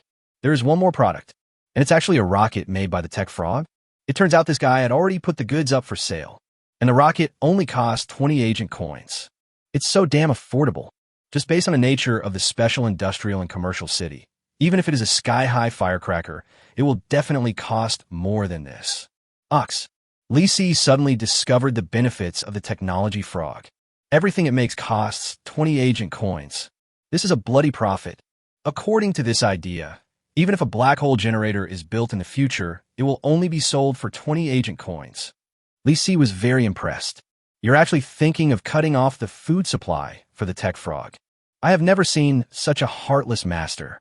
Lee Si felt that he was a little too excited and actually scolded himself. Let's take a look at the introduction of rockets. Tech Frog number 1, a launch vehicle player exclusive, 20 agent coins. Introduction. A powerful launch vehicle, but without a guidance system, it is impossible to determine the flight destination. Everything depends on luck. Lee Si is speechless. This stuff is really affordable, but it's a bit too casual, isn't it? What if a rocket shoots itself into the Sahara Desert? The key is that it is also embarrassing to use it as a weapon. Can't aim. You can't just shoot right at the face, right? Lee Si felt excited just thinking about the scene. A certain player came to cause trouble, but was sent to the Sahara Desert by a rocket from him. The key is that they are right in front of each other and still firing rockets. You have to buy it, but how to use it after buying it is still to be discussed. There are only 327 agent coins at present. Buy a rocket for 20 agent coins. Buy a backpack for 300 agent coins. There are 7 agent coins left. Let's take care of Frog's food after we return from our trip. We don't have the financial resources to do so right now. Lee Si nodded secretly and bought it directly. The next moment, a new backpack appeared in front of the foodie frog. At the same time, a big green rocket appeared in front of Lee Si. This rocket was enlarged to the size of 2 people, as thick as a water tank, with a protruding red button on the side that was bigger than a fist. It is indeed proportionally enlarged, and this button looks very simple and crude. The rocket stands on this pile of metal ingots, shaky and crumbling. Lee Si immediately put it into his backpack, otherwise it might fall, and hit the launch button. Let's take a look at the backyard of the system cabin. The foodie frog has put on a new backpack. Your foodie frog happily changed his backpack and suddenly felt a strong sense of mission, thinking that it was time to go traveling. Foodie frog. I'm ready. I'll set off after dinner. The foodie frog smacked its lips to show that it was hungry. It thought that if the plant could eat its fill, it couldn't starve either. Lee Si shrugged. No money. Come out, work first, then eat. Chapter 135. Poisonous mushrooms again? When the glutton frog heard that he had to work first and eat later, his 2 big watery eyes drooped suddenly. I am very reluctant. Lee Si knew everything clearly. This little guy's mind is full of eating, so we have to give it some motivation. To tell you the truth, it's not that I don't want to give you food, but we are too poor now. There are only 2 options before you. Foodie frog, huh? You want to do multiple choice questions? Find tech frog for the questions. I'm not a question taker. The little guy scratched his head, then pointed seriously at the tech frog squatting on the statue. Lee Si didn't respond and continued. Either you go out and travel now and earn agent coins so I can buy you food, or you go ask the tech frog for money now. It has money. In less than a second, the foodie frog made his choice. Lee Si watched the foodie frog jump under the statue, staring at the technology frog with its 2 big eyes. Foodie frog, do you have money? Tech frog, what is money? I'm only interested in scientific research and have no idea about money. Your tech frog has a serious face and carefully adjusts its doctoral hat, indicating that a frog like it who is focused on scientific research would never be interested in money and does not have any savings. But your foodie frog doesn't believe it. It's obsessed with eating, so it shamelessly moves closer and continues to ask for money. Foodie frog, root bamboo shoots, said you have lots and lots of small change. Your tech frog turned his head and continued reading, even pushing his doctoral hat down, not responding at all. Lee Si knew that tech frog was a miser. By the way, it seems like this guy still owes me a lot of agent coins. But based on the current situation, the success rate of debt collection is almost 0. Don't waste time. Lee Si looked at the foodie frog and said earnestly, you'd better go out and travel. You'll starve to death if you wait for the tech frog to pay you. An engineering frog wearing a safety helmet jumped over at some point. It came up to the gluttonous frog and poked its belly with its paws. Engineering frog, get out of here. I'm as hungry as you. Foodie frog, why don't you go out? Engineering frog, it's not that I don't want to go out, but I don't have the authority to do so.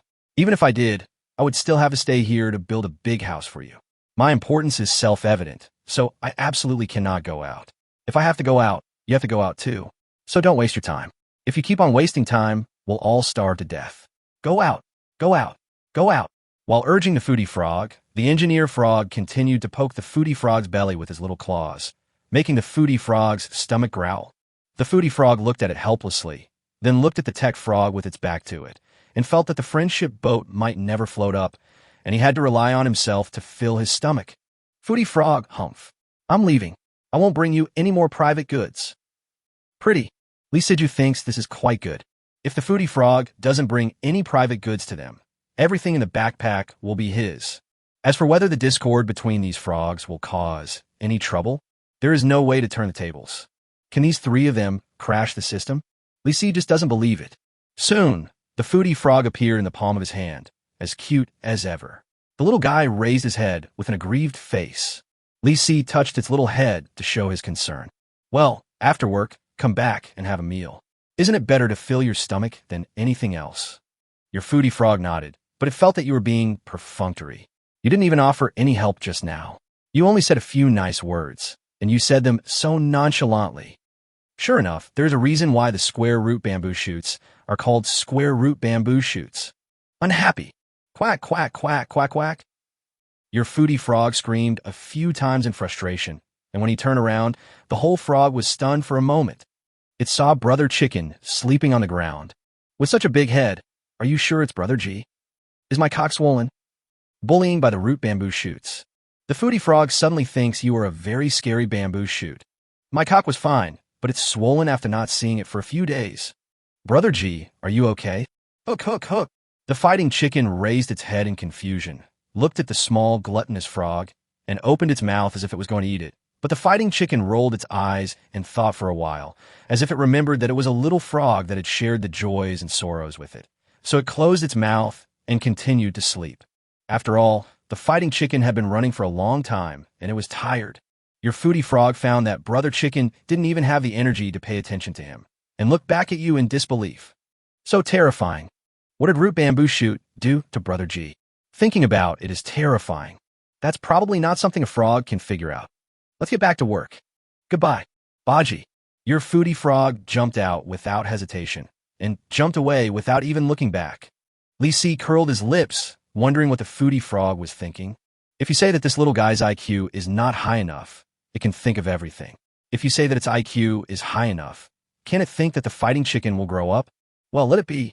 Lee Si lay down again and continued to rub his injured gluteus maximus.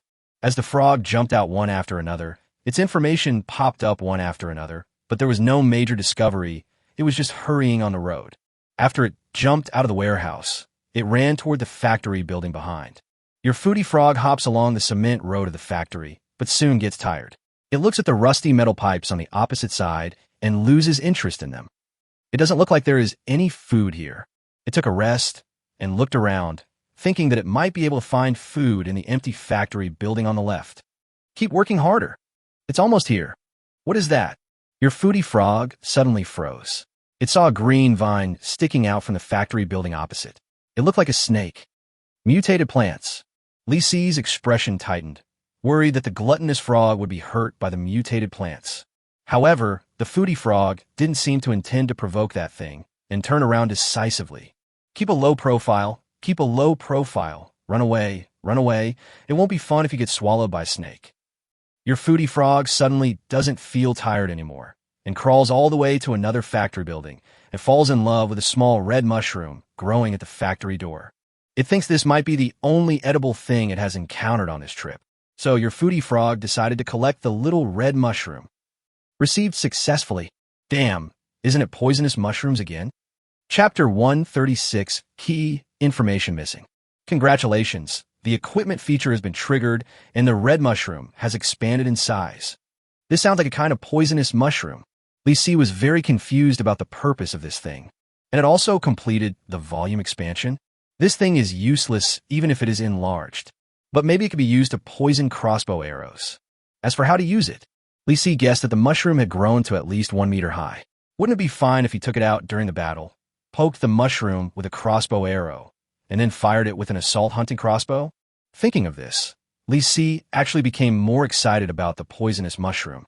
He continued to read the news and found that the gluttonous frog seemed to have entered a steel smelting workshop. The little guy was jumping on a metal conveyor belt, but there was obviously nothing there that interested it. The foodie frog jumped forward along the conveyor belt, feeling more and more tired. It felt that this place was not suitable for traveling. There is no food at all. What are you doing here? Change place.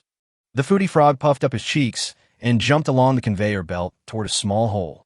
Your foodie frog raised his head and stared at it with wide eyes. The small hole leads to a huge stove in front. Although the stove has been turned off, it thinks that it may be able to find roasted sweet potatoes or something. However, how many baked sweet potatoes can be put in such a big stove? Your foodie frog suddenly has some problems. This number is difficult to estimate. It decided to jump in and take a closer look. If there was no roasted sweet potato inside, then hide inside and rest for a while. Worn out, the foodie frog nodded in agreement and slid into the small hole in front. Lisi felt that the foodie frog was just dreaming. That's no ordinary stove. That's a smelting furnace. How is it possible to have baked sweet potatoes? There's molten iron inside. Of course, there is definitely nothing now. After all, this place has never operated normally since the apocalypse. Lisi guessed that the little guy would enter rest mode next. Really? Where's my sweet potato? Why is there nothing? I jumped in? Sleep. Your foodie frog decided not to leave. It feels that this place is safe, so it wants to take a nap. But the foodie frog suddenly heard footsteps outside, as if someone was approaching. Lisi was slightly surprised. Are there really other players here? This situation is quite dangerous. Fortunately, Frog hid in the smelting furnace. Otherwise, he would be in great danger. Lisi seriously suspected that he might have to endure the pain in his buttocks and go to provide support. He barely supported himself and sat up, then took out the crossbow arrows first. The little guy was quite brave and actually jumped out. Your foodie frog heard some noise outside, jumped out of the hole, and stared out with wide eyes. But it was too short and could only hear footsteps approaching, but could not see anyone. The foodie frog thought he might be too reckless, but he felt that there was no one worse than the square root bamboo shoot in the world. So he jumped hard. Baji. Your foodie frog jumped up and saw 5 or 6 people walking into the factory, and the leader was actually playing with a skull in his hand. What the hell? Lisi felt that Frog might be in trouble. Playing with skulls is not a normal hobby, which means that this person is most likely a murderous pervert. It seems that the skull in the hand of this kung fu player is the real thing. At this moment, the foodie frog also became obedient. Your foodie frog feels that these people are definitely not good people. It thought of something terrible. For example, if your head is pulled off, you will become a frog skull that the other party plays with. A bit scared, the foodie frog shuddered and backed up to the small hole in the furnace. With its back against the inner wall of the furnace, it listened nervously to the noise outside. It really wanted to eat something. I want to be a well-fed frog. I didn't bring any rations. Don't get caught. Still waiting to go home for dinner. At this moment, Lisi had already settled the fighting chicken and asked it to wait in the warehouse, while he endured the pain in his gluteus maximus and moved out. If we wait until Frog gets into trouble before rushing there, it will probably be too late. But he didn't get too close. He stood guard at the door and kept checking the news of the foodie frog. Your glutton frog heard those people approaching the smelting furnace, and the footsteps dispersed. It thinks it's safe here, so it listens carefully to the noise outside. A man with a hoarse voice orders everyone to disperse and search for supplies. One of them climbed onto the smelting furnace. The glutton frog clearly heard the footsteps and climbed up. It pressed its body against the inner wall of the smelting furnace and stared upwards without blinking. The next moment, a man's head popped out from the top of the smelting furnace. He took a quick look and left without noticing a shivering little frog in the dark. Call! Call! Lisi and Wazai breathed a sigh of relief at the same time. The inside of the smelting furnace is too dark, and you can't see this tiny thing unless you look carefully. Lisi was glad that the little guy didn't scream. Otherwise, there is absolutely no escape. Judging from the current situation, Frog will basically not be in danger. The other party is just searching for supplies. If they didn't find anything the first time, they probably won't search a second time. Lisi relaxed a little, leaned against the wall, and continued to rub his gluteus maximus. After a while, the other party finished their search and gathered together to rest. Of course, Lisi definitely couldn't see it. He saw all this from the news from Wazai. Moreover, This guy started eavesdropping on their conversation, and he seemed to be listening with great interest. Your foodie frog heard them discussing something about the coconut quest. It carefully moved outward, wanted to hear more clearly, because it thought coconut was a very delicious thing. It could eat the coconut meat and the sweet coconut water. The foodie frog seemed to have forgotten his fear and moved out little by little. It heard that Coconut Island was by the sea, very far away, and it had to find a boat. Your foodie frog decides it has to figure out where to find the boat. The more Lee Si looked at it, the more speechless he felt. So both parties received the same task. He also wanted to know where to find a boat, so he kept his eyes on the news about Frog. Foodie Frog heard from someone that he could definitely find the boat by following the instructions on the map. But it has no map, so I don't know what the hint on the map is. I feel a little distressed. Lee Si was also very distressed, or to be exact, a little confused. He took out the map and looked at it carefully, but there was no special clue at all. Etc. Wouldn't the hint be written in the middle of the map? Lee Si put the two halves of the map together and found that there was a piece missing in the middle. He didn't take it seriously at first, but now it seems not only is the location information of Coconut Island missing, but also the instructions for finding the boat. Chapter 137, Take Back Everything You Can. It's all Fighting Chicken's fault.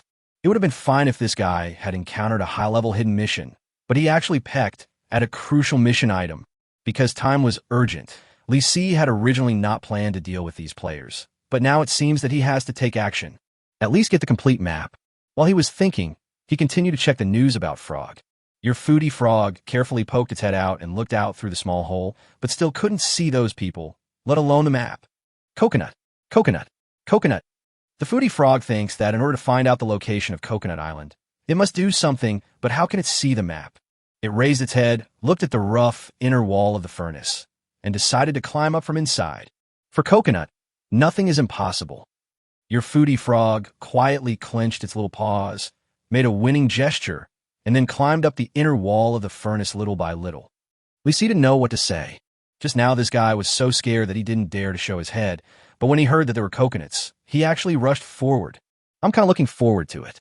I don't know if the little guy can climb up. Lee Si had already moved to the factory where Wazai was. He carefully peeked inside from the door and found that the smelting furnace was deep in the factory. He could vaguely hear the voices of those players, but they were not clear. He stood still, wanting to see what the foodie frog would do next. After all, this guy was reliable for once. Of course, there is another important reason why Lee Si did not lurk in the factory. Bubbles kept popping up on his head. It's okay to hide outside, but once you enter the factory, the bubbles on your head will definitely expose your position. This special effect card is very useful, but the side effects are also quite serious. In less than 5 minutes, the gluttonous frog was almost able to climb up.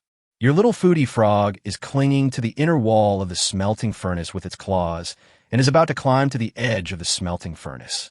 It pushes hard one last time, and its chubby little body lies on the top edge of the smelting furnace. The foodie frog was out of breath. His whole body drooped and motionless. His eyes looked around and fell on the 5 men below. The other party didn't know that there was a frog peeping above their heads. They sat on the ground around a map, eating and discussing something. The foodie frog poked his head down hard and seemed to hear them saying that there was not enough time. It opened its eyes wide and wanted to take a look at the map, but the distance was too far and it couldn't see clearly. All it saw on the map was an ocean with a small round island in the middle of the ocean. Coconut Island. It's so far. With my physical strength, it is impossible for me to jump over. Suddenly, your foodie frog starts to doubt his life. It doesn't know what's the point of spending so much effort to study the impossible-to-reach Coconut Island.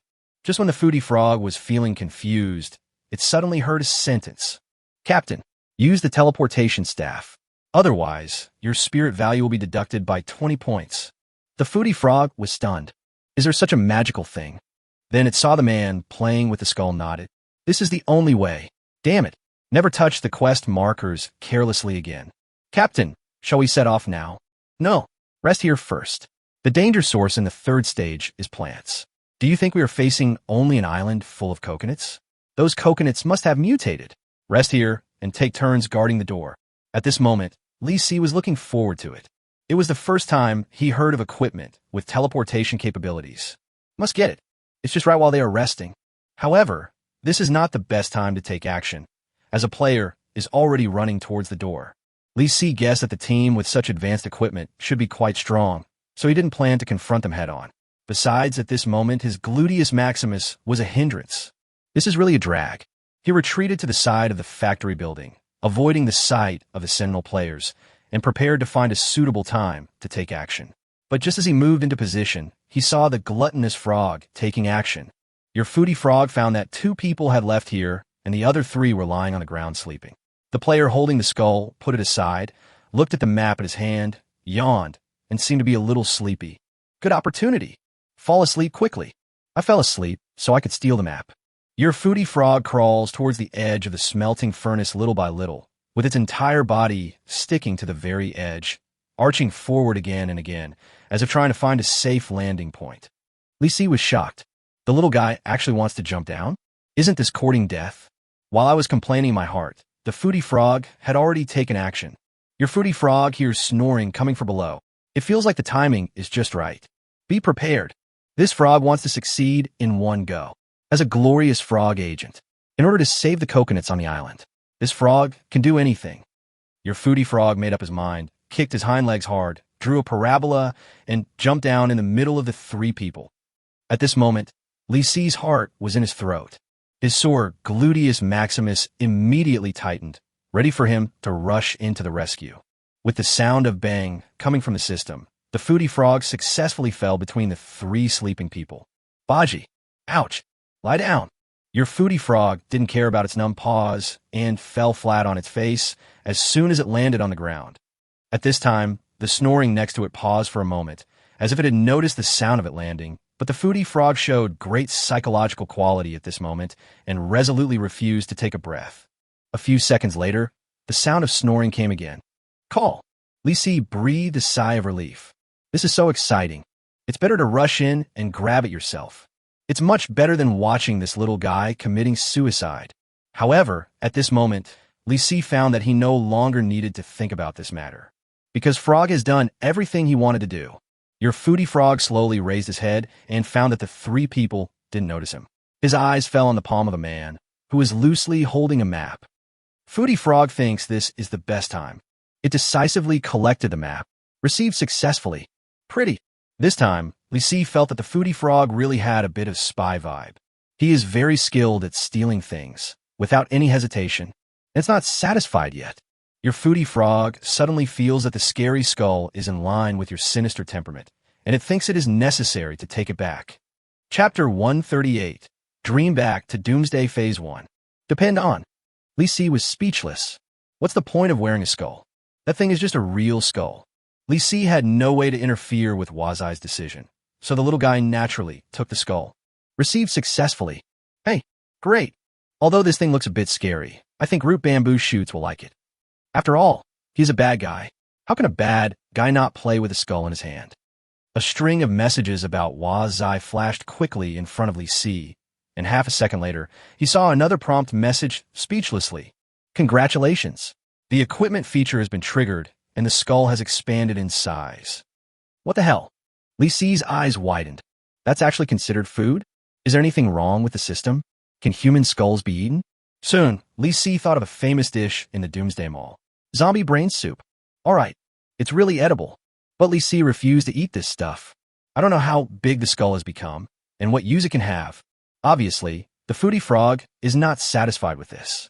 Your foodie frog collected the map and the skull, and thought he should look for other goodies on the 3 of them. It's a pity that there is no food. The foodie frog circled around the 3 people several times, and finally set its sights on the man who had had 2 things stolen from him in a row. No way. He has so many things on him. I have no choice but to pluck the wool from sheep. The foodie frog took a liking to the small wooden stick inserted between the man's waist. The stick looked long and thin, very delicate. Your foodie frog doesn't know what that thing is used for, but based on his feeling, he thinks that it could be used to grill skewers. Put on big meatballs. You can bake 7 or 8 at a time. Thinking of this, it drools unconsciously. After all, it is still hungry. Your foodie frog decides not to hesitate any longer, finishes the work early, and goes home early so that he can go back and eat after work. So, it took the stick without hesitation. Received successfully. Li Si had a vague feeling that that thing might be a teleportation staff. Otherwise, How do you explain the other party putting a wooden stick in his waist? At this time, players will not place a useless object close to their body. Things like these that are not put in the backpack but placed close to the body are actually more important than the things in the backpack and are ready to be used at any time. For example, the magical tool used to escape, the teleportation staff. Isn't this right? A lot of harvest. Li Si felt that his foodie frog might have grown up. I was able to steal such awesome equipment. This made Li Si feel very relieved. However, the following behavior of the foodie frog made Li Si a little speechless. Your foodie frog looked at his backpack. The new backpack has 5 slots. There is still 1 grid left to fill. Why do you need a new backpack? The workload has increased inexplicably. It turns out that changing backpacks is not something to be happy about. Your foodie frog suddenly expressed confusion about the excitement of getting a new backpack and felt that at this moment it should just find something to stuff in it to make it through so that it could get off work early. Very good. It turned back into that irresponsible frog. Li Si felt inexplicably a little familiar. I just hope it can get something useful back like the other person's equipment. Your foodie frog looked around and found a soft but pad next to him. That thing looks good, but it's obviously not what Jin Haeison wants. There is a husky head printed on the seat cushion. The foodie frog got closer and looked at the schizophrenic eyes of the husky, raising the corners of its soft mouth. Look again. If you look at me again, I will take you away. Still watching. Receive. Your foodie frog collected the huskies but pad. Received successfully. Finished. Your foodie frog is satisfied with his perfunctory behavior. After all, it is a soft but cushion.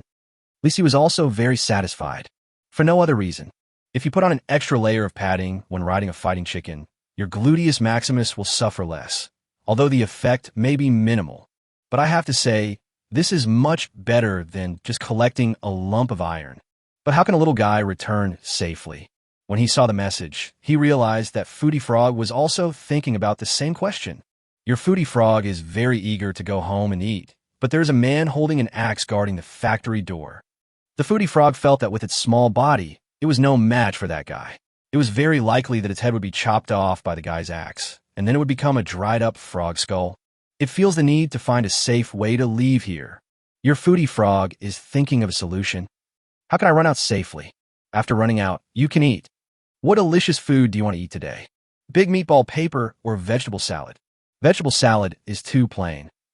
Big meatball paper is better. If I order a super large portion of meatball paper, I will be very satisfied. Thinking of this, your Foodie Frog swallowed his saliva, smacked his lips, and his stomach started growling again. Big meatball paper. Hee, big meatball paper. Li Si was speechless. We agreed to find a way to escape, but why did I end up thinking about lunch? I'm afraid this guy won't be able to remember the important things for a while. Li Si originally wanted to see if the little guy could run out by his own strength, but he was serious for less than 5 seconds, and his train of thought went completely astray. Li Si was patient, thinking that he was already prepared to respond. So he just gave it some time. Who knows, maybe the little guy can sneak out on his own. After all, you can't rely on yourself every time. With the mentality of testing the frog, Li Si waited for it for a few more minutes. Fortunately, the little guy thought about it for a while and remembered the important matter. Your Foodie Frog smacked his lips for a long time and suddenly realized that he hadn't gone home yet. Suddenly I feel so depressed. Go home and find a way to get around that watchdog. Your Foodie Frog clenched his little paws and decided to crawl to avoid making any noise. It stretched its head forward to check the situation ahead, then slid backwards to the side of the metal conveyor belt and continued running forward using this blind spot. Soon, it ran to the end of the conveyor belt, and in front of it was the factory door. It found that the person guarding the door had his back to it, so it bravely crawled forward. Don't look back! Don't look back! Don't look back! Your gluttonous frog scurried behind that person like a mouse and hid between his heels. Oh my God! Don't get stepped on to death! Li Si felt like he was dreaming back to the first stage of the apocalypse. From the very beginning, the little guy was frantically testing the zombie's feet. Chapter 139, the captain comes to his senses. Your Foodie Frog squatted between the man's heels, looked up, and saw a big double chin. Then the double chin moved, and the man stuffed a piece of bread into his mouth, making the Foodie Frog swallow his saliva. Fortunately, the sound of it swallowing saliva was very small, so the other party didn't notice it. The foodie frog's thoughts drifted to the fragrant meatball paper again, but this time it remained vigilant. Suddenly, the man turned around. Chance! Your glutton frog found the right moment, dodged the opponent's shoes, and crawled backwards to the outside of the factory, but it didn't see you and trotted on all fours towards the large warehouse where it came from. Lisi watched the frog slide back, and when it encountered a protruding rock or weeds, it would stop to rest for a while. Obviously, the little guy successfully completed the breakout mission. Lisi was not in the mood to argue, so he took another route, avoided the sight of the sentry players, and headed straight for the warehouse. In less than 5 minutes, Lisi returned to the large warehouse. The fighting chicken was still sleeping on the pile of metal ingots. Lisi didn't call it and ran to the door to meet Frog. When the little guy was almost at the warehouse door, he accelerated and jumped twice, landing directly on Lisi's palm. Your foodie frog was panting heavily, feeling like it was going to go crazy. It threw out 5 small dots of light and went back. As the light spot landed on the ground, Lisi was instantly pushed aside by a huge white object. When he looked up, he saw a huge skull in front of him, as tall as a person. He could even get right into the skull's mouth. Facing this horrible thing, Lisi felt a chill down his spine. Is it really necessary to take this thing away? Lisi checked the item description. Skull. Introduction. The skull of a human being is useless except for scaring people. It's really scary. Lisi decided not to look directly at those 2 big dark eye frames, so he stuffed them into his backpack. It's a pity to throw away this thing. It's really good for scaring people with it, and when necessary, it can also be used as a temporary shelter. After all, the skull is quite hard. After stuffing the skull into the backpack, Lisi saw 4 other items. A butt pad with a husky's head painted on it, a red mushroom over 1 meter long, a finely crafted wooden stick, and a complete map. Lisi checked the map first. Sure enough, the complete map contained the necessary hints for finding the ship. On the circular island in the center of the map, there's a line of small words. The destination is Coconut Island. To get there, you need to go to the small harbor to pick up a canoe. There's also an arrow mark on this sentence, about 45 degrees northeast. I can only know the approximate location, but with a fighting chicken, that's enough. And if it really doesn't work, don't we still have the teleportation staff? Lisi's eyes fell on the exquisite wooden stick, and he checked the item description. Teleportation staff. Introduction. A disposable item that can be instantly teleported to any location. For disposable items, it's better to use them sparingly. Lisi felt that this kind of thing should not be used lightly unless it is absolutely necessary. He checked the other items. Poisonous red mushroom. Introduction. There are singing clouds, red umbrellas, and white poles. After eating, lie on the board together, lie on the board, sleep in the coffin, and then bury the mountain together. So if you're not committing suicide, please do not eat it. Really, it really is a poisonous mushroom.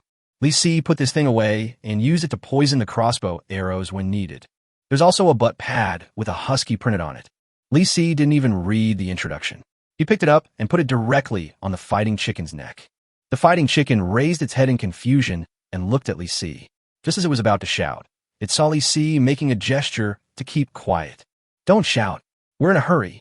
Keep a low profile. It's time to go. Hook. The fighting chicken nodded understandingly, uttered a slight cry, stood up, shook its feathers, and shook the butt pad right off. Lisi took out a pair of useless pants from his backpack and tied it around the neck of the fighting chicken to fix the butt pad.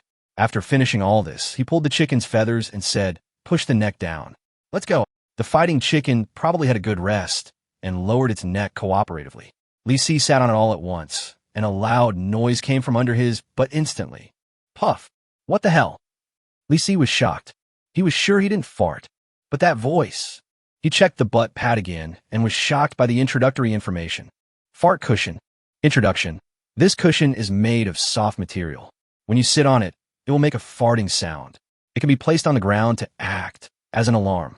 Before I could finish reading, a loud scream came from not far away. Captain, something's happening. There's a noise coming from the warehouse. The 3 people who were sleeping in a daze suddenly woke up. The leading man subconsciously touched his hand and found that the skull was gone.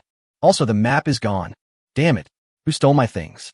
Captain, there must be a player in the warehouse who stole our stuff. What the hell are you doing? Captain, no one approached just now. What nonsense.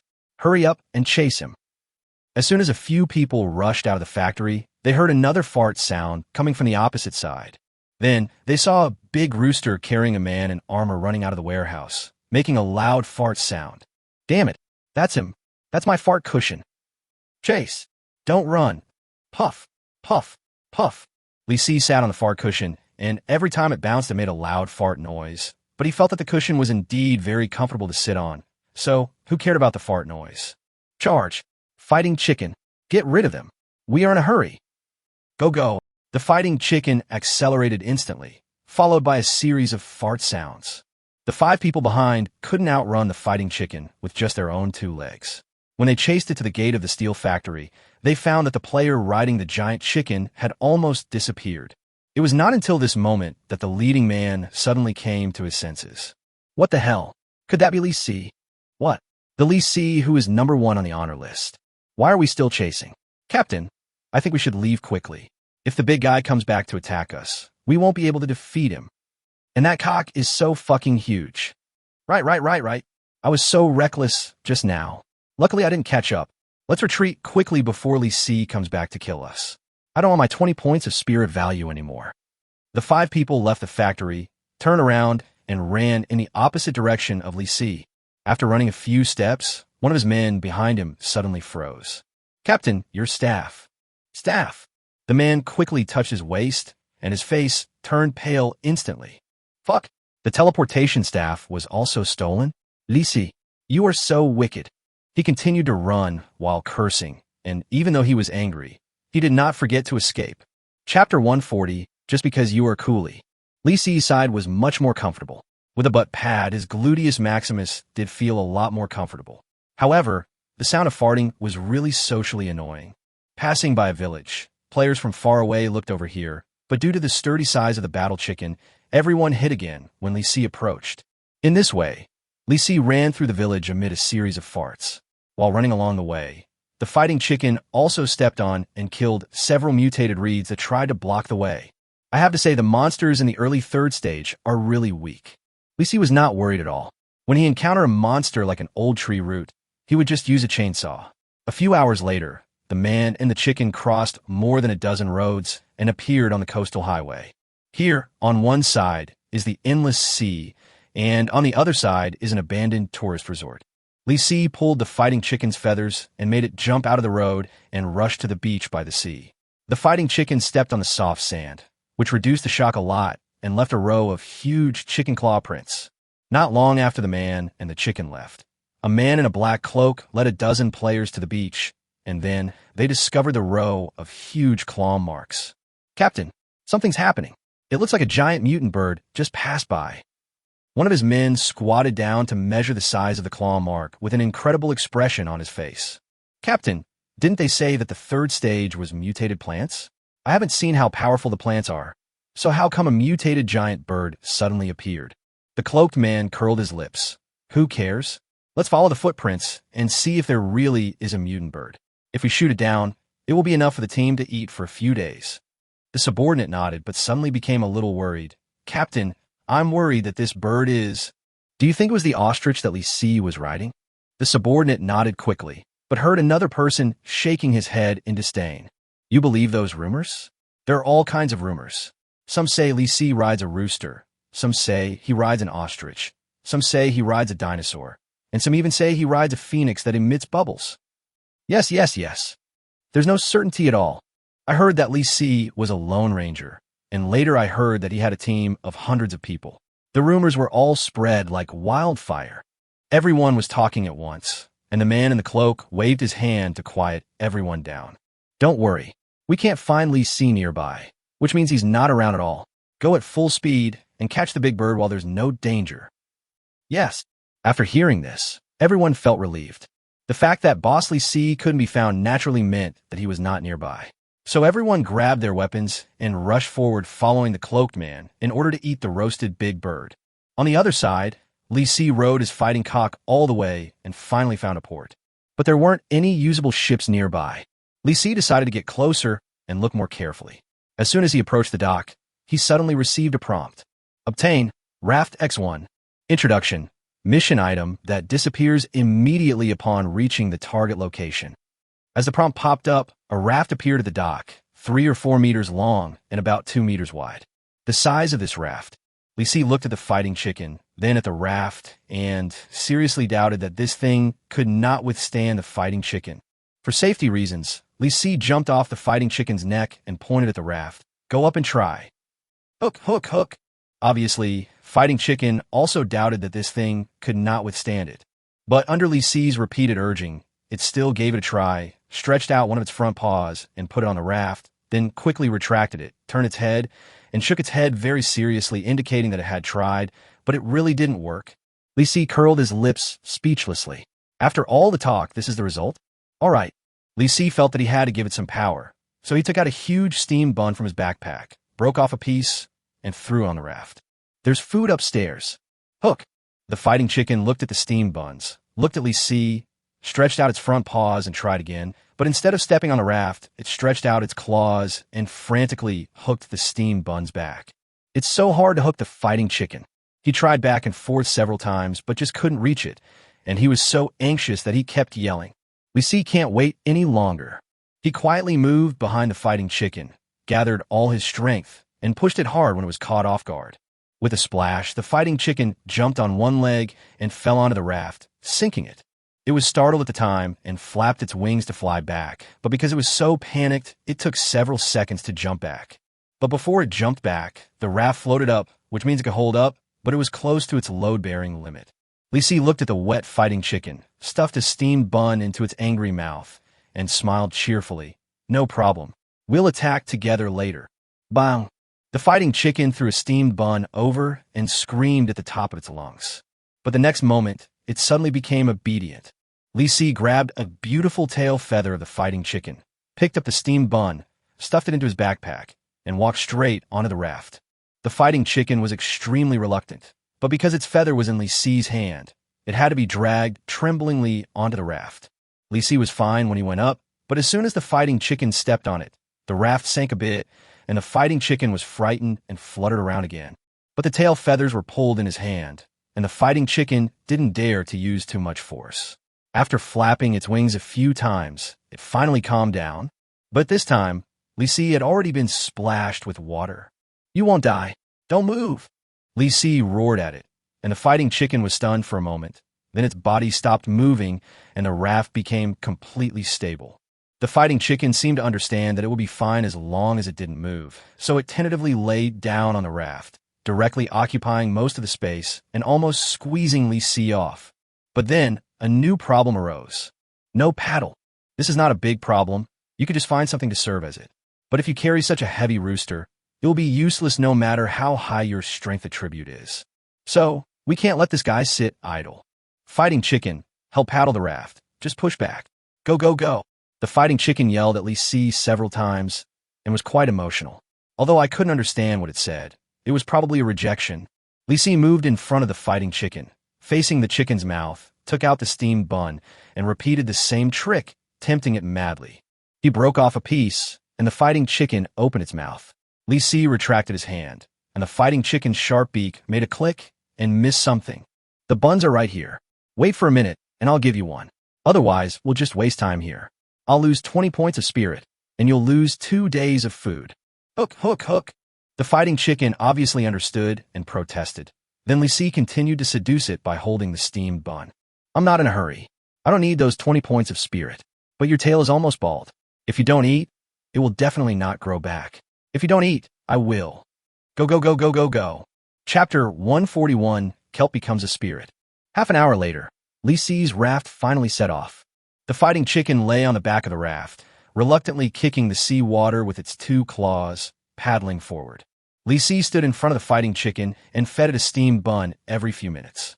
The forward speed could be said to be quite slow, but Li Si estimated that it would not be a problem to reach Coconut Island within 48 hours.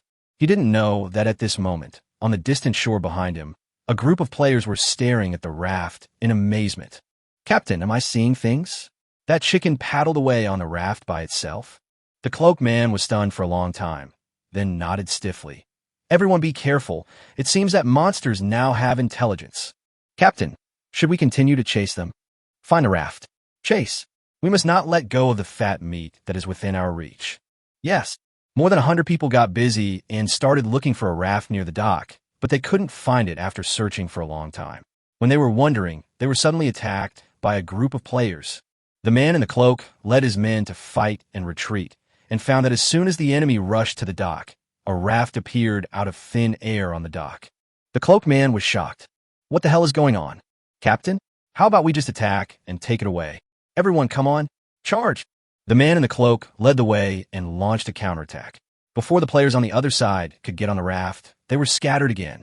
But when the cloaked man approached the dock, the raft disappeared instantly. Looking at the enemies again, they have all disappeared. Damn it, there's something fishy going on here.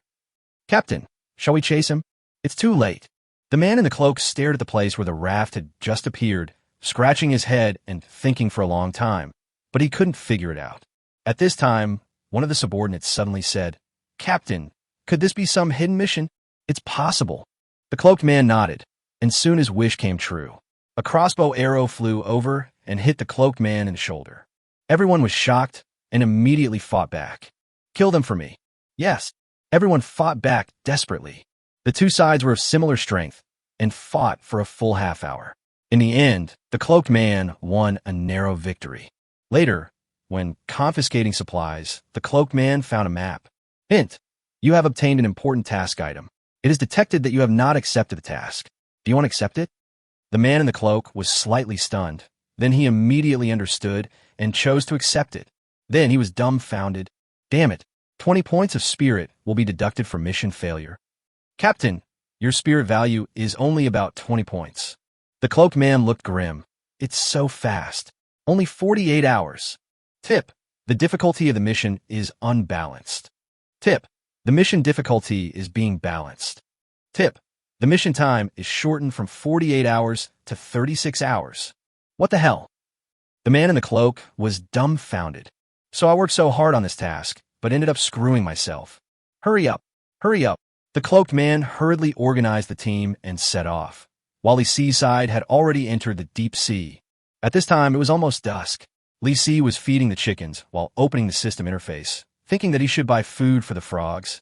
Otherwise, they would probably protest. As the system interface popped up, a familiar prompt popped up. During this trip, the foodie frog traveled a total of 199 meters and received 199 agent coins. 1 meter and 200 away is still a lot.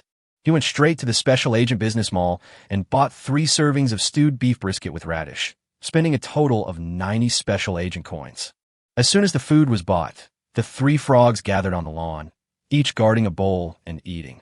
The first one to end the battle is always the foodie frog. The foodie frog ate the stewed beef brisket with carrots, and it tasted really good, but for some reason he couldn't help but want to fart, and his travel range increased by 3 meters. The tech frog ate the stewed beef brisket with carrots, and thought that eating too much carrots would cause farting. It seemed to have smelled someone's fart just now, and its travel range increased by 3 meters. The engineer frog ate the stewed beef brisket with carrots, and felt that the free food was delicious. He let out a bunch of air-dried farts, which seriously polluted the air, but his travel range did not increase. Puff, puff, puff, puff. Is the effect of radish in relieving gas so strong? Lee C seriously suspected that if he looked at it any longer, he might be smoked, so he quickly spent 50 agent coins to buy a bunch of scrap parts and shut down the system. The sky was already getting dark, and Lee C felt that he might have to spend the night on the raft. However, the sea seemed quite safe. After paddling on the sea for half a day, he did not encounter any danger. So he simply went to the raft and prepared to take a rest. But Fighting Chicken is not happy. He looked at his master who asked him to work, but he himself was idle, and pecked Lee C's helmet with great displeasure. With a crisp bang, Lee C was pecked by the Fighting Chicken again before he fell asleep. This chicken is not considerate at all. Come to think of it, even if this guy doesn't disturb my sleep, he will probably take advantage of the time when I'm asleep to be completely lazy. So, no one should think about sleeping. Lee C shook his head and grabbed a piece of steamed bun to appease the Fighting Chicken. When he turned around, he suddenly found that something seemed to be floating under the sea. He moved closer to the edge of the raft and took a closer look. He saw some green plants floating in the seawater. They should be something similar to kelp. Can this thing be eaten? Lee C took out a thick crossbow arrow and tried to use it to pick up one of the kelp. But as soon as the crossbow arrow touched the kelp, the water surface suddenly shook. Then, the kelp actually entangled the crossbow arrow and began to pull it deeper. Li Si pulled hard and almost lost the crossbow arrow. He finally pulled it out and looked at the sea. He saw more floating kelp nearby. They were wriggling slowly near the raft, like a group of worms wriggling in the water. Obviously, these kelps have mutated. Li Si felt that the raft was already in danger, so it was best not to provoke them easily. However, the opposite happened. Suddenly, a dozen thick kelp flew out of the water and pounced towards Li Si and the fighting chicken. The fighting chicken reacted very quickly and tore a piece of kelp into pieces with its mouth. Li Si also changed to the black wind machete, but after a few chops, he didn't receive any kill notification. No way. Could it be that all these kelps grew from one kelp? Go go. The fighting chicken pecked hard, and its claws that were kicking the sea water were suddenly entangled by something. Its body shook, and the whole raft sank suddenly. Li Si panicked. If the raft sinks here, we'll be doomed. It leaned back and saw that the kelp was entangled with the chicken's feet. Damn it. Fighting chicken, don't panic. Peck it. Go go. The fighting chicken turned around, and the whole raft shook violently. It pulled its claws hard and directly cut the kelp. But countless kelps gathered here, stretching out from the sea, eager to try. Chapter 142, Dancing Kelp. Li Si chopped wildly with a machete. Although these kelps were not strong, they seemed to be immune to the poison. Although the black wind machete can easily cut the kelp, they are not affected by the poison at all and still keep rolling up. The fighting chickens were pecking at the kelp frantically and had no time to paddle the raft. This is not a solution. Li Si took out the red poisonous mushroom that was more than 1 meter long and rubbed it hard with the black wind machete. With double poison, he didn't believe that the kelp could withstand it. He swung the black wind machete and slashed at a flying kelp. With a swish, the kelp broke into 2 pieces. But their offensive continues, and it's getting more and more fierce. The broken kelp piled on the raft were not yet completely dead and were wriggling towards Li Si and the fighting chicken like disgusting worms. While Li Si was chopping, he also kicked the kelp into the sea. He didn't know how long it had been, but he suddenly found that the kelp's attack had slowed down. The frequency of their attacks decreased, and they seemed to be crazy, attacking the air inexplicably, as if they were hallucinating. Does kelp also have hallucinations? But it does seem like a hallucination reaction to poisoning.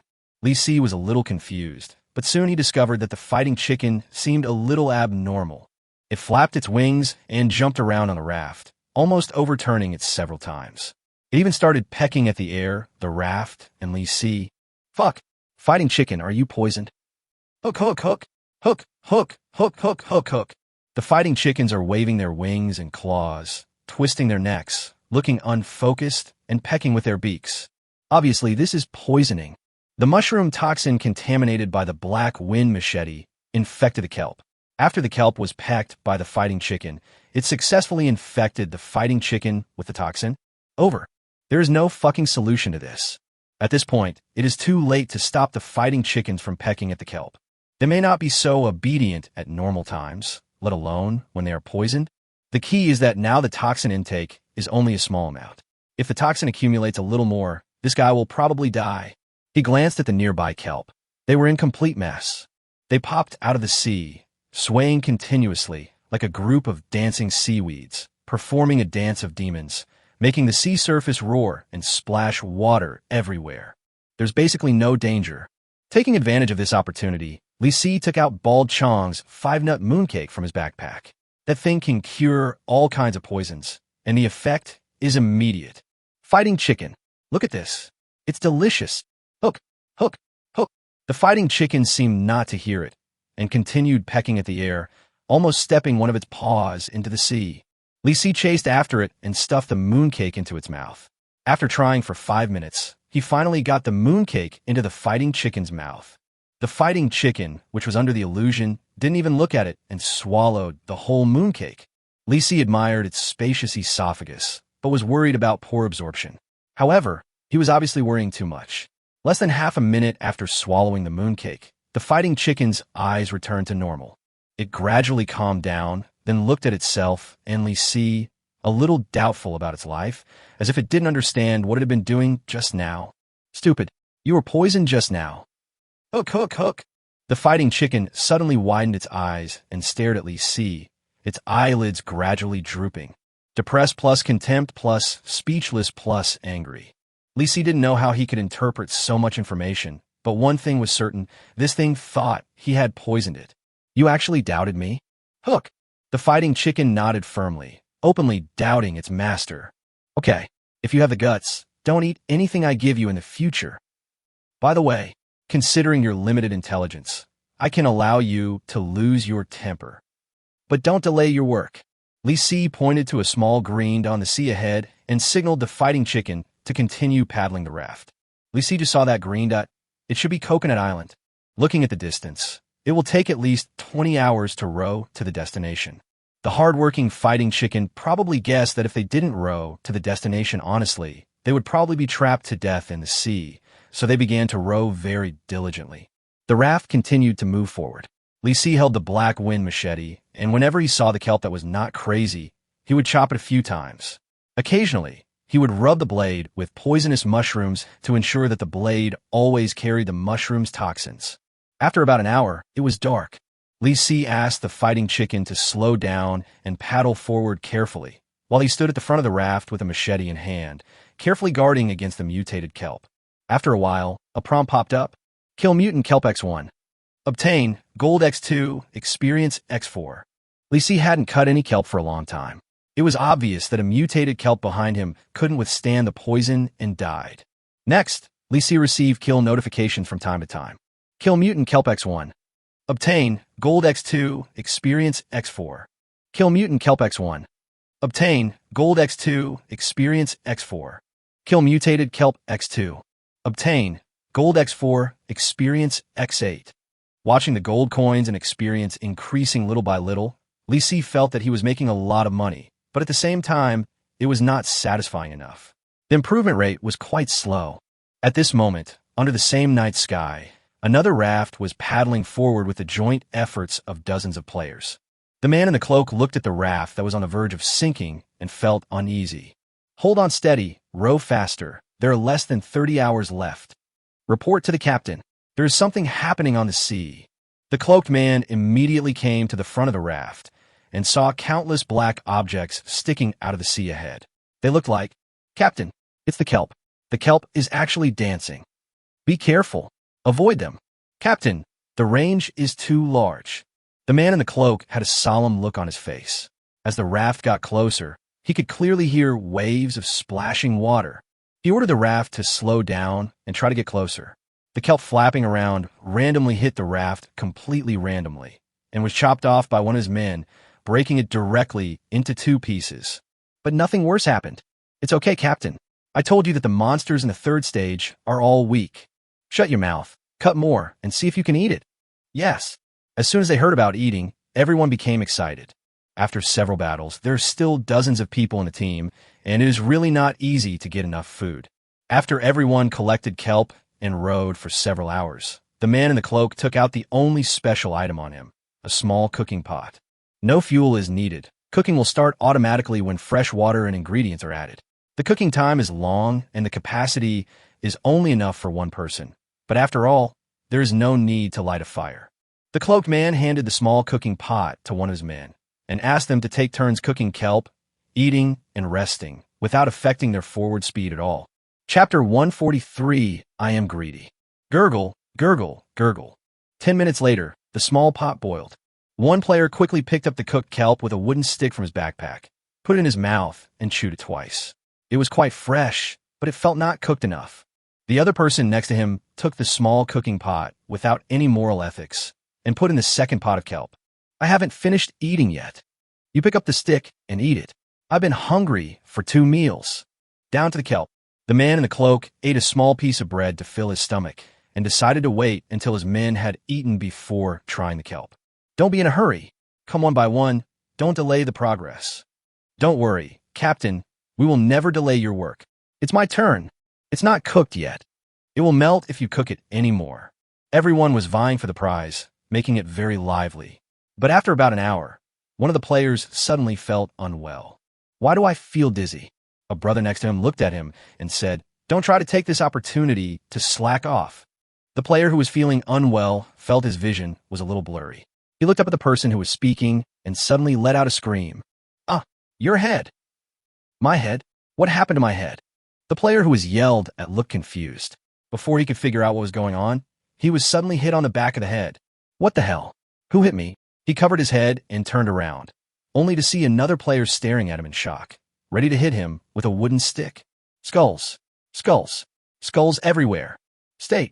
The man chopped down with the sword but didn't hit anyone, but hit the raft. Captain, something's wrong.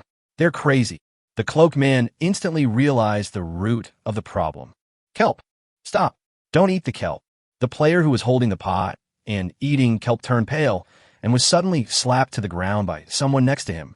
With a plop, the small cooking pot containing kelp, along with the freshly cooked kelp, was thrown into the sea. The man in the cloak was so angry that his face turned green. Who the hell told you to fan the pot away? The player who had finished the crime turned his head and muttered with a dull look in his eyes. Skeleton. Skeleton. So many skeletons. It wants to bite me. I'll beat you up.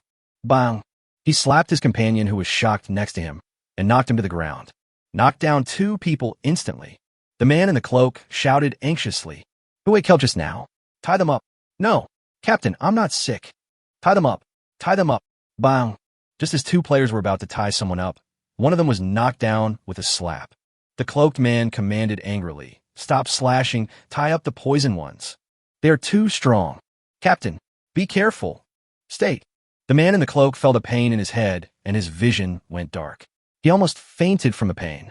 He turned around with weak legs and saw another blow to his face. Stay. Tie him up for me. Stay. Plop. The man in the cloak fainted. The perpetrator held an iron rod and hit the raft again, directly creating a crack in the raft.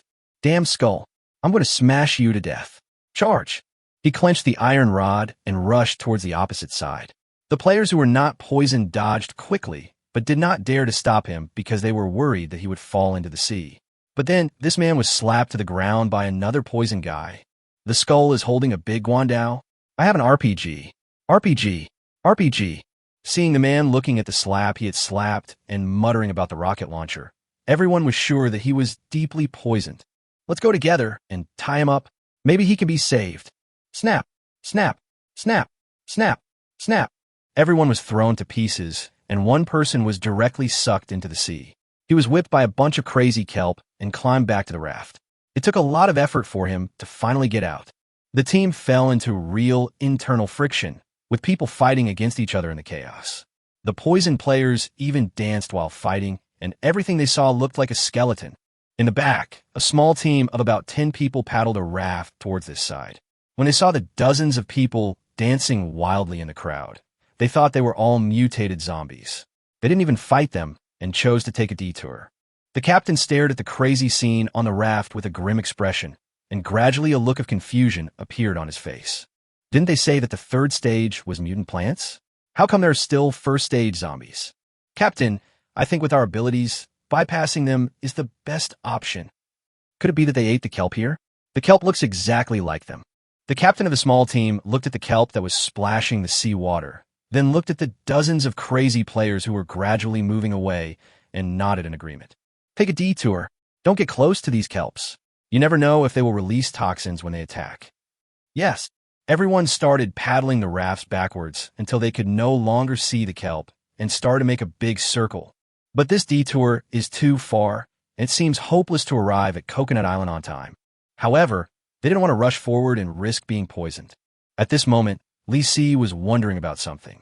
Since accepting this mission, he has only encountered a team of players with the same goal. According to his speculation, this mission may be issued to many players at the same time. He looked back and saw that under the cover of night, there was nothing on the sea except the crazy kelp. Maybe I'm overthinking. Li Si nodded, without thinking anymore, and fed the fighting chicken a steamed bun, as he was also hungry. He took out a can of royal jelly, hesitated, and replaced it with honey. He has never tasted royal jelly, but this thing can summon Balchong's beehive, so it's better not to eat it easily. So he changed to a jar of ordinary honey and dipped the steamed bun in the honey to eat. The sticky honey hung on the steamed bun, dripping down, crystal clear under the moonlight. Li Si stuffed it into his mouth. It was so sweet that he felt a little choked when he dipped too much. He learned from his experience and dipped the bun a little less the second time. But before he put it into his mouth, a chicken's beak suddenly attacked with lightning speed, grabbed the bun dipped in honey, swallowed it up with a smack, and then let out a satisfied cry. The whole process is smooth and takes less than 3 seconds. Li Si was shocked. He looked back and saw the fighting chicken looking at the honey in Li Si's hand with unsatisfied look. Li Si saw endless desire in its little eyes. It ate the stuff. Li Si moved forward, deciding to keep some distance. The fighting chicken then stretched its neck forward, obviously not intending to let go of the jar of honey in Li Si's hand.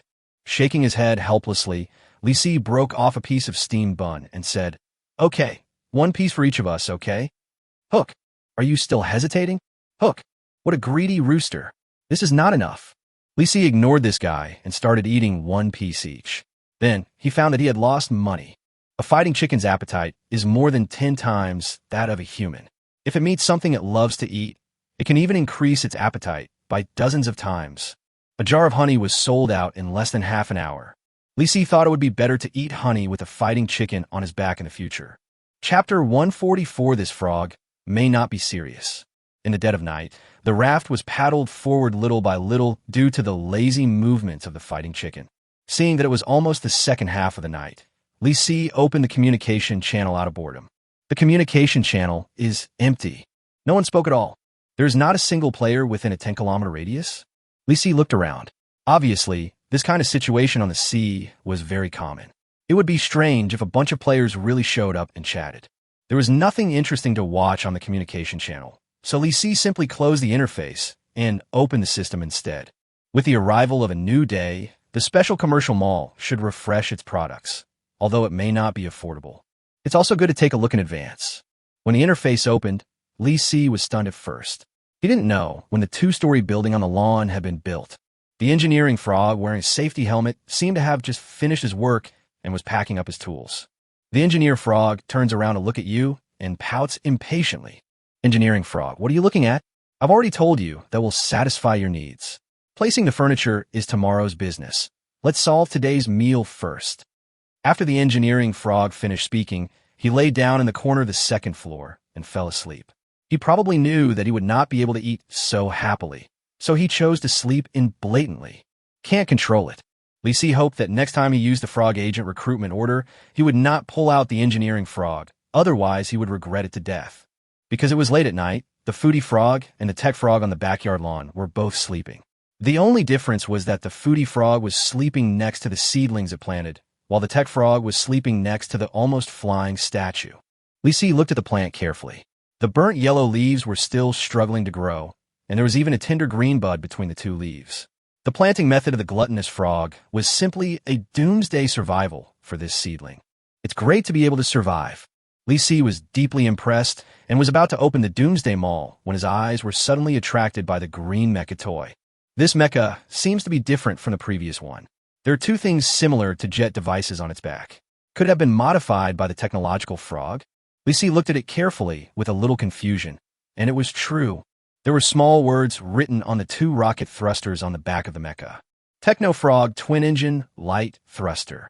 This little guy never forgets to leave his name on anything he makes, for fear that others don't know that those things were made by him. Looking next to the mecha, the round floating ball was unexpectedly different from before. The screen of the floating ball disappeared, and the entire sphere was painted with a layer of camouflage. If you look closely, you can still see a line of small words left by the tech frog on it. Go away. There are no 3 words technology frog in front of it. Obviously, the implication after adding it is not good. Li Si shook his head. He felt that it was not a good idea for the floating ball to turn into a rolling ball. Besides, would this thing lose its ability to fly? That's pretty bad. Li Si felt that this thing was in the hands of the tech frog, and not only had it not been upgraded, it might even have been downgraded. It has to be said that Tech Frog has done a lot, but we can't see any results yet. After checking these scientific research results, whose reliability was uncertain, Li Si opened the Special Industrial and Commercial City. A familiar list of products appeared in front of me. Donkey Meat Barbecue, 10 agent coins. Introduction, frog food, travel range plus 1 meter. Obviously, the food this time was very thoughtful. Only 10 agent coins. But I still need to look at other products before deciding whether to let them eat first or later. The next item is exclusive to Foodie Frog. Kitchen Waste Bin exclusive for Foodie Frog, 200 agent coins. Introduction, A very powerful trash can do more than just store trash. Li Si just couldn't understand why a trash can was sold for 200 agent coins, and, judging from the introduction information, it seemed that the price was too cheap. There is no kitchen yet, so Li Si feels there is no need to rush to get a kitchen waste bin. He looked down and found a pretty cheap item, but it seems to be a street stall service. Cheap divination, 10 agent coins. Introduction. Although it is very cheap, it is very accurate. 10 agent coins. It can't be cheaper. Must try. Li Si looked at the balance and found that he still had 66 agent coins. He chose to buy it without hesitation. But then, nothing happened. What's going on? Li Si was stunned, suspecting that the system was stuck. He tried calling the foodie frog. The little guy raised his head, looked confused, and stretched out his little paws to rub his eyes. Foodie frog. Is it time for dinner? Apparently, the system is not stuck. The tech frog was also woken up. It raised its head, pushed its glasses, and looked at Li Si, obviously a little confused. Then, it opened the book Black Hole Theory that was pressed under its body, yawned loudly, and prepared to continue reading. What hard worker. I don't know when it will finish reading that book, but doesn't the tech frog take off its glasses before sleeping? Li Si felt that his focus seemed to be a little off. Since the system is not stuck, why hasn't the cheap divination I bought started yet? Just as I was wondering, a white light flashed in the backyard, and then a female frog dressed as a gypsy girl appeared. The female frog was squatting on the ground, dragging a large crystal ball in one of her paws, which was almost as big as her head. Is this what they call cheap divination? The divination is actually performed by frog? At this moment, the foodie frog and the technology frog were also stunned. Tech frog called for special services? Cosplay fortune teller? But his face is too square. The simple foodie frog obviously didn't understand the tech frog's thoughts and scratched his head in confusion. Foodie frog, special service? Is it a delivery guy? Is that round thing in its hand jelly? Miss. That's right. That's it. The jelly is mine. Your foodie frog suddenly became energetic and jumped over to greet it. But the fortune-telling frog on the opposite side looked unhappy. Divining frog, stop. Fortune frog. First of all, I'm not a delivery man. Fortune-telling frog. Secondly, I don't provide special services. Fortune-telling frog. Finally, this frog is a man made of 24K pure gold. Your foodie frog and tech frog are petrified instantly. They could never imagine that the frog dressed as a gypsy girl is actually a male. Li Si was also shocked. A male frog actually wears women's clothes? Does the frog world also have such perverted habits? Li Si's mouth twitched, feeling that this frog might not be serious. Chapter 145, Blind Box. After emphasizing these important facts, the fortune-telling frog, dressed in the gorgeous clothes of a gypsy girl, turned its head to look at Li Si, revealing a big square face. Fortune-telling frog, don't look at me with such weird eyes. Don't you think this outfit makes me look very professional? Tech frog can't stand it anymore. It shook its head with disdain and picked up the book Quantum Mechanics again. Tech frog playing tricks. Not scientific. Not interesting. It's indeed a technological frog. I have absolutely no interest in fortune-telling. The square-faced fortune-telling frog curled its lips, fiddled with the crystal ball in its claws, and looked at Li Si and the foodie frog. Fortune-telling frog. Each person and frog only has one chance. Hurry up. I have to go back for breakfast. Happiness. This frog doesn't eat for free. Li Si's mind was spinning rapidly, trying to figure out what divination would be best. After all, he only had one chance. While he was hesitating, the engineering frog that had been sleeping jumped down from the upstairs and rushed to the divination frog. Engineering frog, I'm here first. The engineering frog adjusted the yellow safety helmet on his head, looked at the square-faced frog in front of him breathlessly, and the corner of his mouth twitched noticeably. Engineering frog, are you sure it's a female frog? The corner of the fortune-telling frog's mouth twitched. Fortune-telling frog, I will emphasize once again that I am a male frog, and I dress like this only for my job. Engineering frog. Obviously, the engineering frog has ulterior motives. It probably intends to come here to express its feelings. But the square-faced male frog opposite obviously cannot meet the needs of the engineering frog. The fortune-telling frog rolled its eyes at the engineering frog, holding the crystal ball in its two paws, with an impatient look on its face. Divining frog, tell me quickly, what do you want to divine? Once you're done, leave quickly. Engineering frog. This frog wants to tell fortunes. Is this frog the most handsome frog in the world? Li Si was speechless. That's it. It can single-handedly lower the average appearance of an entire frog species. How dare you ask such a question? If it were uglier, it could be classified as a toad. Of course, Li Si felt that this was a bit too much, but for the engineering frog who had been eating for a long time, he couldn't think of anything nice to say. The fortune-telling frog looked a little ugly. It looked at the crystal ball in its hand, then looked at the engineering frog opposite, and dropped the crystal ball to the ground with a bang. Divination frog, don't insult my profession. Is there any need for divination? Engineering frog, so I'm the most handsome frog in the world. Divining frog, go away. The fortune-telling frog picked up the crystal ball, wiped it carefully, pouted its lips, and directly greeted the next person. Li Si found that he hadn't figured out what to predict yet, so he let the foodie frog take the lead. The little guy smacked his lips and looked at the plant seedling next to him, obviously wanting to ask a question about it. Foodie frog, I want to predict when my frog seedlings will grow into big meatballs. Divination frog, this is a normal question. Wait a minute, I'll ask the crystal ball. Li Si frowned, wanting to see how this guy would ask about the crystal ball.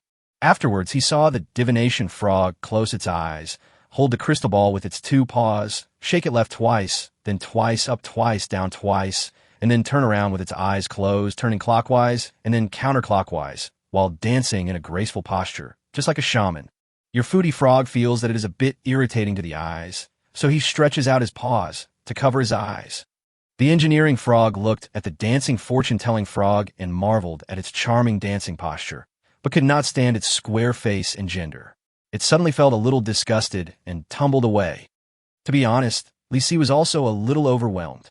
But the show is finally over.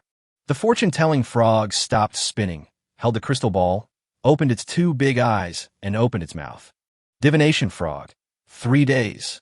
Foodie frog, just wait 3 more days, and you'll have a big meatball paper to eat. Divining frog, but it's not a big meatball. Foodie frog, huh? What will grow from that? Divination frog, that's another question. I only divine one question at a time. Foodie frog, this the time I use a tech frog. Upon hearing this, Tech Frog shook his head in disdain. Apparently, it didn't care that its divination opportunity was taken, but the fortune-telling frog shook its head to refuse. Fortune-telling frog. Each frog can only ask a question once at a time. Unless the tech frog asks the question himself, it will not work. Foodie frog, is that so? Then I'll go and beg it. Before he finished speaking, Tech Frog curled his lips in disdain. Technology frog. This frog rejects all unscientific things. Next, the foodie frog started a chattering tug-of-war, and Li Si finally figured out what question he wanted to ask. Be cautious in life. If you want to ask the most important thing.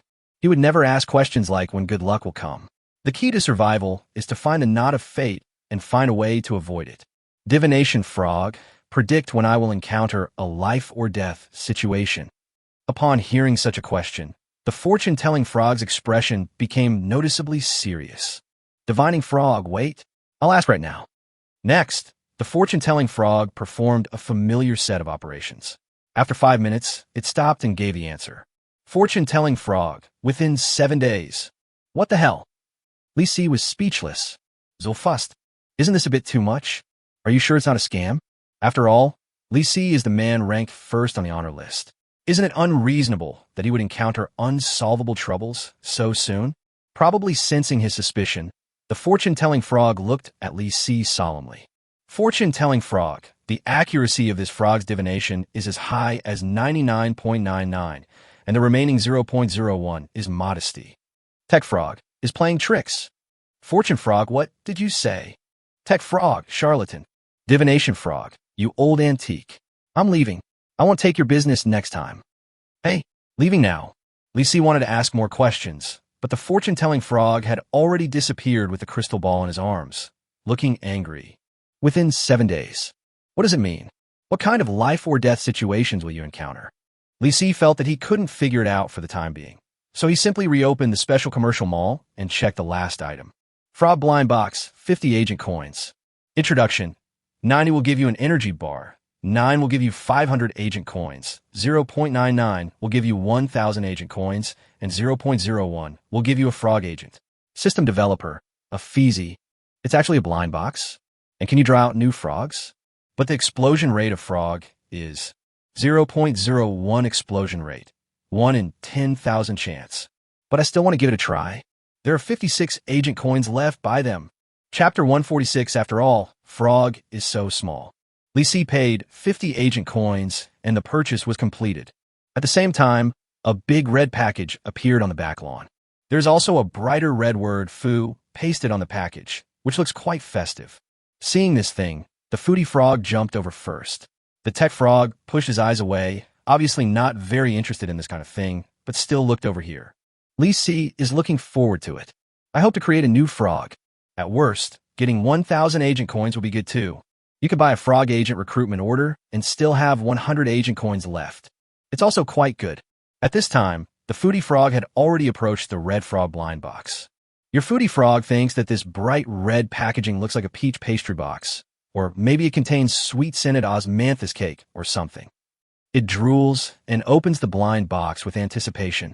A dazzling light burst out, causing the foodie frog to quickly cover its eyes with its little paws.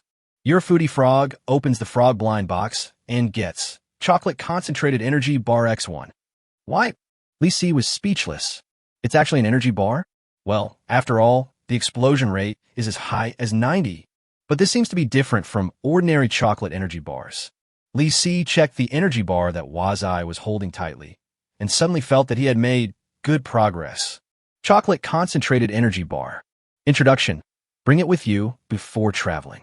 When a frog is hungry or tired, eat the energy bar. Its strength will be greatly enhanced, and it can jump another 100 meters. System developer. The radish is too delicious. Vomit. Ox.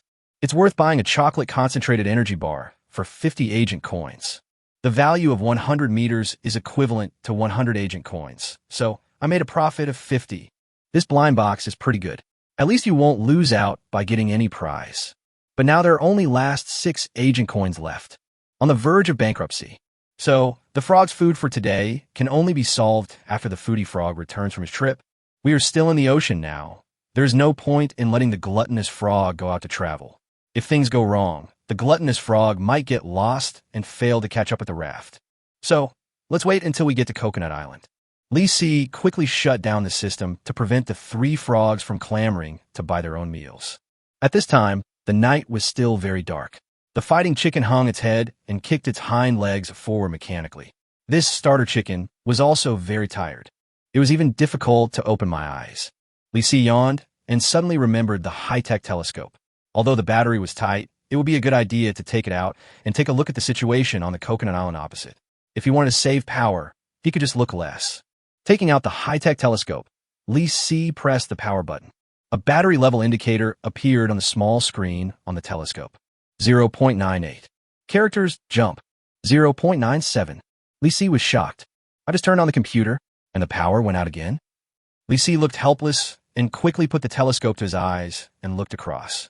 The island was dark, but the telescope still allowed one to vaguely see some conditions. In the field of vision, there are rows of coconut trees on the island. Because the distance is too far, the details of the coconut trees cannot be seen clearly, let alone whether there are round coconuts on them. Fortunately, this telescope has an automatic analysis function. As Li Si moved his eyes, lines of characters appeared in his field of vision. More importantly, this thing could see the explosion rate of monsters. Target: mutated old coconut tree. Explosion rate analysis: 100 no resources explode. Target: mutated weeds.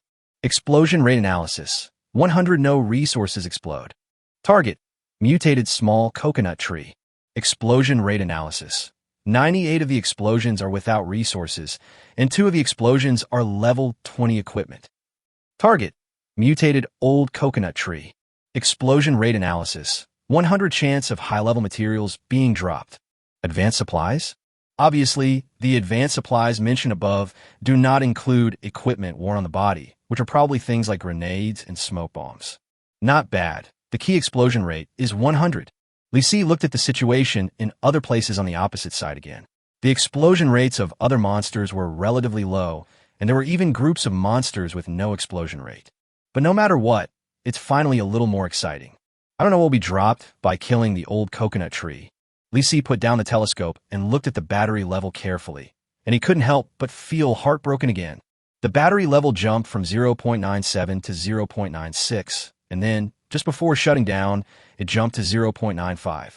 It hurts. Turn off the phone and put it in your backpack. Be careful when using this thing. In the following time, Li Si took a nap. When it was almost dawn, a deafening crowing of a rooster woke Li Si up. Hook! Hook! Hook! Li Si opened his eyes in panic and looked back. The fighting cock stretched its neck and crowing loudly. But it was not crowing towards the sky like an ordinary rooster. It was crowing towards itself. This is obviously not as simple as announcing the dawn. This thing is hungry. Li Si looked up and saw a wide coastline not far away, and Coconut Island was just around the corner. He could even see the huge coconut trees on the Coconut Island, but they did not look friendly. All the coconut trees were shaking their branches vigorously, swinging the big brown coconuts on them. They're not going to throw that thing over here, are they? Go, go, go! The fighting chicken yelled again, strongly condemning Li Si's bad behavior of not giving him food. Li Si took out a big steamed bun from his backpack, tore off a piece, and threw it on the raft, letting the fighting chicken peck it by itself. He looked carefully at the island opposite, planning how to land. The shore of the island is very flat, so it would be no problem to go straight up, but if you were attacked by coconuts, there won't even be a decent shelter. This is like playing a beach landing game. If there is no safe landing site, landing on the island is basically seeking death. Fighting chicken, go around the island. Check out what's happening elsewhere. Go, go. The fighting chicken nodded, and while eating the steamed bun, he tried to adjust the course. The raft swayed slowly and continued to move forward along the Coconut Island, less than 100 meters away. Then, Li Si discovered that the coconut trees were always aiming at him. The direction in which they swayed was always facing him. It was obvious that they would start smashing him as soon as he landed. After circling around Coconut Island for a while, Li Si finally found a relatively safe place to land. However, this so-called safety was just a big rock that could serve as a shelter. However, the size of the rock was such that it was difficult for the fighting chicken to hide its body. It was just too big. What happens if we break through the outer layer of coconut trees? It's hard to see what's going on deep inside because it's blocked by dense coconut trees. In this situation, maybe we should send out the foodie frog to explore in advance. Since it is such a small target, it shouldn't attract an attack from the coconut tree, right? Chapter 147, Coconut Cannon Position. Li Si decided to let Wazai help him go to the island and step on the mines first. But before that, he asked the fighting chicken to move the raft forward. When it was about 20 to 30 meters away, the coconut tree opposite suddenly swung forward, and more than a dozen large coconuts flew over. Li Si quickly ordered the fighting chickens to retreat. Coconuts as big as human heads smashed onto the sea surface and exploded instantly. Boom, boom, boom. The huge waves splashed water all over Li Si, and most of the fighting chicken's feathers were wet. A few coconuts fell on the beach and exploded as soon as they hit the ground. The power was no different from that of a cannonball. What's in front of us is not a bunch of coconut trees, but a coconut cannon position. If you are not careful, you will be smashed to pieces. However, even if he let Frog out to travel, Li Si had to provide the little guy with an absolutely safe landing point, so he rushed to the beach at the fastest speed, carrying a sewer manhole cover, and bursts of loud explosions were heard nearby. With a bang, a brown-green coconut fell at Li Si's feet and exploded with a loud bang, directly blowing him away for several meters. The moment he landed, Li Si took out a white object from his backpack and blocked it in front of him. A huge skull. A dozen coconut shells whizzed over and hit the skull, causing the coconut meat to fly and the coconut juice to splash everywhere. Li Si couldn't show his head at all. He tried to look outside with the shield on his head, but was hit directly by a coconut on the shield. The huge explosive force almost broke his wrist. While I was feeling depressed, a prompt suddenly popped up in my mind. Congratulations on completing the Advanced Hidden Mission, Desire for Coconuts. Obtain Gold X100, Experience X200, Kelp X10. Congratulations to the player. You have reached level 33 and gained +1 to all attributes and +1 free attribute point. Before Li Si had time to add some more food, he heard a startling rooster crow. Go, go, go. He looked back and was immediately shocked. As the mission was completed, the raft under the fighting chicken's feet disappeared. At this moment, the fighting chicken was like a drowned rat, flapping its wings in the shallows and rushing towards here. More than a dozen coconuts were thrown at the fighting chicken. It dodged a few, but was still hit on the neck by a coconut, blowing away a lot of broken chicken feathers. Thump, thump, thump, thump. The fighting chicken flapped its neck and came over, then suddenly lay behind the skull, squeezing Li Si hard. This guy is huge in size, but I didn't expect that at this moment he is actually curled up behind the skull, not showing up at all. A dozen coconuts slammed onto the top of the huge skull, causing a violent shockwave, but fortunately, the thing was not blown to pieces. Li Si looked up at the fighting chicken and said, "Make some room for me. Hook, hook, hook, hook, hook, hook." Obviously, the latter part is swearing. Li Si squeezed hard, making a little space, stretched out his right hand, turned on the system, and pressed the travel button without even looking. Then, he received a prompt message. Your foodie frog doesn't want to go out on a trip. It thinks it's unfair that it has to be the one every time, not to mention that it hasn't had breakfast yet. It thinks that the tech frog should be sent out because it is not even willing to help ask the divination frog a question. The foodie frog thinks that the tech frog is not very nice, so he must let it out this time. Li Si was stunned. What the foodie frog said makes sense. It is simply irrefutable. But the problem is that there is no use nagging yourself. Why don't you talk to the tech frog instead? Li Si dodged the bombardment of coconut shells and said to the foodie frog, "Go find it. Let come out. Tell all your complaints to the technology frog." Your foodie frog nodded in approval. It felt that it was time to have a serious showdown with the tech frog. I can't always be the one being bullied. After all, I didn't get any benefits like big meatball paper. Amid the sound of fierce artillery fire, Li Si saw the foodie frog slowly jump to the side of the almost flying statue, raise his head, and look up at the technology frog who was reading at a 45-degree angle. His big eyes stared angrily, and he opened his mouth, but no words came out. Finally, its unusual behavior attracted the attention of the tech frog. The tech frog put down the book Black Hole Theory in his paws, pushed up his glasses, and looked down at the foodie frog. Tech frog, what are you worried about? Foodie frog, Tech frog. The mecha is now short of parts. Foodie frog, Tech frog. So if you don't go out and earn agent coins, you won't be able to afford the parts. Foodie frog, this. Tech frog, go travel soon. Foodie frog, okay. The corner of Li Si's mouth twitched. The foodie frog, who was just so aggressive, was calmed down by the technology frog with just 4 sentences. Besides, how can you tell that the foodie frog was going there for a quarrel? Isn't this compromise too smooth? Never mind.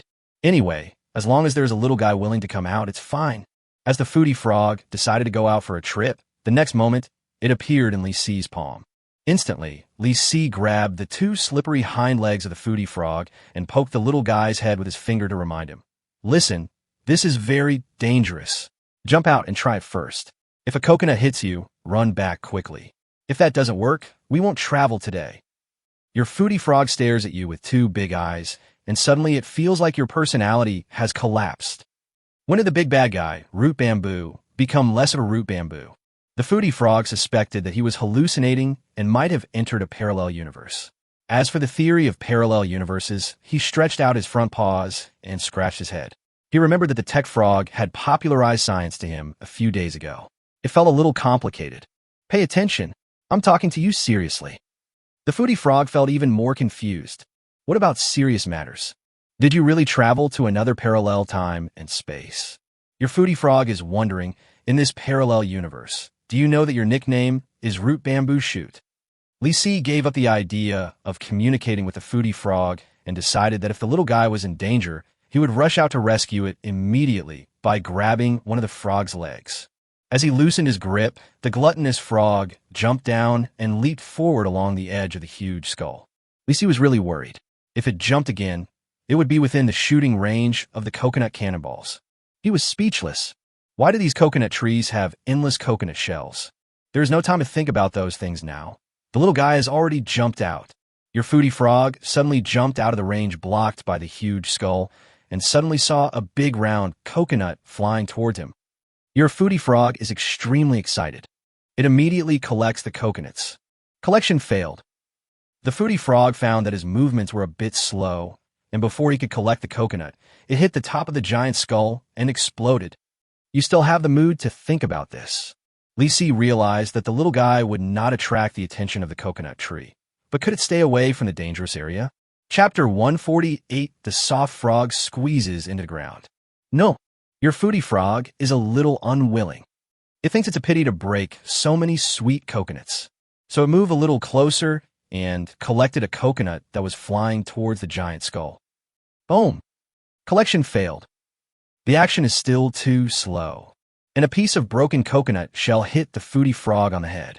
Your foodie frog's head hurts from being hit, and the camouflage helmet on his head is broken. What the hell? A piece of equipment was destroyed, just like that. Lisi leaned over and shouted at the foodie frog, "Stay away from here." Bang! A coconut flew towards Lisi, but fortunately, he ducked his head in time. The coconut shell brushed past his forehead and flew behind him, creating a huge sand pit. The raised sand hit Lisi on the back. The fighting chicken looked back at the sand pit and trembled with fear. Lisi was speechless when he saw its cowardly look, but soon he discovered a very serious problem. Fighting chicken, why is your neck always tilted? Go, go, go, go, go. Can't understand, but it seems to be saying that its neck is crooked. No need to guess. Just look at the area where the hair is blown off, and you will know that it was blown crooked by the coconut shell. But it won't stay crooked forever, right? Lisi couldn't imagine that his luxurious mount would turn into a crooked-necked chicken. That would be too tragic. Can you still grow well?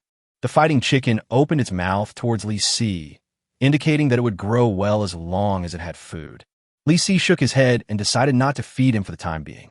He was worried that this guy would twist his neck when swallowing, causing secondary injury. He doesn't want his fighting chicken to turn into a crooked-necked mount. What makes him even more worried is the foodie frog. The fighting chicken just tilted its neck, but the foodie frog is still frantically testing the edge of danger. Your foodie frog is still unwilling to give up. It thinks these coconuts are all ripe, and it would be unworthy of its title of foodie frog if it doesn't take some back. Must take away. Your foodie frog collected a coconut that flew towards you. Collection failed. Boom! The moment he received this message, a big coconut flew over Lisi's head. He was so shocked that he lowered his head again. When he saw the gluttonous frog, the little guy was still unwilling to give in, but seemed to have gotten it. Your foodie frog suddenly found that the coconuts hanging on the trees were easier to collect, so it decided to find a shorter coconut tree and try to collect the coconuts on it. Baji, baji, baji.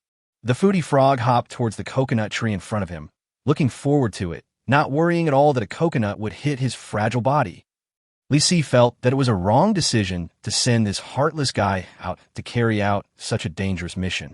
If it were a technological frog, at least it wouldn't be so stupid as to not know the danger. Moreover, Lisi is convinced that when faced with a life-and-death crisis, the tech frog will most likely die appropriately, while the foodie frog will likely greet death with a silly and cute look on its face. The only good news is that the coconuts really won't attack frog. Your foodie frog hopped to the nearest coconut tree and found that the coconut tree was throwing coconuts at you. Moreover, the coconut tree had endless coconuts. As soon as you threw one, another one would grow again. So that's how it is. I was wondering why it took so long to throw away all the coconuts. This is a coconut cannon with unlimited ammunition. Lisi felt that this was too much of a bug. The mutated plants in other places were very weak, but the situation on this island was just the opposite. These coconut trees that had become spirits kept smashing coconuts here endlessly. When would it end? If only it could last 6 days. There are still some tasks in the critical third stage that have not been completed. Need to find 5 alien seeds. Now Lisi hasn't even seen a single alienated seed. What exactly is considered an alienated seed? He looked at the foodie frog with a depressed look, trying to see if he could get more information from the little guy. However, your glutton frog jumped to a relatively short coconut tree and collected the coconuts hanging on it that had not been launched yet. Collection failed. It continues to collect. Collection failed. The foodie frog was a little depressed, so it just harvested the entire coconut tree. Collection failed. Obviously, frog can't capture living monsters. After all, those coconut trees exist as third-stage monsters. Finally, after trying more than a dozen times, the foodie frog gave up the idea. It stared at the big coconut hanging on the coconut tree, swallowed its saliva, turned its head, and jumped into the depths of the island. Lisi widened his eyes and stared at the message box. He wanted to know what was going on behind these coconut trees. Your glutton frog was hopping forward randomly, but was suddenly blocked by a twisting grass. It thinks this little grass is very spiritual. It seems to be dancing. Your foodie frog thought that this thing could be taken back and let the technology frog study it. So he collected the mutated weeds. Collection failed. Of course. Lisi didn't find it new. He just hoped the little guy wouldn't waste more time on this kind of thing. At this rate, is it possible for it to come back before dark? Lisi was very worried that this huge skull would not survive until dark. Fortunately, after several failed attempts, the gluttonous frog gave up the idea of bringing back the mutated grass. Your foodie frog is back on the road. He looks into the distance and sees that there are still scattered coconut trees in front of him, but there seems to be a big villa on the top of the island. See view room. Foodie frog thought that place should be nice, and there should be a lot of food, but unfortunately it was too far away, and he could only see the outline of the villa from a distance, and couldn't jump over it all. Villa. Lisi originally suspected that this coconut island did not exist, and was a location generated by the game for this task. Now it seems that someone might have lived here before, and it is most likely the private island of some wealthy man. At this time, the tycoon should have been dead, but the supplies stored by the rich man in the villa should still be there. It would be worth the trip if we had some food and mineral water. However, the shelter problem has not yet been solved. The gluttonous frog jumped out for dozens of meters and didn't find any place to shelter from the cannonballs. Your foodie frog jumped forward as hard as it could, determined to get as close to the big villa as possible, but as it jumped, it suddenly found a few flat concrete slabs. It's a bit strange that this kind of thing appears here. Your foodie frog jumped onto the cement slab, looked down through the gap in the cement slab, and found a wide passage underneath. The most important thing is that the foodie frog saw several wooden boxes stacked on the side of the passage, which seemed to be filled with bottles and jars. They looked like some kind of delicious canned food. It's delicious. Hey, I squeeze. Chapter 149, the seam is too narrow and the frog is too fat. Your foodie frog is trying hard to squeeze into the gap in the cement board, but the gap is a bit narrow. It thinks it needs to lose weight because it can't squeeze in. Your foodie frog stopped moving, gasping for air, and poked its white belly with its little paw in confusion. The belly is soft. It feels unreasonable that it cannot squeeze in. Lisi lay directly on the skull, and his head almost poked into the black eye socket of the skull. No matter how soft a frog is, it is not a mollusk. Doesn't it know that there is something called bones in its body? After a moment, it got stubborn again. Your foodie frog feels that he has rested well, and he pokes his white belly again, then nods in approval, thinking that this time it will definitely work. Then, it arched its body towards the crack in the cement slab below, but it used too much force, and its head hurt. It stretched out its little claws and poked the top of its head, then looked back at the huge, white skull, and remembered that it was also a creature with a skull. Just thinking about the cans below. This frog's head is not big. Find a wider cement joint. Lisi was glad that the little guy had come to his senses. How could it take such a long time to react to this kind of problem? Why? Lisi was speechless and could only remain silent for a while. The foodie frog is very optimistic. It's busy again. Your foodie frog hopped around these cement boards for several times and finally found a relatively wide gap. It rubbed its little paws and was eager to try, thinking that the delicious canned fruits below must be won. I squeeze. I squeeze. I squeeze. Squeeze. Squeeze. Slurp. Your foodie frog put in all its strength and finally squeezed into the gap, but the gap was too deep, so it could only continue to move down little by little. Seeing this scene, Lisi inexplicably recalled the past events of many years ago. He stuck his head into the iron bars and couldn't get it out. It was a thrilling experience. It took me 10 minutes to finally pull the head out. Afterwards, my cervical spine tilted forward a little, and I suspect it was caused by stretching my neck. This little guy. Lisi became more and more worried about the little guy's situation. That won't disappoint. Your foodie frog was about to get out, but it got stuck with its 4 legs drooping and its head stuck in the gap and unable to get out. Quack, quack, quack, quack, quack, quack, quack, quack. Over. I'm afraid the little guy has lost his mind. I'm afraid it can't get out by itself.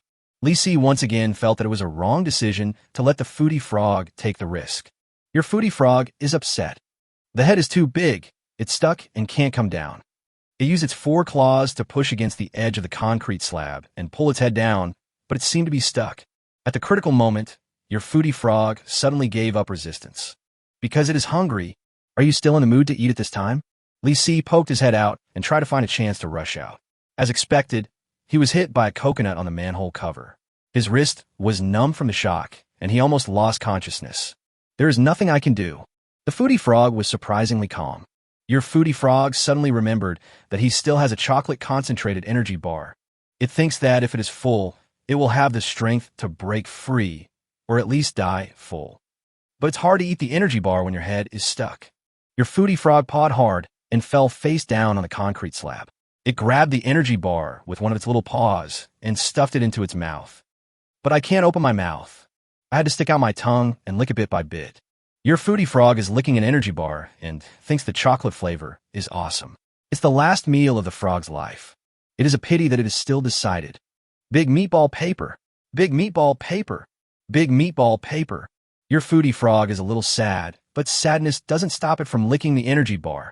As it licked the energy bar bit by bit, it felt stronger. Lisi is still looking for an opportunity to break out. What can the little guy do no matter how strong he is? There is still nothing I can do when my brain is stuck. Your foodie frog stretched out its tongue and licked it vigorously. It thought that if it licked the whole energy bar, it would become a super powerful frog. Suck, suck, suck, suck, suck, suck. Your foodie frog's tongue sucked quickly, and only half of the energy bar was left. It was licked clean in less than a minute. What the hell? Absolutely amazing. Licking a frog. This is not something an ordinary frog can do. Lisi was amazed by the little guy's ability to eat, but this was just the beginning. Your foodie frog suddenly feels full of strength. It feels like it's about to explode. I feel so powerful for some reason. It's like a different frog. This frog wants to expand the gap. Why don't you go to heaven? I recommend it. Click. Your foodie frog pushes hard with its two front paws, and the cement board is pushed open a little, and the head comes out easily. Lisi widened his eyes in disbelief. After eating an energy bar, you become as strong as a bull? Is this energy bar so magical? Obviously, Lisi had underestimated the power of the energy bar before. Now it seems that it is equivalent to the effect of integrating a powerful pill. Baji, your foodie frog feels like he has become a strong frog. It suddenly felt that it could do more with its brute force. For example, find more delicious food. That's your ideal.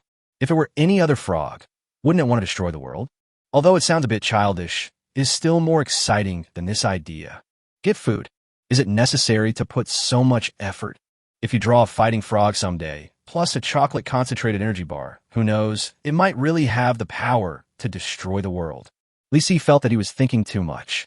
The main reason is that Frog has escaped from danger, so my brain unconsciously starts to think about all kinds of things. However, can the canned fruits that the foodie frog has his eyes on be brought back? Lisi looked down curiously and found that the foodie frog was already studying it.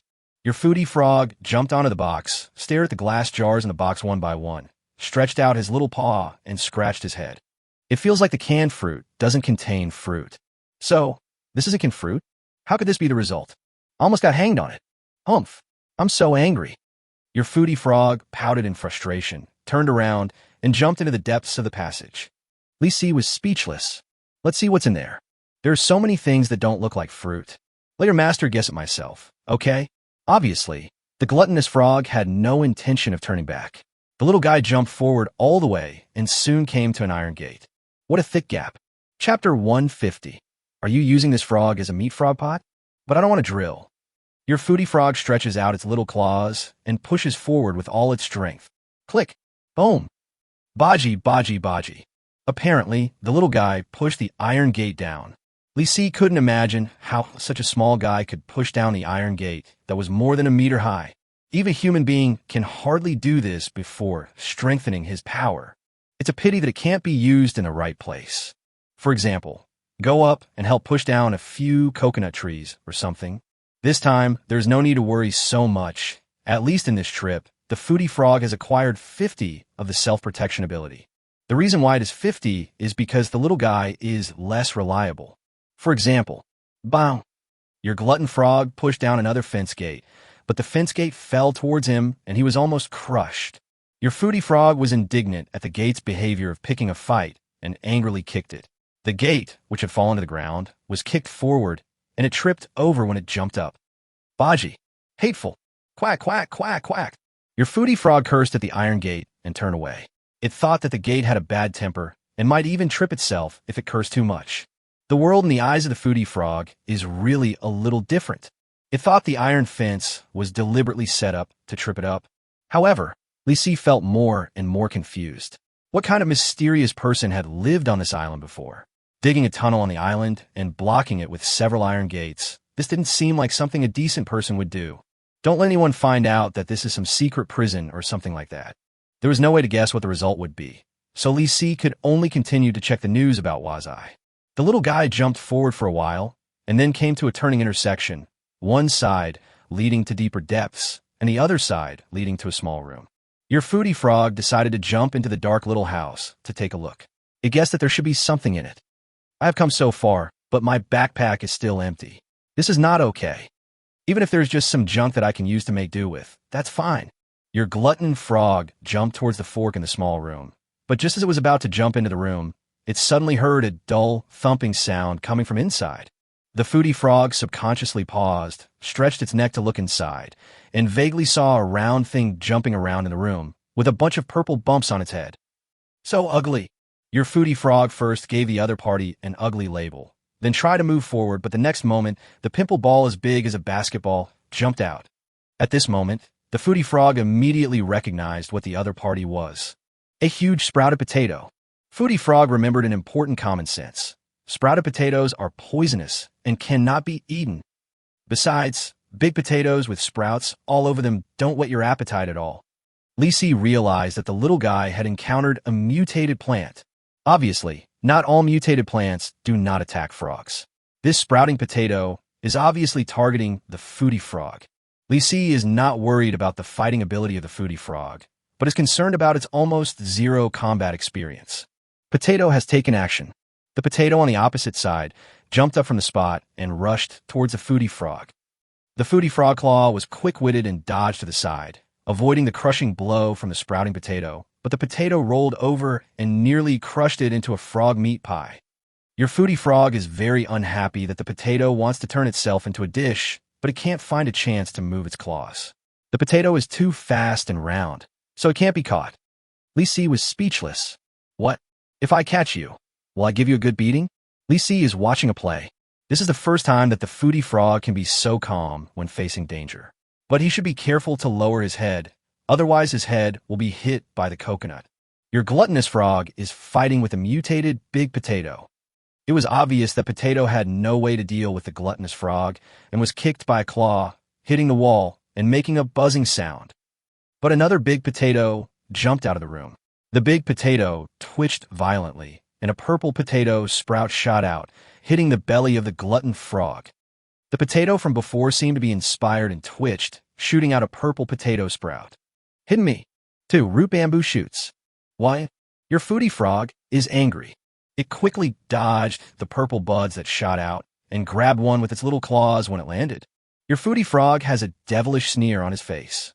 If I don't show my power, you guys will treat me as a meat frog stew. I fell. Bang. Your glutton frog grabbed the potato sprout and threw it over his shoulder, breaking the potato. The corners of Lisi's mouth twitched. Is this still the foodie frog I know? Could it be me who traveled to a parallel world? Immediately afterwards, Lisi saw an even more brutal scene. He fall. Ifal. Ifal. Fall. Fall. Adu followed. Oyster root. Jaja Brugen. Hasaka. Bang bang bang bang. Bang. Take me as a meat frog. I'll turn you into mashed potatoes first. Bang. Your foodie frog discovered that it had failed. The potato broke, but it didn't turn into mashed potatoes. It turned into a sticky potato salad.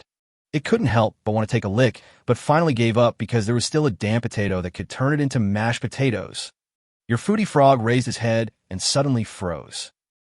What about that ugly ingredient? Come on, mashed potatoes.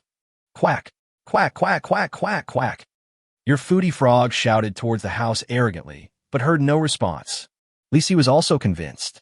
This was the first time he had seen a monster being scared away since entering the Doomsday game. This shows that monsters are beginning to have intelligence.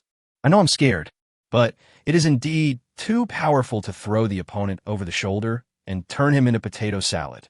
Any potato with normal brain circuits would squint at this time. The gluttonous frog found that no potato was paying attention to it, so it turned back to look at the potatoes that were smashed into potato salad and gave one of the larger ones a claw. Ha! Your gluttonous frog killed 1 mutant potato. Get gold X5, experience X10. Huh, so the potato just now wasn't completely dead yet.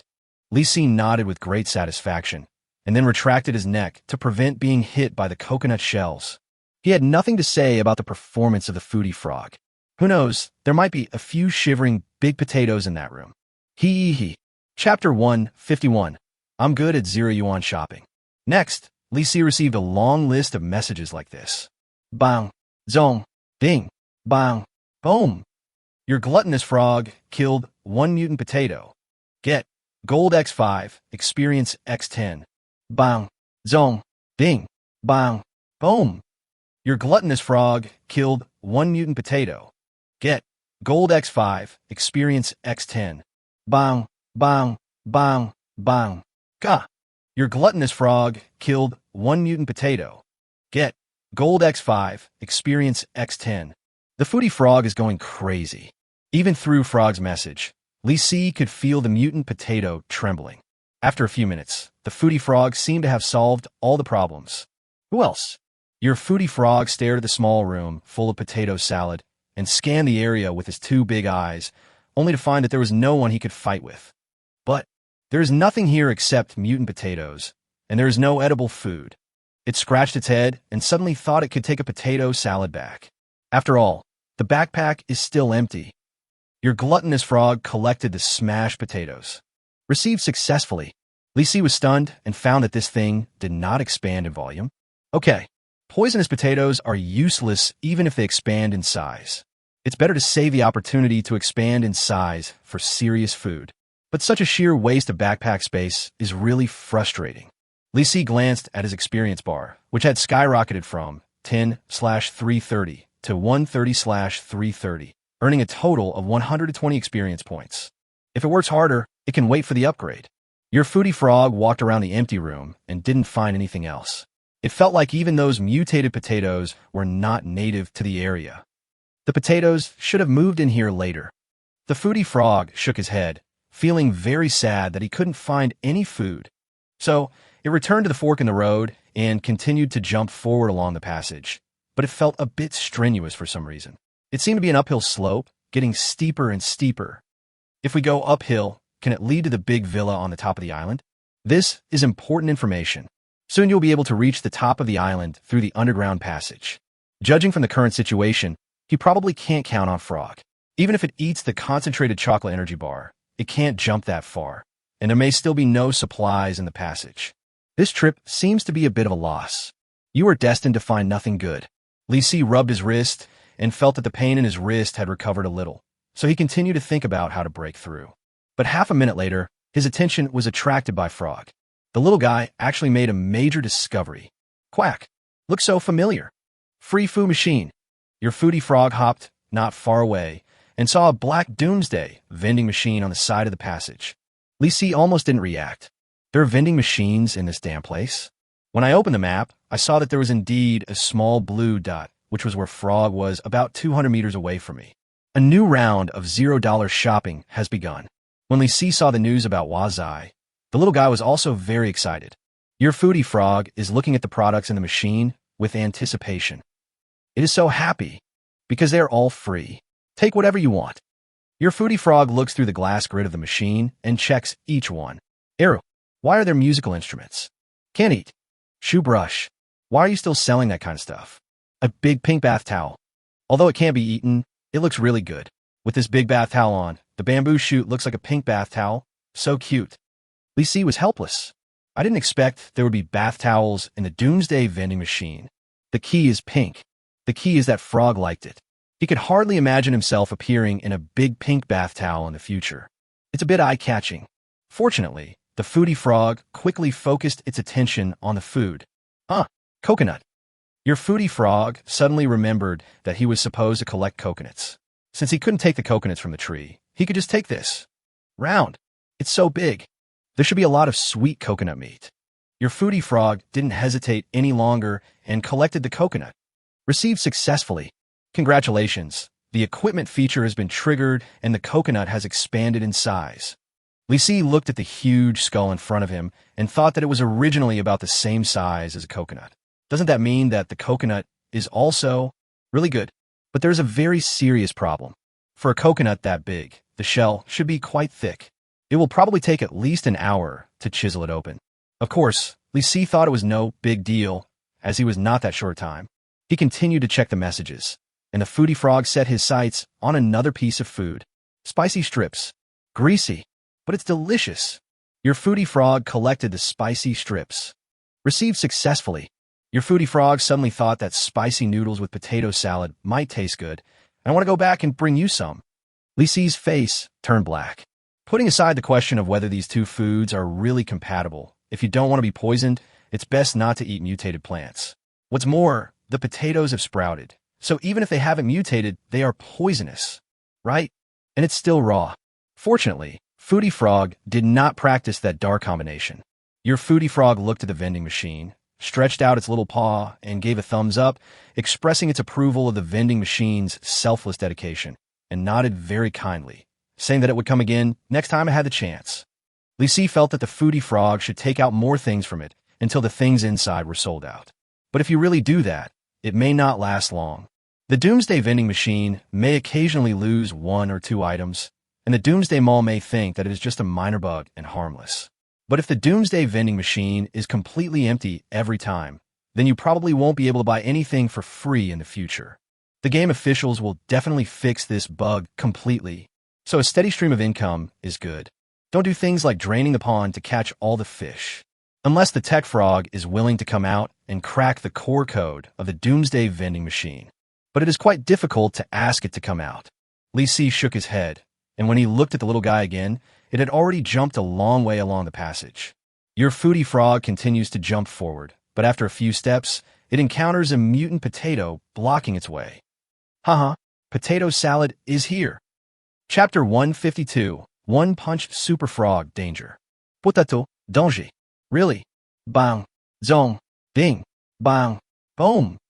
Your gluttonous frog killed 1 mutant potato. Get Gold X5, Experience X10. Your Foodie Frog collected the crushed potato pieces. Received successfully. Congratulations, the equipment feature has been triggered and the crushed potato pieces have expanded in size. Haha, here we have a side dishes for spicy noodles. But the potato salad seems to be poisonous. Who cares? It's not for me to eat anyway. Only it could do such an act of openly poisoning its own master. Li Si guessed that the little guy was almost reaching the limit of his physical strength. As expected, after jumping another 10 or 20 meters, it would return. He hoped that there would be some new discoveries within this distance. As he had guessed, the Foodie Frog was a little tired. Your Foodie Frog feels a little tired. It would be nice if he had another energy bar. It stuck out its tongue, licked its fat mouth, and looked forward. The passage is bare. There is nothing. There is no big meatball paper when you jump over it. Go home. Well, the little guy decided not to waste that little bit of energy and went back. Li Si was a little disappointed, but thinking that its backpack was not full yet, he guessed that the little guy would bring back a can when he went back. As for what's in the bottle, you won't know until the little one jumps over. Your Foodie Frog turns its head and starts jumping back. Going back is downhill, which really saves energy. But the Foodie Frog thinks it can save even more energy. It's such a steep slope, why not just roll back all the way? Although the Foodie Frog feels that his IQ is not very high, at least he knows that round things are easier to roll. So it stopped, gathered its strength, and took a deep breath. The white belly bulged up visibly, as if it contained a small ball. Your Foodie Frog is very satisfied, and while holding its breath, it kicks its hind legs and throws itself headfirst out. Wheels, wheels, wheels. What a little genius. Li Si is really impressed by Wazai's amazing operation. Only it could come up with such an energy-saving method. He continued to check the messages, and a string of wheel popped up. A little bump once in a while. Your Foodie Frog feels like he can't hold it back any longer. Holding your breath for too long will cause your brain to be a little oxygen deprived.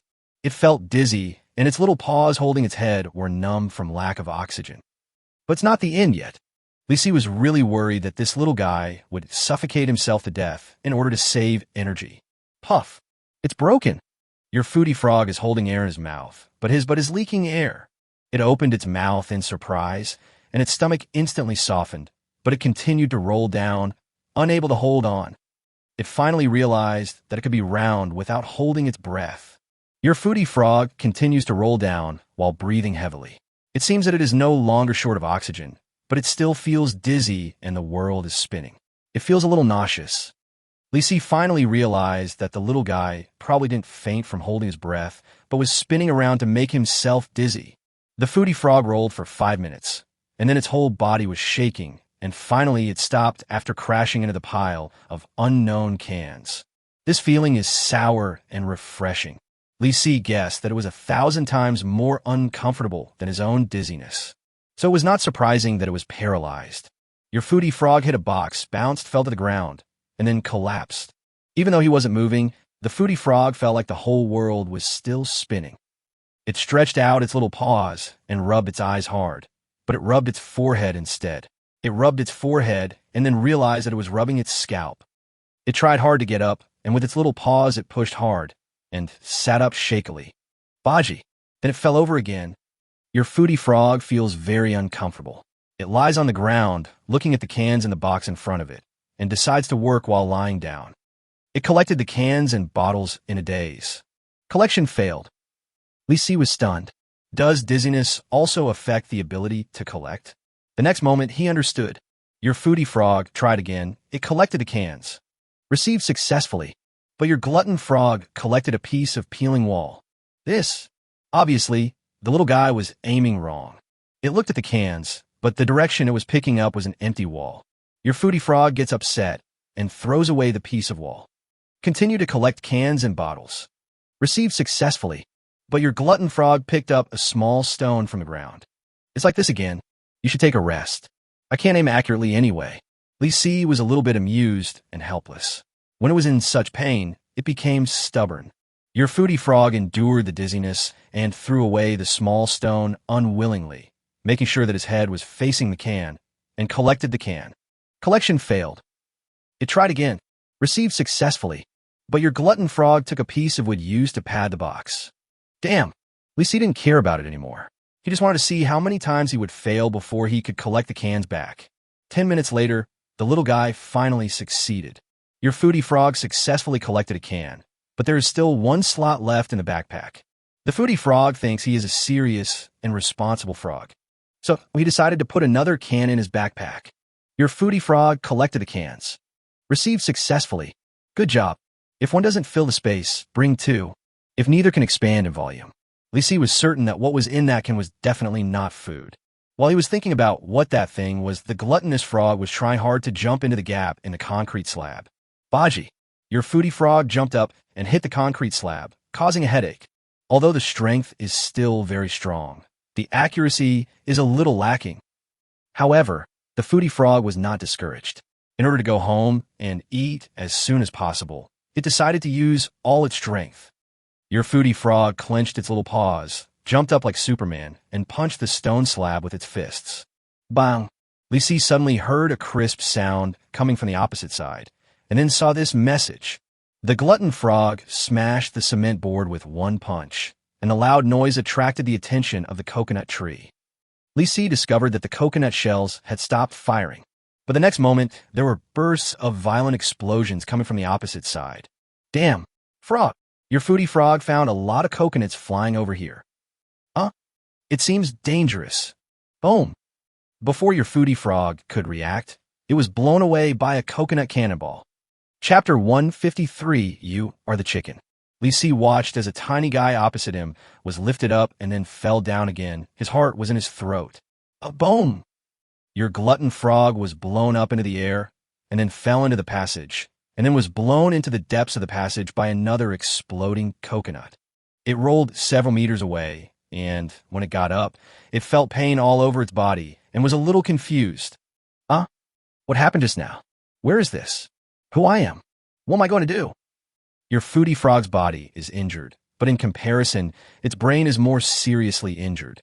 Lisi opened his mouth wide. I won't really lose my memory this time, will I? Don't worry about anything else, and rush over while all the coconut trees are attacking the cave entrance. As long as you are fast enough, you can rush into the passage. Fighting chicken, get up. Your half-brother is in trouble. Follow me and rush over to save him. Go, go, go. The fighting chicken obviously cares a lot about the little glutton frog, and it also noticed that the coconut shells were no longer aimed at this side. It stood up suddenly, but its neck was obviously tilted a lot to the right. The fighting chicken tilted its neck and squatted down, motioning Li Si to ride on it. Li Si was really worried that if he rode on it, he would break the fighting chicken's neck. So he decided to act separately. I'll count to 3, and we'll charge forward together. Hook, hook, hook, hook. The fighting chicken disagreed and pressed its neck hard again, indicating that it could do it. Hurry up and don't waste time. Li Si looked worried. No, can your neck do that? Hook. The fighting chicken tilted its neck and nodded, waiting for Li Si to ride on it. Okay, then hold on. Li Si took a step forward very carefully. Click. There was a crisp sound from the fighting chicken's neck. Then a painful howl broke out. Li Si was so frightened that he kept moving backwards to avoid the chicken's neck. But the fighting chicken did not fall down. On the contrary, the severe pain stimulated its adrenaline to surge. The fighting chicken flapped its wings violently, jumped up, and shook its crooked neck up and down. In the blink of an eye, it rushed out dozens of meters and drilled into the entrance of the damaged passage under the coconut shell. Li Si held up the manhole cover to protect his head, and his wrist felt like it was going to break from the shock of the coconuts that fell on it. Although the fighting chicken was fast, it was still hit by the coconut, and its feathers flew everywhere. With a bang, the fighting chicken pushed hard and rushed into the passage with its neck tilted. Li Si, who was riding on it, quickly lay back, and his head almost hit the wall of the passage. But something bad happened. The fighting chicken was squeezed at the entrance of the passage, with its butt sticking out and unable to get in. There were several loud bangs. The fighting chicken let out a series of screams, and its body shook so much that Li Si swayed around. But there is no way. Li Si Lianzhan couldn't even stand up. His whole body was crushed to death by the fighting chicken and the top wall of the passage. At the critical moment, Li Si only heard a few loud puff noises coming from behind him. Fighting chicken is here. At the same time, the feeling of being squeezed was greatly alleviated. The fighting chicken actually used the method of spraying feces to compress its body. Although it was still difficult to pass through this narrow passage, after the fighting chicken kicked around for a while, the man and the chicken finally moved another 5 or 6 meters inside the passage and avoided the bombardment of the coconut shells. But Li Si is particularly worried now. Don't let the fighting chicken's anus get blown up. The wound there will be hard to heal. Apparently, the fighting chicken under him was not too worried. It didn't even complain and just kept crawling forward. Li Si struggled to rub from the fighting chicken's back to the base of its neck, then jumped down and landed on the ground. It's done. It's safe. Take a rest. Oh, and your anus. The fighting chicken tilted its neck and shook its head to show that it was fine. Then, its eyes fell on the corner of the passage not far away, and it made a series of hooking sounds. Li Si looked over there and saw a foodie frog. The little guy was staring at himself and the fighting chicken with a silly look on his face. After a few seconds, he stretched out his little paws and scratched his head, as if he remembered something. This person looks familiar. Root bamboo shoots. Brother chicken. You can go home now. Your foodie frog suddenly felt no more pain in his body and was very happy to think that you came to pick him up. It jumped over and wanted to go back and eat a delicious big meatball. Wow, a close call. Li Si was sure that the little guy's brain was not damaged. He might have just been dazed. Didn't he think of himself and the fighting chicken as soon as they met? He nodded with satisfaction and held out his palm, ready to make it jump back. The little guy was also very cooperative, jumping over here. This scene was quite familiar until the foodie frog passed by Li Si and jumped toward the fighting chicken. Foodie frog. Li Si looked back at the little guy, who was facing a look of surprise. Your foodie frog turned around and looked at you with a puzzled look, wondering when did Brother Chicken learn to talk. What the hell? Brother Chicken? That chicken. The foodie frog turned his head and pointed at the crooked-necked chicken in front of him with his little paw. Big bad silver. Root bamboo shoots. It's a mess. It's totally messed up. Doesn't this guy realize that the chicken should be its brother? Li Si doubted his life. The foodie frog looked at the fighting chicken and croaked. I want to go home and have dinner. Reach out your hand. Li Si shook his head. It seemed that the little guy's head was really broken this time. What to do? Your foodie frog is very dissatisfied with the bamboo shoot lying on the ground in front of it. Not only does it not reach out, but it also refuses to speak properly and makes a sound like a chicken. Zhou Papai. So he is a root bamboo shoot. So he's the big bad guy. Snort. I've returned from my trip, but you're not letting me go home. What else do you want? Quack, quack, quack, quack, quack. This content has been harmonized by the system. The foodie frog croaks and swears. The fighting chicken responded with a hook. I don't know if the two brothers have figured it out. But Li Si couldn't wait any longer. He directly lifted up the gluttonous frog's hind legs, and the little guy suddenly raised his body and lay on the back of Li Si's hand. Brother G, why are you in cahoots with a bad guy? Can a friendship boat capsize in an instant? How can you be an accomplice of the root bamboo shoots? Wronged. I feel so sorry for myself for not having eaten after traveling for so long. Woo-woo. Li Si saw the gluttonous frog wiping away tears, but his two big eyeballs were not wet at all. Even if his brain is broken, he is still so dramatic. Just put in your palm. Etc. Li Si suddenly remembered that he had to get the foodie frog to hand over the things first. Throw out the stuff in your backpack. Your foodie frog is stunned. It stares at you stupidly, wondering why you, as a chicken, need the things in your backpack. You are the chicken. Chapter 154, you still have the mood to think about this. Your foodie frog thinks those things should be given a root bamboo shoot, so it thinks it's better for you to let it go. Otherwise, if the root bamboo shoot gets angry, neither you nor will have any food to eat. Eating is a matter of principle. Have to. I can't prove that I am Li Si. This is the first time I've encountered this situation, but the little guy's brain is broken and there's nothing I can do about it. Li Si rubbed his temples in frustration, wondering how the little guy could not tell which was a human and which was a chicken. If Li Si hadn't seen the gluttonous frog being blown into the sky with his own eyes, he would have thought that the frog was pretending. There's only one way now. Go, go, go. Li Si imitated the crowing of a rooster a few times. The foodie frog grinned, as if he understood. Brother G, you also think we should give the things to root bamboo shoots, right? I only called out 3 times. How could you understand such complicated meaning? Li Si complained in his heart and said in the tone of fighting chicken, I am your chicken brother. I just learned to speak. I have an idea. Let's trick him. You give the things to me, and I will bargain with the root shoots. Your foodie frog is stunned, although it thinks you are its respected brother. But if you do something so suicidal, aren't you afraid that the root bamboo shoots will pluck all your hair out? It thought so in its heart, and felt that this would be a good way to vent its anger. Anyway, it could just pretend that it was forced to do it. Your foodie frog looked back at the root bamboo shoot and found that he ignored the private deal reached between the two parties and just kept making the same sound like a chicken. It's nothing like what I learned. In that case, quack, your foodie frog agreed. It was forced to do this anyway. It shrank its neck pitifully, thinking that its acting was perfect, and then threw out 5 small dots of light. Real. So you want to cheat? What the hell? With a bang, Li Si was pushed aside by a huge round object, which directly hit the fighting chicken's head. Almost at the same time, a crisp sound came from behind. Li Si looked back and saw that the fighting chicken's neck was pushed back by its head. Its mouth was wide open, and its eyes were staring. Their eyes were wet. Ugh! Li Si suddenly felt a ringing in his ears. I feel like I'm going deaf. Only then did he remember to take the huge coconut in front of him and stuffed it into his backpack, finally making some space. As soon as the fighting chicken's neck loosened, it let out a series of loud screams, and the pain felt like a hen laying eggs, and the screams couldn't stop. Fortunately, he didn't die. As for the foodie frog, he looked confused the whole time. Your foodie frog can't understand why root bamboo shoots imitate the crowing of a chicken so heartbreakingly. But he seems to have stopped tilting his head. Li Si turned around and saw that the fighting chicken had its neck straightened. I hit it back by accident, but the treatment this time was not very gentle. May cause psychological trauma. Never mind. Let's put the little guy into the system first. Li Si picked up the gluttonous frog and forced it into the palm of his right hand. Your foodie frog feels so magical, like it's home. Before it can react, it's already home. Li Si was suspicious, and the foodie frog was wondering when Brother Chicken would also have this function.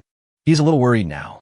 Can this little guy still distinguish between technology frog and engineering frog? Forget it. Let's take a look at the other items first. Li Si saw a bag of spicy strips, a pool of raw potato cubes, and 2 cans. The spicy strips are just ordinary spicy strips. Just stuff them directly into your backpack. The potato crumbs were useless and looked disgusting. So Li Si decided to give up immediately. There are only 2 cans left, filled with some murky liquid. Li Si picked up a bottle and took a look at it. Alien canned food. Introduction. Non-toxic and harmless. Not edible. Mainly used for scientific research needs. Outrageous. Alien canned food. Could it contain alien ears, eyes, nose, or... Li Si shook his head, thinking this was quite unreasonable. Who would just leave something of such scientific value here? Unless someone was trying to run away with all this stuff, so they stuffed it into a can. Still think it's unreasonable. Anyway, these cans may have a strong taste, so don't open them for now. Li Si stuffed the can into his backpack and looked back. The entrance to the passage was blocked by fighting chickens. There should be a pile of broken coconut shells or something behind the fighting chicken. In short, it is impossible to return by the original route, so it is best to explore forward along the passage. Fighting chicken is too big. At the rate it's moving, it'll probably take more than 10 hours to get out. Fighting chicken, how about I go first and you wait for me here? Go. The fighting chicken shook its head, obviously disagreeing with this plan. It pushed forward hard, moving little by little, not wanting to be separated from Li Si. As a loyal and righteous owner, Li Si thought it would be better not to abandon it. What if other players encounter fighting chickens? The way it is now, it is impossible for it to protect itself. Let's go, let's take it slow. Hook. The fighting chicken nodded and continued to move forward. The man and the chicken moved forward at a snail's pace. Since he couldn't move fast at this time, Li Si simply opened the system. Then, he received 3 new prompts. During this trip, the foodie frog traveled a total of 278 meters and received 278 agent coins. You have unlocked Frog's new state, severe concussion. Introduction. Frog can still travel even in a severe concussion state, but unexpected situations may occur. Again, Li Si is at a loss. I didn't get any medical kit today. And can this disease be cured by the medical kit? At this moment, the foodie frog is circling around the engineering frog heartlessly. Foodie frog, you promised to rebuild the mecha for me. You promised. Engineering frog, I am not a technology frog. Foodie frog, how come you don't admit your mistake after I came back from my trip? Humph, you're a bad frog. Engineering frog, I said, I'm not a technology frog. Foodie frog, I'm not that stupid. If you're not a tech frog, who are you? Seeing this, Li Si was at a loss whether to laugh or cry. The little guy probably mistook the tech frog for the engineering frog. The engineering frog looked hopeless and tapped the yellow safety helmet on his head. Construction frog. This frog is a construction frog. Also, this is a construction site. No entry for idle frogs. Foodie frog, you are talking nonsense. Foodie frog. The engineering frog is clearly there. Foodie frog. You think I'm a fool. Li Si and the engineer frog looked along the tip of the foodie frog's claws and saw the dying plant seedling. Not far away, the tech frog squatting on the almost flying statue scratched its head with its little paws and talked to itself. Technology frog. What did root bamboo do to it? Techno frog. Seems to have been severely mentally stimulated. Tech frog. This time we must catch the medical kit and dismantle it. It's like that, and you still have the mood to think about this. Chapter 155. Funeral series equipment? Obviously, the foodie frog can only sit there stupidly today because the store didn't spawn any medical kits. We can only wait and see at 12 o'clock tonight. Li Si first bought 3 rations for the 3 frogs, donkey meat hot pot. The crazy frog rushed to the donkey meat without hesitation, swallowed it in one bite, and then it went to bother the engineering frog again. The engineering frog looked hopeless, and while eating, he cursed the tech frog who was watching the show. But the tech frog ignored him and instead was thinking about how to grab the medical box. The plastic friendship of the frogs.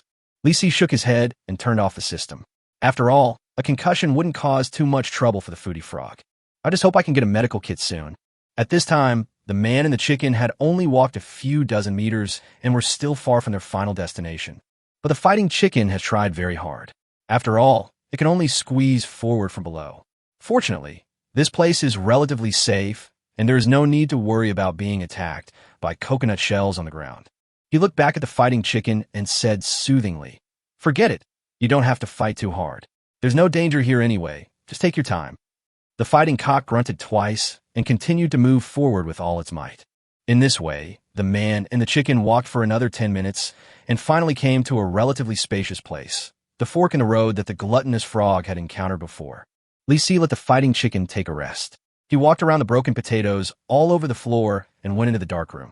He found that there was nothing here except another pile of broken potatoes. But there is a glowing cabinet not far from another intersection. Of course, it's a vending machine. Li Si became interested and walked quickly to the doomsday vending machine. Who knows, there might be equipment and supplies he needs here. Of course, through Foodie Frog's travels, he already knew some of the products. Some of the products look weird. For example, the first item is the eru.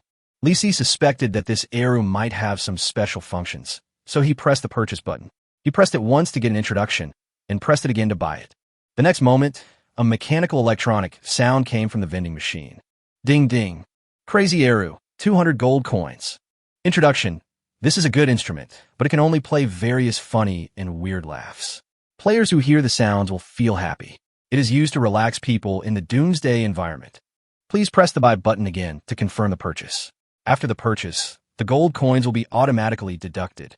200 gold coins. Just for decompression? Li Si felt that his mentality was very good. He didn't need to listen to the crazy eru's funny laughter. He felt that the feeling might not relieve stress, but might even be eerie and terrifying. When his eyes fell on the second item, Li Si showed the same puzzled expression. That's a plastic shoe brush.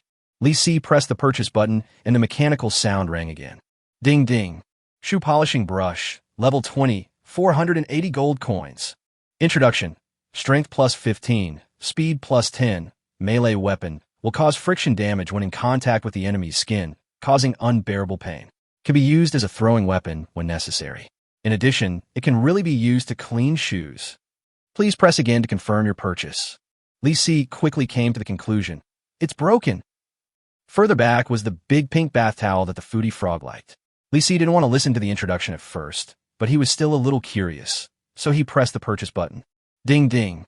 Super pink bath towel, level 40, 950 gold coins. Hearing this, Li Si was shocked. It's actually a level 40 outfit. This is the highest level equipment he has ever seen. How could a bath towel be rated as level 40? When Li Si heard the introduction, he was convinced. Introduction, speed plus 40. Put on this towel, and you will be as fast as lightning. As fast as running naked. Moreover, this towel is very effective in keeping you warm.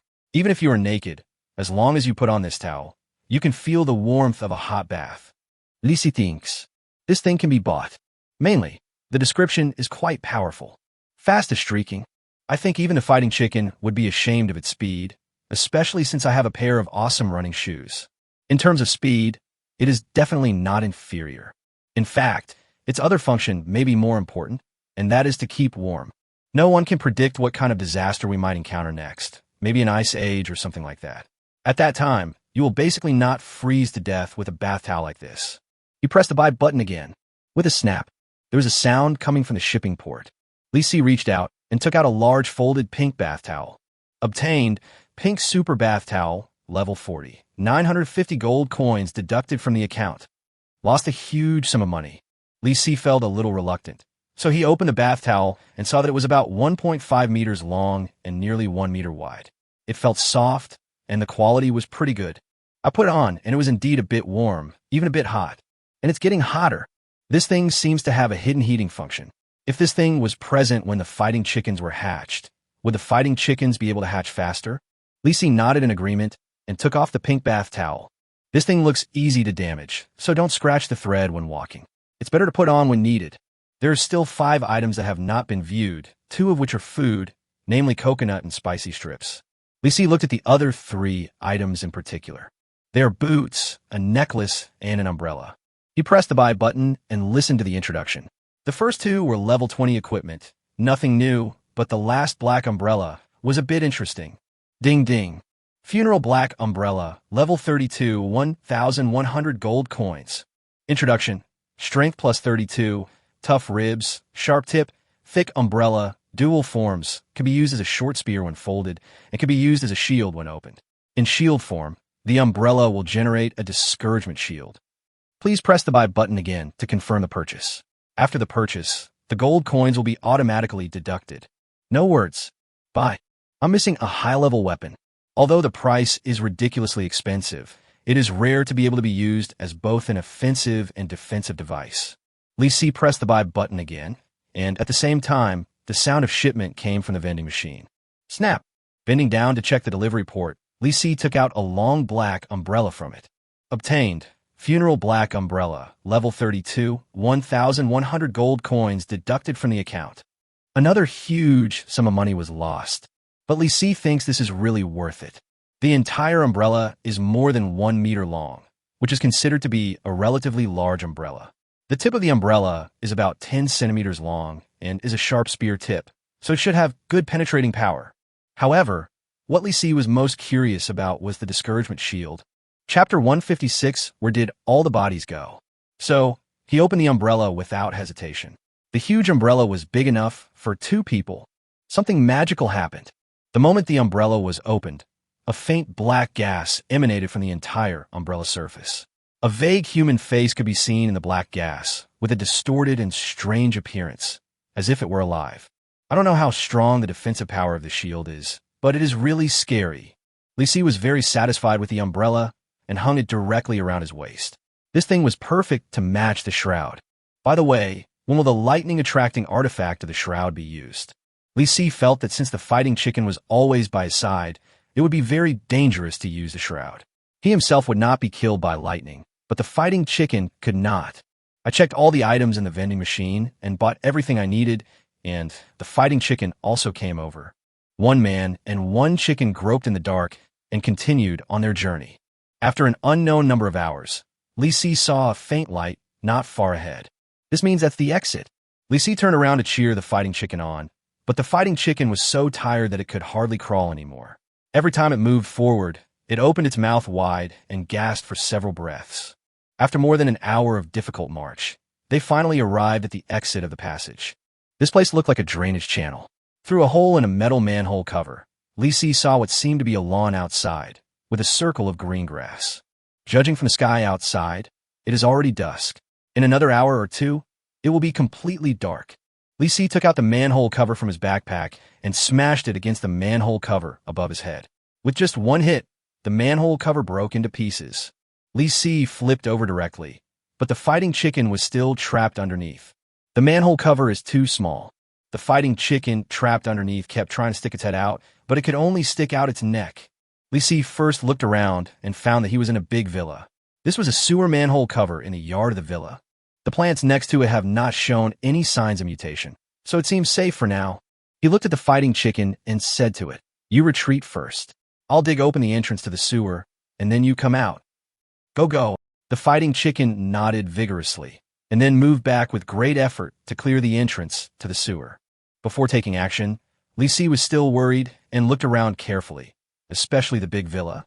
Through the window, he could see that it was a bit messy inside, and it was probably seriously damaged. There was even a huge crack on one of the outer walls. After roughly confirming that it was safe, Li Si finally started to take action. As the hard manhole cover dug into the ground again and again, the soil and the cement blocks underneath were all lifted up. In less than 10 minutes, he had expanded the cave entrance to a large circle. Despite such a big commotion, no enemy showed up, which made Li Si believe that there were no living people here. He enlarged the hole a little more until it was big enough for the fighting chicken to crawl out, and then stopped. "Come out. Go, go." The fighting chicken nodded and squeezed out impatiently. It took a full half-minute to get out. Then, Li Si saw a big rooster with a tragic look.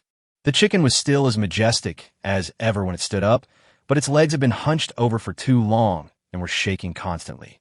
Its feathers were messy and dirty, and some of the maroon feathers on its wings were turned up. What's worse is that the battlecocks, but no longer looks like a chicken, but more like a messy chicken coop. There was also a bald patch on his neck, which looked like a vulture's neck when viewed from the side. At this moment, Li Si really wanted to find a car wash to give this thing a good wash. The fighting chicken probably knew that it looked a bit sloppy now, so it spread its wings and shook its body vigorously, shaking out a large circle of dust that fluttered all over Li Si's face. "Cool, cool, cool. You better smooth your fur. You look like you just ran out of the stove." "Hook, hook, hook, hook, hook, hook." Apparently, this guy is swearing again. However, the fighting chicken started to comb its feathers while cursing at the top of its voice. Li Si didn't have time to wait for it, so he pointed to the 3-story villa opposite and said, "Comb while you walk. Go, go, go, go." The fighting chicken followed with a grunt, looking reluctant. After all, its legs were still weak. Li Si had to ensure that this place was absolutely safe, so he could only let the fighting chicken follow behind him tremblingly. The main door of the three-story villa in front of him was ajar, and a scrap car was parked in the garage next to it. There were bloodstains and scratches next to the car. Apparently, zombies had visited this place during the first phase, but Li Si always felt that something was a little off. So clean. Although there was blood, there was no body. The entire yard was filled with neatly knit lawns, and there wasn't a single dead body in sight.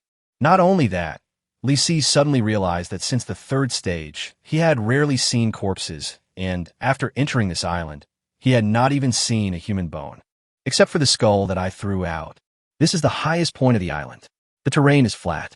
You should be able to see the entire island clearly by going up to the third floor of the villa. Li Si decided to go in and take a look, but he first closed the courtyard fence gate, and then came to the window on the first floor of the villa. You can see what's going on inside from here, which is relatively safe, and you can let the fighting chickens in by simply breaking the window frame. Li Si smashed a glass window and got into the bedroom on the first floor. The room was in a mess, with bloodstains on the bedding and the floor. He walked to the door, closed the bedroom door first, and then returned to smash the metal window frame. Fighting chicken, get in. Check. Fighting chicken responded and went into the bedroom. In this kind of big villa, if it were an ordinary room, the fighting chicken would be really cramped inside, but here, the fighting chicken can even circle around the room. It didn't have that thought in mind, and just laid down on the big bed and continued to stroke its fur. Li Si ignored it and searched the bedroom first, but didn't find anything useful. There were a few chocolate wrappers on the ground, and the chocolate was gone. He turned around and looked at the fighting chicken. Rest here for now. If you find anything approaching, let me know immediately by calling out. Go, go. Obviously, this guy understood. Li Si pushed open the bedroom door. Opposite, it was another bedroom, and on the side it led to the living room and another corridor. Li Si first entered another bedroom, where the situation was similar. Then he came to the spacious living room, where there were even fewer supplies. However, Li Si discovered something strange. There's a rope hanging from the living room chandelier, as if it is used for hanging, and there is even an overturned chair underneath. But there is no body. The rope and chandelier were almost intact. I have to say, this chandelier is pretty solid. If someone really hanged themselves. Let's take a look at the kitchen on the other side of the corridor first. Maybe we can get some food. Chapter 1, 57 Survivors, or Li Si went into the kitchen, which looked even messier than other rooms. There were overturned cabinets, deformed stoves and iron pots, and a kitchen knife on the ground. But it was a pitiful level 6 equipment and could not be sold even if you picked it up. As for the food, Li Si got nothing. It is estimated that all the food was taken away by the original survivors, and the original survivors either left the island or died. The situation in the storage room opposite was almost the same, but Li Si found that there was a crack in the wooden floor of the storage room, and it looked like it was cracked by something from underground. This is obviously not what will happen in the first stage. The giant worm in the second stage is huge. If that thing drills out from the ground, the entire villa will probably crack apart. Could it be a mutated plant? Li Si took a step back, guarding against some plant monster that might suddenly pop out from the ground. There was nothing found on the first floor, so Li Si prepared to go upstairs. But at this moment, there was a slight noise coming from upstairs. Anyone? Crash, crash, crash. The sound was like someone unable to lift his feet when walking. Li Si wondered, could it be that first stage zombies still existed on this island? It's not impossible. After all, there should be no one here since the end of the first stage. So it's not surprising that there are first stage zombies that have survived until now. Li Si pulled out the black funeral umbrella from his waist and carefully moved to the stairs in the living room. The rustling sound was right above his head and was getting closer to the stairs. It seemed that it was coming towards him. In the dim light of dusk, Li Si looked back at the bedroom. Through the crack in the door, he saw that the fighting cock was still combing its feathers. There was nothing wrong with it. But Li Si was stunned for a moment because the friction sound above his head disappeared. Looking towards the stairs, there was nothing happening at the corner, but when Li Si looked up, he found a distorted figure appearing at the entrance of the stairs on the second floor. It really is a zombie? Almost at the same time, he received a prompt message. Warning, you have encountered a super mutant plant. Parasitic vine, level 2. Skills, parasitizes in corpses or living people. It will control the corpses or living people and turn them into zombies. Don't let its branches and leaves pierce your body. Otherwise, it's only a matter of time before you are parasitized. Kill reward. Gold X150. Experience X300. Not a zombie, but scarier than a zombie. Because, whoosh whoosh, the twisted body suddenly shot out several thin vines. Li Si quickly opened his umbrella, only to hear a few muffled bangs above his head. The umbrella's cover blocked the attack of the vines, but soon, the vines bypassed the umbrella's cover and rushed towards Li Si. Li Si stepped back holding an umbrella when he suddenly heard a series of crunching sounds. He originally thought that the sound came from the parasite upstairs, but when he listened carefully, he found that the sound was actually coming from in front of the umbrella. Could it be that the vine can bite? Li Si was just getting worried when he saw a vine that had popped out twitching and then shrinking back. Li Si bravely moved the umbrella to the side and saw a vague human face appear in front of the umbrella. After the umbrella was opened, the blurry face was swallowing the vine that was shooting towards the umbrella. Is this the power of the discouragement shield? Li Si was stunned by the umbrella in his hand. He bit and swallowed almost all the tentacles shot out by the parasite. The broken vine twitched and shrank back into the body of the parasite on the second floor. Then, the parasite's body twisted and its rotten head swayed back and forth, as if it would fall off at any time. With a bang, the head literally fell off. Li Si watched helplessly as the parasite's head fell from its neck and hit the railing at the entrance of the second-floor stairs. It was then dragged back to its neck by the connected vines, twisted a few times, and returned to its original position. It's much harder to deal with than zombies. Killing a zombie only requires smashing its brain, but killing a parasite, I'm afraid I'll have to destroy all the vines on it.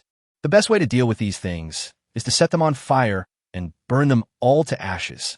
Li Si held up a black umbrella and tried to go upstairs to kill the guy, but as long as it continued to climb up, it would shoot out more than a dozen tentacles, which the umbrella could not completely block. He switched to the chainsaw with his other hand, but as the last ray of light in the dusk disappeared, Li Si even found it difficult to see the tentacles as thick as fingers. Sensing that Li Si had left, the parasite dragged its heavy steps downstairs. Li Si shouted at Fighting Chicken, "Fighting Chicken, get out!" Oh! The Fighting Chicken was stunned for a moment, but without hesitation, it flapped its wings and jumped directly out of the window. Li Si pushed open the door, rushed to the Fighting Chicken, and jumped up. With the dim moonlight, Li Si saw the parasite walking out of the door of the villa, and a parasite also appeared in the window upstairs. The parasite twisted its body vigorously and suddenly shot out several tentacles. "Fighting Chicken, charge! Get out of here! Go, go!" The Fighting Chicken kicked off its hind legs and rushed towards the fence on the grass. The fence gate was closed, but the Fighting Chicken jumped hard, jumped over the fence gate, and landed on the grass slope, running wildly all the way. There's a small piece of flat ground here, and there's a downhill slope not far ahead. He held up a black umbrella and held it behind him, but the parasites were not fast. They crawled over the metal fence in pieces. After chasing for a distance, they turned around and went back. Further ahead are rows of coconut trees, which is equally dangerous. "Fighting Chicken, stop!" Li Si called the Fighting Chicken and stopped at the edge of the grass slope. Behind him was the villa that housed who knows how many parasites. In front of him were rows of coconut trees. Looking around, the entire island was surrounded by densely packed coconut trees. There was no other way out. He turned his head again and looked towards the villa. It is still the most valuable place. Find a way to kill them. "Fighting Chicken, you stay here." "Hook!" The Fighting Chicken crowed and nodded. Li Si took out his assault hunting crossbow and slowly approached the villa, his eyes fixed on the window of the villa. But at this moment, the Fighting Chicken suddenly let out a scream. "Go, go, go! What's going on?" Li Si turned around and saw a figure slowly walking out from the coconut grove in the dark night. Another parasite? But not quite. The man's walking movements were no different from a normal person, except that he looked extremely tired. "Help, help! Is it really a human?" The other party was calling for help and waving towards us, and obviously he also saw Li Si. But Li Si didn't dare to let his guard down. It was abnormal in itself for a player to walk out of the coconut grove safely. The man was still approaching while calling for help. Li Si aimed his crossbow at him and shouted, "Stop there! Who are you?" Chapter 158, The Disappearing Player. "Don't attack. I'm just a lone player. Please, can you give me some fresh water?" This obviously doesn't look like a parasite. He moves like a normal person and can talk, but he has the potential to become a parasite. Li Si did not put down his crossbow, but if the opponent dared to get closer again, he would kill him on the spot. Warning, if you come any closer, I will shoot an arrow. Tell me, where are you from? The other party's movements were obviously stiffened for a moment, and he stopped in place with his hands raised. I floated over from the sea to carry out a mission, but later I got separated from the team. Now I have no fresh water or food. Another team has logged in. This is important information. But, are all the people in your team dead? No, I don't know. Okay, what's your name? My name is Lu Hong. Can you give me some food and water? Please, stand there and don't move. Li Si's crossbow arrow was still aimed at the opponent's head. At the same time, he quickly opened the communication channel. Since a team had already entered the island, there was an 80% chance that he could contact other people through the communication channel. You can also verify the other party's identity. Unexpectedly, as soon as he opened the communication channel, he saw more than a dozen messages. Wang Lei, our team couldn't get through the coconut grove. How did your team get in? Xiao Dong, there's a small path. If you go around the island and look carefully, you will definitely find it. But I suggest that your team should not come in. If you go to the island, you will complete the mission, but coming out will only lead to worse situations. Wang Lei, worst case, what case? Xiao Dong, I brought 19 people with me. There were 18 when we landed on the island, but now there are only 12 left. Moreover, all my people are missing. No one was killed by monsters. You should have seen the message I sent to look for people just now. Wang Lei missing? How is this possible? Could it be that a monster would kidnap our people without them noticing? Xiao Dong, in short, I advise you to leave quickly. Wang Lei, so why don't you leave? Xiao Dong, the greater the risk, the greater the reward. That's all. Wang Lei, damn it, I'll do it too. Xiao Dong, please go ahead. Unexpectedly, at least 2 teams have entered the island during this period. If the person opposite is a member of Xiao Dong's team, he will definitely receive a summoning message on the communication channel. Xiao Dong didn't let Li Si wait too long. Soon, he posted another message looking for teammates.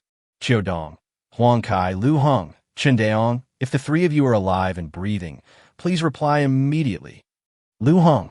Li Si looked up at the figure opposite him. He is one of the 6 missing people in Xiao Dong's team. But since he was still alive, why didn't he respond to the team's messages? Unless he is unconscious or his mind is controlled by something else.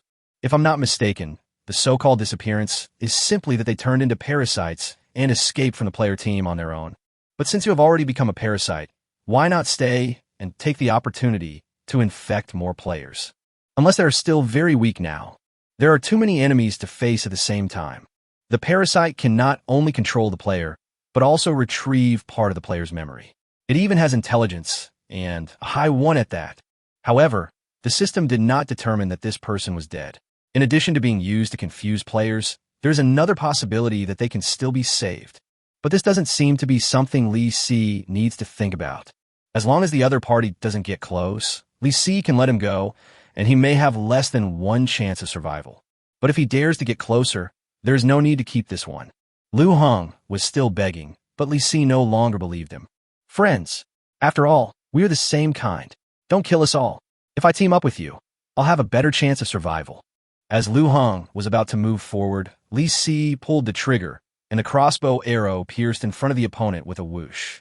Lu Hong was stunned for a moment, and quickly took a few steps back. Don't kill me. I'm leaving. I'm leaving now. Still a parasite that is afraid of death. Li Si thought that the other party would suddenly rush over and shoot out several tentacles, but Lu Hong did not do that. It seemed that the parasite was not very strong when it just entered the host's body. The other party doesn't want a head-on confrontation. However, Li Si did not relax his vigilance, and he suddenly had a good idea. He took out a high-tech telescope from his backpack, turned it on, and looked at the other person's leaving figure. In the darkness, in the field of view of the telescope, Lu Hong was walking towards the coconut grove below, his movements slow. At the same time, a series of prompt messages appeared on the screen. Target, male players. Explosion rate analysis. 100 no resources explode. Target, parasitic demon Vineyang. Explosion rate analysis. 95 of the explosions are without resources, and 5 of the explosions are level 25 equipment. Sure enough, the other party was parasitized. Li Si suddenly discovered another use for this telescope, which was to identify whether the other person was a human or a parasite. In the field of vision, Lu Heng's figure became farther and farther away, and then he actually lay down. There's a problem. This guy won't give up. In the field of view of the telescope, you can vaguely see the other party crawling towards this side, and it seems that he's going to launch a sneak attack. This is so shameless. Li Si couldn't bear it, but he didn't take any action for the time being. It's too far. Let's wait until he crawls closer. Moreover, he replaced the assault hunting crossbow with an armor-piercing giant crossbow. One crossbow arrow will nail it to death. The only thing that bothers me is the battery life of the telescope. Li Si took it down and took a look. The battery level had jumped from 0.95 to 0.94. This consumes a lot of electricity. But in order to confirm the opponent's position, you still have to use a telescope to watch. A minute later, the opponent crawled to a distance of less than 100 meters from him. Li Si also lay down and covered himself with the grass, leaving only the fighting chicken exposed to the opponent's sight. Lu Heng was getting closer and closer, and he no longer needed the telescope. The distance was about 80 or 90 meters, or 50 or 60 meters. Li Si took aim, placed the huge crossbow arrow on a stone, aimed at the opponent's head, and pulled the trigger. You asked for this. Bang! The thick crossbow arrow flew out, brushing the ground and hitting Lu Heng right on the top of his head. Almost at the same time, a string of kill information popped up. Kill 1 level 23 player. Gain experience x2 30. Loot gold coins x120. Obviously, the player died, but the parasitic vine did not die. Now, the opponent has completely turned into a parasite. Li Si stared at Lu Heng's body. Then he found that the body was moving, but the movements were very slow. His arms were twisted to support the ground, trying to support his body, but he could not break free from the crossbow arrows. The crossbow arrow of the armor-piercing giant crossbow penetrated Lu Heng's skull and pierced into the ground, making the parasite unable to move. Chapter 159 exploded. Li Si held a black umbrella and carried a chainsaw, approaching the corpse step by step. The corpse struggled hard to break free from the thick crossbow arrow. Li Si clearly saw a black vine coming out of the pierced skull and wrapping around the crossbow arrow, trying to pull the head off the thing. Will this make it work? Li Si had just picked up the chainsaw when he suddenly heard a slurp sound in front of him. Swallow saliva? Li Si looked at the umbrella in astonishment. There was a distorted human face with its tongue sticking out, looking very greedy. He seriously doubted that the umbrella was alive. You want to eat? The distorted face did not respond and probably could not speak. Just nod your head if you want to eat. Apparently, it couldn't communicate with Li Si through actions either. Eat it. Li Si stretched the umbrella forward, and the human face attached to the umbrella suddenly opened its mouth and bit the vine with a click. The vine is broken. The umbrella actually ate the sticking vines. It's equivalent to having an extra fighting force. But I don't know if eating the monster umbrella will make me stronger. The vine that was pulled out was bitten off and quickly retracted into the corpse. Li Si didn't dare to get too close, fearing that the other party would attack him. So he pushed the black umbrella forward, and the distorted human face began to suck the corpse. Li Si opened the umbrella and put on the ground and walked around to the other side to see that the human face did not eat the corpse, but stuck to the corpse and sucked hard, making bursts of kissing sounds. This picture is too weird. A twisted ghost face wrapped around a twisted corpse. Whenever there is something in my stomach, I can't help but vomit it all over the floor. Li Si went back behind the black umbrella and calmed down the urge to vomit. Suddenly, he heard a series of crackling sounds. That ghost face actually wrapped up the parasitic vine? Li Si stuck his head out and found that the body was bulging due to being sucked by the ghost face. From the bulging part, he could clearly see a twisting black vine being swallowed by the ghost face. Click, click, click. Slurp. Plop. The devil vines on the corpse were completely sucked out and fell to the ground. At the same time, a prompt message pops up. Kill the parasitic vine larva. Level 2, X1. Get gold X75. Experience X150. Congratulations to the player. You have reached level 34 and gained +1 to all attributes and +1 to free attribute point. Li Si didn't react again. It's hanging up just like that? You don't have to do it yourself? Li Si glanced at the distorted face on the big umbrella and asked, Hey, have you become stronger? The ghost face fluttered on the umbrella without looking at him and without making any sound. Li Si shook his head and thought that he might be overthinking. Although more than 1,000 gold coins were very expensive, it was not enough to produce such awesome equipment. He folded his umbrella and looked around, but saw no other threats. through the message on the communication channel. He already knew that there was a safe passage that could avoid the coconut grove, but he did not intend to leave. There must be other important supplies in this big villa. However, compared to getting into the villa, what is more important to him now is to search for corpses. Li Si tentatively approached Lu Heng's body and checked his backpack. However, there was really no food or water, only some tattered equipment. Li Si picked out the higher-level equipment and stuffed it into the backpack. However, he felt that this was not normal. Although Lu Heng, as an ordinary team member, could not carry a large amount of food with him, he would not have nothing at all. Could it be that the parasitic vine controlled the player and ate all the food? Then, it absorbs nutrients from the player's body. That's why the first floor of the villa is so clean. According to Li Si's past experience, no food may be found by searching the room, but generally speaking, food residues and spoiled food can still be found, but these things will be directly ignored by Li Si. But this time there is really nothing. There isn't even a speck of oil on the kitchen utensils. There's not even a speck of flour in the cupboard. Maybe the owner of this house is too clean, or all the food was eaten by the corpses controlled by the parasitic vines. Also, why doesn't the parasitic vine stay on the first floor? Li Si was a little confused, and he decided to get to the bottom of this matter.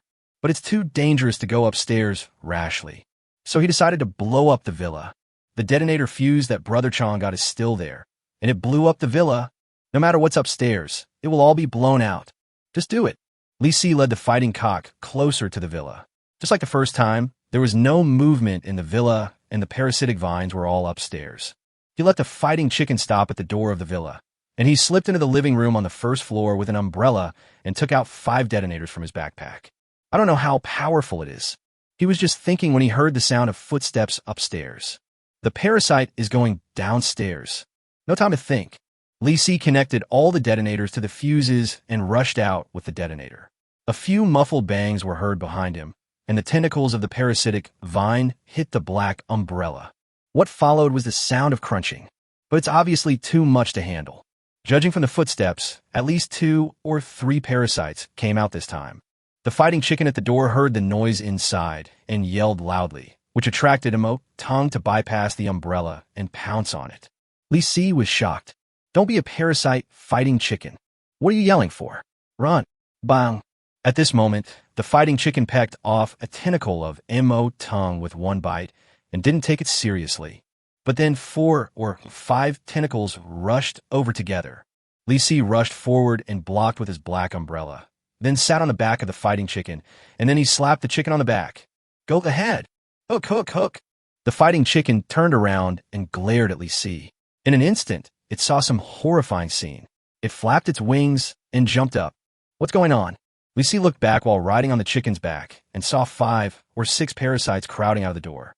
Men, women, young and old were gathered together. There was an old man whose body could not get out, but his head came out first. Dozens of devil vine tentacles wriggled and chased towards this side. Li Si got goosebumps from fright and almost dropped the detonator in his hand. The fighting chicken ran wildly all the way, rushing out 200 or 300 meters in an instant. The fuse was about to hit the end, so Li Si quickly pushed it hard. Click! As the detonator was pressed to the bottom. Almost at the same time, the fuse was pulled to the limit. Li Si simply threw the detonator on the ground. At the same time, a loud bang came from behind him. With a loud bang, the whole sky flickered and a ball of fire exploded. The violent shock wave pushed the man and the chicken out like a storm, and there was a pile of messy debris around them. Bricks, glass, plastic body parts. With a plop. Before Li Si could see clearly, he fell to the ground along with the fighting chicken. Then, a lot of broken pieces fell from the sky, crackling like hail. Chapter 160 Wrong answer. Please go to the next question. Li Si held up an umbrella to block the falling debris from midair. Looking back, he saw that the entire villa was razed to the ground. Amidst the billowing smoke, a huge dent appeared on the ground. At this moment, in the communication channel, the only few teams on the island were all shocked. Nima exploded. What happened? Which team did it? Wang Lei. Xiaodong, was it your team who did this? Xiaodong, it's not me. I haven't even touched the villa yet. Someone got there earlier than us. Chen Cheng, could it be that the villa exploded on its own? Hello, everyone. Our team just landed on the island, and we didn't expect to see fireworks as soon as we arrived. Xiaodong, I advise you to go back. There are masters on the island. Chen, go back? Come on. I need a raft. Wang Lei, yes. I really want to go back now. Several people from my team are missing. The problem is that I can't go back even if I want. Xiaodong. Obviously, we didn't blow up the villa. So who did it? Since there's an expert, it's not too much for him to show up, right? Wang Lei. Come on, if you want to show your face, you should have shown it long ago. Let's think about how to survive. Damn it. A piece of corpse flew out of the explosion and hit me on the head. Chen, I got hit by a hot pot. Brothers, you guys came early. Is this place safe? Xiaodong, what do you think? There are only 7 people left in my team. Wang Lei. I am better than you, and we still have 10 people. Chen, I brought more than 80 people with me. I'm not afraid of anything. I plan to pull out all the coconut trees one by one. Xiaodong, oh, there are many of you. Just take your time. Chen, hey, who blew up the villa? Who is that person? What the hell? Something magical happened. A series of colorful bubbles appeared in the chat box of the communication channel. Chen was stunned. On the other 2 sides, Xiaodong and Wang Lei were also stunned. Wang Lei, what happened just now? Is there a special effect on the communication channel? Chen, I'll try again. Bubbling. It starts again. A lot of colorful bubbles appeared on the communication channel interface again. Xiaodong, what on earth is going on? Wang Lei, God knows. Chen, our communication channel's so humane now. What they didn't know was that just now, Li Si was forcibly pulled into the communication channel interface. This happens every time someone bubbles up in the communication channel. Li Si guessed that as long as someone within a 10-kilometer radius used this special effect card, the bubble special effect would be triggered when bubbling was mentioned. Fortunately, they didn't know about this. Li Si shook his head, closed the communication channel, and then was forcibly pulled in again. Chen, bubbling. Chen, another special effect. Chen, bubble, bubble, bubble. Chen, are there any other special effect keywords? Xiaodong, idiot.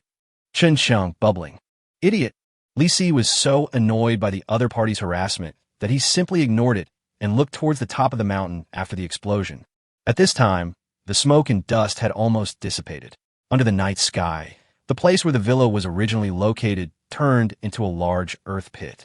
No parasite was found, but no killing notification was received either. In other words, those parasitic vines were blown away, but they did not die. This detonator is obviously too powerful. I guess any supplies were blown up. Li Si shook his head helplessly, holding a black umbrella and leading the fighting chicken towards the ruins of the villa. The fence was no longer there, let alone a door. There was nothing useful among the wreckage, but Li Si still found half a burnt bread. Bread. Li Si frowned. There's food in this place? Have. Li Si saw half of the blooming ham sausage again. There is also a visibly wet beverage bottle. Could it be that the parasite hid food upstairs? Big loss. Li Si estimated that he had lost at least a week's worth of food or a day's worth of chicken feed. Thinking that the fighting chicken could eat a week's worth of his food in just one day, Li Si suddenly realized the danger. At the same time, he also thought of the results of the divination frog's previous divination. Within 7 days, he will face a life and death crisis. Does this mean running out of food? Li Si estimated that the food he had was enough for about 5 days. It's so damn accurate. There is no solution unless new food is captured. And the most important thing is that there is no raft on this island. If you want to get out, you have to build one yourself. Do you have that technology? There is no such tool. At least it takes time. This doomsday game is like playing a survival game in the ocean. Just when he was feeling depressed, Li Si suddenly froze. A thick concrete floor appeared among the ruins. This location is under the villa, and the floor has long collapsed, revealing only cracked concrete structure. Moreover, a metal gate was faintly visible under the ruins. There is a tiny translucent exclamation mark on the door handle of the gate. Apparently, I had discovered a hidden mission. As to whether it is an ordinary hidden task or an advanced hidden task, I don't know. Li Si was a little hesitant. After all, he was trapped on this desolate island because he accepted a crappy high-level hidden mission. However, just as he was trying to assess the risks of this mission, the fighting chicken snuck up to him and pecked him. You have accepted the advanced hidden task. Curiosity kills the cat. Mission objective. Enter the underground laboratory within 48 hours and obtain 3 important research results. Mission rewards. Gold X100, Experience X200, Equipment File X1. Failure penalty. Deduct 50 of the quality of food. Past progress. 0/3. What the hell? Fighting chicken. Why are you the same as the foodie frog? Hook, hook, hook. The fighting chicken looked innocent, not knowing what it had done wrong. Lisi has no desire to live. What a coincidence. It's another advanced hidden mission.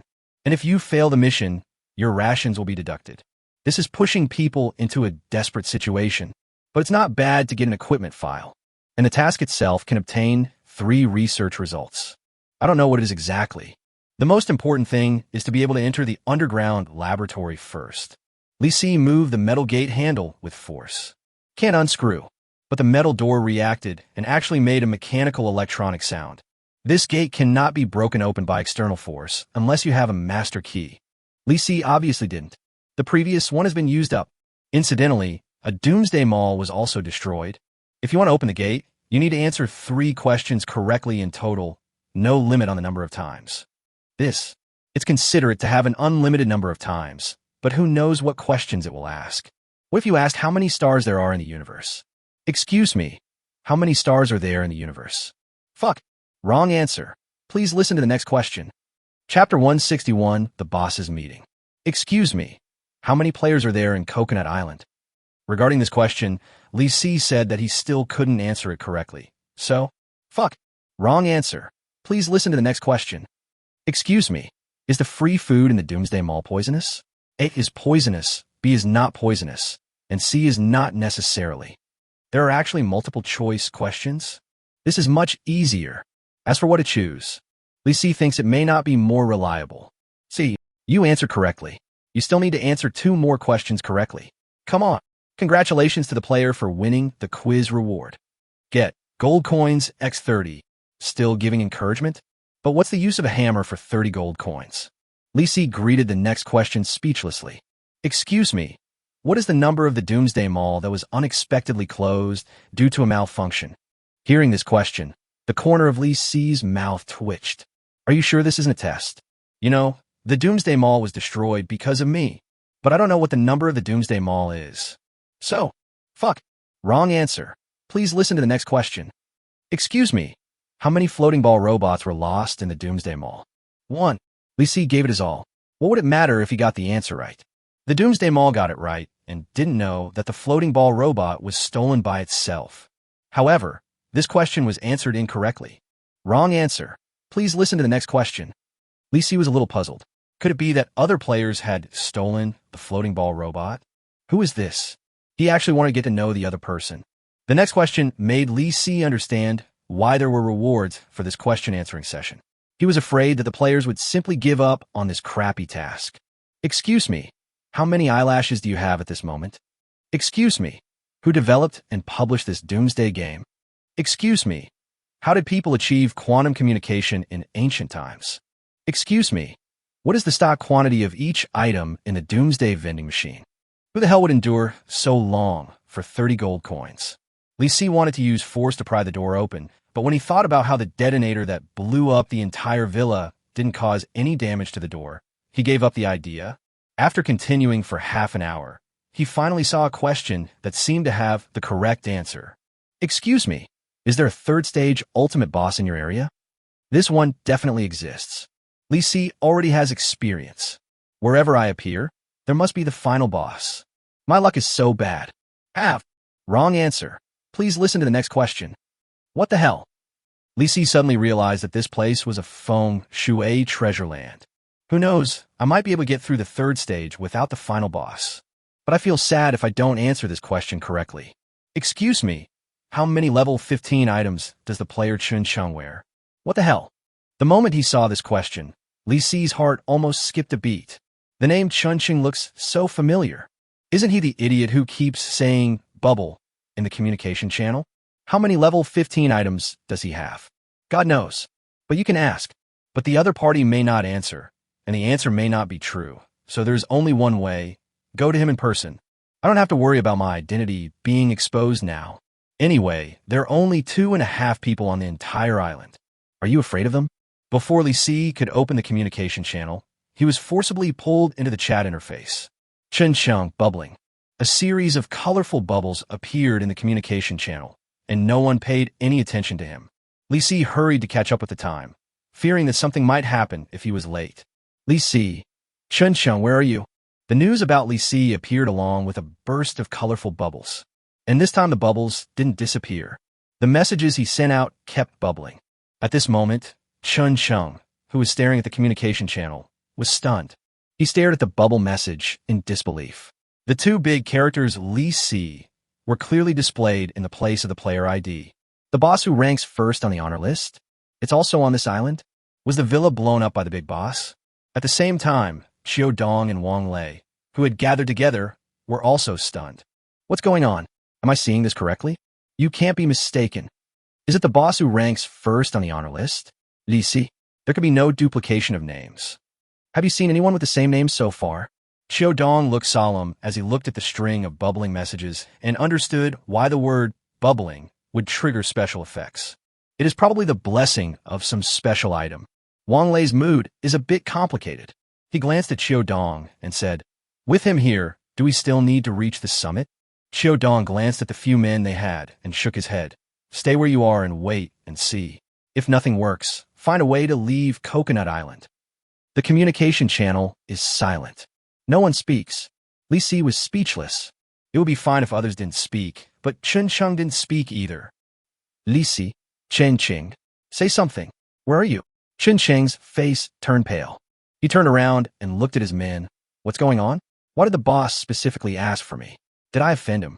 The subordinate nodded. Captain, maybe you sent too many messages and annoyed the boss. Annoyed? Then you won't seek revenge on me for such a small matter, right? Captain, I think if you can't afford to offend the boss, just hurry up. The subordinate was too embarrassed to say it out loud, but Chun Chung already understood what he meant. He quickly sent a message on the communication channel. Chun Chung, boss, I was wrong. I shouldn't have kept posting in the communication channel. Li Si, what does this have to do with anything? Xiao Dong and Wang Lei were also speechless. Who knew that Chun Chung would be so arrogant at the beginning, and then act like a mouse seeing a cat when he saw Li Si? You backed down too quickly. Li Si didn't want to waste time and sent a message quickly. Li Si, where are you? I want to see you. Chun Chung, boss, I think it's not necessary. Just tell me what you want, and I'll do it. I have 70 or 80 people under me, and they're all at your disposal. Li Si, stop talking nonsense. I just want to ask you for a small favor. Tell me where you are, and I will find you. Chun Chung, this. Boss, I better go find you. Li Si, don't die on the road. Chun Chung was stunned. Are you afraid of dying? The boss wants to live? This is even more terrifying no matter how you think about it. Chun Chung became more and more hesitant, and Li Si was getting impatient, but after thinking about it carefully, he understood what the other party was worried about. It's just that he's afraid of killing him himself. All right, reverse operation. Li Si, tell me your location now, and I will protect you from death. If you don't tell me, you will have to bear the consequences. After all, Coconut Island is only this big. Li Si, in addition, I can leave you some explosives. Li Si, I'll give you 5 minutes to think about it. Chun Chung, boss, 5 minutes. Isn't that too short? After Chun Chung sent the message, his subordinates were stunned. Captain, it's already this long. What's the point of you fighting for a few more minutes? Idiot. Find a raft and run away. Chapter 162. Funny appearance. Captain, if there was a raft, those two teams would have run away long ago. It's okay to build it now. There's so much wood. Captain, do you think this is realistic? We have already climbed halfway up the mountain, and it will take more than an hour to get to the shore. Chun Cheng's face turned pale. You can't just beg the boss to give you another hour to get back and build the raft, right? In the communication channel, Li Si is counting down. Li Si, you have 3 minutes to think about it. Chun Chung pouted in frustration. How much time was left was up to the boss to decide. Only a dozen seconds had passed. Li Si, 1 minute left. Chun Chung sighed. Let's go for it. But, do you think the boss keeps his word? Everyone looked at each other in silence. Chun Chung shook his head. Forget it. I can't count on you for anything. You're a bunch of good-for-nothings. He quickly typed a line of message before Li Si said the time was up. I compromised. After all, Coconut Island is so small, and I can't run away. Chun Chung, boss, I'll give you my location. Li Si, where are you? Light a bonfire and make it burn brighter. I will follow the light to find you. Chun Chung, boss, are you sure you can keep me alive? Li Si, Why would I want your life? Hurry up, I'm in a hurry. Li Si was worried that if he didn't answer the question for a long time, it would be invalid. Then it would be all in vain. Fortunately, a bright fire soon appeared halfway up the hill. It was located in front of the coconut grove, so there was no need to worry about being hit by coconut shells. It would only take less than 10 minutes to ride the fighting cock over there. This distance is quite close. At this time, Chun Cheng's message came. Chun Cheng, boss, I lit the bonfire. Can you tell me why you're looking for me? Li Si, just tell me a little. It will be solved in minutes. He replied to the message and immediately called out to the fighting chicken. Let's go. Get going. Rush towards that barbecue. Go, go.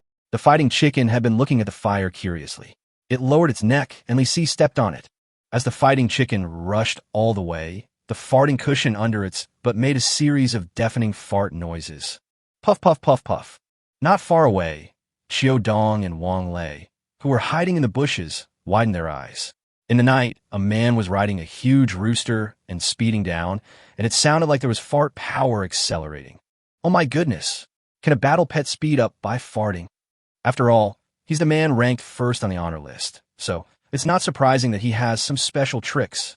Compared to Wang Lei, Qiu Dong was obviously much calmer, but his eyes were always fixed on the strange figure until it completely disappeared. Wang Lei asked, Brother, do you want to go up and take a look now? We'll talk about it later. Qiu Dong remained calm. He took out a cigarette, put it in his mouth, lit it, and took a deep puff. Wang Lei was shocked. What the hell? You still have this thing? Give me one. There's only one pack. Give me 50 gold coins, and I'll give you one. What? Are you made of this smoking gold? He curled his lips and suddenly laughed. Wang Lei knows now that Qiu Dong is not as calm as he looks. Otherwise, would you be willing to smoke? Next to the campfire, Chun Cheng looked anxious. He and 2 of his trusted men stood in front of the campfire, with 70 or 80 of his men on his left and right. Listen, if the boss doesn't keep his word, you will. Let's go together. A subordinate at the side wiped Chun Cheng's sweat while repeating the lines that Chun Cheng had said several times. But the team members hiding not far away felt a little guilty when they saw their captain looking so miserable. At this time, Chun Cheng looked at the man wiping his sweat and asked with a worried look on his face, Do you think that boss Li Si came alone or with a group of people? How would I know? I heard that the boss is fighting alone, but I also heard that the boss has a team of several hundred people under him. Another chimed in.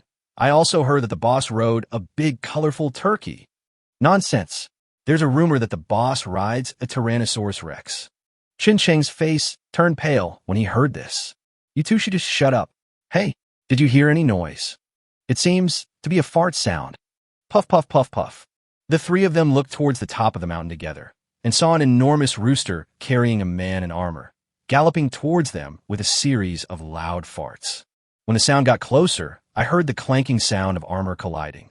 The big rooster ran a few steps, jumped suddenly, and swooped over with its wings flapping.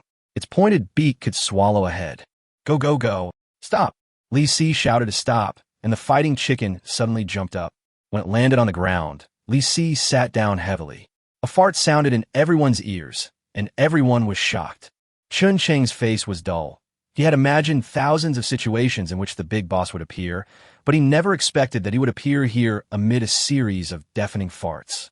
His subordinates were even more confused, not knowing whether what they saw was the legendary #1 player of the Doomsday. Facing the shocked eyes of the crowd, Li Si pulled the fart cushion under his butt and pressed it. Puff. Don't get me wrong, it's just a cushion. Everyone was speechless. For some reason, Chun Cheng was suddenly not afraid anymore. He felt that the boss who appeared so funny was probably not a bloodthirsty boss. But Li Si immediately defensively opened a large black umbrella hanging around his waist. In an instant, a vague and distorted human face appeared on the umbrella. In the light of the bonfire, its empty eyes stared at everyone sinisterly. Chun Cheng was so scared that he almost fell. Boss, you said you wouldn't hurt my life. Li Si nodded. I just want to ask you for a small favor. Do you have any level 15 equipment? How many pieces do you have? Chun Cheng was stunned. Do you want level 15 equipment? He is a little confused. Any piece of equipment on the boss is probably more than level 20. So why does he need his own level 15 equipment? Chun Cheng felt a little distressed. I actually have 2 level 15 items, but they're my treasures. Hello. I'm asking you. Speak. Chen Sheng was startled by Li Si, and with cold sweat on his face, he stammered, Boss, just one. Sure. Li Si thought this guy might be lying because the two people around him looked unhappy. So, you have to verify it yourself. How about this? Take them off one by one so I can see them, and be quick. Huh? Chen Sheng panicked. The two men were also panicked. Isn't this a reveal? But Li Si had already jumped off the big rooster and came over with a big black umbrella with a human face floating on it. Moreover, he took out another one from his backpack. Missile. A large dark green missile was right in front of Chen Sheng, almost touching his face. Li Si held the red button of the missile. This thing is much more exciting than explosives. Boss, I'm gonna take off. Chapter 163, Fighting Chicken, U, ADHD. Out of desperation, Chen Sheng began to take off his clothes in full view of everyone. His two trusted subordinates were quite discerning. After Chen Sheng took off one piece of clothing, they handed one to Li Si. Li Si took an 18-level bulletproof helmet, shook his head, and put it aside. Then he took a 15-level protective suit, silently noted it down, and put it aside. Then he took pants, shoes, backpack, accessories, and so on, none of which were 15 level. A minute later, Chen Sheng looked at Li Si with a depressed look on his face. Boss, is this okay? Li Si frowned as he looked at Chen Sheng, who was only wearing shorts and a vest. That should be about it. But what if there are still some that slip through the net? Forget it. No need to take it off. I'll come and see for myself. Li Si moved closer and checked the only two pieces of cloth on the other person's body. There's nothing special about the vest. It's just an ordinary vest. But those pants. When Li Si's eyes fell on Chen Sheng's black shorts, the other party's face turned pale. Big boss. I'm not lying to you. Li Si rolled his eyes at him and checked it out. Smelly pants, level 15. Introduction. Constitution plus 25, spirit minus 10, smelly pants. The advantage is that they won't get smellier no matter how long you wear them. Throwing them away will pollute the air nearby. This equipment is amazing, but it's so fucking dirty. Li Si had no intention of taking it for himself. Forget it. Remember, don't lie to me next time. Otherwise, I will confiscate your underwear. I understand. Big boss, please be merciful. Chen Sheng was wearing shorts and a vest, nodding and bowing, but Li Si didn't want to waste time. Put it on. Okay. Chen Sheng quickly picked up his equipment and put them on one by one. When he finished and looked up, Li Si was already riding on the fighting chicken. Let's go. Puff. With a fart, the big rooster carried Li Si straight to the top of the mountain, leaving Chen Sheng and the others confused. After several seconds, Chen Sheng looked at his two trusted subordinates with a puzzled look. Boss, are you leaving now? The two nodded. You didn't take anything? The two looked at the equipment on Chen Sheng and nodded again. Chen Sheng was even more confused. He scratched his head and opened his mouth, but couldn't figure it out no matter how hard he tried. No. What on earth is he doing here, big boss? Just to make me take off my clothes. The two looked at each other, then looked at Chen Sheng and nodded. It seems like the boss just wants to find out how many level 15 equipment you have. Captain, he really didn't steal our things. Chen Sheng was depressed. Can't you just ask in the chat channel? Okay, I'll lie. But what's the point of figuring out how many level 15 items you have? Does the boss have any special hobbies? But what the hell is this a hobby? At this moment, a confidant suddenly slapped his forehead, as if he had figured something out. Captain, I know. Big boss is just looking for an excuse to watch you take off your clothes. Big boss might like men. State. Chen Sheng hit the other person on the forehead with a stick. Then why doesn't he watch you guys take off your clothes? Maybe the boss likes your style more. State. From now on, no one is allowed to mention this matter. If anyone tells anyone, I will tear his mouth apart. Chen Sheng held the stick and looked around, confirming that all 80 or 90 people nodded one by one. Then he put down the stick. At this moment, Xiaodong and Wang Lei heard the series of loud farts again. Then passed by was a big man riding a big rooster, and he rushed back to the top of the mountain. What a fast speed. Xiaodong, what do you think happened just now? Why are you asking me? Asked Chen Sheng. Yes, I'll send a private message to ask that kid. Wang Lei quickly opened the private message, searched for Chen Sheng, and sent a message in the message box. Wang Lei, brother, give me some information. What does the boss want you to do? Chen Sheng, nothing. Wang Lei, oh my god, even if you just give me a perfunctory response, it's still worthy of my message. Chen Sheng, it's really nothing.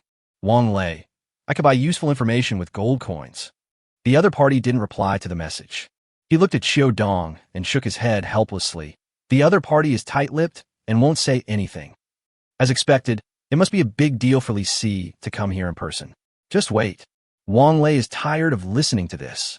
Brother, why do you do nothing but wait? What else do you think we should do? Wait, isn't it still like this? Xiao Dong curled his lips helplessly. At this time, Li Si had already rushed to the top of the hill and returned to the ruins of the villa. The solid gate did not change at all, nor did it make any warning sounds. Li Si did not dare to delay, and as soon as he approached the gate, he said, 2 pieces of level 15 equipment. You answered correctly. You still need to answer one more question correctly. Come on. Congratulations to the player for winning the quiz reward. Get gold coins x30. Li Si breathed a sigh of relief. Fortunately, this question has not been invalidated. But then, there are a lot of irrelevant questions. Excuse me, how many stages are there in this doomsday game? 100. Wrong answer. Please listen to the next question. Excuse me, which books are on sale in the Doomsday Mall? A. Compendium of Materia Medica. B. Traveling Frog. I broke the Doomsday Game. C. Practical Combat Skills. Option B seems to be an online novel, right? Moreover, why do I feel like this gate is implying me? Li Si decided to choose B. Then, wrong answer. Please listen to the next question. Excuse me, which type of alien is most closely related to humans? Little gray man. Li Si really doesn't know any other types. Of course, the answer is wrong. May I ask, what will happen if the game determines that you're a virus? Kindness? Li Si was stunned for a moment. I feel like this question is hinting at something. Obviously, I will be killed. Correct answer. The gate opens. Congratulations to the player for winning the quiz reward. Get gold coins x30. Along with the prompt of obtaining gold coins, the gate made a click and opened automatically. But what greeted Li Si was not a staircase or anything like that, but a slowly rising cylindrical elevator. The elevator is about the same size as the gate, with a diameter of 2 or 3 meters. The metal-textured elevator opens an arc gate in the interior space. Li Si looked at the fighting chicken, then at the elevator, and thought it could use a little squeeze. So, he dragged the fighting chicken into the elevator, supported the fighting chicken's protruding head with his back, and pressed the closing button on the inside of the elevator door. Click! The elevator door is closed. Li Si felt a sense of weightlessness, and the elevator moved downwards. The entire elevator was dark, with only a door opening and closing button emitting a faint light. The fighting chicken stared at the thing and couldn't help but take a bite. With a bang, the button is broken. Sparks were coming out from where the button was. Li Si's face was completely frozen. Damn it. Can I open the door? Chapter 164.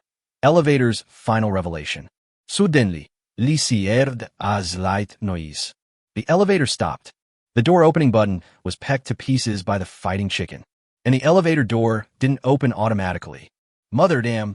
Li Si was pushed by the fighting chicken and turned his head. This guy actually spoke first.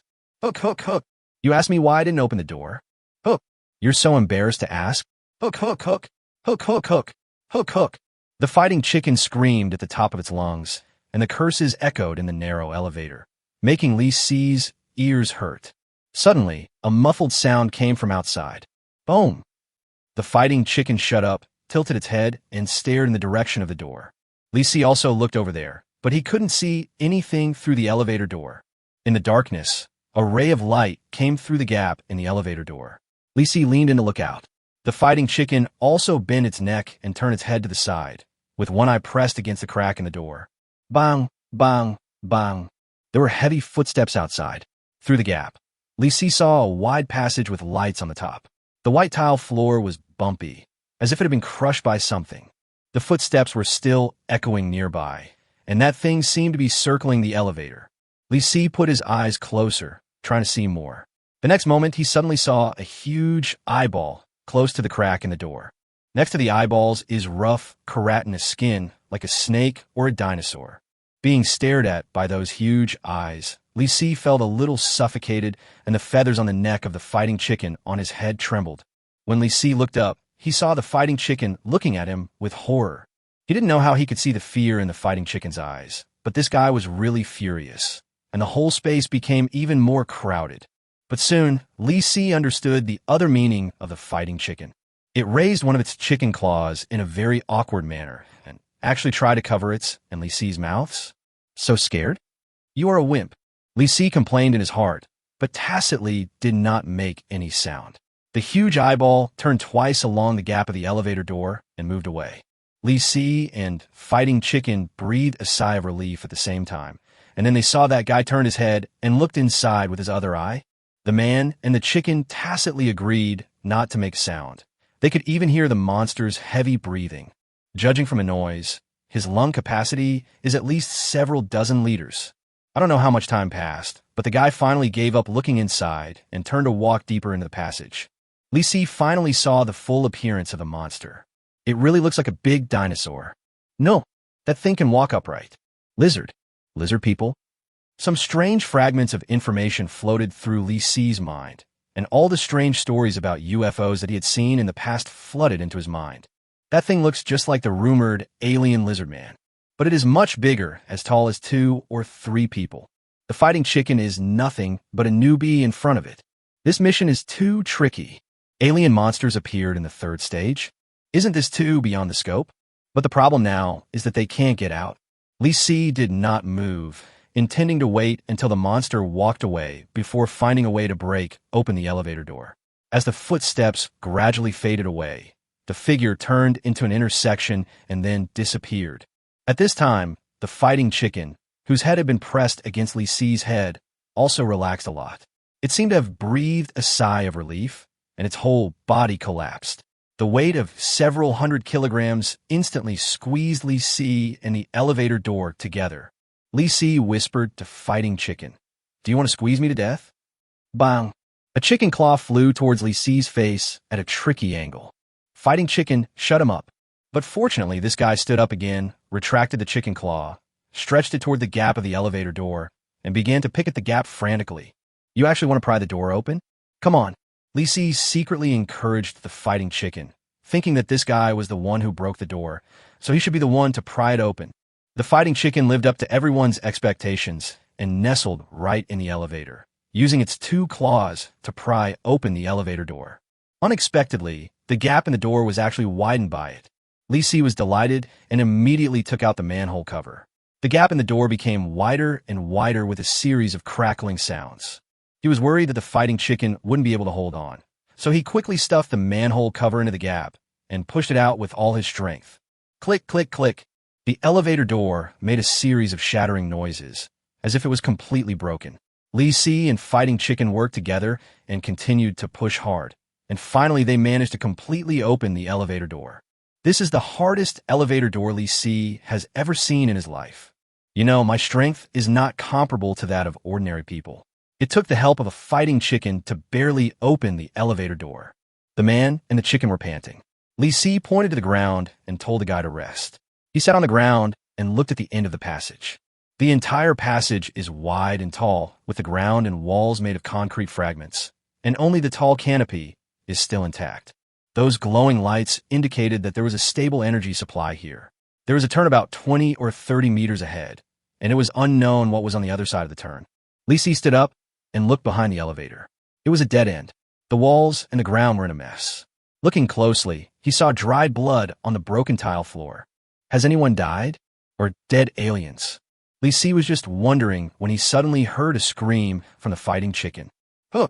Li Si was shocked and felt that something was going to happen. Sure enough, a huge head popped out from the corner of the opposite passage, with a pair of sharp claws with thick skin and flesh. Below, there is a thick tail. It slightly hunched its body, with a dinosaur-like head and a wide-open mouth, revealing sharp teeth. Roar! What the hell? Bang, bang, bang, bang, bang. The giant lizard man roared and rushed towards the man and the chicken. At this moment, the fighting chicken flapped its wings and lowered its head to allow Li Si to ride on it. Li Si was really touched. But I don't have the time. Foolish chicken. Run. What are you waiting for? Hook. Fighting chicken obviously misunderstood the meaning and actually rushed into the elevator. But the next moment, it immediately realized that the elevator was broken. The fighting chicken squeezed out from the top of the elevator almost at the moment the giant lizard man pounced in. With a loud bang, the giant lizard man crashed into the elevator. Li Si quickly grabbed the fighting chicken and ran deep into the passage, but he heard a muffled click behind him. Following right on, bang, the elevator door closed for the first time, and it actually went up there, bringing the giant lizard man with it. Li Si was shocked. That thing isn't broken yet. But will that guy come down with the elevator again later? Li Si didn't care about all that and rushed to the corner of the passage first. There was no more noise coming from the elevator. Going up, if the elevator is not broken, the door will open automatically after you go up. In other words, that thing will run to Coconut Island by itself to harm others. Chapter 165, Magical Vine. Li Si felt that it was none of his business whether the monster harmed other people or not, but he was safe for the time being anyway. But out of humanitarian considerations, Li Si thought it would be better to remind them. After all, there is no hatred. As a man ranked first on the honor list, you can't always be sixth. So he quickly opened the communication channel and sent a message. Li Si, attention, giant lizard man of unknown origin has appeared on Coconut Island. Everyone be careful. As soon as his bubbling message appeared, the communication channel became as deserted as before. No one has spoken in the communication channel since he last showed up. I don't know if they were afraid of being targeted or what, but after a full 5 minutes, a strange ID replied to the message. Han Tian, Li Si. Han Tian, it's actually you. Han Tian, I was almost killed by your battle pet. Li Si was stunned. What is going on? Judging from the other party's tone, he is obviously a player who has just landed on the island. That's strange. I don't think I did anything before I landed on the island. Besides, what's the big deal about being beaten by fighting cocks? As soon as Han Tianyi sent a message, others started talking. Wang Lei, are you new here? You are so arrogant. How dare you talk to Big Boss like that? Han Tian, I was originally planning to go hunting, but who knew that the rooster was actually Li Si's mount? I followed the rooster all the way to the sea, and my men were almost poisoned to death by the seaweed. Wang Lei, what the hell? The mutant kelp is poisonous? No way. We all came here eating the mutant kelp, and nothing happened to us. Upon seeing this message, the cloaked man who had just landed on the island looked confused. He glanced at his men who were staggering, thought about the dancing kelps, and quickly replied to the message. Han Tian, can the kelp you encounter dance? Wang Lei, what the hell? How fresh. I've never seen kelp that can dance. Han Tian, what the hell is going on? At this moment, Li Si understood what was going on. This guy was the big group that had been following behind him, but later on, because the distance was too far, he had no idea where they were going. He didn't expect it took them so long to get here. It seems that the mission failed. Even if it didn't fail, it would probably just pass by. Wang Lei obviously didn't care about Han Tian's experience, and he quickly asked about the mutant lizard people. Wang Lei, boss, where's the mutant lizard man you mentioned? Is he awesome? Li Si didn't reply. What can I say? It should be pretty powerful, but they would be able to detect that behemoth as long as it appeared nearby. And that head, I guess no one thinks the lizard man is a weakling. Really? Wang Lei, wow shit. Wang Lei, I fucking saw it. Wang Lei, how could there be lizard men in the third stage? Chen Cheng, who had been silent for a long time, also sent a message to inquire about the situation. Where is Chen Cheng? How old is he? Wang Lei, what the hell? It's coming. Chen Cheng, hey? You haven't told me how big it is. Chen Cheng, where are the people? Chen Cheng, Wang Lei? Xiaodong? Xiaodong, I know you two are together. Chen Cheng, what does that thing look like? Han Tian, could it be that he is dead? Han Tian, oh my god, why did I have to chase you here? Han Tian, the raft has disappeared. Li Si could feel Han Tian's despair through the communication channel. Is this guy crazy about chicken? He actually followed them to Coconut Island. How do you say this? You deserve it. Li Si is relieved now. Wang Lei saw the lizard man, which means that guy will never come back. After all, you have to answer 3 questions correctly before you come back. Judging from the lizardman's alien Mandarin, you'll probably never be able to answer correctly. So it's safe here now. Li Si turned the corner and looked across. It was still a passage with rooms on both sides. Some of the rooms had their doors open, while some were closed. Moreover, there was a large iron door similar to that of a prison. The entire door was uneven due to being hit by something. There was a narrow window above the door, and there were also metal railings. Of course, the most bizarre thing is the oversized prison doors not far away. Judging from the height, it seems to be used to imprison lizardmen. Li Si suddenly felt a little worried. Could there be other lizardmen here? Bang! Just as I thought of this, a loud crash came from somewhere ahead. It seems that there are really lizard people imprisoned in that prison. It is better not to explore such a dangerous place rashly. Besides, exploring the map should be the job of the frogs. Li Si felt that since Frog was so small, even if he encountered a lizard man, he would most likely not be attacked by the other party. After all, he was too small. He and the fighting chicken are too big, and one of them and one chicken is simply a children's meal for the lizard people. But to the giant lizard man, the frog is not even a piece of toothpick meat. So, Li Si grabbed the fighting chicken and retreated to the back of the elevator. He hid in this place where he would not be seen by the lizard man. However, Li Si discovered that the fighting chicken could not hide. It's too big. Being locked in the elevator is more than enough, but hiding it behind the elevator is basically impossible because there's an annoying tail feather sticking up. Therefore, Li Si decided to collect 3 strategic reserve hairs. He took out a piece of compressed biscuit with a strange taste and let the fighting chicken peck at it. He quietly went around to the back, grabbed the overly eye-catching bright tail feather, and pulled it hard. Hook! The fighting chicken let out a scream and flapped its whole body. Its scream was so loud that it caused a violent crash sound from deep in the passage. Li Si quickly reminded, "Fighting chicken, don't attract monsters here." The fighting chicken turned its head and stared at Li Si with its eyes wide open, opening its mouth wide, but not daring to scream. After holding in for a long time, it pecked at Li Si's bubbling head. Bang! There was a loud noise coming from the helmet, and Li Si's head was buzzing. But considering that he was only trying to pluck out a hair from the other party, Li Si decided to endure it. "Eat your meal." He lowered his voice to remind them, then went around to the front of the elevator to take a look. Sure enough, the fighting chicken was completely blocked by that thing. Perfect. Li Si folded his tail feathers and hid behind the elevator. He took out a piece of compressed biscuit and ate it while opening the system. At this time, the foodie frog with a bad brain was squatting next to the mutant plant and pointing and poking. Foodie frog, my house doesn't even have a refrigerator. Where'd I put the meatball wrappers my seedlings have grown? You can't let me eat millions of meatball wrappers in one meal, right? Magic Vine, I am not an engineering frog. Foodie frog, do you think I'm a stupid frog? Magic Vine, I am just an innocent plant that is being persecuted by you. Foodie frog, plants? Have you ever seen a talking plant? And how did this frog persecute you? Li Si was stunned for a while. That mutant plant can actually talk? And it has indeed grown a lot taller, but the leaves are still a little wilted. Chapter 166-50. Li Si stared at the wilted plant in confusion, trying to communicate with it. Magic Vine, what can you produce? Your magical vine looked at you with its eyeless leaves, but it seemed to see your expression and shook it vigorously, almost throwing off a wilted leaf. Magic Vine, I don't know. Foodie frog, brother chicken, isn't it an engineering frog? Li Si shook his head and decided not to explain to the foodie frog. After all, this little guy's brain is still short-circuited. But where did the engineering frog go?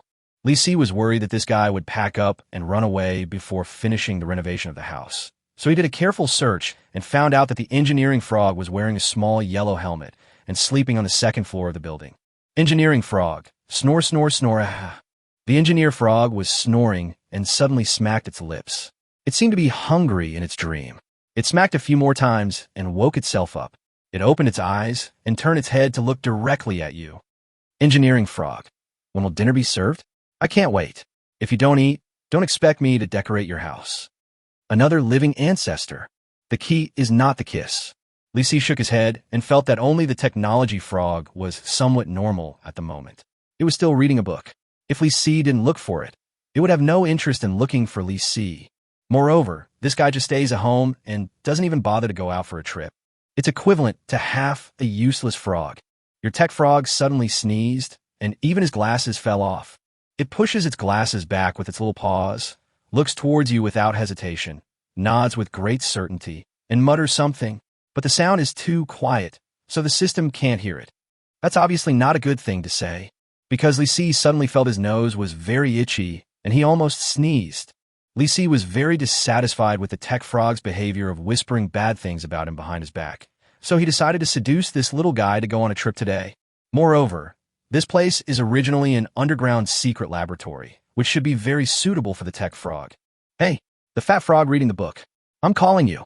Hearing Li Si's provocative words, the tech frog suddenly closed the black hole theory in its claws and looked over with its big eyes narrowed. Tech Frog, what are you doing? Is it time to eat? If not, go away. It dares to challenge me openly.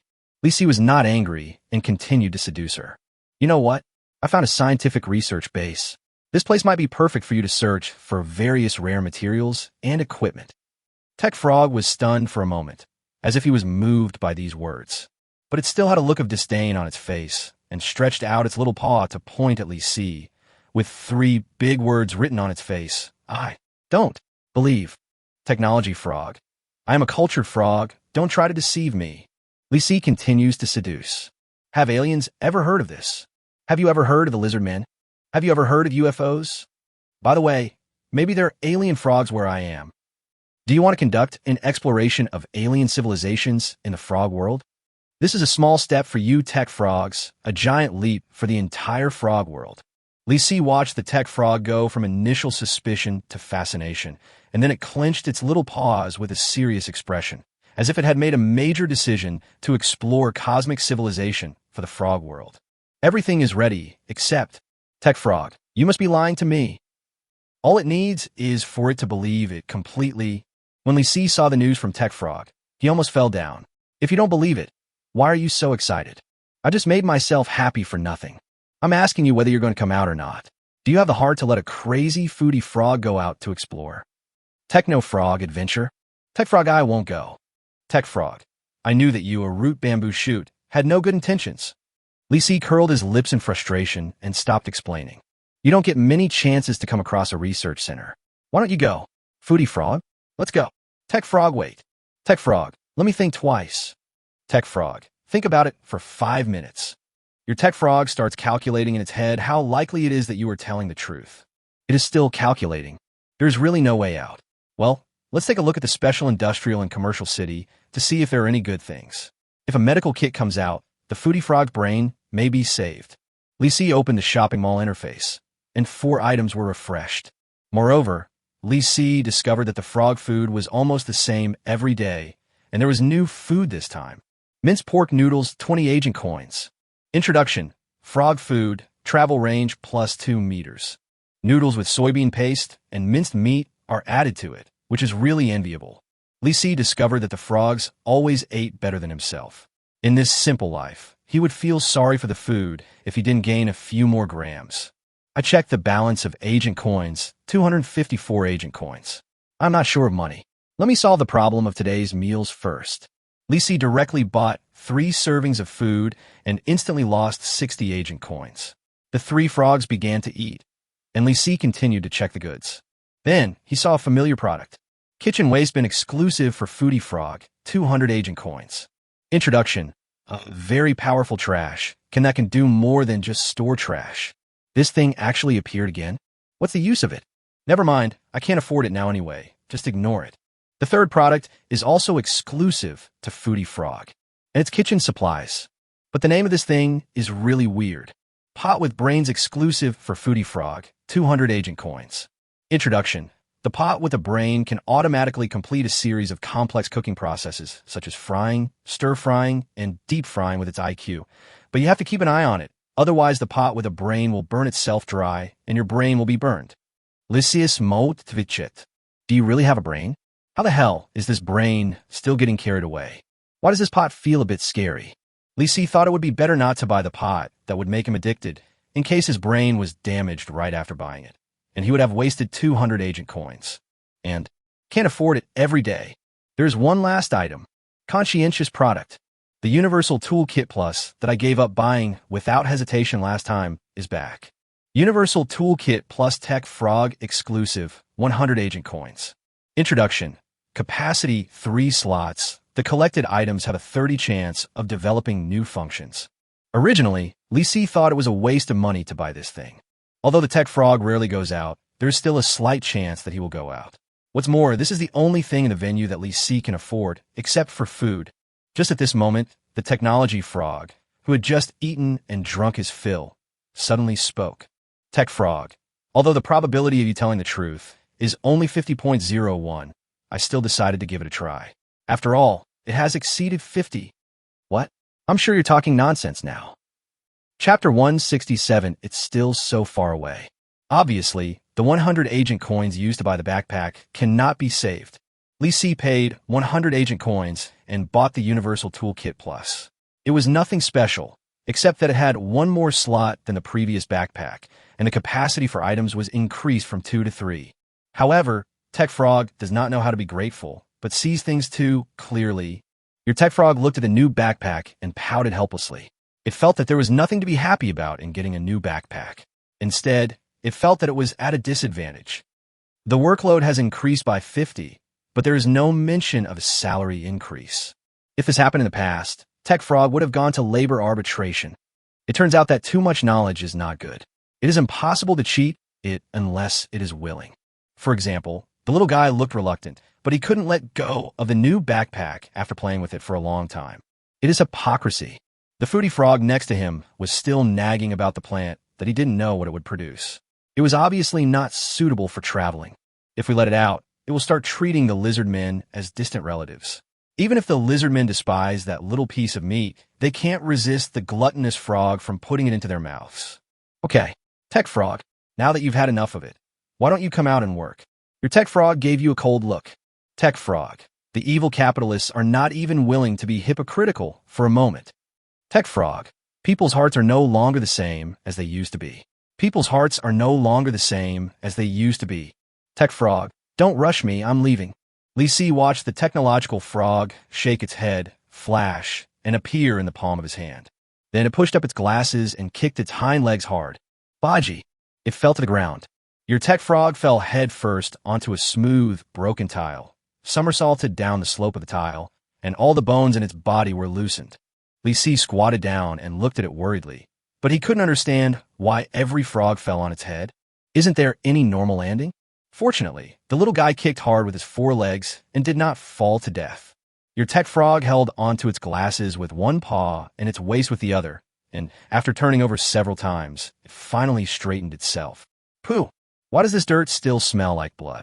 Your Tech Frog spits out the dirt in its mouth, looks down carefully, and finds blood.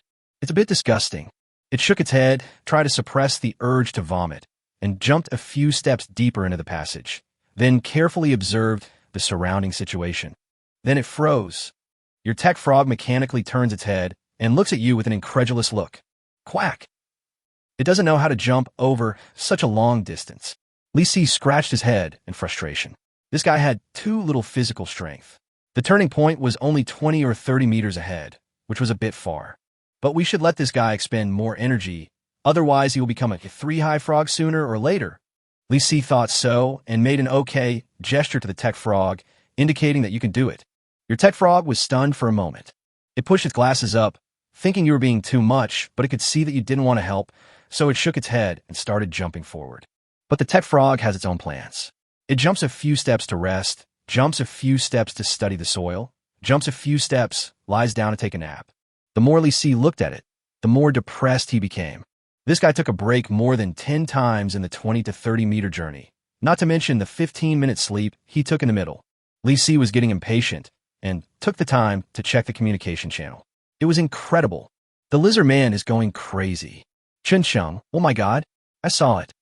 Where is Han Tian? Don't be next to me. Chen Sheng, it's quite tall. It's leaning against the coconut tree trunk. Wing Lei, dumb. It's too scary. You don't know how much effort we put in to avoid that guy. Chen Sheng, what the hell? Are you still alive? Wang Lei, let's get the hell out of here. If this continues, no one will survive on the island. At this moment, Qiu Dong was lying in the grass, staring at the lizard man in the distance. It rushed into the coconut grove, not afraid of the coconut shells at all. It rushed forward with a pile of coconuts and kicked down a coconut tree with one kick. Dozens of coconut trees were pulled out in less than 5 minutes. Then he went on to tear down another coconut tree. This lizard man is extremely powerful, but it seems that his brain is not very good, and he only knows how to cause destruction along the way. Just as he was thinking about it, suddenly, a figure appeared in front of the giant lizard man. Only one person. Who is it? Qiu Dong frowned and suddenly saw 7 or 8 tentacles shooting out from the man's body. But then, before the tentacles could get close, the man was kicked away by the lizard man and broke 2 coconut trees. This scene was also seen clearly by Wang Lei, who was standing next to him. That bald guy is mine. What? You're missing men. Xiao Dong looked at Wang Lei in confusion. It's him. He has a gadget that can release tentacles? No, absolutely not. And he actually confronted the monster head-on. This doesn't make sense. Xiao Dong suddenly thought of something. Are the players being controlled by something? Or are they being parasitized? Don't even think about it. The lizard men are coming towards us again. Withdraw. When Xiao Dong turned around, he found that 2 of his men were missing. Wang Lei was also stunned. There are only 2 people left behind. One is Xiao Dong's subordinate, and the other is his own subordinate. What the hell? 2 more are missing. Wang Lei looked grim and asked the 2 men, several people are missing. Didn't you notice? Xiao Dong slapped Wang Lei on the head and said, run away first. You idiot. On the other side, Chun Sheng and Han Tian were still talking in the communication channel. Han Tian, although I didn't see the lizard man, I saw a huge skull that was as tall as a person. Could that be the skull of a lizard man? Chun Sheng what? Chun Sheng, the skull is only about 1 person tall. Chun Sheng, it's useless. This lizard man is still a baby. Chun Sheng, I'm leaving. I'll build a raft to get out of this damn place. After seeing this message, Li Si was a little speechless. Chun Sheng thought that the skull belonged to a lizard man. That was clearly the fortification that he had thrown on the shore. Coconut Island is a bit chaotic, and the culprit is secretly looking at the situation outside. Li Si feels that this is not his original intention. But I can't care so much. Let's take care of Frog first. It's been more than half an hour. As soon as I saw the news, I finally had hope. Your tech frog feels that it has had a good rest and can continue its journey. It lazily got up, jumped several times in one breath, and finally jumped to the turning intersection. Wow, it's still so far? Baji, your tech frog is lying on the ground. Chapter 168, it's sad. Obviously, compared to the new things that might be discovered ahead, the tech frog is more concerned about its remaining limited physical strength. But the little guy's attention was soon attracted by an open metal door. Your tech frog discovered that the door actually uses a very advanced airlock lock. It sat up, stared at the airlock door lock, and pushed its glasses up, suddenly feeling that this place was a bit interesting. Is this really a high-tech secret research center? Your tech frog re-examines the surrounding environment. It uses its intelligent little brain to analyze bit by bit. There should be a guard room inside the airlock. There are probably weapons inside. There might even be keys to open other doors. The room at the back should be a lower-level research room. The few cells at the back should be some kind of research subjects. Could they really be aliens? But this primate-made research laboratory probably wouldn't be interested in alien frogs. The tech frog concluded that there are no alien frogs in this place. But based on the remaining footprints here and the huge metal cell door in front, it could be confirmed that this place must be holding some kind of large creature. As for whether it is from outer space, your tech frog thinks this needs to be verified.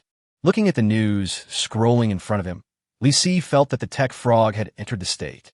In other words, it's time to start working. Sure enough, Li Si saw the technological frog jump in from the intersection ahead and disappear from his sight. At the same time, news about Frog popped up.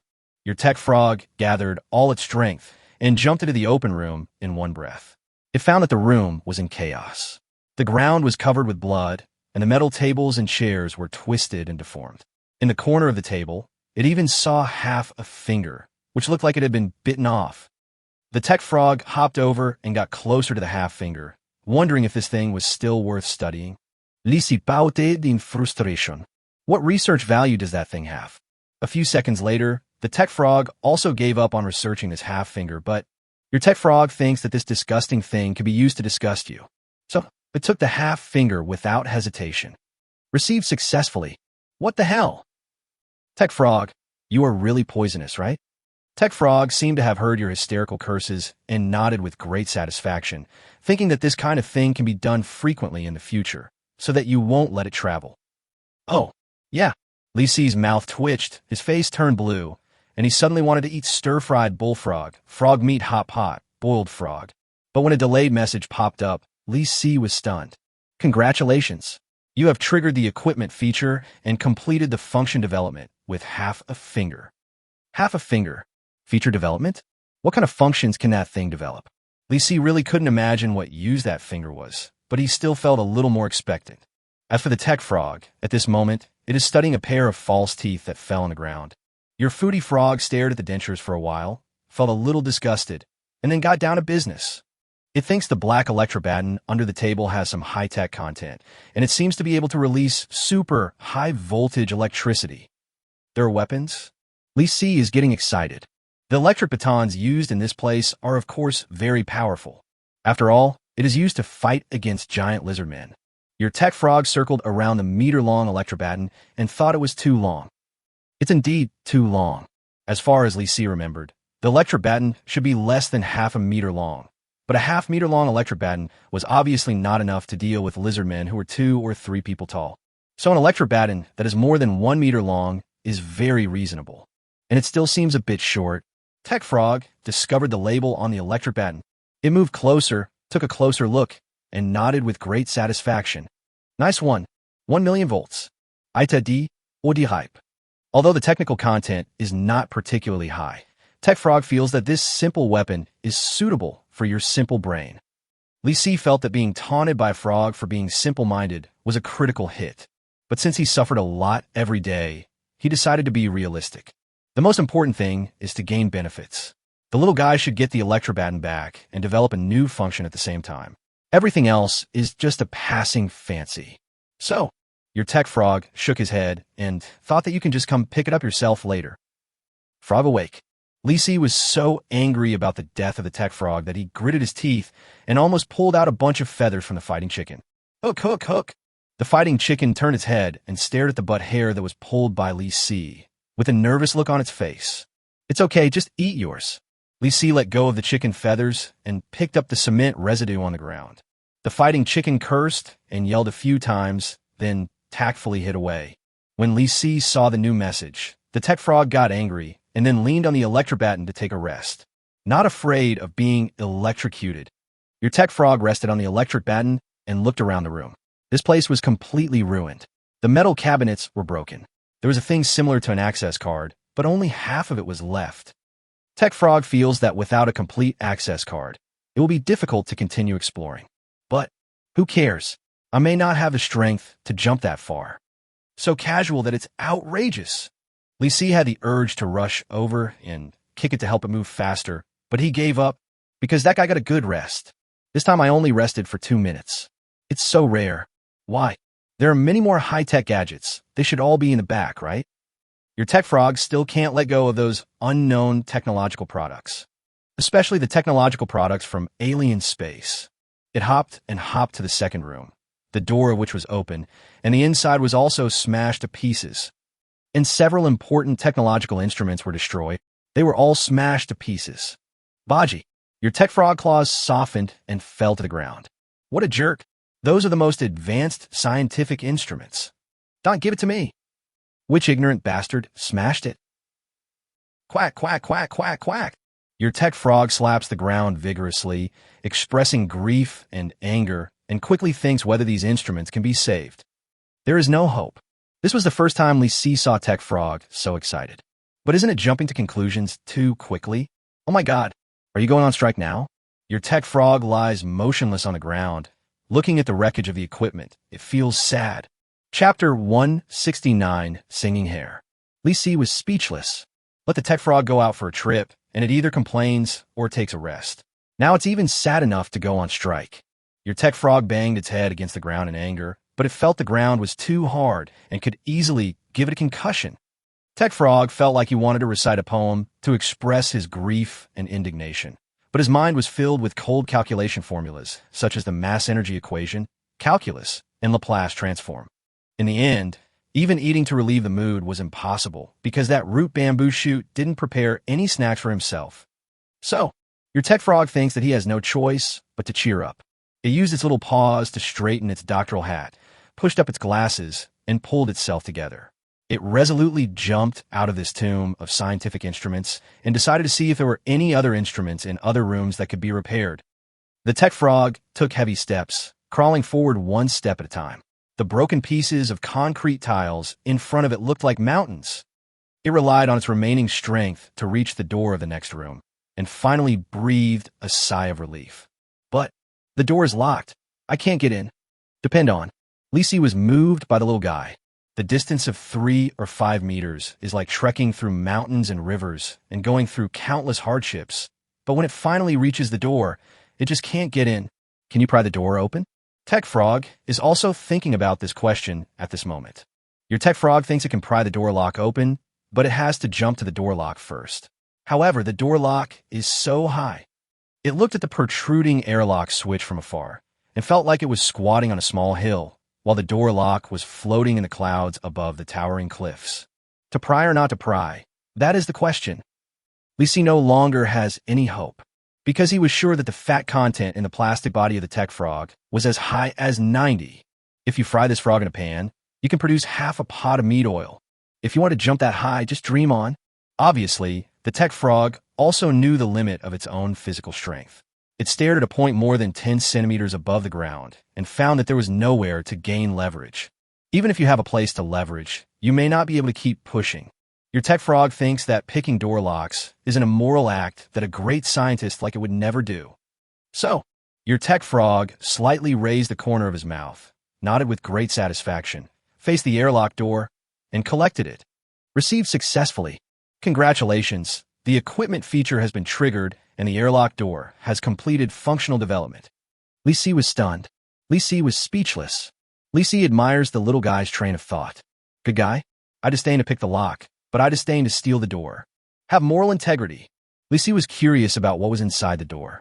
Since it was locked, he thought there should be no damage inside. Your Tech Frog looks into the room. Technology Frog suffocates instantly. It turned around and jumped back. Baji, baji, baji, baji. What the hell? What's going on? Lisi was confused. What do the little guys see? The next moment, he heard a violent friction sound. Rub, rub, rub. Rub, rub, rub. What the hell? Lisi leaned forward and looked, but saw nothing. Your Tech Frog jumped to the previous room in one breath and went directly into the gap of a ruined instrument, with its two big eyes looking out nervously. Fear. I have never seen anything so scary. Rub, rub, rub. The sound seemed to be moving. But what is it? Lisi is a little worried about the Tech Frog, but he thinks this little guy is smart enough to protect himself. Really? Your Tech Frog keeps himself calm, takes off his proud doctoral hat, and holds it in front of his chest as a shield. And it thinks that the black doctoral hat covering its white belly makes it easy to hide. That terrible thing is approaching. The Tech Frog thinks that thing must be some kind of mutant creature. It even thinks that thing may not even be considered a living creature. Rub, rub, rub. Accompanied by a violent friction sound, a red-eyed rat the size of a local dog appeared at the door of the room. But the first thing the Tech Frog saw was the two metal front claws that kept rubbing against the ground. When his eyes fell on a mouse's head, the Tech Frog couldn't help but shudder. There was a bald patch on the mouse's head, inlaid with a metal plate, and sparks were coming out of the gaps in the metal plate. Lisi frowned. What on earth is that? Mutated rats or mechanical rats? Or is it a fusion of the two? Lisi clenched the black umbrella tightly, ready to attack at any time. Just at this moment, a noise suddenly came from above his head. Elevator? Lisi was a little confused. What's going on? The elevator didn't fall down, but it was obviously started. Ready to drop? Has anyone found the elevator entrance? I don't care about that, because that rat monster is coming. Like I didn't notice the Tech Frog and rushed towards him. Rub, rub, rub. Lisi clearly saw the giant rat's metal hooves pushing forward, and beneath its metal scalp, its two eyeballs emitted red light. But the eyes are different from the zombies we encountered before. The mouse's red eyeballs look more like two glowing light bulbs. But Lisi was not afraid. After all, this thing was only that big. How powerful could a rat the size of a local dog be? He walked towards it with a black umbrella in the shape of a spear, but the mouse suddenly stopped. Then, it flicked its tail, and Lisi saw a metal laser barrel at the end of the mouse's furry tail. Sizzle, sizzle. The rat's tail swept across, leaving a charred mark on the wall. Lisi jumped in shock and dodged the strafing, but the elevator shelter behind him was also filled with thick smoke. Isn't this too much? We are still in the era of cold weapons, but the rat on the opposite side directly uses a laser gun? Are you kidding? Before Lisi could react, the mouse let out a loud squeak and swung its tail again. The red laser swept over again, and Lisi rushed directly to the elevator, changed to an assault hunting crossbow, avoided the laser, aimed at the opponent, and pulled the trigger. The action was done in one go, without any delay, But the moment the crossbow arrow flew out, the mouse suddenly jumped up, swung its metal front paws violently, and actually shot the crossbow arrow out accurately. This reaction speed is at the ceiling level. The arrow missed, so Li Si shot another arrow. At the same time, the laser gun mouse swung its tail, and another laser swept across. Li Si shrank his head, and the laser gun cut off several of his hairs, emitting a burning smell. His helmet was even burned and was almost broken.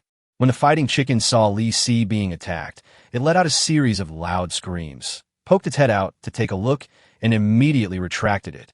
The laser swept over and directly burned several feathers of the fighting chicken. Hook, hook, hook. The chicken got angry when it smelled its own feathers burning.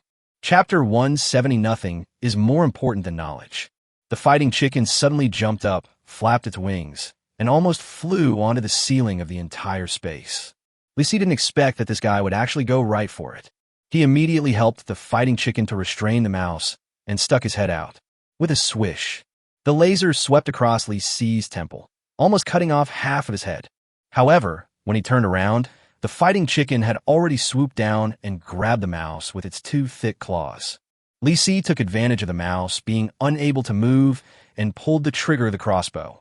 With a whoosh, the crossbow arrow hit the mouse right on the forehead, almost going through it. With a bang, the rat's head exploded directly, and what popped out was not brains and flesh, but a pile of metal parts. The laser gun swung by the rat's tail, hit the ground, and stopped moving.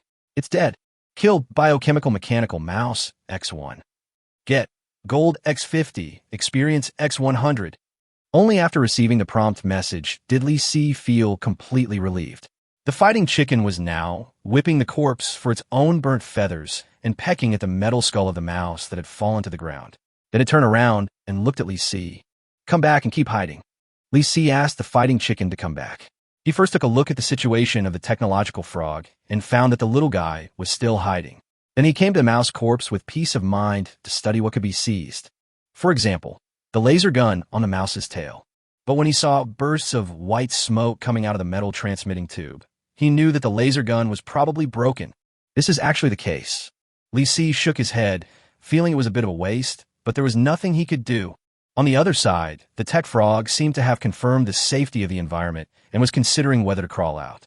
Your tech frog heard no movement outside and thought that either you or that weird mouse was dead. It shook the doctoral hat protecting its belly and put it back on its head, but did not immediately crawl out of the gap in the scrapped instrument. Tech frog decided to wait a little longer. After a while, there was really no movement outside. Tech frog is sure if you were dead, the mouse would never be so quiet. So it must be you who killed the mouse.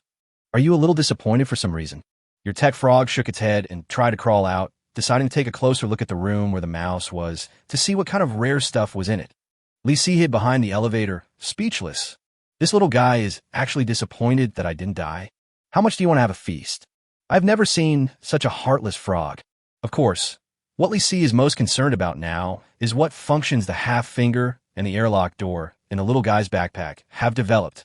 It's a great deal if you could develop new functions for 2 items in one trip. The third item, collected by the tech frog, probably won't develop any new functions. Therefore, the number of backpack grids is crucial. Should I fill my backpack and come back early? Or, your tech frog feels that its physical strength has been exhausted to the limit, so it crawls forward very slowly. Finally, after 10 minutes, the tech frog arrives at the door of the room where the mouse ran out. But when it looked into the room, its entire frog face collapsed. This again, everything is destroyed. So angry. Quack, quack, quack, quack. Boom. The technological frog screamed a few times, followed by a loud crash from deep in the passage. The shouting was so loud that it alarmed the big guy locked in the cell. It's probably another giant lizard man. The tech frog is obviously aware of the danger. Your tech frog stood still, its eyes drifting into the depths of the passage. It saw a huge claw sticking out from the window of a prison gate, rubbing against the metal and making a sharp sound. Tech Frog slowly turned his head, pushed up his glasses, and a smile appeared on the corner of his mouth. It looks like the claw of some kind of lizard. Could it really be an alien lizard man? In that case, it is worth studying. It looks like the other party is also a carbon-based creature. But I'm afraid he doesn't have much IQ. Is this kind of alien really worth studying? The tech frog lowered its head and thought. It decided that with its remaining strength, it should not explore other rooms. It should go see what the alien creature looks like first. Maybe you can get some alien high-tech products from them. Lisi is confused. The courage of the tech frog is a mystery. It was scared enough by a mouse just now, but this time it is actually interested in the huge lizard man and wants to get closer to take a look. What does its little brain look like? The tech frog began to jump forward, passing by several rooms with open doors. With just a glance, it was certain that they were filled with the remains of some dilapidated instruments. However, when passing by a room with an open door, a deformed metal suitcase that had been stepped on attracted the attention of the tech frog. It hesitated for a moment, then decided to look at the suitcase. After all, this is the first time it has seen a relatively intact object during this trip. And your tech frog slightly raised his mouth, thinking that there must be something extraordinary hidden in the suitcase. Lisi also became interested. What's in the box is obviously very important. Who knows, it might be one of the 3 important scientific research results. Your tech frog approaches the metal suitcase and tries to open the lock. But I can't do it.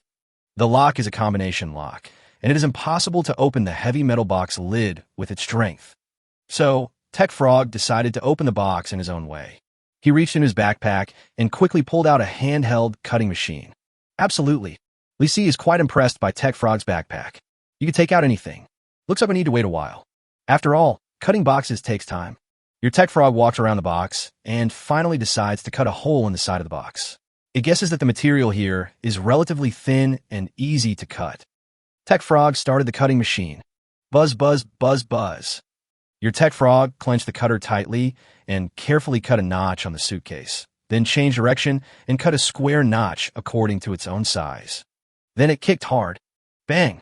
The cut-off outer shell of the box is directly put into the box body. It's pitch black inside. I can't see anything. Tech Frog had no choice but to go in and explore slowly. Suddenly, it touched a metallic syringe. Medicine. Tech Frog thinks that he must have obtained something extraordinary this time, and guesses that this potion must be related to the alien lizard people. But Tech Frog was about to collect it when he saw a book in the corner of the room through the hole in the box. Great book. Your Tech Frog dropped the injection, crawled out, and jumped towards the book. Chapter 171 Frog, Don't Be Reckless. Lisi stood up excitedly. The Tech Frog actually threw the potion aside and ran off to look for a book. What book? Is it that attractive? When the thing was just about to be obtained, this guy just left the injection alone. Isn't this tormenting? Lisi had no choice but to wait. Your Tech Frog moved closer to the thick, roughly bound book and examined it carefully. Guide to Gene Fusion of Alien Organisms. Internal information. It's actually internal information? No wonder the binding is so crude. Dr. Binda likes it. Your Tech Frog raised its little paw, opened the book, and began to read it carefully. Wipe. The book is a good book. Who knows? It might be able to help you transform your genes. But can a little guy go back and watch again? How long will it take to read this? Looking at the new messages popping up one after another, Lisi's patience was tortured. Your Tech Frog stares at the contents of the book, nodding from time to time. It turns out that the lizardmen here are not the first generation. Is this the reason that caused their IQ to decrease? Let's see if there is any gene fusion technology of alien frogs. Why are all these experiments involving the fusion of human genes? Did you have mental problems after the failure?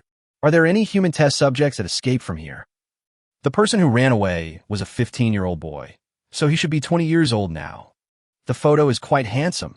Why does it feel so familiar? Your Tech Frog suddenly froze for a moment, then turned back to look back the way it came. Tech Frog naturally thought of you. A 20-year-old adult male, quite handsome, looks like the same person in the photo. If bamboo shoots can be considered a mental problem. Your Tech Frog suddenly feels uneasy. Could it be that my master is a mentally abnormal experiment that escaped from the laboratory 10 years ago?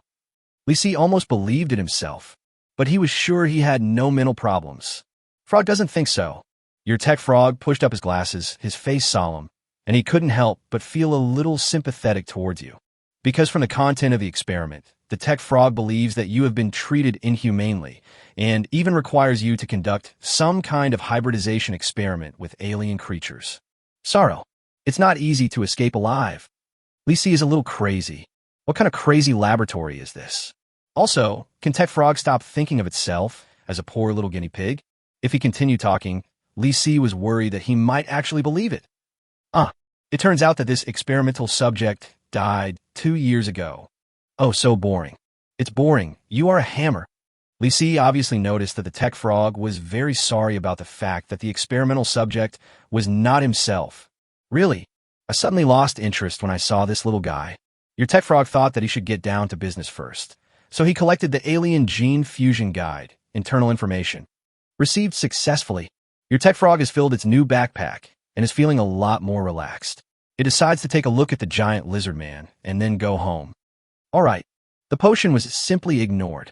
Moreover, Lisi was certain that the internal information would never fall into his hands.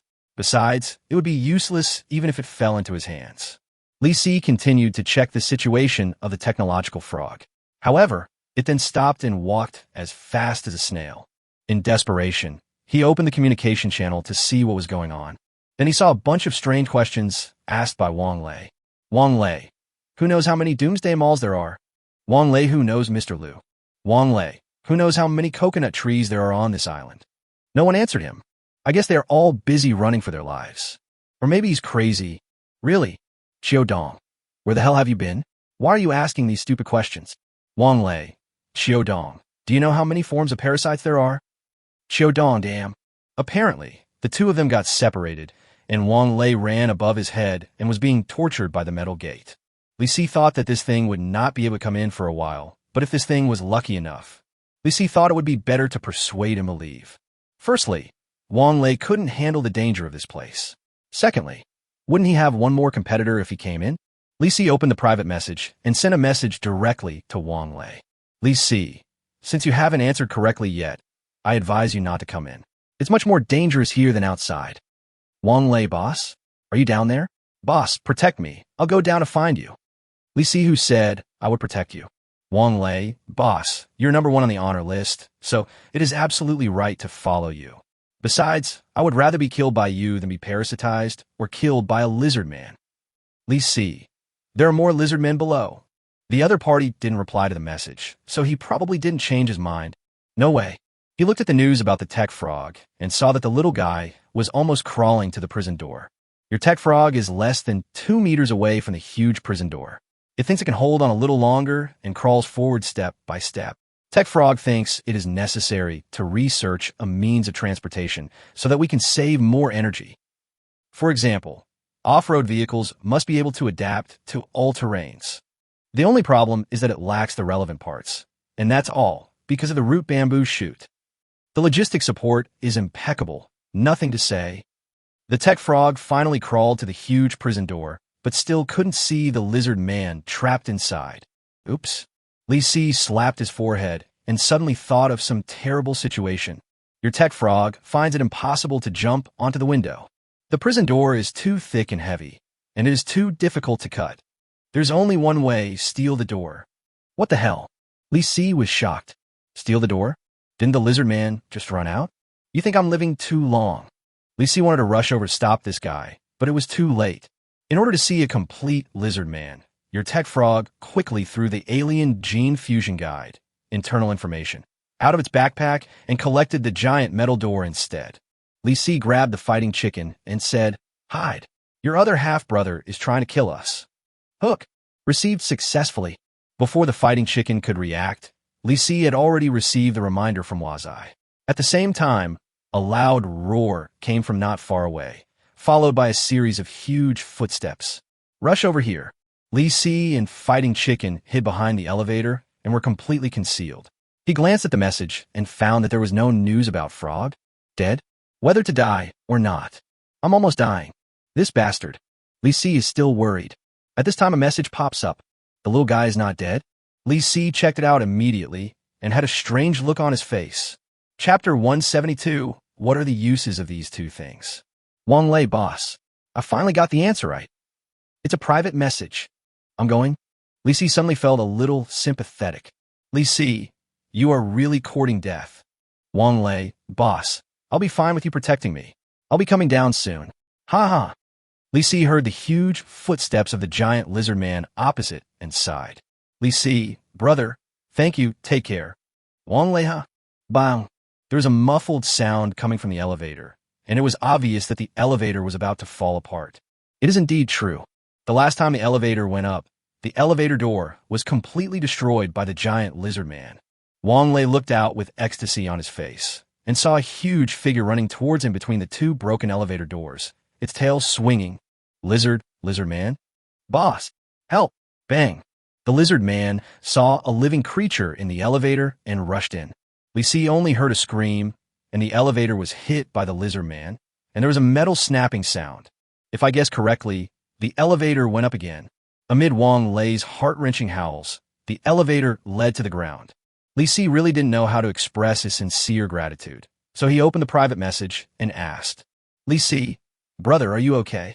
No reply, but at least when I sent the message, this guy was still alive. As for what will happen later, Li Si shook his head and looked at the shivering, fighting chicken, seemingly seeing the same expression of gratitude. At this moment, Wang Lei is experiencing the most exciting moment in his life. His face was pale, and his whole body was trembling. He used a silver shield to block the lizard man's thick thigh.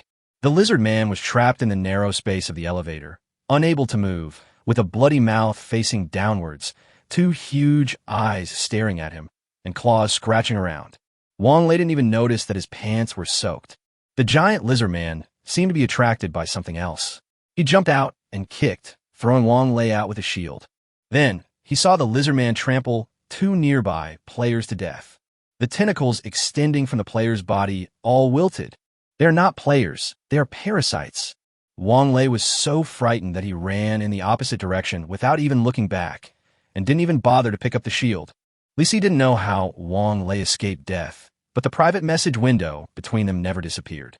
But now he is more concerned about the situation of the technological frog. Is this little guy really dead? At this time, the little guy's news finally popped up. Your tech frog was stunned just now, and has been in a daze ever since. MMP. Li Si was speechless. Frog is distracted. Is the system also distracted? There's no need to wait so long before giving a hint, right? The boss of the tech frog opened his mouth and was still in a daze. Finally, it came back to its senses, stretched out its little paws to wipe the sweat off its forehead, and looked down and saw a huge lizard man footprint right in front of it. Oh my God, oh my God. Almost stepped on this great doctor to death. Are all alien creatures that big? Your tech frog continued to wipe the sweat off his face and try to stretch his muscles, but he felt that his body was a little out of control. It decided to go home. This place is too dangerous. It is not suitable for scientific researchers like this to stay for a long time. Your tech frog is about to jump back, but suddenly remembers that the precious book is still on the ground. It was thrown out of the prison gate. Boom! There was a loud noise in the passage, and at the same time, a violent collision sound was heard from deep inside the passage. Obviously, there might be some large lizard men in this place, but as long as you don't open the door, there should be no danger. Your tech frog has collected the books. Received successfully. Your tech frog starts to head back. After all, it doesn't want to stay for even a minute longer. Sure enough, anyone with a good brain knows how to be afraid. This is going to be replaced by the foodie frog. Li Si was sure that there was a 99% chance that the little guy would not take the lizard man seriously. He thought he would have to wait for a long time, but he never expected that the tech frog seemed to be full of energy all of a sudden and kept jumping back without any rest. It seems that as long as you push yourself hard enough, nothing is impossible. Baji, baji, baji. Your tech frog panted heavily all the way, jumped back with its head down, and muttered to you that you were unjust. Hateful. I'm so tired, doctor. That root bamboo shoot didn't even mention it. Come and take it. No, I can't jump anymore. The world outside is too dangerous. I know I shouldn't travel. The price of breaking the principles is too high. From now on, even if you kill me, I will never go out to travel. No way. Huff, huff, huff. No way. Huff, huff, huff. No way. Li Si was stunned. He took a few steps forward to greet the little creature, but it just jumped past his feet with its head down. Don't you see yourself? No way. Huff, huff, huff. Absolutely. Your tech frog is so tired that he almost vomits blood. When he looks up, he suddenly sees a rooster with burnt feathers. What about the root bamboo shoots? Where did this guy go? Hey, idiot. I'm behind you. Quack. Tech frog turned around and saw you with a strange look on your face. Then he realized that he had jumped too far. It points its little paw at you in frustration. Quack, quack. Huff, huff. Quack, quack, quack. Huff, huff. Quack, quack, quack, quack, huff, huff. The system may not be able to catch up, and there's no time to display that the content has been harmonized by the system. Lee Si looked at the tech frog, breathing heavily with its belly heaving, and didn't know what to say. Don't scold me.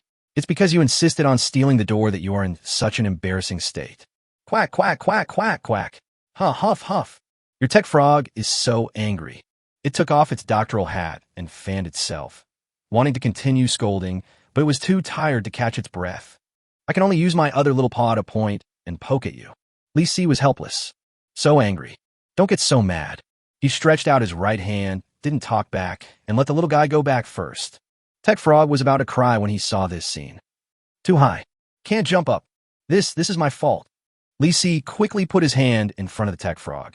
The little guy clenched his doctoral hat and hit Lee Si's fingers hard a few times before climbing up angrily and throwing out 2 small spots of light. Almost at the same time, the Tech Frog flashed and disappeared. Clang! Before Lee Si could come to his senses, he heard a loud noise beside him. A metal airlock door fell beside me. Next to it, there was half a finger that had been slightly dried. What are these 2 things for? Chapter 173, with a human face. Compared to half a finger, Lee Si felt that the airlock door might be more reliable, so he moved closer to check. Metal airlock door. Introduction, disposable item. After use, within 10 minutes, any ranged attack must go through the door.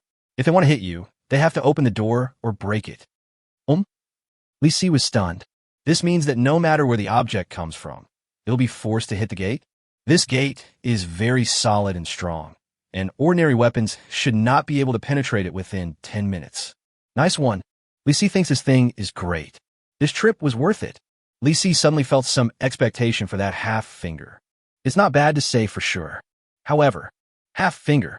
Introduction. The owner of this finger loved to poke people on the forehead. Throwing it out would poke the enemy to death, but because its power is extremely weak, it may take several months to poke. Is this considered a mental attack? Lee Si felt that the guy who was poked on the forehead was most likely not stabbed to death, but was driven crazy and committed suicide. Of course, this thing may also be smashed flat by the opponent with a hammer. Lee Si put away his fingers with a hint of disgust, then stuffed the airlock door into his backpack. Next, get the electrobaton that is more than 1 meter long. He was not going to let the mentally ill foodie frog go out traveling. Too dangerous. As for the fighting chicken, Lee Si glanced at it and said, "Follow me." The fighting chicken pointed forward with its sharp beak and shook its head, indicating that it was too dangerous over there. Then it lowered its head and nudged Lee Si's back, pushing him forward, indicating that you can go alone. Lee Si was speechless. This chicken knows how to be afraid, so it is not worthy of the reputation of being the brave mount of the player ranked first on the honor list.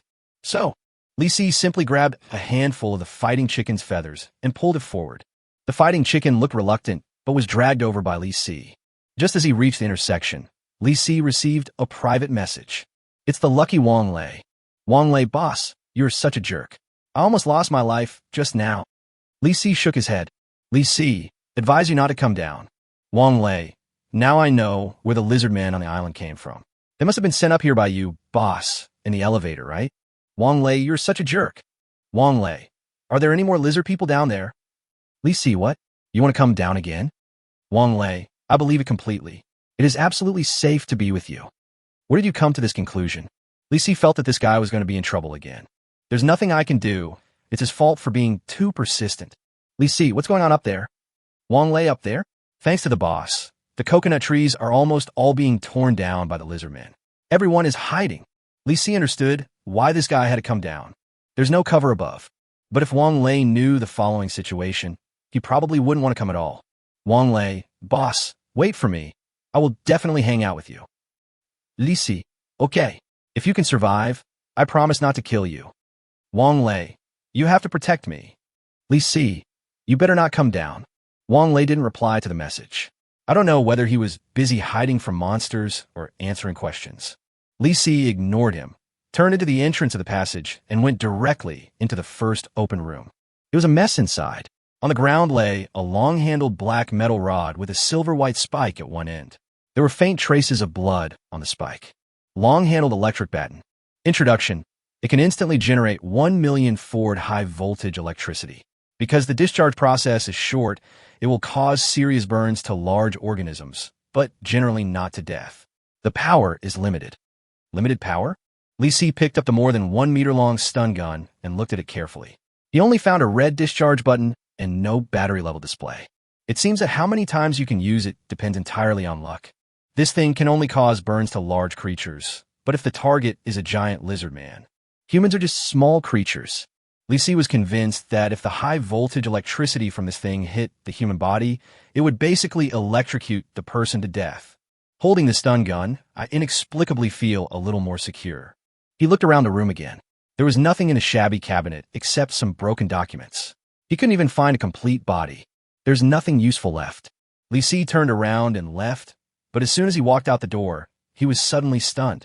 Where's my chicken? The fighting chicken that was originally guarding outside the door disappeared silently. Not even a sound was made. Obviously, it wasn't eaten. This coward ran away. Li Si turned back to the intersection and saw that it was true. At this moment, the fighting chicken was retreating with its wings and claws. The moment it saw Li Si, it froze in place like a statue, staring at him with wide eyes. Come back. Thump, thump, thump, thump. Run away. Li Si has never seen such a cowardly big rooster. But when he thought about it carefully, there seemed to be no point in asking it to follow him. As far as running was concerned, with his running shoes, he was not much slower than the fighting chicken. If he adds the towel, he will have to drag this big chicken with him when he runs away. As for the battle, Li Si decided to let it stay at the back. Fighting chicken. Wait, here's something to eat. Hook. The fighting chicken paused, but didn't come over, obviously worried about being tricked. Li Si threw a big steam bun on the ground, turned around and strolled back to the other side of the passage. A few seconds later, the footsteps and dragging sounds of the fighting chicken were heard. The guy dragged the steamed bun to the elevator and ate it. Why? Ungrateful. Li Si shook his head and continued walking forward with the stun gun in his hand. The second metal door had disappeared. It was where the biochemical mechanical mouse was supposed to be locked up. There are not many supplies here, so Li Si continues to move forward. The next airlock door was tightly closed. Li Si fiddled with the door lock for a few times, but found that it could not be opened, so he decided to break the door violently. He replaced the manhole cover with a hard one and smashed it against the door lock. With a loud bang, the door lock was slightly deformed, but not damaged, and the sound of smashing the door lock also caused a series of crashing sounds deep in the passage. Judging from the noise, there is definitely more than one lizard man.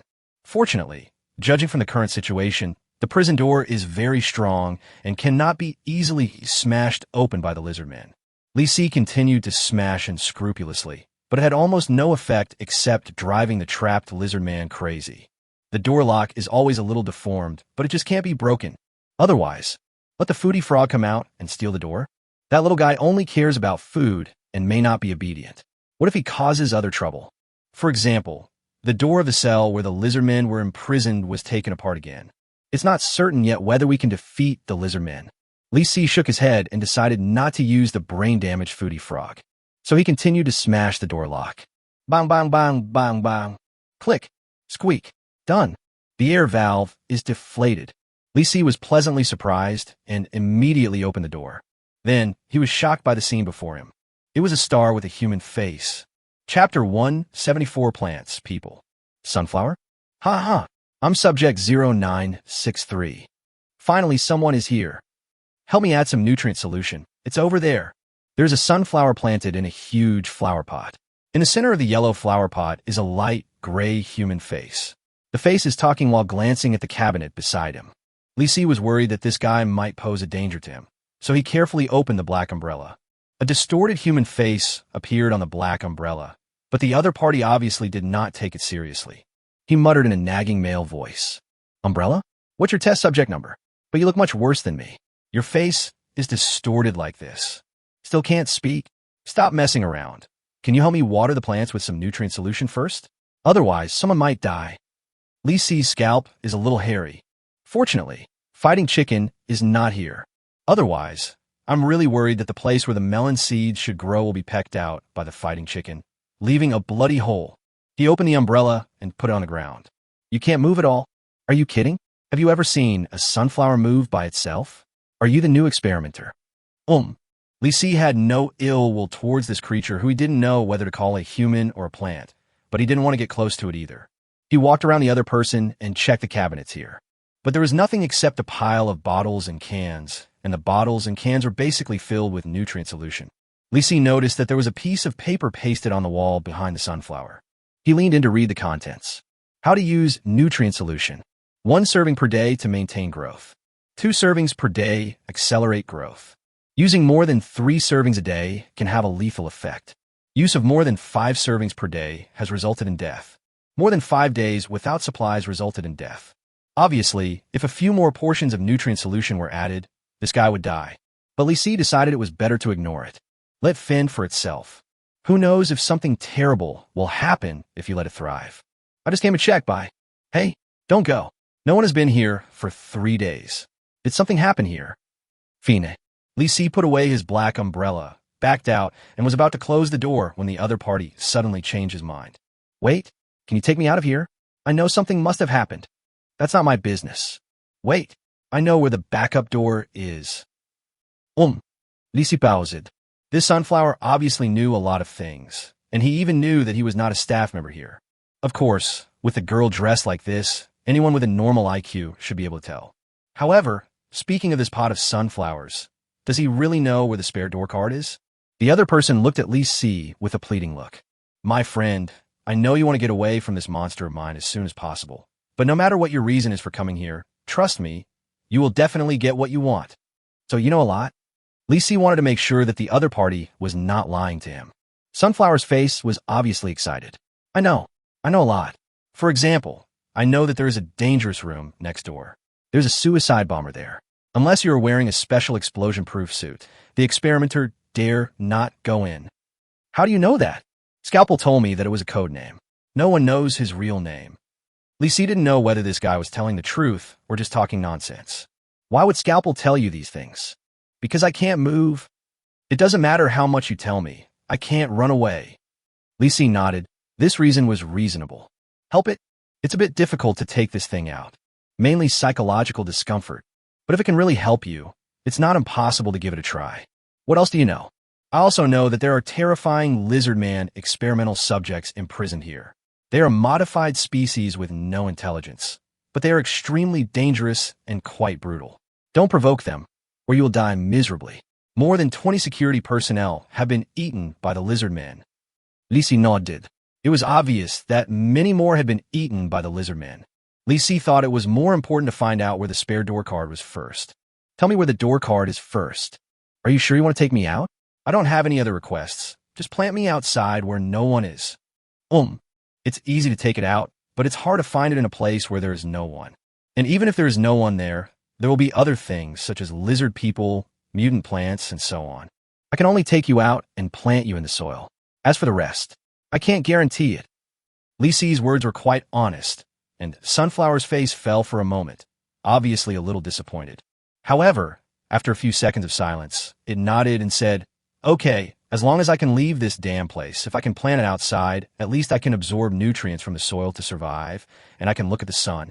It is said that the sun is big and warm, and it will make it easier for me to grow than this kind of lamp that imitates sunlight.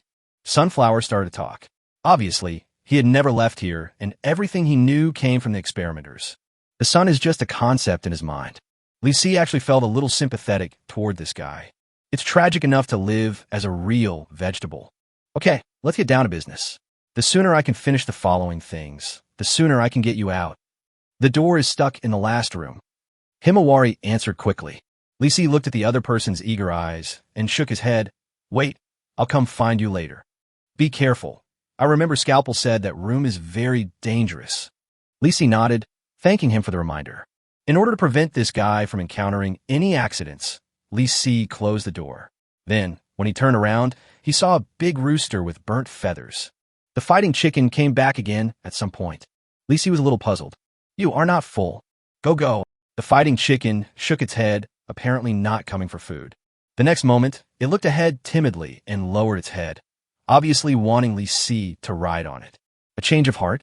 This guy. Forget it. If you're not afraid, just follow me. The fighting chicken looked forward again, hesitated for a moment, and then nodded. I'm still afraid, but I'm still willing to come and give it a try. Good job. At least he didn't abandon his master. The new name that Li Si prepared for it is no longer useful. White-eyed chicken. Let's go. Holding Ji Mao, Li Si walked forward all the way to the last room, always paying attention to which room with an open door had a suitcase. The tech frog found a tube of unknown injection there. Why? Here it is. After passing through several rooms, Li Si saw a metal suitcase on the floor of a room with an open door. There's also a small square hole on one side of the box, a masterpiece of the tech frog. Chapter 175, Curiosity Kills the Chicken. Li Si went in the room, picked up the suitcase, and found a combination lock on it. Never mind. Just pour the injection out of the small hole in the suitcase. Li Si shook the suitcase a few times, and a metal syringe fell out of the suitcase. Gene Modified Injection Type 3. Introduction. After injection, the gene can be greatly improved. The effect varies slightly due to individual differences. No major adverse reactions have been found. Li Si discovered that when he obtained this injection, his task progress changed from 0/3 to 1/3. This is obviously one of the experimental results of the underground laboratory, but doesn't look as strong as expected. How about giving it an injection now? Li Si thought it over again and decided to wait and see. At least make sure you are in a safe place first. After all, the introduction said that there were no major adverse reactions, not that there were no adverse reactions. When life and death are at stake, even a slight dizziness is unbearable. He stuffed the gene-enhancing injection into his backpack and did not continue to check the room. There was really nothing else he could take away. Leading the fighting chicken forward, the man and the chicken passed by several other rooms, but the doors of those rooms were either locked or completely destroyed. There were several huge prison doors in front of them. When Li Si and fighting chicken passed by, a thick lizard man finger suddenly stretched out from the viewing port of one of the doors. The hard claws had sharp curved hooks, and the fighting chicken was so frightened that its feathers stood on end, and it kept backing away. If Li Si wasn't so strong, he would have been almost dragged back by this guy. He pulled a handful of chicken feathers hard, ready to teach the fighting chicken a lesson. It can't come out. Watch me. Don't be scared. As he said that, Li Si pressed the tip of the lizard man's claws with an electric baton that was more than 1 meter long and pressed a button. Z. Instantly, a blue arc of light hit the lizard man. The smoke dissipated, the lizardman's claws immediately retracted, and the air was filled with the smell of barbecue. Look, isn't that all? There's nothing to be afraid of. Go, go, go, go, go. The fighting chicken was no longer afraid and started to be stubborn. As for what it was stubborn about, Li Si didn't know, but it was obviously using its beak to grab the stun baton. It seems to mean, I can do it if I have it. Li Si curled his lips. Can chicken feet be used as stun guns? It will be a blessing if you don't hurt yourself accidentally. Stop it. This is not for you to play with. Hook, hook, hook. Shut up. Go, go, go, go, go. The more I talk, the more excited I get. Li Si ignored it, held the electric baton tightly, and continued walking forward with the fighting chicken. Now that I have seen the power of this thing, I don't have to be afraid when I see lizardmen again. Electric it. After passing some huge cell doors, there's another turn, but this time there's an open gate with a sign on the door. Living in office area. This should be the dormitory and inner office. Sure enough, inside the gate were dormitories on both sides, which were turned upside down. The room on the left was a pile of tattered clothes, underwear, and socks, and the room on the right was a pile of suspenders, skirts, snack bags, sanitary napkins. There might be some good stuff in this place. Come over and check it out later. Li Si continued walking forward and found several single rooms, and then the office. Most of the offices had their doors locked, so Li Si didn't linger and went straight to the last room to find a spare door card. The end of the corridor is ahead. There's a sign at the door. Office of the Base Director. The door is open, and there is a red line at the door. This side of the red line is a mess, and the ground has been crushed by the lizardmen. The other side of the line is clean and tidy, like another world. Even the lizardmen dare not approach. Li Si inexplicably felt that this place was very dangerous, but he didn't know where the danger came from. He let the fighting chicken stop where it was and slowly approached it. When he was less than 3 meters away from the red line, a mechanical voice imitating a female voice suddenly came out from the opposite door. No entry without authorization. Immediately afterwards, a woman walked out of the door, a female robot. It is wearing a maid outfit, and if you don't pay attention to its pair of red glowing mechanical eyes, you can't tell that it is a robot. Is this a guard? Li Si noticed that there was some dried blood on the robot's arm, which was certainly not its blood, but the blood of the intruder. He took another step forward. See a thrilling scene. The female robot suddenly lifted up her apron, revealing not her smooth belly, but a cannon. Click, click, click, click, click, click.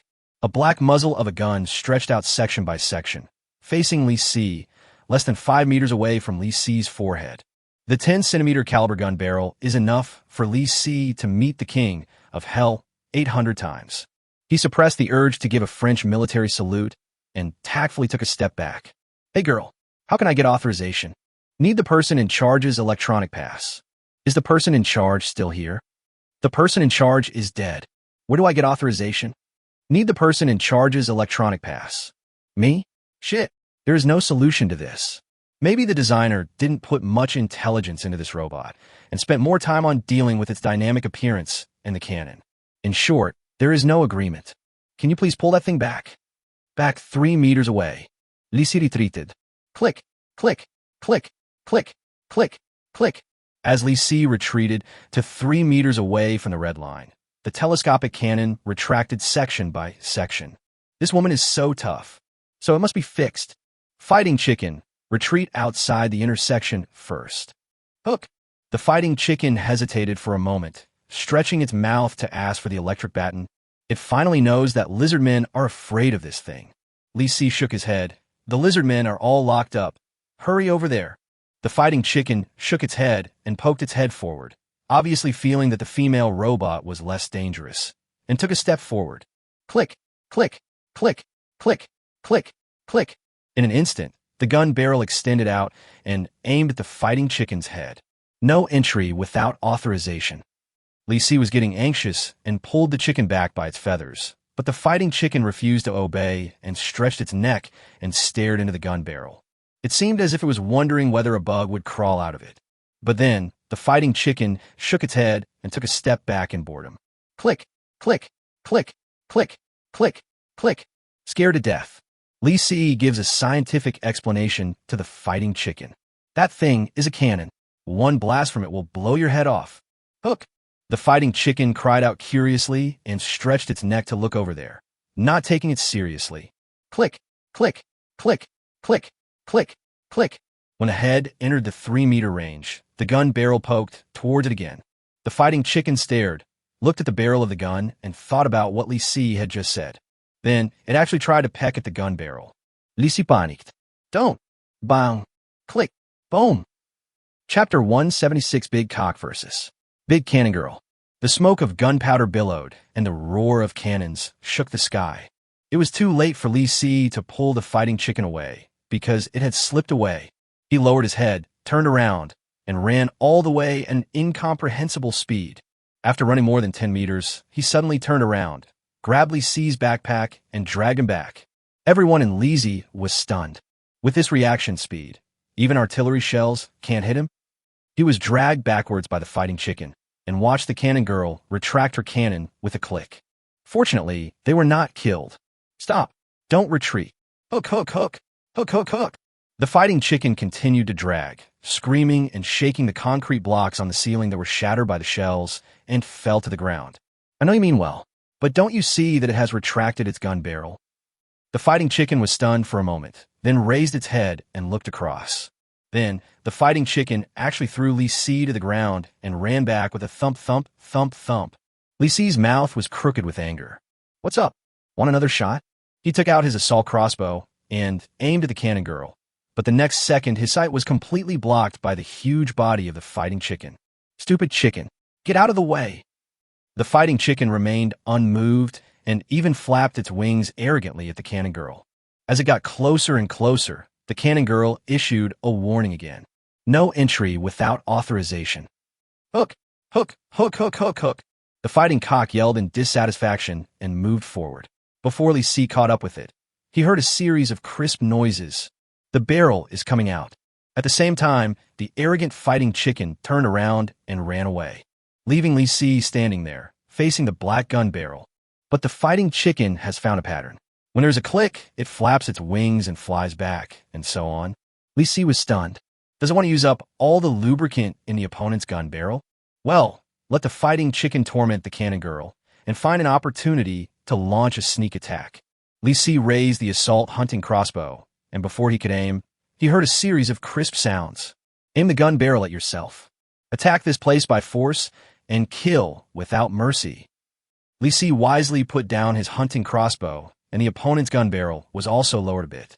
Seeing that his rhythm was disrupted, the fighting chicken yelled at Li Si, completely ignoring the gun barrel that was pointed at Li Si's feet. Do we need to use a metal airlock? Newly arrived baby? Li Si was a little unwilling, and suddenly felt that it might not be impossible to let the fighting chicken use up all the lubricating oil of the opponent's cannon. Well, you guys continue. Li Si put away the assault hunting crossbow and did not disturb the tug-of-war between the cannon girl and the fighting chicken. Sure enough, after putting away the hunting crossbow, the cannon girl never pointed the gun barrel at Li Si again. Fighting chicken nodded in satisfaction and continued to play games with cannon girl. Li Si sat directly on the ground, thinking about how to deal with the cannon girl. To his ears came the clattering footsteps of the fighting chicken and the rattling sound of the cannon girl's cannon barrel. They are having a lot of fun playing. Li Si shook his head and continued to think of a solution. I only have 48 hours, and at least 5 or 6 hours have already been consumed. If you fail to complete the mission, you will run out of food rations. Li Si rummaged through his backpack and took out a screw. Then he smiled. Screw. Introduction. A disposable item. Throw it out, and it will automatically twist on any object, including the enemy. This thing. Can you get to the control core of the cannon girl? Li Si observed the body structure of the big cannon girl. She looks really good. The limbs are obviously not the control center, and the upper body is basically a telescopic turret. The only part that could be the control center is the head. Take a gamble. Li Si glanced at the screw that was slightly shorter than his finger and thought that by unscrewing it from the top of the robot's head downwards, he should be able to destroy its control core. So, before the opponent retracted its gun barrel for the nth time and the fighting chicken rushed back for the N+1 SD time, Li Si threw the screws at the top of the robot's head.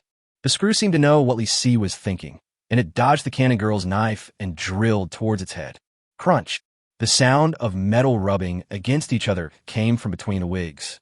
The cannon girl issues a warning. Encountered an unknown attack.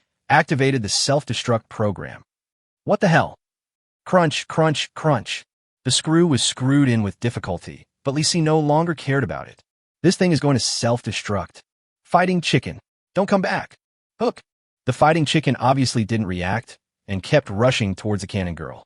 Li Si jumped up, grabbed its comb, and rushed back wildly. Buzz. Suddenly, there was a buzzing sound behind me. At the same time, a gust of air burst out. Li Si opened his black umbrella and was able to withstand the huge gust of wind. When I turned around, a pile of metal fragments came like a rainstorm, crackling and smashing a large area. The fighting chicken was screaming wildly. Its fur was almost shaved off by the explosion storm. A clean white chicken, but was facing the airflow, bursting into pieces, and half of a pair of silk stockings' mechanical legs were inserted into it. Li Si didn't dare to pull it out. I'm afraid that if I pull out, the fighting chicken will die from excessive blood loss. Brother, are you okay? Any last words?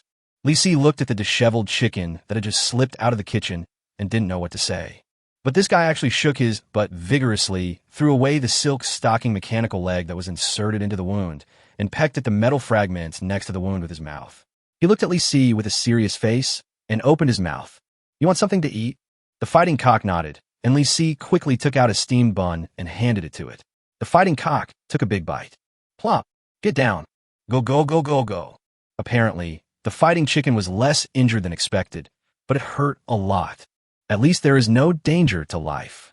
After this trip, it is necessary to find a doomsday mall to treat it. For now, I can only make do with a bandage. Li Si took out a low-level equipment, a pair of pants from his backpack. Tear it into strips and use it to wrap the wound. One pair of pants is obviously not enough. Li Si put on 2 more coats and finally wrapped himself up completely. It just looks more miserable. The fighting chicken had no problem. It lay down and crowed a few times before starting to peck at the bun. It seemed to hit it occasionally, but it didn't seem to be a problem. Okay, take a break. Don't eat too much. It will hurt your butt. It will hurt when you poop and fart. Go, go, go. Don't want to be disturbed while eating. Never mind. It hurts, but it won't kill me. The cannon girl was dealt with, but the cannon on her body. Li Si felt a little regretful. The cannon was blown into pieces. But why is there no kill notification? Isn't that considered a monster in the game? Is it an NPC? In that case, there should be other ways to bypass the big cannon girl. But Lee Si triggered the worst-case scenario and blew up the big cannon girl. Crunch. What? Lee Si heard the noise and looked up. He was stunned. In front of me is half a mechanical head, and there are screws embedded in the top of the head, and they are still being tightened. There was a collar with a chain next to the half head, which was surprisingly intact. It should be tied around the neck of the cannon girl. Bad taste. But if it's this strong, Lee Si looked at the collar, then at the fighting chicken's neck, and a great idea came to his mind. Chapter 177 Binding Key. That's right. This thing can be used as a chicken leash. Lee Si untied the collar, approached the fighting chicken, and negotiated sincerely. Look, I found a nice necklace for you. The fighting chicken glanced at Lee Si's collar, which had been blackened by the explosion, and stared at him with suspicion. At this time, Lee Si had already unfastened the buckle of the collar and put on the fighting chicken's dazed neck, just right. An iron chain more than 1 meter long is just right for holding a fighting chicken. A little short, but it works just fine. The fighting chicken suddenly realized that it had lost its freedom and pulled hard, but its neck was already tightly trapped by the collar. Lee Si grabbed the chain and pulled it back, saying cheerfully, "You'll be able to run around again in the future. It will be much more convenient with this. You don't have to worry about your feathers being pulled off." In return, the fighting chicken pecked at Lee Si's helmet with a bang. The vibration made his head dizzy and his ears tinnitus a bit, but facing a sick chicken, he decided to endure it. After all, this guy's fate will be firmly in his hands from now on.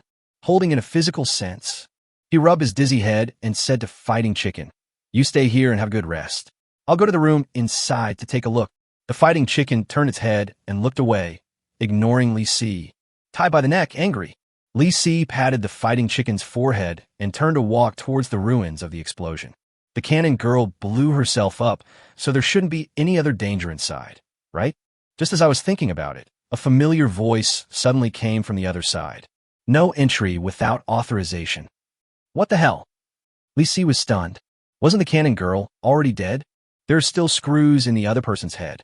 There's a big gun girl in there. The next moment, he found out that he was wrong. Not one, but a group.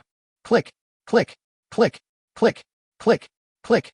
At the door of the room, filled with smoke and dust, more than a dozen female robots with cannons on their heads walked out in a line.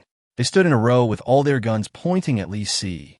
At this moment, Lee Si's toes were just above the edge of the red line. If he stepped over it, he would die. He quickly retracted his foot and took a few steps back, cursing the damn game designer in his heart for creating so many big shot girls. The key point is that this is only the third stage, and players are still in the era of cold weapons. What can they use to fight cannons? As he moved out of the 3-meter range of the blurry red line, a neat sound of gun barrels retracting came from the opposite side. Click, click, click, click, click, click. Lee Si breathed a sigh of relief and wiped the sweat from his forehead. Only then did he feel like counting how many big gun girls there were on the opposite side. 1, 2, 3, 4, 15. 15 against 1 is pretty bullying. Why? Why is the fighting chicken silent? Doesn't it really like to fight with these big shot girls? Lee Si looked back in confusion and was stunned. There was only one uneaten steamed bun left in the passage, and the fighting chicken was gone. This guy was injured and ran away without any noise. They all ran to the other side of the intersection. Do you know the power of the cannon girl? What a conscientious mount. He ran away without even asking me to come along. Lee Si knew that as long as he did not cross the 3-meter range of the red line, there would be no danger, so he was not too nervous. How to get through this is still a huge problem. There is no reward for killing it, which means this thing is just an NPC. How can I get in by bypassing these NPCs? That red line is the key. Can we bypass the red line? Or is it okay to erase the red line? Lee Si thought he was daydreaming, but when he glanced inadvertently, he discovered that there was an area on the left edge of the passage where there was no red line. The width is about 20 to 30 centimeters. If you turn sideways, you can squeeze in. Is this the way to crack the level?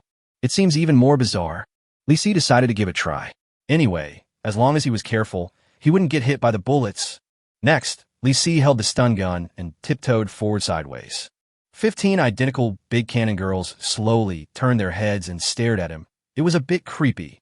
Just because there are 15 identical beautiful girls with delicate faces and twin ponytails, wearing exactly the same maid outfits, and staring at me with almost identical movements. I don't have the energy to have a nosebleed. More like a nightmare. What's more, Lisi knew very well that hidden beneath their beautiful appearance were 15 cannons. He carefully moved to a distance of 3 meters from the red line. The 15 cannon girls stared at him intently and still did not make any other moves. Is this really how it was passed? Lisi's head was full of question marks, but as he continued to approach, he was sure that he had entered the 3-meter range of the red line. This is a fucking bug, but I like it. Lisi rubbed against the wall and actually got through it so blatantly. But when Lisi finally crossed the red line and reached the other side, he realized what a horrifying scene he had seen. The 15 cannon girls' heads almost turned 180 degrees. If Lisi didn't know that they were robots, he would definitely think this place was haunted. He said nothing and walked in through the back door under the other person's stern gaze. There is another metal door ahead. I push her away and turn around, but the big girl didn't react. Lisi breathed a sigh of relief, still pointing the stun gun at them. Turning back again, Lisi looked inside the door. It's a lot of space here, but it's mostly empty. The entire space was filled with documents and photos, with only a desk on the side. Lisi didn't look at the documents on the wall. He pushed aside a chair, and his eyes fell on the drawer of the desk. All locked. However, there's a remote control on the table with number buttons on it, similar to an old-fashioned mobile phone. Obtain. Sentinel Robot Guard Controller X1.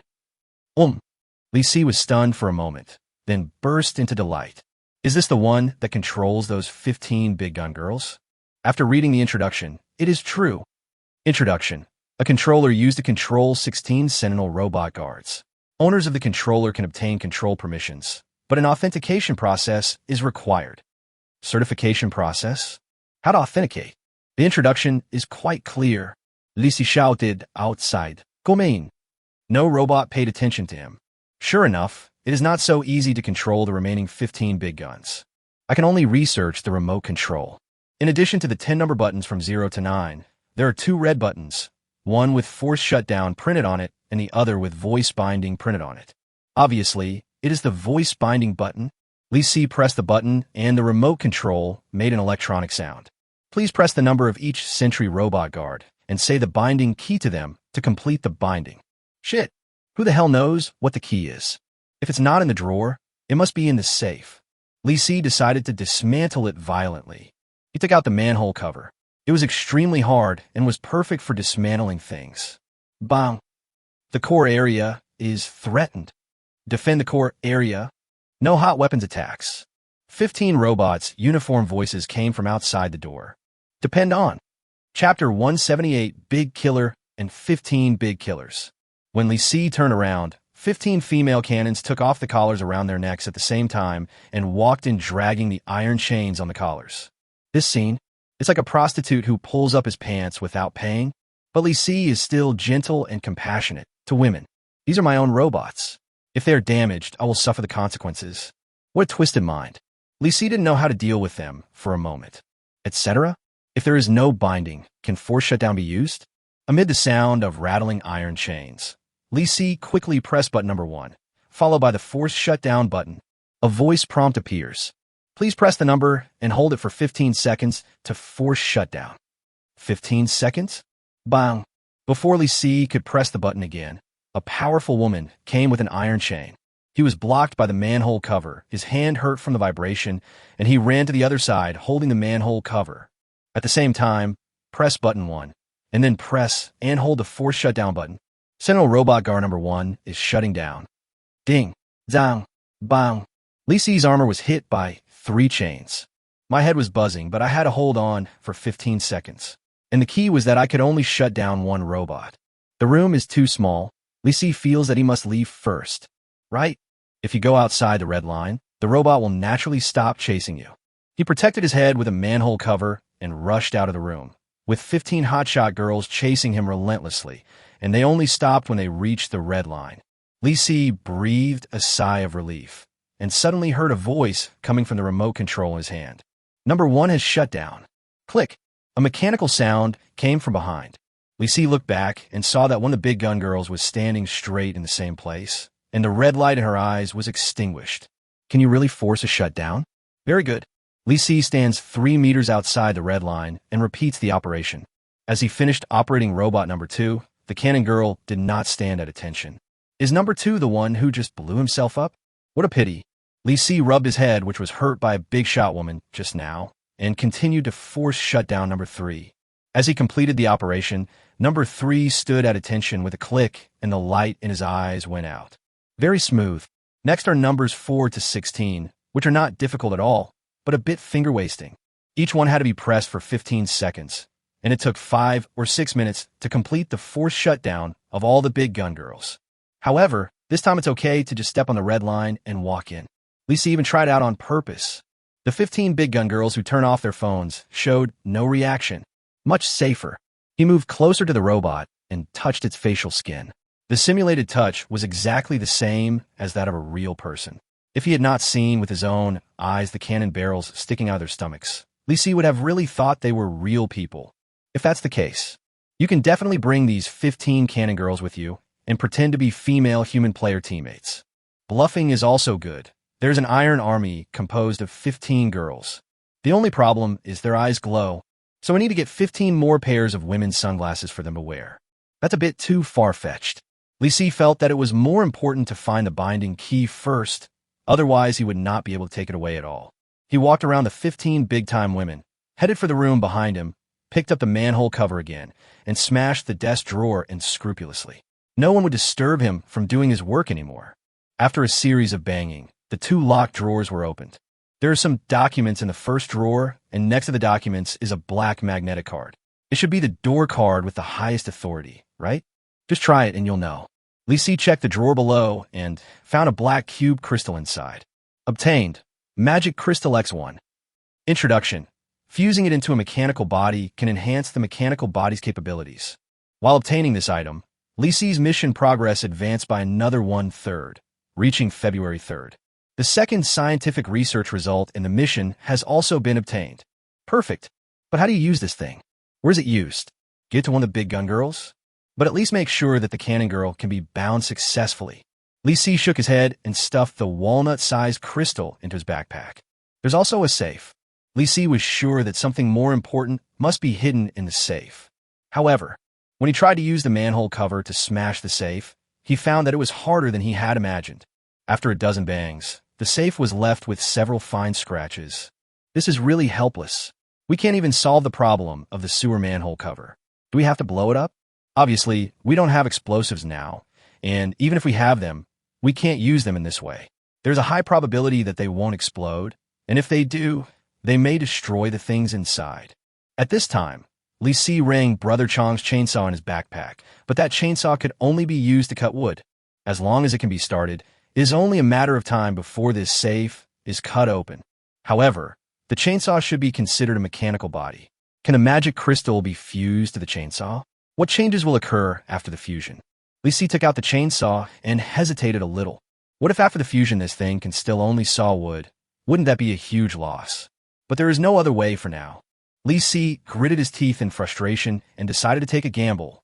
He held Brother Chong's chainsaw in one hand and the black magic crystal in the other, and brought the 2 objects close together. Then, something magical happened. The crystal stone seemed to have melted and fused into the chainsaw. The chainsaw then made a series of distorted mechanical friction sounds. It seemed as if the thing was moving. It really moved.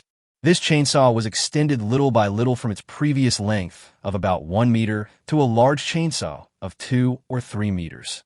When standing up, it is several heads taller than me. Moreover, the teeth of the chainsaw are sharper, and each tooth is a protruding triangular blade. Apart from anything else, Li Si thinks it's worth it just because this thing can extend the attack distance by nearly 2 meters.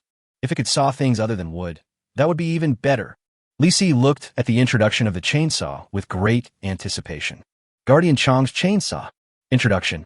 As long as there is fuel, you can saw through everything. If you can't saw through, just fill up the fuel and continue sawing. The corner of Li Si's mouth twitched, become stronger. At the same time, it also became weaker. This chainsaw doesn't need any fuel. Damn it, where can I find fuel? Wooden club. Even though it required fuel to use, Li Si nodded in approval while cursing at the idiot. At least, this thing is not just a tool for sawing wood. If there was still fuel in the chainsaw, he would quickly be able to cut through the stinky, hard safe and get 15 walking cannons. But how many shells are they loaded with? Don't just have one. Never mind. It's nice to have a gun. What's more, they all look so pleasing to the eye. Buzz, buzz, buzz. Li Si started the chainsaw, which was more than 2 meters long. Chapter 179, Fighting Chickens, Family Status. Li Si picked up the heavy chainsaw and cut with all his strength. He saw the rapidly rotating saw teeth creating sparks on the safe. The noise makes my head hurt. Li Si frowned and continued to push hard. The saw teeth slowly cut a crack in the hard safe, and a special smell of melted metal wafted in the air. Bang! The sawed-off part of the safe fell to the ground. Li Si quickly turned off the chainsaw button to save fuel, and the air was finally quiet. The interface of the safe was still emitting a faint smoke. Through the cross-section, Li Si could clearly see several things contained in the safe. A few golden bars. What a shame, it's useless now. Despite this, Li Si still took out the gold bars from the safe. After all, he had never owned any of them when they were valuable. It's also nice to hold in your hands and play with it. Next to the gold bars were several brown craft paper document bags. Li Si took them out one by one and examined them. The personnel files of the experimental base are useless. Important experimental subject files. You can take a look.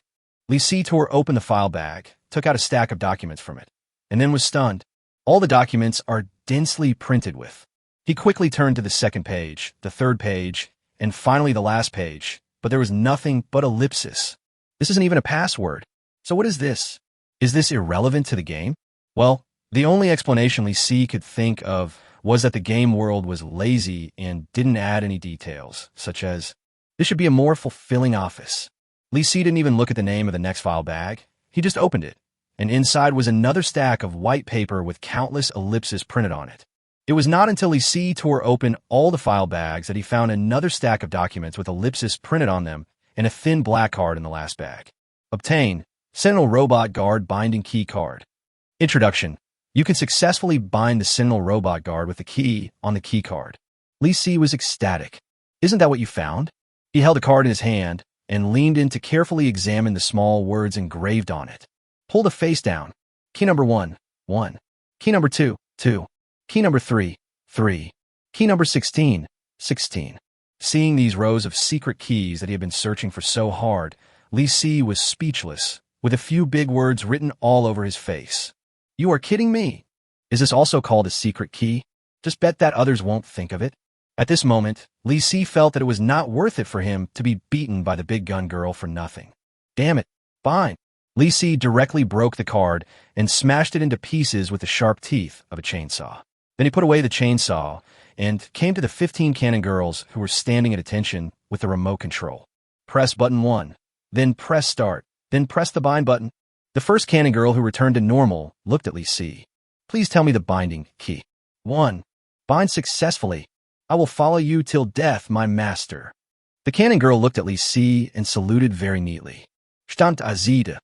Yes, master. Cannon girl number 1 made an electronic sound of obedience and stood at the side of the passage, waiting for orders. Then, Li Si spent more than 10 minutes to rebind the 15 robots and let them follow him. They're number 1, number 3, number 4, numero 15. Number 2 blew himself up during the battle with Li Si. At this time, the fighting chicken that had been hiding somewhere came back. It seemed that it came to grab the steamed buns, but when it saw the 15 terrifying cannon girls following Li Si, it was suddenly stunned.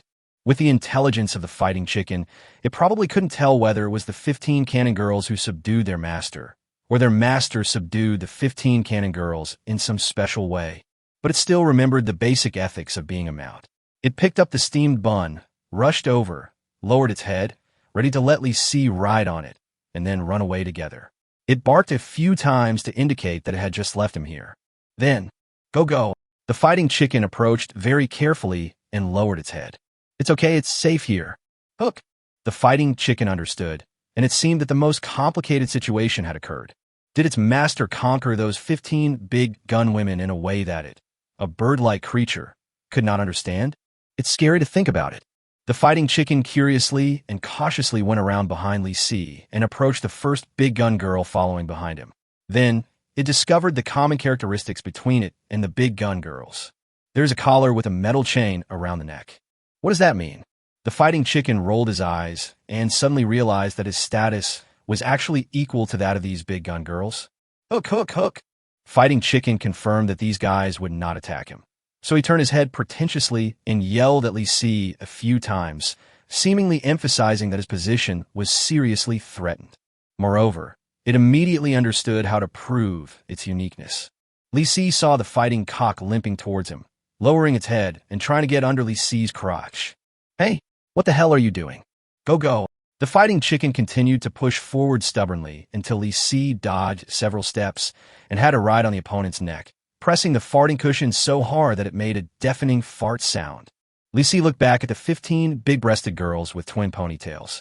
Obviously, compared to humans, they would not be so hypocritical as to dislike the smelly farts that might accompany this. He nodded with satisfaction, then jumped off the fighting chicken's neck again. Li Si patted the drooping chicken head and said, "Don't worry, you are different from them. You are the only one who is meant to be ridden." Fighting chicken nodded vigorously, but then tilted his head and remained silent for a moment. It doesn't seem to understand whether this is considered a high status or a lower status. Li Si ignored it. Now, there were more important things to do. There is still one research result that has not been obtained, and the last research result is in the remaining rooms. With 15 powerful women, Li Si is not worried about the giant lizard man at all. Nothing can withstand a cannonball as long as it's flesh and blood. Li Si's proud mouth was halfway raised when he suddenly frowned and thought about a crucial issue. He turned around to look at the cannon girl who was following in the front and asked, "Number 1, how many shells are you carrying?" 3 pieces. Only 3. 15 cannon girls means that she has a total of 45 cannon shells. Although this number is quite considerable, Li Si is still reluctant to waste such powerful heavy firepower weapons on the lizard man. So, he finally decided to do it himself. In comparison, he felt that fuel was less valuable than shells. Forget it. From number 1 to number 16, you search the residential area and find food, weapons, or anything else that can be used. Chapter 1, 80, the result of changing clothes. Yes, the 15 female cannon players spoke in unison and quickly got busy. Seeing their busy movements, the fighting chickens looked like incompetent employees experiencing a midlife crisis, yelling anxiously, but their huge bodies could not fit into any room. Li Si was a little surprised when he saw the fighting chicken limping into the nearest room. After all, who would have thought that a poultry could have such an introverted heart? Don't worry, you won't be fired, and you don't have to worry about turning into a salt-baked chicken. Mainly not so much salt. Li Si swallowed subconsciously, but didn't think much about it. However, his action shocked the fighting chicken. It tilted its head, took 2 steps back, tilted its head, and stared at this side with one eye. Just now, an inadvertent micro-movement made fighting chicken think of something worse than unemployment and layoffs becoming a dish. Li Si didn't know how to calm its restless heart, so he had to throw another steamed bun over. Eat something. You're already thinking nonsense now. The fighting chicken stood straight, glanced down at Mantu, hesitated for half a second, and then came to Li Si. Go, go, go. When it comes to Li Si and food, choose Li Si. Later, Li Si saw the fighting chicken use its intact hind leg to pull a steamed bun towards it. Why? Not only did he have wild thoughts, but he also learned to be artificial. No, it would have. You stay here. I'm going to do something very dangerous. You'll just be a hindrance if you go. The fighting chicken made a few clucking sounds and followed for a few steps before it stopped at Li Si's repeated urging. Was it pretending? Who knows? Just don't follow me and get in the way. Li Si took out the chainsaw from his backpack. The saw chain alone was more than 2 meters long, which made him feel more secure. Coming in front of a huge cell door, Li Si started the chainsaw. Buzz, buzz, buzz. The chainsaw roared and shook Li Si's hands. The noise angered the huge monster in the cell. The footsteps thumped closer to the cell door. Li Si could even see the green skin as hard as a shell through the observation port. The giant lizard man inside slammed the cell door hard, making a buzzing sound. What a mutant! Low IQ, but a bad temper. Li Si didn't want to get used to it. He took out the black door card he found and stuck it on the sensing area of the door lock. Click! Squeak! The airlock door locks open. In an instant, Li Si heard a muffled sound. The huge cell door was violently slammed open by the creature inside, and the metal door slapped over like a slap. Li Si stepped back suddenly, put away the chainsaw, and poked the chainsaw forward at the moment when the door passed by, cutting directly towards the thigh of the giant lizard man, rushing head-on. That hard skin could not be compared with steel. Before Li Si could see clearly, he saw a burst of blood mist. The lizard man staggered violently and took 2 steps back. A horrible gash was left on his thigh by the chainsaw. Li Si clearly felt that this guy was completely enraged. It limped, roared, and ran wildly. The lizard man in the next cell heard his companions roar and also banged on the door and roared. The ground was shaking because of them, but this didn't make Li Si feel uneasy at all. He used brute force to hold the chainsaw tightly with one hand. The sense of security brought by the buzzing sound far exceeds its domineering appearance. What's more, there's a stun gun. The lizard man rushed forward, avoiding the chainsaw with his feet, but Li Si poked him with his stun gun, and an arc of electricity burst out from the sharp end of the stun gun. The lizardman's huge body stiffened for a moment. Li Si jumped suddenly and sawed open the lizardman's lower abdomen with the sound of the chainsaw buzzing. The air was filled with blood mist. The lizard man twitched violently and took 2 steps back. Blood and mucus flowed down. It let out a painful roar and slapped with a claw. A claw more than half a person's height fell to the ground. The chainsaw was still buzzing, and the lizard man stepped back in pain and fell heavily. Li Si saw more mucus oozing out of the wound on its abdomen. It knew it wouldn't live long. Apparently, it's not as powerful as imagined. I thought I would give it another chainsaw to finish it off, but it had already died from excessive blood loss. Kill Giant Lizardman X1. Get Gold X50, Experience X100. The reward is less than expected. It seems that he is just very strong. Now, Li Si doesn't have to worry about the lizard man suffering from pain for too long. So, next, Li Si used the same method to open the second huge airlock door. The lizard man who rushed out of the room was dealt with by Li Si within 5 minutes. He even went from level 34 to level 35, adding an attribute point to strength. Good. Li Si looked at the corpse of the lizard man whose head he had cut off, lamented that it was born at the wrong time, and felt that it could still be upgraded by 1 level today. However, the 15 cannon girls behind him interrupted his killing rhythm. Master, the search of the living area is complete. Li Si turned around and looked back and was stunned. There's a lot of messy things piled up in the passage like a garbage mountain, and on the top of the garbage mountain was a big chicken head that was not buried by the garbage. The fighting cock looked at Li Si with an innocent face and let out the most miserable cry in its life. Hook, hook, hook. Li Si shook his head. These robots were quite fast. Basically, all the things that looked like they might be useful had been moved out of the room by them. He curled his lips helplessly, put away the chainsaw, and moved closer to take a closer look. A tatty novel? Throw it away. A badminton racket? It's still a piece of equipment. Level 3. Throw it away. Why are there still a few pairs of old socks? Obviously not equipment. Li Si kicked it aside. He kept throwing the useless junk out, and after rummaging for a while he found a can of 8 treasure porridge, a rare food. And it's not expired. Good review. After stuffing the 8 treasure porridge into his backpack, Li Si threw away a lot of rags, including a bunch of old clothes. Old clothes? Li Si looked back at the group of women in maid outfits and ordered, number 1 to 16, find some clothes to change into here. These outfits are too trendy. Yes, the 15 cannon girls said in unison, and then started to get busy at the garbage dump with the fighting chicken as the center. In less than 5 minutes, all the robots had changed their clothes, but they didn't look very coordinated. Number 1 wore a pink heart-shaped short-sleeve shirt on the upper body, men's wide-leg jeans on the lower body, and a pair of flip-flops. Number 3 was wearing a white laboratory coat on his upper body. It was really just a white coat. He was wearing shorts, stockings, and a pair of Martin boots. Number 4. Li Si didn't want to comment any further. In short, they are worse than before they changed their clothes. There's one benefit.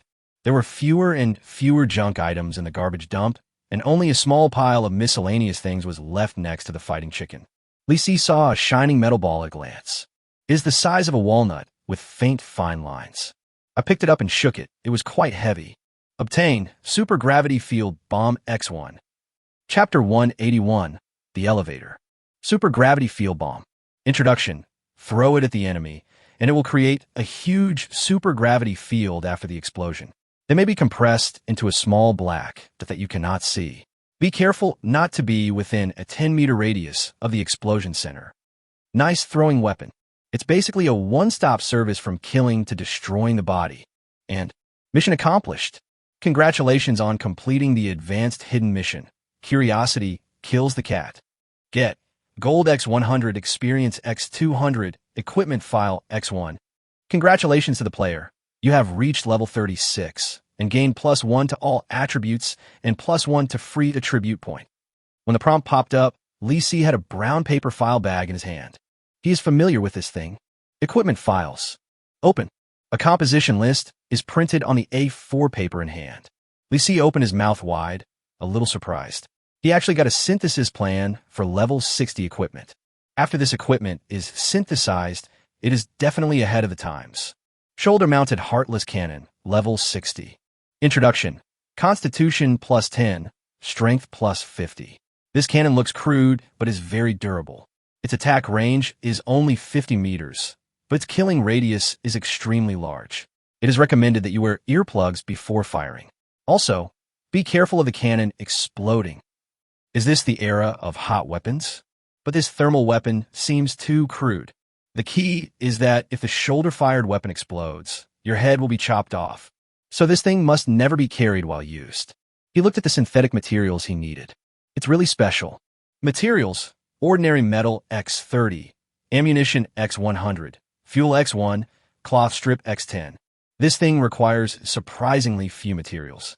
The only problem is that there is no place to get fuel. I can't take out the remaining fuel in the chainsaw, and even if I take it out, it may not be enough. There is an even more serious problem. Where does he get the ammunition? Take the cannonball out of the cannon girl? That's absolutely impossible. Lee Si seriously doubted that this thing was not worthy of the reputation of a level 60 equipment. But I still decided to collect some materials when I have a chance, such as ordinary metals. Aren't they everywhere? Lee Si stuffed a large metal door into his backpack. It was the kind that was 3 or 4 meters high. He thought that the metal for this door would be enough. When we find some extra ammunition, we can synthesize this heartless shoulder-fired cannon that might explode. The mission is completed. Just clean up the monsters here, and you can leave. Lee Si asked the fighting chicken and all the cannon girls to stand by, and he himself carried the chainsaw and stun gun to continue cleaning up the giant lizard man or other monsters in the room in front. These guys are all my own experienced babies. Wait for me to come back. Then leave this place. Perhaps because the meaning of this sentence was a bit complicated, the 15 cannon girls did not react at all. Only the fighting chicken stood up with a hoarse voice and limped at him, yelling a few times. Lee Si was sure that he understood. This coward is cheering himself up. He waved his hand, holding the exaggerated chainsaw and an electric baton more than 1 meter long, and walked towards the turning. Then came the sounds of fighting, the roars of the lizard men, the crackling of the stun batons, and the piercing roar of the terrifying chainsaw. Half an hour later, Lee Si cleared out all the monsters and checked all the rooms, but found nothing more. The next room is the laboratory where the sunflower is kept. Lee Si put away the chainsaw and stun gun. He had no intention of killing this relatively friendly plant. There was no need to kill it. What's more, he provided me with important clues. Opening the door, in the huge flower disc, the sunflower had a slightly tired face with a somewhat ugly smile. "Brother, are you done? Can you take me out of here?" Lee Si was silent for a few seconds, which made Sunflower nervous. Her already ugly face became a little twisted, but not scary. It was as if the word uncomfortable was written on it. Lee Si smiled and said, "It's easy, but I don't know how long you can survive outside. It doesn't matter. It's better than staying here forever." "That's right. At least I can get some sun." Lee Si casually picked up a bottle of nutrient solution next to him and slowly poured it into the flower pot. "I'll give you a dose of nutrient solution. Maybe this way you can live longer. You're a good person, unlike those perverts who stay here. Forget about it. Why get cruel? You, a sunflower, can't even imagine it. Friends, when are we leaving? Wait till I call my people." After Lee Si finished pouring the nutrient solution, he turned and walked out of the room, shouting into the bloody passage, "Fighting chicken, number 1 to 16, come here. Go, go." Yes. After the cries of the fighting cocks and the uniform responses of the cannon girls, there was a somewhat chaotic sound of footsteps. The first things that appeared in Lee Si's field of vision were the 15 strangely dressed women, followed by the limping fighting cock. As a chicken, its huge body seems to stand out from the crowd. Sunflower couldn't move, so it could only stare out with curiosity. Soon, it saw 15 strangely dressed women with the same twin ponytails appearing at the door. In the corner of the doorframe, there was a huge chicken head sticking out. Sunflower actually looked excited. Chicken, what's your experimental number? You are free to. The fighting chicken blinked, as if it understood that the other party was talking to it. It made a few yes sounds, then retracted its head in boredom. I guess delicious melon seeds should have grown where the face was. Li Si explained to Sunflower. It's not the experimental subject here, it's the mount I brought. Oh, there are experimental subjects in the outside world? Is it a research center outside as well? That's not the case. It's just that something is wrong in this world. Anyway, if you make the final decision, I will take you away now. I'm ready. Sunflower nodded with a longing look on her face. Even though her face wasn't pretty, her smile was exceptionally bright. Li Si suddenly discovered that Sunflower's mentality was really good. He kept his word and turned around to order number 1 to number 5, the 4 powerful women, to follow him carrying flower pots. Li Si also took 2 bottles of nutrient solution, thinking of pouring 2 bottles on the land where he would transplant the sunflowers. I don't know if this thing can reproduce. What if in the future the world is covered with sunflowers with human faces? Li Si felt that the scene was too weird, but don't worry about this happening. After all, no matter how good the living environment Li Si finds for him, he may not be able to survive for a few more days in this terrible world. Arriving at the elevator door, Li Si suddenly remembered Wang Lei, who was eager to get in to find him.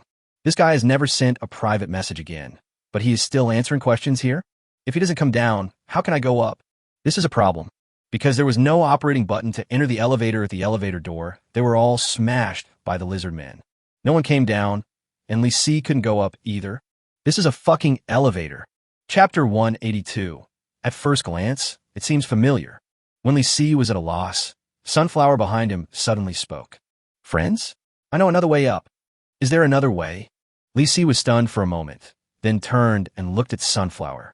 The sunflower, carried by 4 powerful women, had its green stems and leaves swaying, and their faces showed an expression as if they were thinking about something. My face is full of it. Don't say anything. Let me think for a while. Li Si waited patiently and looked around. There was indeed no other exit here. At least he couldn't find it. Is the exit on the other side of the passage? Now we can only place our hope on the sunflower.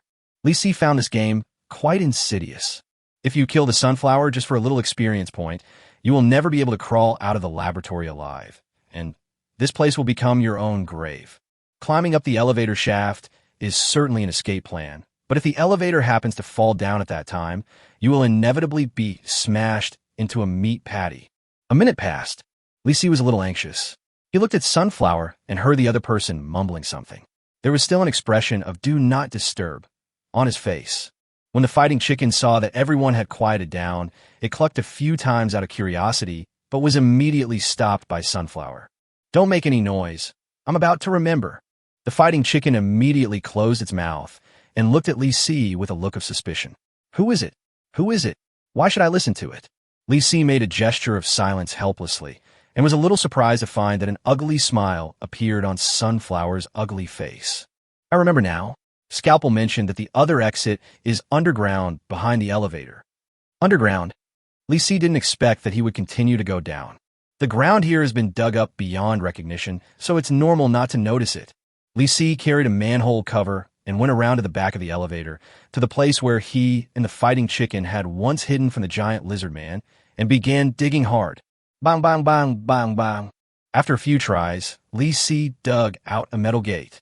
The iron gate opened downwards, and there was indeed an alternative passage. Now I don't care whether it's safe inside or not, as long as I can leave. Relying on his brute force, he cleared the entrance to the passage in less than 5 minutes. It was a very wide gate that was opened and closed manually.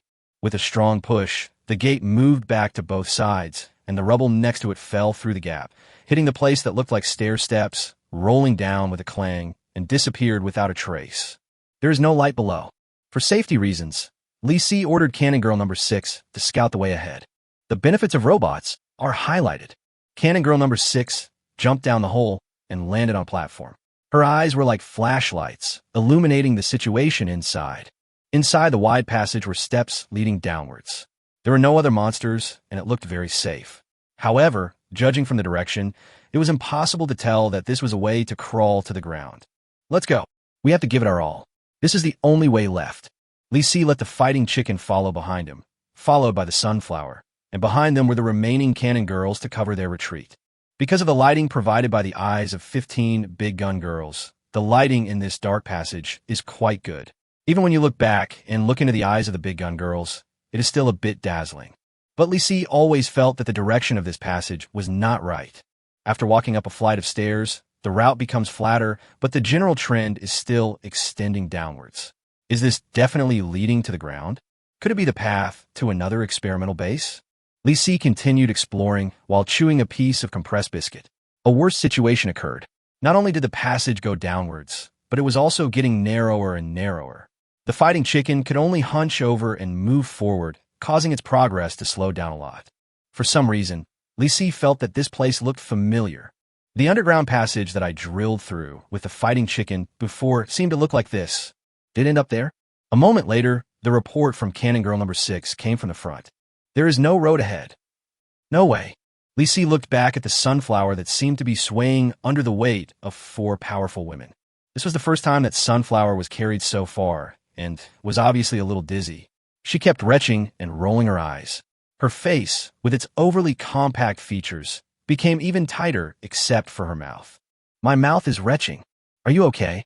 Sunflower Yao Yao's eyes were obviously more dizzy. No, it's okay. I just feel a little nauseous.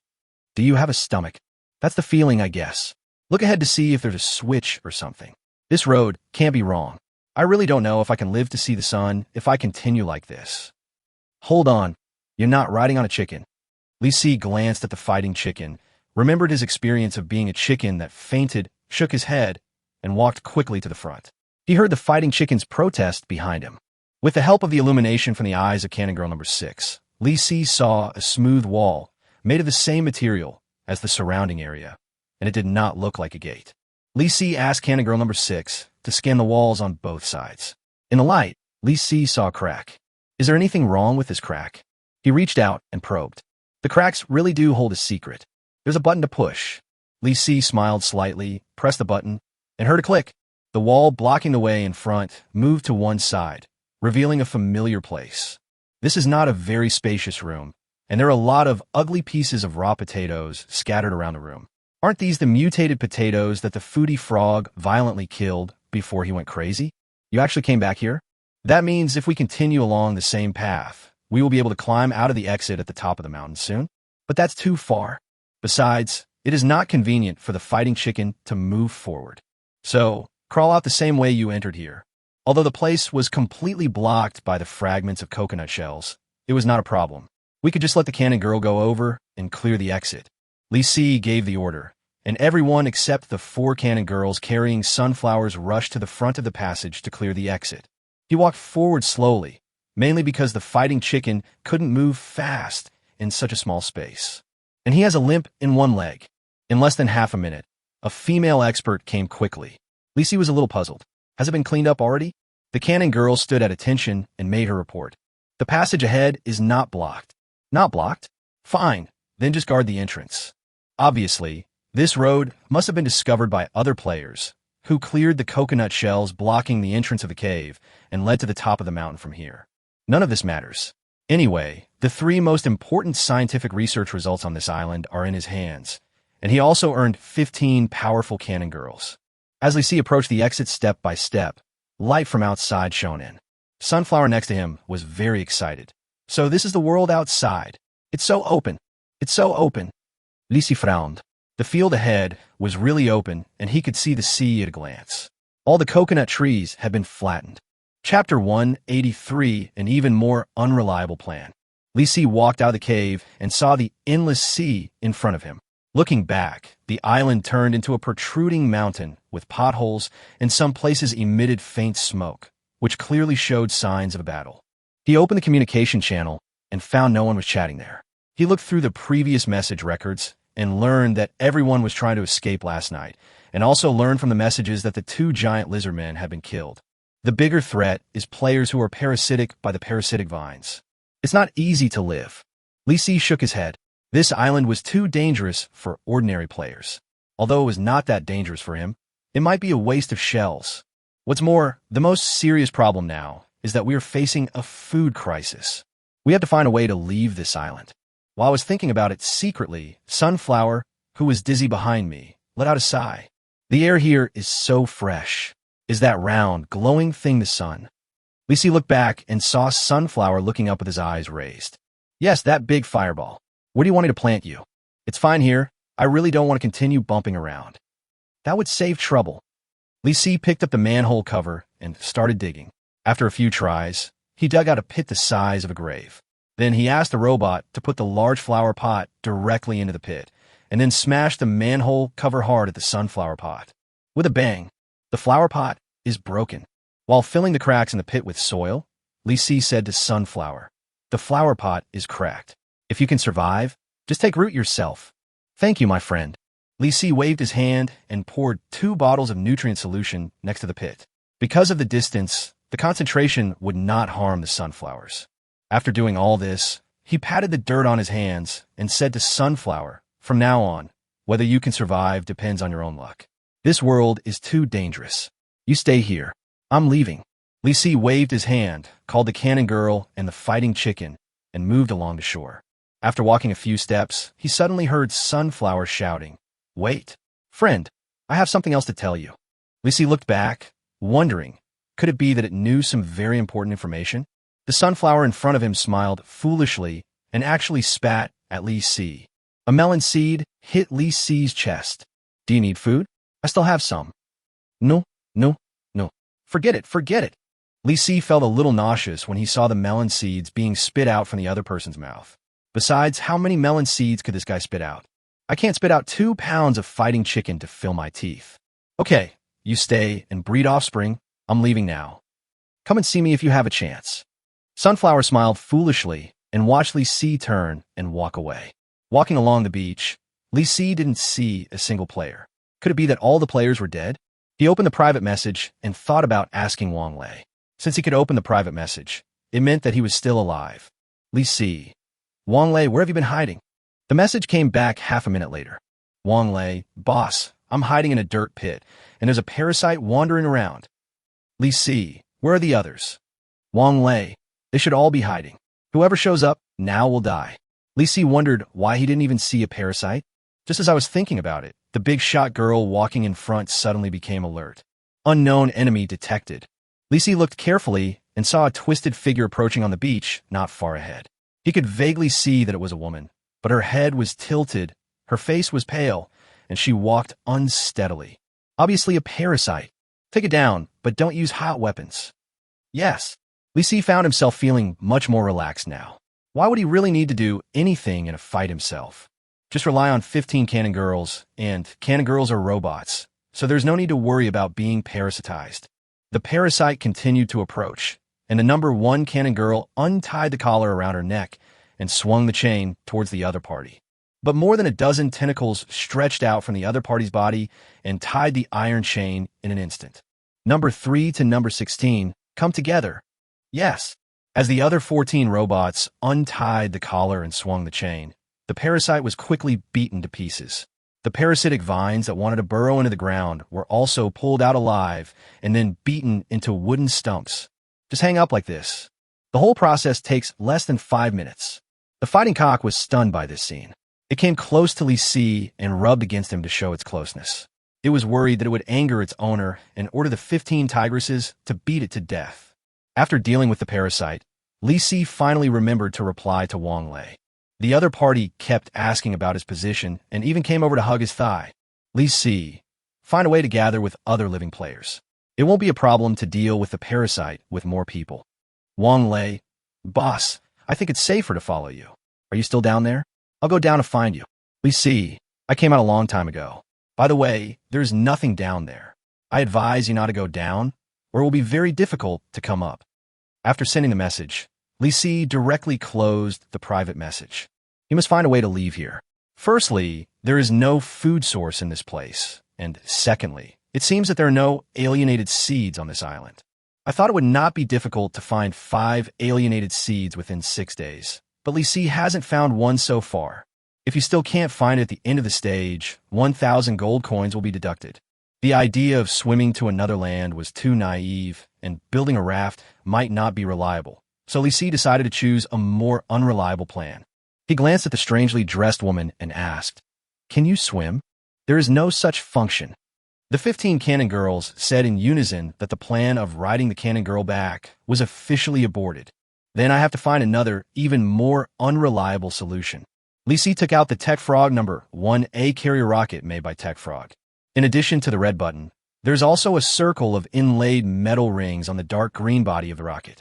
Li Si didn't notice it at first, but when he used it to scare Chun Chung last time, Li Si discovered the purpose of this thing. A line of small words, carrying buckle fixing ring, is engraved on the metal ring. This is indeed a launch vehicle, but it is carried by hang the thing on that metal ring and let it be towed away by a rocket. I have never seen such a desperate design. But Li Si felt that the rockets produced by Tech Frog, no matter how unreliable they were, would not be fatal. So, Li Si decided to give it a try. After all, this might be the only way to leave the island now. It just so happens that the 15 cannon girls and the fighting chicken all have iron chain collars, so just hang the collar chains on the iron rings. Chapter 184 Ascension. Li Si began to move the rocket. This thing is so huge, as tall as 2 people and as thick as a water tank. If you want to leave this island, the rocket certainly cannot fly vertically upwards. It must have an inclined angle. So, we need something to hold the rocket. Just when he was having a headache, the big skull placed on the shore, which was once used as a shelter, attracted Li Si's attention. You could just put the rocket on the skull to serve as a temporary rocket launcher. Li Si put the rocket into his backpack and ordered the fighting chicken and the cannon girl to follow him back. After a while, they arrived at the huge skull. The fighting chicken was quite familiar with this thing, even a little friendly.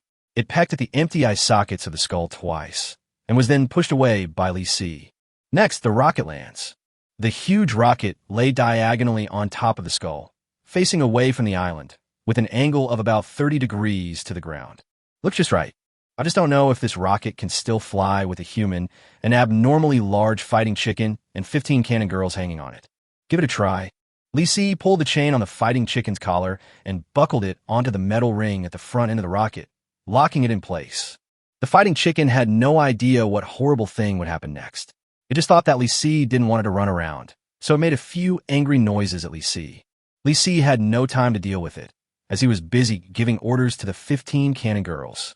"You all hang your collar chains on the rings." "Yes." Following the cannon girls' neat response, they fastened the ends of the chains to the fixed rings of the rocket one by one. At this time, the area near the front end of the rocket, close to the ground, seemed extremely crowded. Li Si was wondering how to fasten himself on the rocket. Since he was very strong, he just held on to the iron ring with both hands. As long as the iron ring doesn't fall off halfway, all preparations are complete. But the launch button is on the bottom of the rocket.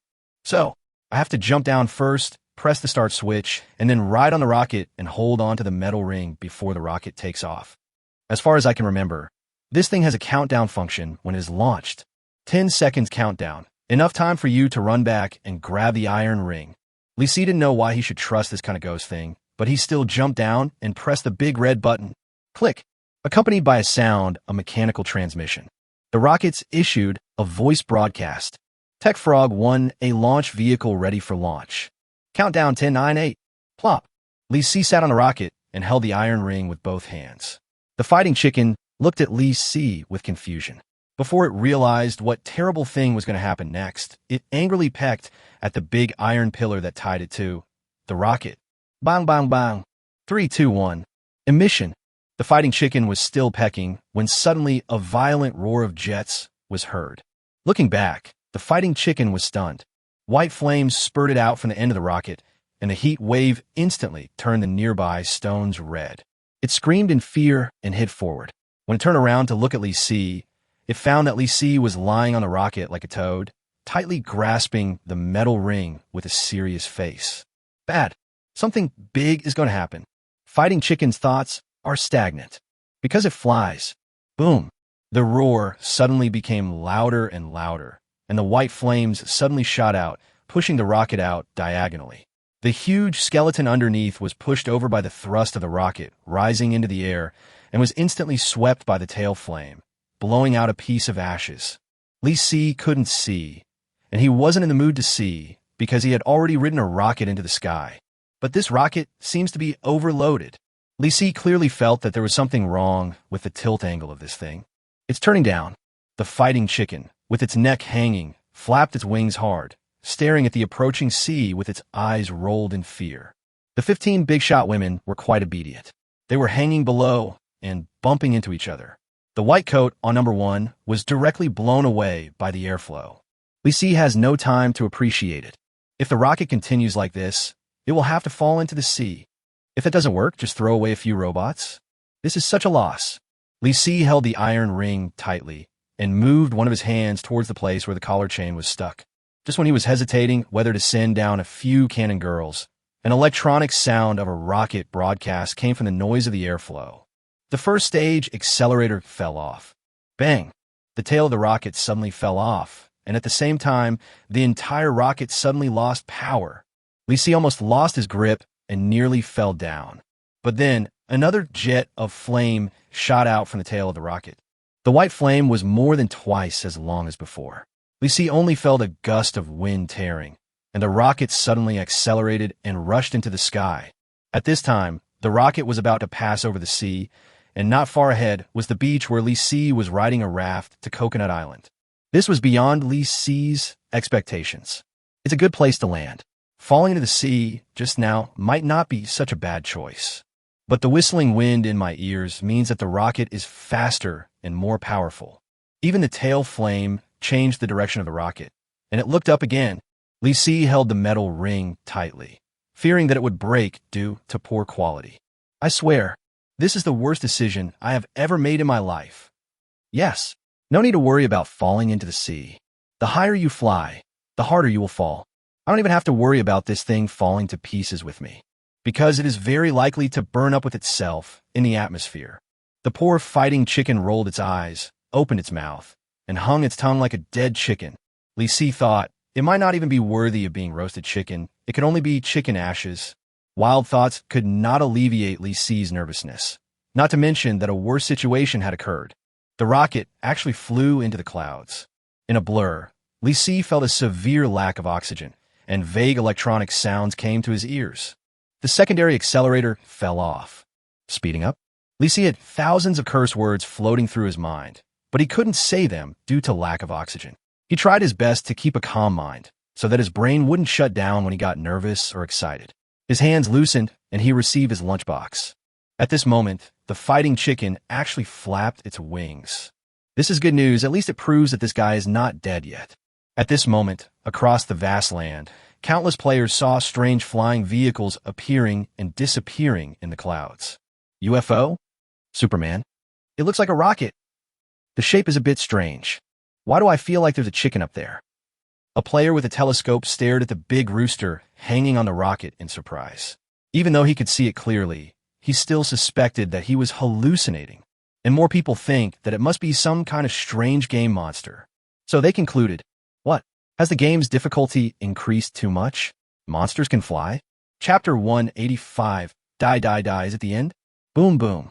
A flash of blue lightning flashed in the clouds. Li Si saw a bolt of lightning striking straight down from his side. There were faint flashes of lightning all around, and in addition to the roar of airflow, there was also the crackling sound of electric current in the ears. Li Si was worried that he would be struck to death, but it was futile as he had no way to avoid it. Fortunately, the rocket broke through the clouds and rushed into a clear sky. At the same time, the sound of the rocket's broadcast came to my ears. The third-level accelerator fell off. It's not over yet? Li Si looked back and saw another section of the rocket falling down, followed by a slight feeling of weightlessness. He held on to the metal ring and sank down with the rocket. Then a longer white flame spurted out from the tail of the rocket. Call! The rocket rushed very far away at once. Li Si cursed in his heart as he watched himself rush into the clouds again. Boom boom. Sizzle, sizzle, sizzle. Lightning flashed among the endless white mist like fleeting rays of light and shadows, flowing behind you. Li Si was breathing heavily. His face was rippled by the strong wind, and it felt like his cheeks were hitting drums. Li Si felt every second was like a year. After who knows how many years, the rocket broke through the clouds and fell off the fourth accelerator. Then, a voice telling him to wait for death reached his ears. Parabolic falling phase. Li Si gritted his teeth and squeezed out the word shit, thinking that even if he fell to death, he had to die with a noise. He opened the communication channel in his consciousness. Start cursing. Li Si, bastard game. Li Si, if I can land alive, I will definitely demolish 10 doomsday shopping malls to calm my nerves. Li Si, I am Li Si. Li Si, someone nearby, please make a sound. No one. Li Si miscalculated. The radius is 10 kilometers, including the height. He is obviously not within 10 kilometers of the ground now. Li Si, why? Li Si didn't close the communication channel and continued to act crazy. Li Si, game official, come out. Li Si, can you come out or not? Li Si, I am the culprit who blew up that doomsday mall. Sudden, someone replied, game official, you have been listed as a key investigation target. Li Si, what the hell? Li Si didn't expect that he actually summoned the game official and almost lost his grip. Then he returned the greeting with revenge. Li Si, what a jerk. The game official did not respond. Well, the only fun before death is gone. He didn't even bother to look at the ground. With the current falling acceleration, even if you fall into the sea, you will suffer shattered bones. There's no way to survive. At least so far, there's been no spontaneous combustion due to overheating caused by air friction. Although the body cannot be left intact, there will still be a few pieces of bones left. For some reason, Li Si suddenly became open-minded. How could I have deserved to be buried with a giant rooster and 15 sentinel figurines? He has accumulated virtue for 8 lifetimes to receive such an honor. His death can also be earth-shattering. At least it will be heard. Li Si simply enjoyed the excitement in front of him. He had never ridden a roller coaster before, so this couldn't be more exciting than that one. He looked down in the direction of his fall and found that there was nothing but desolate ground below him, like a large desert. No way. Am I opening my mouth? Did you really send me to the Sahara Desert? At this distance, it will only take a few minutes for it to fall onto the sand, right? I felt uneasy. After all, I haven't died. Waiting to die is so damn painful. Li Si was anxious and hoped that death would come quickly. Damn it. It will be over in the next second. Don't torture me. Bang. There's a loud noise in my ears. Li Si didn't react in time, and suddenly felt the landing speed slowed down. Looking back, I saw a huge white parachute at the end of the rocket. There's still this thing? Li Si was stunned for a moment, his mouth twitched, and he was about to cry. Fuck, damn tech frog. Why didn't you tell me there was a parachute? Damn it, what a thoughtful frog. Thank you so much. Li Si felt that his landing speed was getting slower and slower, and finally he landed on the ground very steadily. First came the unconscious fighting chicken, then Li Si, and finally the 15 cannon girls. In the end, only the tip of the rocket was less than 1 meter left. Plop! As the tip of the rocket landed on the ground, an electronic announcement sounded. Transportation completed. Release signal smoke. Before Li Si had time to figure out whether the fighting chicken was dead or alive, he heard a crisp sound.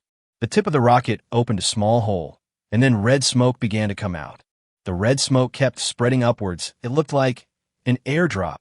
Li Si curled his lips. This isn't a PUBG game. No one is trying to grab the airdrop. So, he turned his head with an indifferent look and shook the fighting chicken's neck. Fighting chicken? Wake up! The fighting chicken showed no reaction, its mouth open, tongue sticking out, eyes half closed. Li Si was a little nervous, thinking that the situation might be fatal. He quickly reached out and touched the fighting chicken's chest. Fortunately, there are slight fluctuations, so he should not be dead. He quickly opened a bottle of mineral water and slowly poured the water into the chicken by holding its head. The fighting chicken suddenly flapped its wings, then flapped its wings hard and screamed, Who? Wow, looks like everything is all right. As soon as he finished speaking, Li Si was kicked out by the fighting chicken's good claw. Go, go, go, go, go, go. Li Si somersaulted in the sand pile, then laid down and rested. Stop yelling. We are in the desert now. Save your energy and water. Hook, hook, hook. Hook, hook. Finally, fighting chicken realized something was wrong while cursing. A pair of chicken eyes looked around and saw an endless desert with nothing but sand. With a plop, the fighting chicken fell down, maybe a little desperate. Li Si ignored it and poured the other half bottle of mineral water in his hand into his mouth. Then, he thought of something very bad. I'm not dead. But he did tell everyone about the bombing of the Doomsday Mall. It was even monitored by the game officials. Isn't this a scam? He even said that if he survived, he would blow up 10 Doomsday shopping malls. Come on, who is trying to make my life miserable? How to get out of this desolate desert is probably more important. Never mind. Take a break first. Tired? Li Si closed his eyes to rest and called 15 female artillerymen to stand in a row to block the sun for him. There was also a big black umbrella, which Li Si threw to the fighting chicken. Then continue to close your eyes and rest. In the vast desert, in the ruins of a dilapidated ancient city, hundreds of people divided into several teams and rushed towards the direction where the red smoke was rising. Lu Urgu's face was full of pride. His team had the strongest configuration in the desert. 2 kettles for everyone. Sha Monk, a bearded man, walked over, holding a magic wand to slay demons in his hand. Captain, everyone is ready. But Captain, are you sure there is an airdrop in this game world? Chapter 186, Grab the Airdrop. I saw a parachute fall with my own eyes. Besides, were so many people blind? I just think it doesn't make sense. Why is there an airdrop in the 3rd phase? Stop talking nonsense. Let's go. We can't be left behind. Okay, Captain. Monk Sha carried his magic staff for subduing demons and used it as a crutch as he walked forward on the yellow sand. Lu Urgu walked in the middle of the team and opened the communication channel to speak. Lu Urgu, everyone, listen up. No one is going to compete with us for this airdrop. Turn back now if you know what's best for you. Yes. All other teams, get out of here. Whoever wants to steal supplies, don't blame our captain for killing you. Lu Urgu's subordinates vied with each other in the communication channel, which made him look even more proud. His thin face was almost smiling with pride. At this moment, a disappointing piece of news popped up. Wang Bin, you stupid extra. I've been fed up with you for a long time.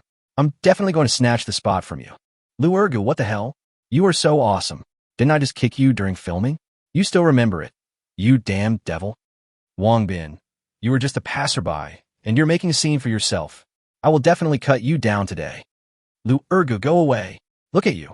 Don't just sit there and do nothing. Hurry up and hand over Zixia from your team to me.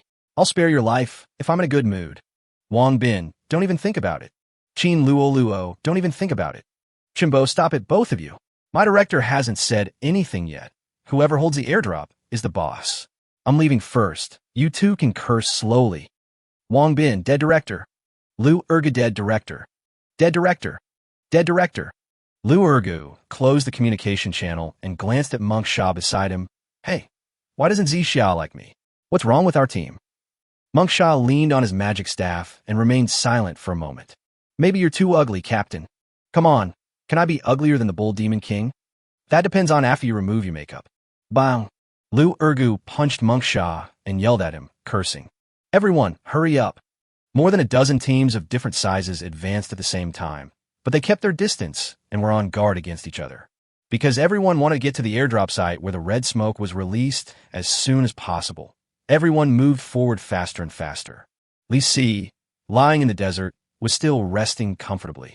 After all, this desert is uninhabited and there are no monsters to be seen, so there is nothing to worry about.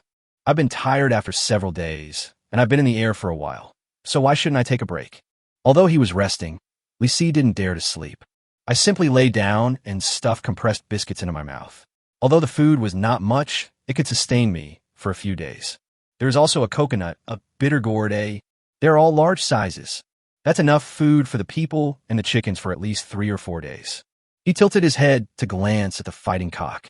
It had dug a hole and was hiding under a big black umbrella, staring into the distance in a daze. It seems like he is thinking about some philosophy of life, but it also seems like he is thinking about nothing. However, Li Si soon knew what it was thinking, because the fighting chicken turned its head, looked at itself, rolled its eyes, and then continued to be in a daze. Maybe he was cursing himself in his heart. Li Si shook his head and ignored it. After being cheated like this, how can one not complain? What's more, I didn't say it out loud. Go, go, go, go. I said it out loud. Li Si ignored it. That's how broad-minded you are. Tolerating subordinates' temper is a kind of life cultivation. After all, you still have to rely on it to carry you out of the desert. Li Si thought about it, stuffed another piece of compressed biscuit into his mouth, chewed it hard, and resisted the urge to take out another bottle of mineral water. Water is a rare thing in the desert. Save where you can. With a sigh, Li Si swallowed the biscuits dryly and continued to lie still. However, he was really curious whether there was anyone in this place. So Li Si opened the communication channel and checked the message. As expected, no news. This place is so desolate that there is not a single player within a radius of 10 kilometers. It's so damn quiet. Just when I was about to close the communication channel, a message suddenly popped up. Why haven't we arrived yet? It's too damn far. Someone? Li Si almost sat up with excitement, feeling that it was quite rare to see his own kind in such a barren land. Then it was the same person again. Of course our team is at the front. En opinions. A few seconds later, it was him again. Catch up slowly. I don't believe you can catch up. This guy seemed to be talking to someone, but the guy he was talking to was 10 kilometers away. So Li Si couldn't see it. To read the news on the communication channel, you have to guess. It seems like a lot of people are running towards one place. What? Li Si scratched his head. Then I saw that the other party had sent several messages. Not an airdrop? If it's not an airdrop, it must be some other resource. Monster? I'm not afraid of monsters. You guys are just jealous. Shut up. You damned bull devil. Bull demon king? Etc. Are they here for the airdrop? Li Si suddenly realized and looked back. The wicked rocket was still emitting red smoke. I am being treated as an airdrop. There are actually people who think this way. Li Si realized that he might be besieged by several teams. The red smoke must be put out immediately. He jumped up and rushed to the tip of the rocket. When he looked carefully, he saw a piece of metal plate had fallen off next to the hole where the red smoke was released, and there was a small button underneath. Can the smoke release be turned off manually? Li Si pressed the button quickly. Bang! The red smoke suddenly became intense. A large cloud rose up and then disappeared. It explodes before disappearing. Can it be safer this time? Li Si looked at the communication channel. After a few seconds, his face fell. What? The red smoke seems to have dissipated. Someone licked the airdrop first. What the hell? You are lying. Look up yourself. What the hell? I was licked by someone. Retreat. These guys just had sex with me? Li Si realized that he must be prepared for war. There are 15 robots. Not in vain. Li Si got up and looked around. There was no shelter, and the undulating sand dunes were not a good shelter. Simply, bury yourself. Here comes a big one. He looked at the fighting chicken and didn't let it move. He moved closer and said, the enemy is coming. Bury yourself and leave only your head exposed. Hook, listen to me and hide first. Li Si patted the fighting chicken's head, and it began to dig the hole reluctantly, mumbling. Numbers 1 to 16, lie down outside around me and bury your bodies. Yes, the 15 hotshot girls answered promptly, and their movements were surprisingly fast. In less than 5 minutes, one man, one chicken, and 15 cannon girls were all in ambush. Li Si thought the fighting coxcomb was too conspicuous, so he buried it again. Chapter 187, Is There Any Water? In the desert, a dozen players crawled forward breathlessly. Captain, I'm so tired. Can I take a break? Take a break. With such little willpower, no wonder you were just a screenwriter. You just don't work hard. Bullshit. What do you know as a production manager? I wrote the script, and the screenwriter's name was signed at the end. Okay. You're awesome. If you're awesome, don't keep complaining to me. We're not far from the airdrop site. If you keep on complaining, I'll beat you up. The stage manager pulled out a hand-drawn map from his vest pocket and started writing and drawing on it, calculating how far it was. The other team members looked at the big sand dune in front of them with troubled expressions. A dozen people tiredly climbed up the sand dune and saw a white object not far ahead. It was flickering in the strong wind and was being pulled by something and couldn't fly. The stage manager's eyes widened, his heart filled with ecstasy. Look, I told you it was an airdrop. The parachute is still hanging there. Wait, where's the airdrop box? Even if someone licked it, they wouldn't take the airdrop box with them, right? Captain, I saw something like a green cone. Is that an airdrop box? The head of the production team was puzzled.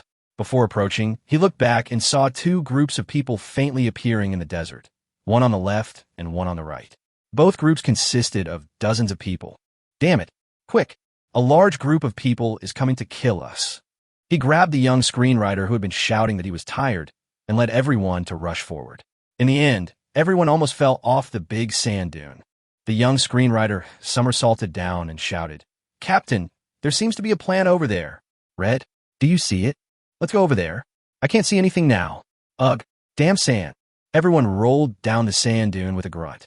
Before they could get up, they heard the voices of another wave of players behind them. Just stand there and don't move. The airdrop is mine. The head of the production team looked back and saw that it was that damn director. The young screenwriter at the side looked at the damn director, who asked him to change the script countless times, and shot an arrow back. Missed. The head of the production team patted the young screenwriter on the head. If you can't hit the target, don't shoot, just run. He grabbed the young screenwriter and ran towards the airdrop. Dozens of crossbow arrows fell down behind him, followed by a loud roar from director Chun-bo. Brothers, charge! Charge over first to see if there's an airdrop. Yes. Dozens of people rushed out in one breath, and Chun-bo grabbed a skinny young man. Why are you running so fast, Cook? Follow me. Go! Chun-bo roared again and rushed forward behind the team, but soon he was hit by an arrow in the butt. Puff! Chun-bo let out a scream and looked back. Bull Demon King's team was rushing over. The one who shot the arrow was Zixia. One can imagine what happened next. Chun-bo's face turned pale, but he didn't want to delay in grabbing the airdrop, so he had to order everyone to run faster. The Bull Demon King Wang Bin is in great spirits. He was shouting, rushing, and flirting with girls at the same time. Qin Luoluo, it was this Chun-bo who harassed you, right? Today, I must help you avenge this. Qin Luoluo's face turned pale. Wang Bin spoke too loudly. The players nearby rushed over and looked at her, wondering in their hearts if there were no unspoken rules. How could she be the heroine? Wang Bin was still excited and pulled Qin Luoluo forward, but he was quick-witted and didn't just rush forward. He looked back. It's dangerous. Lu Ergu's team is coming over with a clang. The sound of jingling is because they each have 2 kettles on their waists. They are called the Desert Kettle Team. Everyone be careful behind you. As he spoke, he pulled Zixia forward a few steps. Lu Ergu held a telescope in his hand, pointed at the Bull Demon King's team, and shouted at the top of his voice, "Hurry up! They're too far away. Kill the Bull Demon King's team first." Monk Sha at the side echoed, "Get your weapons ready and charge forward. Crossbows! Crossbows! Bring that heavy crossbow over here." A rain of arrows whizzed through the air. The Bull Demon King gritted his teeth and cursed, while rushing forward and organizing his teammates to counterattack. Both sides shot arrows while approaching for airdrops. Li Si in the distance looked a little confused. With only his 2 eyes and a scalp exposed, he saw more than a dozen players from the opposite side rushing towards him breathlessly, followed by several teams, some of whom were even fighting. It was quite lively, but judging by the intensity of their battle, their strength doesn't seem to be that high. He was a little puzzled as to how these guys managed to survive in this vast desert. Finally, the dozen or so players closed to a distance of less than 100 meters. As they ran towards here, they prepared their weapons. Li Si thought about it and decided that there seemed to be no need for the cannon girl to deal with them. Li Si jumped hard and emerged from the sand, holding a large black umbrella in his hand and opening at the same time. A distorted human face floated above it. On the other side of the black umbrella, Li Si held the assault hunting crossbow in one hand and aimed at the opponent. More than a dozen people were stunned for a moment. What the hell? There's an ambush. Captain, what the hell is that? The captain's face turned pale. He also saw the terrifying human face on the big black umbrella. Moreover, the man opposite him was wearing silver armor, just like a medieval knight. Bang! Li Si fired his crossbow and instantly hit the soil under the opponent's feet. Go away. Ew. Are you a human or a ghost? The head of the production team slowly stepped back, his eyes drifting towards the protruding red plant next to Li Si, but it didn't seem to be a plant. It actually moved. Could it be a coxcomb? Fighting chicken, come out. Seeing that the deterrence was effective, Li Si called out.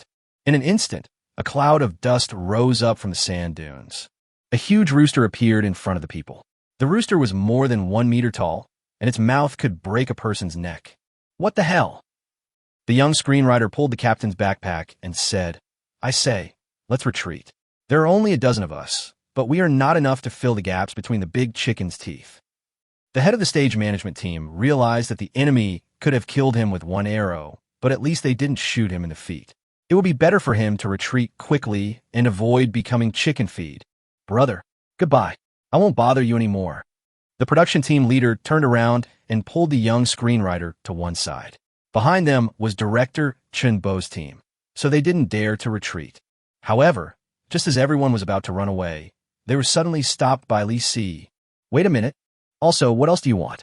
The head of the production team turned around and asked as he slipped to the side, "Is there any water? Leave some." The stage manager breathed a sigh of relief. At least, now we're sure that the other party is not a ghost. Wateries. He hurriedly took out a bottle of mineral water from his backpack, and without waiting for Li Si to say anything, he pulled the others and ran all the way. They disappeared in less than half a minute, not at all as tired as when they came. Li Si shook his head. Forget it. These guys probably aren't rich. Aren't there a lot of people over there? Chapter 188 worried about being punished by God. One person, a chicken. Chimbo saw it and swallowed his saliva. People can be robbed and chickens can be eaten. I haven't eaten chicken for a long time. One this big must be some kind of mutant chicken. Mutated chicken should also be edible. As for snatching it as a battle pet, Chimbo felt that he couldn't afford to keep a cook for nothing. Even if you make cactus and flowers, it won't be as delicious as chicken. He was daydreaming when he was suddenly awakened by the cook's slapping of a rice spoon.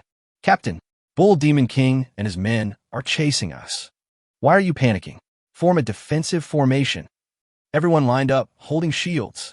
The Bull Demon King Wang Bin, who was chasing after them, had no time to fight them, as Lu Urgu was chasing after him. Several teams actually worked in perfect harmony, fighting in staggered positions, and some small teams of 20 to 30 people simply went around and surrounded for both sides. Li Si was puzzled. What are they doing? Is that too friendly? Come to think of it, everyone is afraid of getting supplies and then being robbed by the opponent. From the area about 200 or 300 meters away, there came the sounds of quarrels and quarrels. There are hundreds of people. They neither advanced nor retreated, as if they were in a stalemate, occasionally exchanging painless gunfire and then moving further away. Li Si was speechless. He got up and walked over to pick up the bottle of mineral water that the captain of the small team had just dropped. Didn't drink. Finally, half an hour later, they were within a few dozen meters of each other, still on guard against each other. Li Si was shocked to find that among the players facing him, there was a bearded man holding a magic staff to subdue demons. Judging from his attire, it was clearly Monk Sha. Have I entered some magical place? Finally, someone spoke. A skinny man next to Monk Sha shouted at Li Si. Listen to me, the man next to the chicken. You are surrounded by us. If you know what's good for you, leave the supplies and chicken behind and get out. Li Si noticed that while the guy was shouting, he was also stealing glances at another team, as if he was glancing at a woman. Even from such a long distance, Li Si could feel the woman rolling her eyes back at him. More than a dozen teams made peace. Are we united against external scourge? Isn't that too friendly? Li Si felt that in terms of strength, he was not inferior to these rookies, and of course he couldn't lose in momentum. So he replied shamelessly. Listen to me, team on the other side. You have been surrounded. If you know what's best for you, leave the supplies behind and get out. The other side is silent. Then there was a burst of laughter. Too much noise. There are too many people. It's connected into a piece. Ha ha ha. This is the first time I've seen such an arrogant guy. Who is he? Is he mentally ill?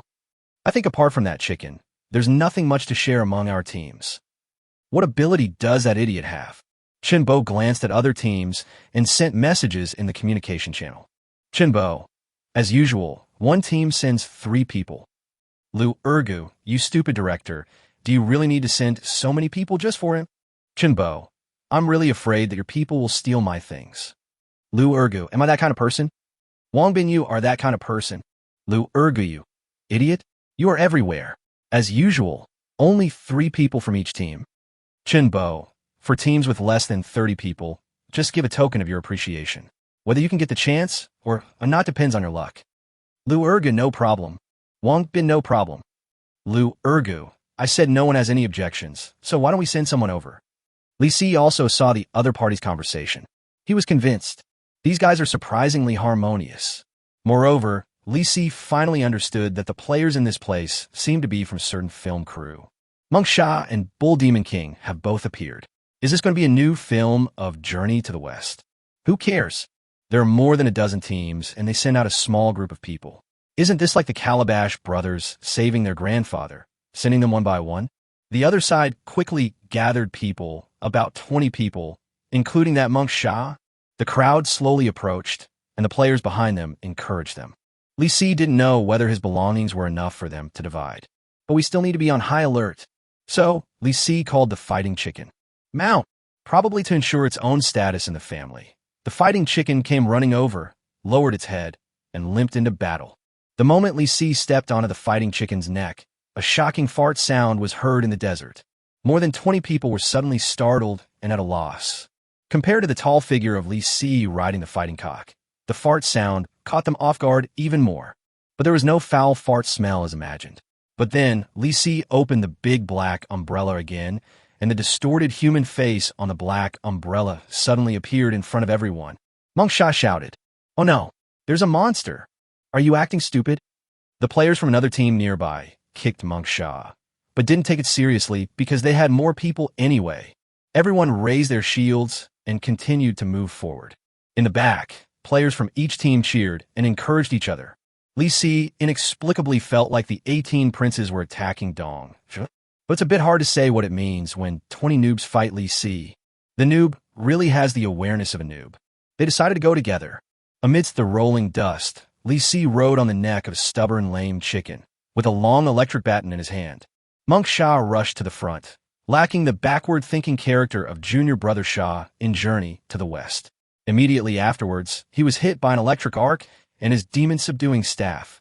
His body suddenly froze, his beard in a circle of black hair exploded, and the bald spot on his head looked like it had been struck by lightning. Manhwa was not dead. After a brief electric shock, he staggered and squeezed out the word charge from his mouth, turned around and ran, but unfortunately the others had already run ahead of him. He heard the sound of huge chicken claws hitting the ground behind him. He looked back in horror, worried that his old waist would be broken by a foot. He ran forward wildly on the sand, leaning on his crescent-shaped, demon-subduing staff.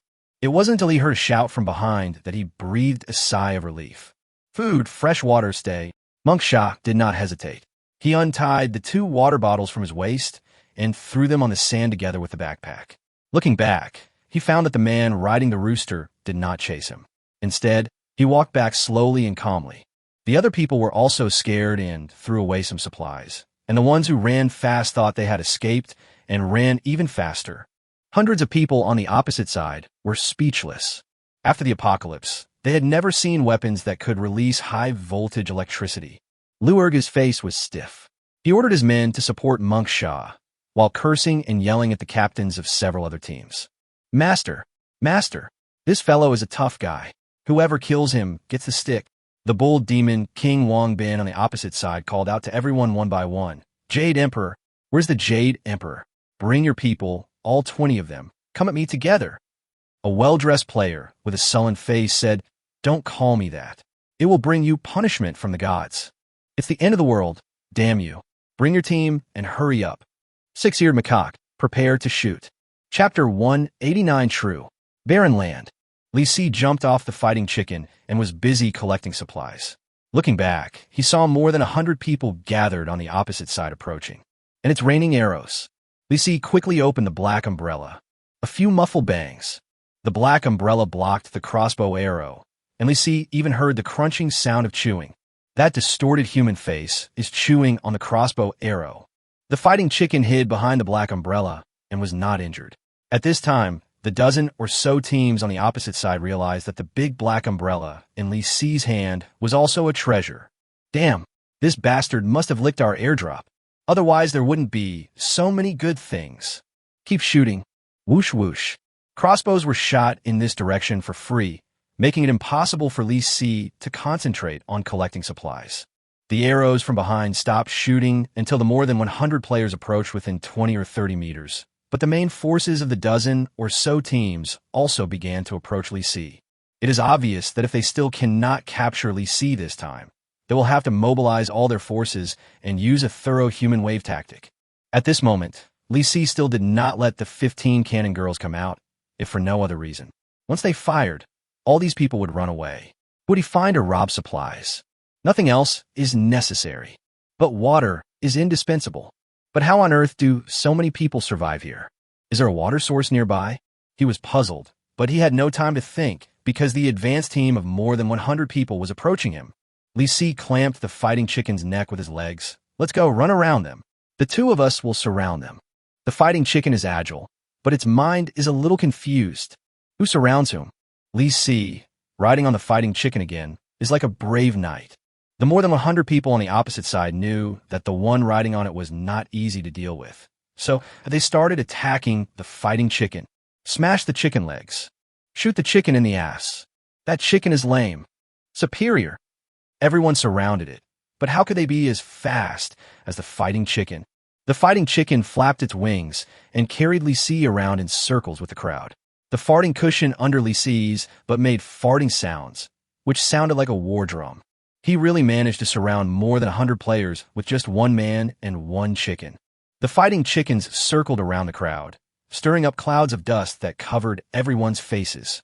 Li Si was on the chicken's neck. He put away his black umbrella and electric baton, and he was yelling as he moved. Hand over your food and water. Otherwise, you will suffer the consequences. Bah! If you have the guts, stop beating around the bush. Smash the chicken legs. Poke the chicken's ass. What the hell? A player was about to use the spear in his hand to poke the chickens, but when he suddenly saw Li Si take out a shocking weapon from his backpack. Chainsaw. Oh my god, is that a chainsaw? Everyone was shocked. The players present had all seen chainsaws, but none as big as this. The chain of the chainsaw stretched out for more than 2 meters, and each sharp tooth shone with a metallic silver glow. It could cut 5 or 6 people horizontally when swung over. Li Si smiled triumphantly and started the chainsaw. A sound of ong. The teeth of the chainsaw rotate rapidly, and the roar is deafening. Everybody, step back. No. Boss, we surrender. Have mercy. No more fighting. We won't fight anymore. Give me a chance to live. I'll give you the fresh water. As the first player reaches for fresh water from his backpack, others follow suit. Li Si couldn't stand it anymore. If they don't surrender, they will be dizzy by this fighting chicken. Okay. Put your things down and let's go. Li Si curled his lips and was about to turn off the chainsaw, but the chainsaw turned off by itself. No oil. But no one noticed that the chainsaw stopped by itself. Just think of it as Li Si's great kindness in giving us a way out. Everyone put their hands together to express their gratitude and retreated back to their respective teams. In the distance, Lu Urgu had a gloomy face. If you use people to fight, you will just be using them as wood to chop. There's no hope at all.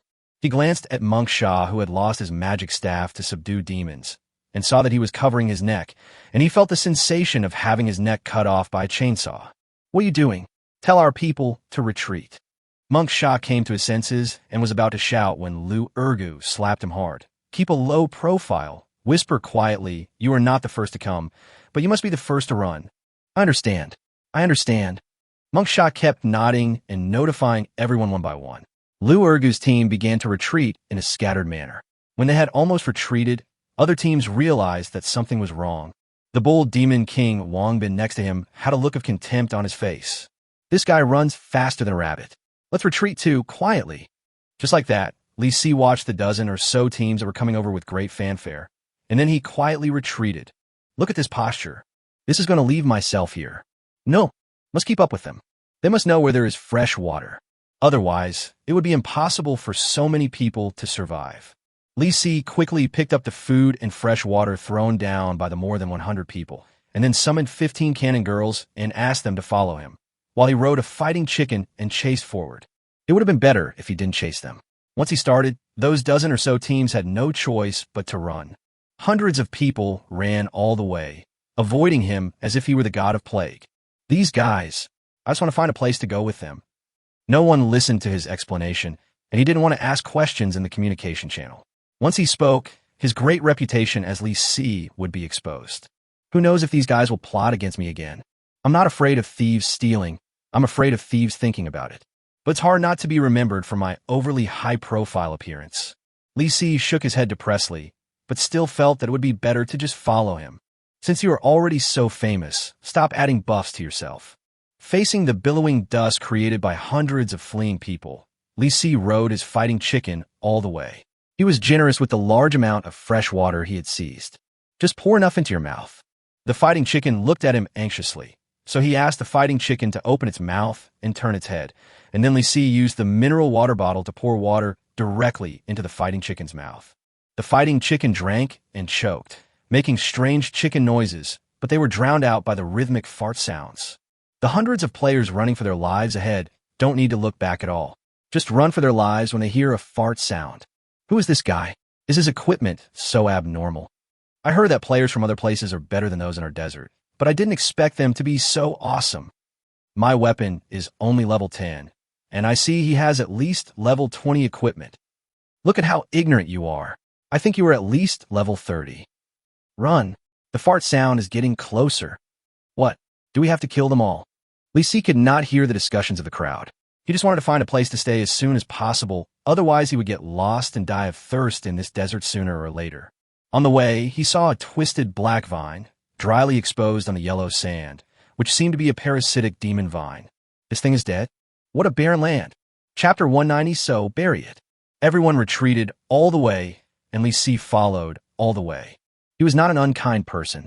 He thought that this group of people had come all the way here and ran all the way back without taking a break. So he said to the fighting chicken, "Stop, take a break." The fighting cock cawed a few times, as if complaining that it was time to rest, and then stopped and lay directly on the ground. Li Si fed it some water and looked forward. He saw that the hundreds of people on the opposite side had also slowed down, and some teams simply stopped to rest. Quite a good understanding. Lu Urgu asked the team to run another 100 to 200 meters before ordering them to stop and rest. As soon as everyone stopped, they sat down, took off the water bottles around their waists, and filled their stomachs with cold water. After all, they were known as the Desert Water Bottle Team, so there was plenty of water. Without his magic staff, Monk Shah came up to Lu Urgu with his golden hoop in his hand and said, "Captain, that guy is too scary. Let's retreat back to the city as soon as possible." "Why are you in such a hurry? Let me take a closer look. Why are there so many more people behind that guy?" Lu Urgu held up a telescope, and 15 beautiful women with twin ponytails and strange costumes appeared in his field of vision. The key point was that one of them was not even wearing a top. "I can see everything clearly. It's so fucking addictive. Captain, are you looking stupid? Why are you still grinning? Shut up. Go take a break." Lu Urgu continued to stare at the opposite side through the telescope.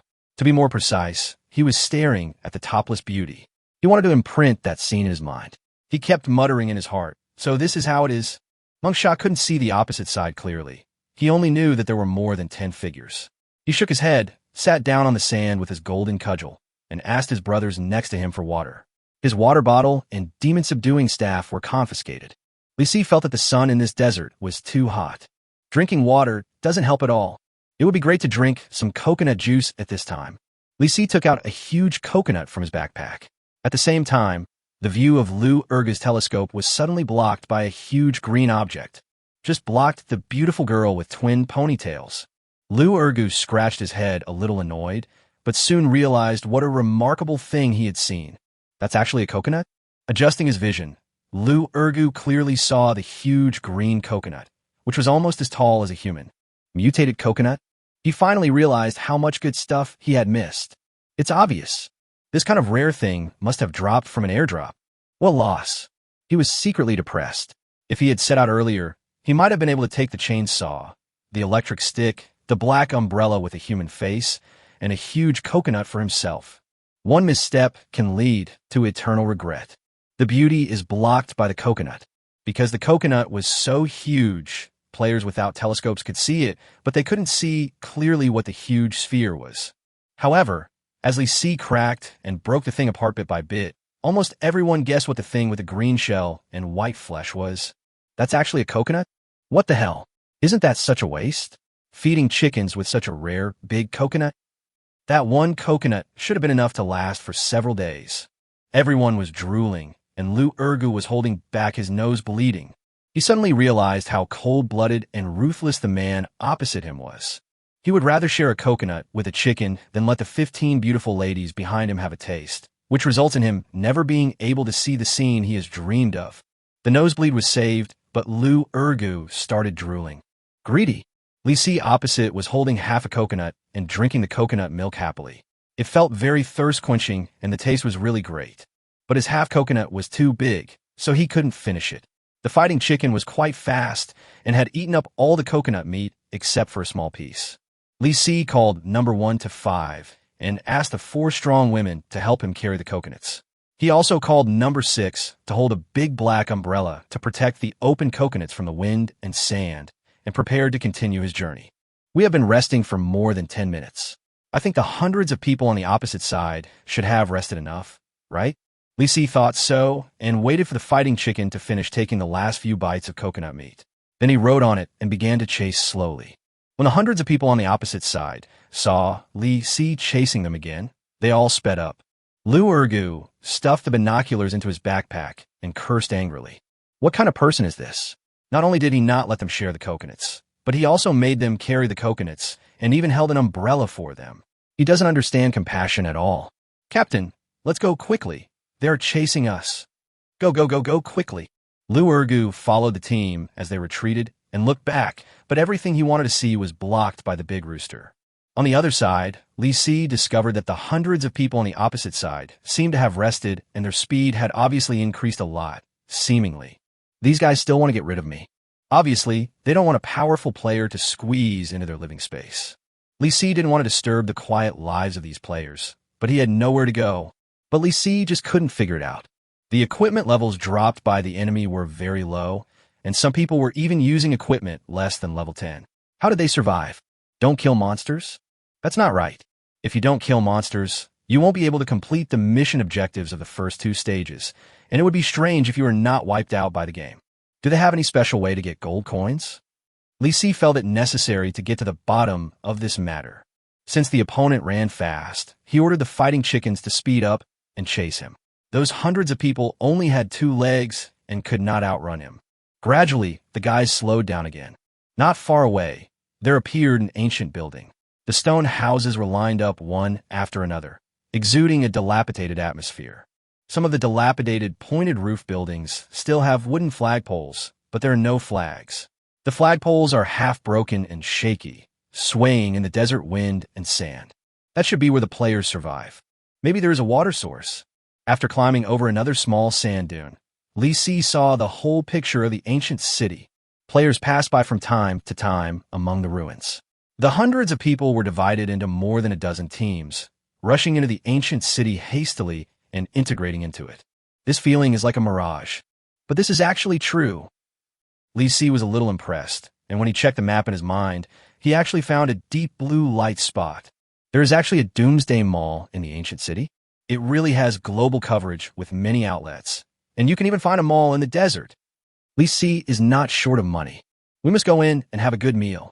Eat something good, drink something good, and treat the fighting chicken's lameness and possible rotten butt. If conditions permit, it is best to do a beauty treatment or at least comb its hair. But he looked back at the 15 hotshot girls. I think it's better not to let them in like this. Let's talk about it later after I get the right clothes and sunglasses. It's best not to reveal your strength with your ultimate weapon. So, bury it. Chapter 191, Violent Update. Outside the ancient desert city, in the darkness of dusk, a knight sitting astride a chicken's neck appeared in front of everyone. As early as an hour ago, the players in the ancient city had already heard about the terrifying knight. He rode a huge rooster and wore silver armor similar to that of the Middle Ages. He also had a large black umbrella and a staff that was more than 1 meter long and was said to be able to discharge electricity.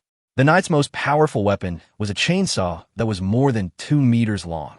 Everyone stared at the man outside the city with vigilance and curiosity and looked behind him, but did not notice the dozen or so figures following him. Where is the rest of his team? Didn't they say he brought more than a dozen followers with him? How on earth did they find this place across the vast desert? Everyone shook their heads and dispersed one by one when they saw the knight riding the rooster slowly approaching. Li Si looked around curiously without much precaution, because he could tell at a glance that these players did not live a wealthy life, and many of them were even wearing early level 5 equipment. Walking along the collapsed city gate into the main road of the ancient city, the buildings on both sides were also dilapidated. From time to time, a head popped out from the stone houses and alleys, looking at Li Si with vigilance and curiosity. Li Si's destination is the Doomsday Mall located in the center of the ancient city. However, the area of this ancient city is much larger than imagined. From here, he can see the tall, black square building, which is almost a few hundred meters away. As he was walking, Li Si suddenly saw a middle-aged man wearing level 1 clothes. He did not avoid him, but was leaning on a rectangular stone slab and carving something on it with a knife in his hand. Out of curiosity, Li Si stopped, jumped off the fighting chicken's neck, and took a closer look. The text is too small to read clearly. Brother, what are you carving? Novel. The man seemed very busy. He didn't even look at him. He continued to carve words on the stone slab that were not much bigger than a fly, and occasionally corrected a typo. This place is really strange. Is there anyone who still has the time to write novels? And they wrote on slate. But it's really not easy to find a piece of paper in this place. Out of curiosity, Li Si moved closer, wanting to see what story the man had carved. Then he saw his own name. One day, the strong man of doomsday, the man with absolute strength, appeared in the ancient city in the desert. A falcon was squatting on his shoulder. The falcon's eyes were scanning everything around it coldly, as if it didn't care about anyone's life or death. However, the owner of the falcon, the legendary man named Li Si, has a completely opposite temperament. With a gentle appearance and determined eyes, he walked into the ancient city in a dashing manner under the glow of the morning sun, attracting the girls' sidelong glances. Then he took out the pistol from his waist and fired 3 shots into the air in this ancient city that looked like it was from the Stone Age. Bang, bang, bang. The leaders of several teams in the ancient city did not know that a tough guy had come.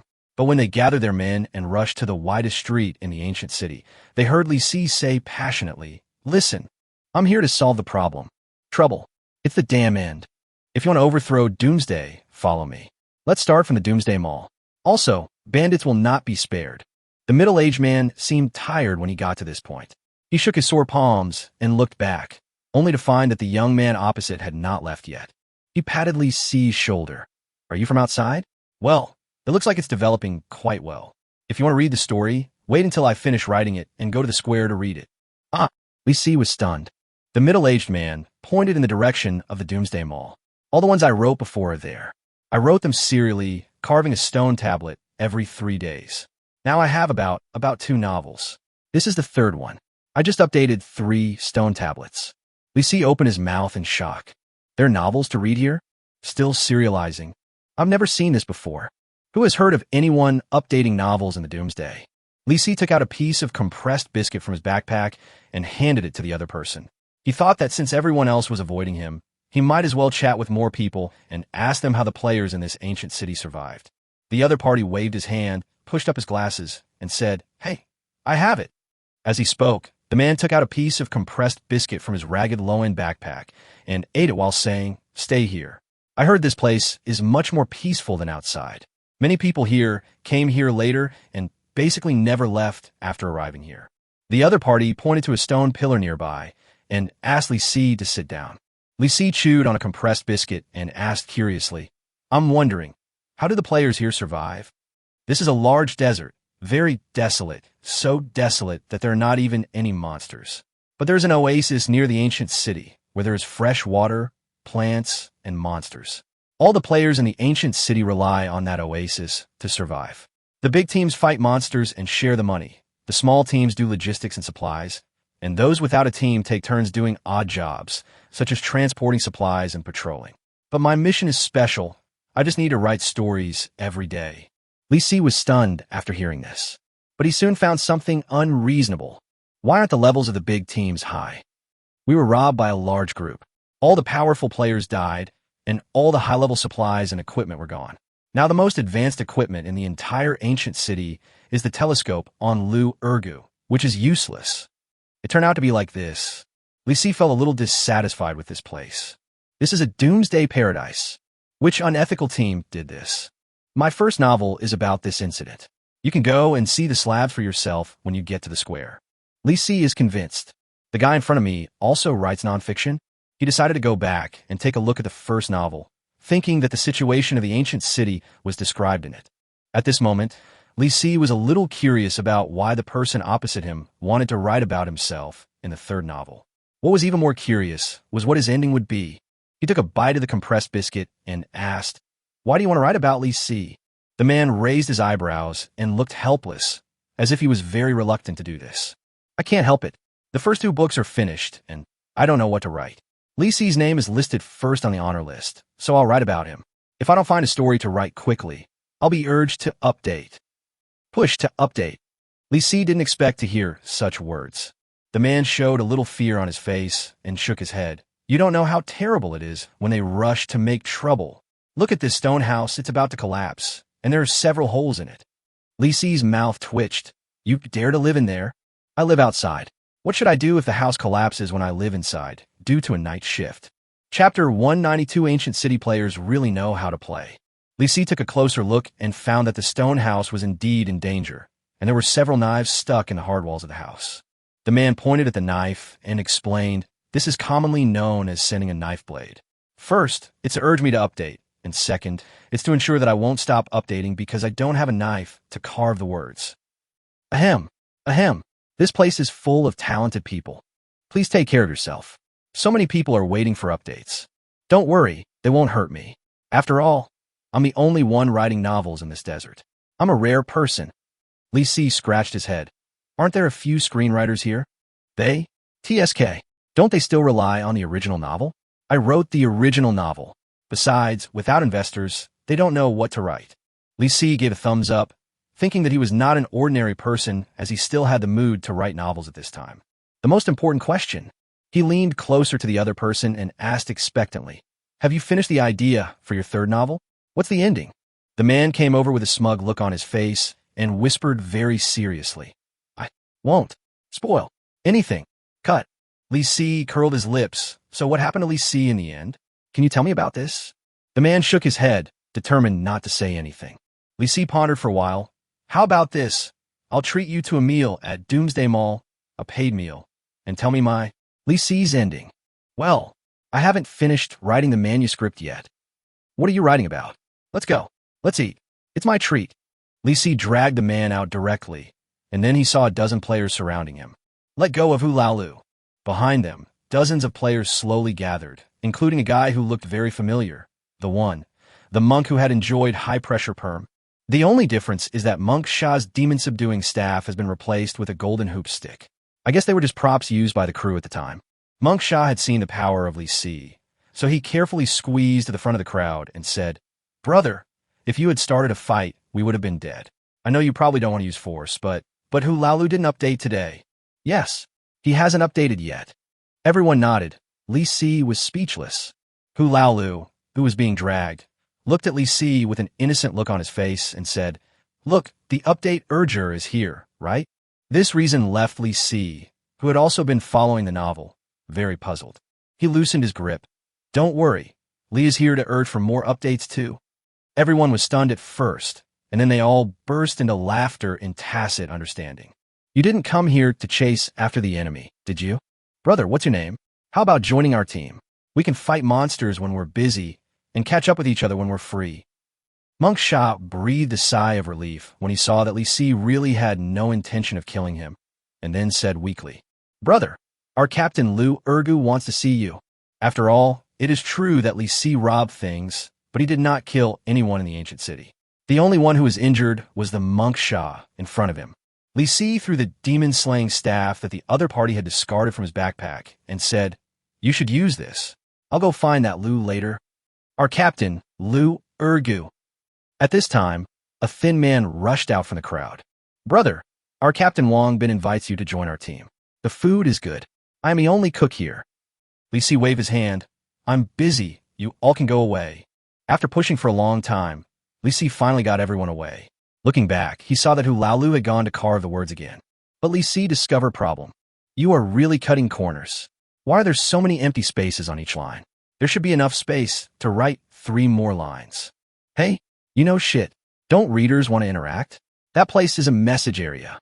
This is the first time Li Si has heard of the interactive version of the slate version of the novel. It's a rare sight to see. He was still thinking about the ending that this guy had arranged for him. So, Li Si directly snatched the knife from Hu Lao's hand and said, Tell me what happened to Li Si in the end, otherwise I won't give you the knife. Hey, you. If you don't let me write, they'll fight to the death if they find out. I just want to know the ending. I won't ask about the process, but I promise not to tell anyone. Dead. Li Si's face was filled with black lines. Write yourself to death? Seriously? Hu Laolu muttered. Let me tell you, Li Si was a great hero. He lived a vigorous life and died a glorious death. He perished together with the Doomsday game, but I decided to let him leave behind a child before he dies. I've even thought of a name for him. His son will be called Li Si Fong. Li Si thought of the fake name he had used and felt that it might be retribution for lying. Am I my own father? Have to. Not interested anymore. Write whatever you like, it's just for fun. He decided to go to the Doomsday Mall first, but Hu Laolu suddenly grabbed Li Si. Hey, does the treat still count? Li Si thought, you have already killed me. Why are you still inviting me as a guest? But on second thought, Li Si decided to keep his promise. After all, Hu Laolu did make up a story for himself. Regardless of whether it was true or false, if he died one day, wouldn't he still have a story to tell? After I had enough money, I wanted more and more. Li Si nodded. Let's go. Wait, they can let you go. You go first, I'll find you at the entrance of Doomsday Mall later. Hu Laolu laughed and turned around and went into the dilapidated stone house. Li Si ignored him. This guy was eating and drinking for free, so he would definitely come. He held the collar chain around the fighting chicken's neck and walked towards the center of the ancient city. Seeing that he didn't hurt anyone else, the nearby players stopped hiding, and some even followed behind to look at the mighty and majestic fighting chicken. Fighting chickens also need to save face. Surrounded by the curious crowd, its neck straightened up, its lame leg became healed, its tail wrapped in cloth twitched, and the chicken walked very vigorously. Li Si didn't care much about other people's opinions. He was worried about whether he would be targeted when entering the Doomsday Mall.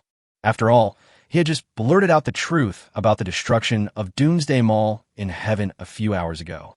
In front is an open space, the square of the ancient city. Hundreds of players gathered in the square, staring at something in the last light of dusk. The stone slabs neatly arranged on the ground. Reading novels. In comparison, the black building seemed a little lonely, and there were only a few players entering and leaving the Doomsday Mall. This scene is really rare to see. He looked around and didn't see Hu Laolu, so he went to a stone slab and looked down.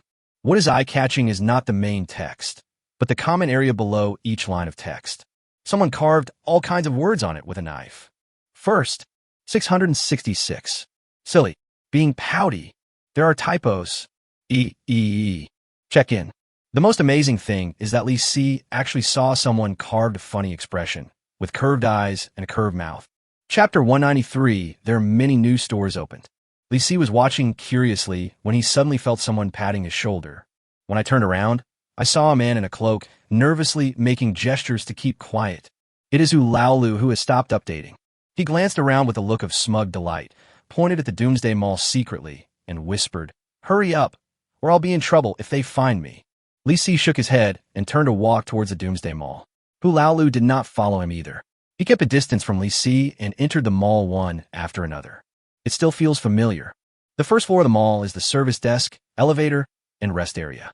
Unlike other places, this Doomsday Mall is a bit deserted. The system of the Doomsday Mall seemed to have been upgraded. As soon as I walked into the gate, 2 floating balls flew over. One stopped above Li Si's head, and the other stopped above Hu Laolu's head. Hu Laolu glanced at Li Si's floating ball cunningly and was stunned for a moment. 7,892? Oh my god, where did you get so many gold coins? Li Si thought, this is just the beginning. If I hadn't spent a lot of money on equipment before, it would probably cost over 10,000 now. He looked at the opponent's floating ball and saw that there were only 285 gold coins left, and there was still half an hour left. He said to the floating ball above his head, "Use my gold coins to recharge our time to 5 hours. Hello, dear. You are such a generous player. Recharge completed." The remaining time on the floating balls above Li Si and Hu Laolu's heads became 5 hours. This is all money. Hu Laolu looked at Li Si with gratitude and became more and more curious about who the other party was. At this time, the floating ball above his head spoke. "Dear, are you coveting the gold coins in this gentleman's account? I know a way to get all his gold coins into your hands." Hu Laolu smiled awkwardly, and Li Si waved his hand. "I'm used to it. These floating balls always know how to stir up trouble. Let's go upstairs." Li Si led the fighting chicken towards the elevator, and the sound of the floating ball chattering came from above his head. "Dear, please keep an eye on your pets. If your pets damage items in the mall, you will need to pay 10 times the compensation." "Dear, do you need an accident insurance? Doomsday Mall has opened a new insurance company. If you need to apply, please go to the 4th floor." "Dear, there is also luxurious accommodation on the 4th floor. You can enjoy the luxurious movies, game consoles, and various luxurious services on the 4th floor while staying here. Dear, you have now enabled the tipping function. Since you are so generous, would you like to give us a tip?" Li Si was depressed because he didn't have a cucumber in his hand. Otherwise, you have to cut it. Shut up. Bite. At the same time as the floating ball shut up, the elevator door opened and the restaurant on the third floor was unusually empty with few people. Hu Laolu fastened his cloak tightly, fearing that he would be recognized by the few players and be urged to update. So he ran to the paid dining area and looked at the mutton soup buns on the table with a surprised look on his face and said, "I'm lucky today. I can eat mutton. What else do you want besides steamed buns? Hey, steamed dumplings. With shrimp. What else do you want? I can't eat more. Have another beer." Li Si ordered 2 copies of everything Hu Laolu ordered, spending dozens of gold coins. Afterwards, the two of them sat down, and the fighting chicken had to squeeze into the aisle, seeming to be a bit of a block, but fortunately, not many people passed by. Hu Laolu put steamed buns into the mutton soup in a very formal manner and said to Li Si, "Brother, I don't even know your name yet. If you treat me to a meal, I can write a novel for you." "No need." Li Si waved his hands and thought to himself, "Haven't you already written it?" He also planned to write me to death. Funny, I even invited him to dinner. Li Si just wanted to eat quickly, and after enjoying himself, he went to the hospital on the 4th floor to see if he could treat the fighting chicken's injured legs and tail. Hu Laolu took 2 sips and seemed to be drunk. His cheeks were red. He wiped his face and put 1 foot on the chair as if he was about to brag. "You know what? Before the apocalypse, I was considered a young talent with both fame and fortune. After arriving in this damn place, my face has aged by more than 10 years. Oh," Li Si said perfunctorily and kept stuffing steamed dumplings into his mouth. He didn't even bother to break the steamed bun carefully. He took a bite of the pancake and a sip of mutton soup. When he was thirsty, he drank a sip of beer to refresh himself. Hu Laolu was very excited. "I lived a muddle-headed life in the big city. Now that I've come to this desert, I'm impressed by the broad-mindedness of the ancients. Look at the big sand dunes. I suddenly remembered the story of a man who fought 100 battles in the yellow sand to wear out his golden armor and would not return his money until he conquered Lulan. Look at that spirit. So you were a deadbeat?" Hu Laolu was stunned for a moment and thought about what he had just said. Then he realized that he had said something wrong in his excitement. However, Li Si didn't wait for him to finish reading other people's poems. He drank the beer, waved his hand, and left. "I'm busy. You can eat slowly here. See you later." "Hey, don't go. I want to talk to you about Jean Ping Mei today. You'd better eat quickly. After eating, go back and carve the novel. Don't miss it." TSK, another update. Hu Laolu burped, and a good idea suddenly came to his mind. "That's right. How can we only arrange 1 love line for a big man like Mr. Li Si? I have to go back quickly and add a few more love lines today." Slurp, slurp, slurp. Hu Laolu hurriedly shoveled the steamed bun into his mouth, drank up the beer, turned around, and hurried out. At this time, Li Si had already arrived at the 4th floor of the mall. It's similar to other doomsday malls I've visited before. On the left is the doomsday badge counter, which is empty as if there is still nothing good to sell. On the right is doomsday cinema. It seems you can consider going in and watching a movie. Going forward, behind the doomsday badge counter is the doomsday medical center, and behind that is the doomsday insurance company. Li Si feels it necessary to buy insurance for the fighting chicken, but he is worried that he will still suffer a loss after buying it. After all, the doomsday mall is very calculating. Anything that requires money is not easy to resolve. So forget it. Behind the cinema is the game hall, and behind the game hall is the Doomsday Hotel, but it is estimated that it will be very expensive to stay there. Li Si decided that it would be more important to take the fighting chicken to see a doctor first. He didn't know how much it would cost, and he didn't want to go to the hospital and end up going broke. The hospital's main entrance was a huge tempered glass door that was open. Inside were several square-headed robots with red cross patterns on their chests. They seemed to be the doctors here. As Li Si stepped into the room, the floating ball above his head gave a prompt. "Dear, you need to register to get treated at the Doomsday Medical Center." "I still need to register? Aren't I the only one here?" "You have to register, too." "Then hang up. What's the point of talking nonsense?" A pixelated smiling face appeared on the electronic screen of the floating ball, and a long string of voice messages were uttered. "Dear, who do you want to heal? Please answer. Yourself, a teammate, a battle pet, or someone who has nothing to do." "What the hell? Do you have time to take a look?" Li Si was speechless. Battle pet. Chapter 194. Floating ball. Shut up. "Dear, what type of treatment does your pet need? Please answer. Surgery, internal medicine, gynecology, pediatrics, mental illness, I don't know." Li Si was convinced. Isn't this a waste of time? He glanced at the floating ball and said, let me ask you, it's fine if you have pediatrics, but why the hell did you bring up gynecology and mental illness? A pixelated expression of a man wearing a mask appeared on the electronic screen of the floating ball, looking a bit serious. Dear, if your battle pet is pregnant, it will need to go to the gynecology department. If your battle pet has mental problems, it will need to register for mental illness. Li Si glanced at the fighting chicken behind him and felt that this chicken had a pretty good brain. A good brain has a certain probability of having mental problems, so it is not impossible for the fighting chicken to go crazy. Okay, trauma. Li Si thought the floating ball could help him get the account, but the next sentence was, Dear, what level of service do you need? Please answer, ordinary number, expert number. Li Si wants to survive. I just wanted to see a vet for a chicken. Why do I have to choose between regular and specialist vet appointments? Dear, you need to complete the registration before you can get treatment. Ordinary number. Li Si felt that the fighting chicken's external injuries did not require any specialist attention, so he replied in a very hasty manner. Then he saw a funny expression appear on the electronic screen of the floating ball robot. Dear, this is the last step. Pay the 20 gold coins registration fee and you can get treatment. Fuck. Li Si finally understood that after all the trouble, the doctor just wanted to collect the registration fee. This price is really not cheap for ordinary players, but he didn't want to waste any more time. Yes. Pay. I'll pay. Payment completed. Please come in. A smug expression appeared on the electronic screen of the floating ball, indicating that it had successfully scammed a small sum of money. Li Si just wanted the ball to shut up, but when the floating ball opened its mouth, it was probably asking for money. A square-headed robot greeted Li Si. Hello, this treatment will be handled by the self-service robot number 1414. On the other side, another square-headed robot pointed to the ward in front. I am the attending physician of your battle pet, self-service robot number 1414. Said it again. Treat him quickly. Li Si led the fighting chicken inside, but the fighting chicken, who had been silent all the time, hesitated. It stared at a huge white machine in the ward with horrified eyes, a little scared. Because it's shaking, Li Si patted the chicken's head and said, Don't be afraid, it's just a treatment device.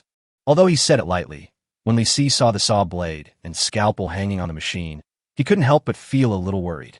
What's more, there was a nail gun hanging next to the scalpel.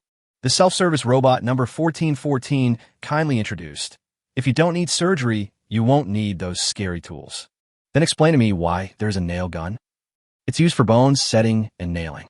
The square-headed robot spread his hands, indicating that those things were medical devices. Li Si had an uncomfortable feeling. Apart from those scary medical devices, he was also rather bothered by the number of the robot that was about to die. Can we get a robot instead? Cannot. The other party shook his head firmly. I'll make a new appointment with a specialist. Please. This time the other party agreed readily, but Li Si caught a key detail. There is a notice board at the door of the treatment room with a list of employees on it. 1 receptionist, 3 nurses, and 1 attending physician. In other words, this crappy place only has 1 square-headed robot responsible for treatment. Even if you make an appointment with a specialist, it's still the one that does the surgery in the end. It's you. You're the one who gets the number no matter what. Self-service robot number 1414 turned its head and looked at the bulletin board, seeming a little embarrassed. The floating ball above its head expressed its thoughts. Dear, the service of the expert number is different. Why not give it a try? Shut up. Sure enough, the floating ball asked for money. He looked at the dying number and asked, Just tell me, how many gold coins? The square-headed robot circled the fighting chicken in the treatment room, looking at the big rooster as if scanning it with its eyes. The soft tissue of the leg is injured. Mechanical massage is recommended. The price is 200 gold coins. The buttocks have serious trauma and mild infection. Comprehensive trauma rehabilitation is recommended. The price is 800 gold coins. There are multiple minor injuries on the body. It is recommended to undergo ordinary injury rehabilitation. The price is 400 gold coins. The fur is worn in many places. It is recommended to perform a restorative cosmetic surgery. The price is 200 gold coins. Malnutrition, nutritional supplement injection is recommended. The price is 200 gold coins. Well, that's all for now. That's all. It costs 1,800 yuan to take a fighting chicken to the hospital for a checkup. It's too dark. The fighting chickens seemed to see Li Si's distress and retreated one by one, and even try to persuade Li Si to give up treatment. How thoughtful. But if you are sick, you must treat it. I earned so much money, and this chicken also deserves some credit. Leg injuries and minor trauma can heal on their own, and plastic surgery and nutritional supplements are not necessary. But Li Si finally gritted his teeth and said, heal. After all, it is worth spending money to make the fighting chicken more comfortable. It is still a chicken that cares about its reputation, so plastic surgery is necessary. Li Si dragged the fighting chicken to the terrifying machine. It was said to be a treatment device, but it looked like a car repair shop. The square-headed robot operated the complex control buttons on the side of the instrument to start the machine. Then, another square-headed robot came to Li Si and said, this is the treatment process. No one is allowed to enter. Crash. Li Si was driven out and the curtains were drawn in the room. At the same time, the fighting chicken's terrified screams were heard in the room. Bang! A square-headed robot was kicked out and fell at the door. It climbed up, touched the metal structures, but looked at Li Si and shook his head, then drilled in again. Bang! Then it was kicked out again. Fortunately, it wasn't broken, otherwise Li Si couldn't afford the compensation. This time, the square-headed robot learned the lesson. It waved its hand, and the other 3 robots followed suit and got in. Then, bang, bang, bang. Bang! This one is too difficult. Notify the game hall across the street to come and help. Call the guy from a cinema as well. Li Si stared blankly at the 2 robots going out to call for help. It seems that the fighting chickens are extraordinary fighters. The floating ball above his head revealed a terrified, pixelated face. Dear, otherwise don't come next time. Shut up. Li Si shook his head in frustration and shouted inside, fighting chickens, they really are here to heal you. Go, go, go. Li Si guessed that it was shouting that I was not sick. But there is no room for negotiation. Its butt is already infected. If it is not treated, something serious will happen sooner or later. Just bear with it. You'll die if you can't get better. Go, go, go. Bang. Another square-headed robot was kicked out by chicken claws. Chapter 195 Fontu and Fontu are very hurt. The square-headed robot was kicked out by the fighting chicken's claws again and again. Li Si was very worried at first, but later he found that the shells of these robots were quite strong and there was no possibility of being damaged by being stepped on, so he felt relieved. However, even through the tempered glass and curtains, Li Si could feel the robot's despair. Bang! Boom! When? Call someone, or else refund the order. This case is incurable. Bang! The talking square-headed robot was kicked out by the fighting chicken, and there was a huge gray mark of chicken claws on its body. It got up and looked at Li Si. Refund this order. The floating ball above the head also made a sound. Dear, you can cancel the treatment, and the medical center will return all the gold coins to you, dear. Li Si thought that this treatment might be his only chance. If he refunded the money and came back again, the other party would definitely not accept the order. At least this doomsday mall would definitely not accept the order. No retreat. Li Si said in a decisive tone, and an ugly expression appeared on the electronic screen of the floating ball. Honey, we can pay 10 of the liquidated damages. Honey, let's discuss it, honey. No way. You want to bribe me with just 180 gold coins? It's wishful thinking. No amount of gold coins will help.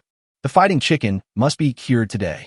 The expression on the electronic screen of the floating ball became even uglier, and the square-headed robot that had just fallen out also showed an embarrassed expression. However, at this time, the voice of another square-headed robot was heard from inside. All right, it's under control.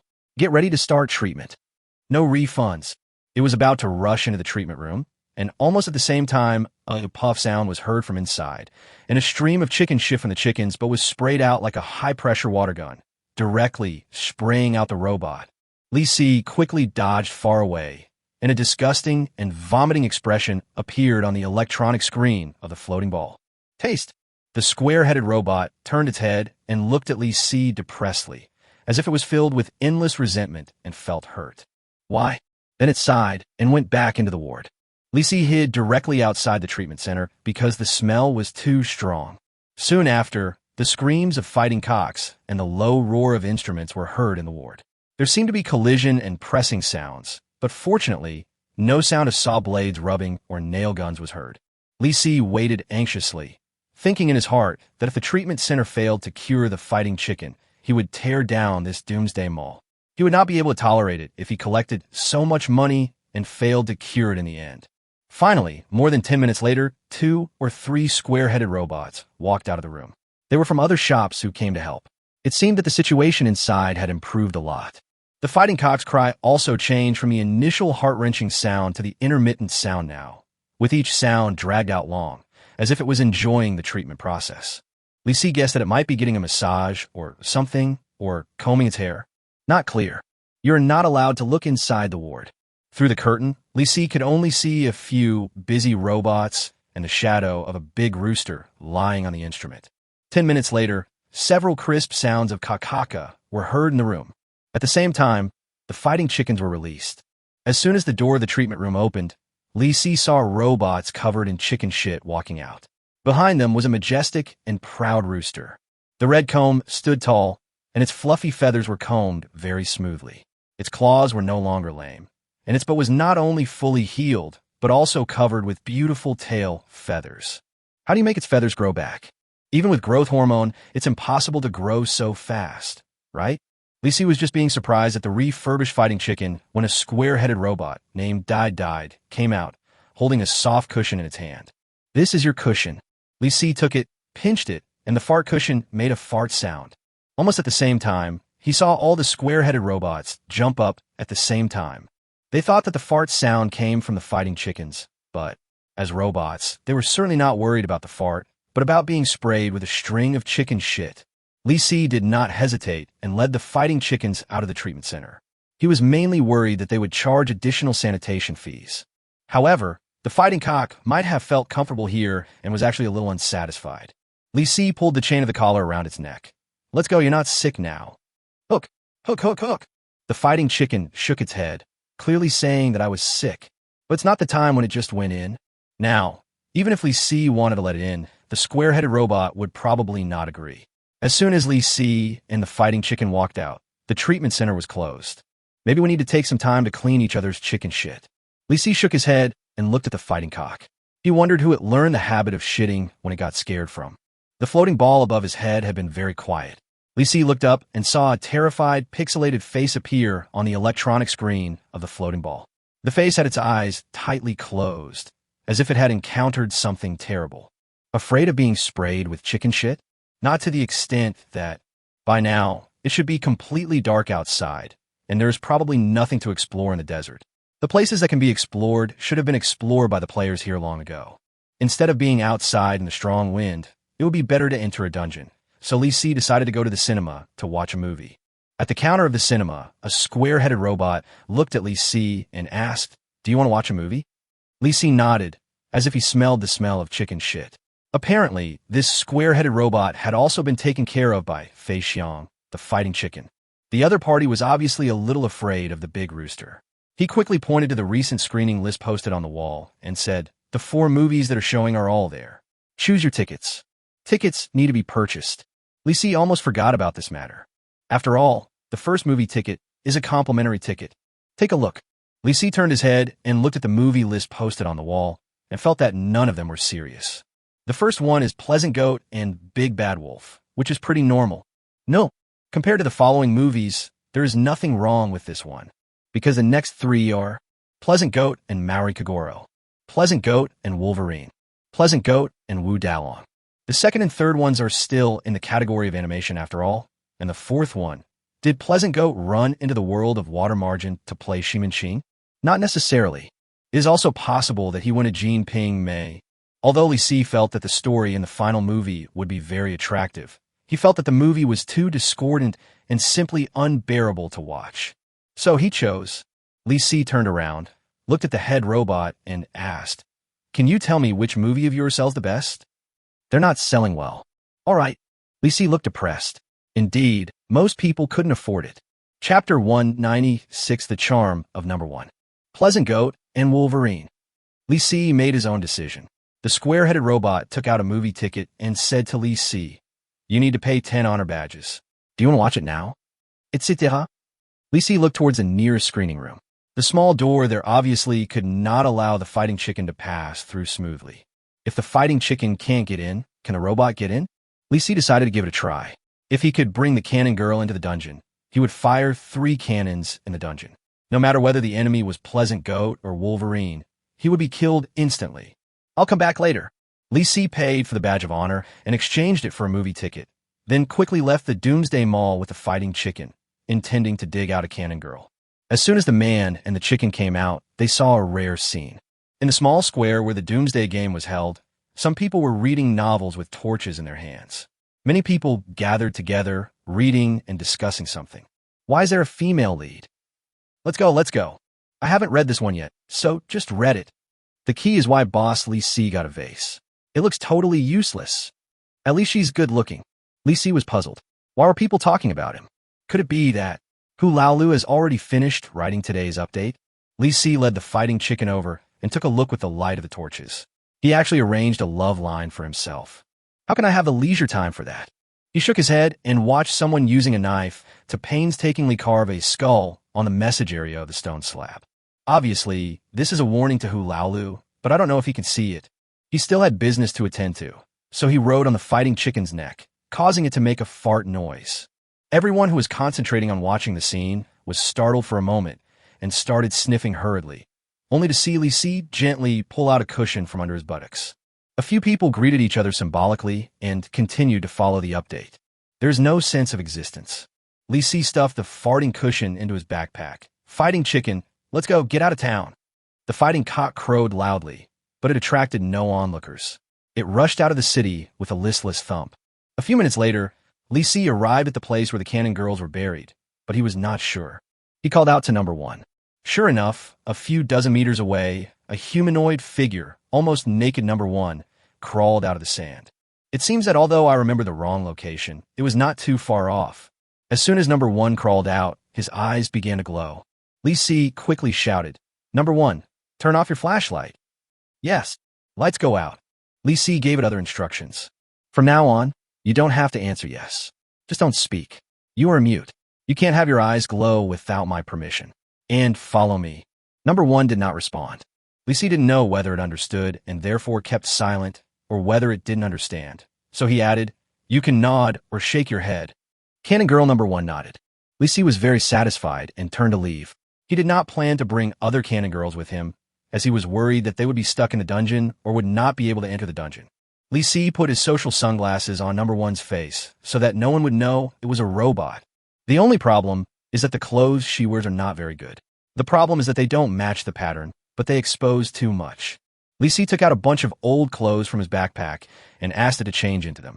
They were all men's clothes, which were obviously a bit inappropriate, but better than exposing her nipples. It's time to go. A man, a chicken, and a big gun woman returned to the ancient city. When they passed by a broken stone house, Hu Laolu suddenly ran over. "Brother, did you see my update?" "Eh, who is she?" "Oh, my sister." Li Si said something perfunctory and continued walking forward, but Hu Laolu seemed to have fallen in love with the big shot girl.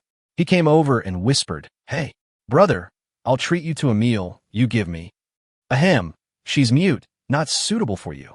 It's okay. It won't disturb my creation." Li Si was helpless.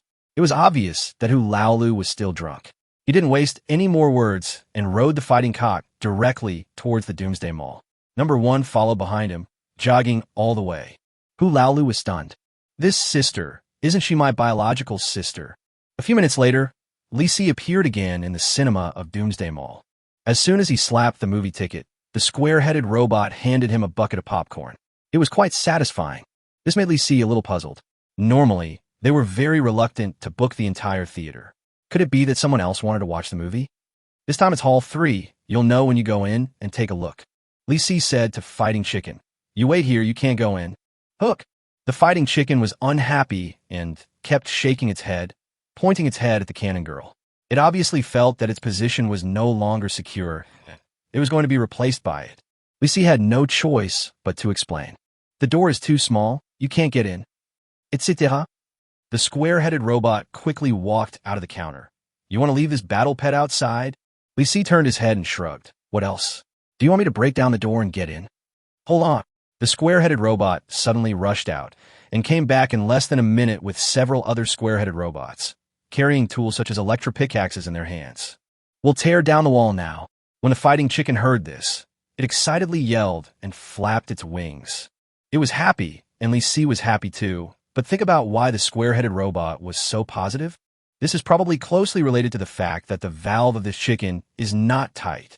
The square-headed robot, under construction, quickly began to demolish the wall. As the electric pickaxe made a roaring sound as it chiseled the wall, screams were heard from hall number 3.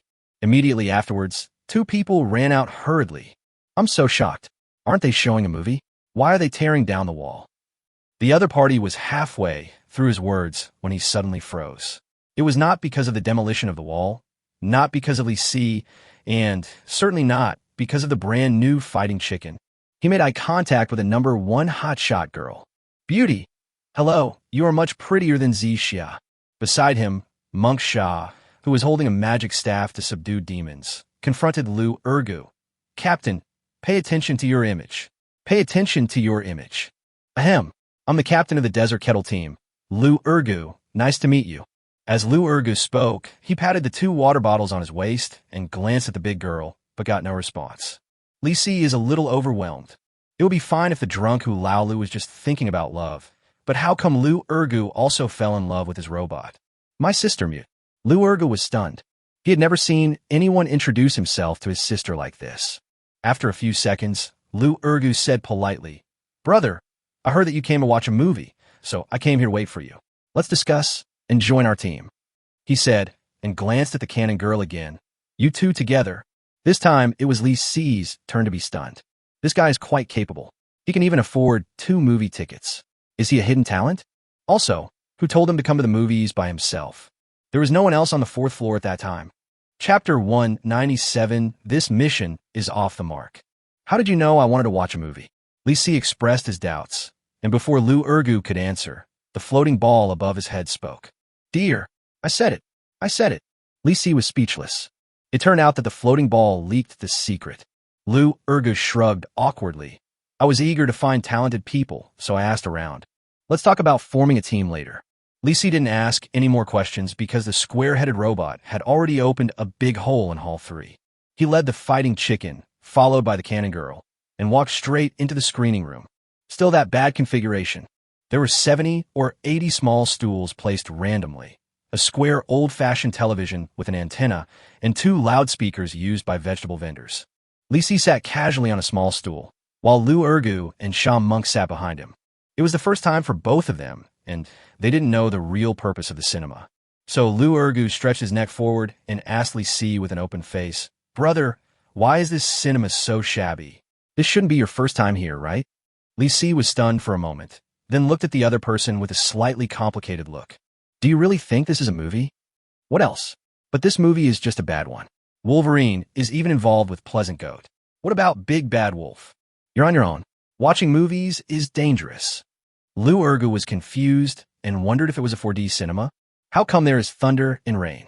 This is not the point. He came here to recruit Li Si to join. Just as he was about to speak, Monk Sha suddenly leaned close to Lu Ergu's ear, pointed at the TV, and whispered, Let's not disturb them watching the movie. It's about to start. Lu Ergu opened his mouth, nodded, glanced at the small screen with only snowflakes on it, and still thought the beauty in front was prettier. But what about the other 14? Lu Ergu sniffed, worried that he would have a nosebleed. At this moment, the vegetable vendor's loudspeakers hanging on both sides of the TV sounded, and a square-headed robot reading an advertisement appeared on the screen. Suffering survivors, maybe you have had enough of the cruel world outside and want to calm down and enjoy a high-quality movie feast. Welcome to Doomsday Studios.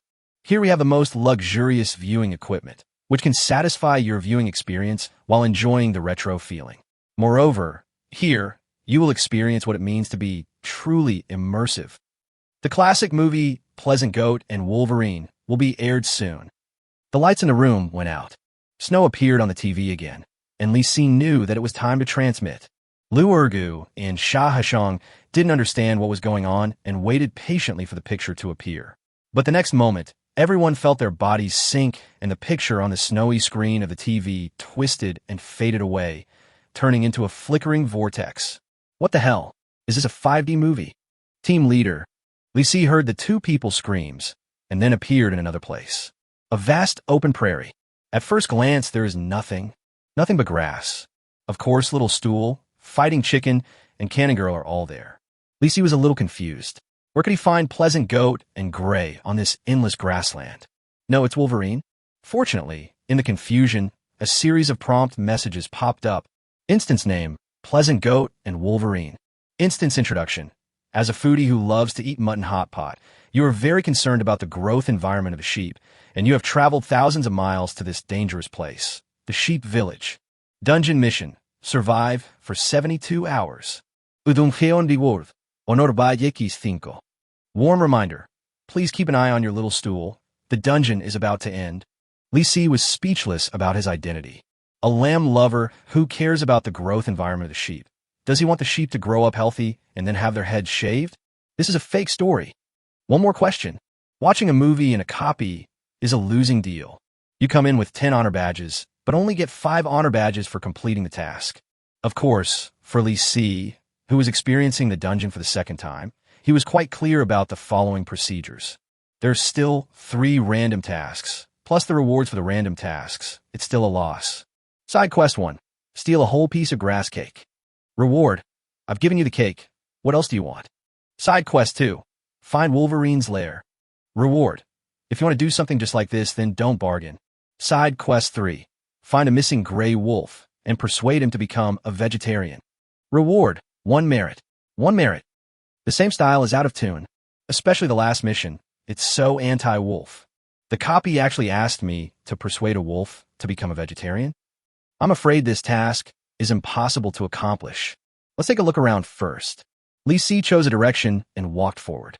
After all, there were no other clues for the time being. Lu Ergu was staring blankly in a daze. To be exact, he was staring at the mission information in a daze. Side quest 1. Find the lost Xiao Hui Hui. Reward. Do you need Xiao Hui Hui's toys? Side quest 2. Help the sheep village make a grass cake. Reward. Hardworking people will always be praised by the sheep. Side mission 3. Find Wolverine's weakness. Reward. Now that you know the opponent's weakness, why don't you do something? Lu Ergu couldn't believe it. What kind of messed up side quests are these? It has nothing to do with the main storyline. Besides, what's the point of doing a task without any reward? Originally, when Lu Ergu learned that he had entered the dungeon, he was both excited and expectant, but after seeing these nonsensical side quests, he completely gave up. By the way, how's Manhwa doing? Lu Ergu quickly opened a private message, but received a prompt. Private messages within the copy are invalid. Lu Ergu was dumbfounded. There's no point in bringing Manhwa with him. I can't even contact that boss and his sister. Helplessly, Lu Ergu took out the only high-end item he had, a telescope. As he put the telescope to his eyes, the scene that appeared in his field of vision made him confused. There was nothing but grassland in all directions. Where's the sheep village? Where's Wolfsburg? Where can I find a lost little Hui Hui? I'm the one who is really lost. Compared to Lu Ergu's anxiety, Li Si was much more relaxed. He even finally remembered that he still had a system. Moreover, after entering the copy, the system will directly refresh to a new day. Li Si nodded, thinking that the last time Tech Frog went out for a trip, he didn't even know how many steps he had walked. As the system interface opened, a prompt popped up. During this trip, the Tech Frog traveled a total of 175 meters and received 175 agent coins. Jumped so far? Li Si looked at the balance of his special agent coins. It's as high as 269. Maybe Tech Frog is too tired to be stupid. Chapter 198, just provide food. Technology Frog, root bamboo shoots. Let's eat. Let's eat. I need to supplement my protein. Li Si saw the Tech Frog lying on the cement floor on the second floor of the small building, staring at him with a look of despair on his face, with several books thrown aside and gathering dust. Why aren't you reading books yet? Are you so tired? Tech Frog, let's eat. I need protein. Lots and lots of protein. The Tech Frog opened its mouth wide and roared loudly, with a doctoral hat under its head. This is the first time I see him like this. But where's the engineering frog? Tech Frog left. He finished his work and left. Done. Li Si widened his eyes. At this moment, there were indeed only 2 frogs in the 2-story building of Frog. The Technology Frog was on the second floor, asking for salary, and the Foodie Frog was on the first floor, lying on the ground and sleeping soundly. Turning over to the backyard, I saw that the magical vine had grown very big, and it looked like a flower bud between the top 2 leaves. To bloom. But the engineering frog is really gone. The guy didn't add any furniture to his frog house. He packed up and ran away before the project was completed. Damn it.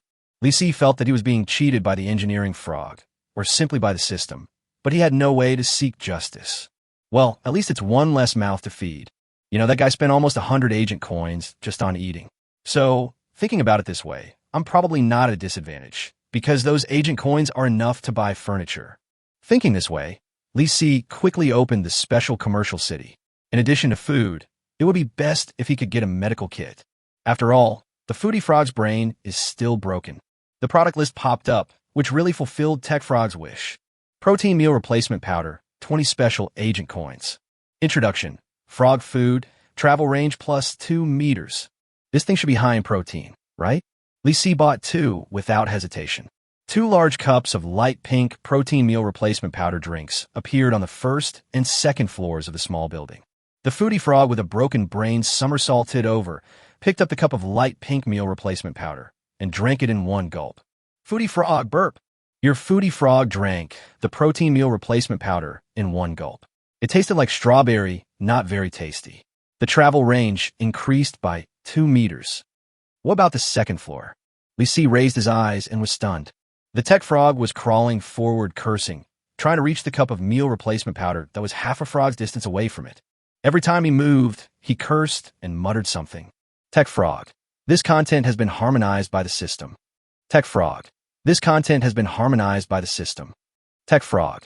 This content has been harmonized by the system. Li Si couldn't bear to watch it any longer, but he couldn't do anything to help. Foodie Frog. Go to the second floor and help the Tech Frog. The Foodie Frog was stunned. Foodie Frog, brother chicken? The one upstairs is not the Tech Frog. The Tech Frog, it doesn't want us anymore. Your Foodie Frog felt wronged as he was talking, and his big eyes kept blinking, about to shed tears. Well, it has always mistaken the engineering frog for the technology frog. Don't cry. It will come back when you recover. When the Foodie Frog heard this, he sat up straight instantly.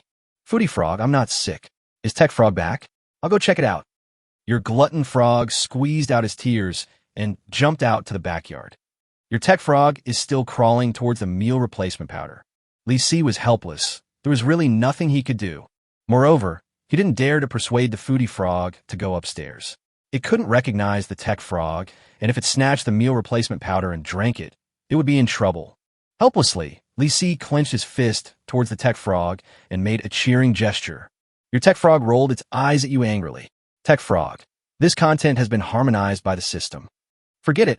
I'd better see if there's a medical kit first. Li Si checked out 3 other items in the mall. What you need will come to you. It's all furniture. Is that intentional? Recommend the right products. Frog double frog bed, 50 agent coins.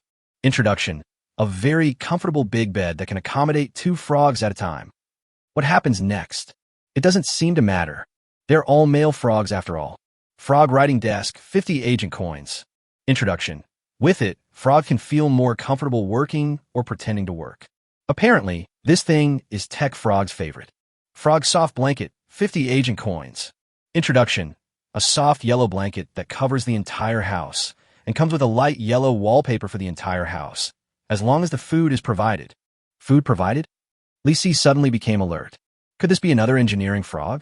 It's a bit upsetting. Let's change it. Maybe a decoration frog will do. Li Si thought for a moment and decided to buy them all. They were not expensive, and he couldn't let his frog live in such bad conditions. Especially the Tech Frog. It's better for this guy to lie on the bed. Li Si chose to pay, and then several packages and a frog appeared in the backyard. The fat frog wearing the yellow engineering hat was extremely eye-catching, and there were even dried lumps of mud that the glutton frog had thrown at it. Li Si's face turned green. Sure enough, it's it again. The other party greeted him lazily, and then said something that Li Si was very familiar with. Engineering frog. I heard that the meals are provided, so I came here. Engineering frog. Don't worry, I am always serious and responsible. Engineering frog. You don't have to say anything, I understand. By the way, when is dinner? The corner of Li Si's mouth twitched, but the Foodie Frog looked excited. Foodie Frog. As expected, the Tech Frog is back after recovering from the illness. My mecha is saved. La la la la. Suddenly, the engineering frog's face froze and his mouth opened wide. Engineering frog. Don't come over here. I'm not a technology frog. Baji. The Foodie Frog jumped and bumped into the engineering frog. The engineering frog got up, shouting that it was not a technology frog, and ran for its life. Can it be so annoying? Li Si feels that the relationship between the frog boys is a bit confusing. While he was watching the two frogs in the backyard playing cops and robbers in distress, the technological frog on the second floor finally drank the protein it had been dreaming of. Your tech frog drank the protein meal replacement powder and felt that his body had recovered, but it seemed to be just an illusion. The travel range increased by 2 meters. Okay, I'm completely exhausted. The technology frog ate something, which finally made Li Si feel relieved. He wanted the engineering frog to finish its work as soon as possible and leave. Li Si spent 20 special agent coins and bought another protein meal replacement powder. The engineering frog was chased by the foodie frog and ate the free food. The engineer frog felt that the meal was not tasty and was being chased by another frog. But it was a free meal, so why bother whether it tasted good or not? Snort. So sober. You're full now. Get back to work. The engineering frog made an okay gesture, ran to the side, picked up a package, rushed to the first floor, and started to make a blanket. One paw is working, and the other paw is blocking the foodie frog. Then its paw was bitten by the gluttonous frog. The engineer frog's face is swollen. But there is nothing you can do to the other party, because the foodie frog on the opposite side is a piece of meat. Chapter 199. Unconventional Poop Head. Just 3 frogs, but they made quite a fuss. Li Si shut down the system and looked at the endless prairie again, feeling a little dazed. 3 side quests, 3 locations, a sheep village, a wolverine's lair, and a missing gray wolf, definitely not in Wolfburg. Although there is no end to the prairie, as long as there are other people, you can definitely see it at a glance. There are no sheep, no wolves, and no people in this place. No matter how you look at it, it seems like there is a bug in the copy. Not to mention the 3-day copy time. Even 30 days might not be enough to find a target. In comparison, Fighting Chicken has a much better mentality. It strolled around and pecked at the grass, and occasionally seemed to be able to peck at small insects. There is a development goal. Li Si saw the Fighting Chicken tilt its head and stare at a certain spot on the ground motionlessly, and then a hungry chicken pounced on it. What the hell? Li Si was shocked. The Fighting Chicken is gone, along with a chicken leash. No way. There's a transmission channel. Li Si grabbed number 1's collar chain and rushed over. Then nothing happened. What? Li Si was anxious. Not long after the copy started, my chicken was gone. Li Si was worried that the Fighting Chicken might be in danger, so he walked back and forth there several times, but still nothing happened. There is an inexplicable feeling of terror. The entire prairie seems to have no end, just like a big cage that you can never get out of, and your companions may disappear in an instant. Li Si decided that he must hold the hand of the Big Cannon Girl from now on. Otherwise, either he or the Big Cannon Girl would suddenly disappear again. I didn't want to reveal my identity, but now it is necessary to ask Lu Ergu about the situation through private message. Li Si quickly opened the private message, but found that the private message function in the copy was not available. All right, the copy is perfect. In this situation, we can only continue to move forward aimlessly, and we don't even dare to let the frog out. If the frog is lost, I'm afraid I'll never find it again. This copy is a bit evil. Li Si wants to find a teleportation channel as soon as possible so that he can hope to find the Fighting Chicken. But it was in vain. He walked hurriedly for a long distance on the prairie, but did not encounter any transmission channel. When they were at a loss, suddenly, a figure appeared in the distance. He was a man with long hair, wearing a dark leather jacket. He showed off his muscular body and was crouching as if he was looking for something important on the ground. He was moving his steps while searching. Li Si stopped. Could this guy be Wolverine? When did he show up? Why does it look so vulgar? At this moment, Wolverine was still crouching with his butt sticking out, facing his direction. He moved forward little by little. Judging from his movements, he was probably looking for something important on the grass. His 2 hands were scratching at the grass, and it was unclear whether the other party had his iconic metal claws. If the other person is Wolverine, it's better to be careful. Li Si took out the assault hunting crossbow from his backpack. This thing is more useful for long-range attacks. Just as he was aiming at the opponent, Wolverine suddenly nodded, as if he had found what he was looking for. The next moment, the opponent bent down again and disappeared out of thin air. Li Si was stunned. Did Wolverine come out to perform magic? Suddenly, he seemed to understand something. There are many portals in this world. Wolverine may have just teleported in from one portal and teleported away from another portal. Obviously, the key is in the bushes. The fighting chicken was also teleported away in order to catch insects. While thinking about the fighting chicken, Lee Si actually received a kill notification. Fighting chicken kills wormhole, guard X1. Get gold X5, experience X10. Wormhole guardian? Apparently, the fighting chicken is still alive and killed a small monster by the way. Wormhole guard, wormhole, damn it. Isn't it a wormhole? Lee Si felt that he had realized something. The fighting chicken disappeared when it was pecking at the bugs, and the Wolverine who was bending over just now must have been looking for bugs as well. To be precise, it should be looking for wormholes. Lee Si was extremely speechless about the settings of this game. The wormhole in physics has turned into a wormhole in biology here. Having gained a new idea, Lee Si quickly squatted down to look for bugs. Then he saw a green caterpillar, with its body tilted upwards, as if looking at him. Lee Si discovered that there was a small hole as thick as a finger in the soil next to the bold worm. A wormhole. It seems that as long as you step on it, you can pass through the wormhole. Lee Si stretched out his toes to try, and as soon as he touched the small hole, he was sucked into an unknown space. It was chaos here. There was no sky above, no ground underfoot, and it was pitch black all around. Just when I was wondering, another figure suddenly appeared in front of me. A giant green caterpillar. The other party was floating in this mysterious space, just like himself, but its body had become bigger and as thick as a water tank. What's even more frightening is that under its two black eyeballs, there is a big mouth similar to a pair of pliers, and it is biting towards Lee Si. This place is completely weightless, and it is difficult for Lee Si to dodge, but the number 1 cannon girl behind him suddenly whipped him with a chain. With a bang, the chain left a crack on the caterpillar's head, and it was shaking with pain. Lee Si took the opportunity to take out the assault hunting crossbow and shot an arrow almost into the opponent's forehead. There was a dull thud. The crossbow arrow penetrated into the giant caterpillar, stirring its tissues. Its body suddenly shrank and curled up into a ball. Then a prompt popped up. Kill wormhole guard X1. Get gold X5, experience X10. What the hell? This thing is a wormhole guard. While being shocked, Lee Si felt his body being pulled by some force and suddenly appeared in another space. A vast grassland. His joy was instantly dashed, because this looks like the prairie just now, except that he was teleported from one side of the prairie to the other through the so-called wormhole. There is no substantial difference. It seems that the wormhole's teleportation location is random. Lee Si believed that these wormholes could teleport him to farther places or other spaces. For example, Sheep Village, Wolf Castle, and so on. Now, I finally have a direction. Lee Si felt that as long as Fighting Chicken didn't meet Wolverine, it would be safe. After all, the wormhole guardian, the green caterpillar, is just a meal for it. As long as we find a few more wormholes to drill into, we can always find a Fighting Chicken.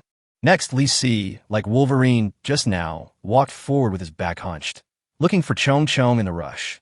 However, he didn't find Chong Chong, but instead found a fat little sheep sleeping on the ground with a wool curl in the shape of feces on its head. Lazy sheep? Ah! Lazy sheep suddenly screamed, jumped up, and ran away. Oh no! Wolverine! Wolverine! Hey, I'm not! Don't run! Chapter 200 Who in the World doesn't work. Lee Si pulled the cannon girl and chased after her all the way, but even with the speed of his sneakers, he couldn't catch up. Are you sure it's Lazy Sheep? Did this guy break the record in the physical education exam? Lee Si could only see the back of a sheep-horned, poop-headed guy and couldn't catch up with him at all. At the critical moment, it took out a pink bath towel. Put on, and you'll find that the speed bonus can't catch up with it. Catch it, find the sheep village, and you will get the grass cake. The moment he put on the bath towel, Lee Si felt his body was full of strength, and he could kick out several meters. The big shot girl could no longer keep up with his pace, and was almost flying up into the air as he pulled the collar around her neck. When Lazy Sheep heard the footsteps approaching, he used his special move and ran on all 4 legs. Thump, thump, thump, thump. The sheep's hooves kicked the ground quickly, and it screamed as it ran. I just came out to gather some grass. Do you have a treat me like this? Wolverine. Uncle Wolf. My meat is not tasty. I'm not Wolverine. Lee Si was speechless. This lazy sheep ran so fast that he couldn't catch up with him. Are its 4 legs connected to engines? The lazy sheep in front was still shouting desperately. Why are you chasing me if you're not Wolverine? You ran away as soon as you saw me. How could you find a sheep village if I didn't chase you? What? You want to find a sheep village? And you say you're not Wolverine? Pleasant goat, come and save me. I can't run anymore. Help! Help! Lazy Sheep was running all the way with tears in his eyes, and the roll of poop on his head was almost thrown off. But when he listened carefully, there was no movement behind him. When I looked back, the guy who was chasing me was gone. Plop! Lazy Sheep just lay on the ground in a big word, gasping for breath. It's horrible, horrible, no? I need to take a break. I wasted half an hour slacking off, but I still haven't recovered my strength at all, and I even wasted a lot of energy. Oh! Lazy Sheep sighed, closed his eyes, and went to sleep.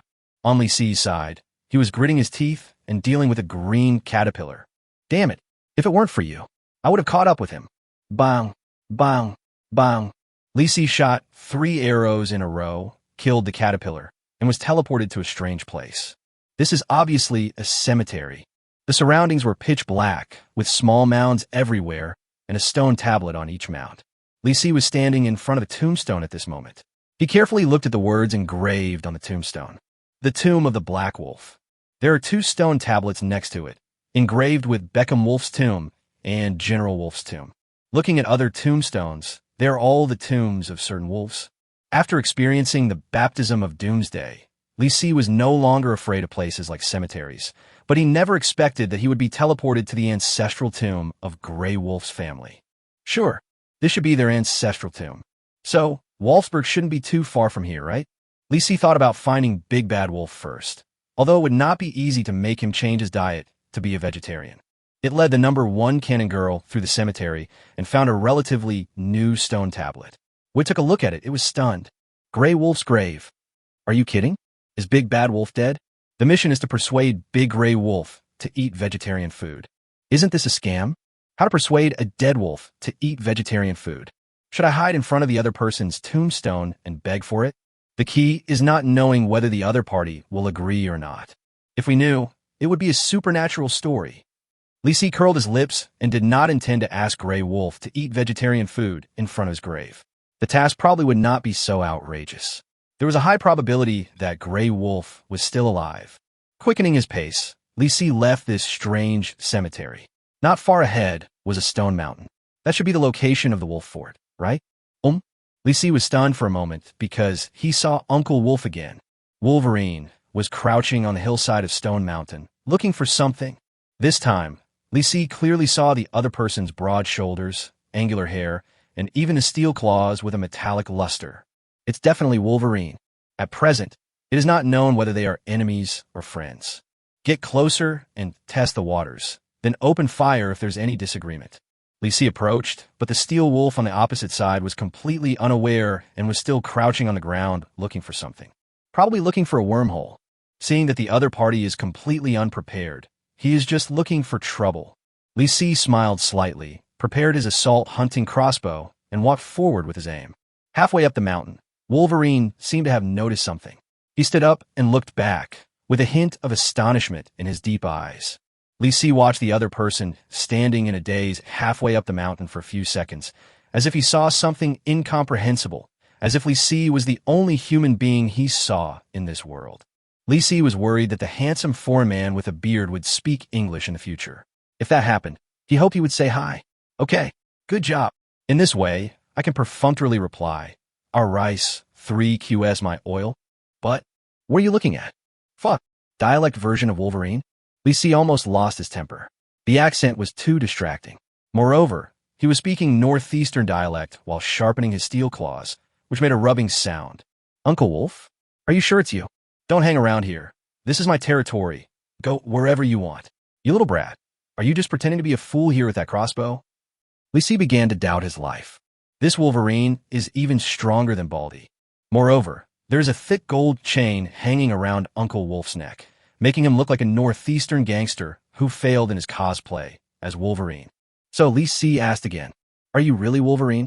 Uncle is busy now. Go wherever you want. Don't let me say it a second time. Wolverine rolled up the sleeves of his jacket, revealing his strong muscles, and stared at Lee Si's crossbow with his deep eyes. Lee Si put the crossbow down. Wolverine waved his hand, turned around, and continued to crouch down to look for the wormhole. At this moment, Lee Si has not recovered yet. In fact, he didn't know whether there were any so-called villains in this copy, so he had no intention of making any moves against them for the time being. Of course, shooting from behind may not necessarily succeed, but you can't just stand there. You can go over and find out where the other party is. Li Si put away the crossbow, replaced it with a stun gun, and continued to climb the mountain. Wolverine was busy for a while and turned back, and found that Li Si had not left yet. He glared at him and became anxious. "You didn't hear me telling you to get out, did you?" "Hey." Li Si was speechless. "Don't think you can curse at anyone just because you're Wolverine." "What? Are you dissatisfied?" Wolverine spoke in a very unfashionable dialect, walked over with his hands on his waist, and glanced at the number 1 cannon girl behind Li Si, then puffed out his chest even straighter. "Hey, my sister is pretty. Come on, little guy, and show off your love." Cannon girl number 1 had no expression on her face. Li Si became more and more melancholy. The mighty and domineering image of Uncle Wolf in his mind collapsed. Not even a brick was left. "Uncle Wolf, let's talk about something serious."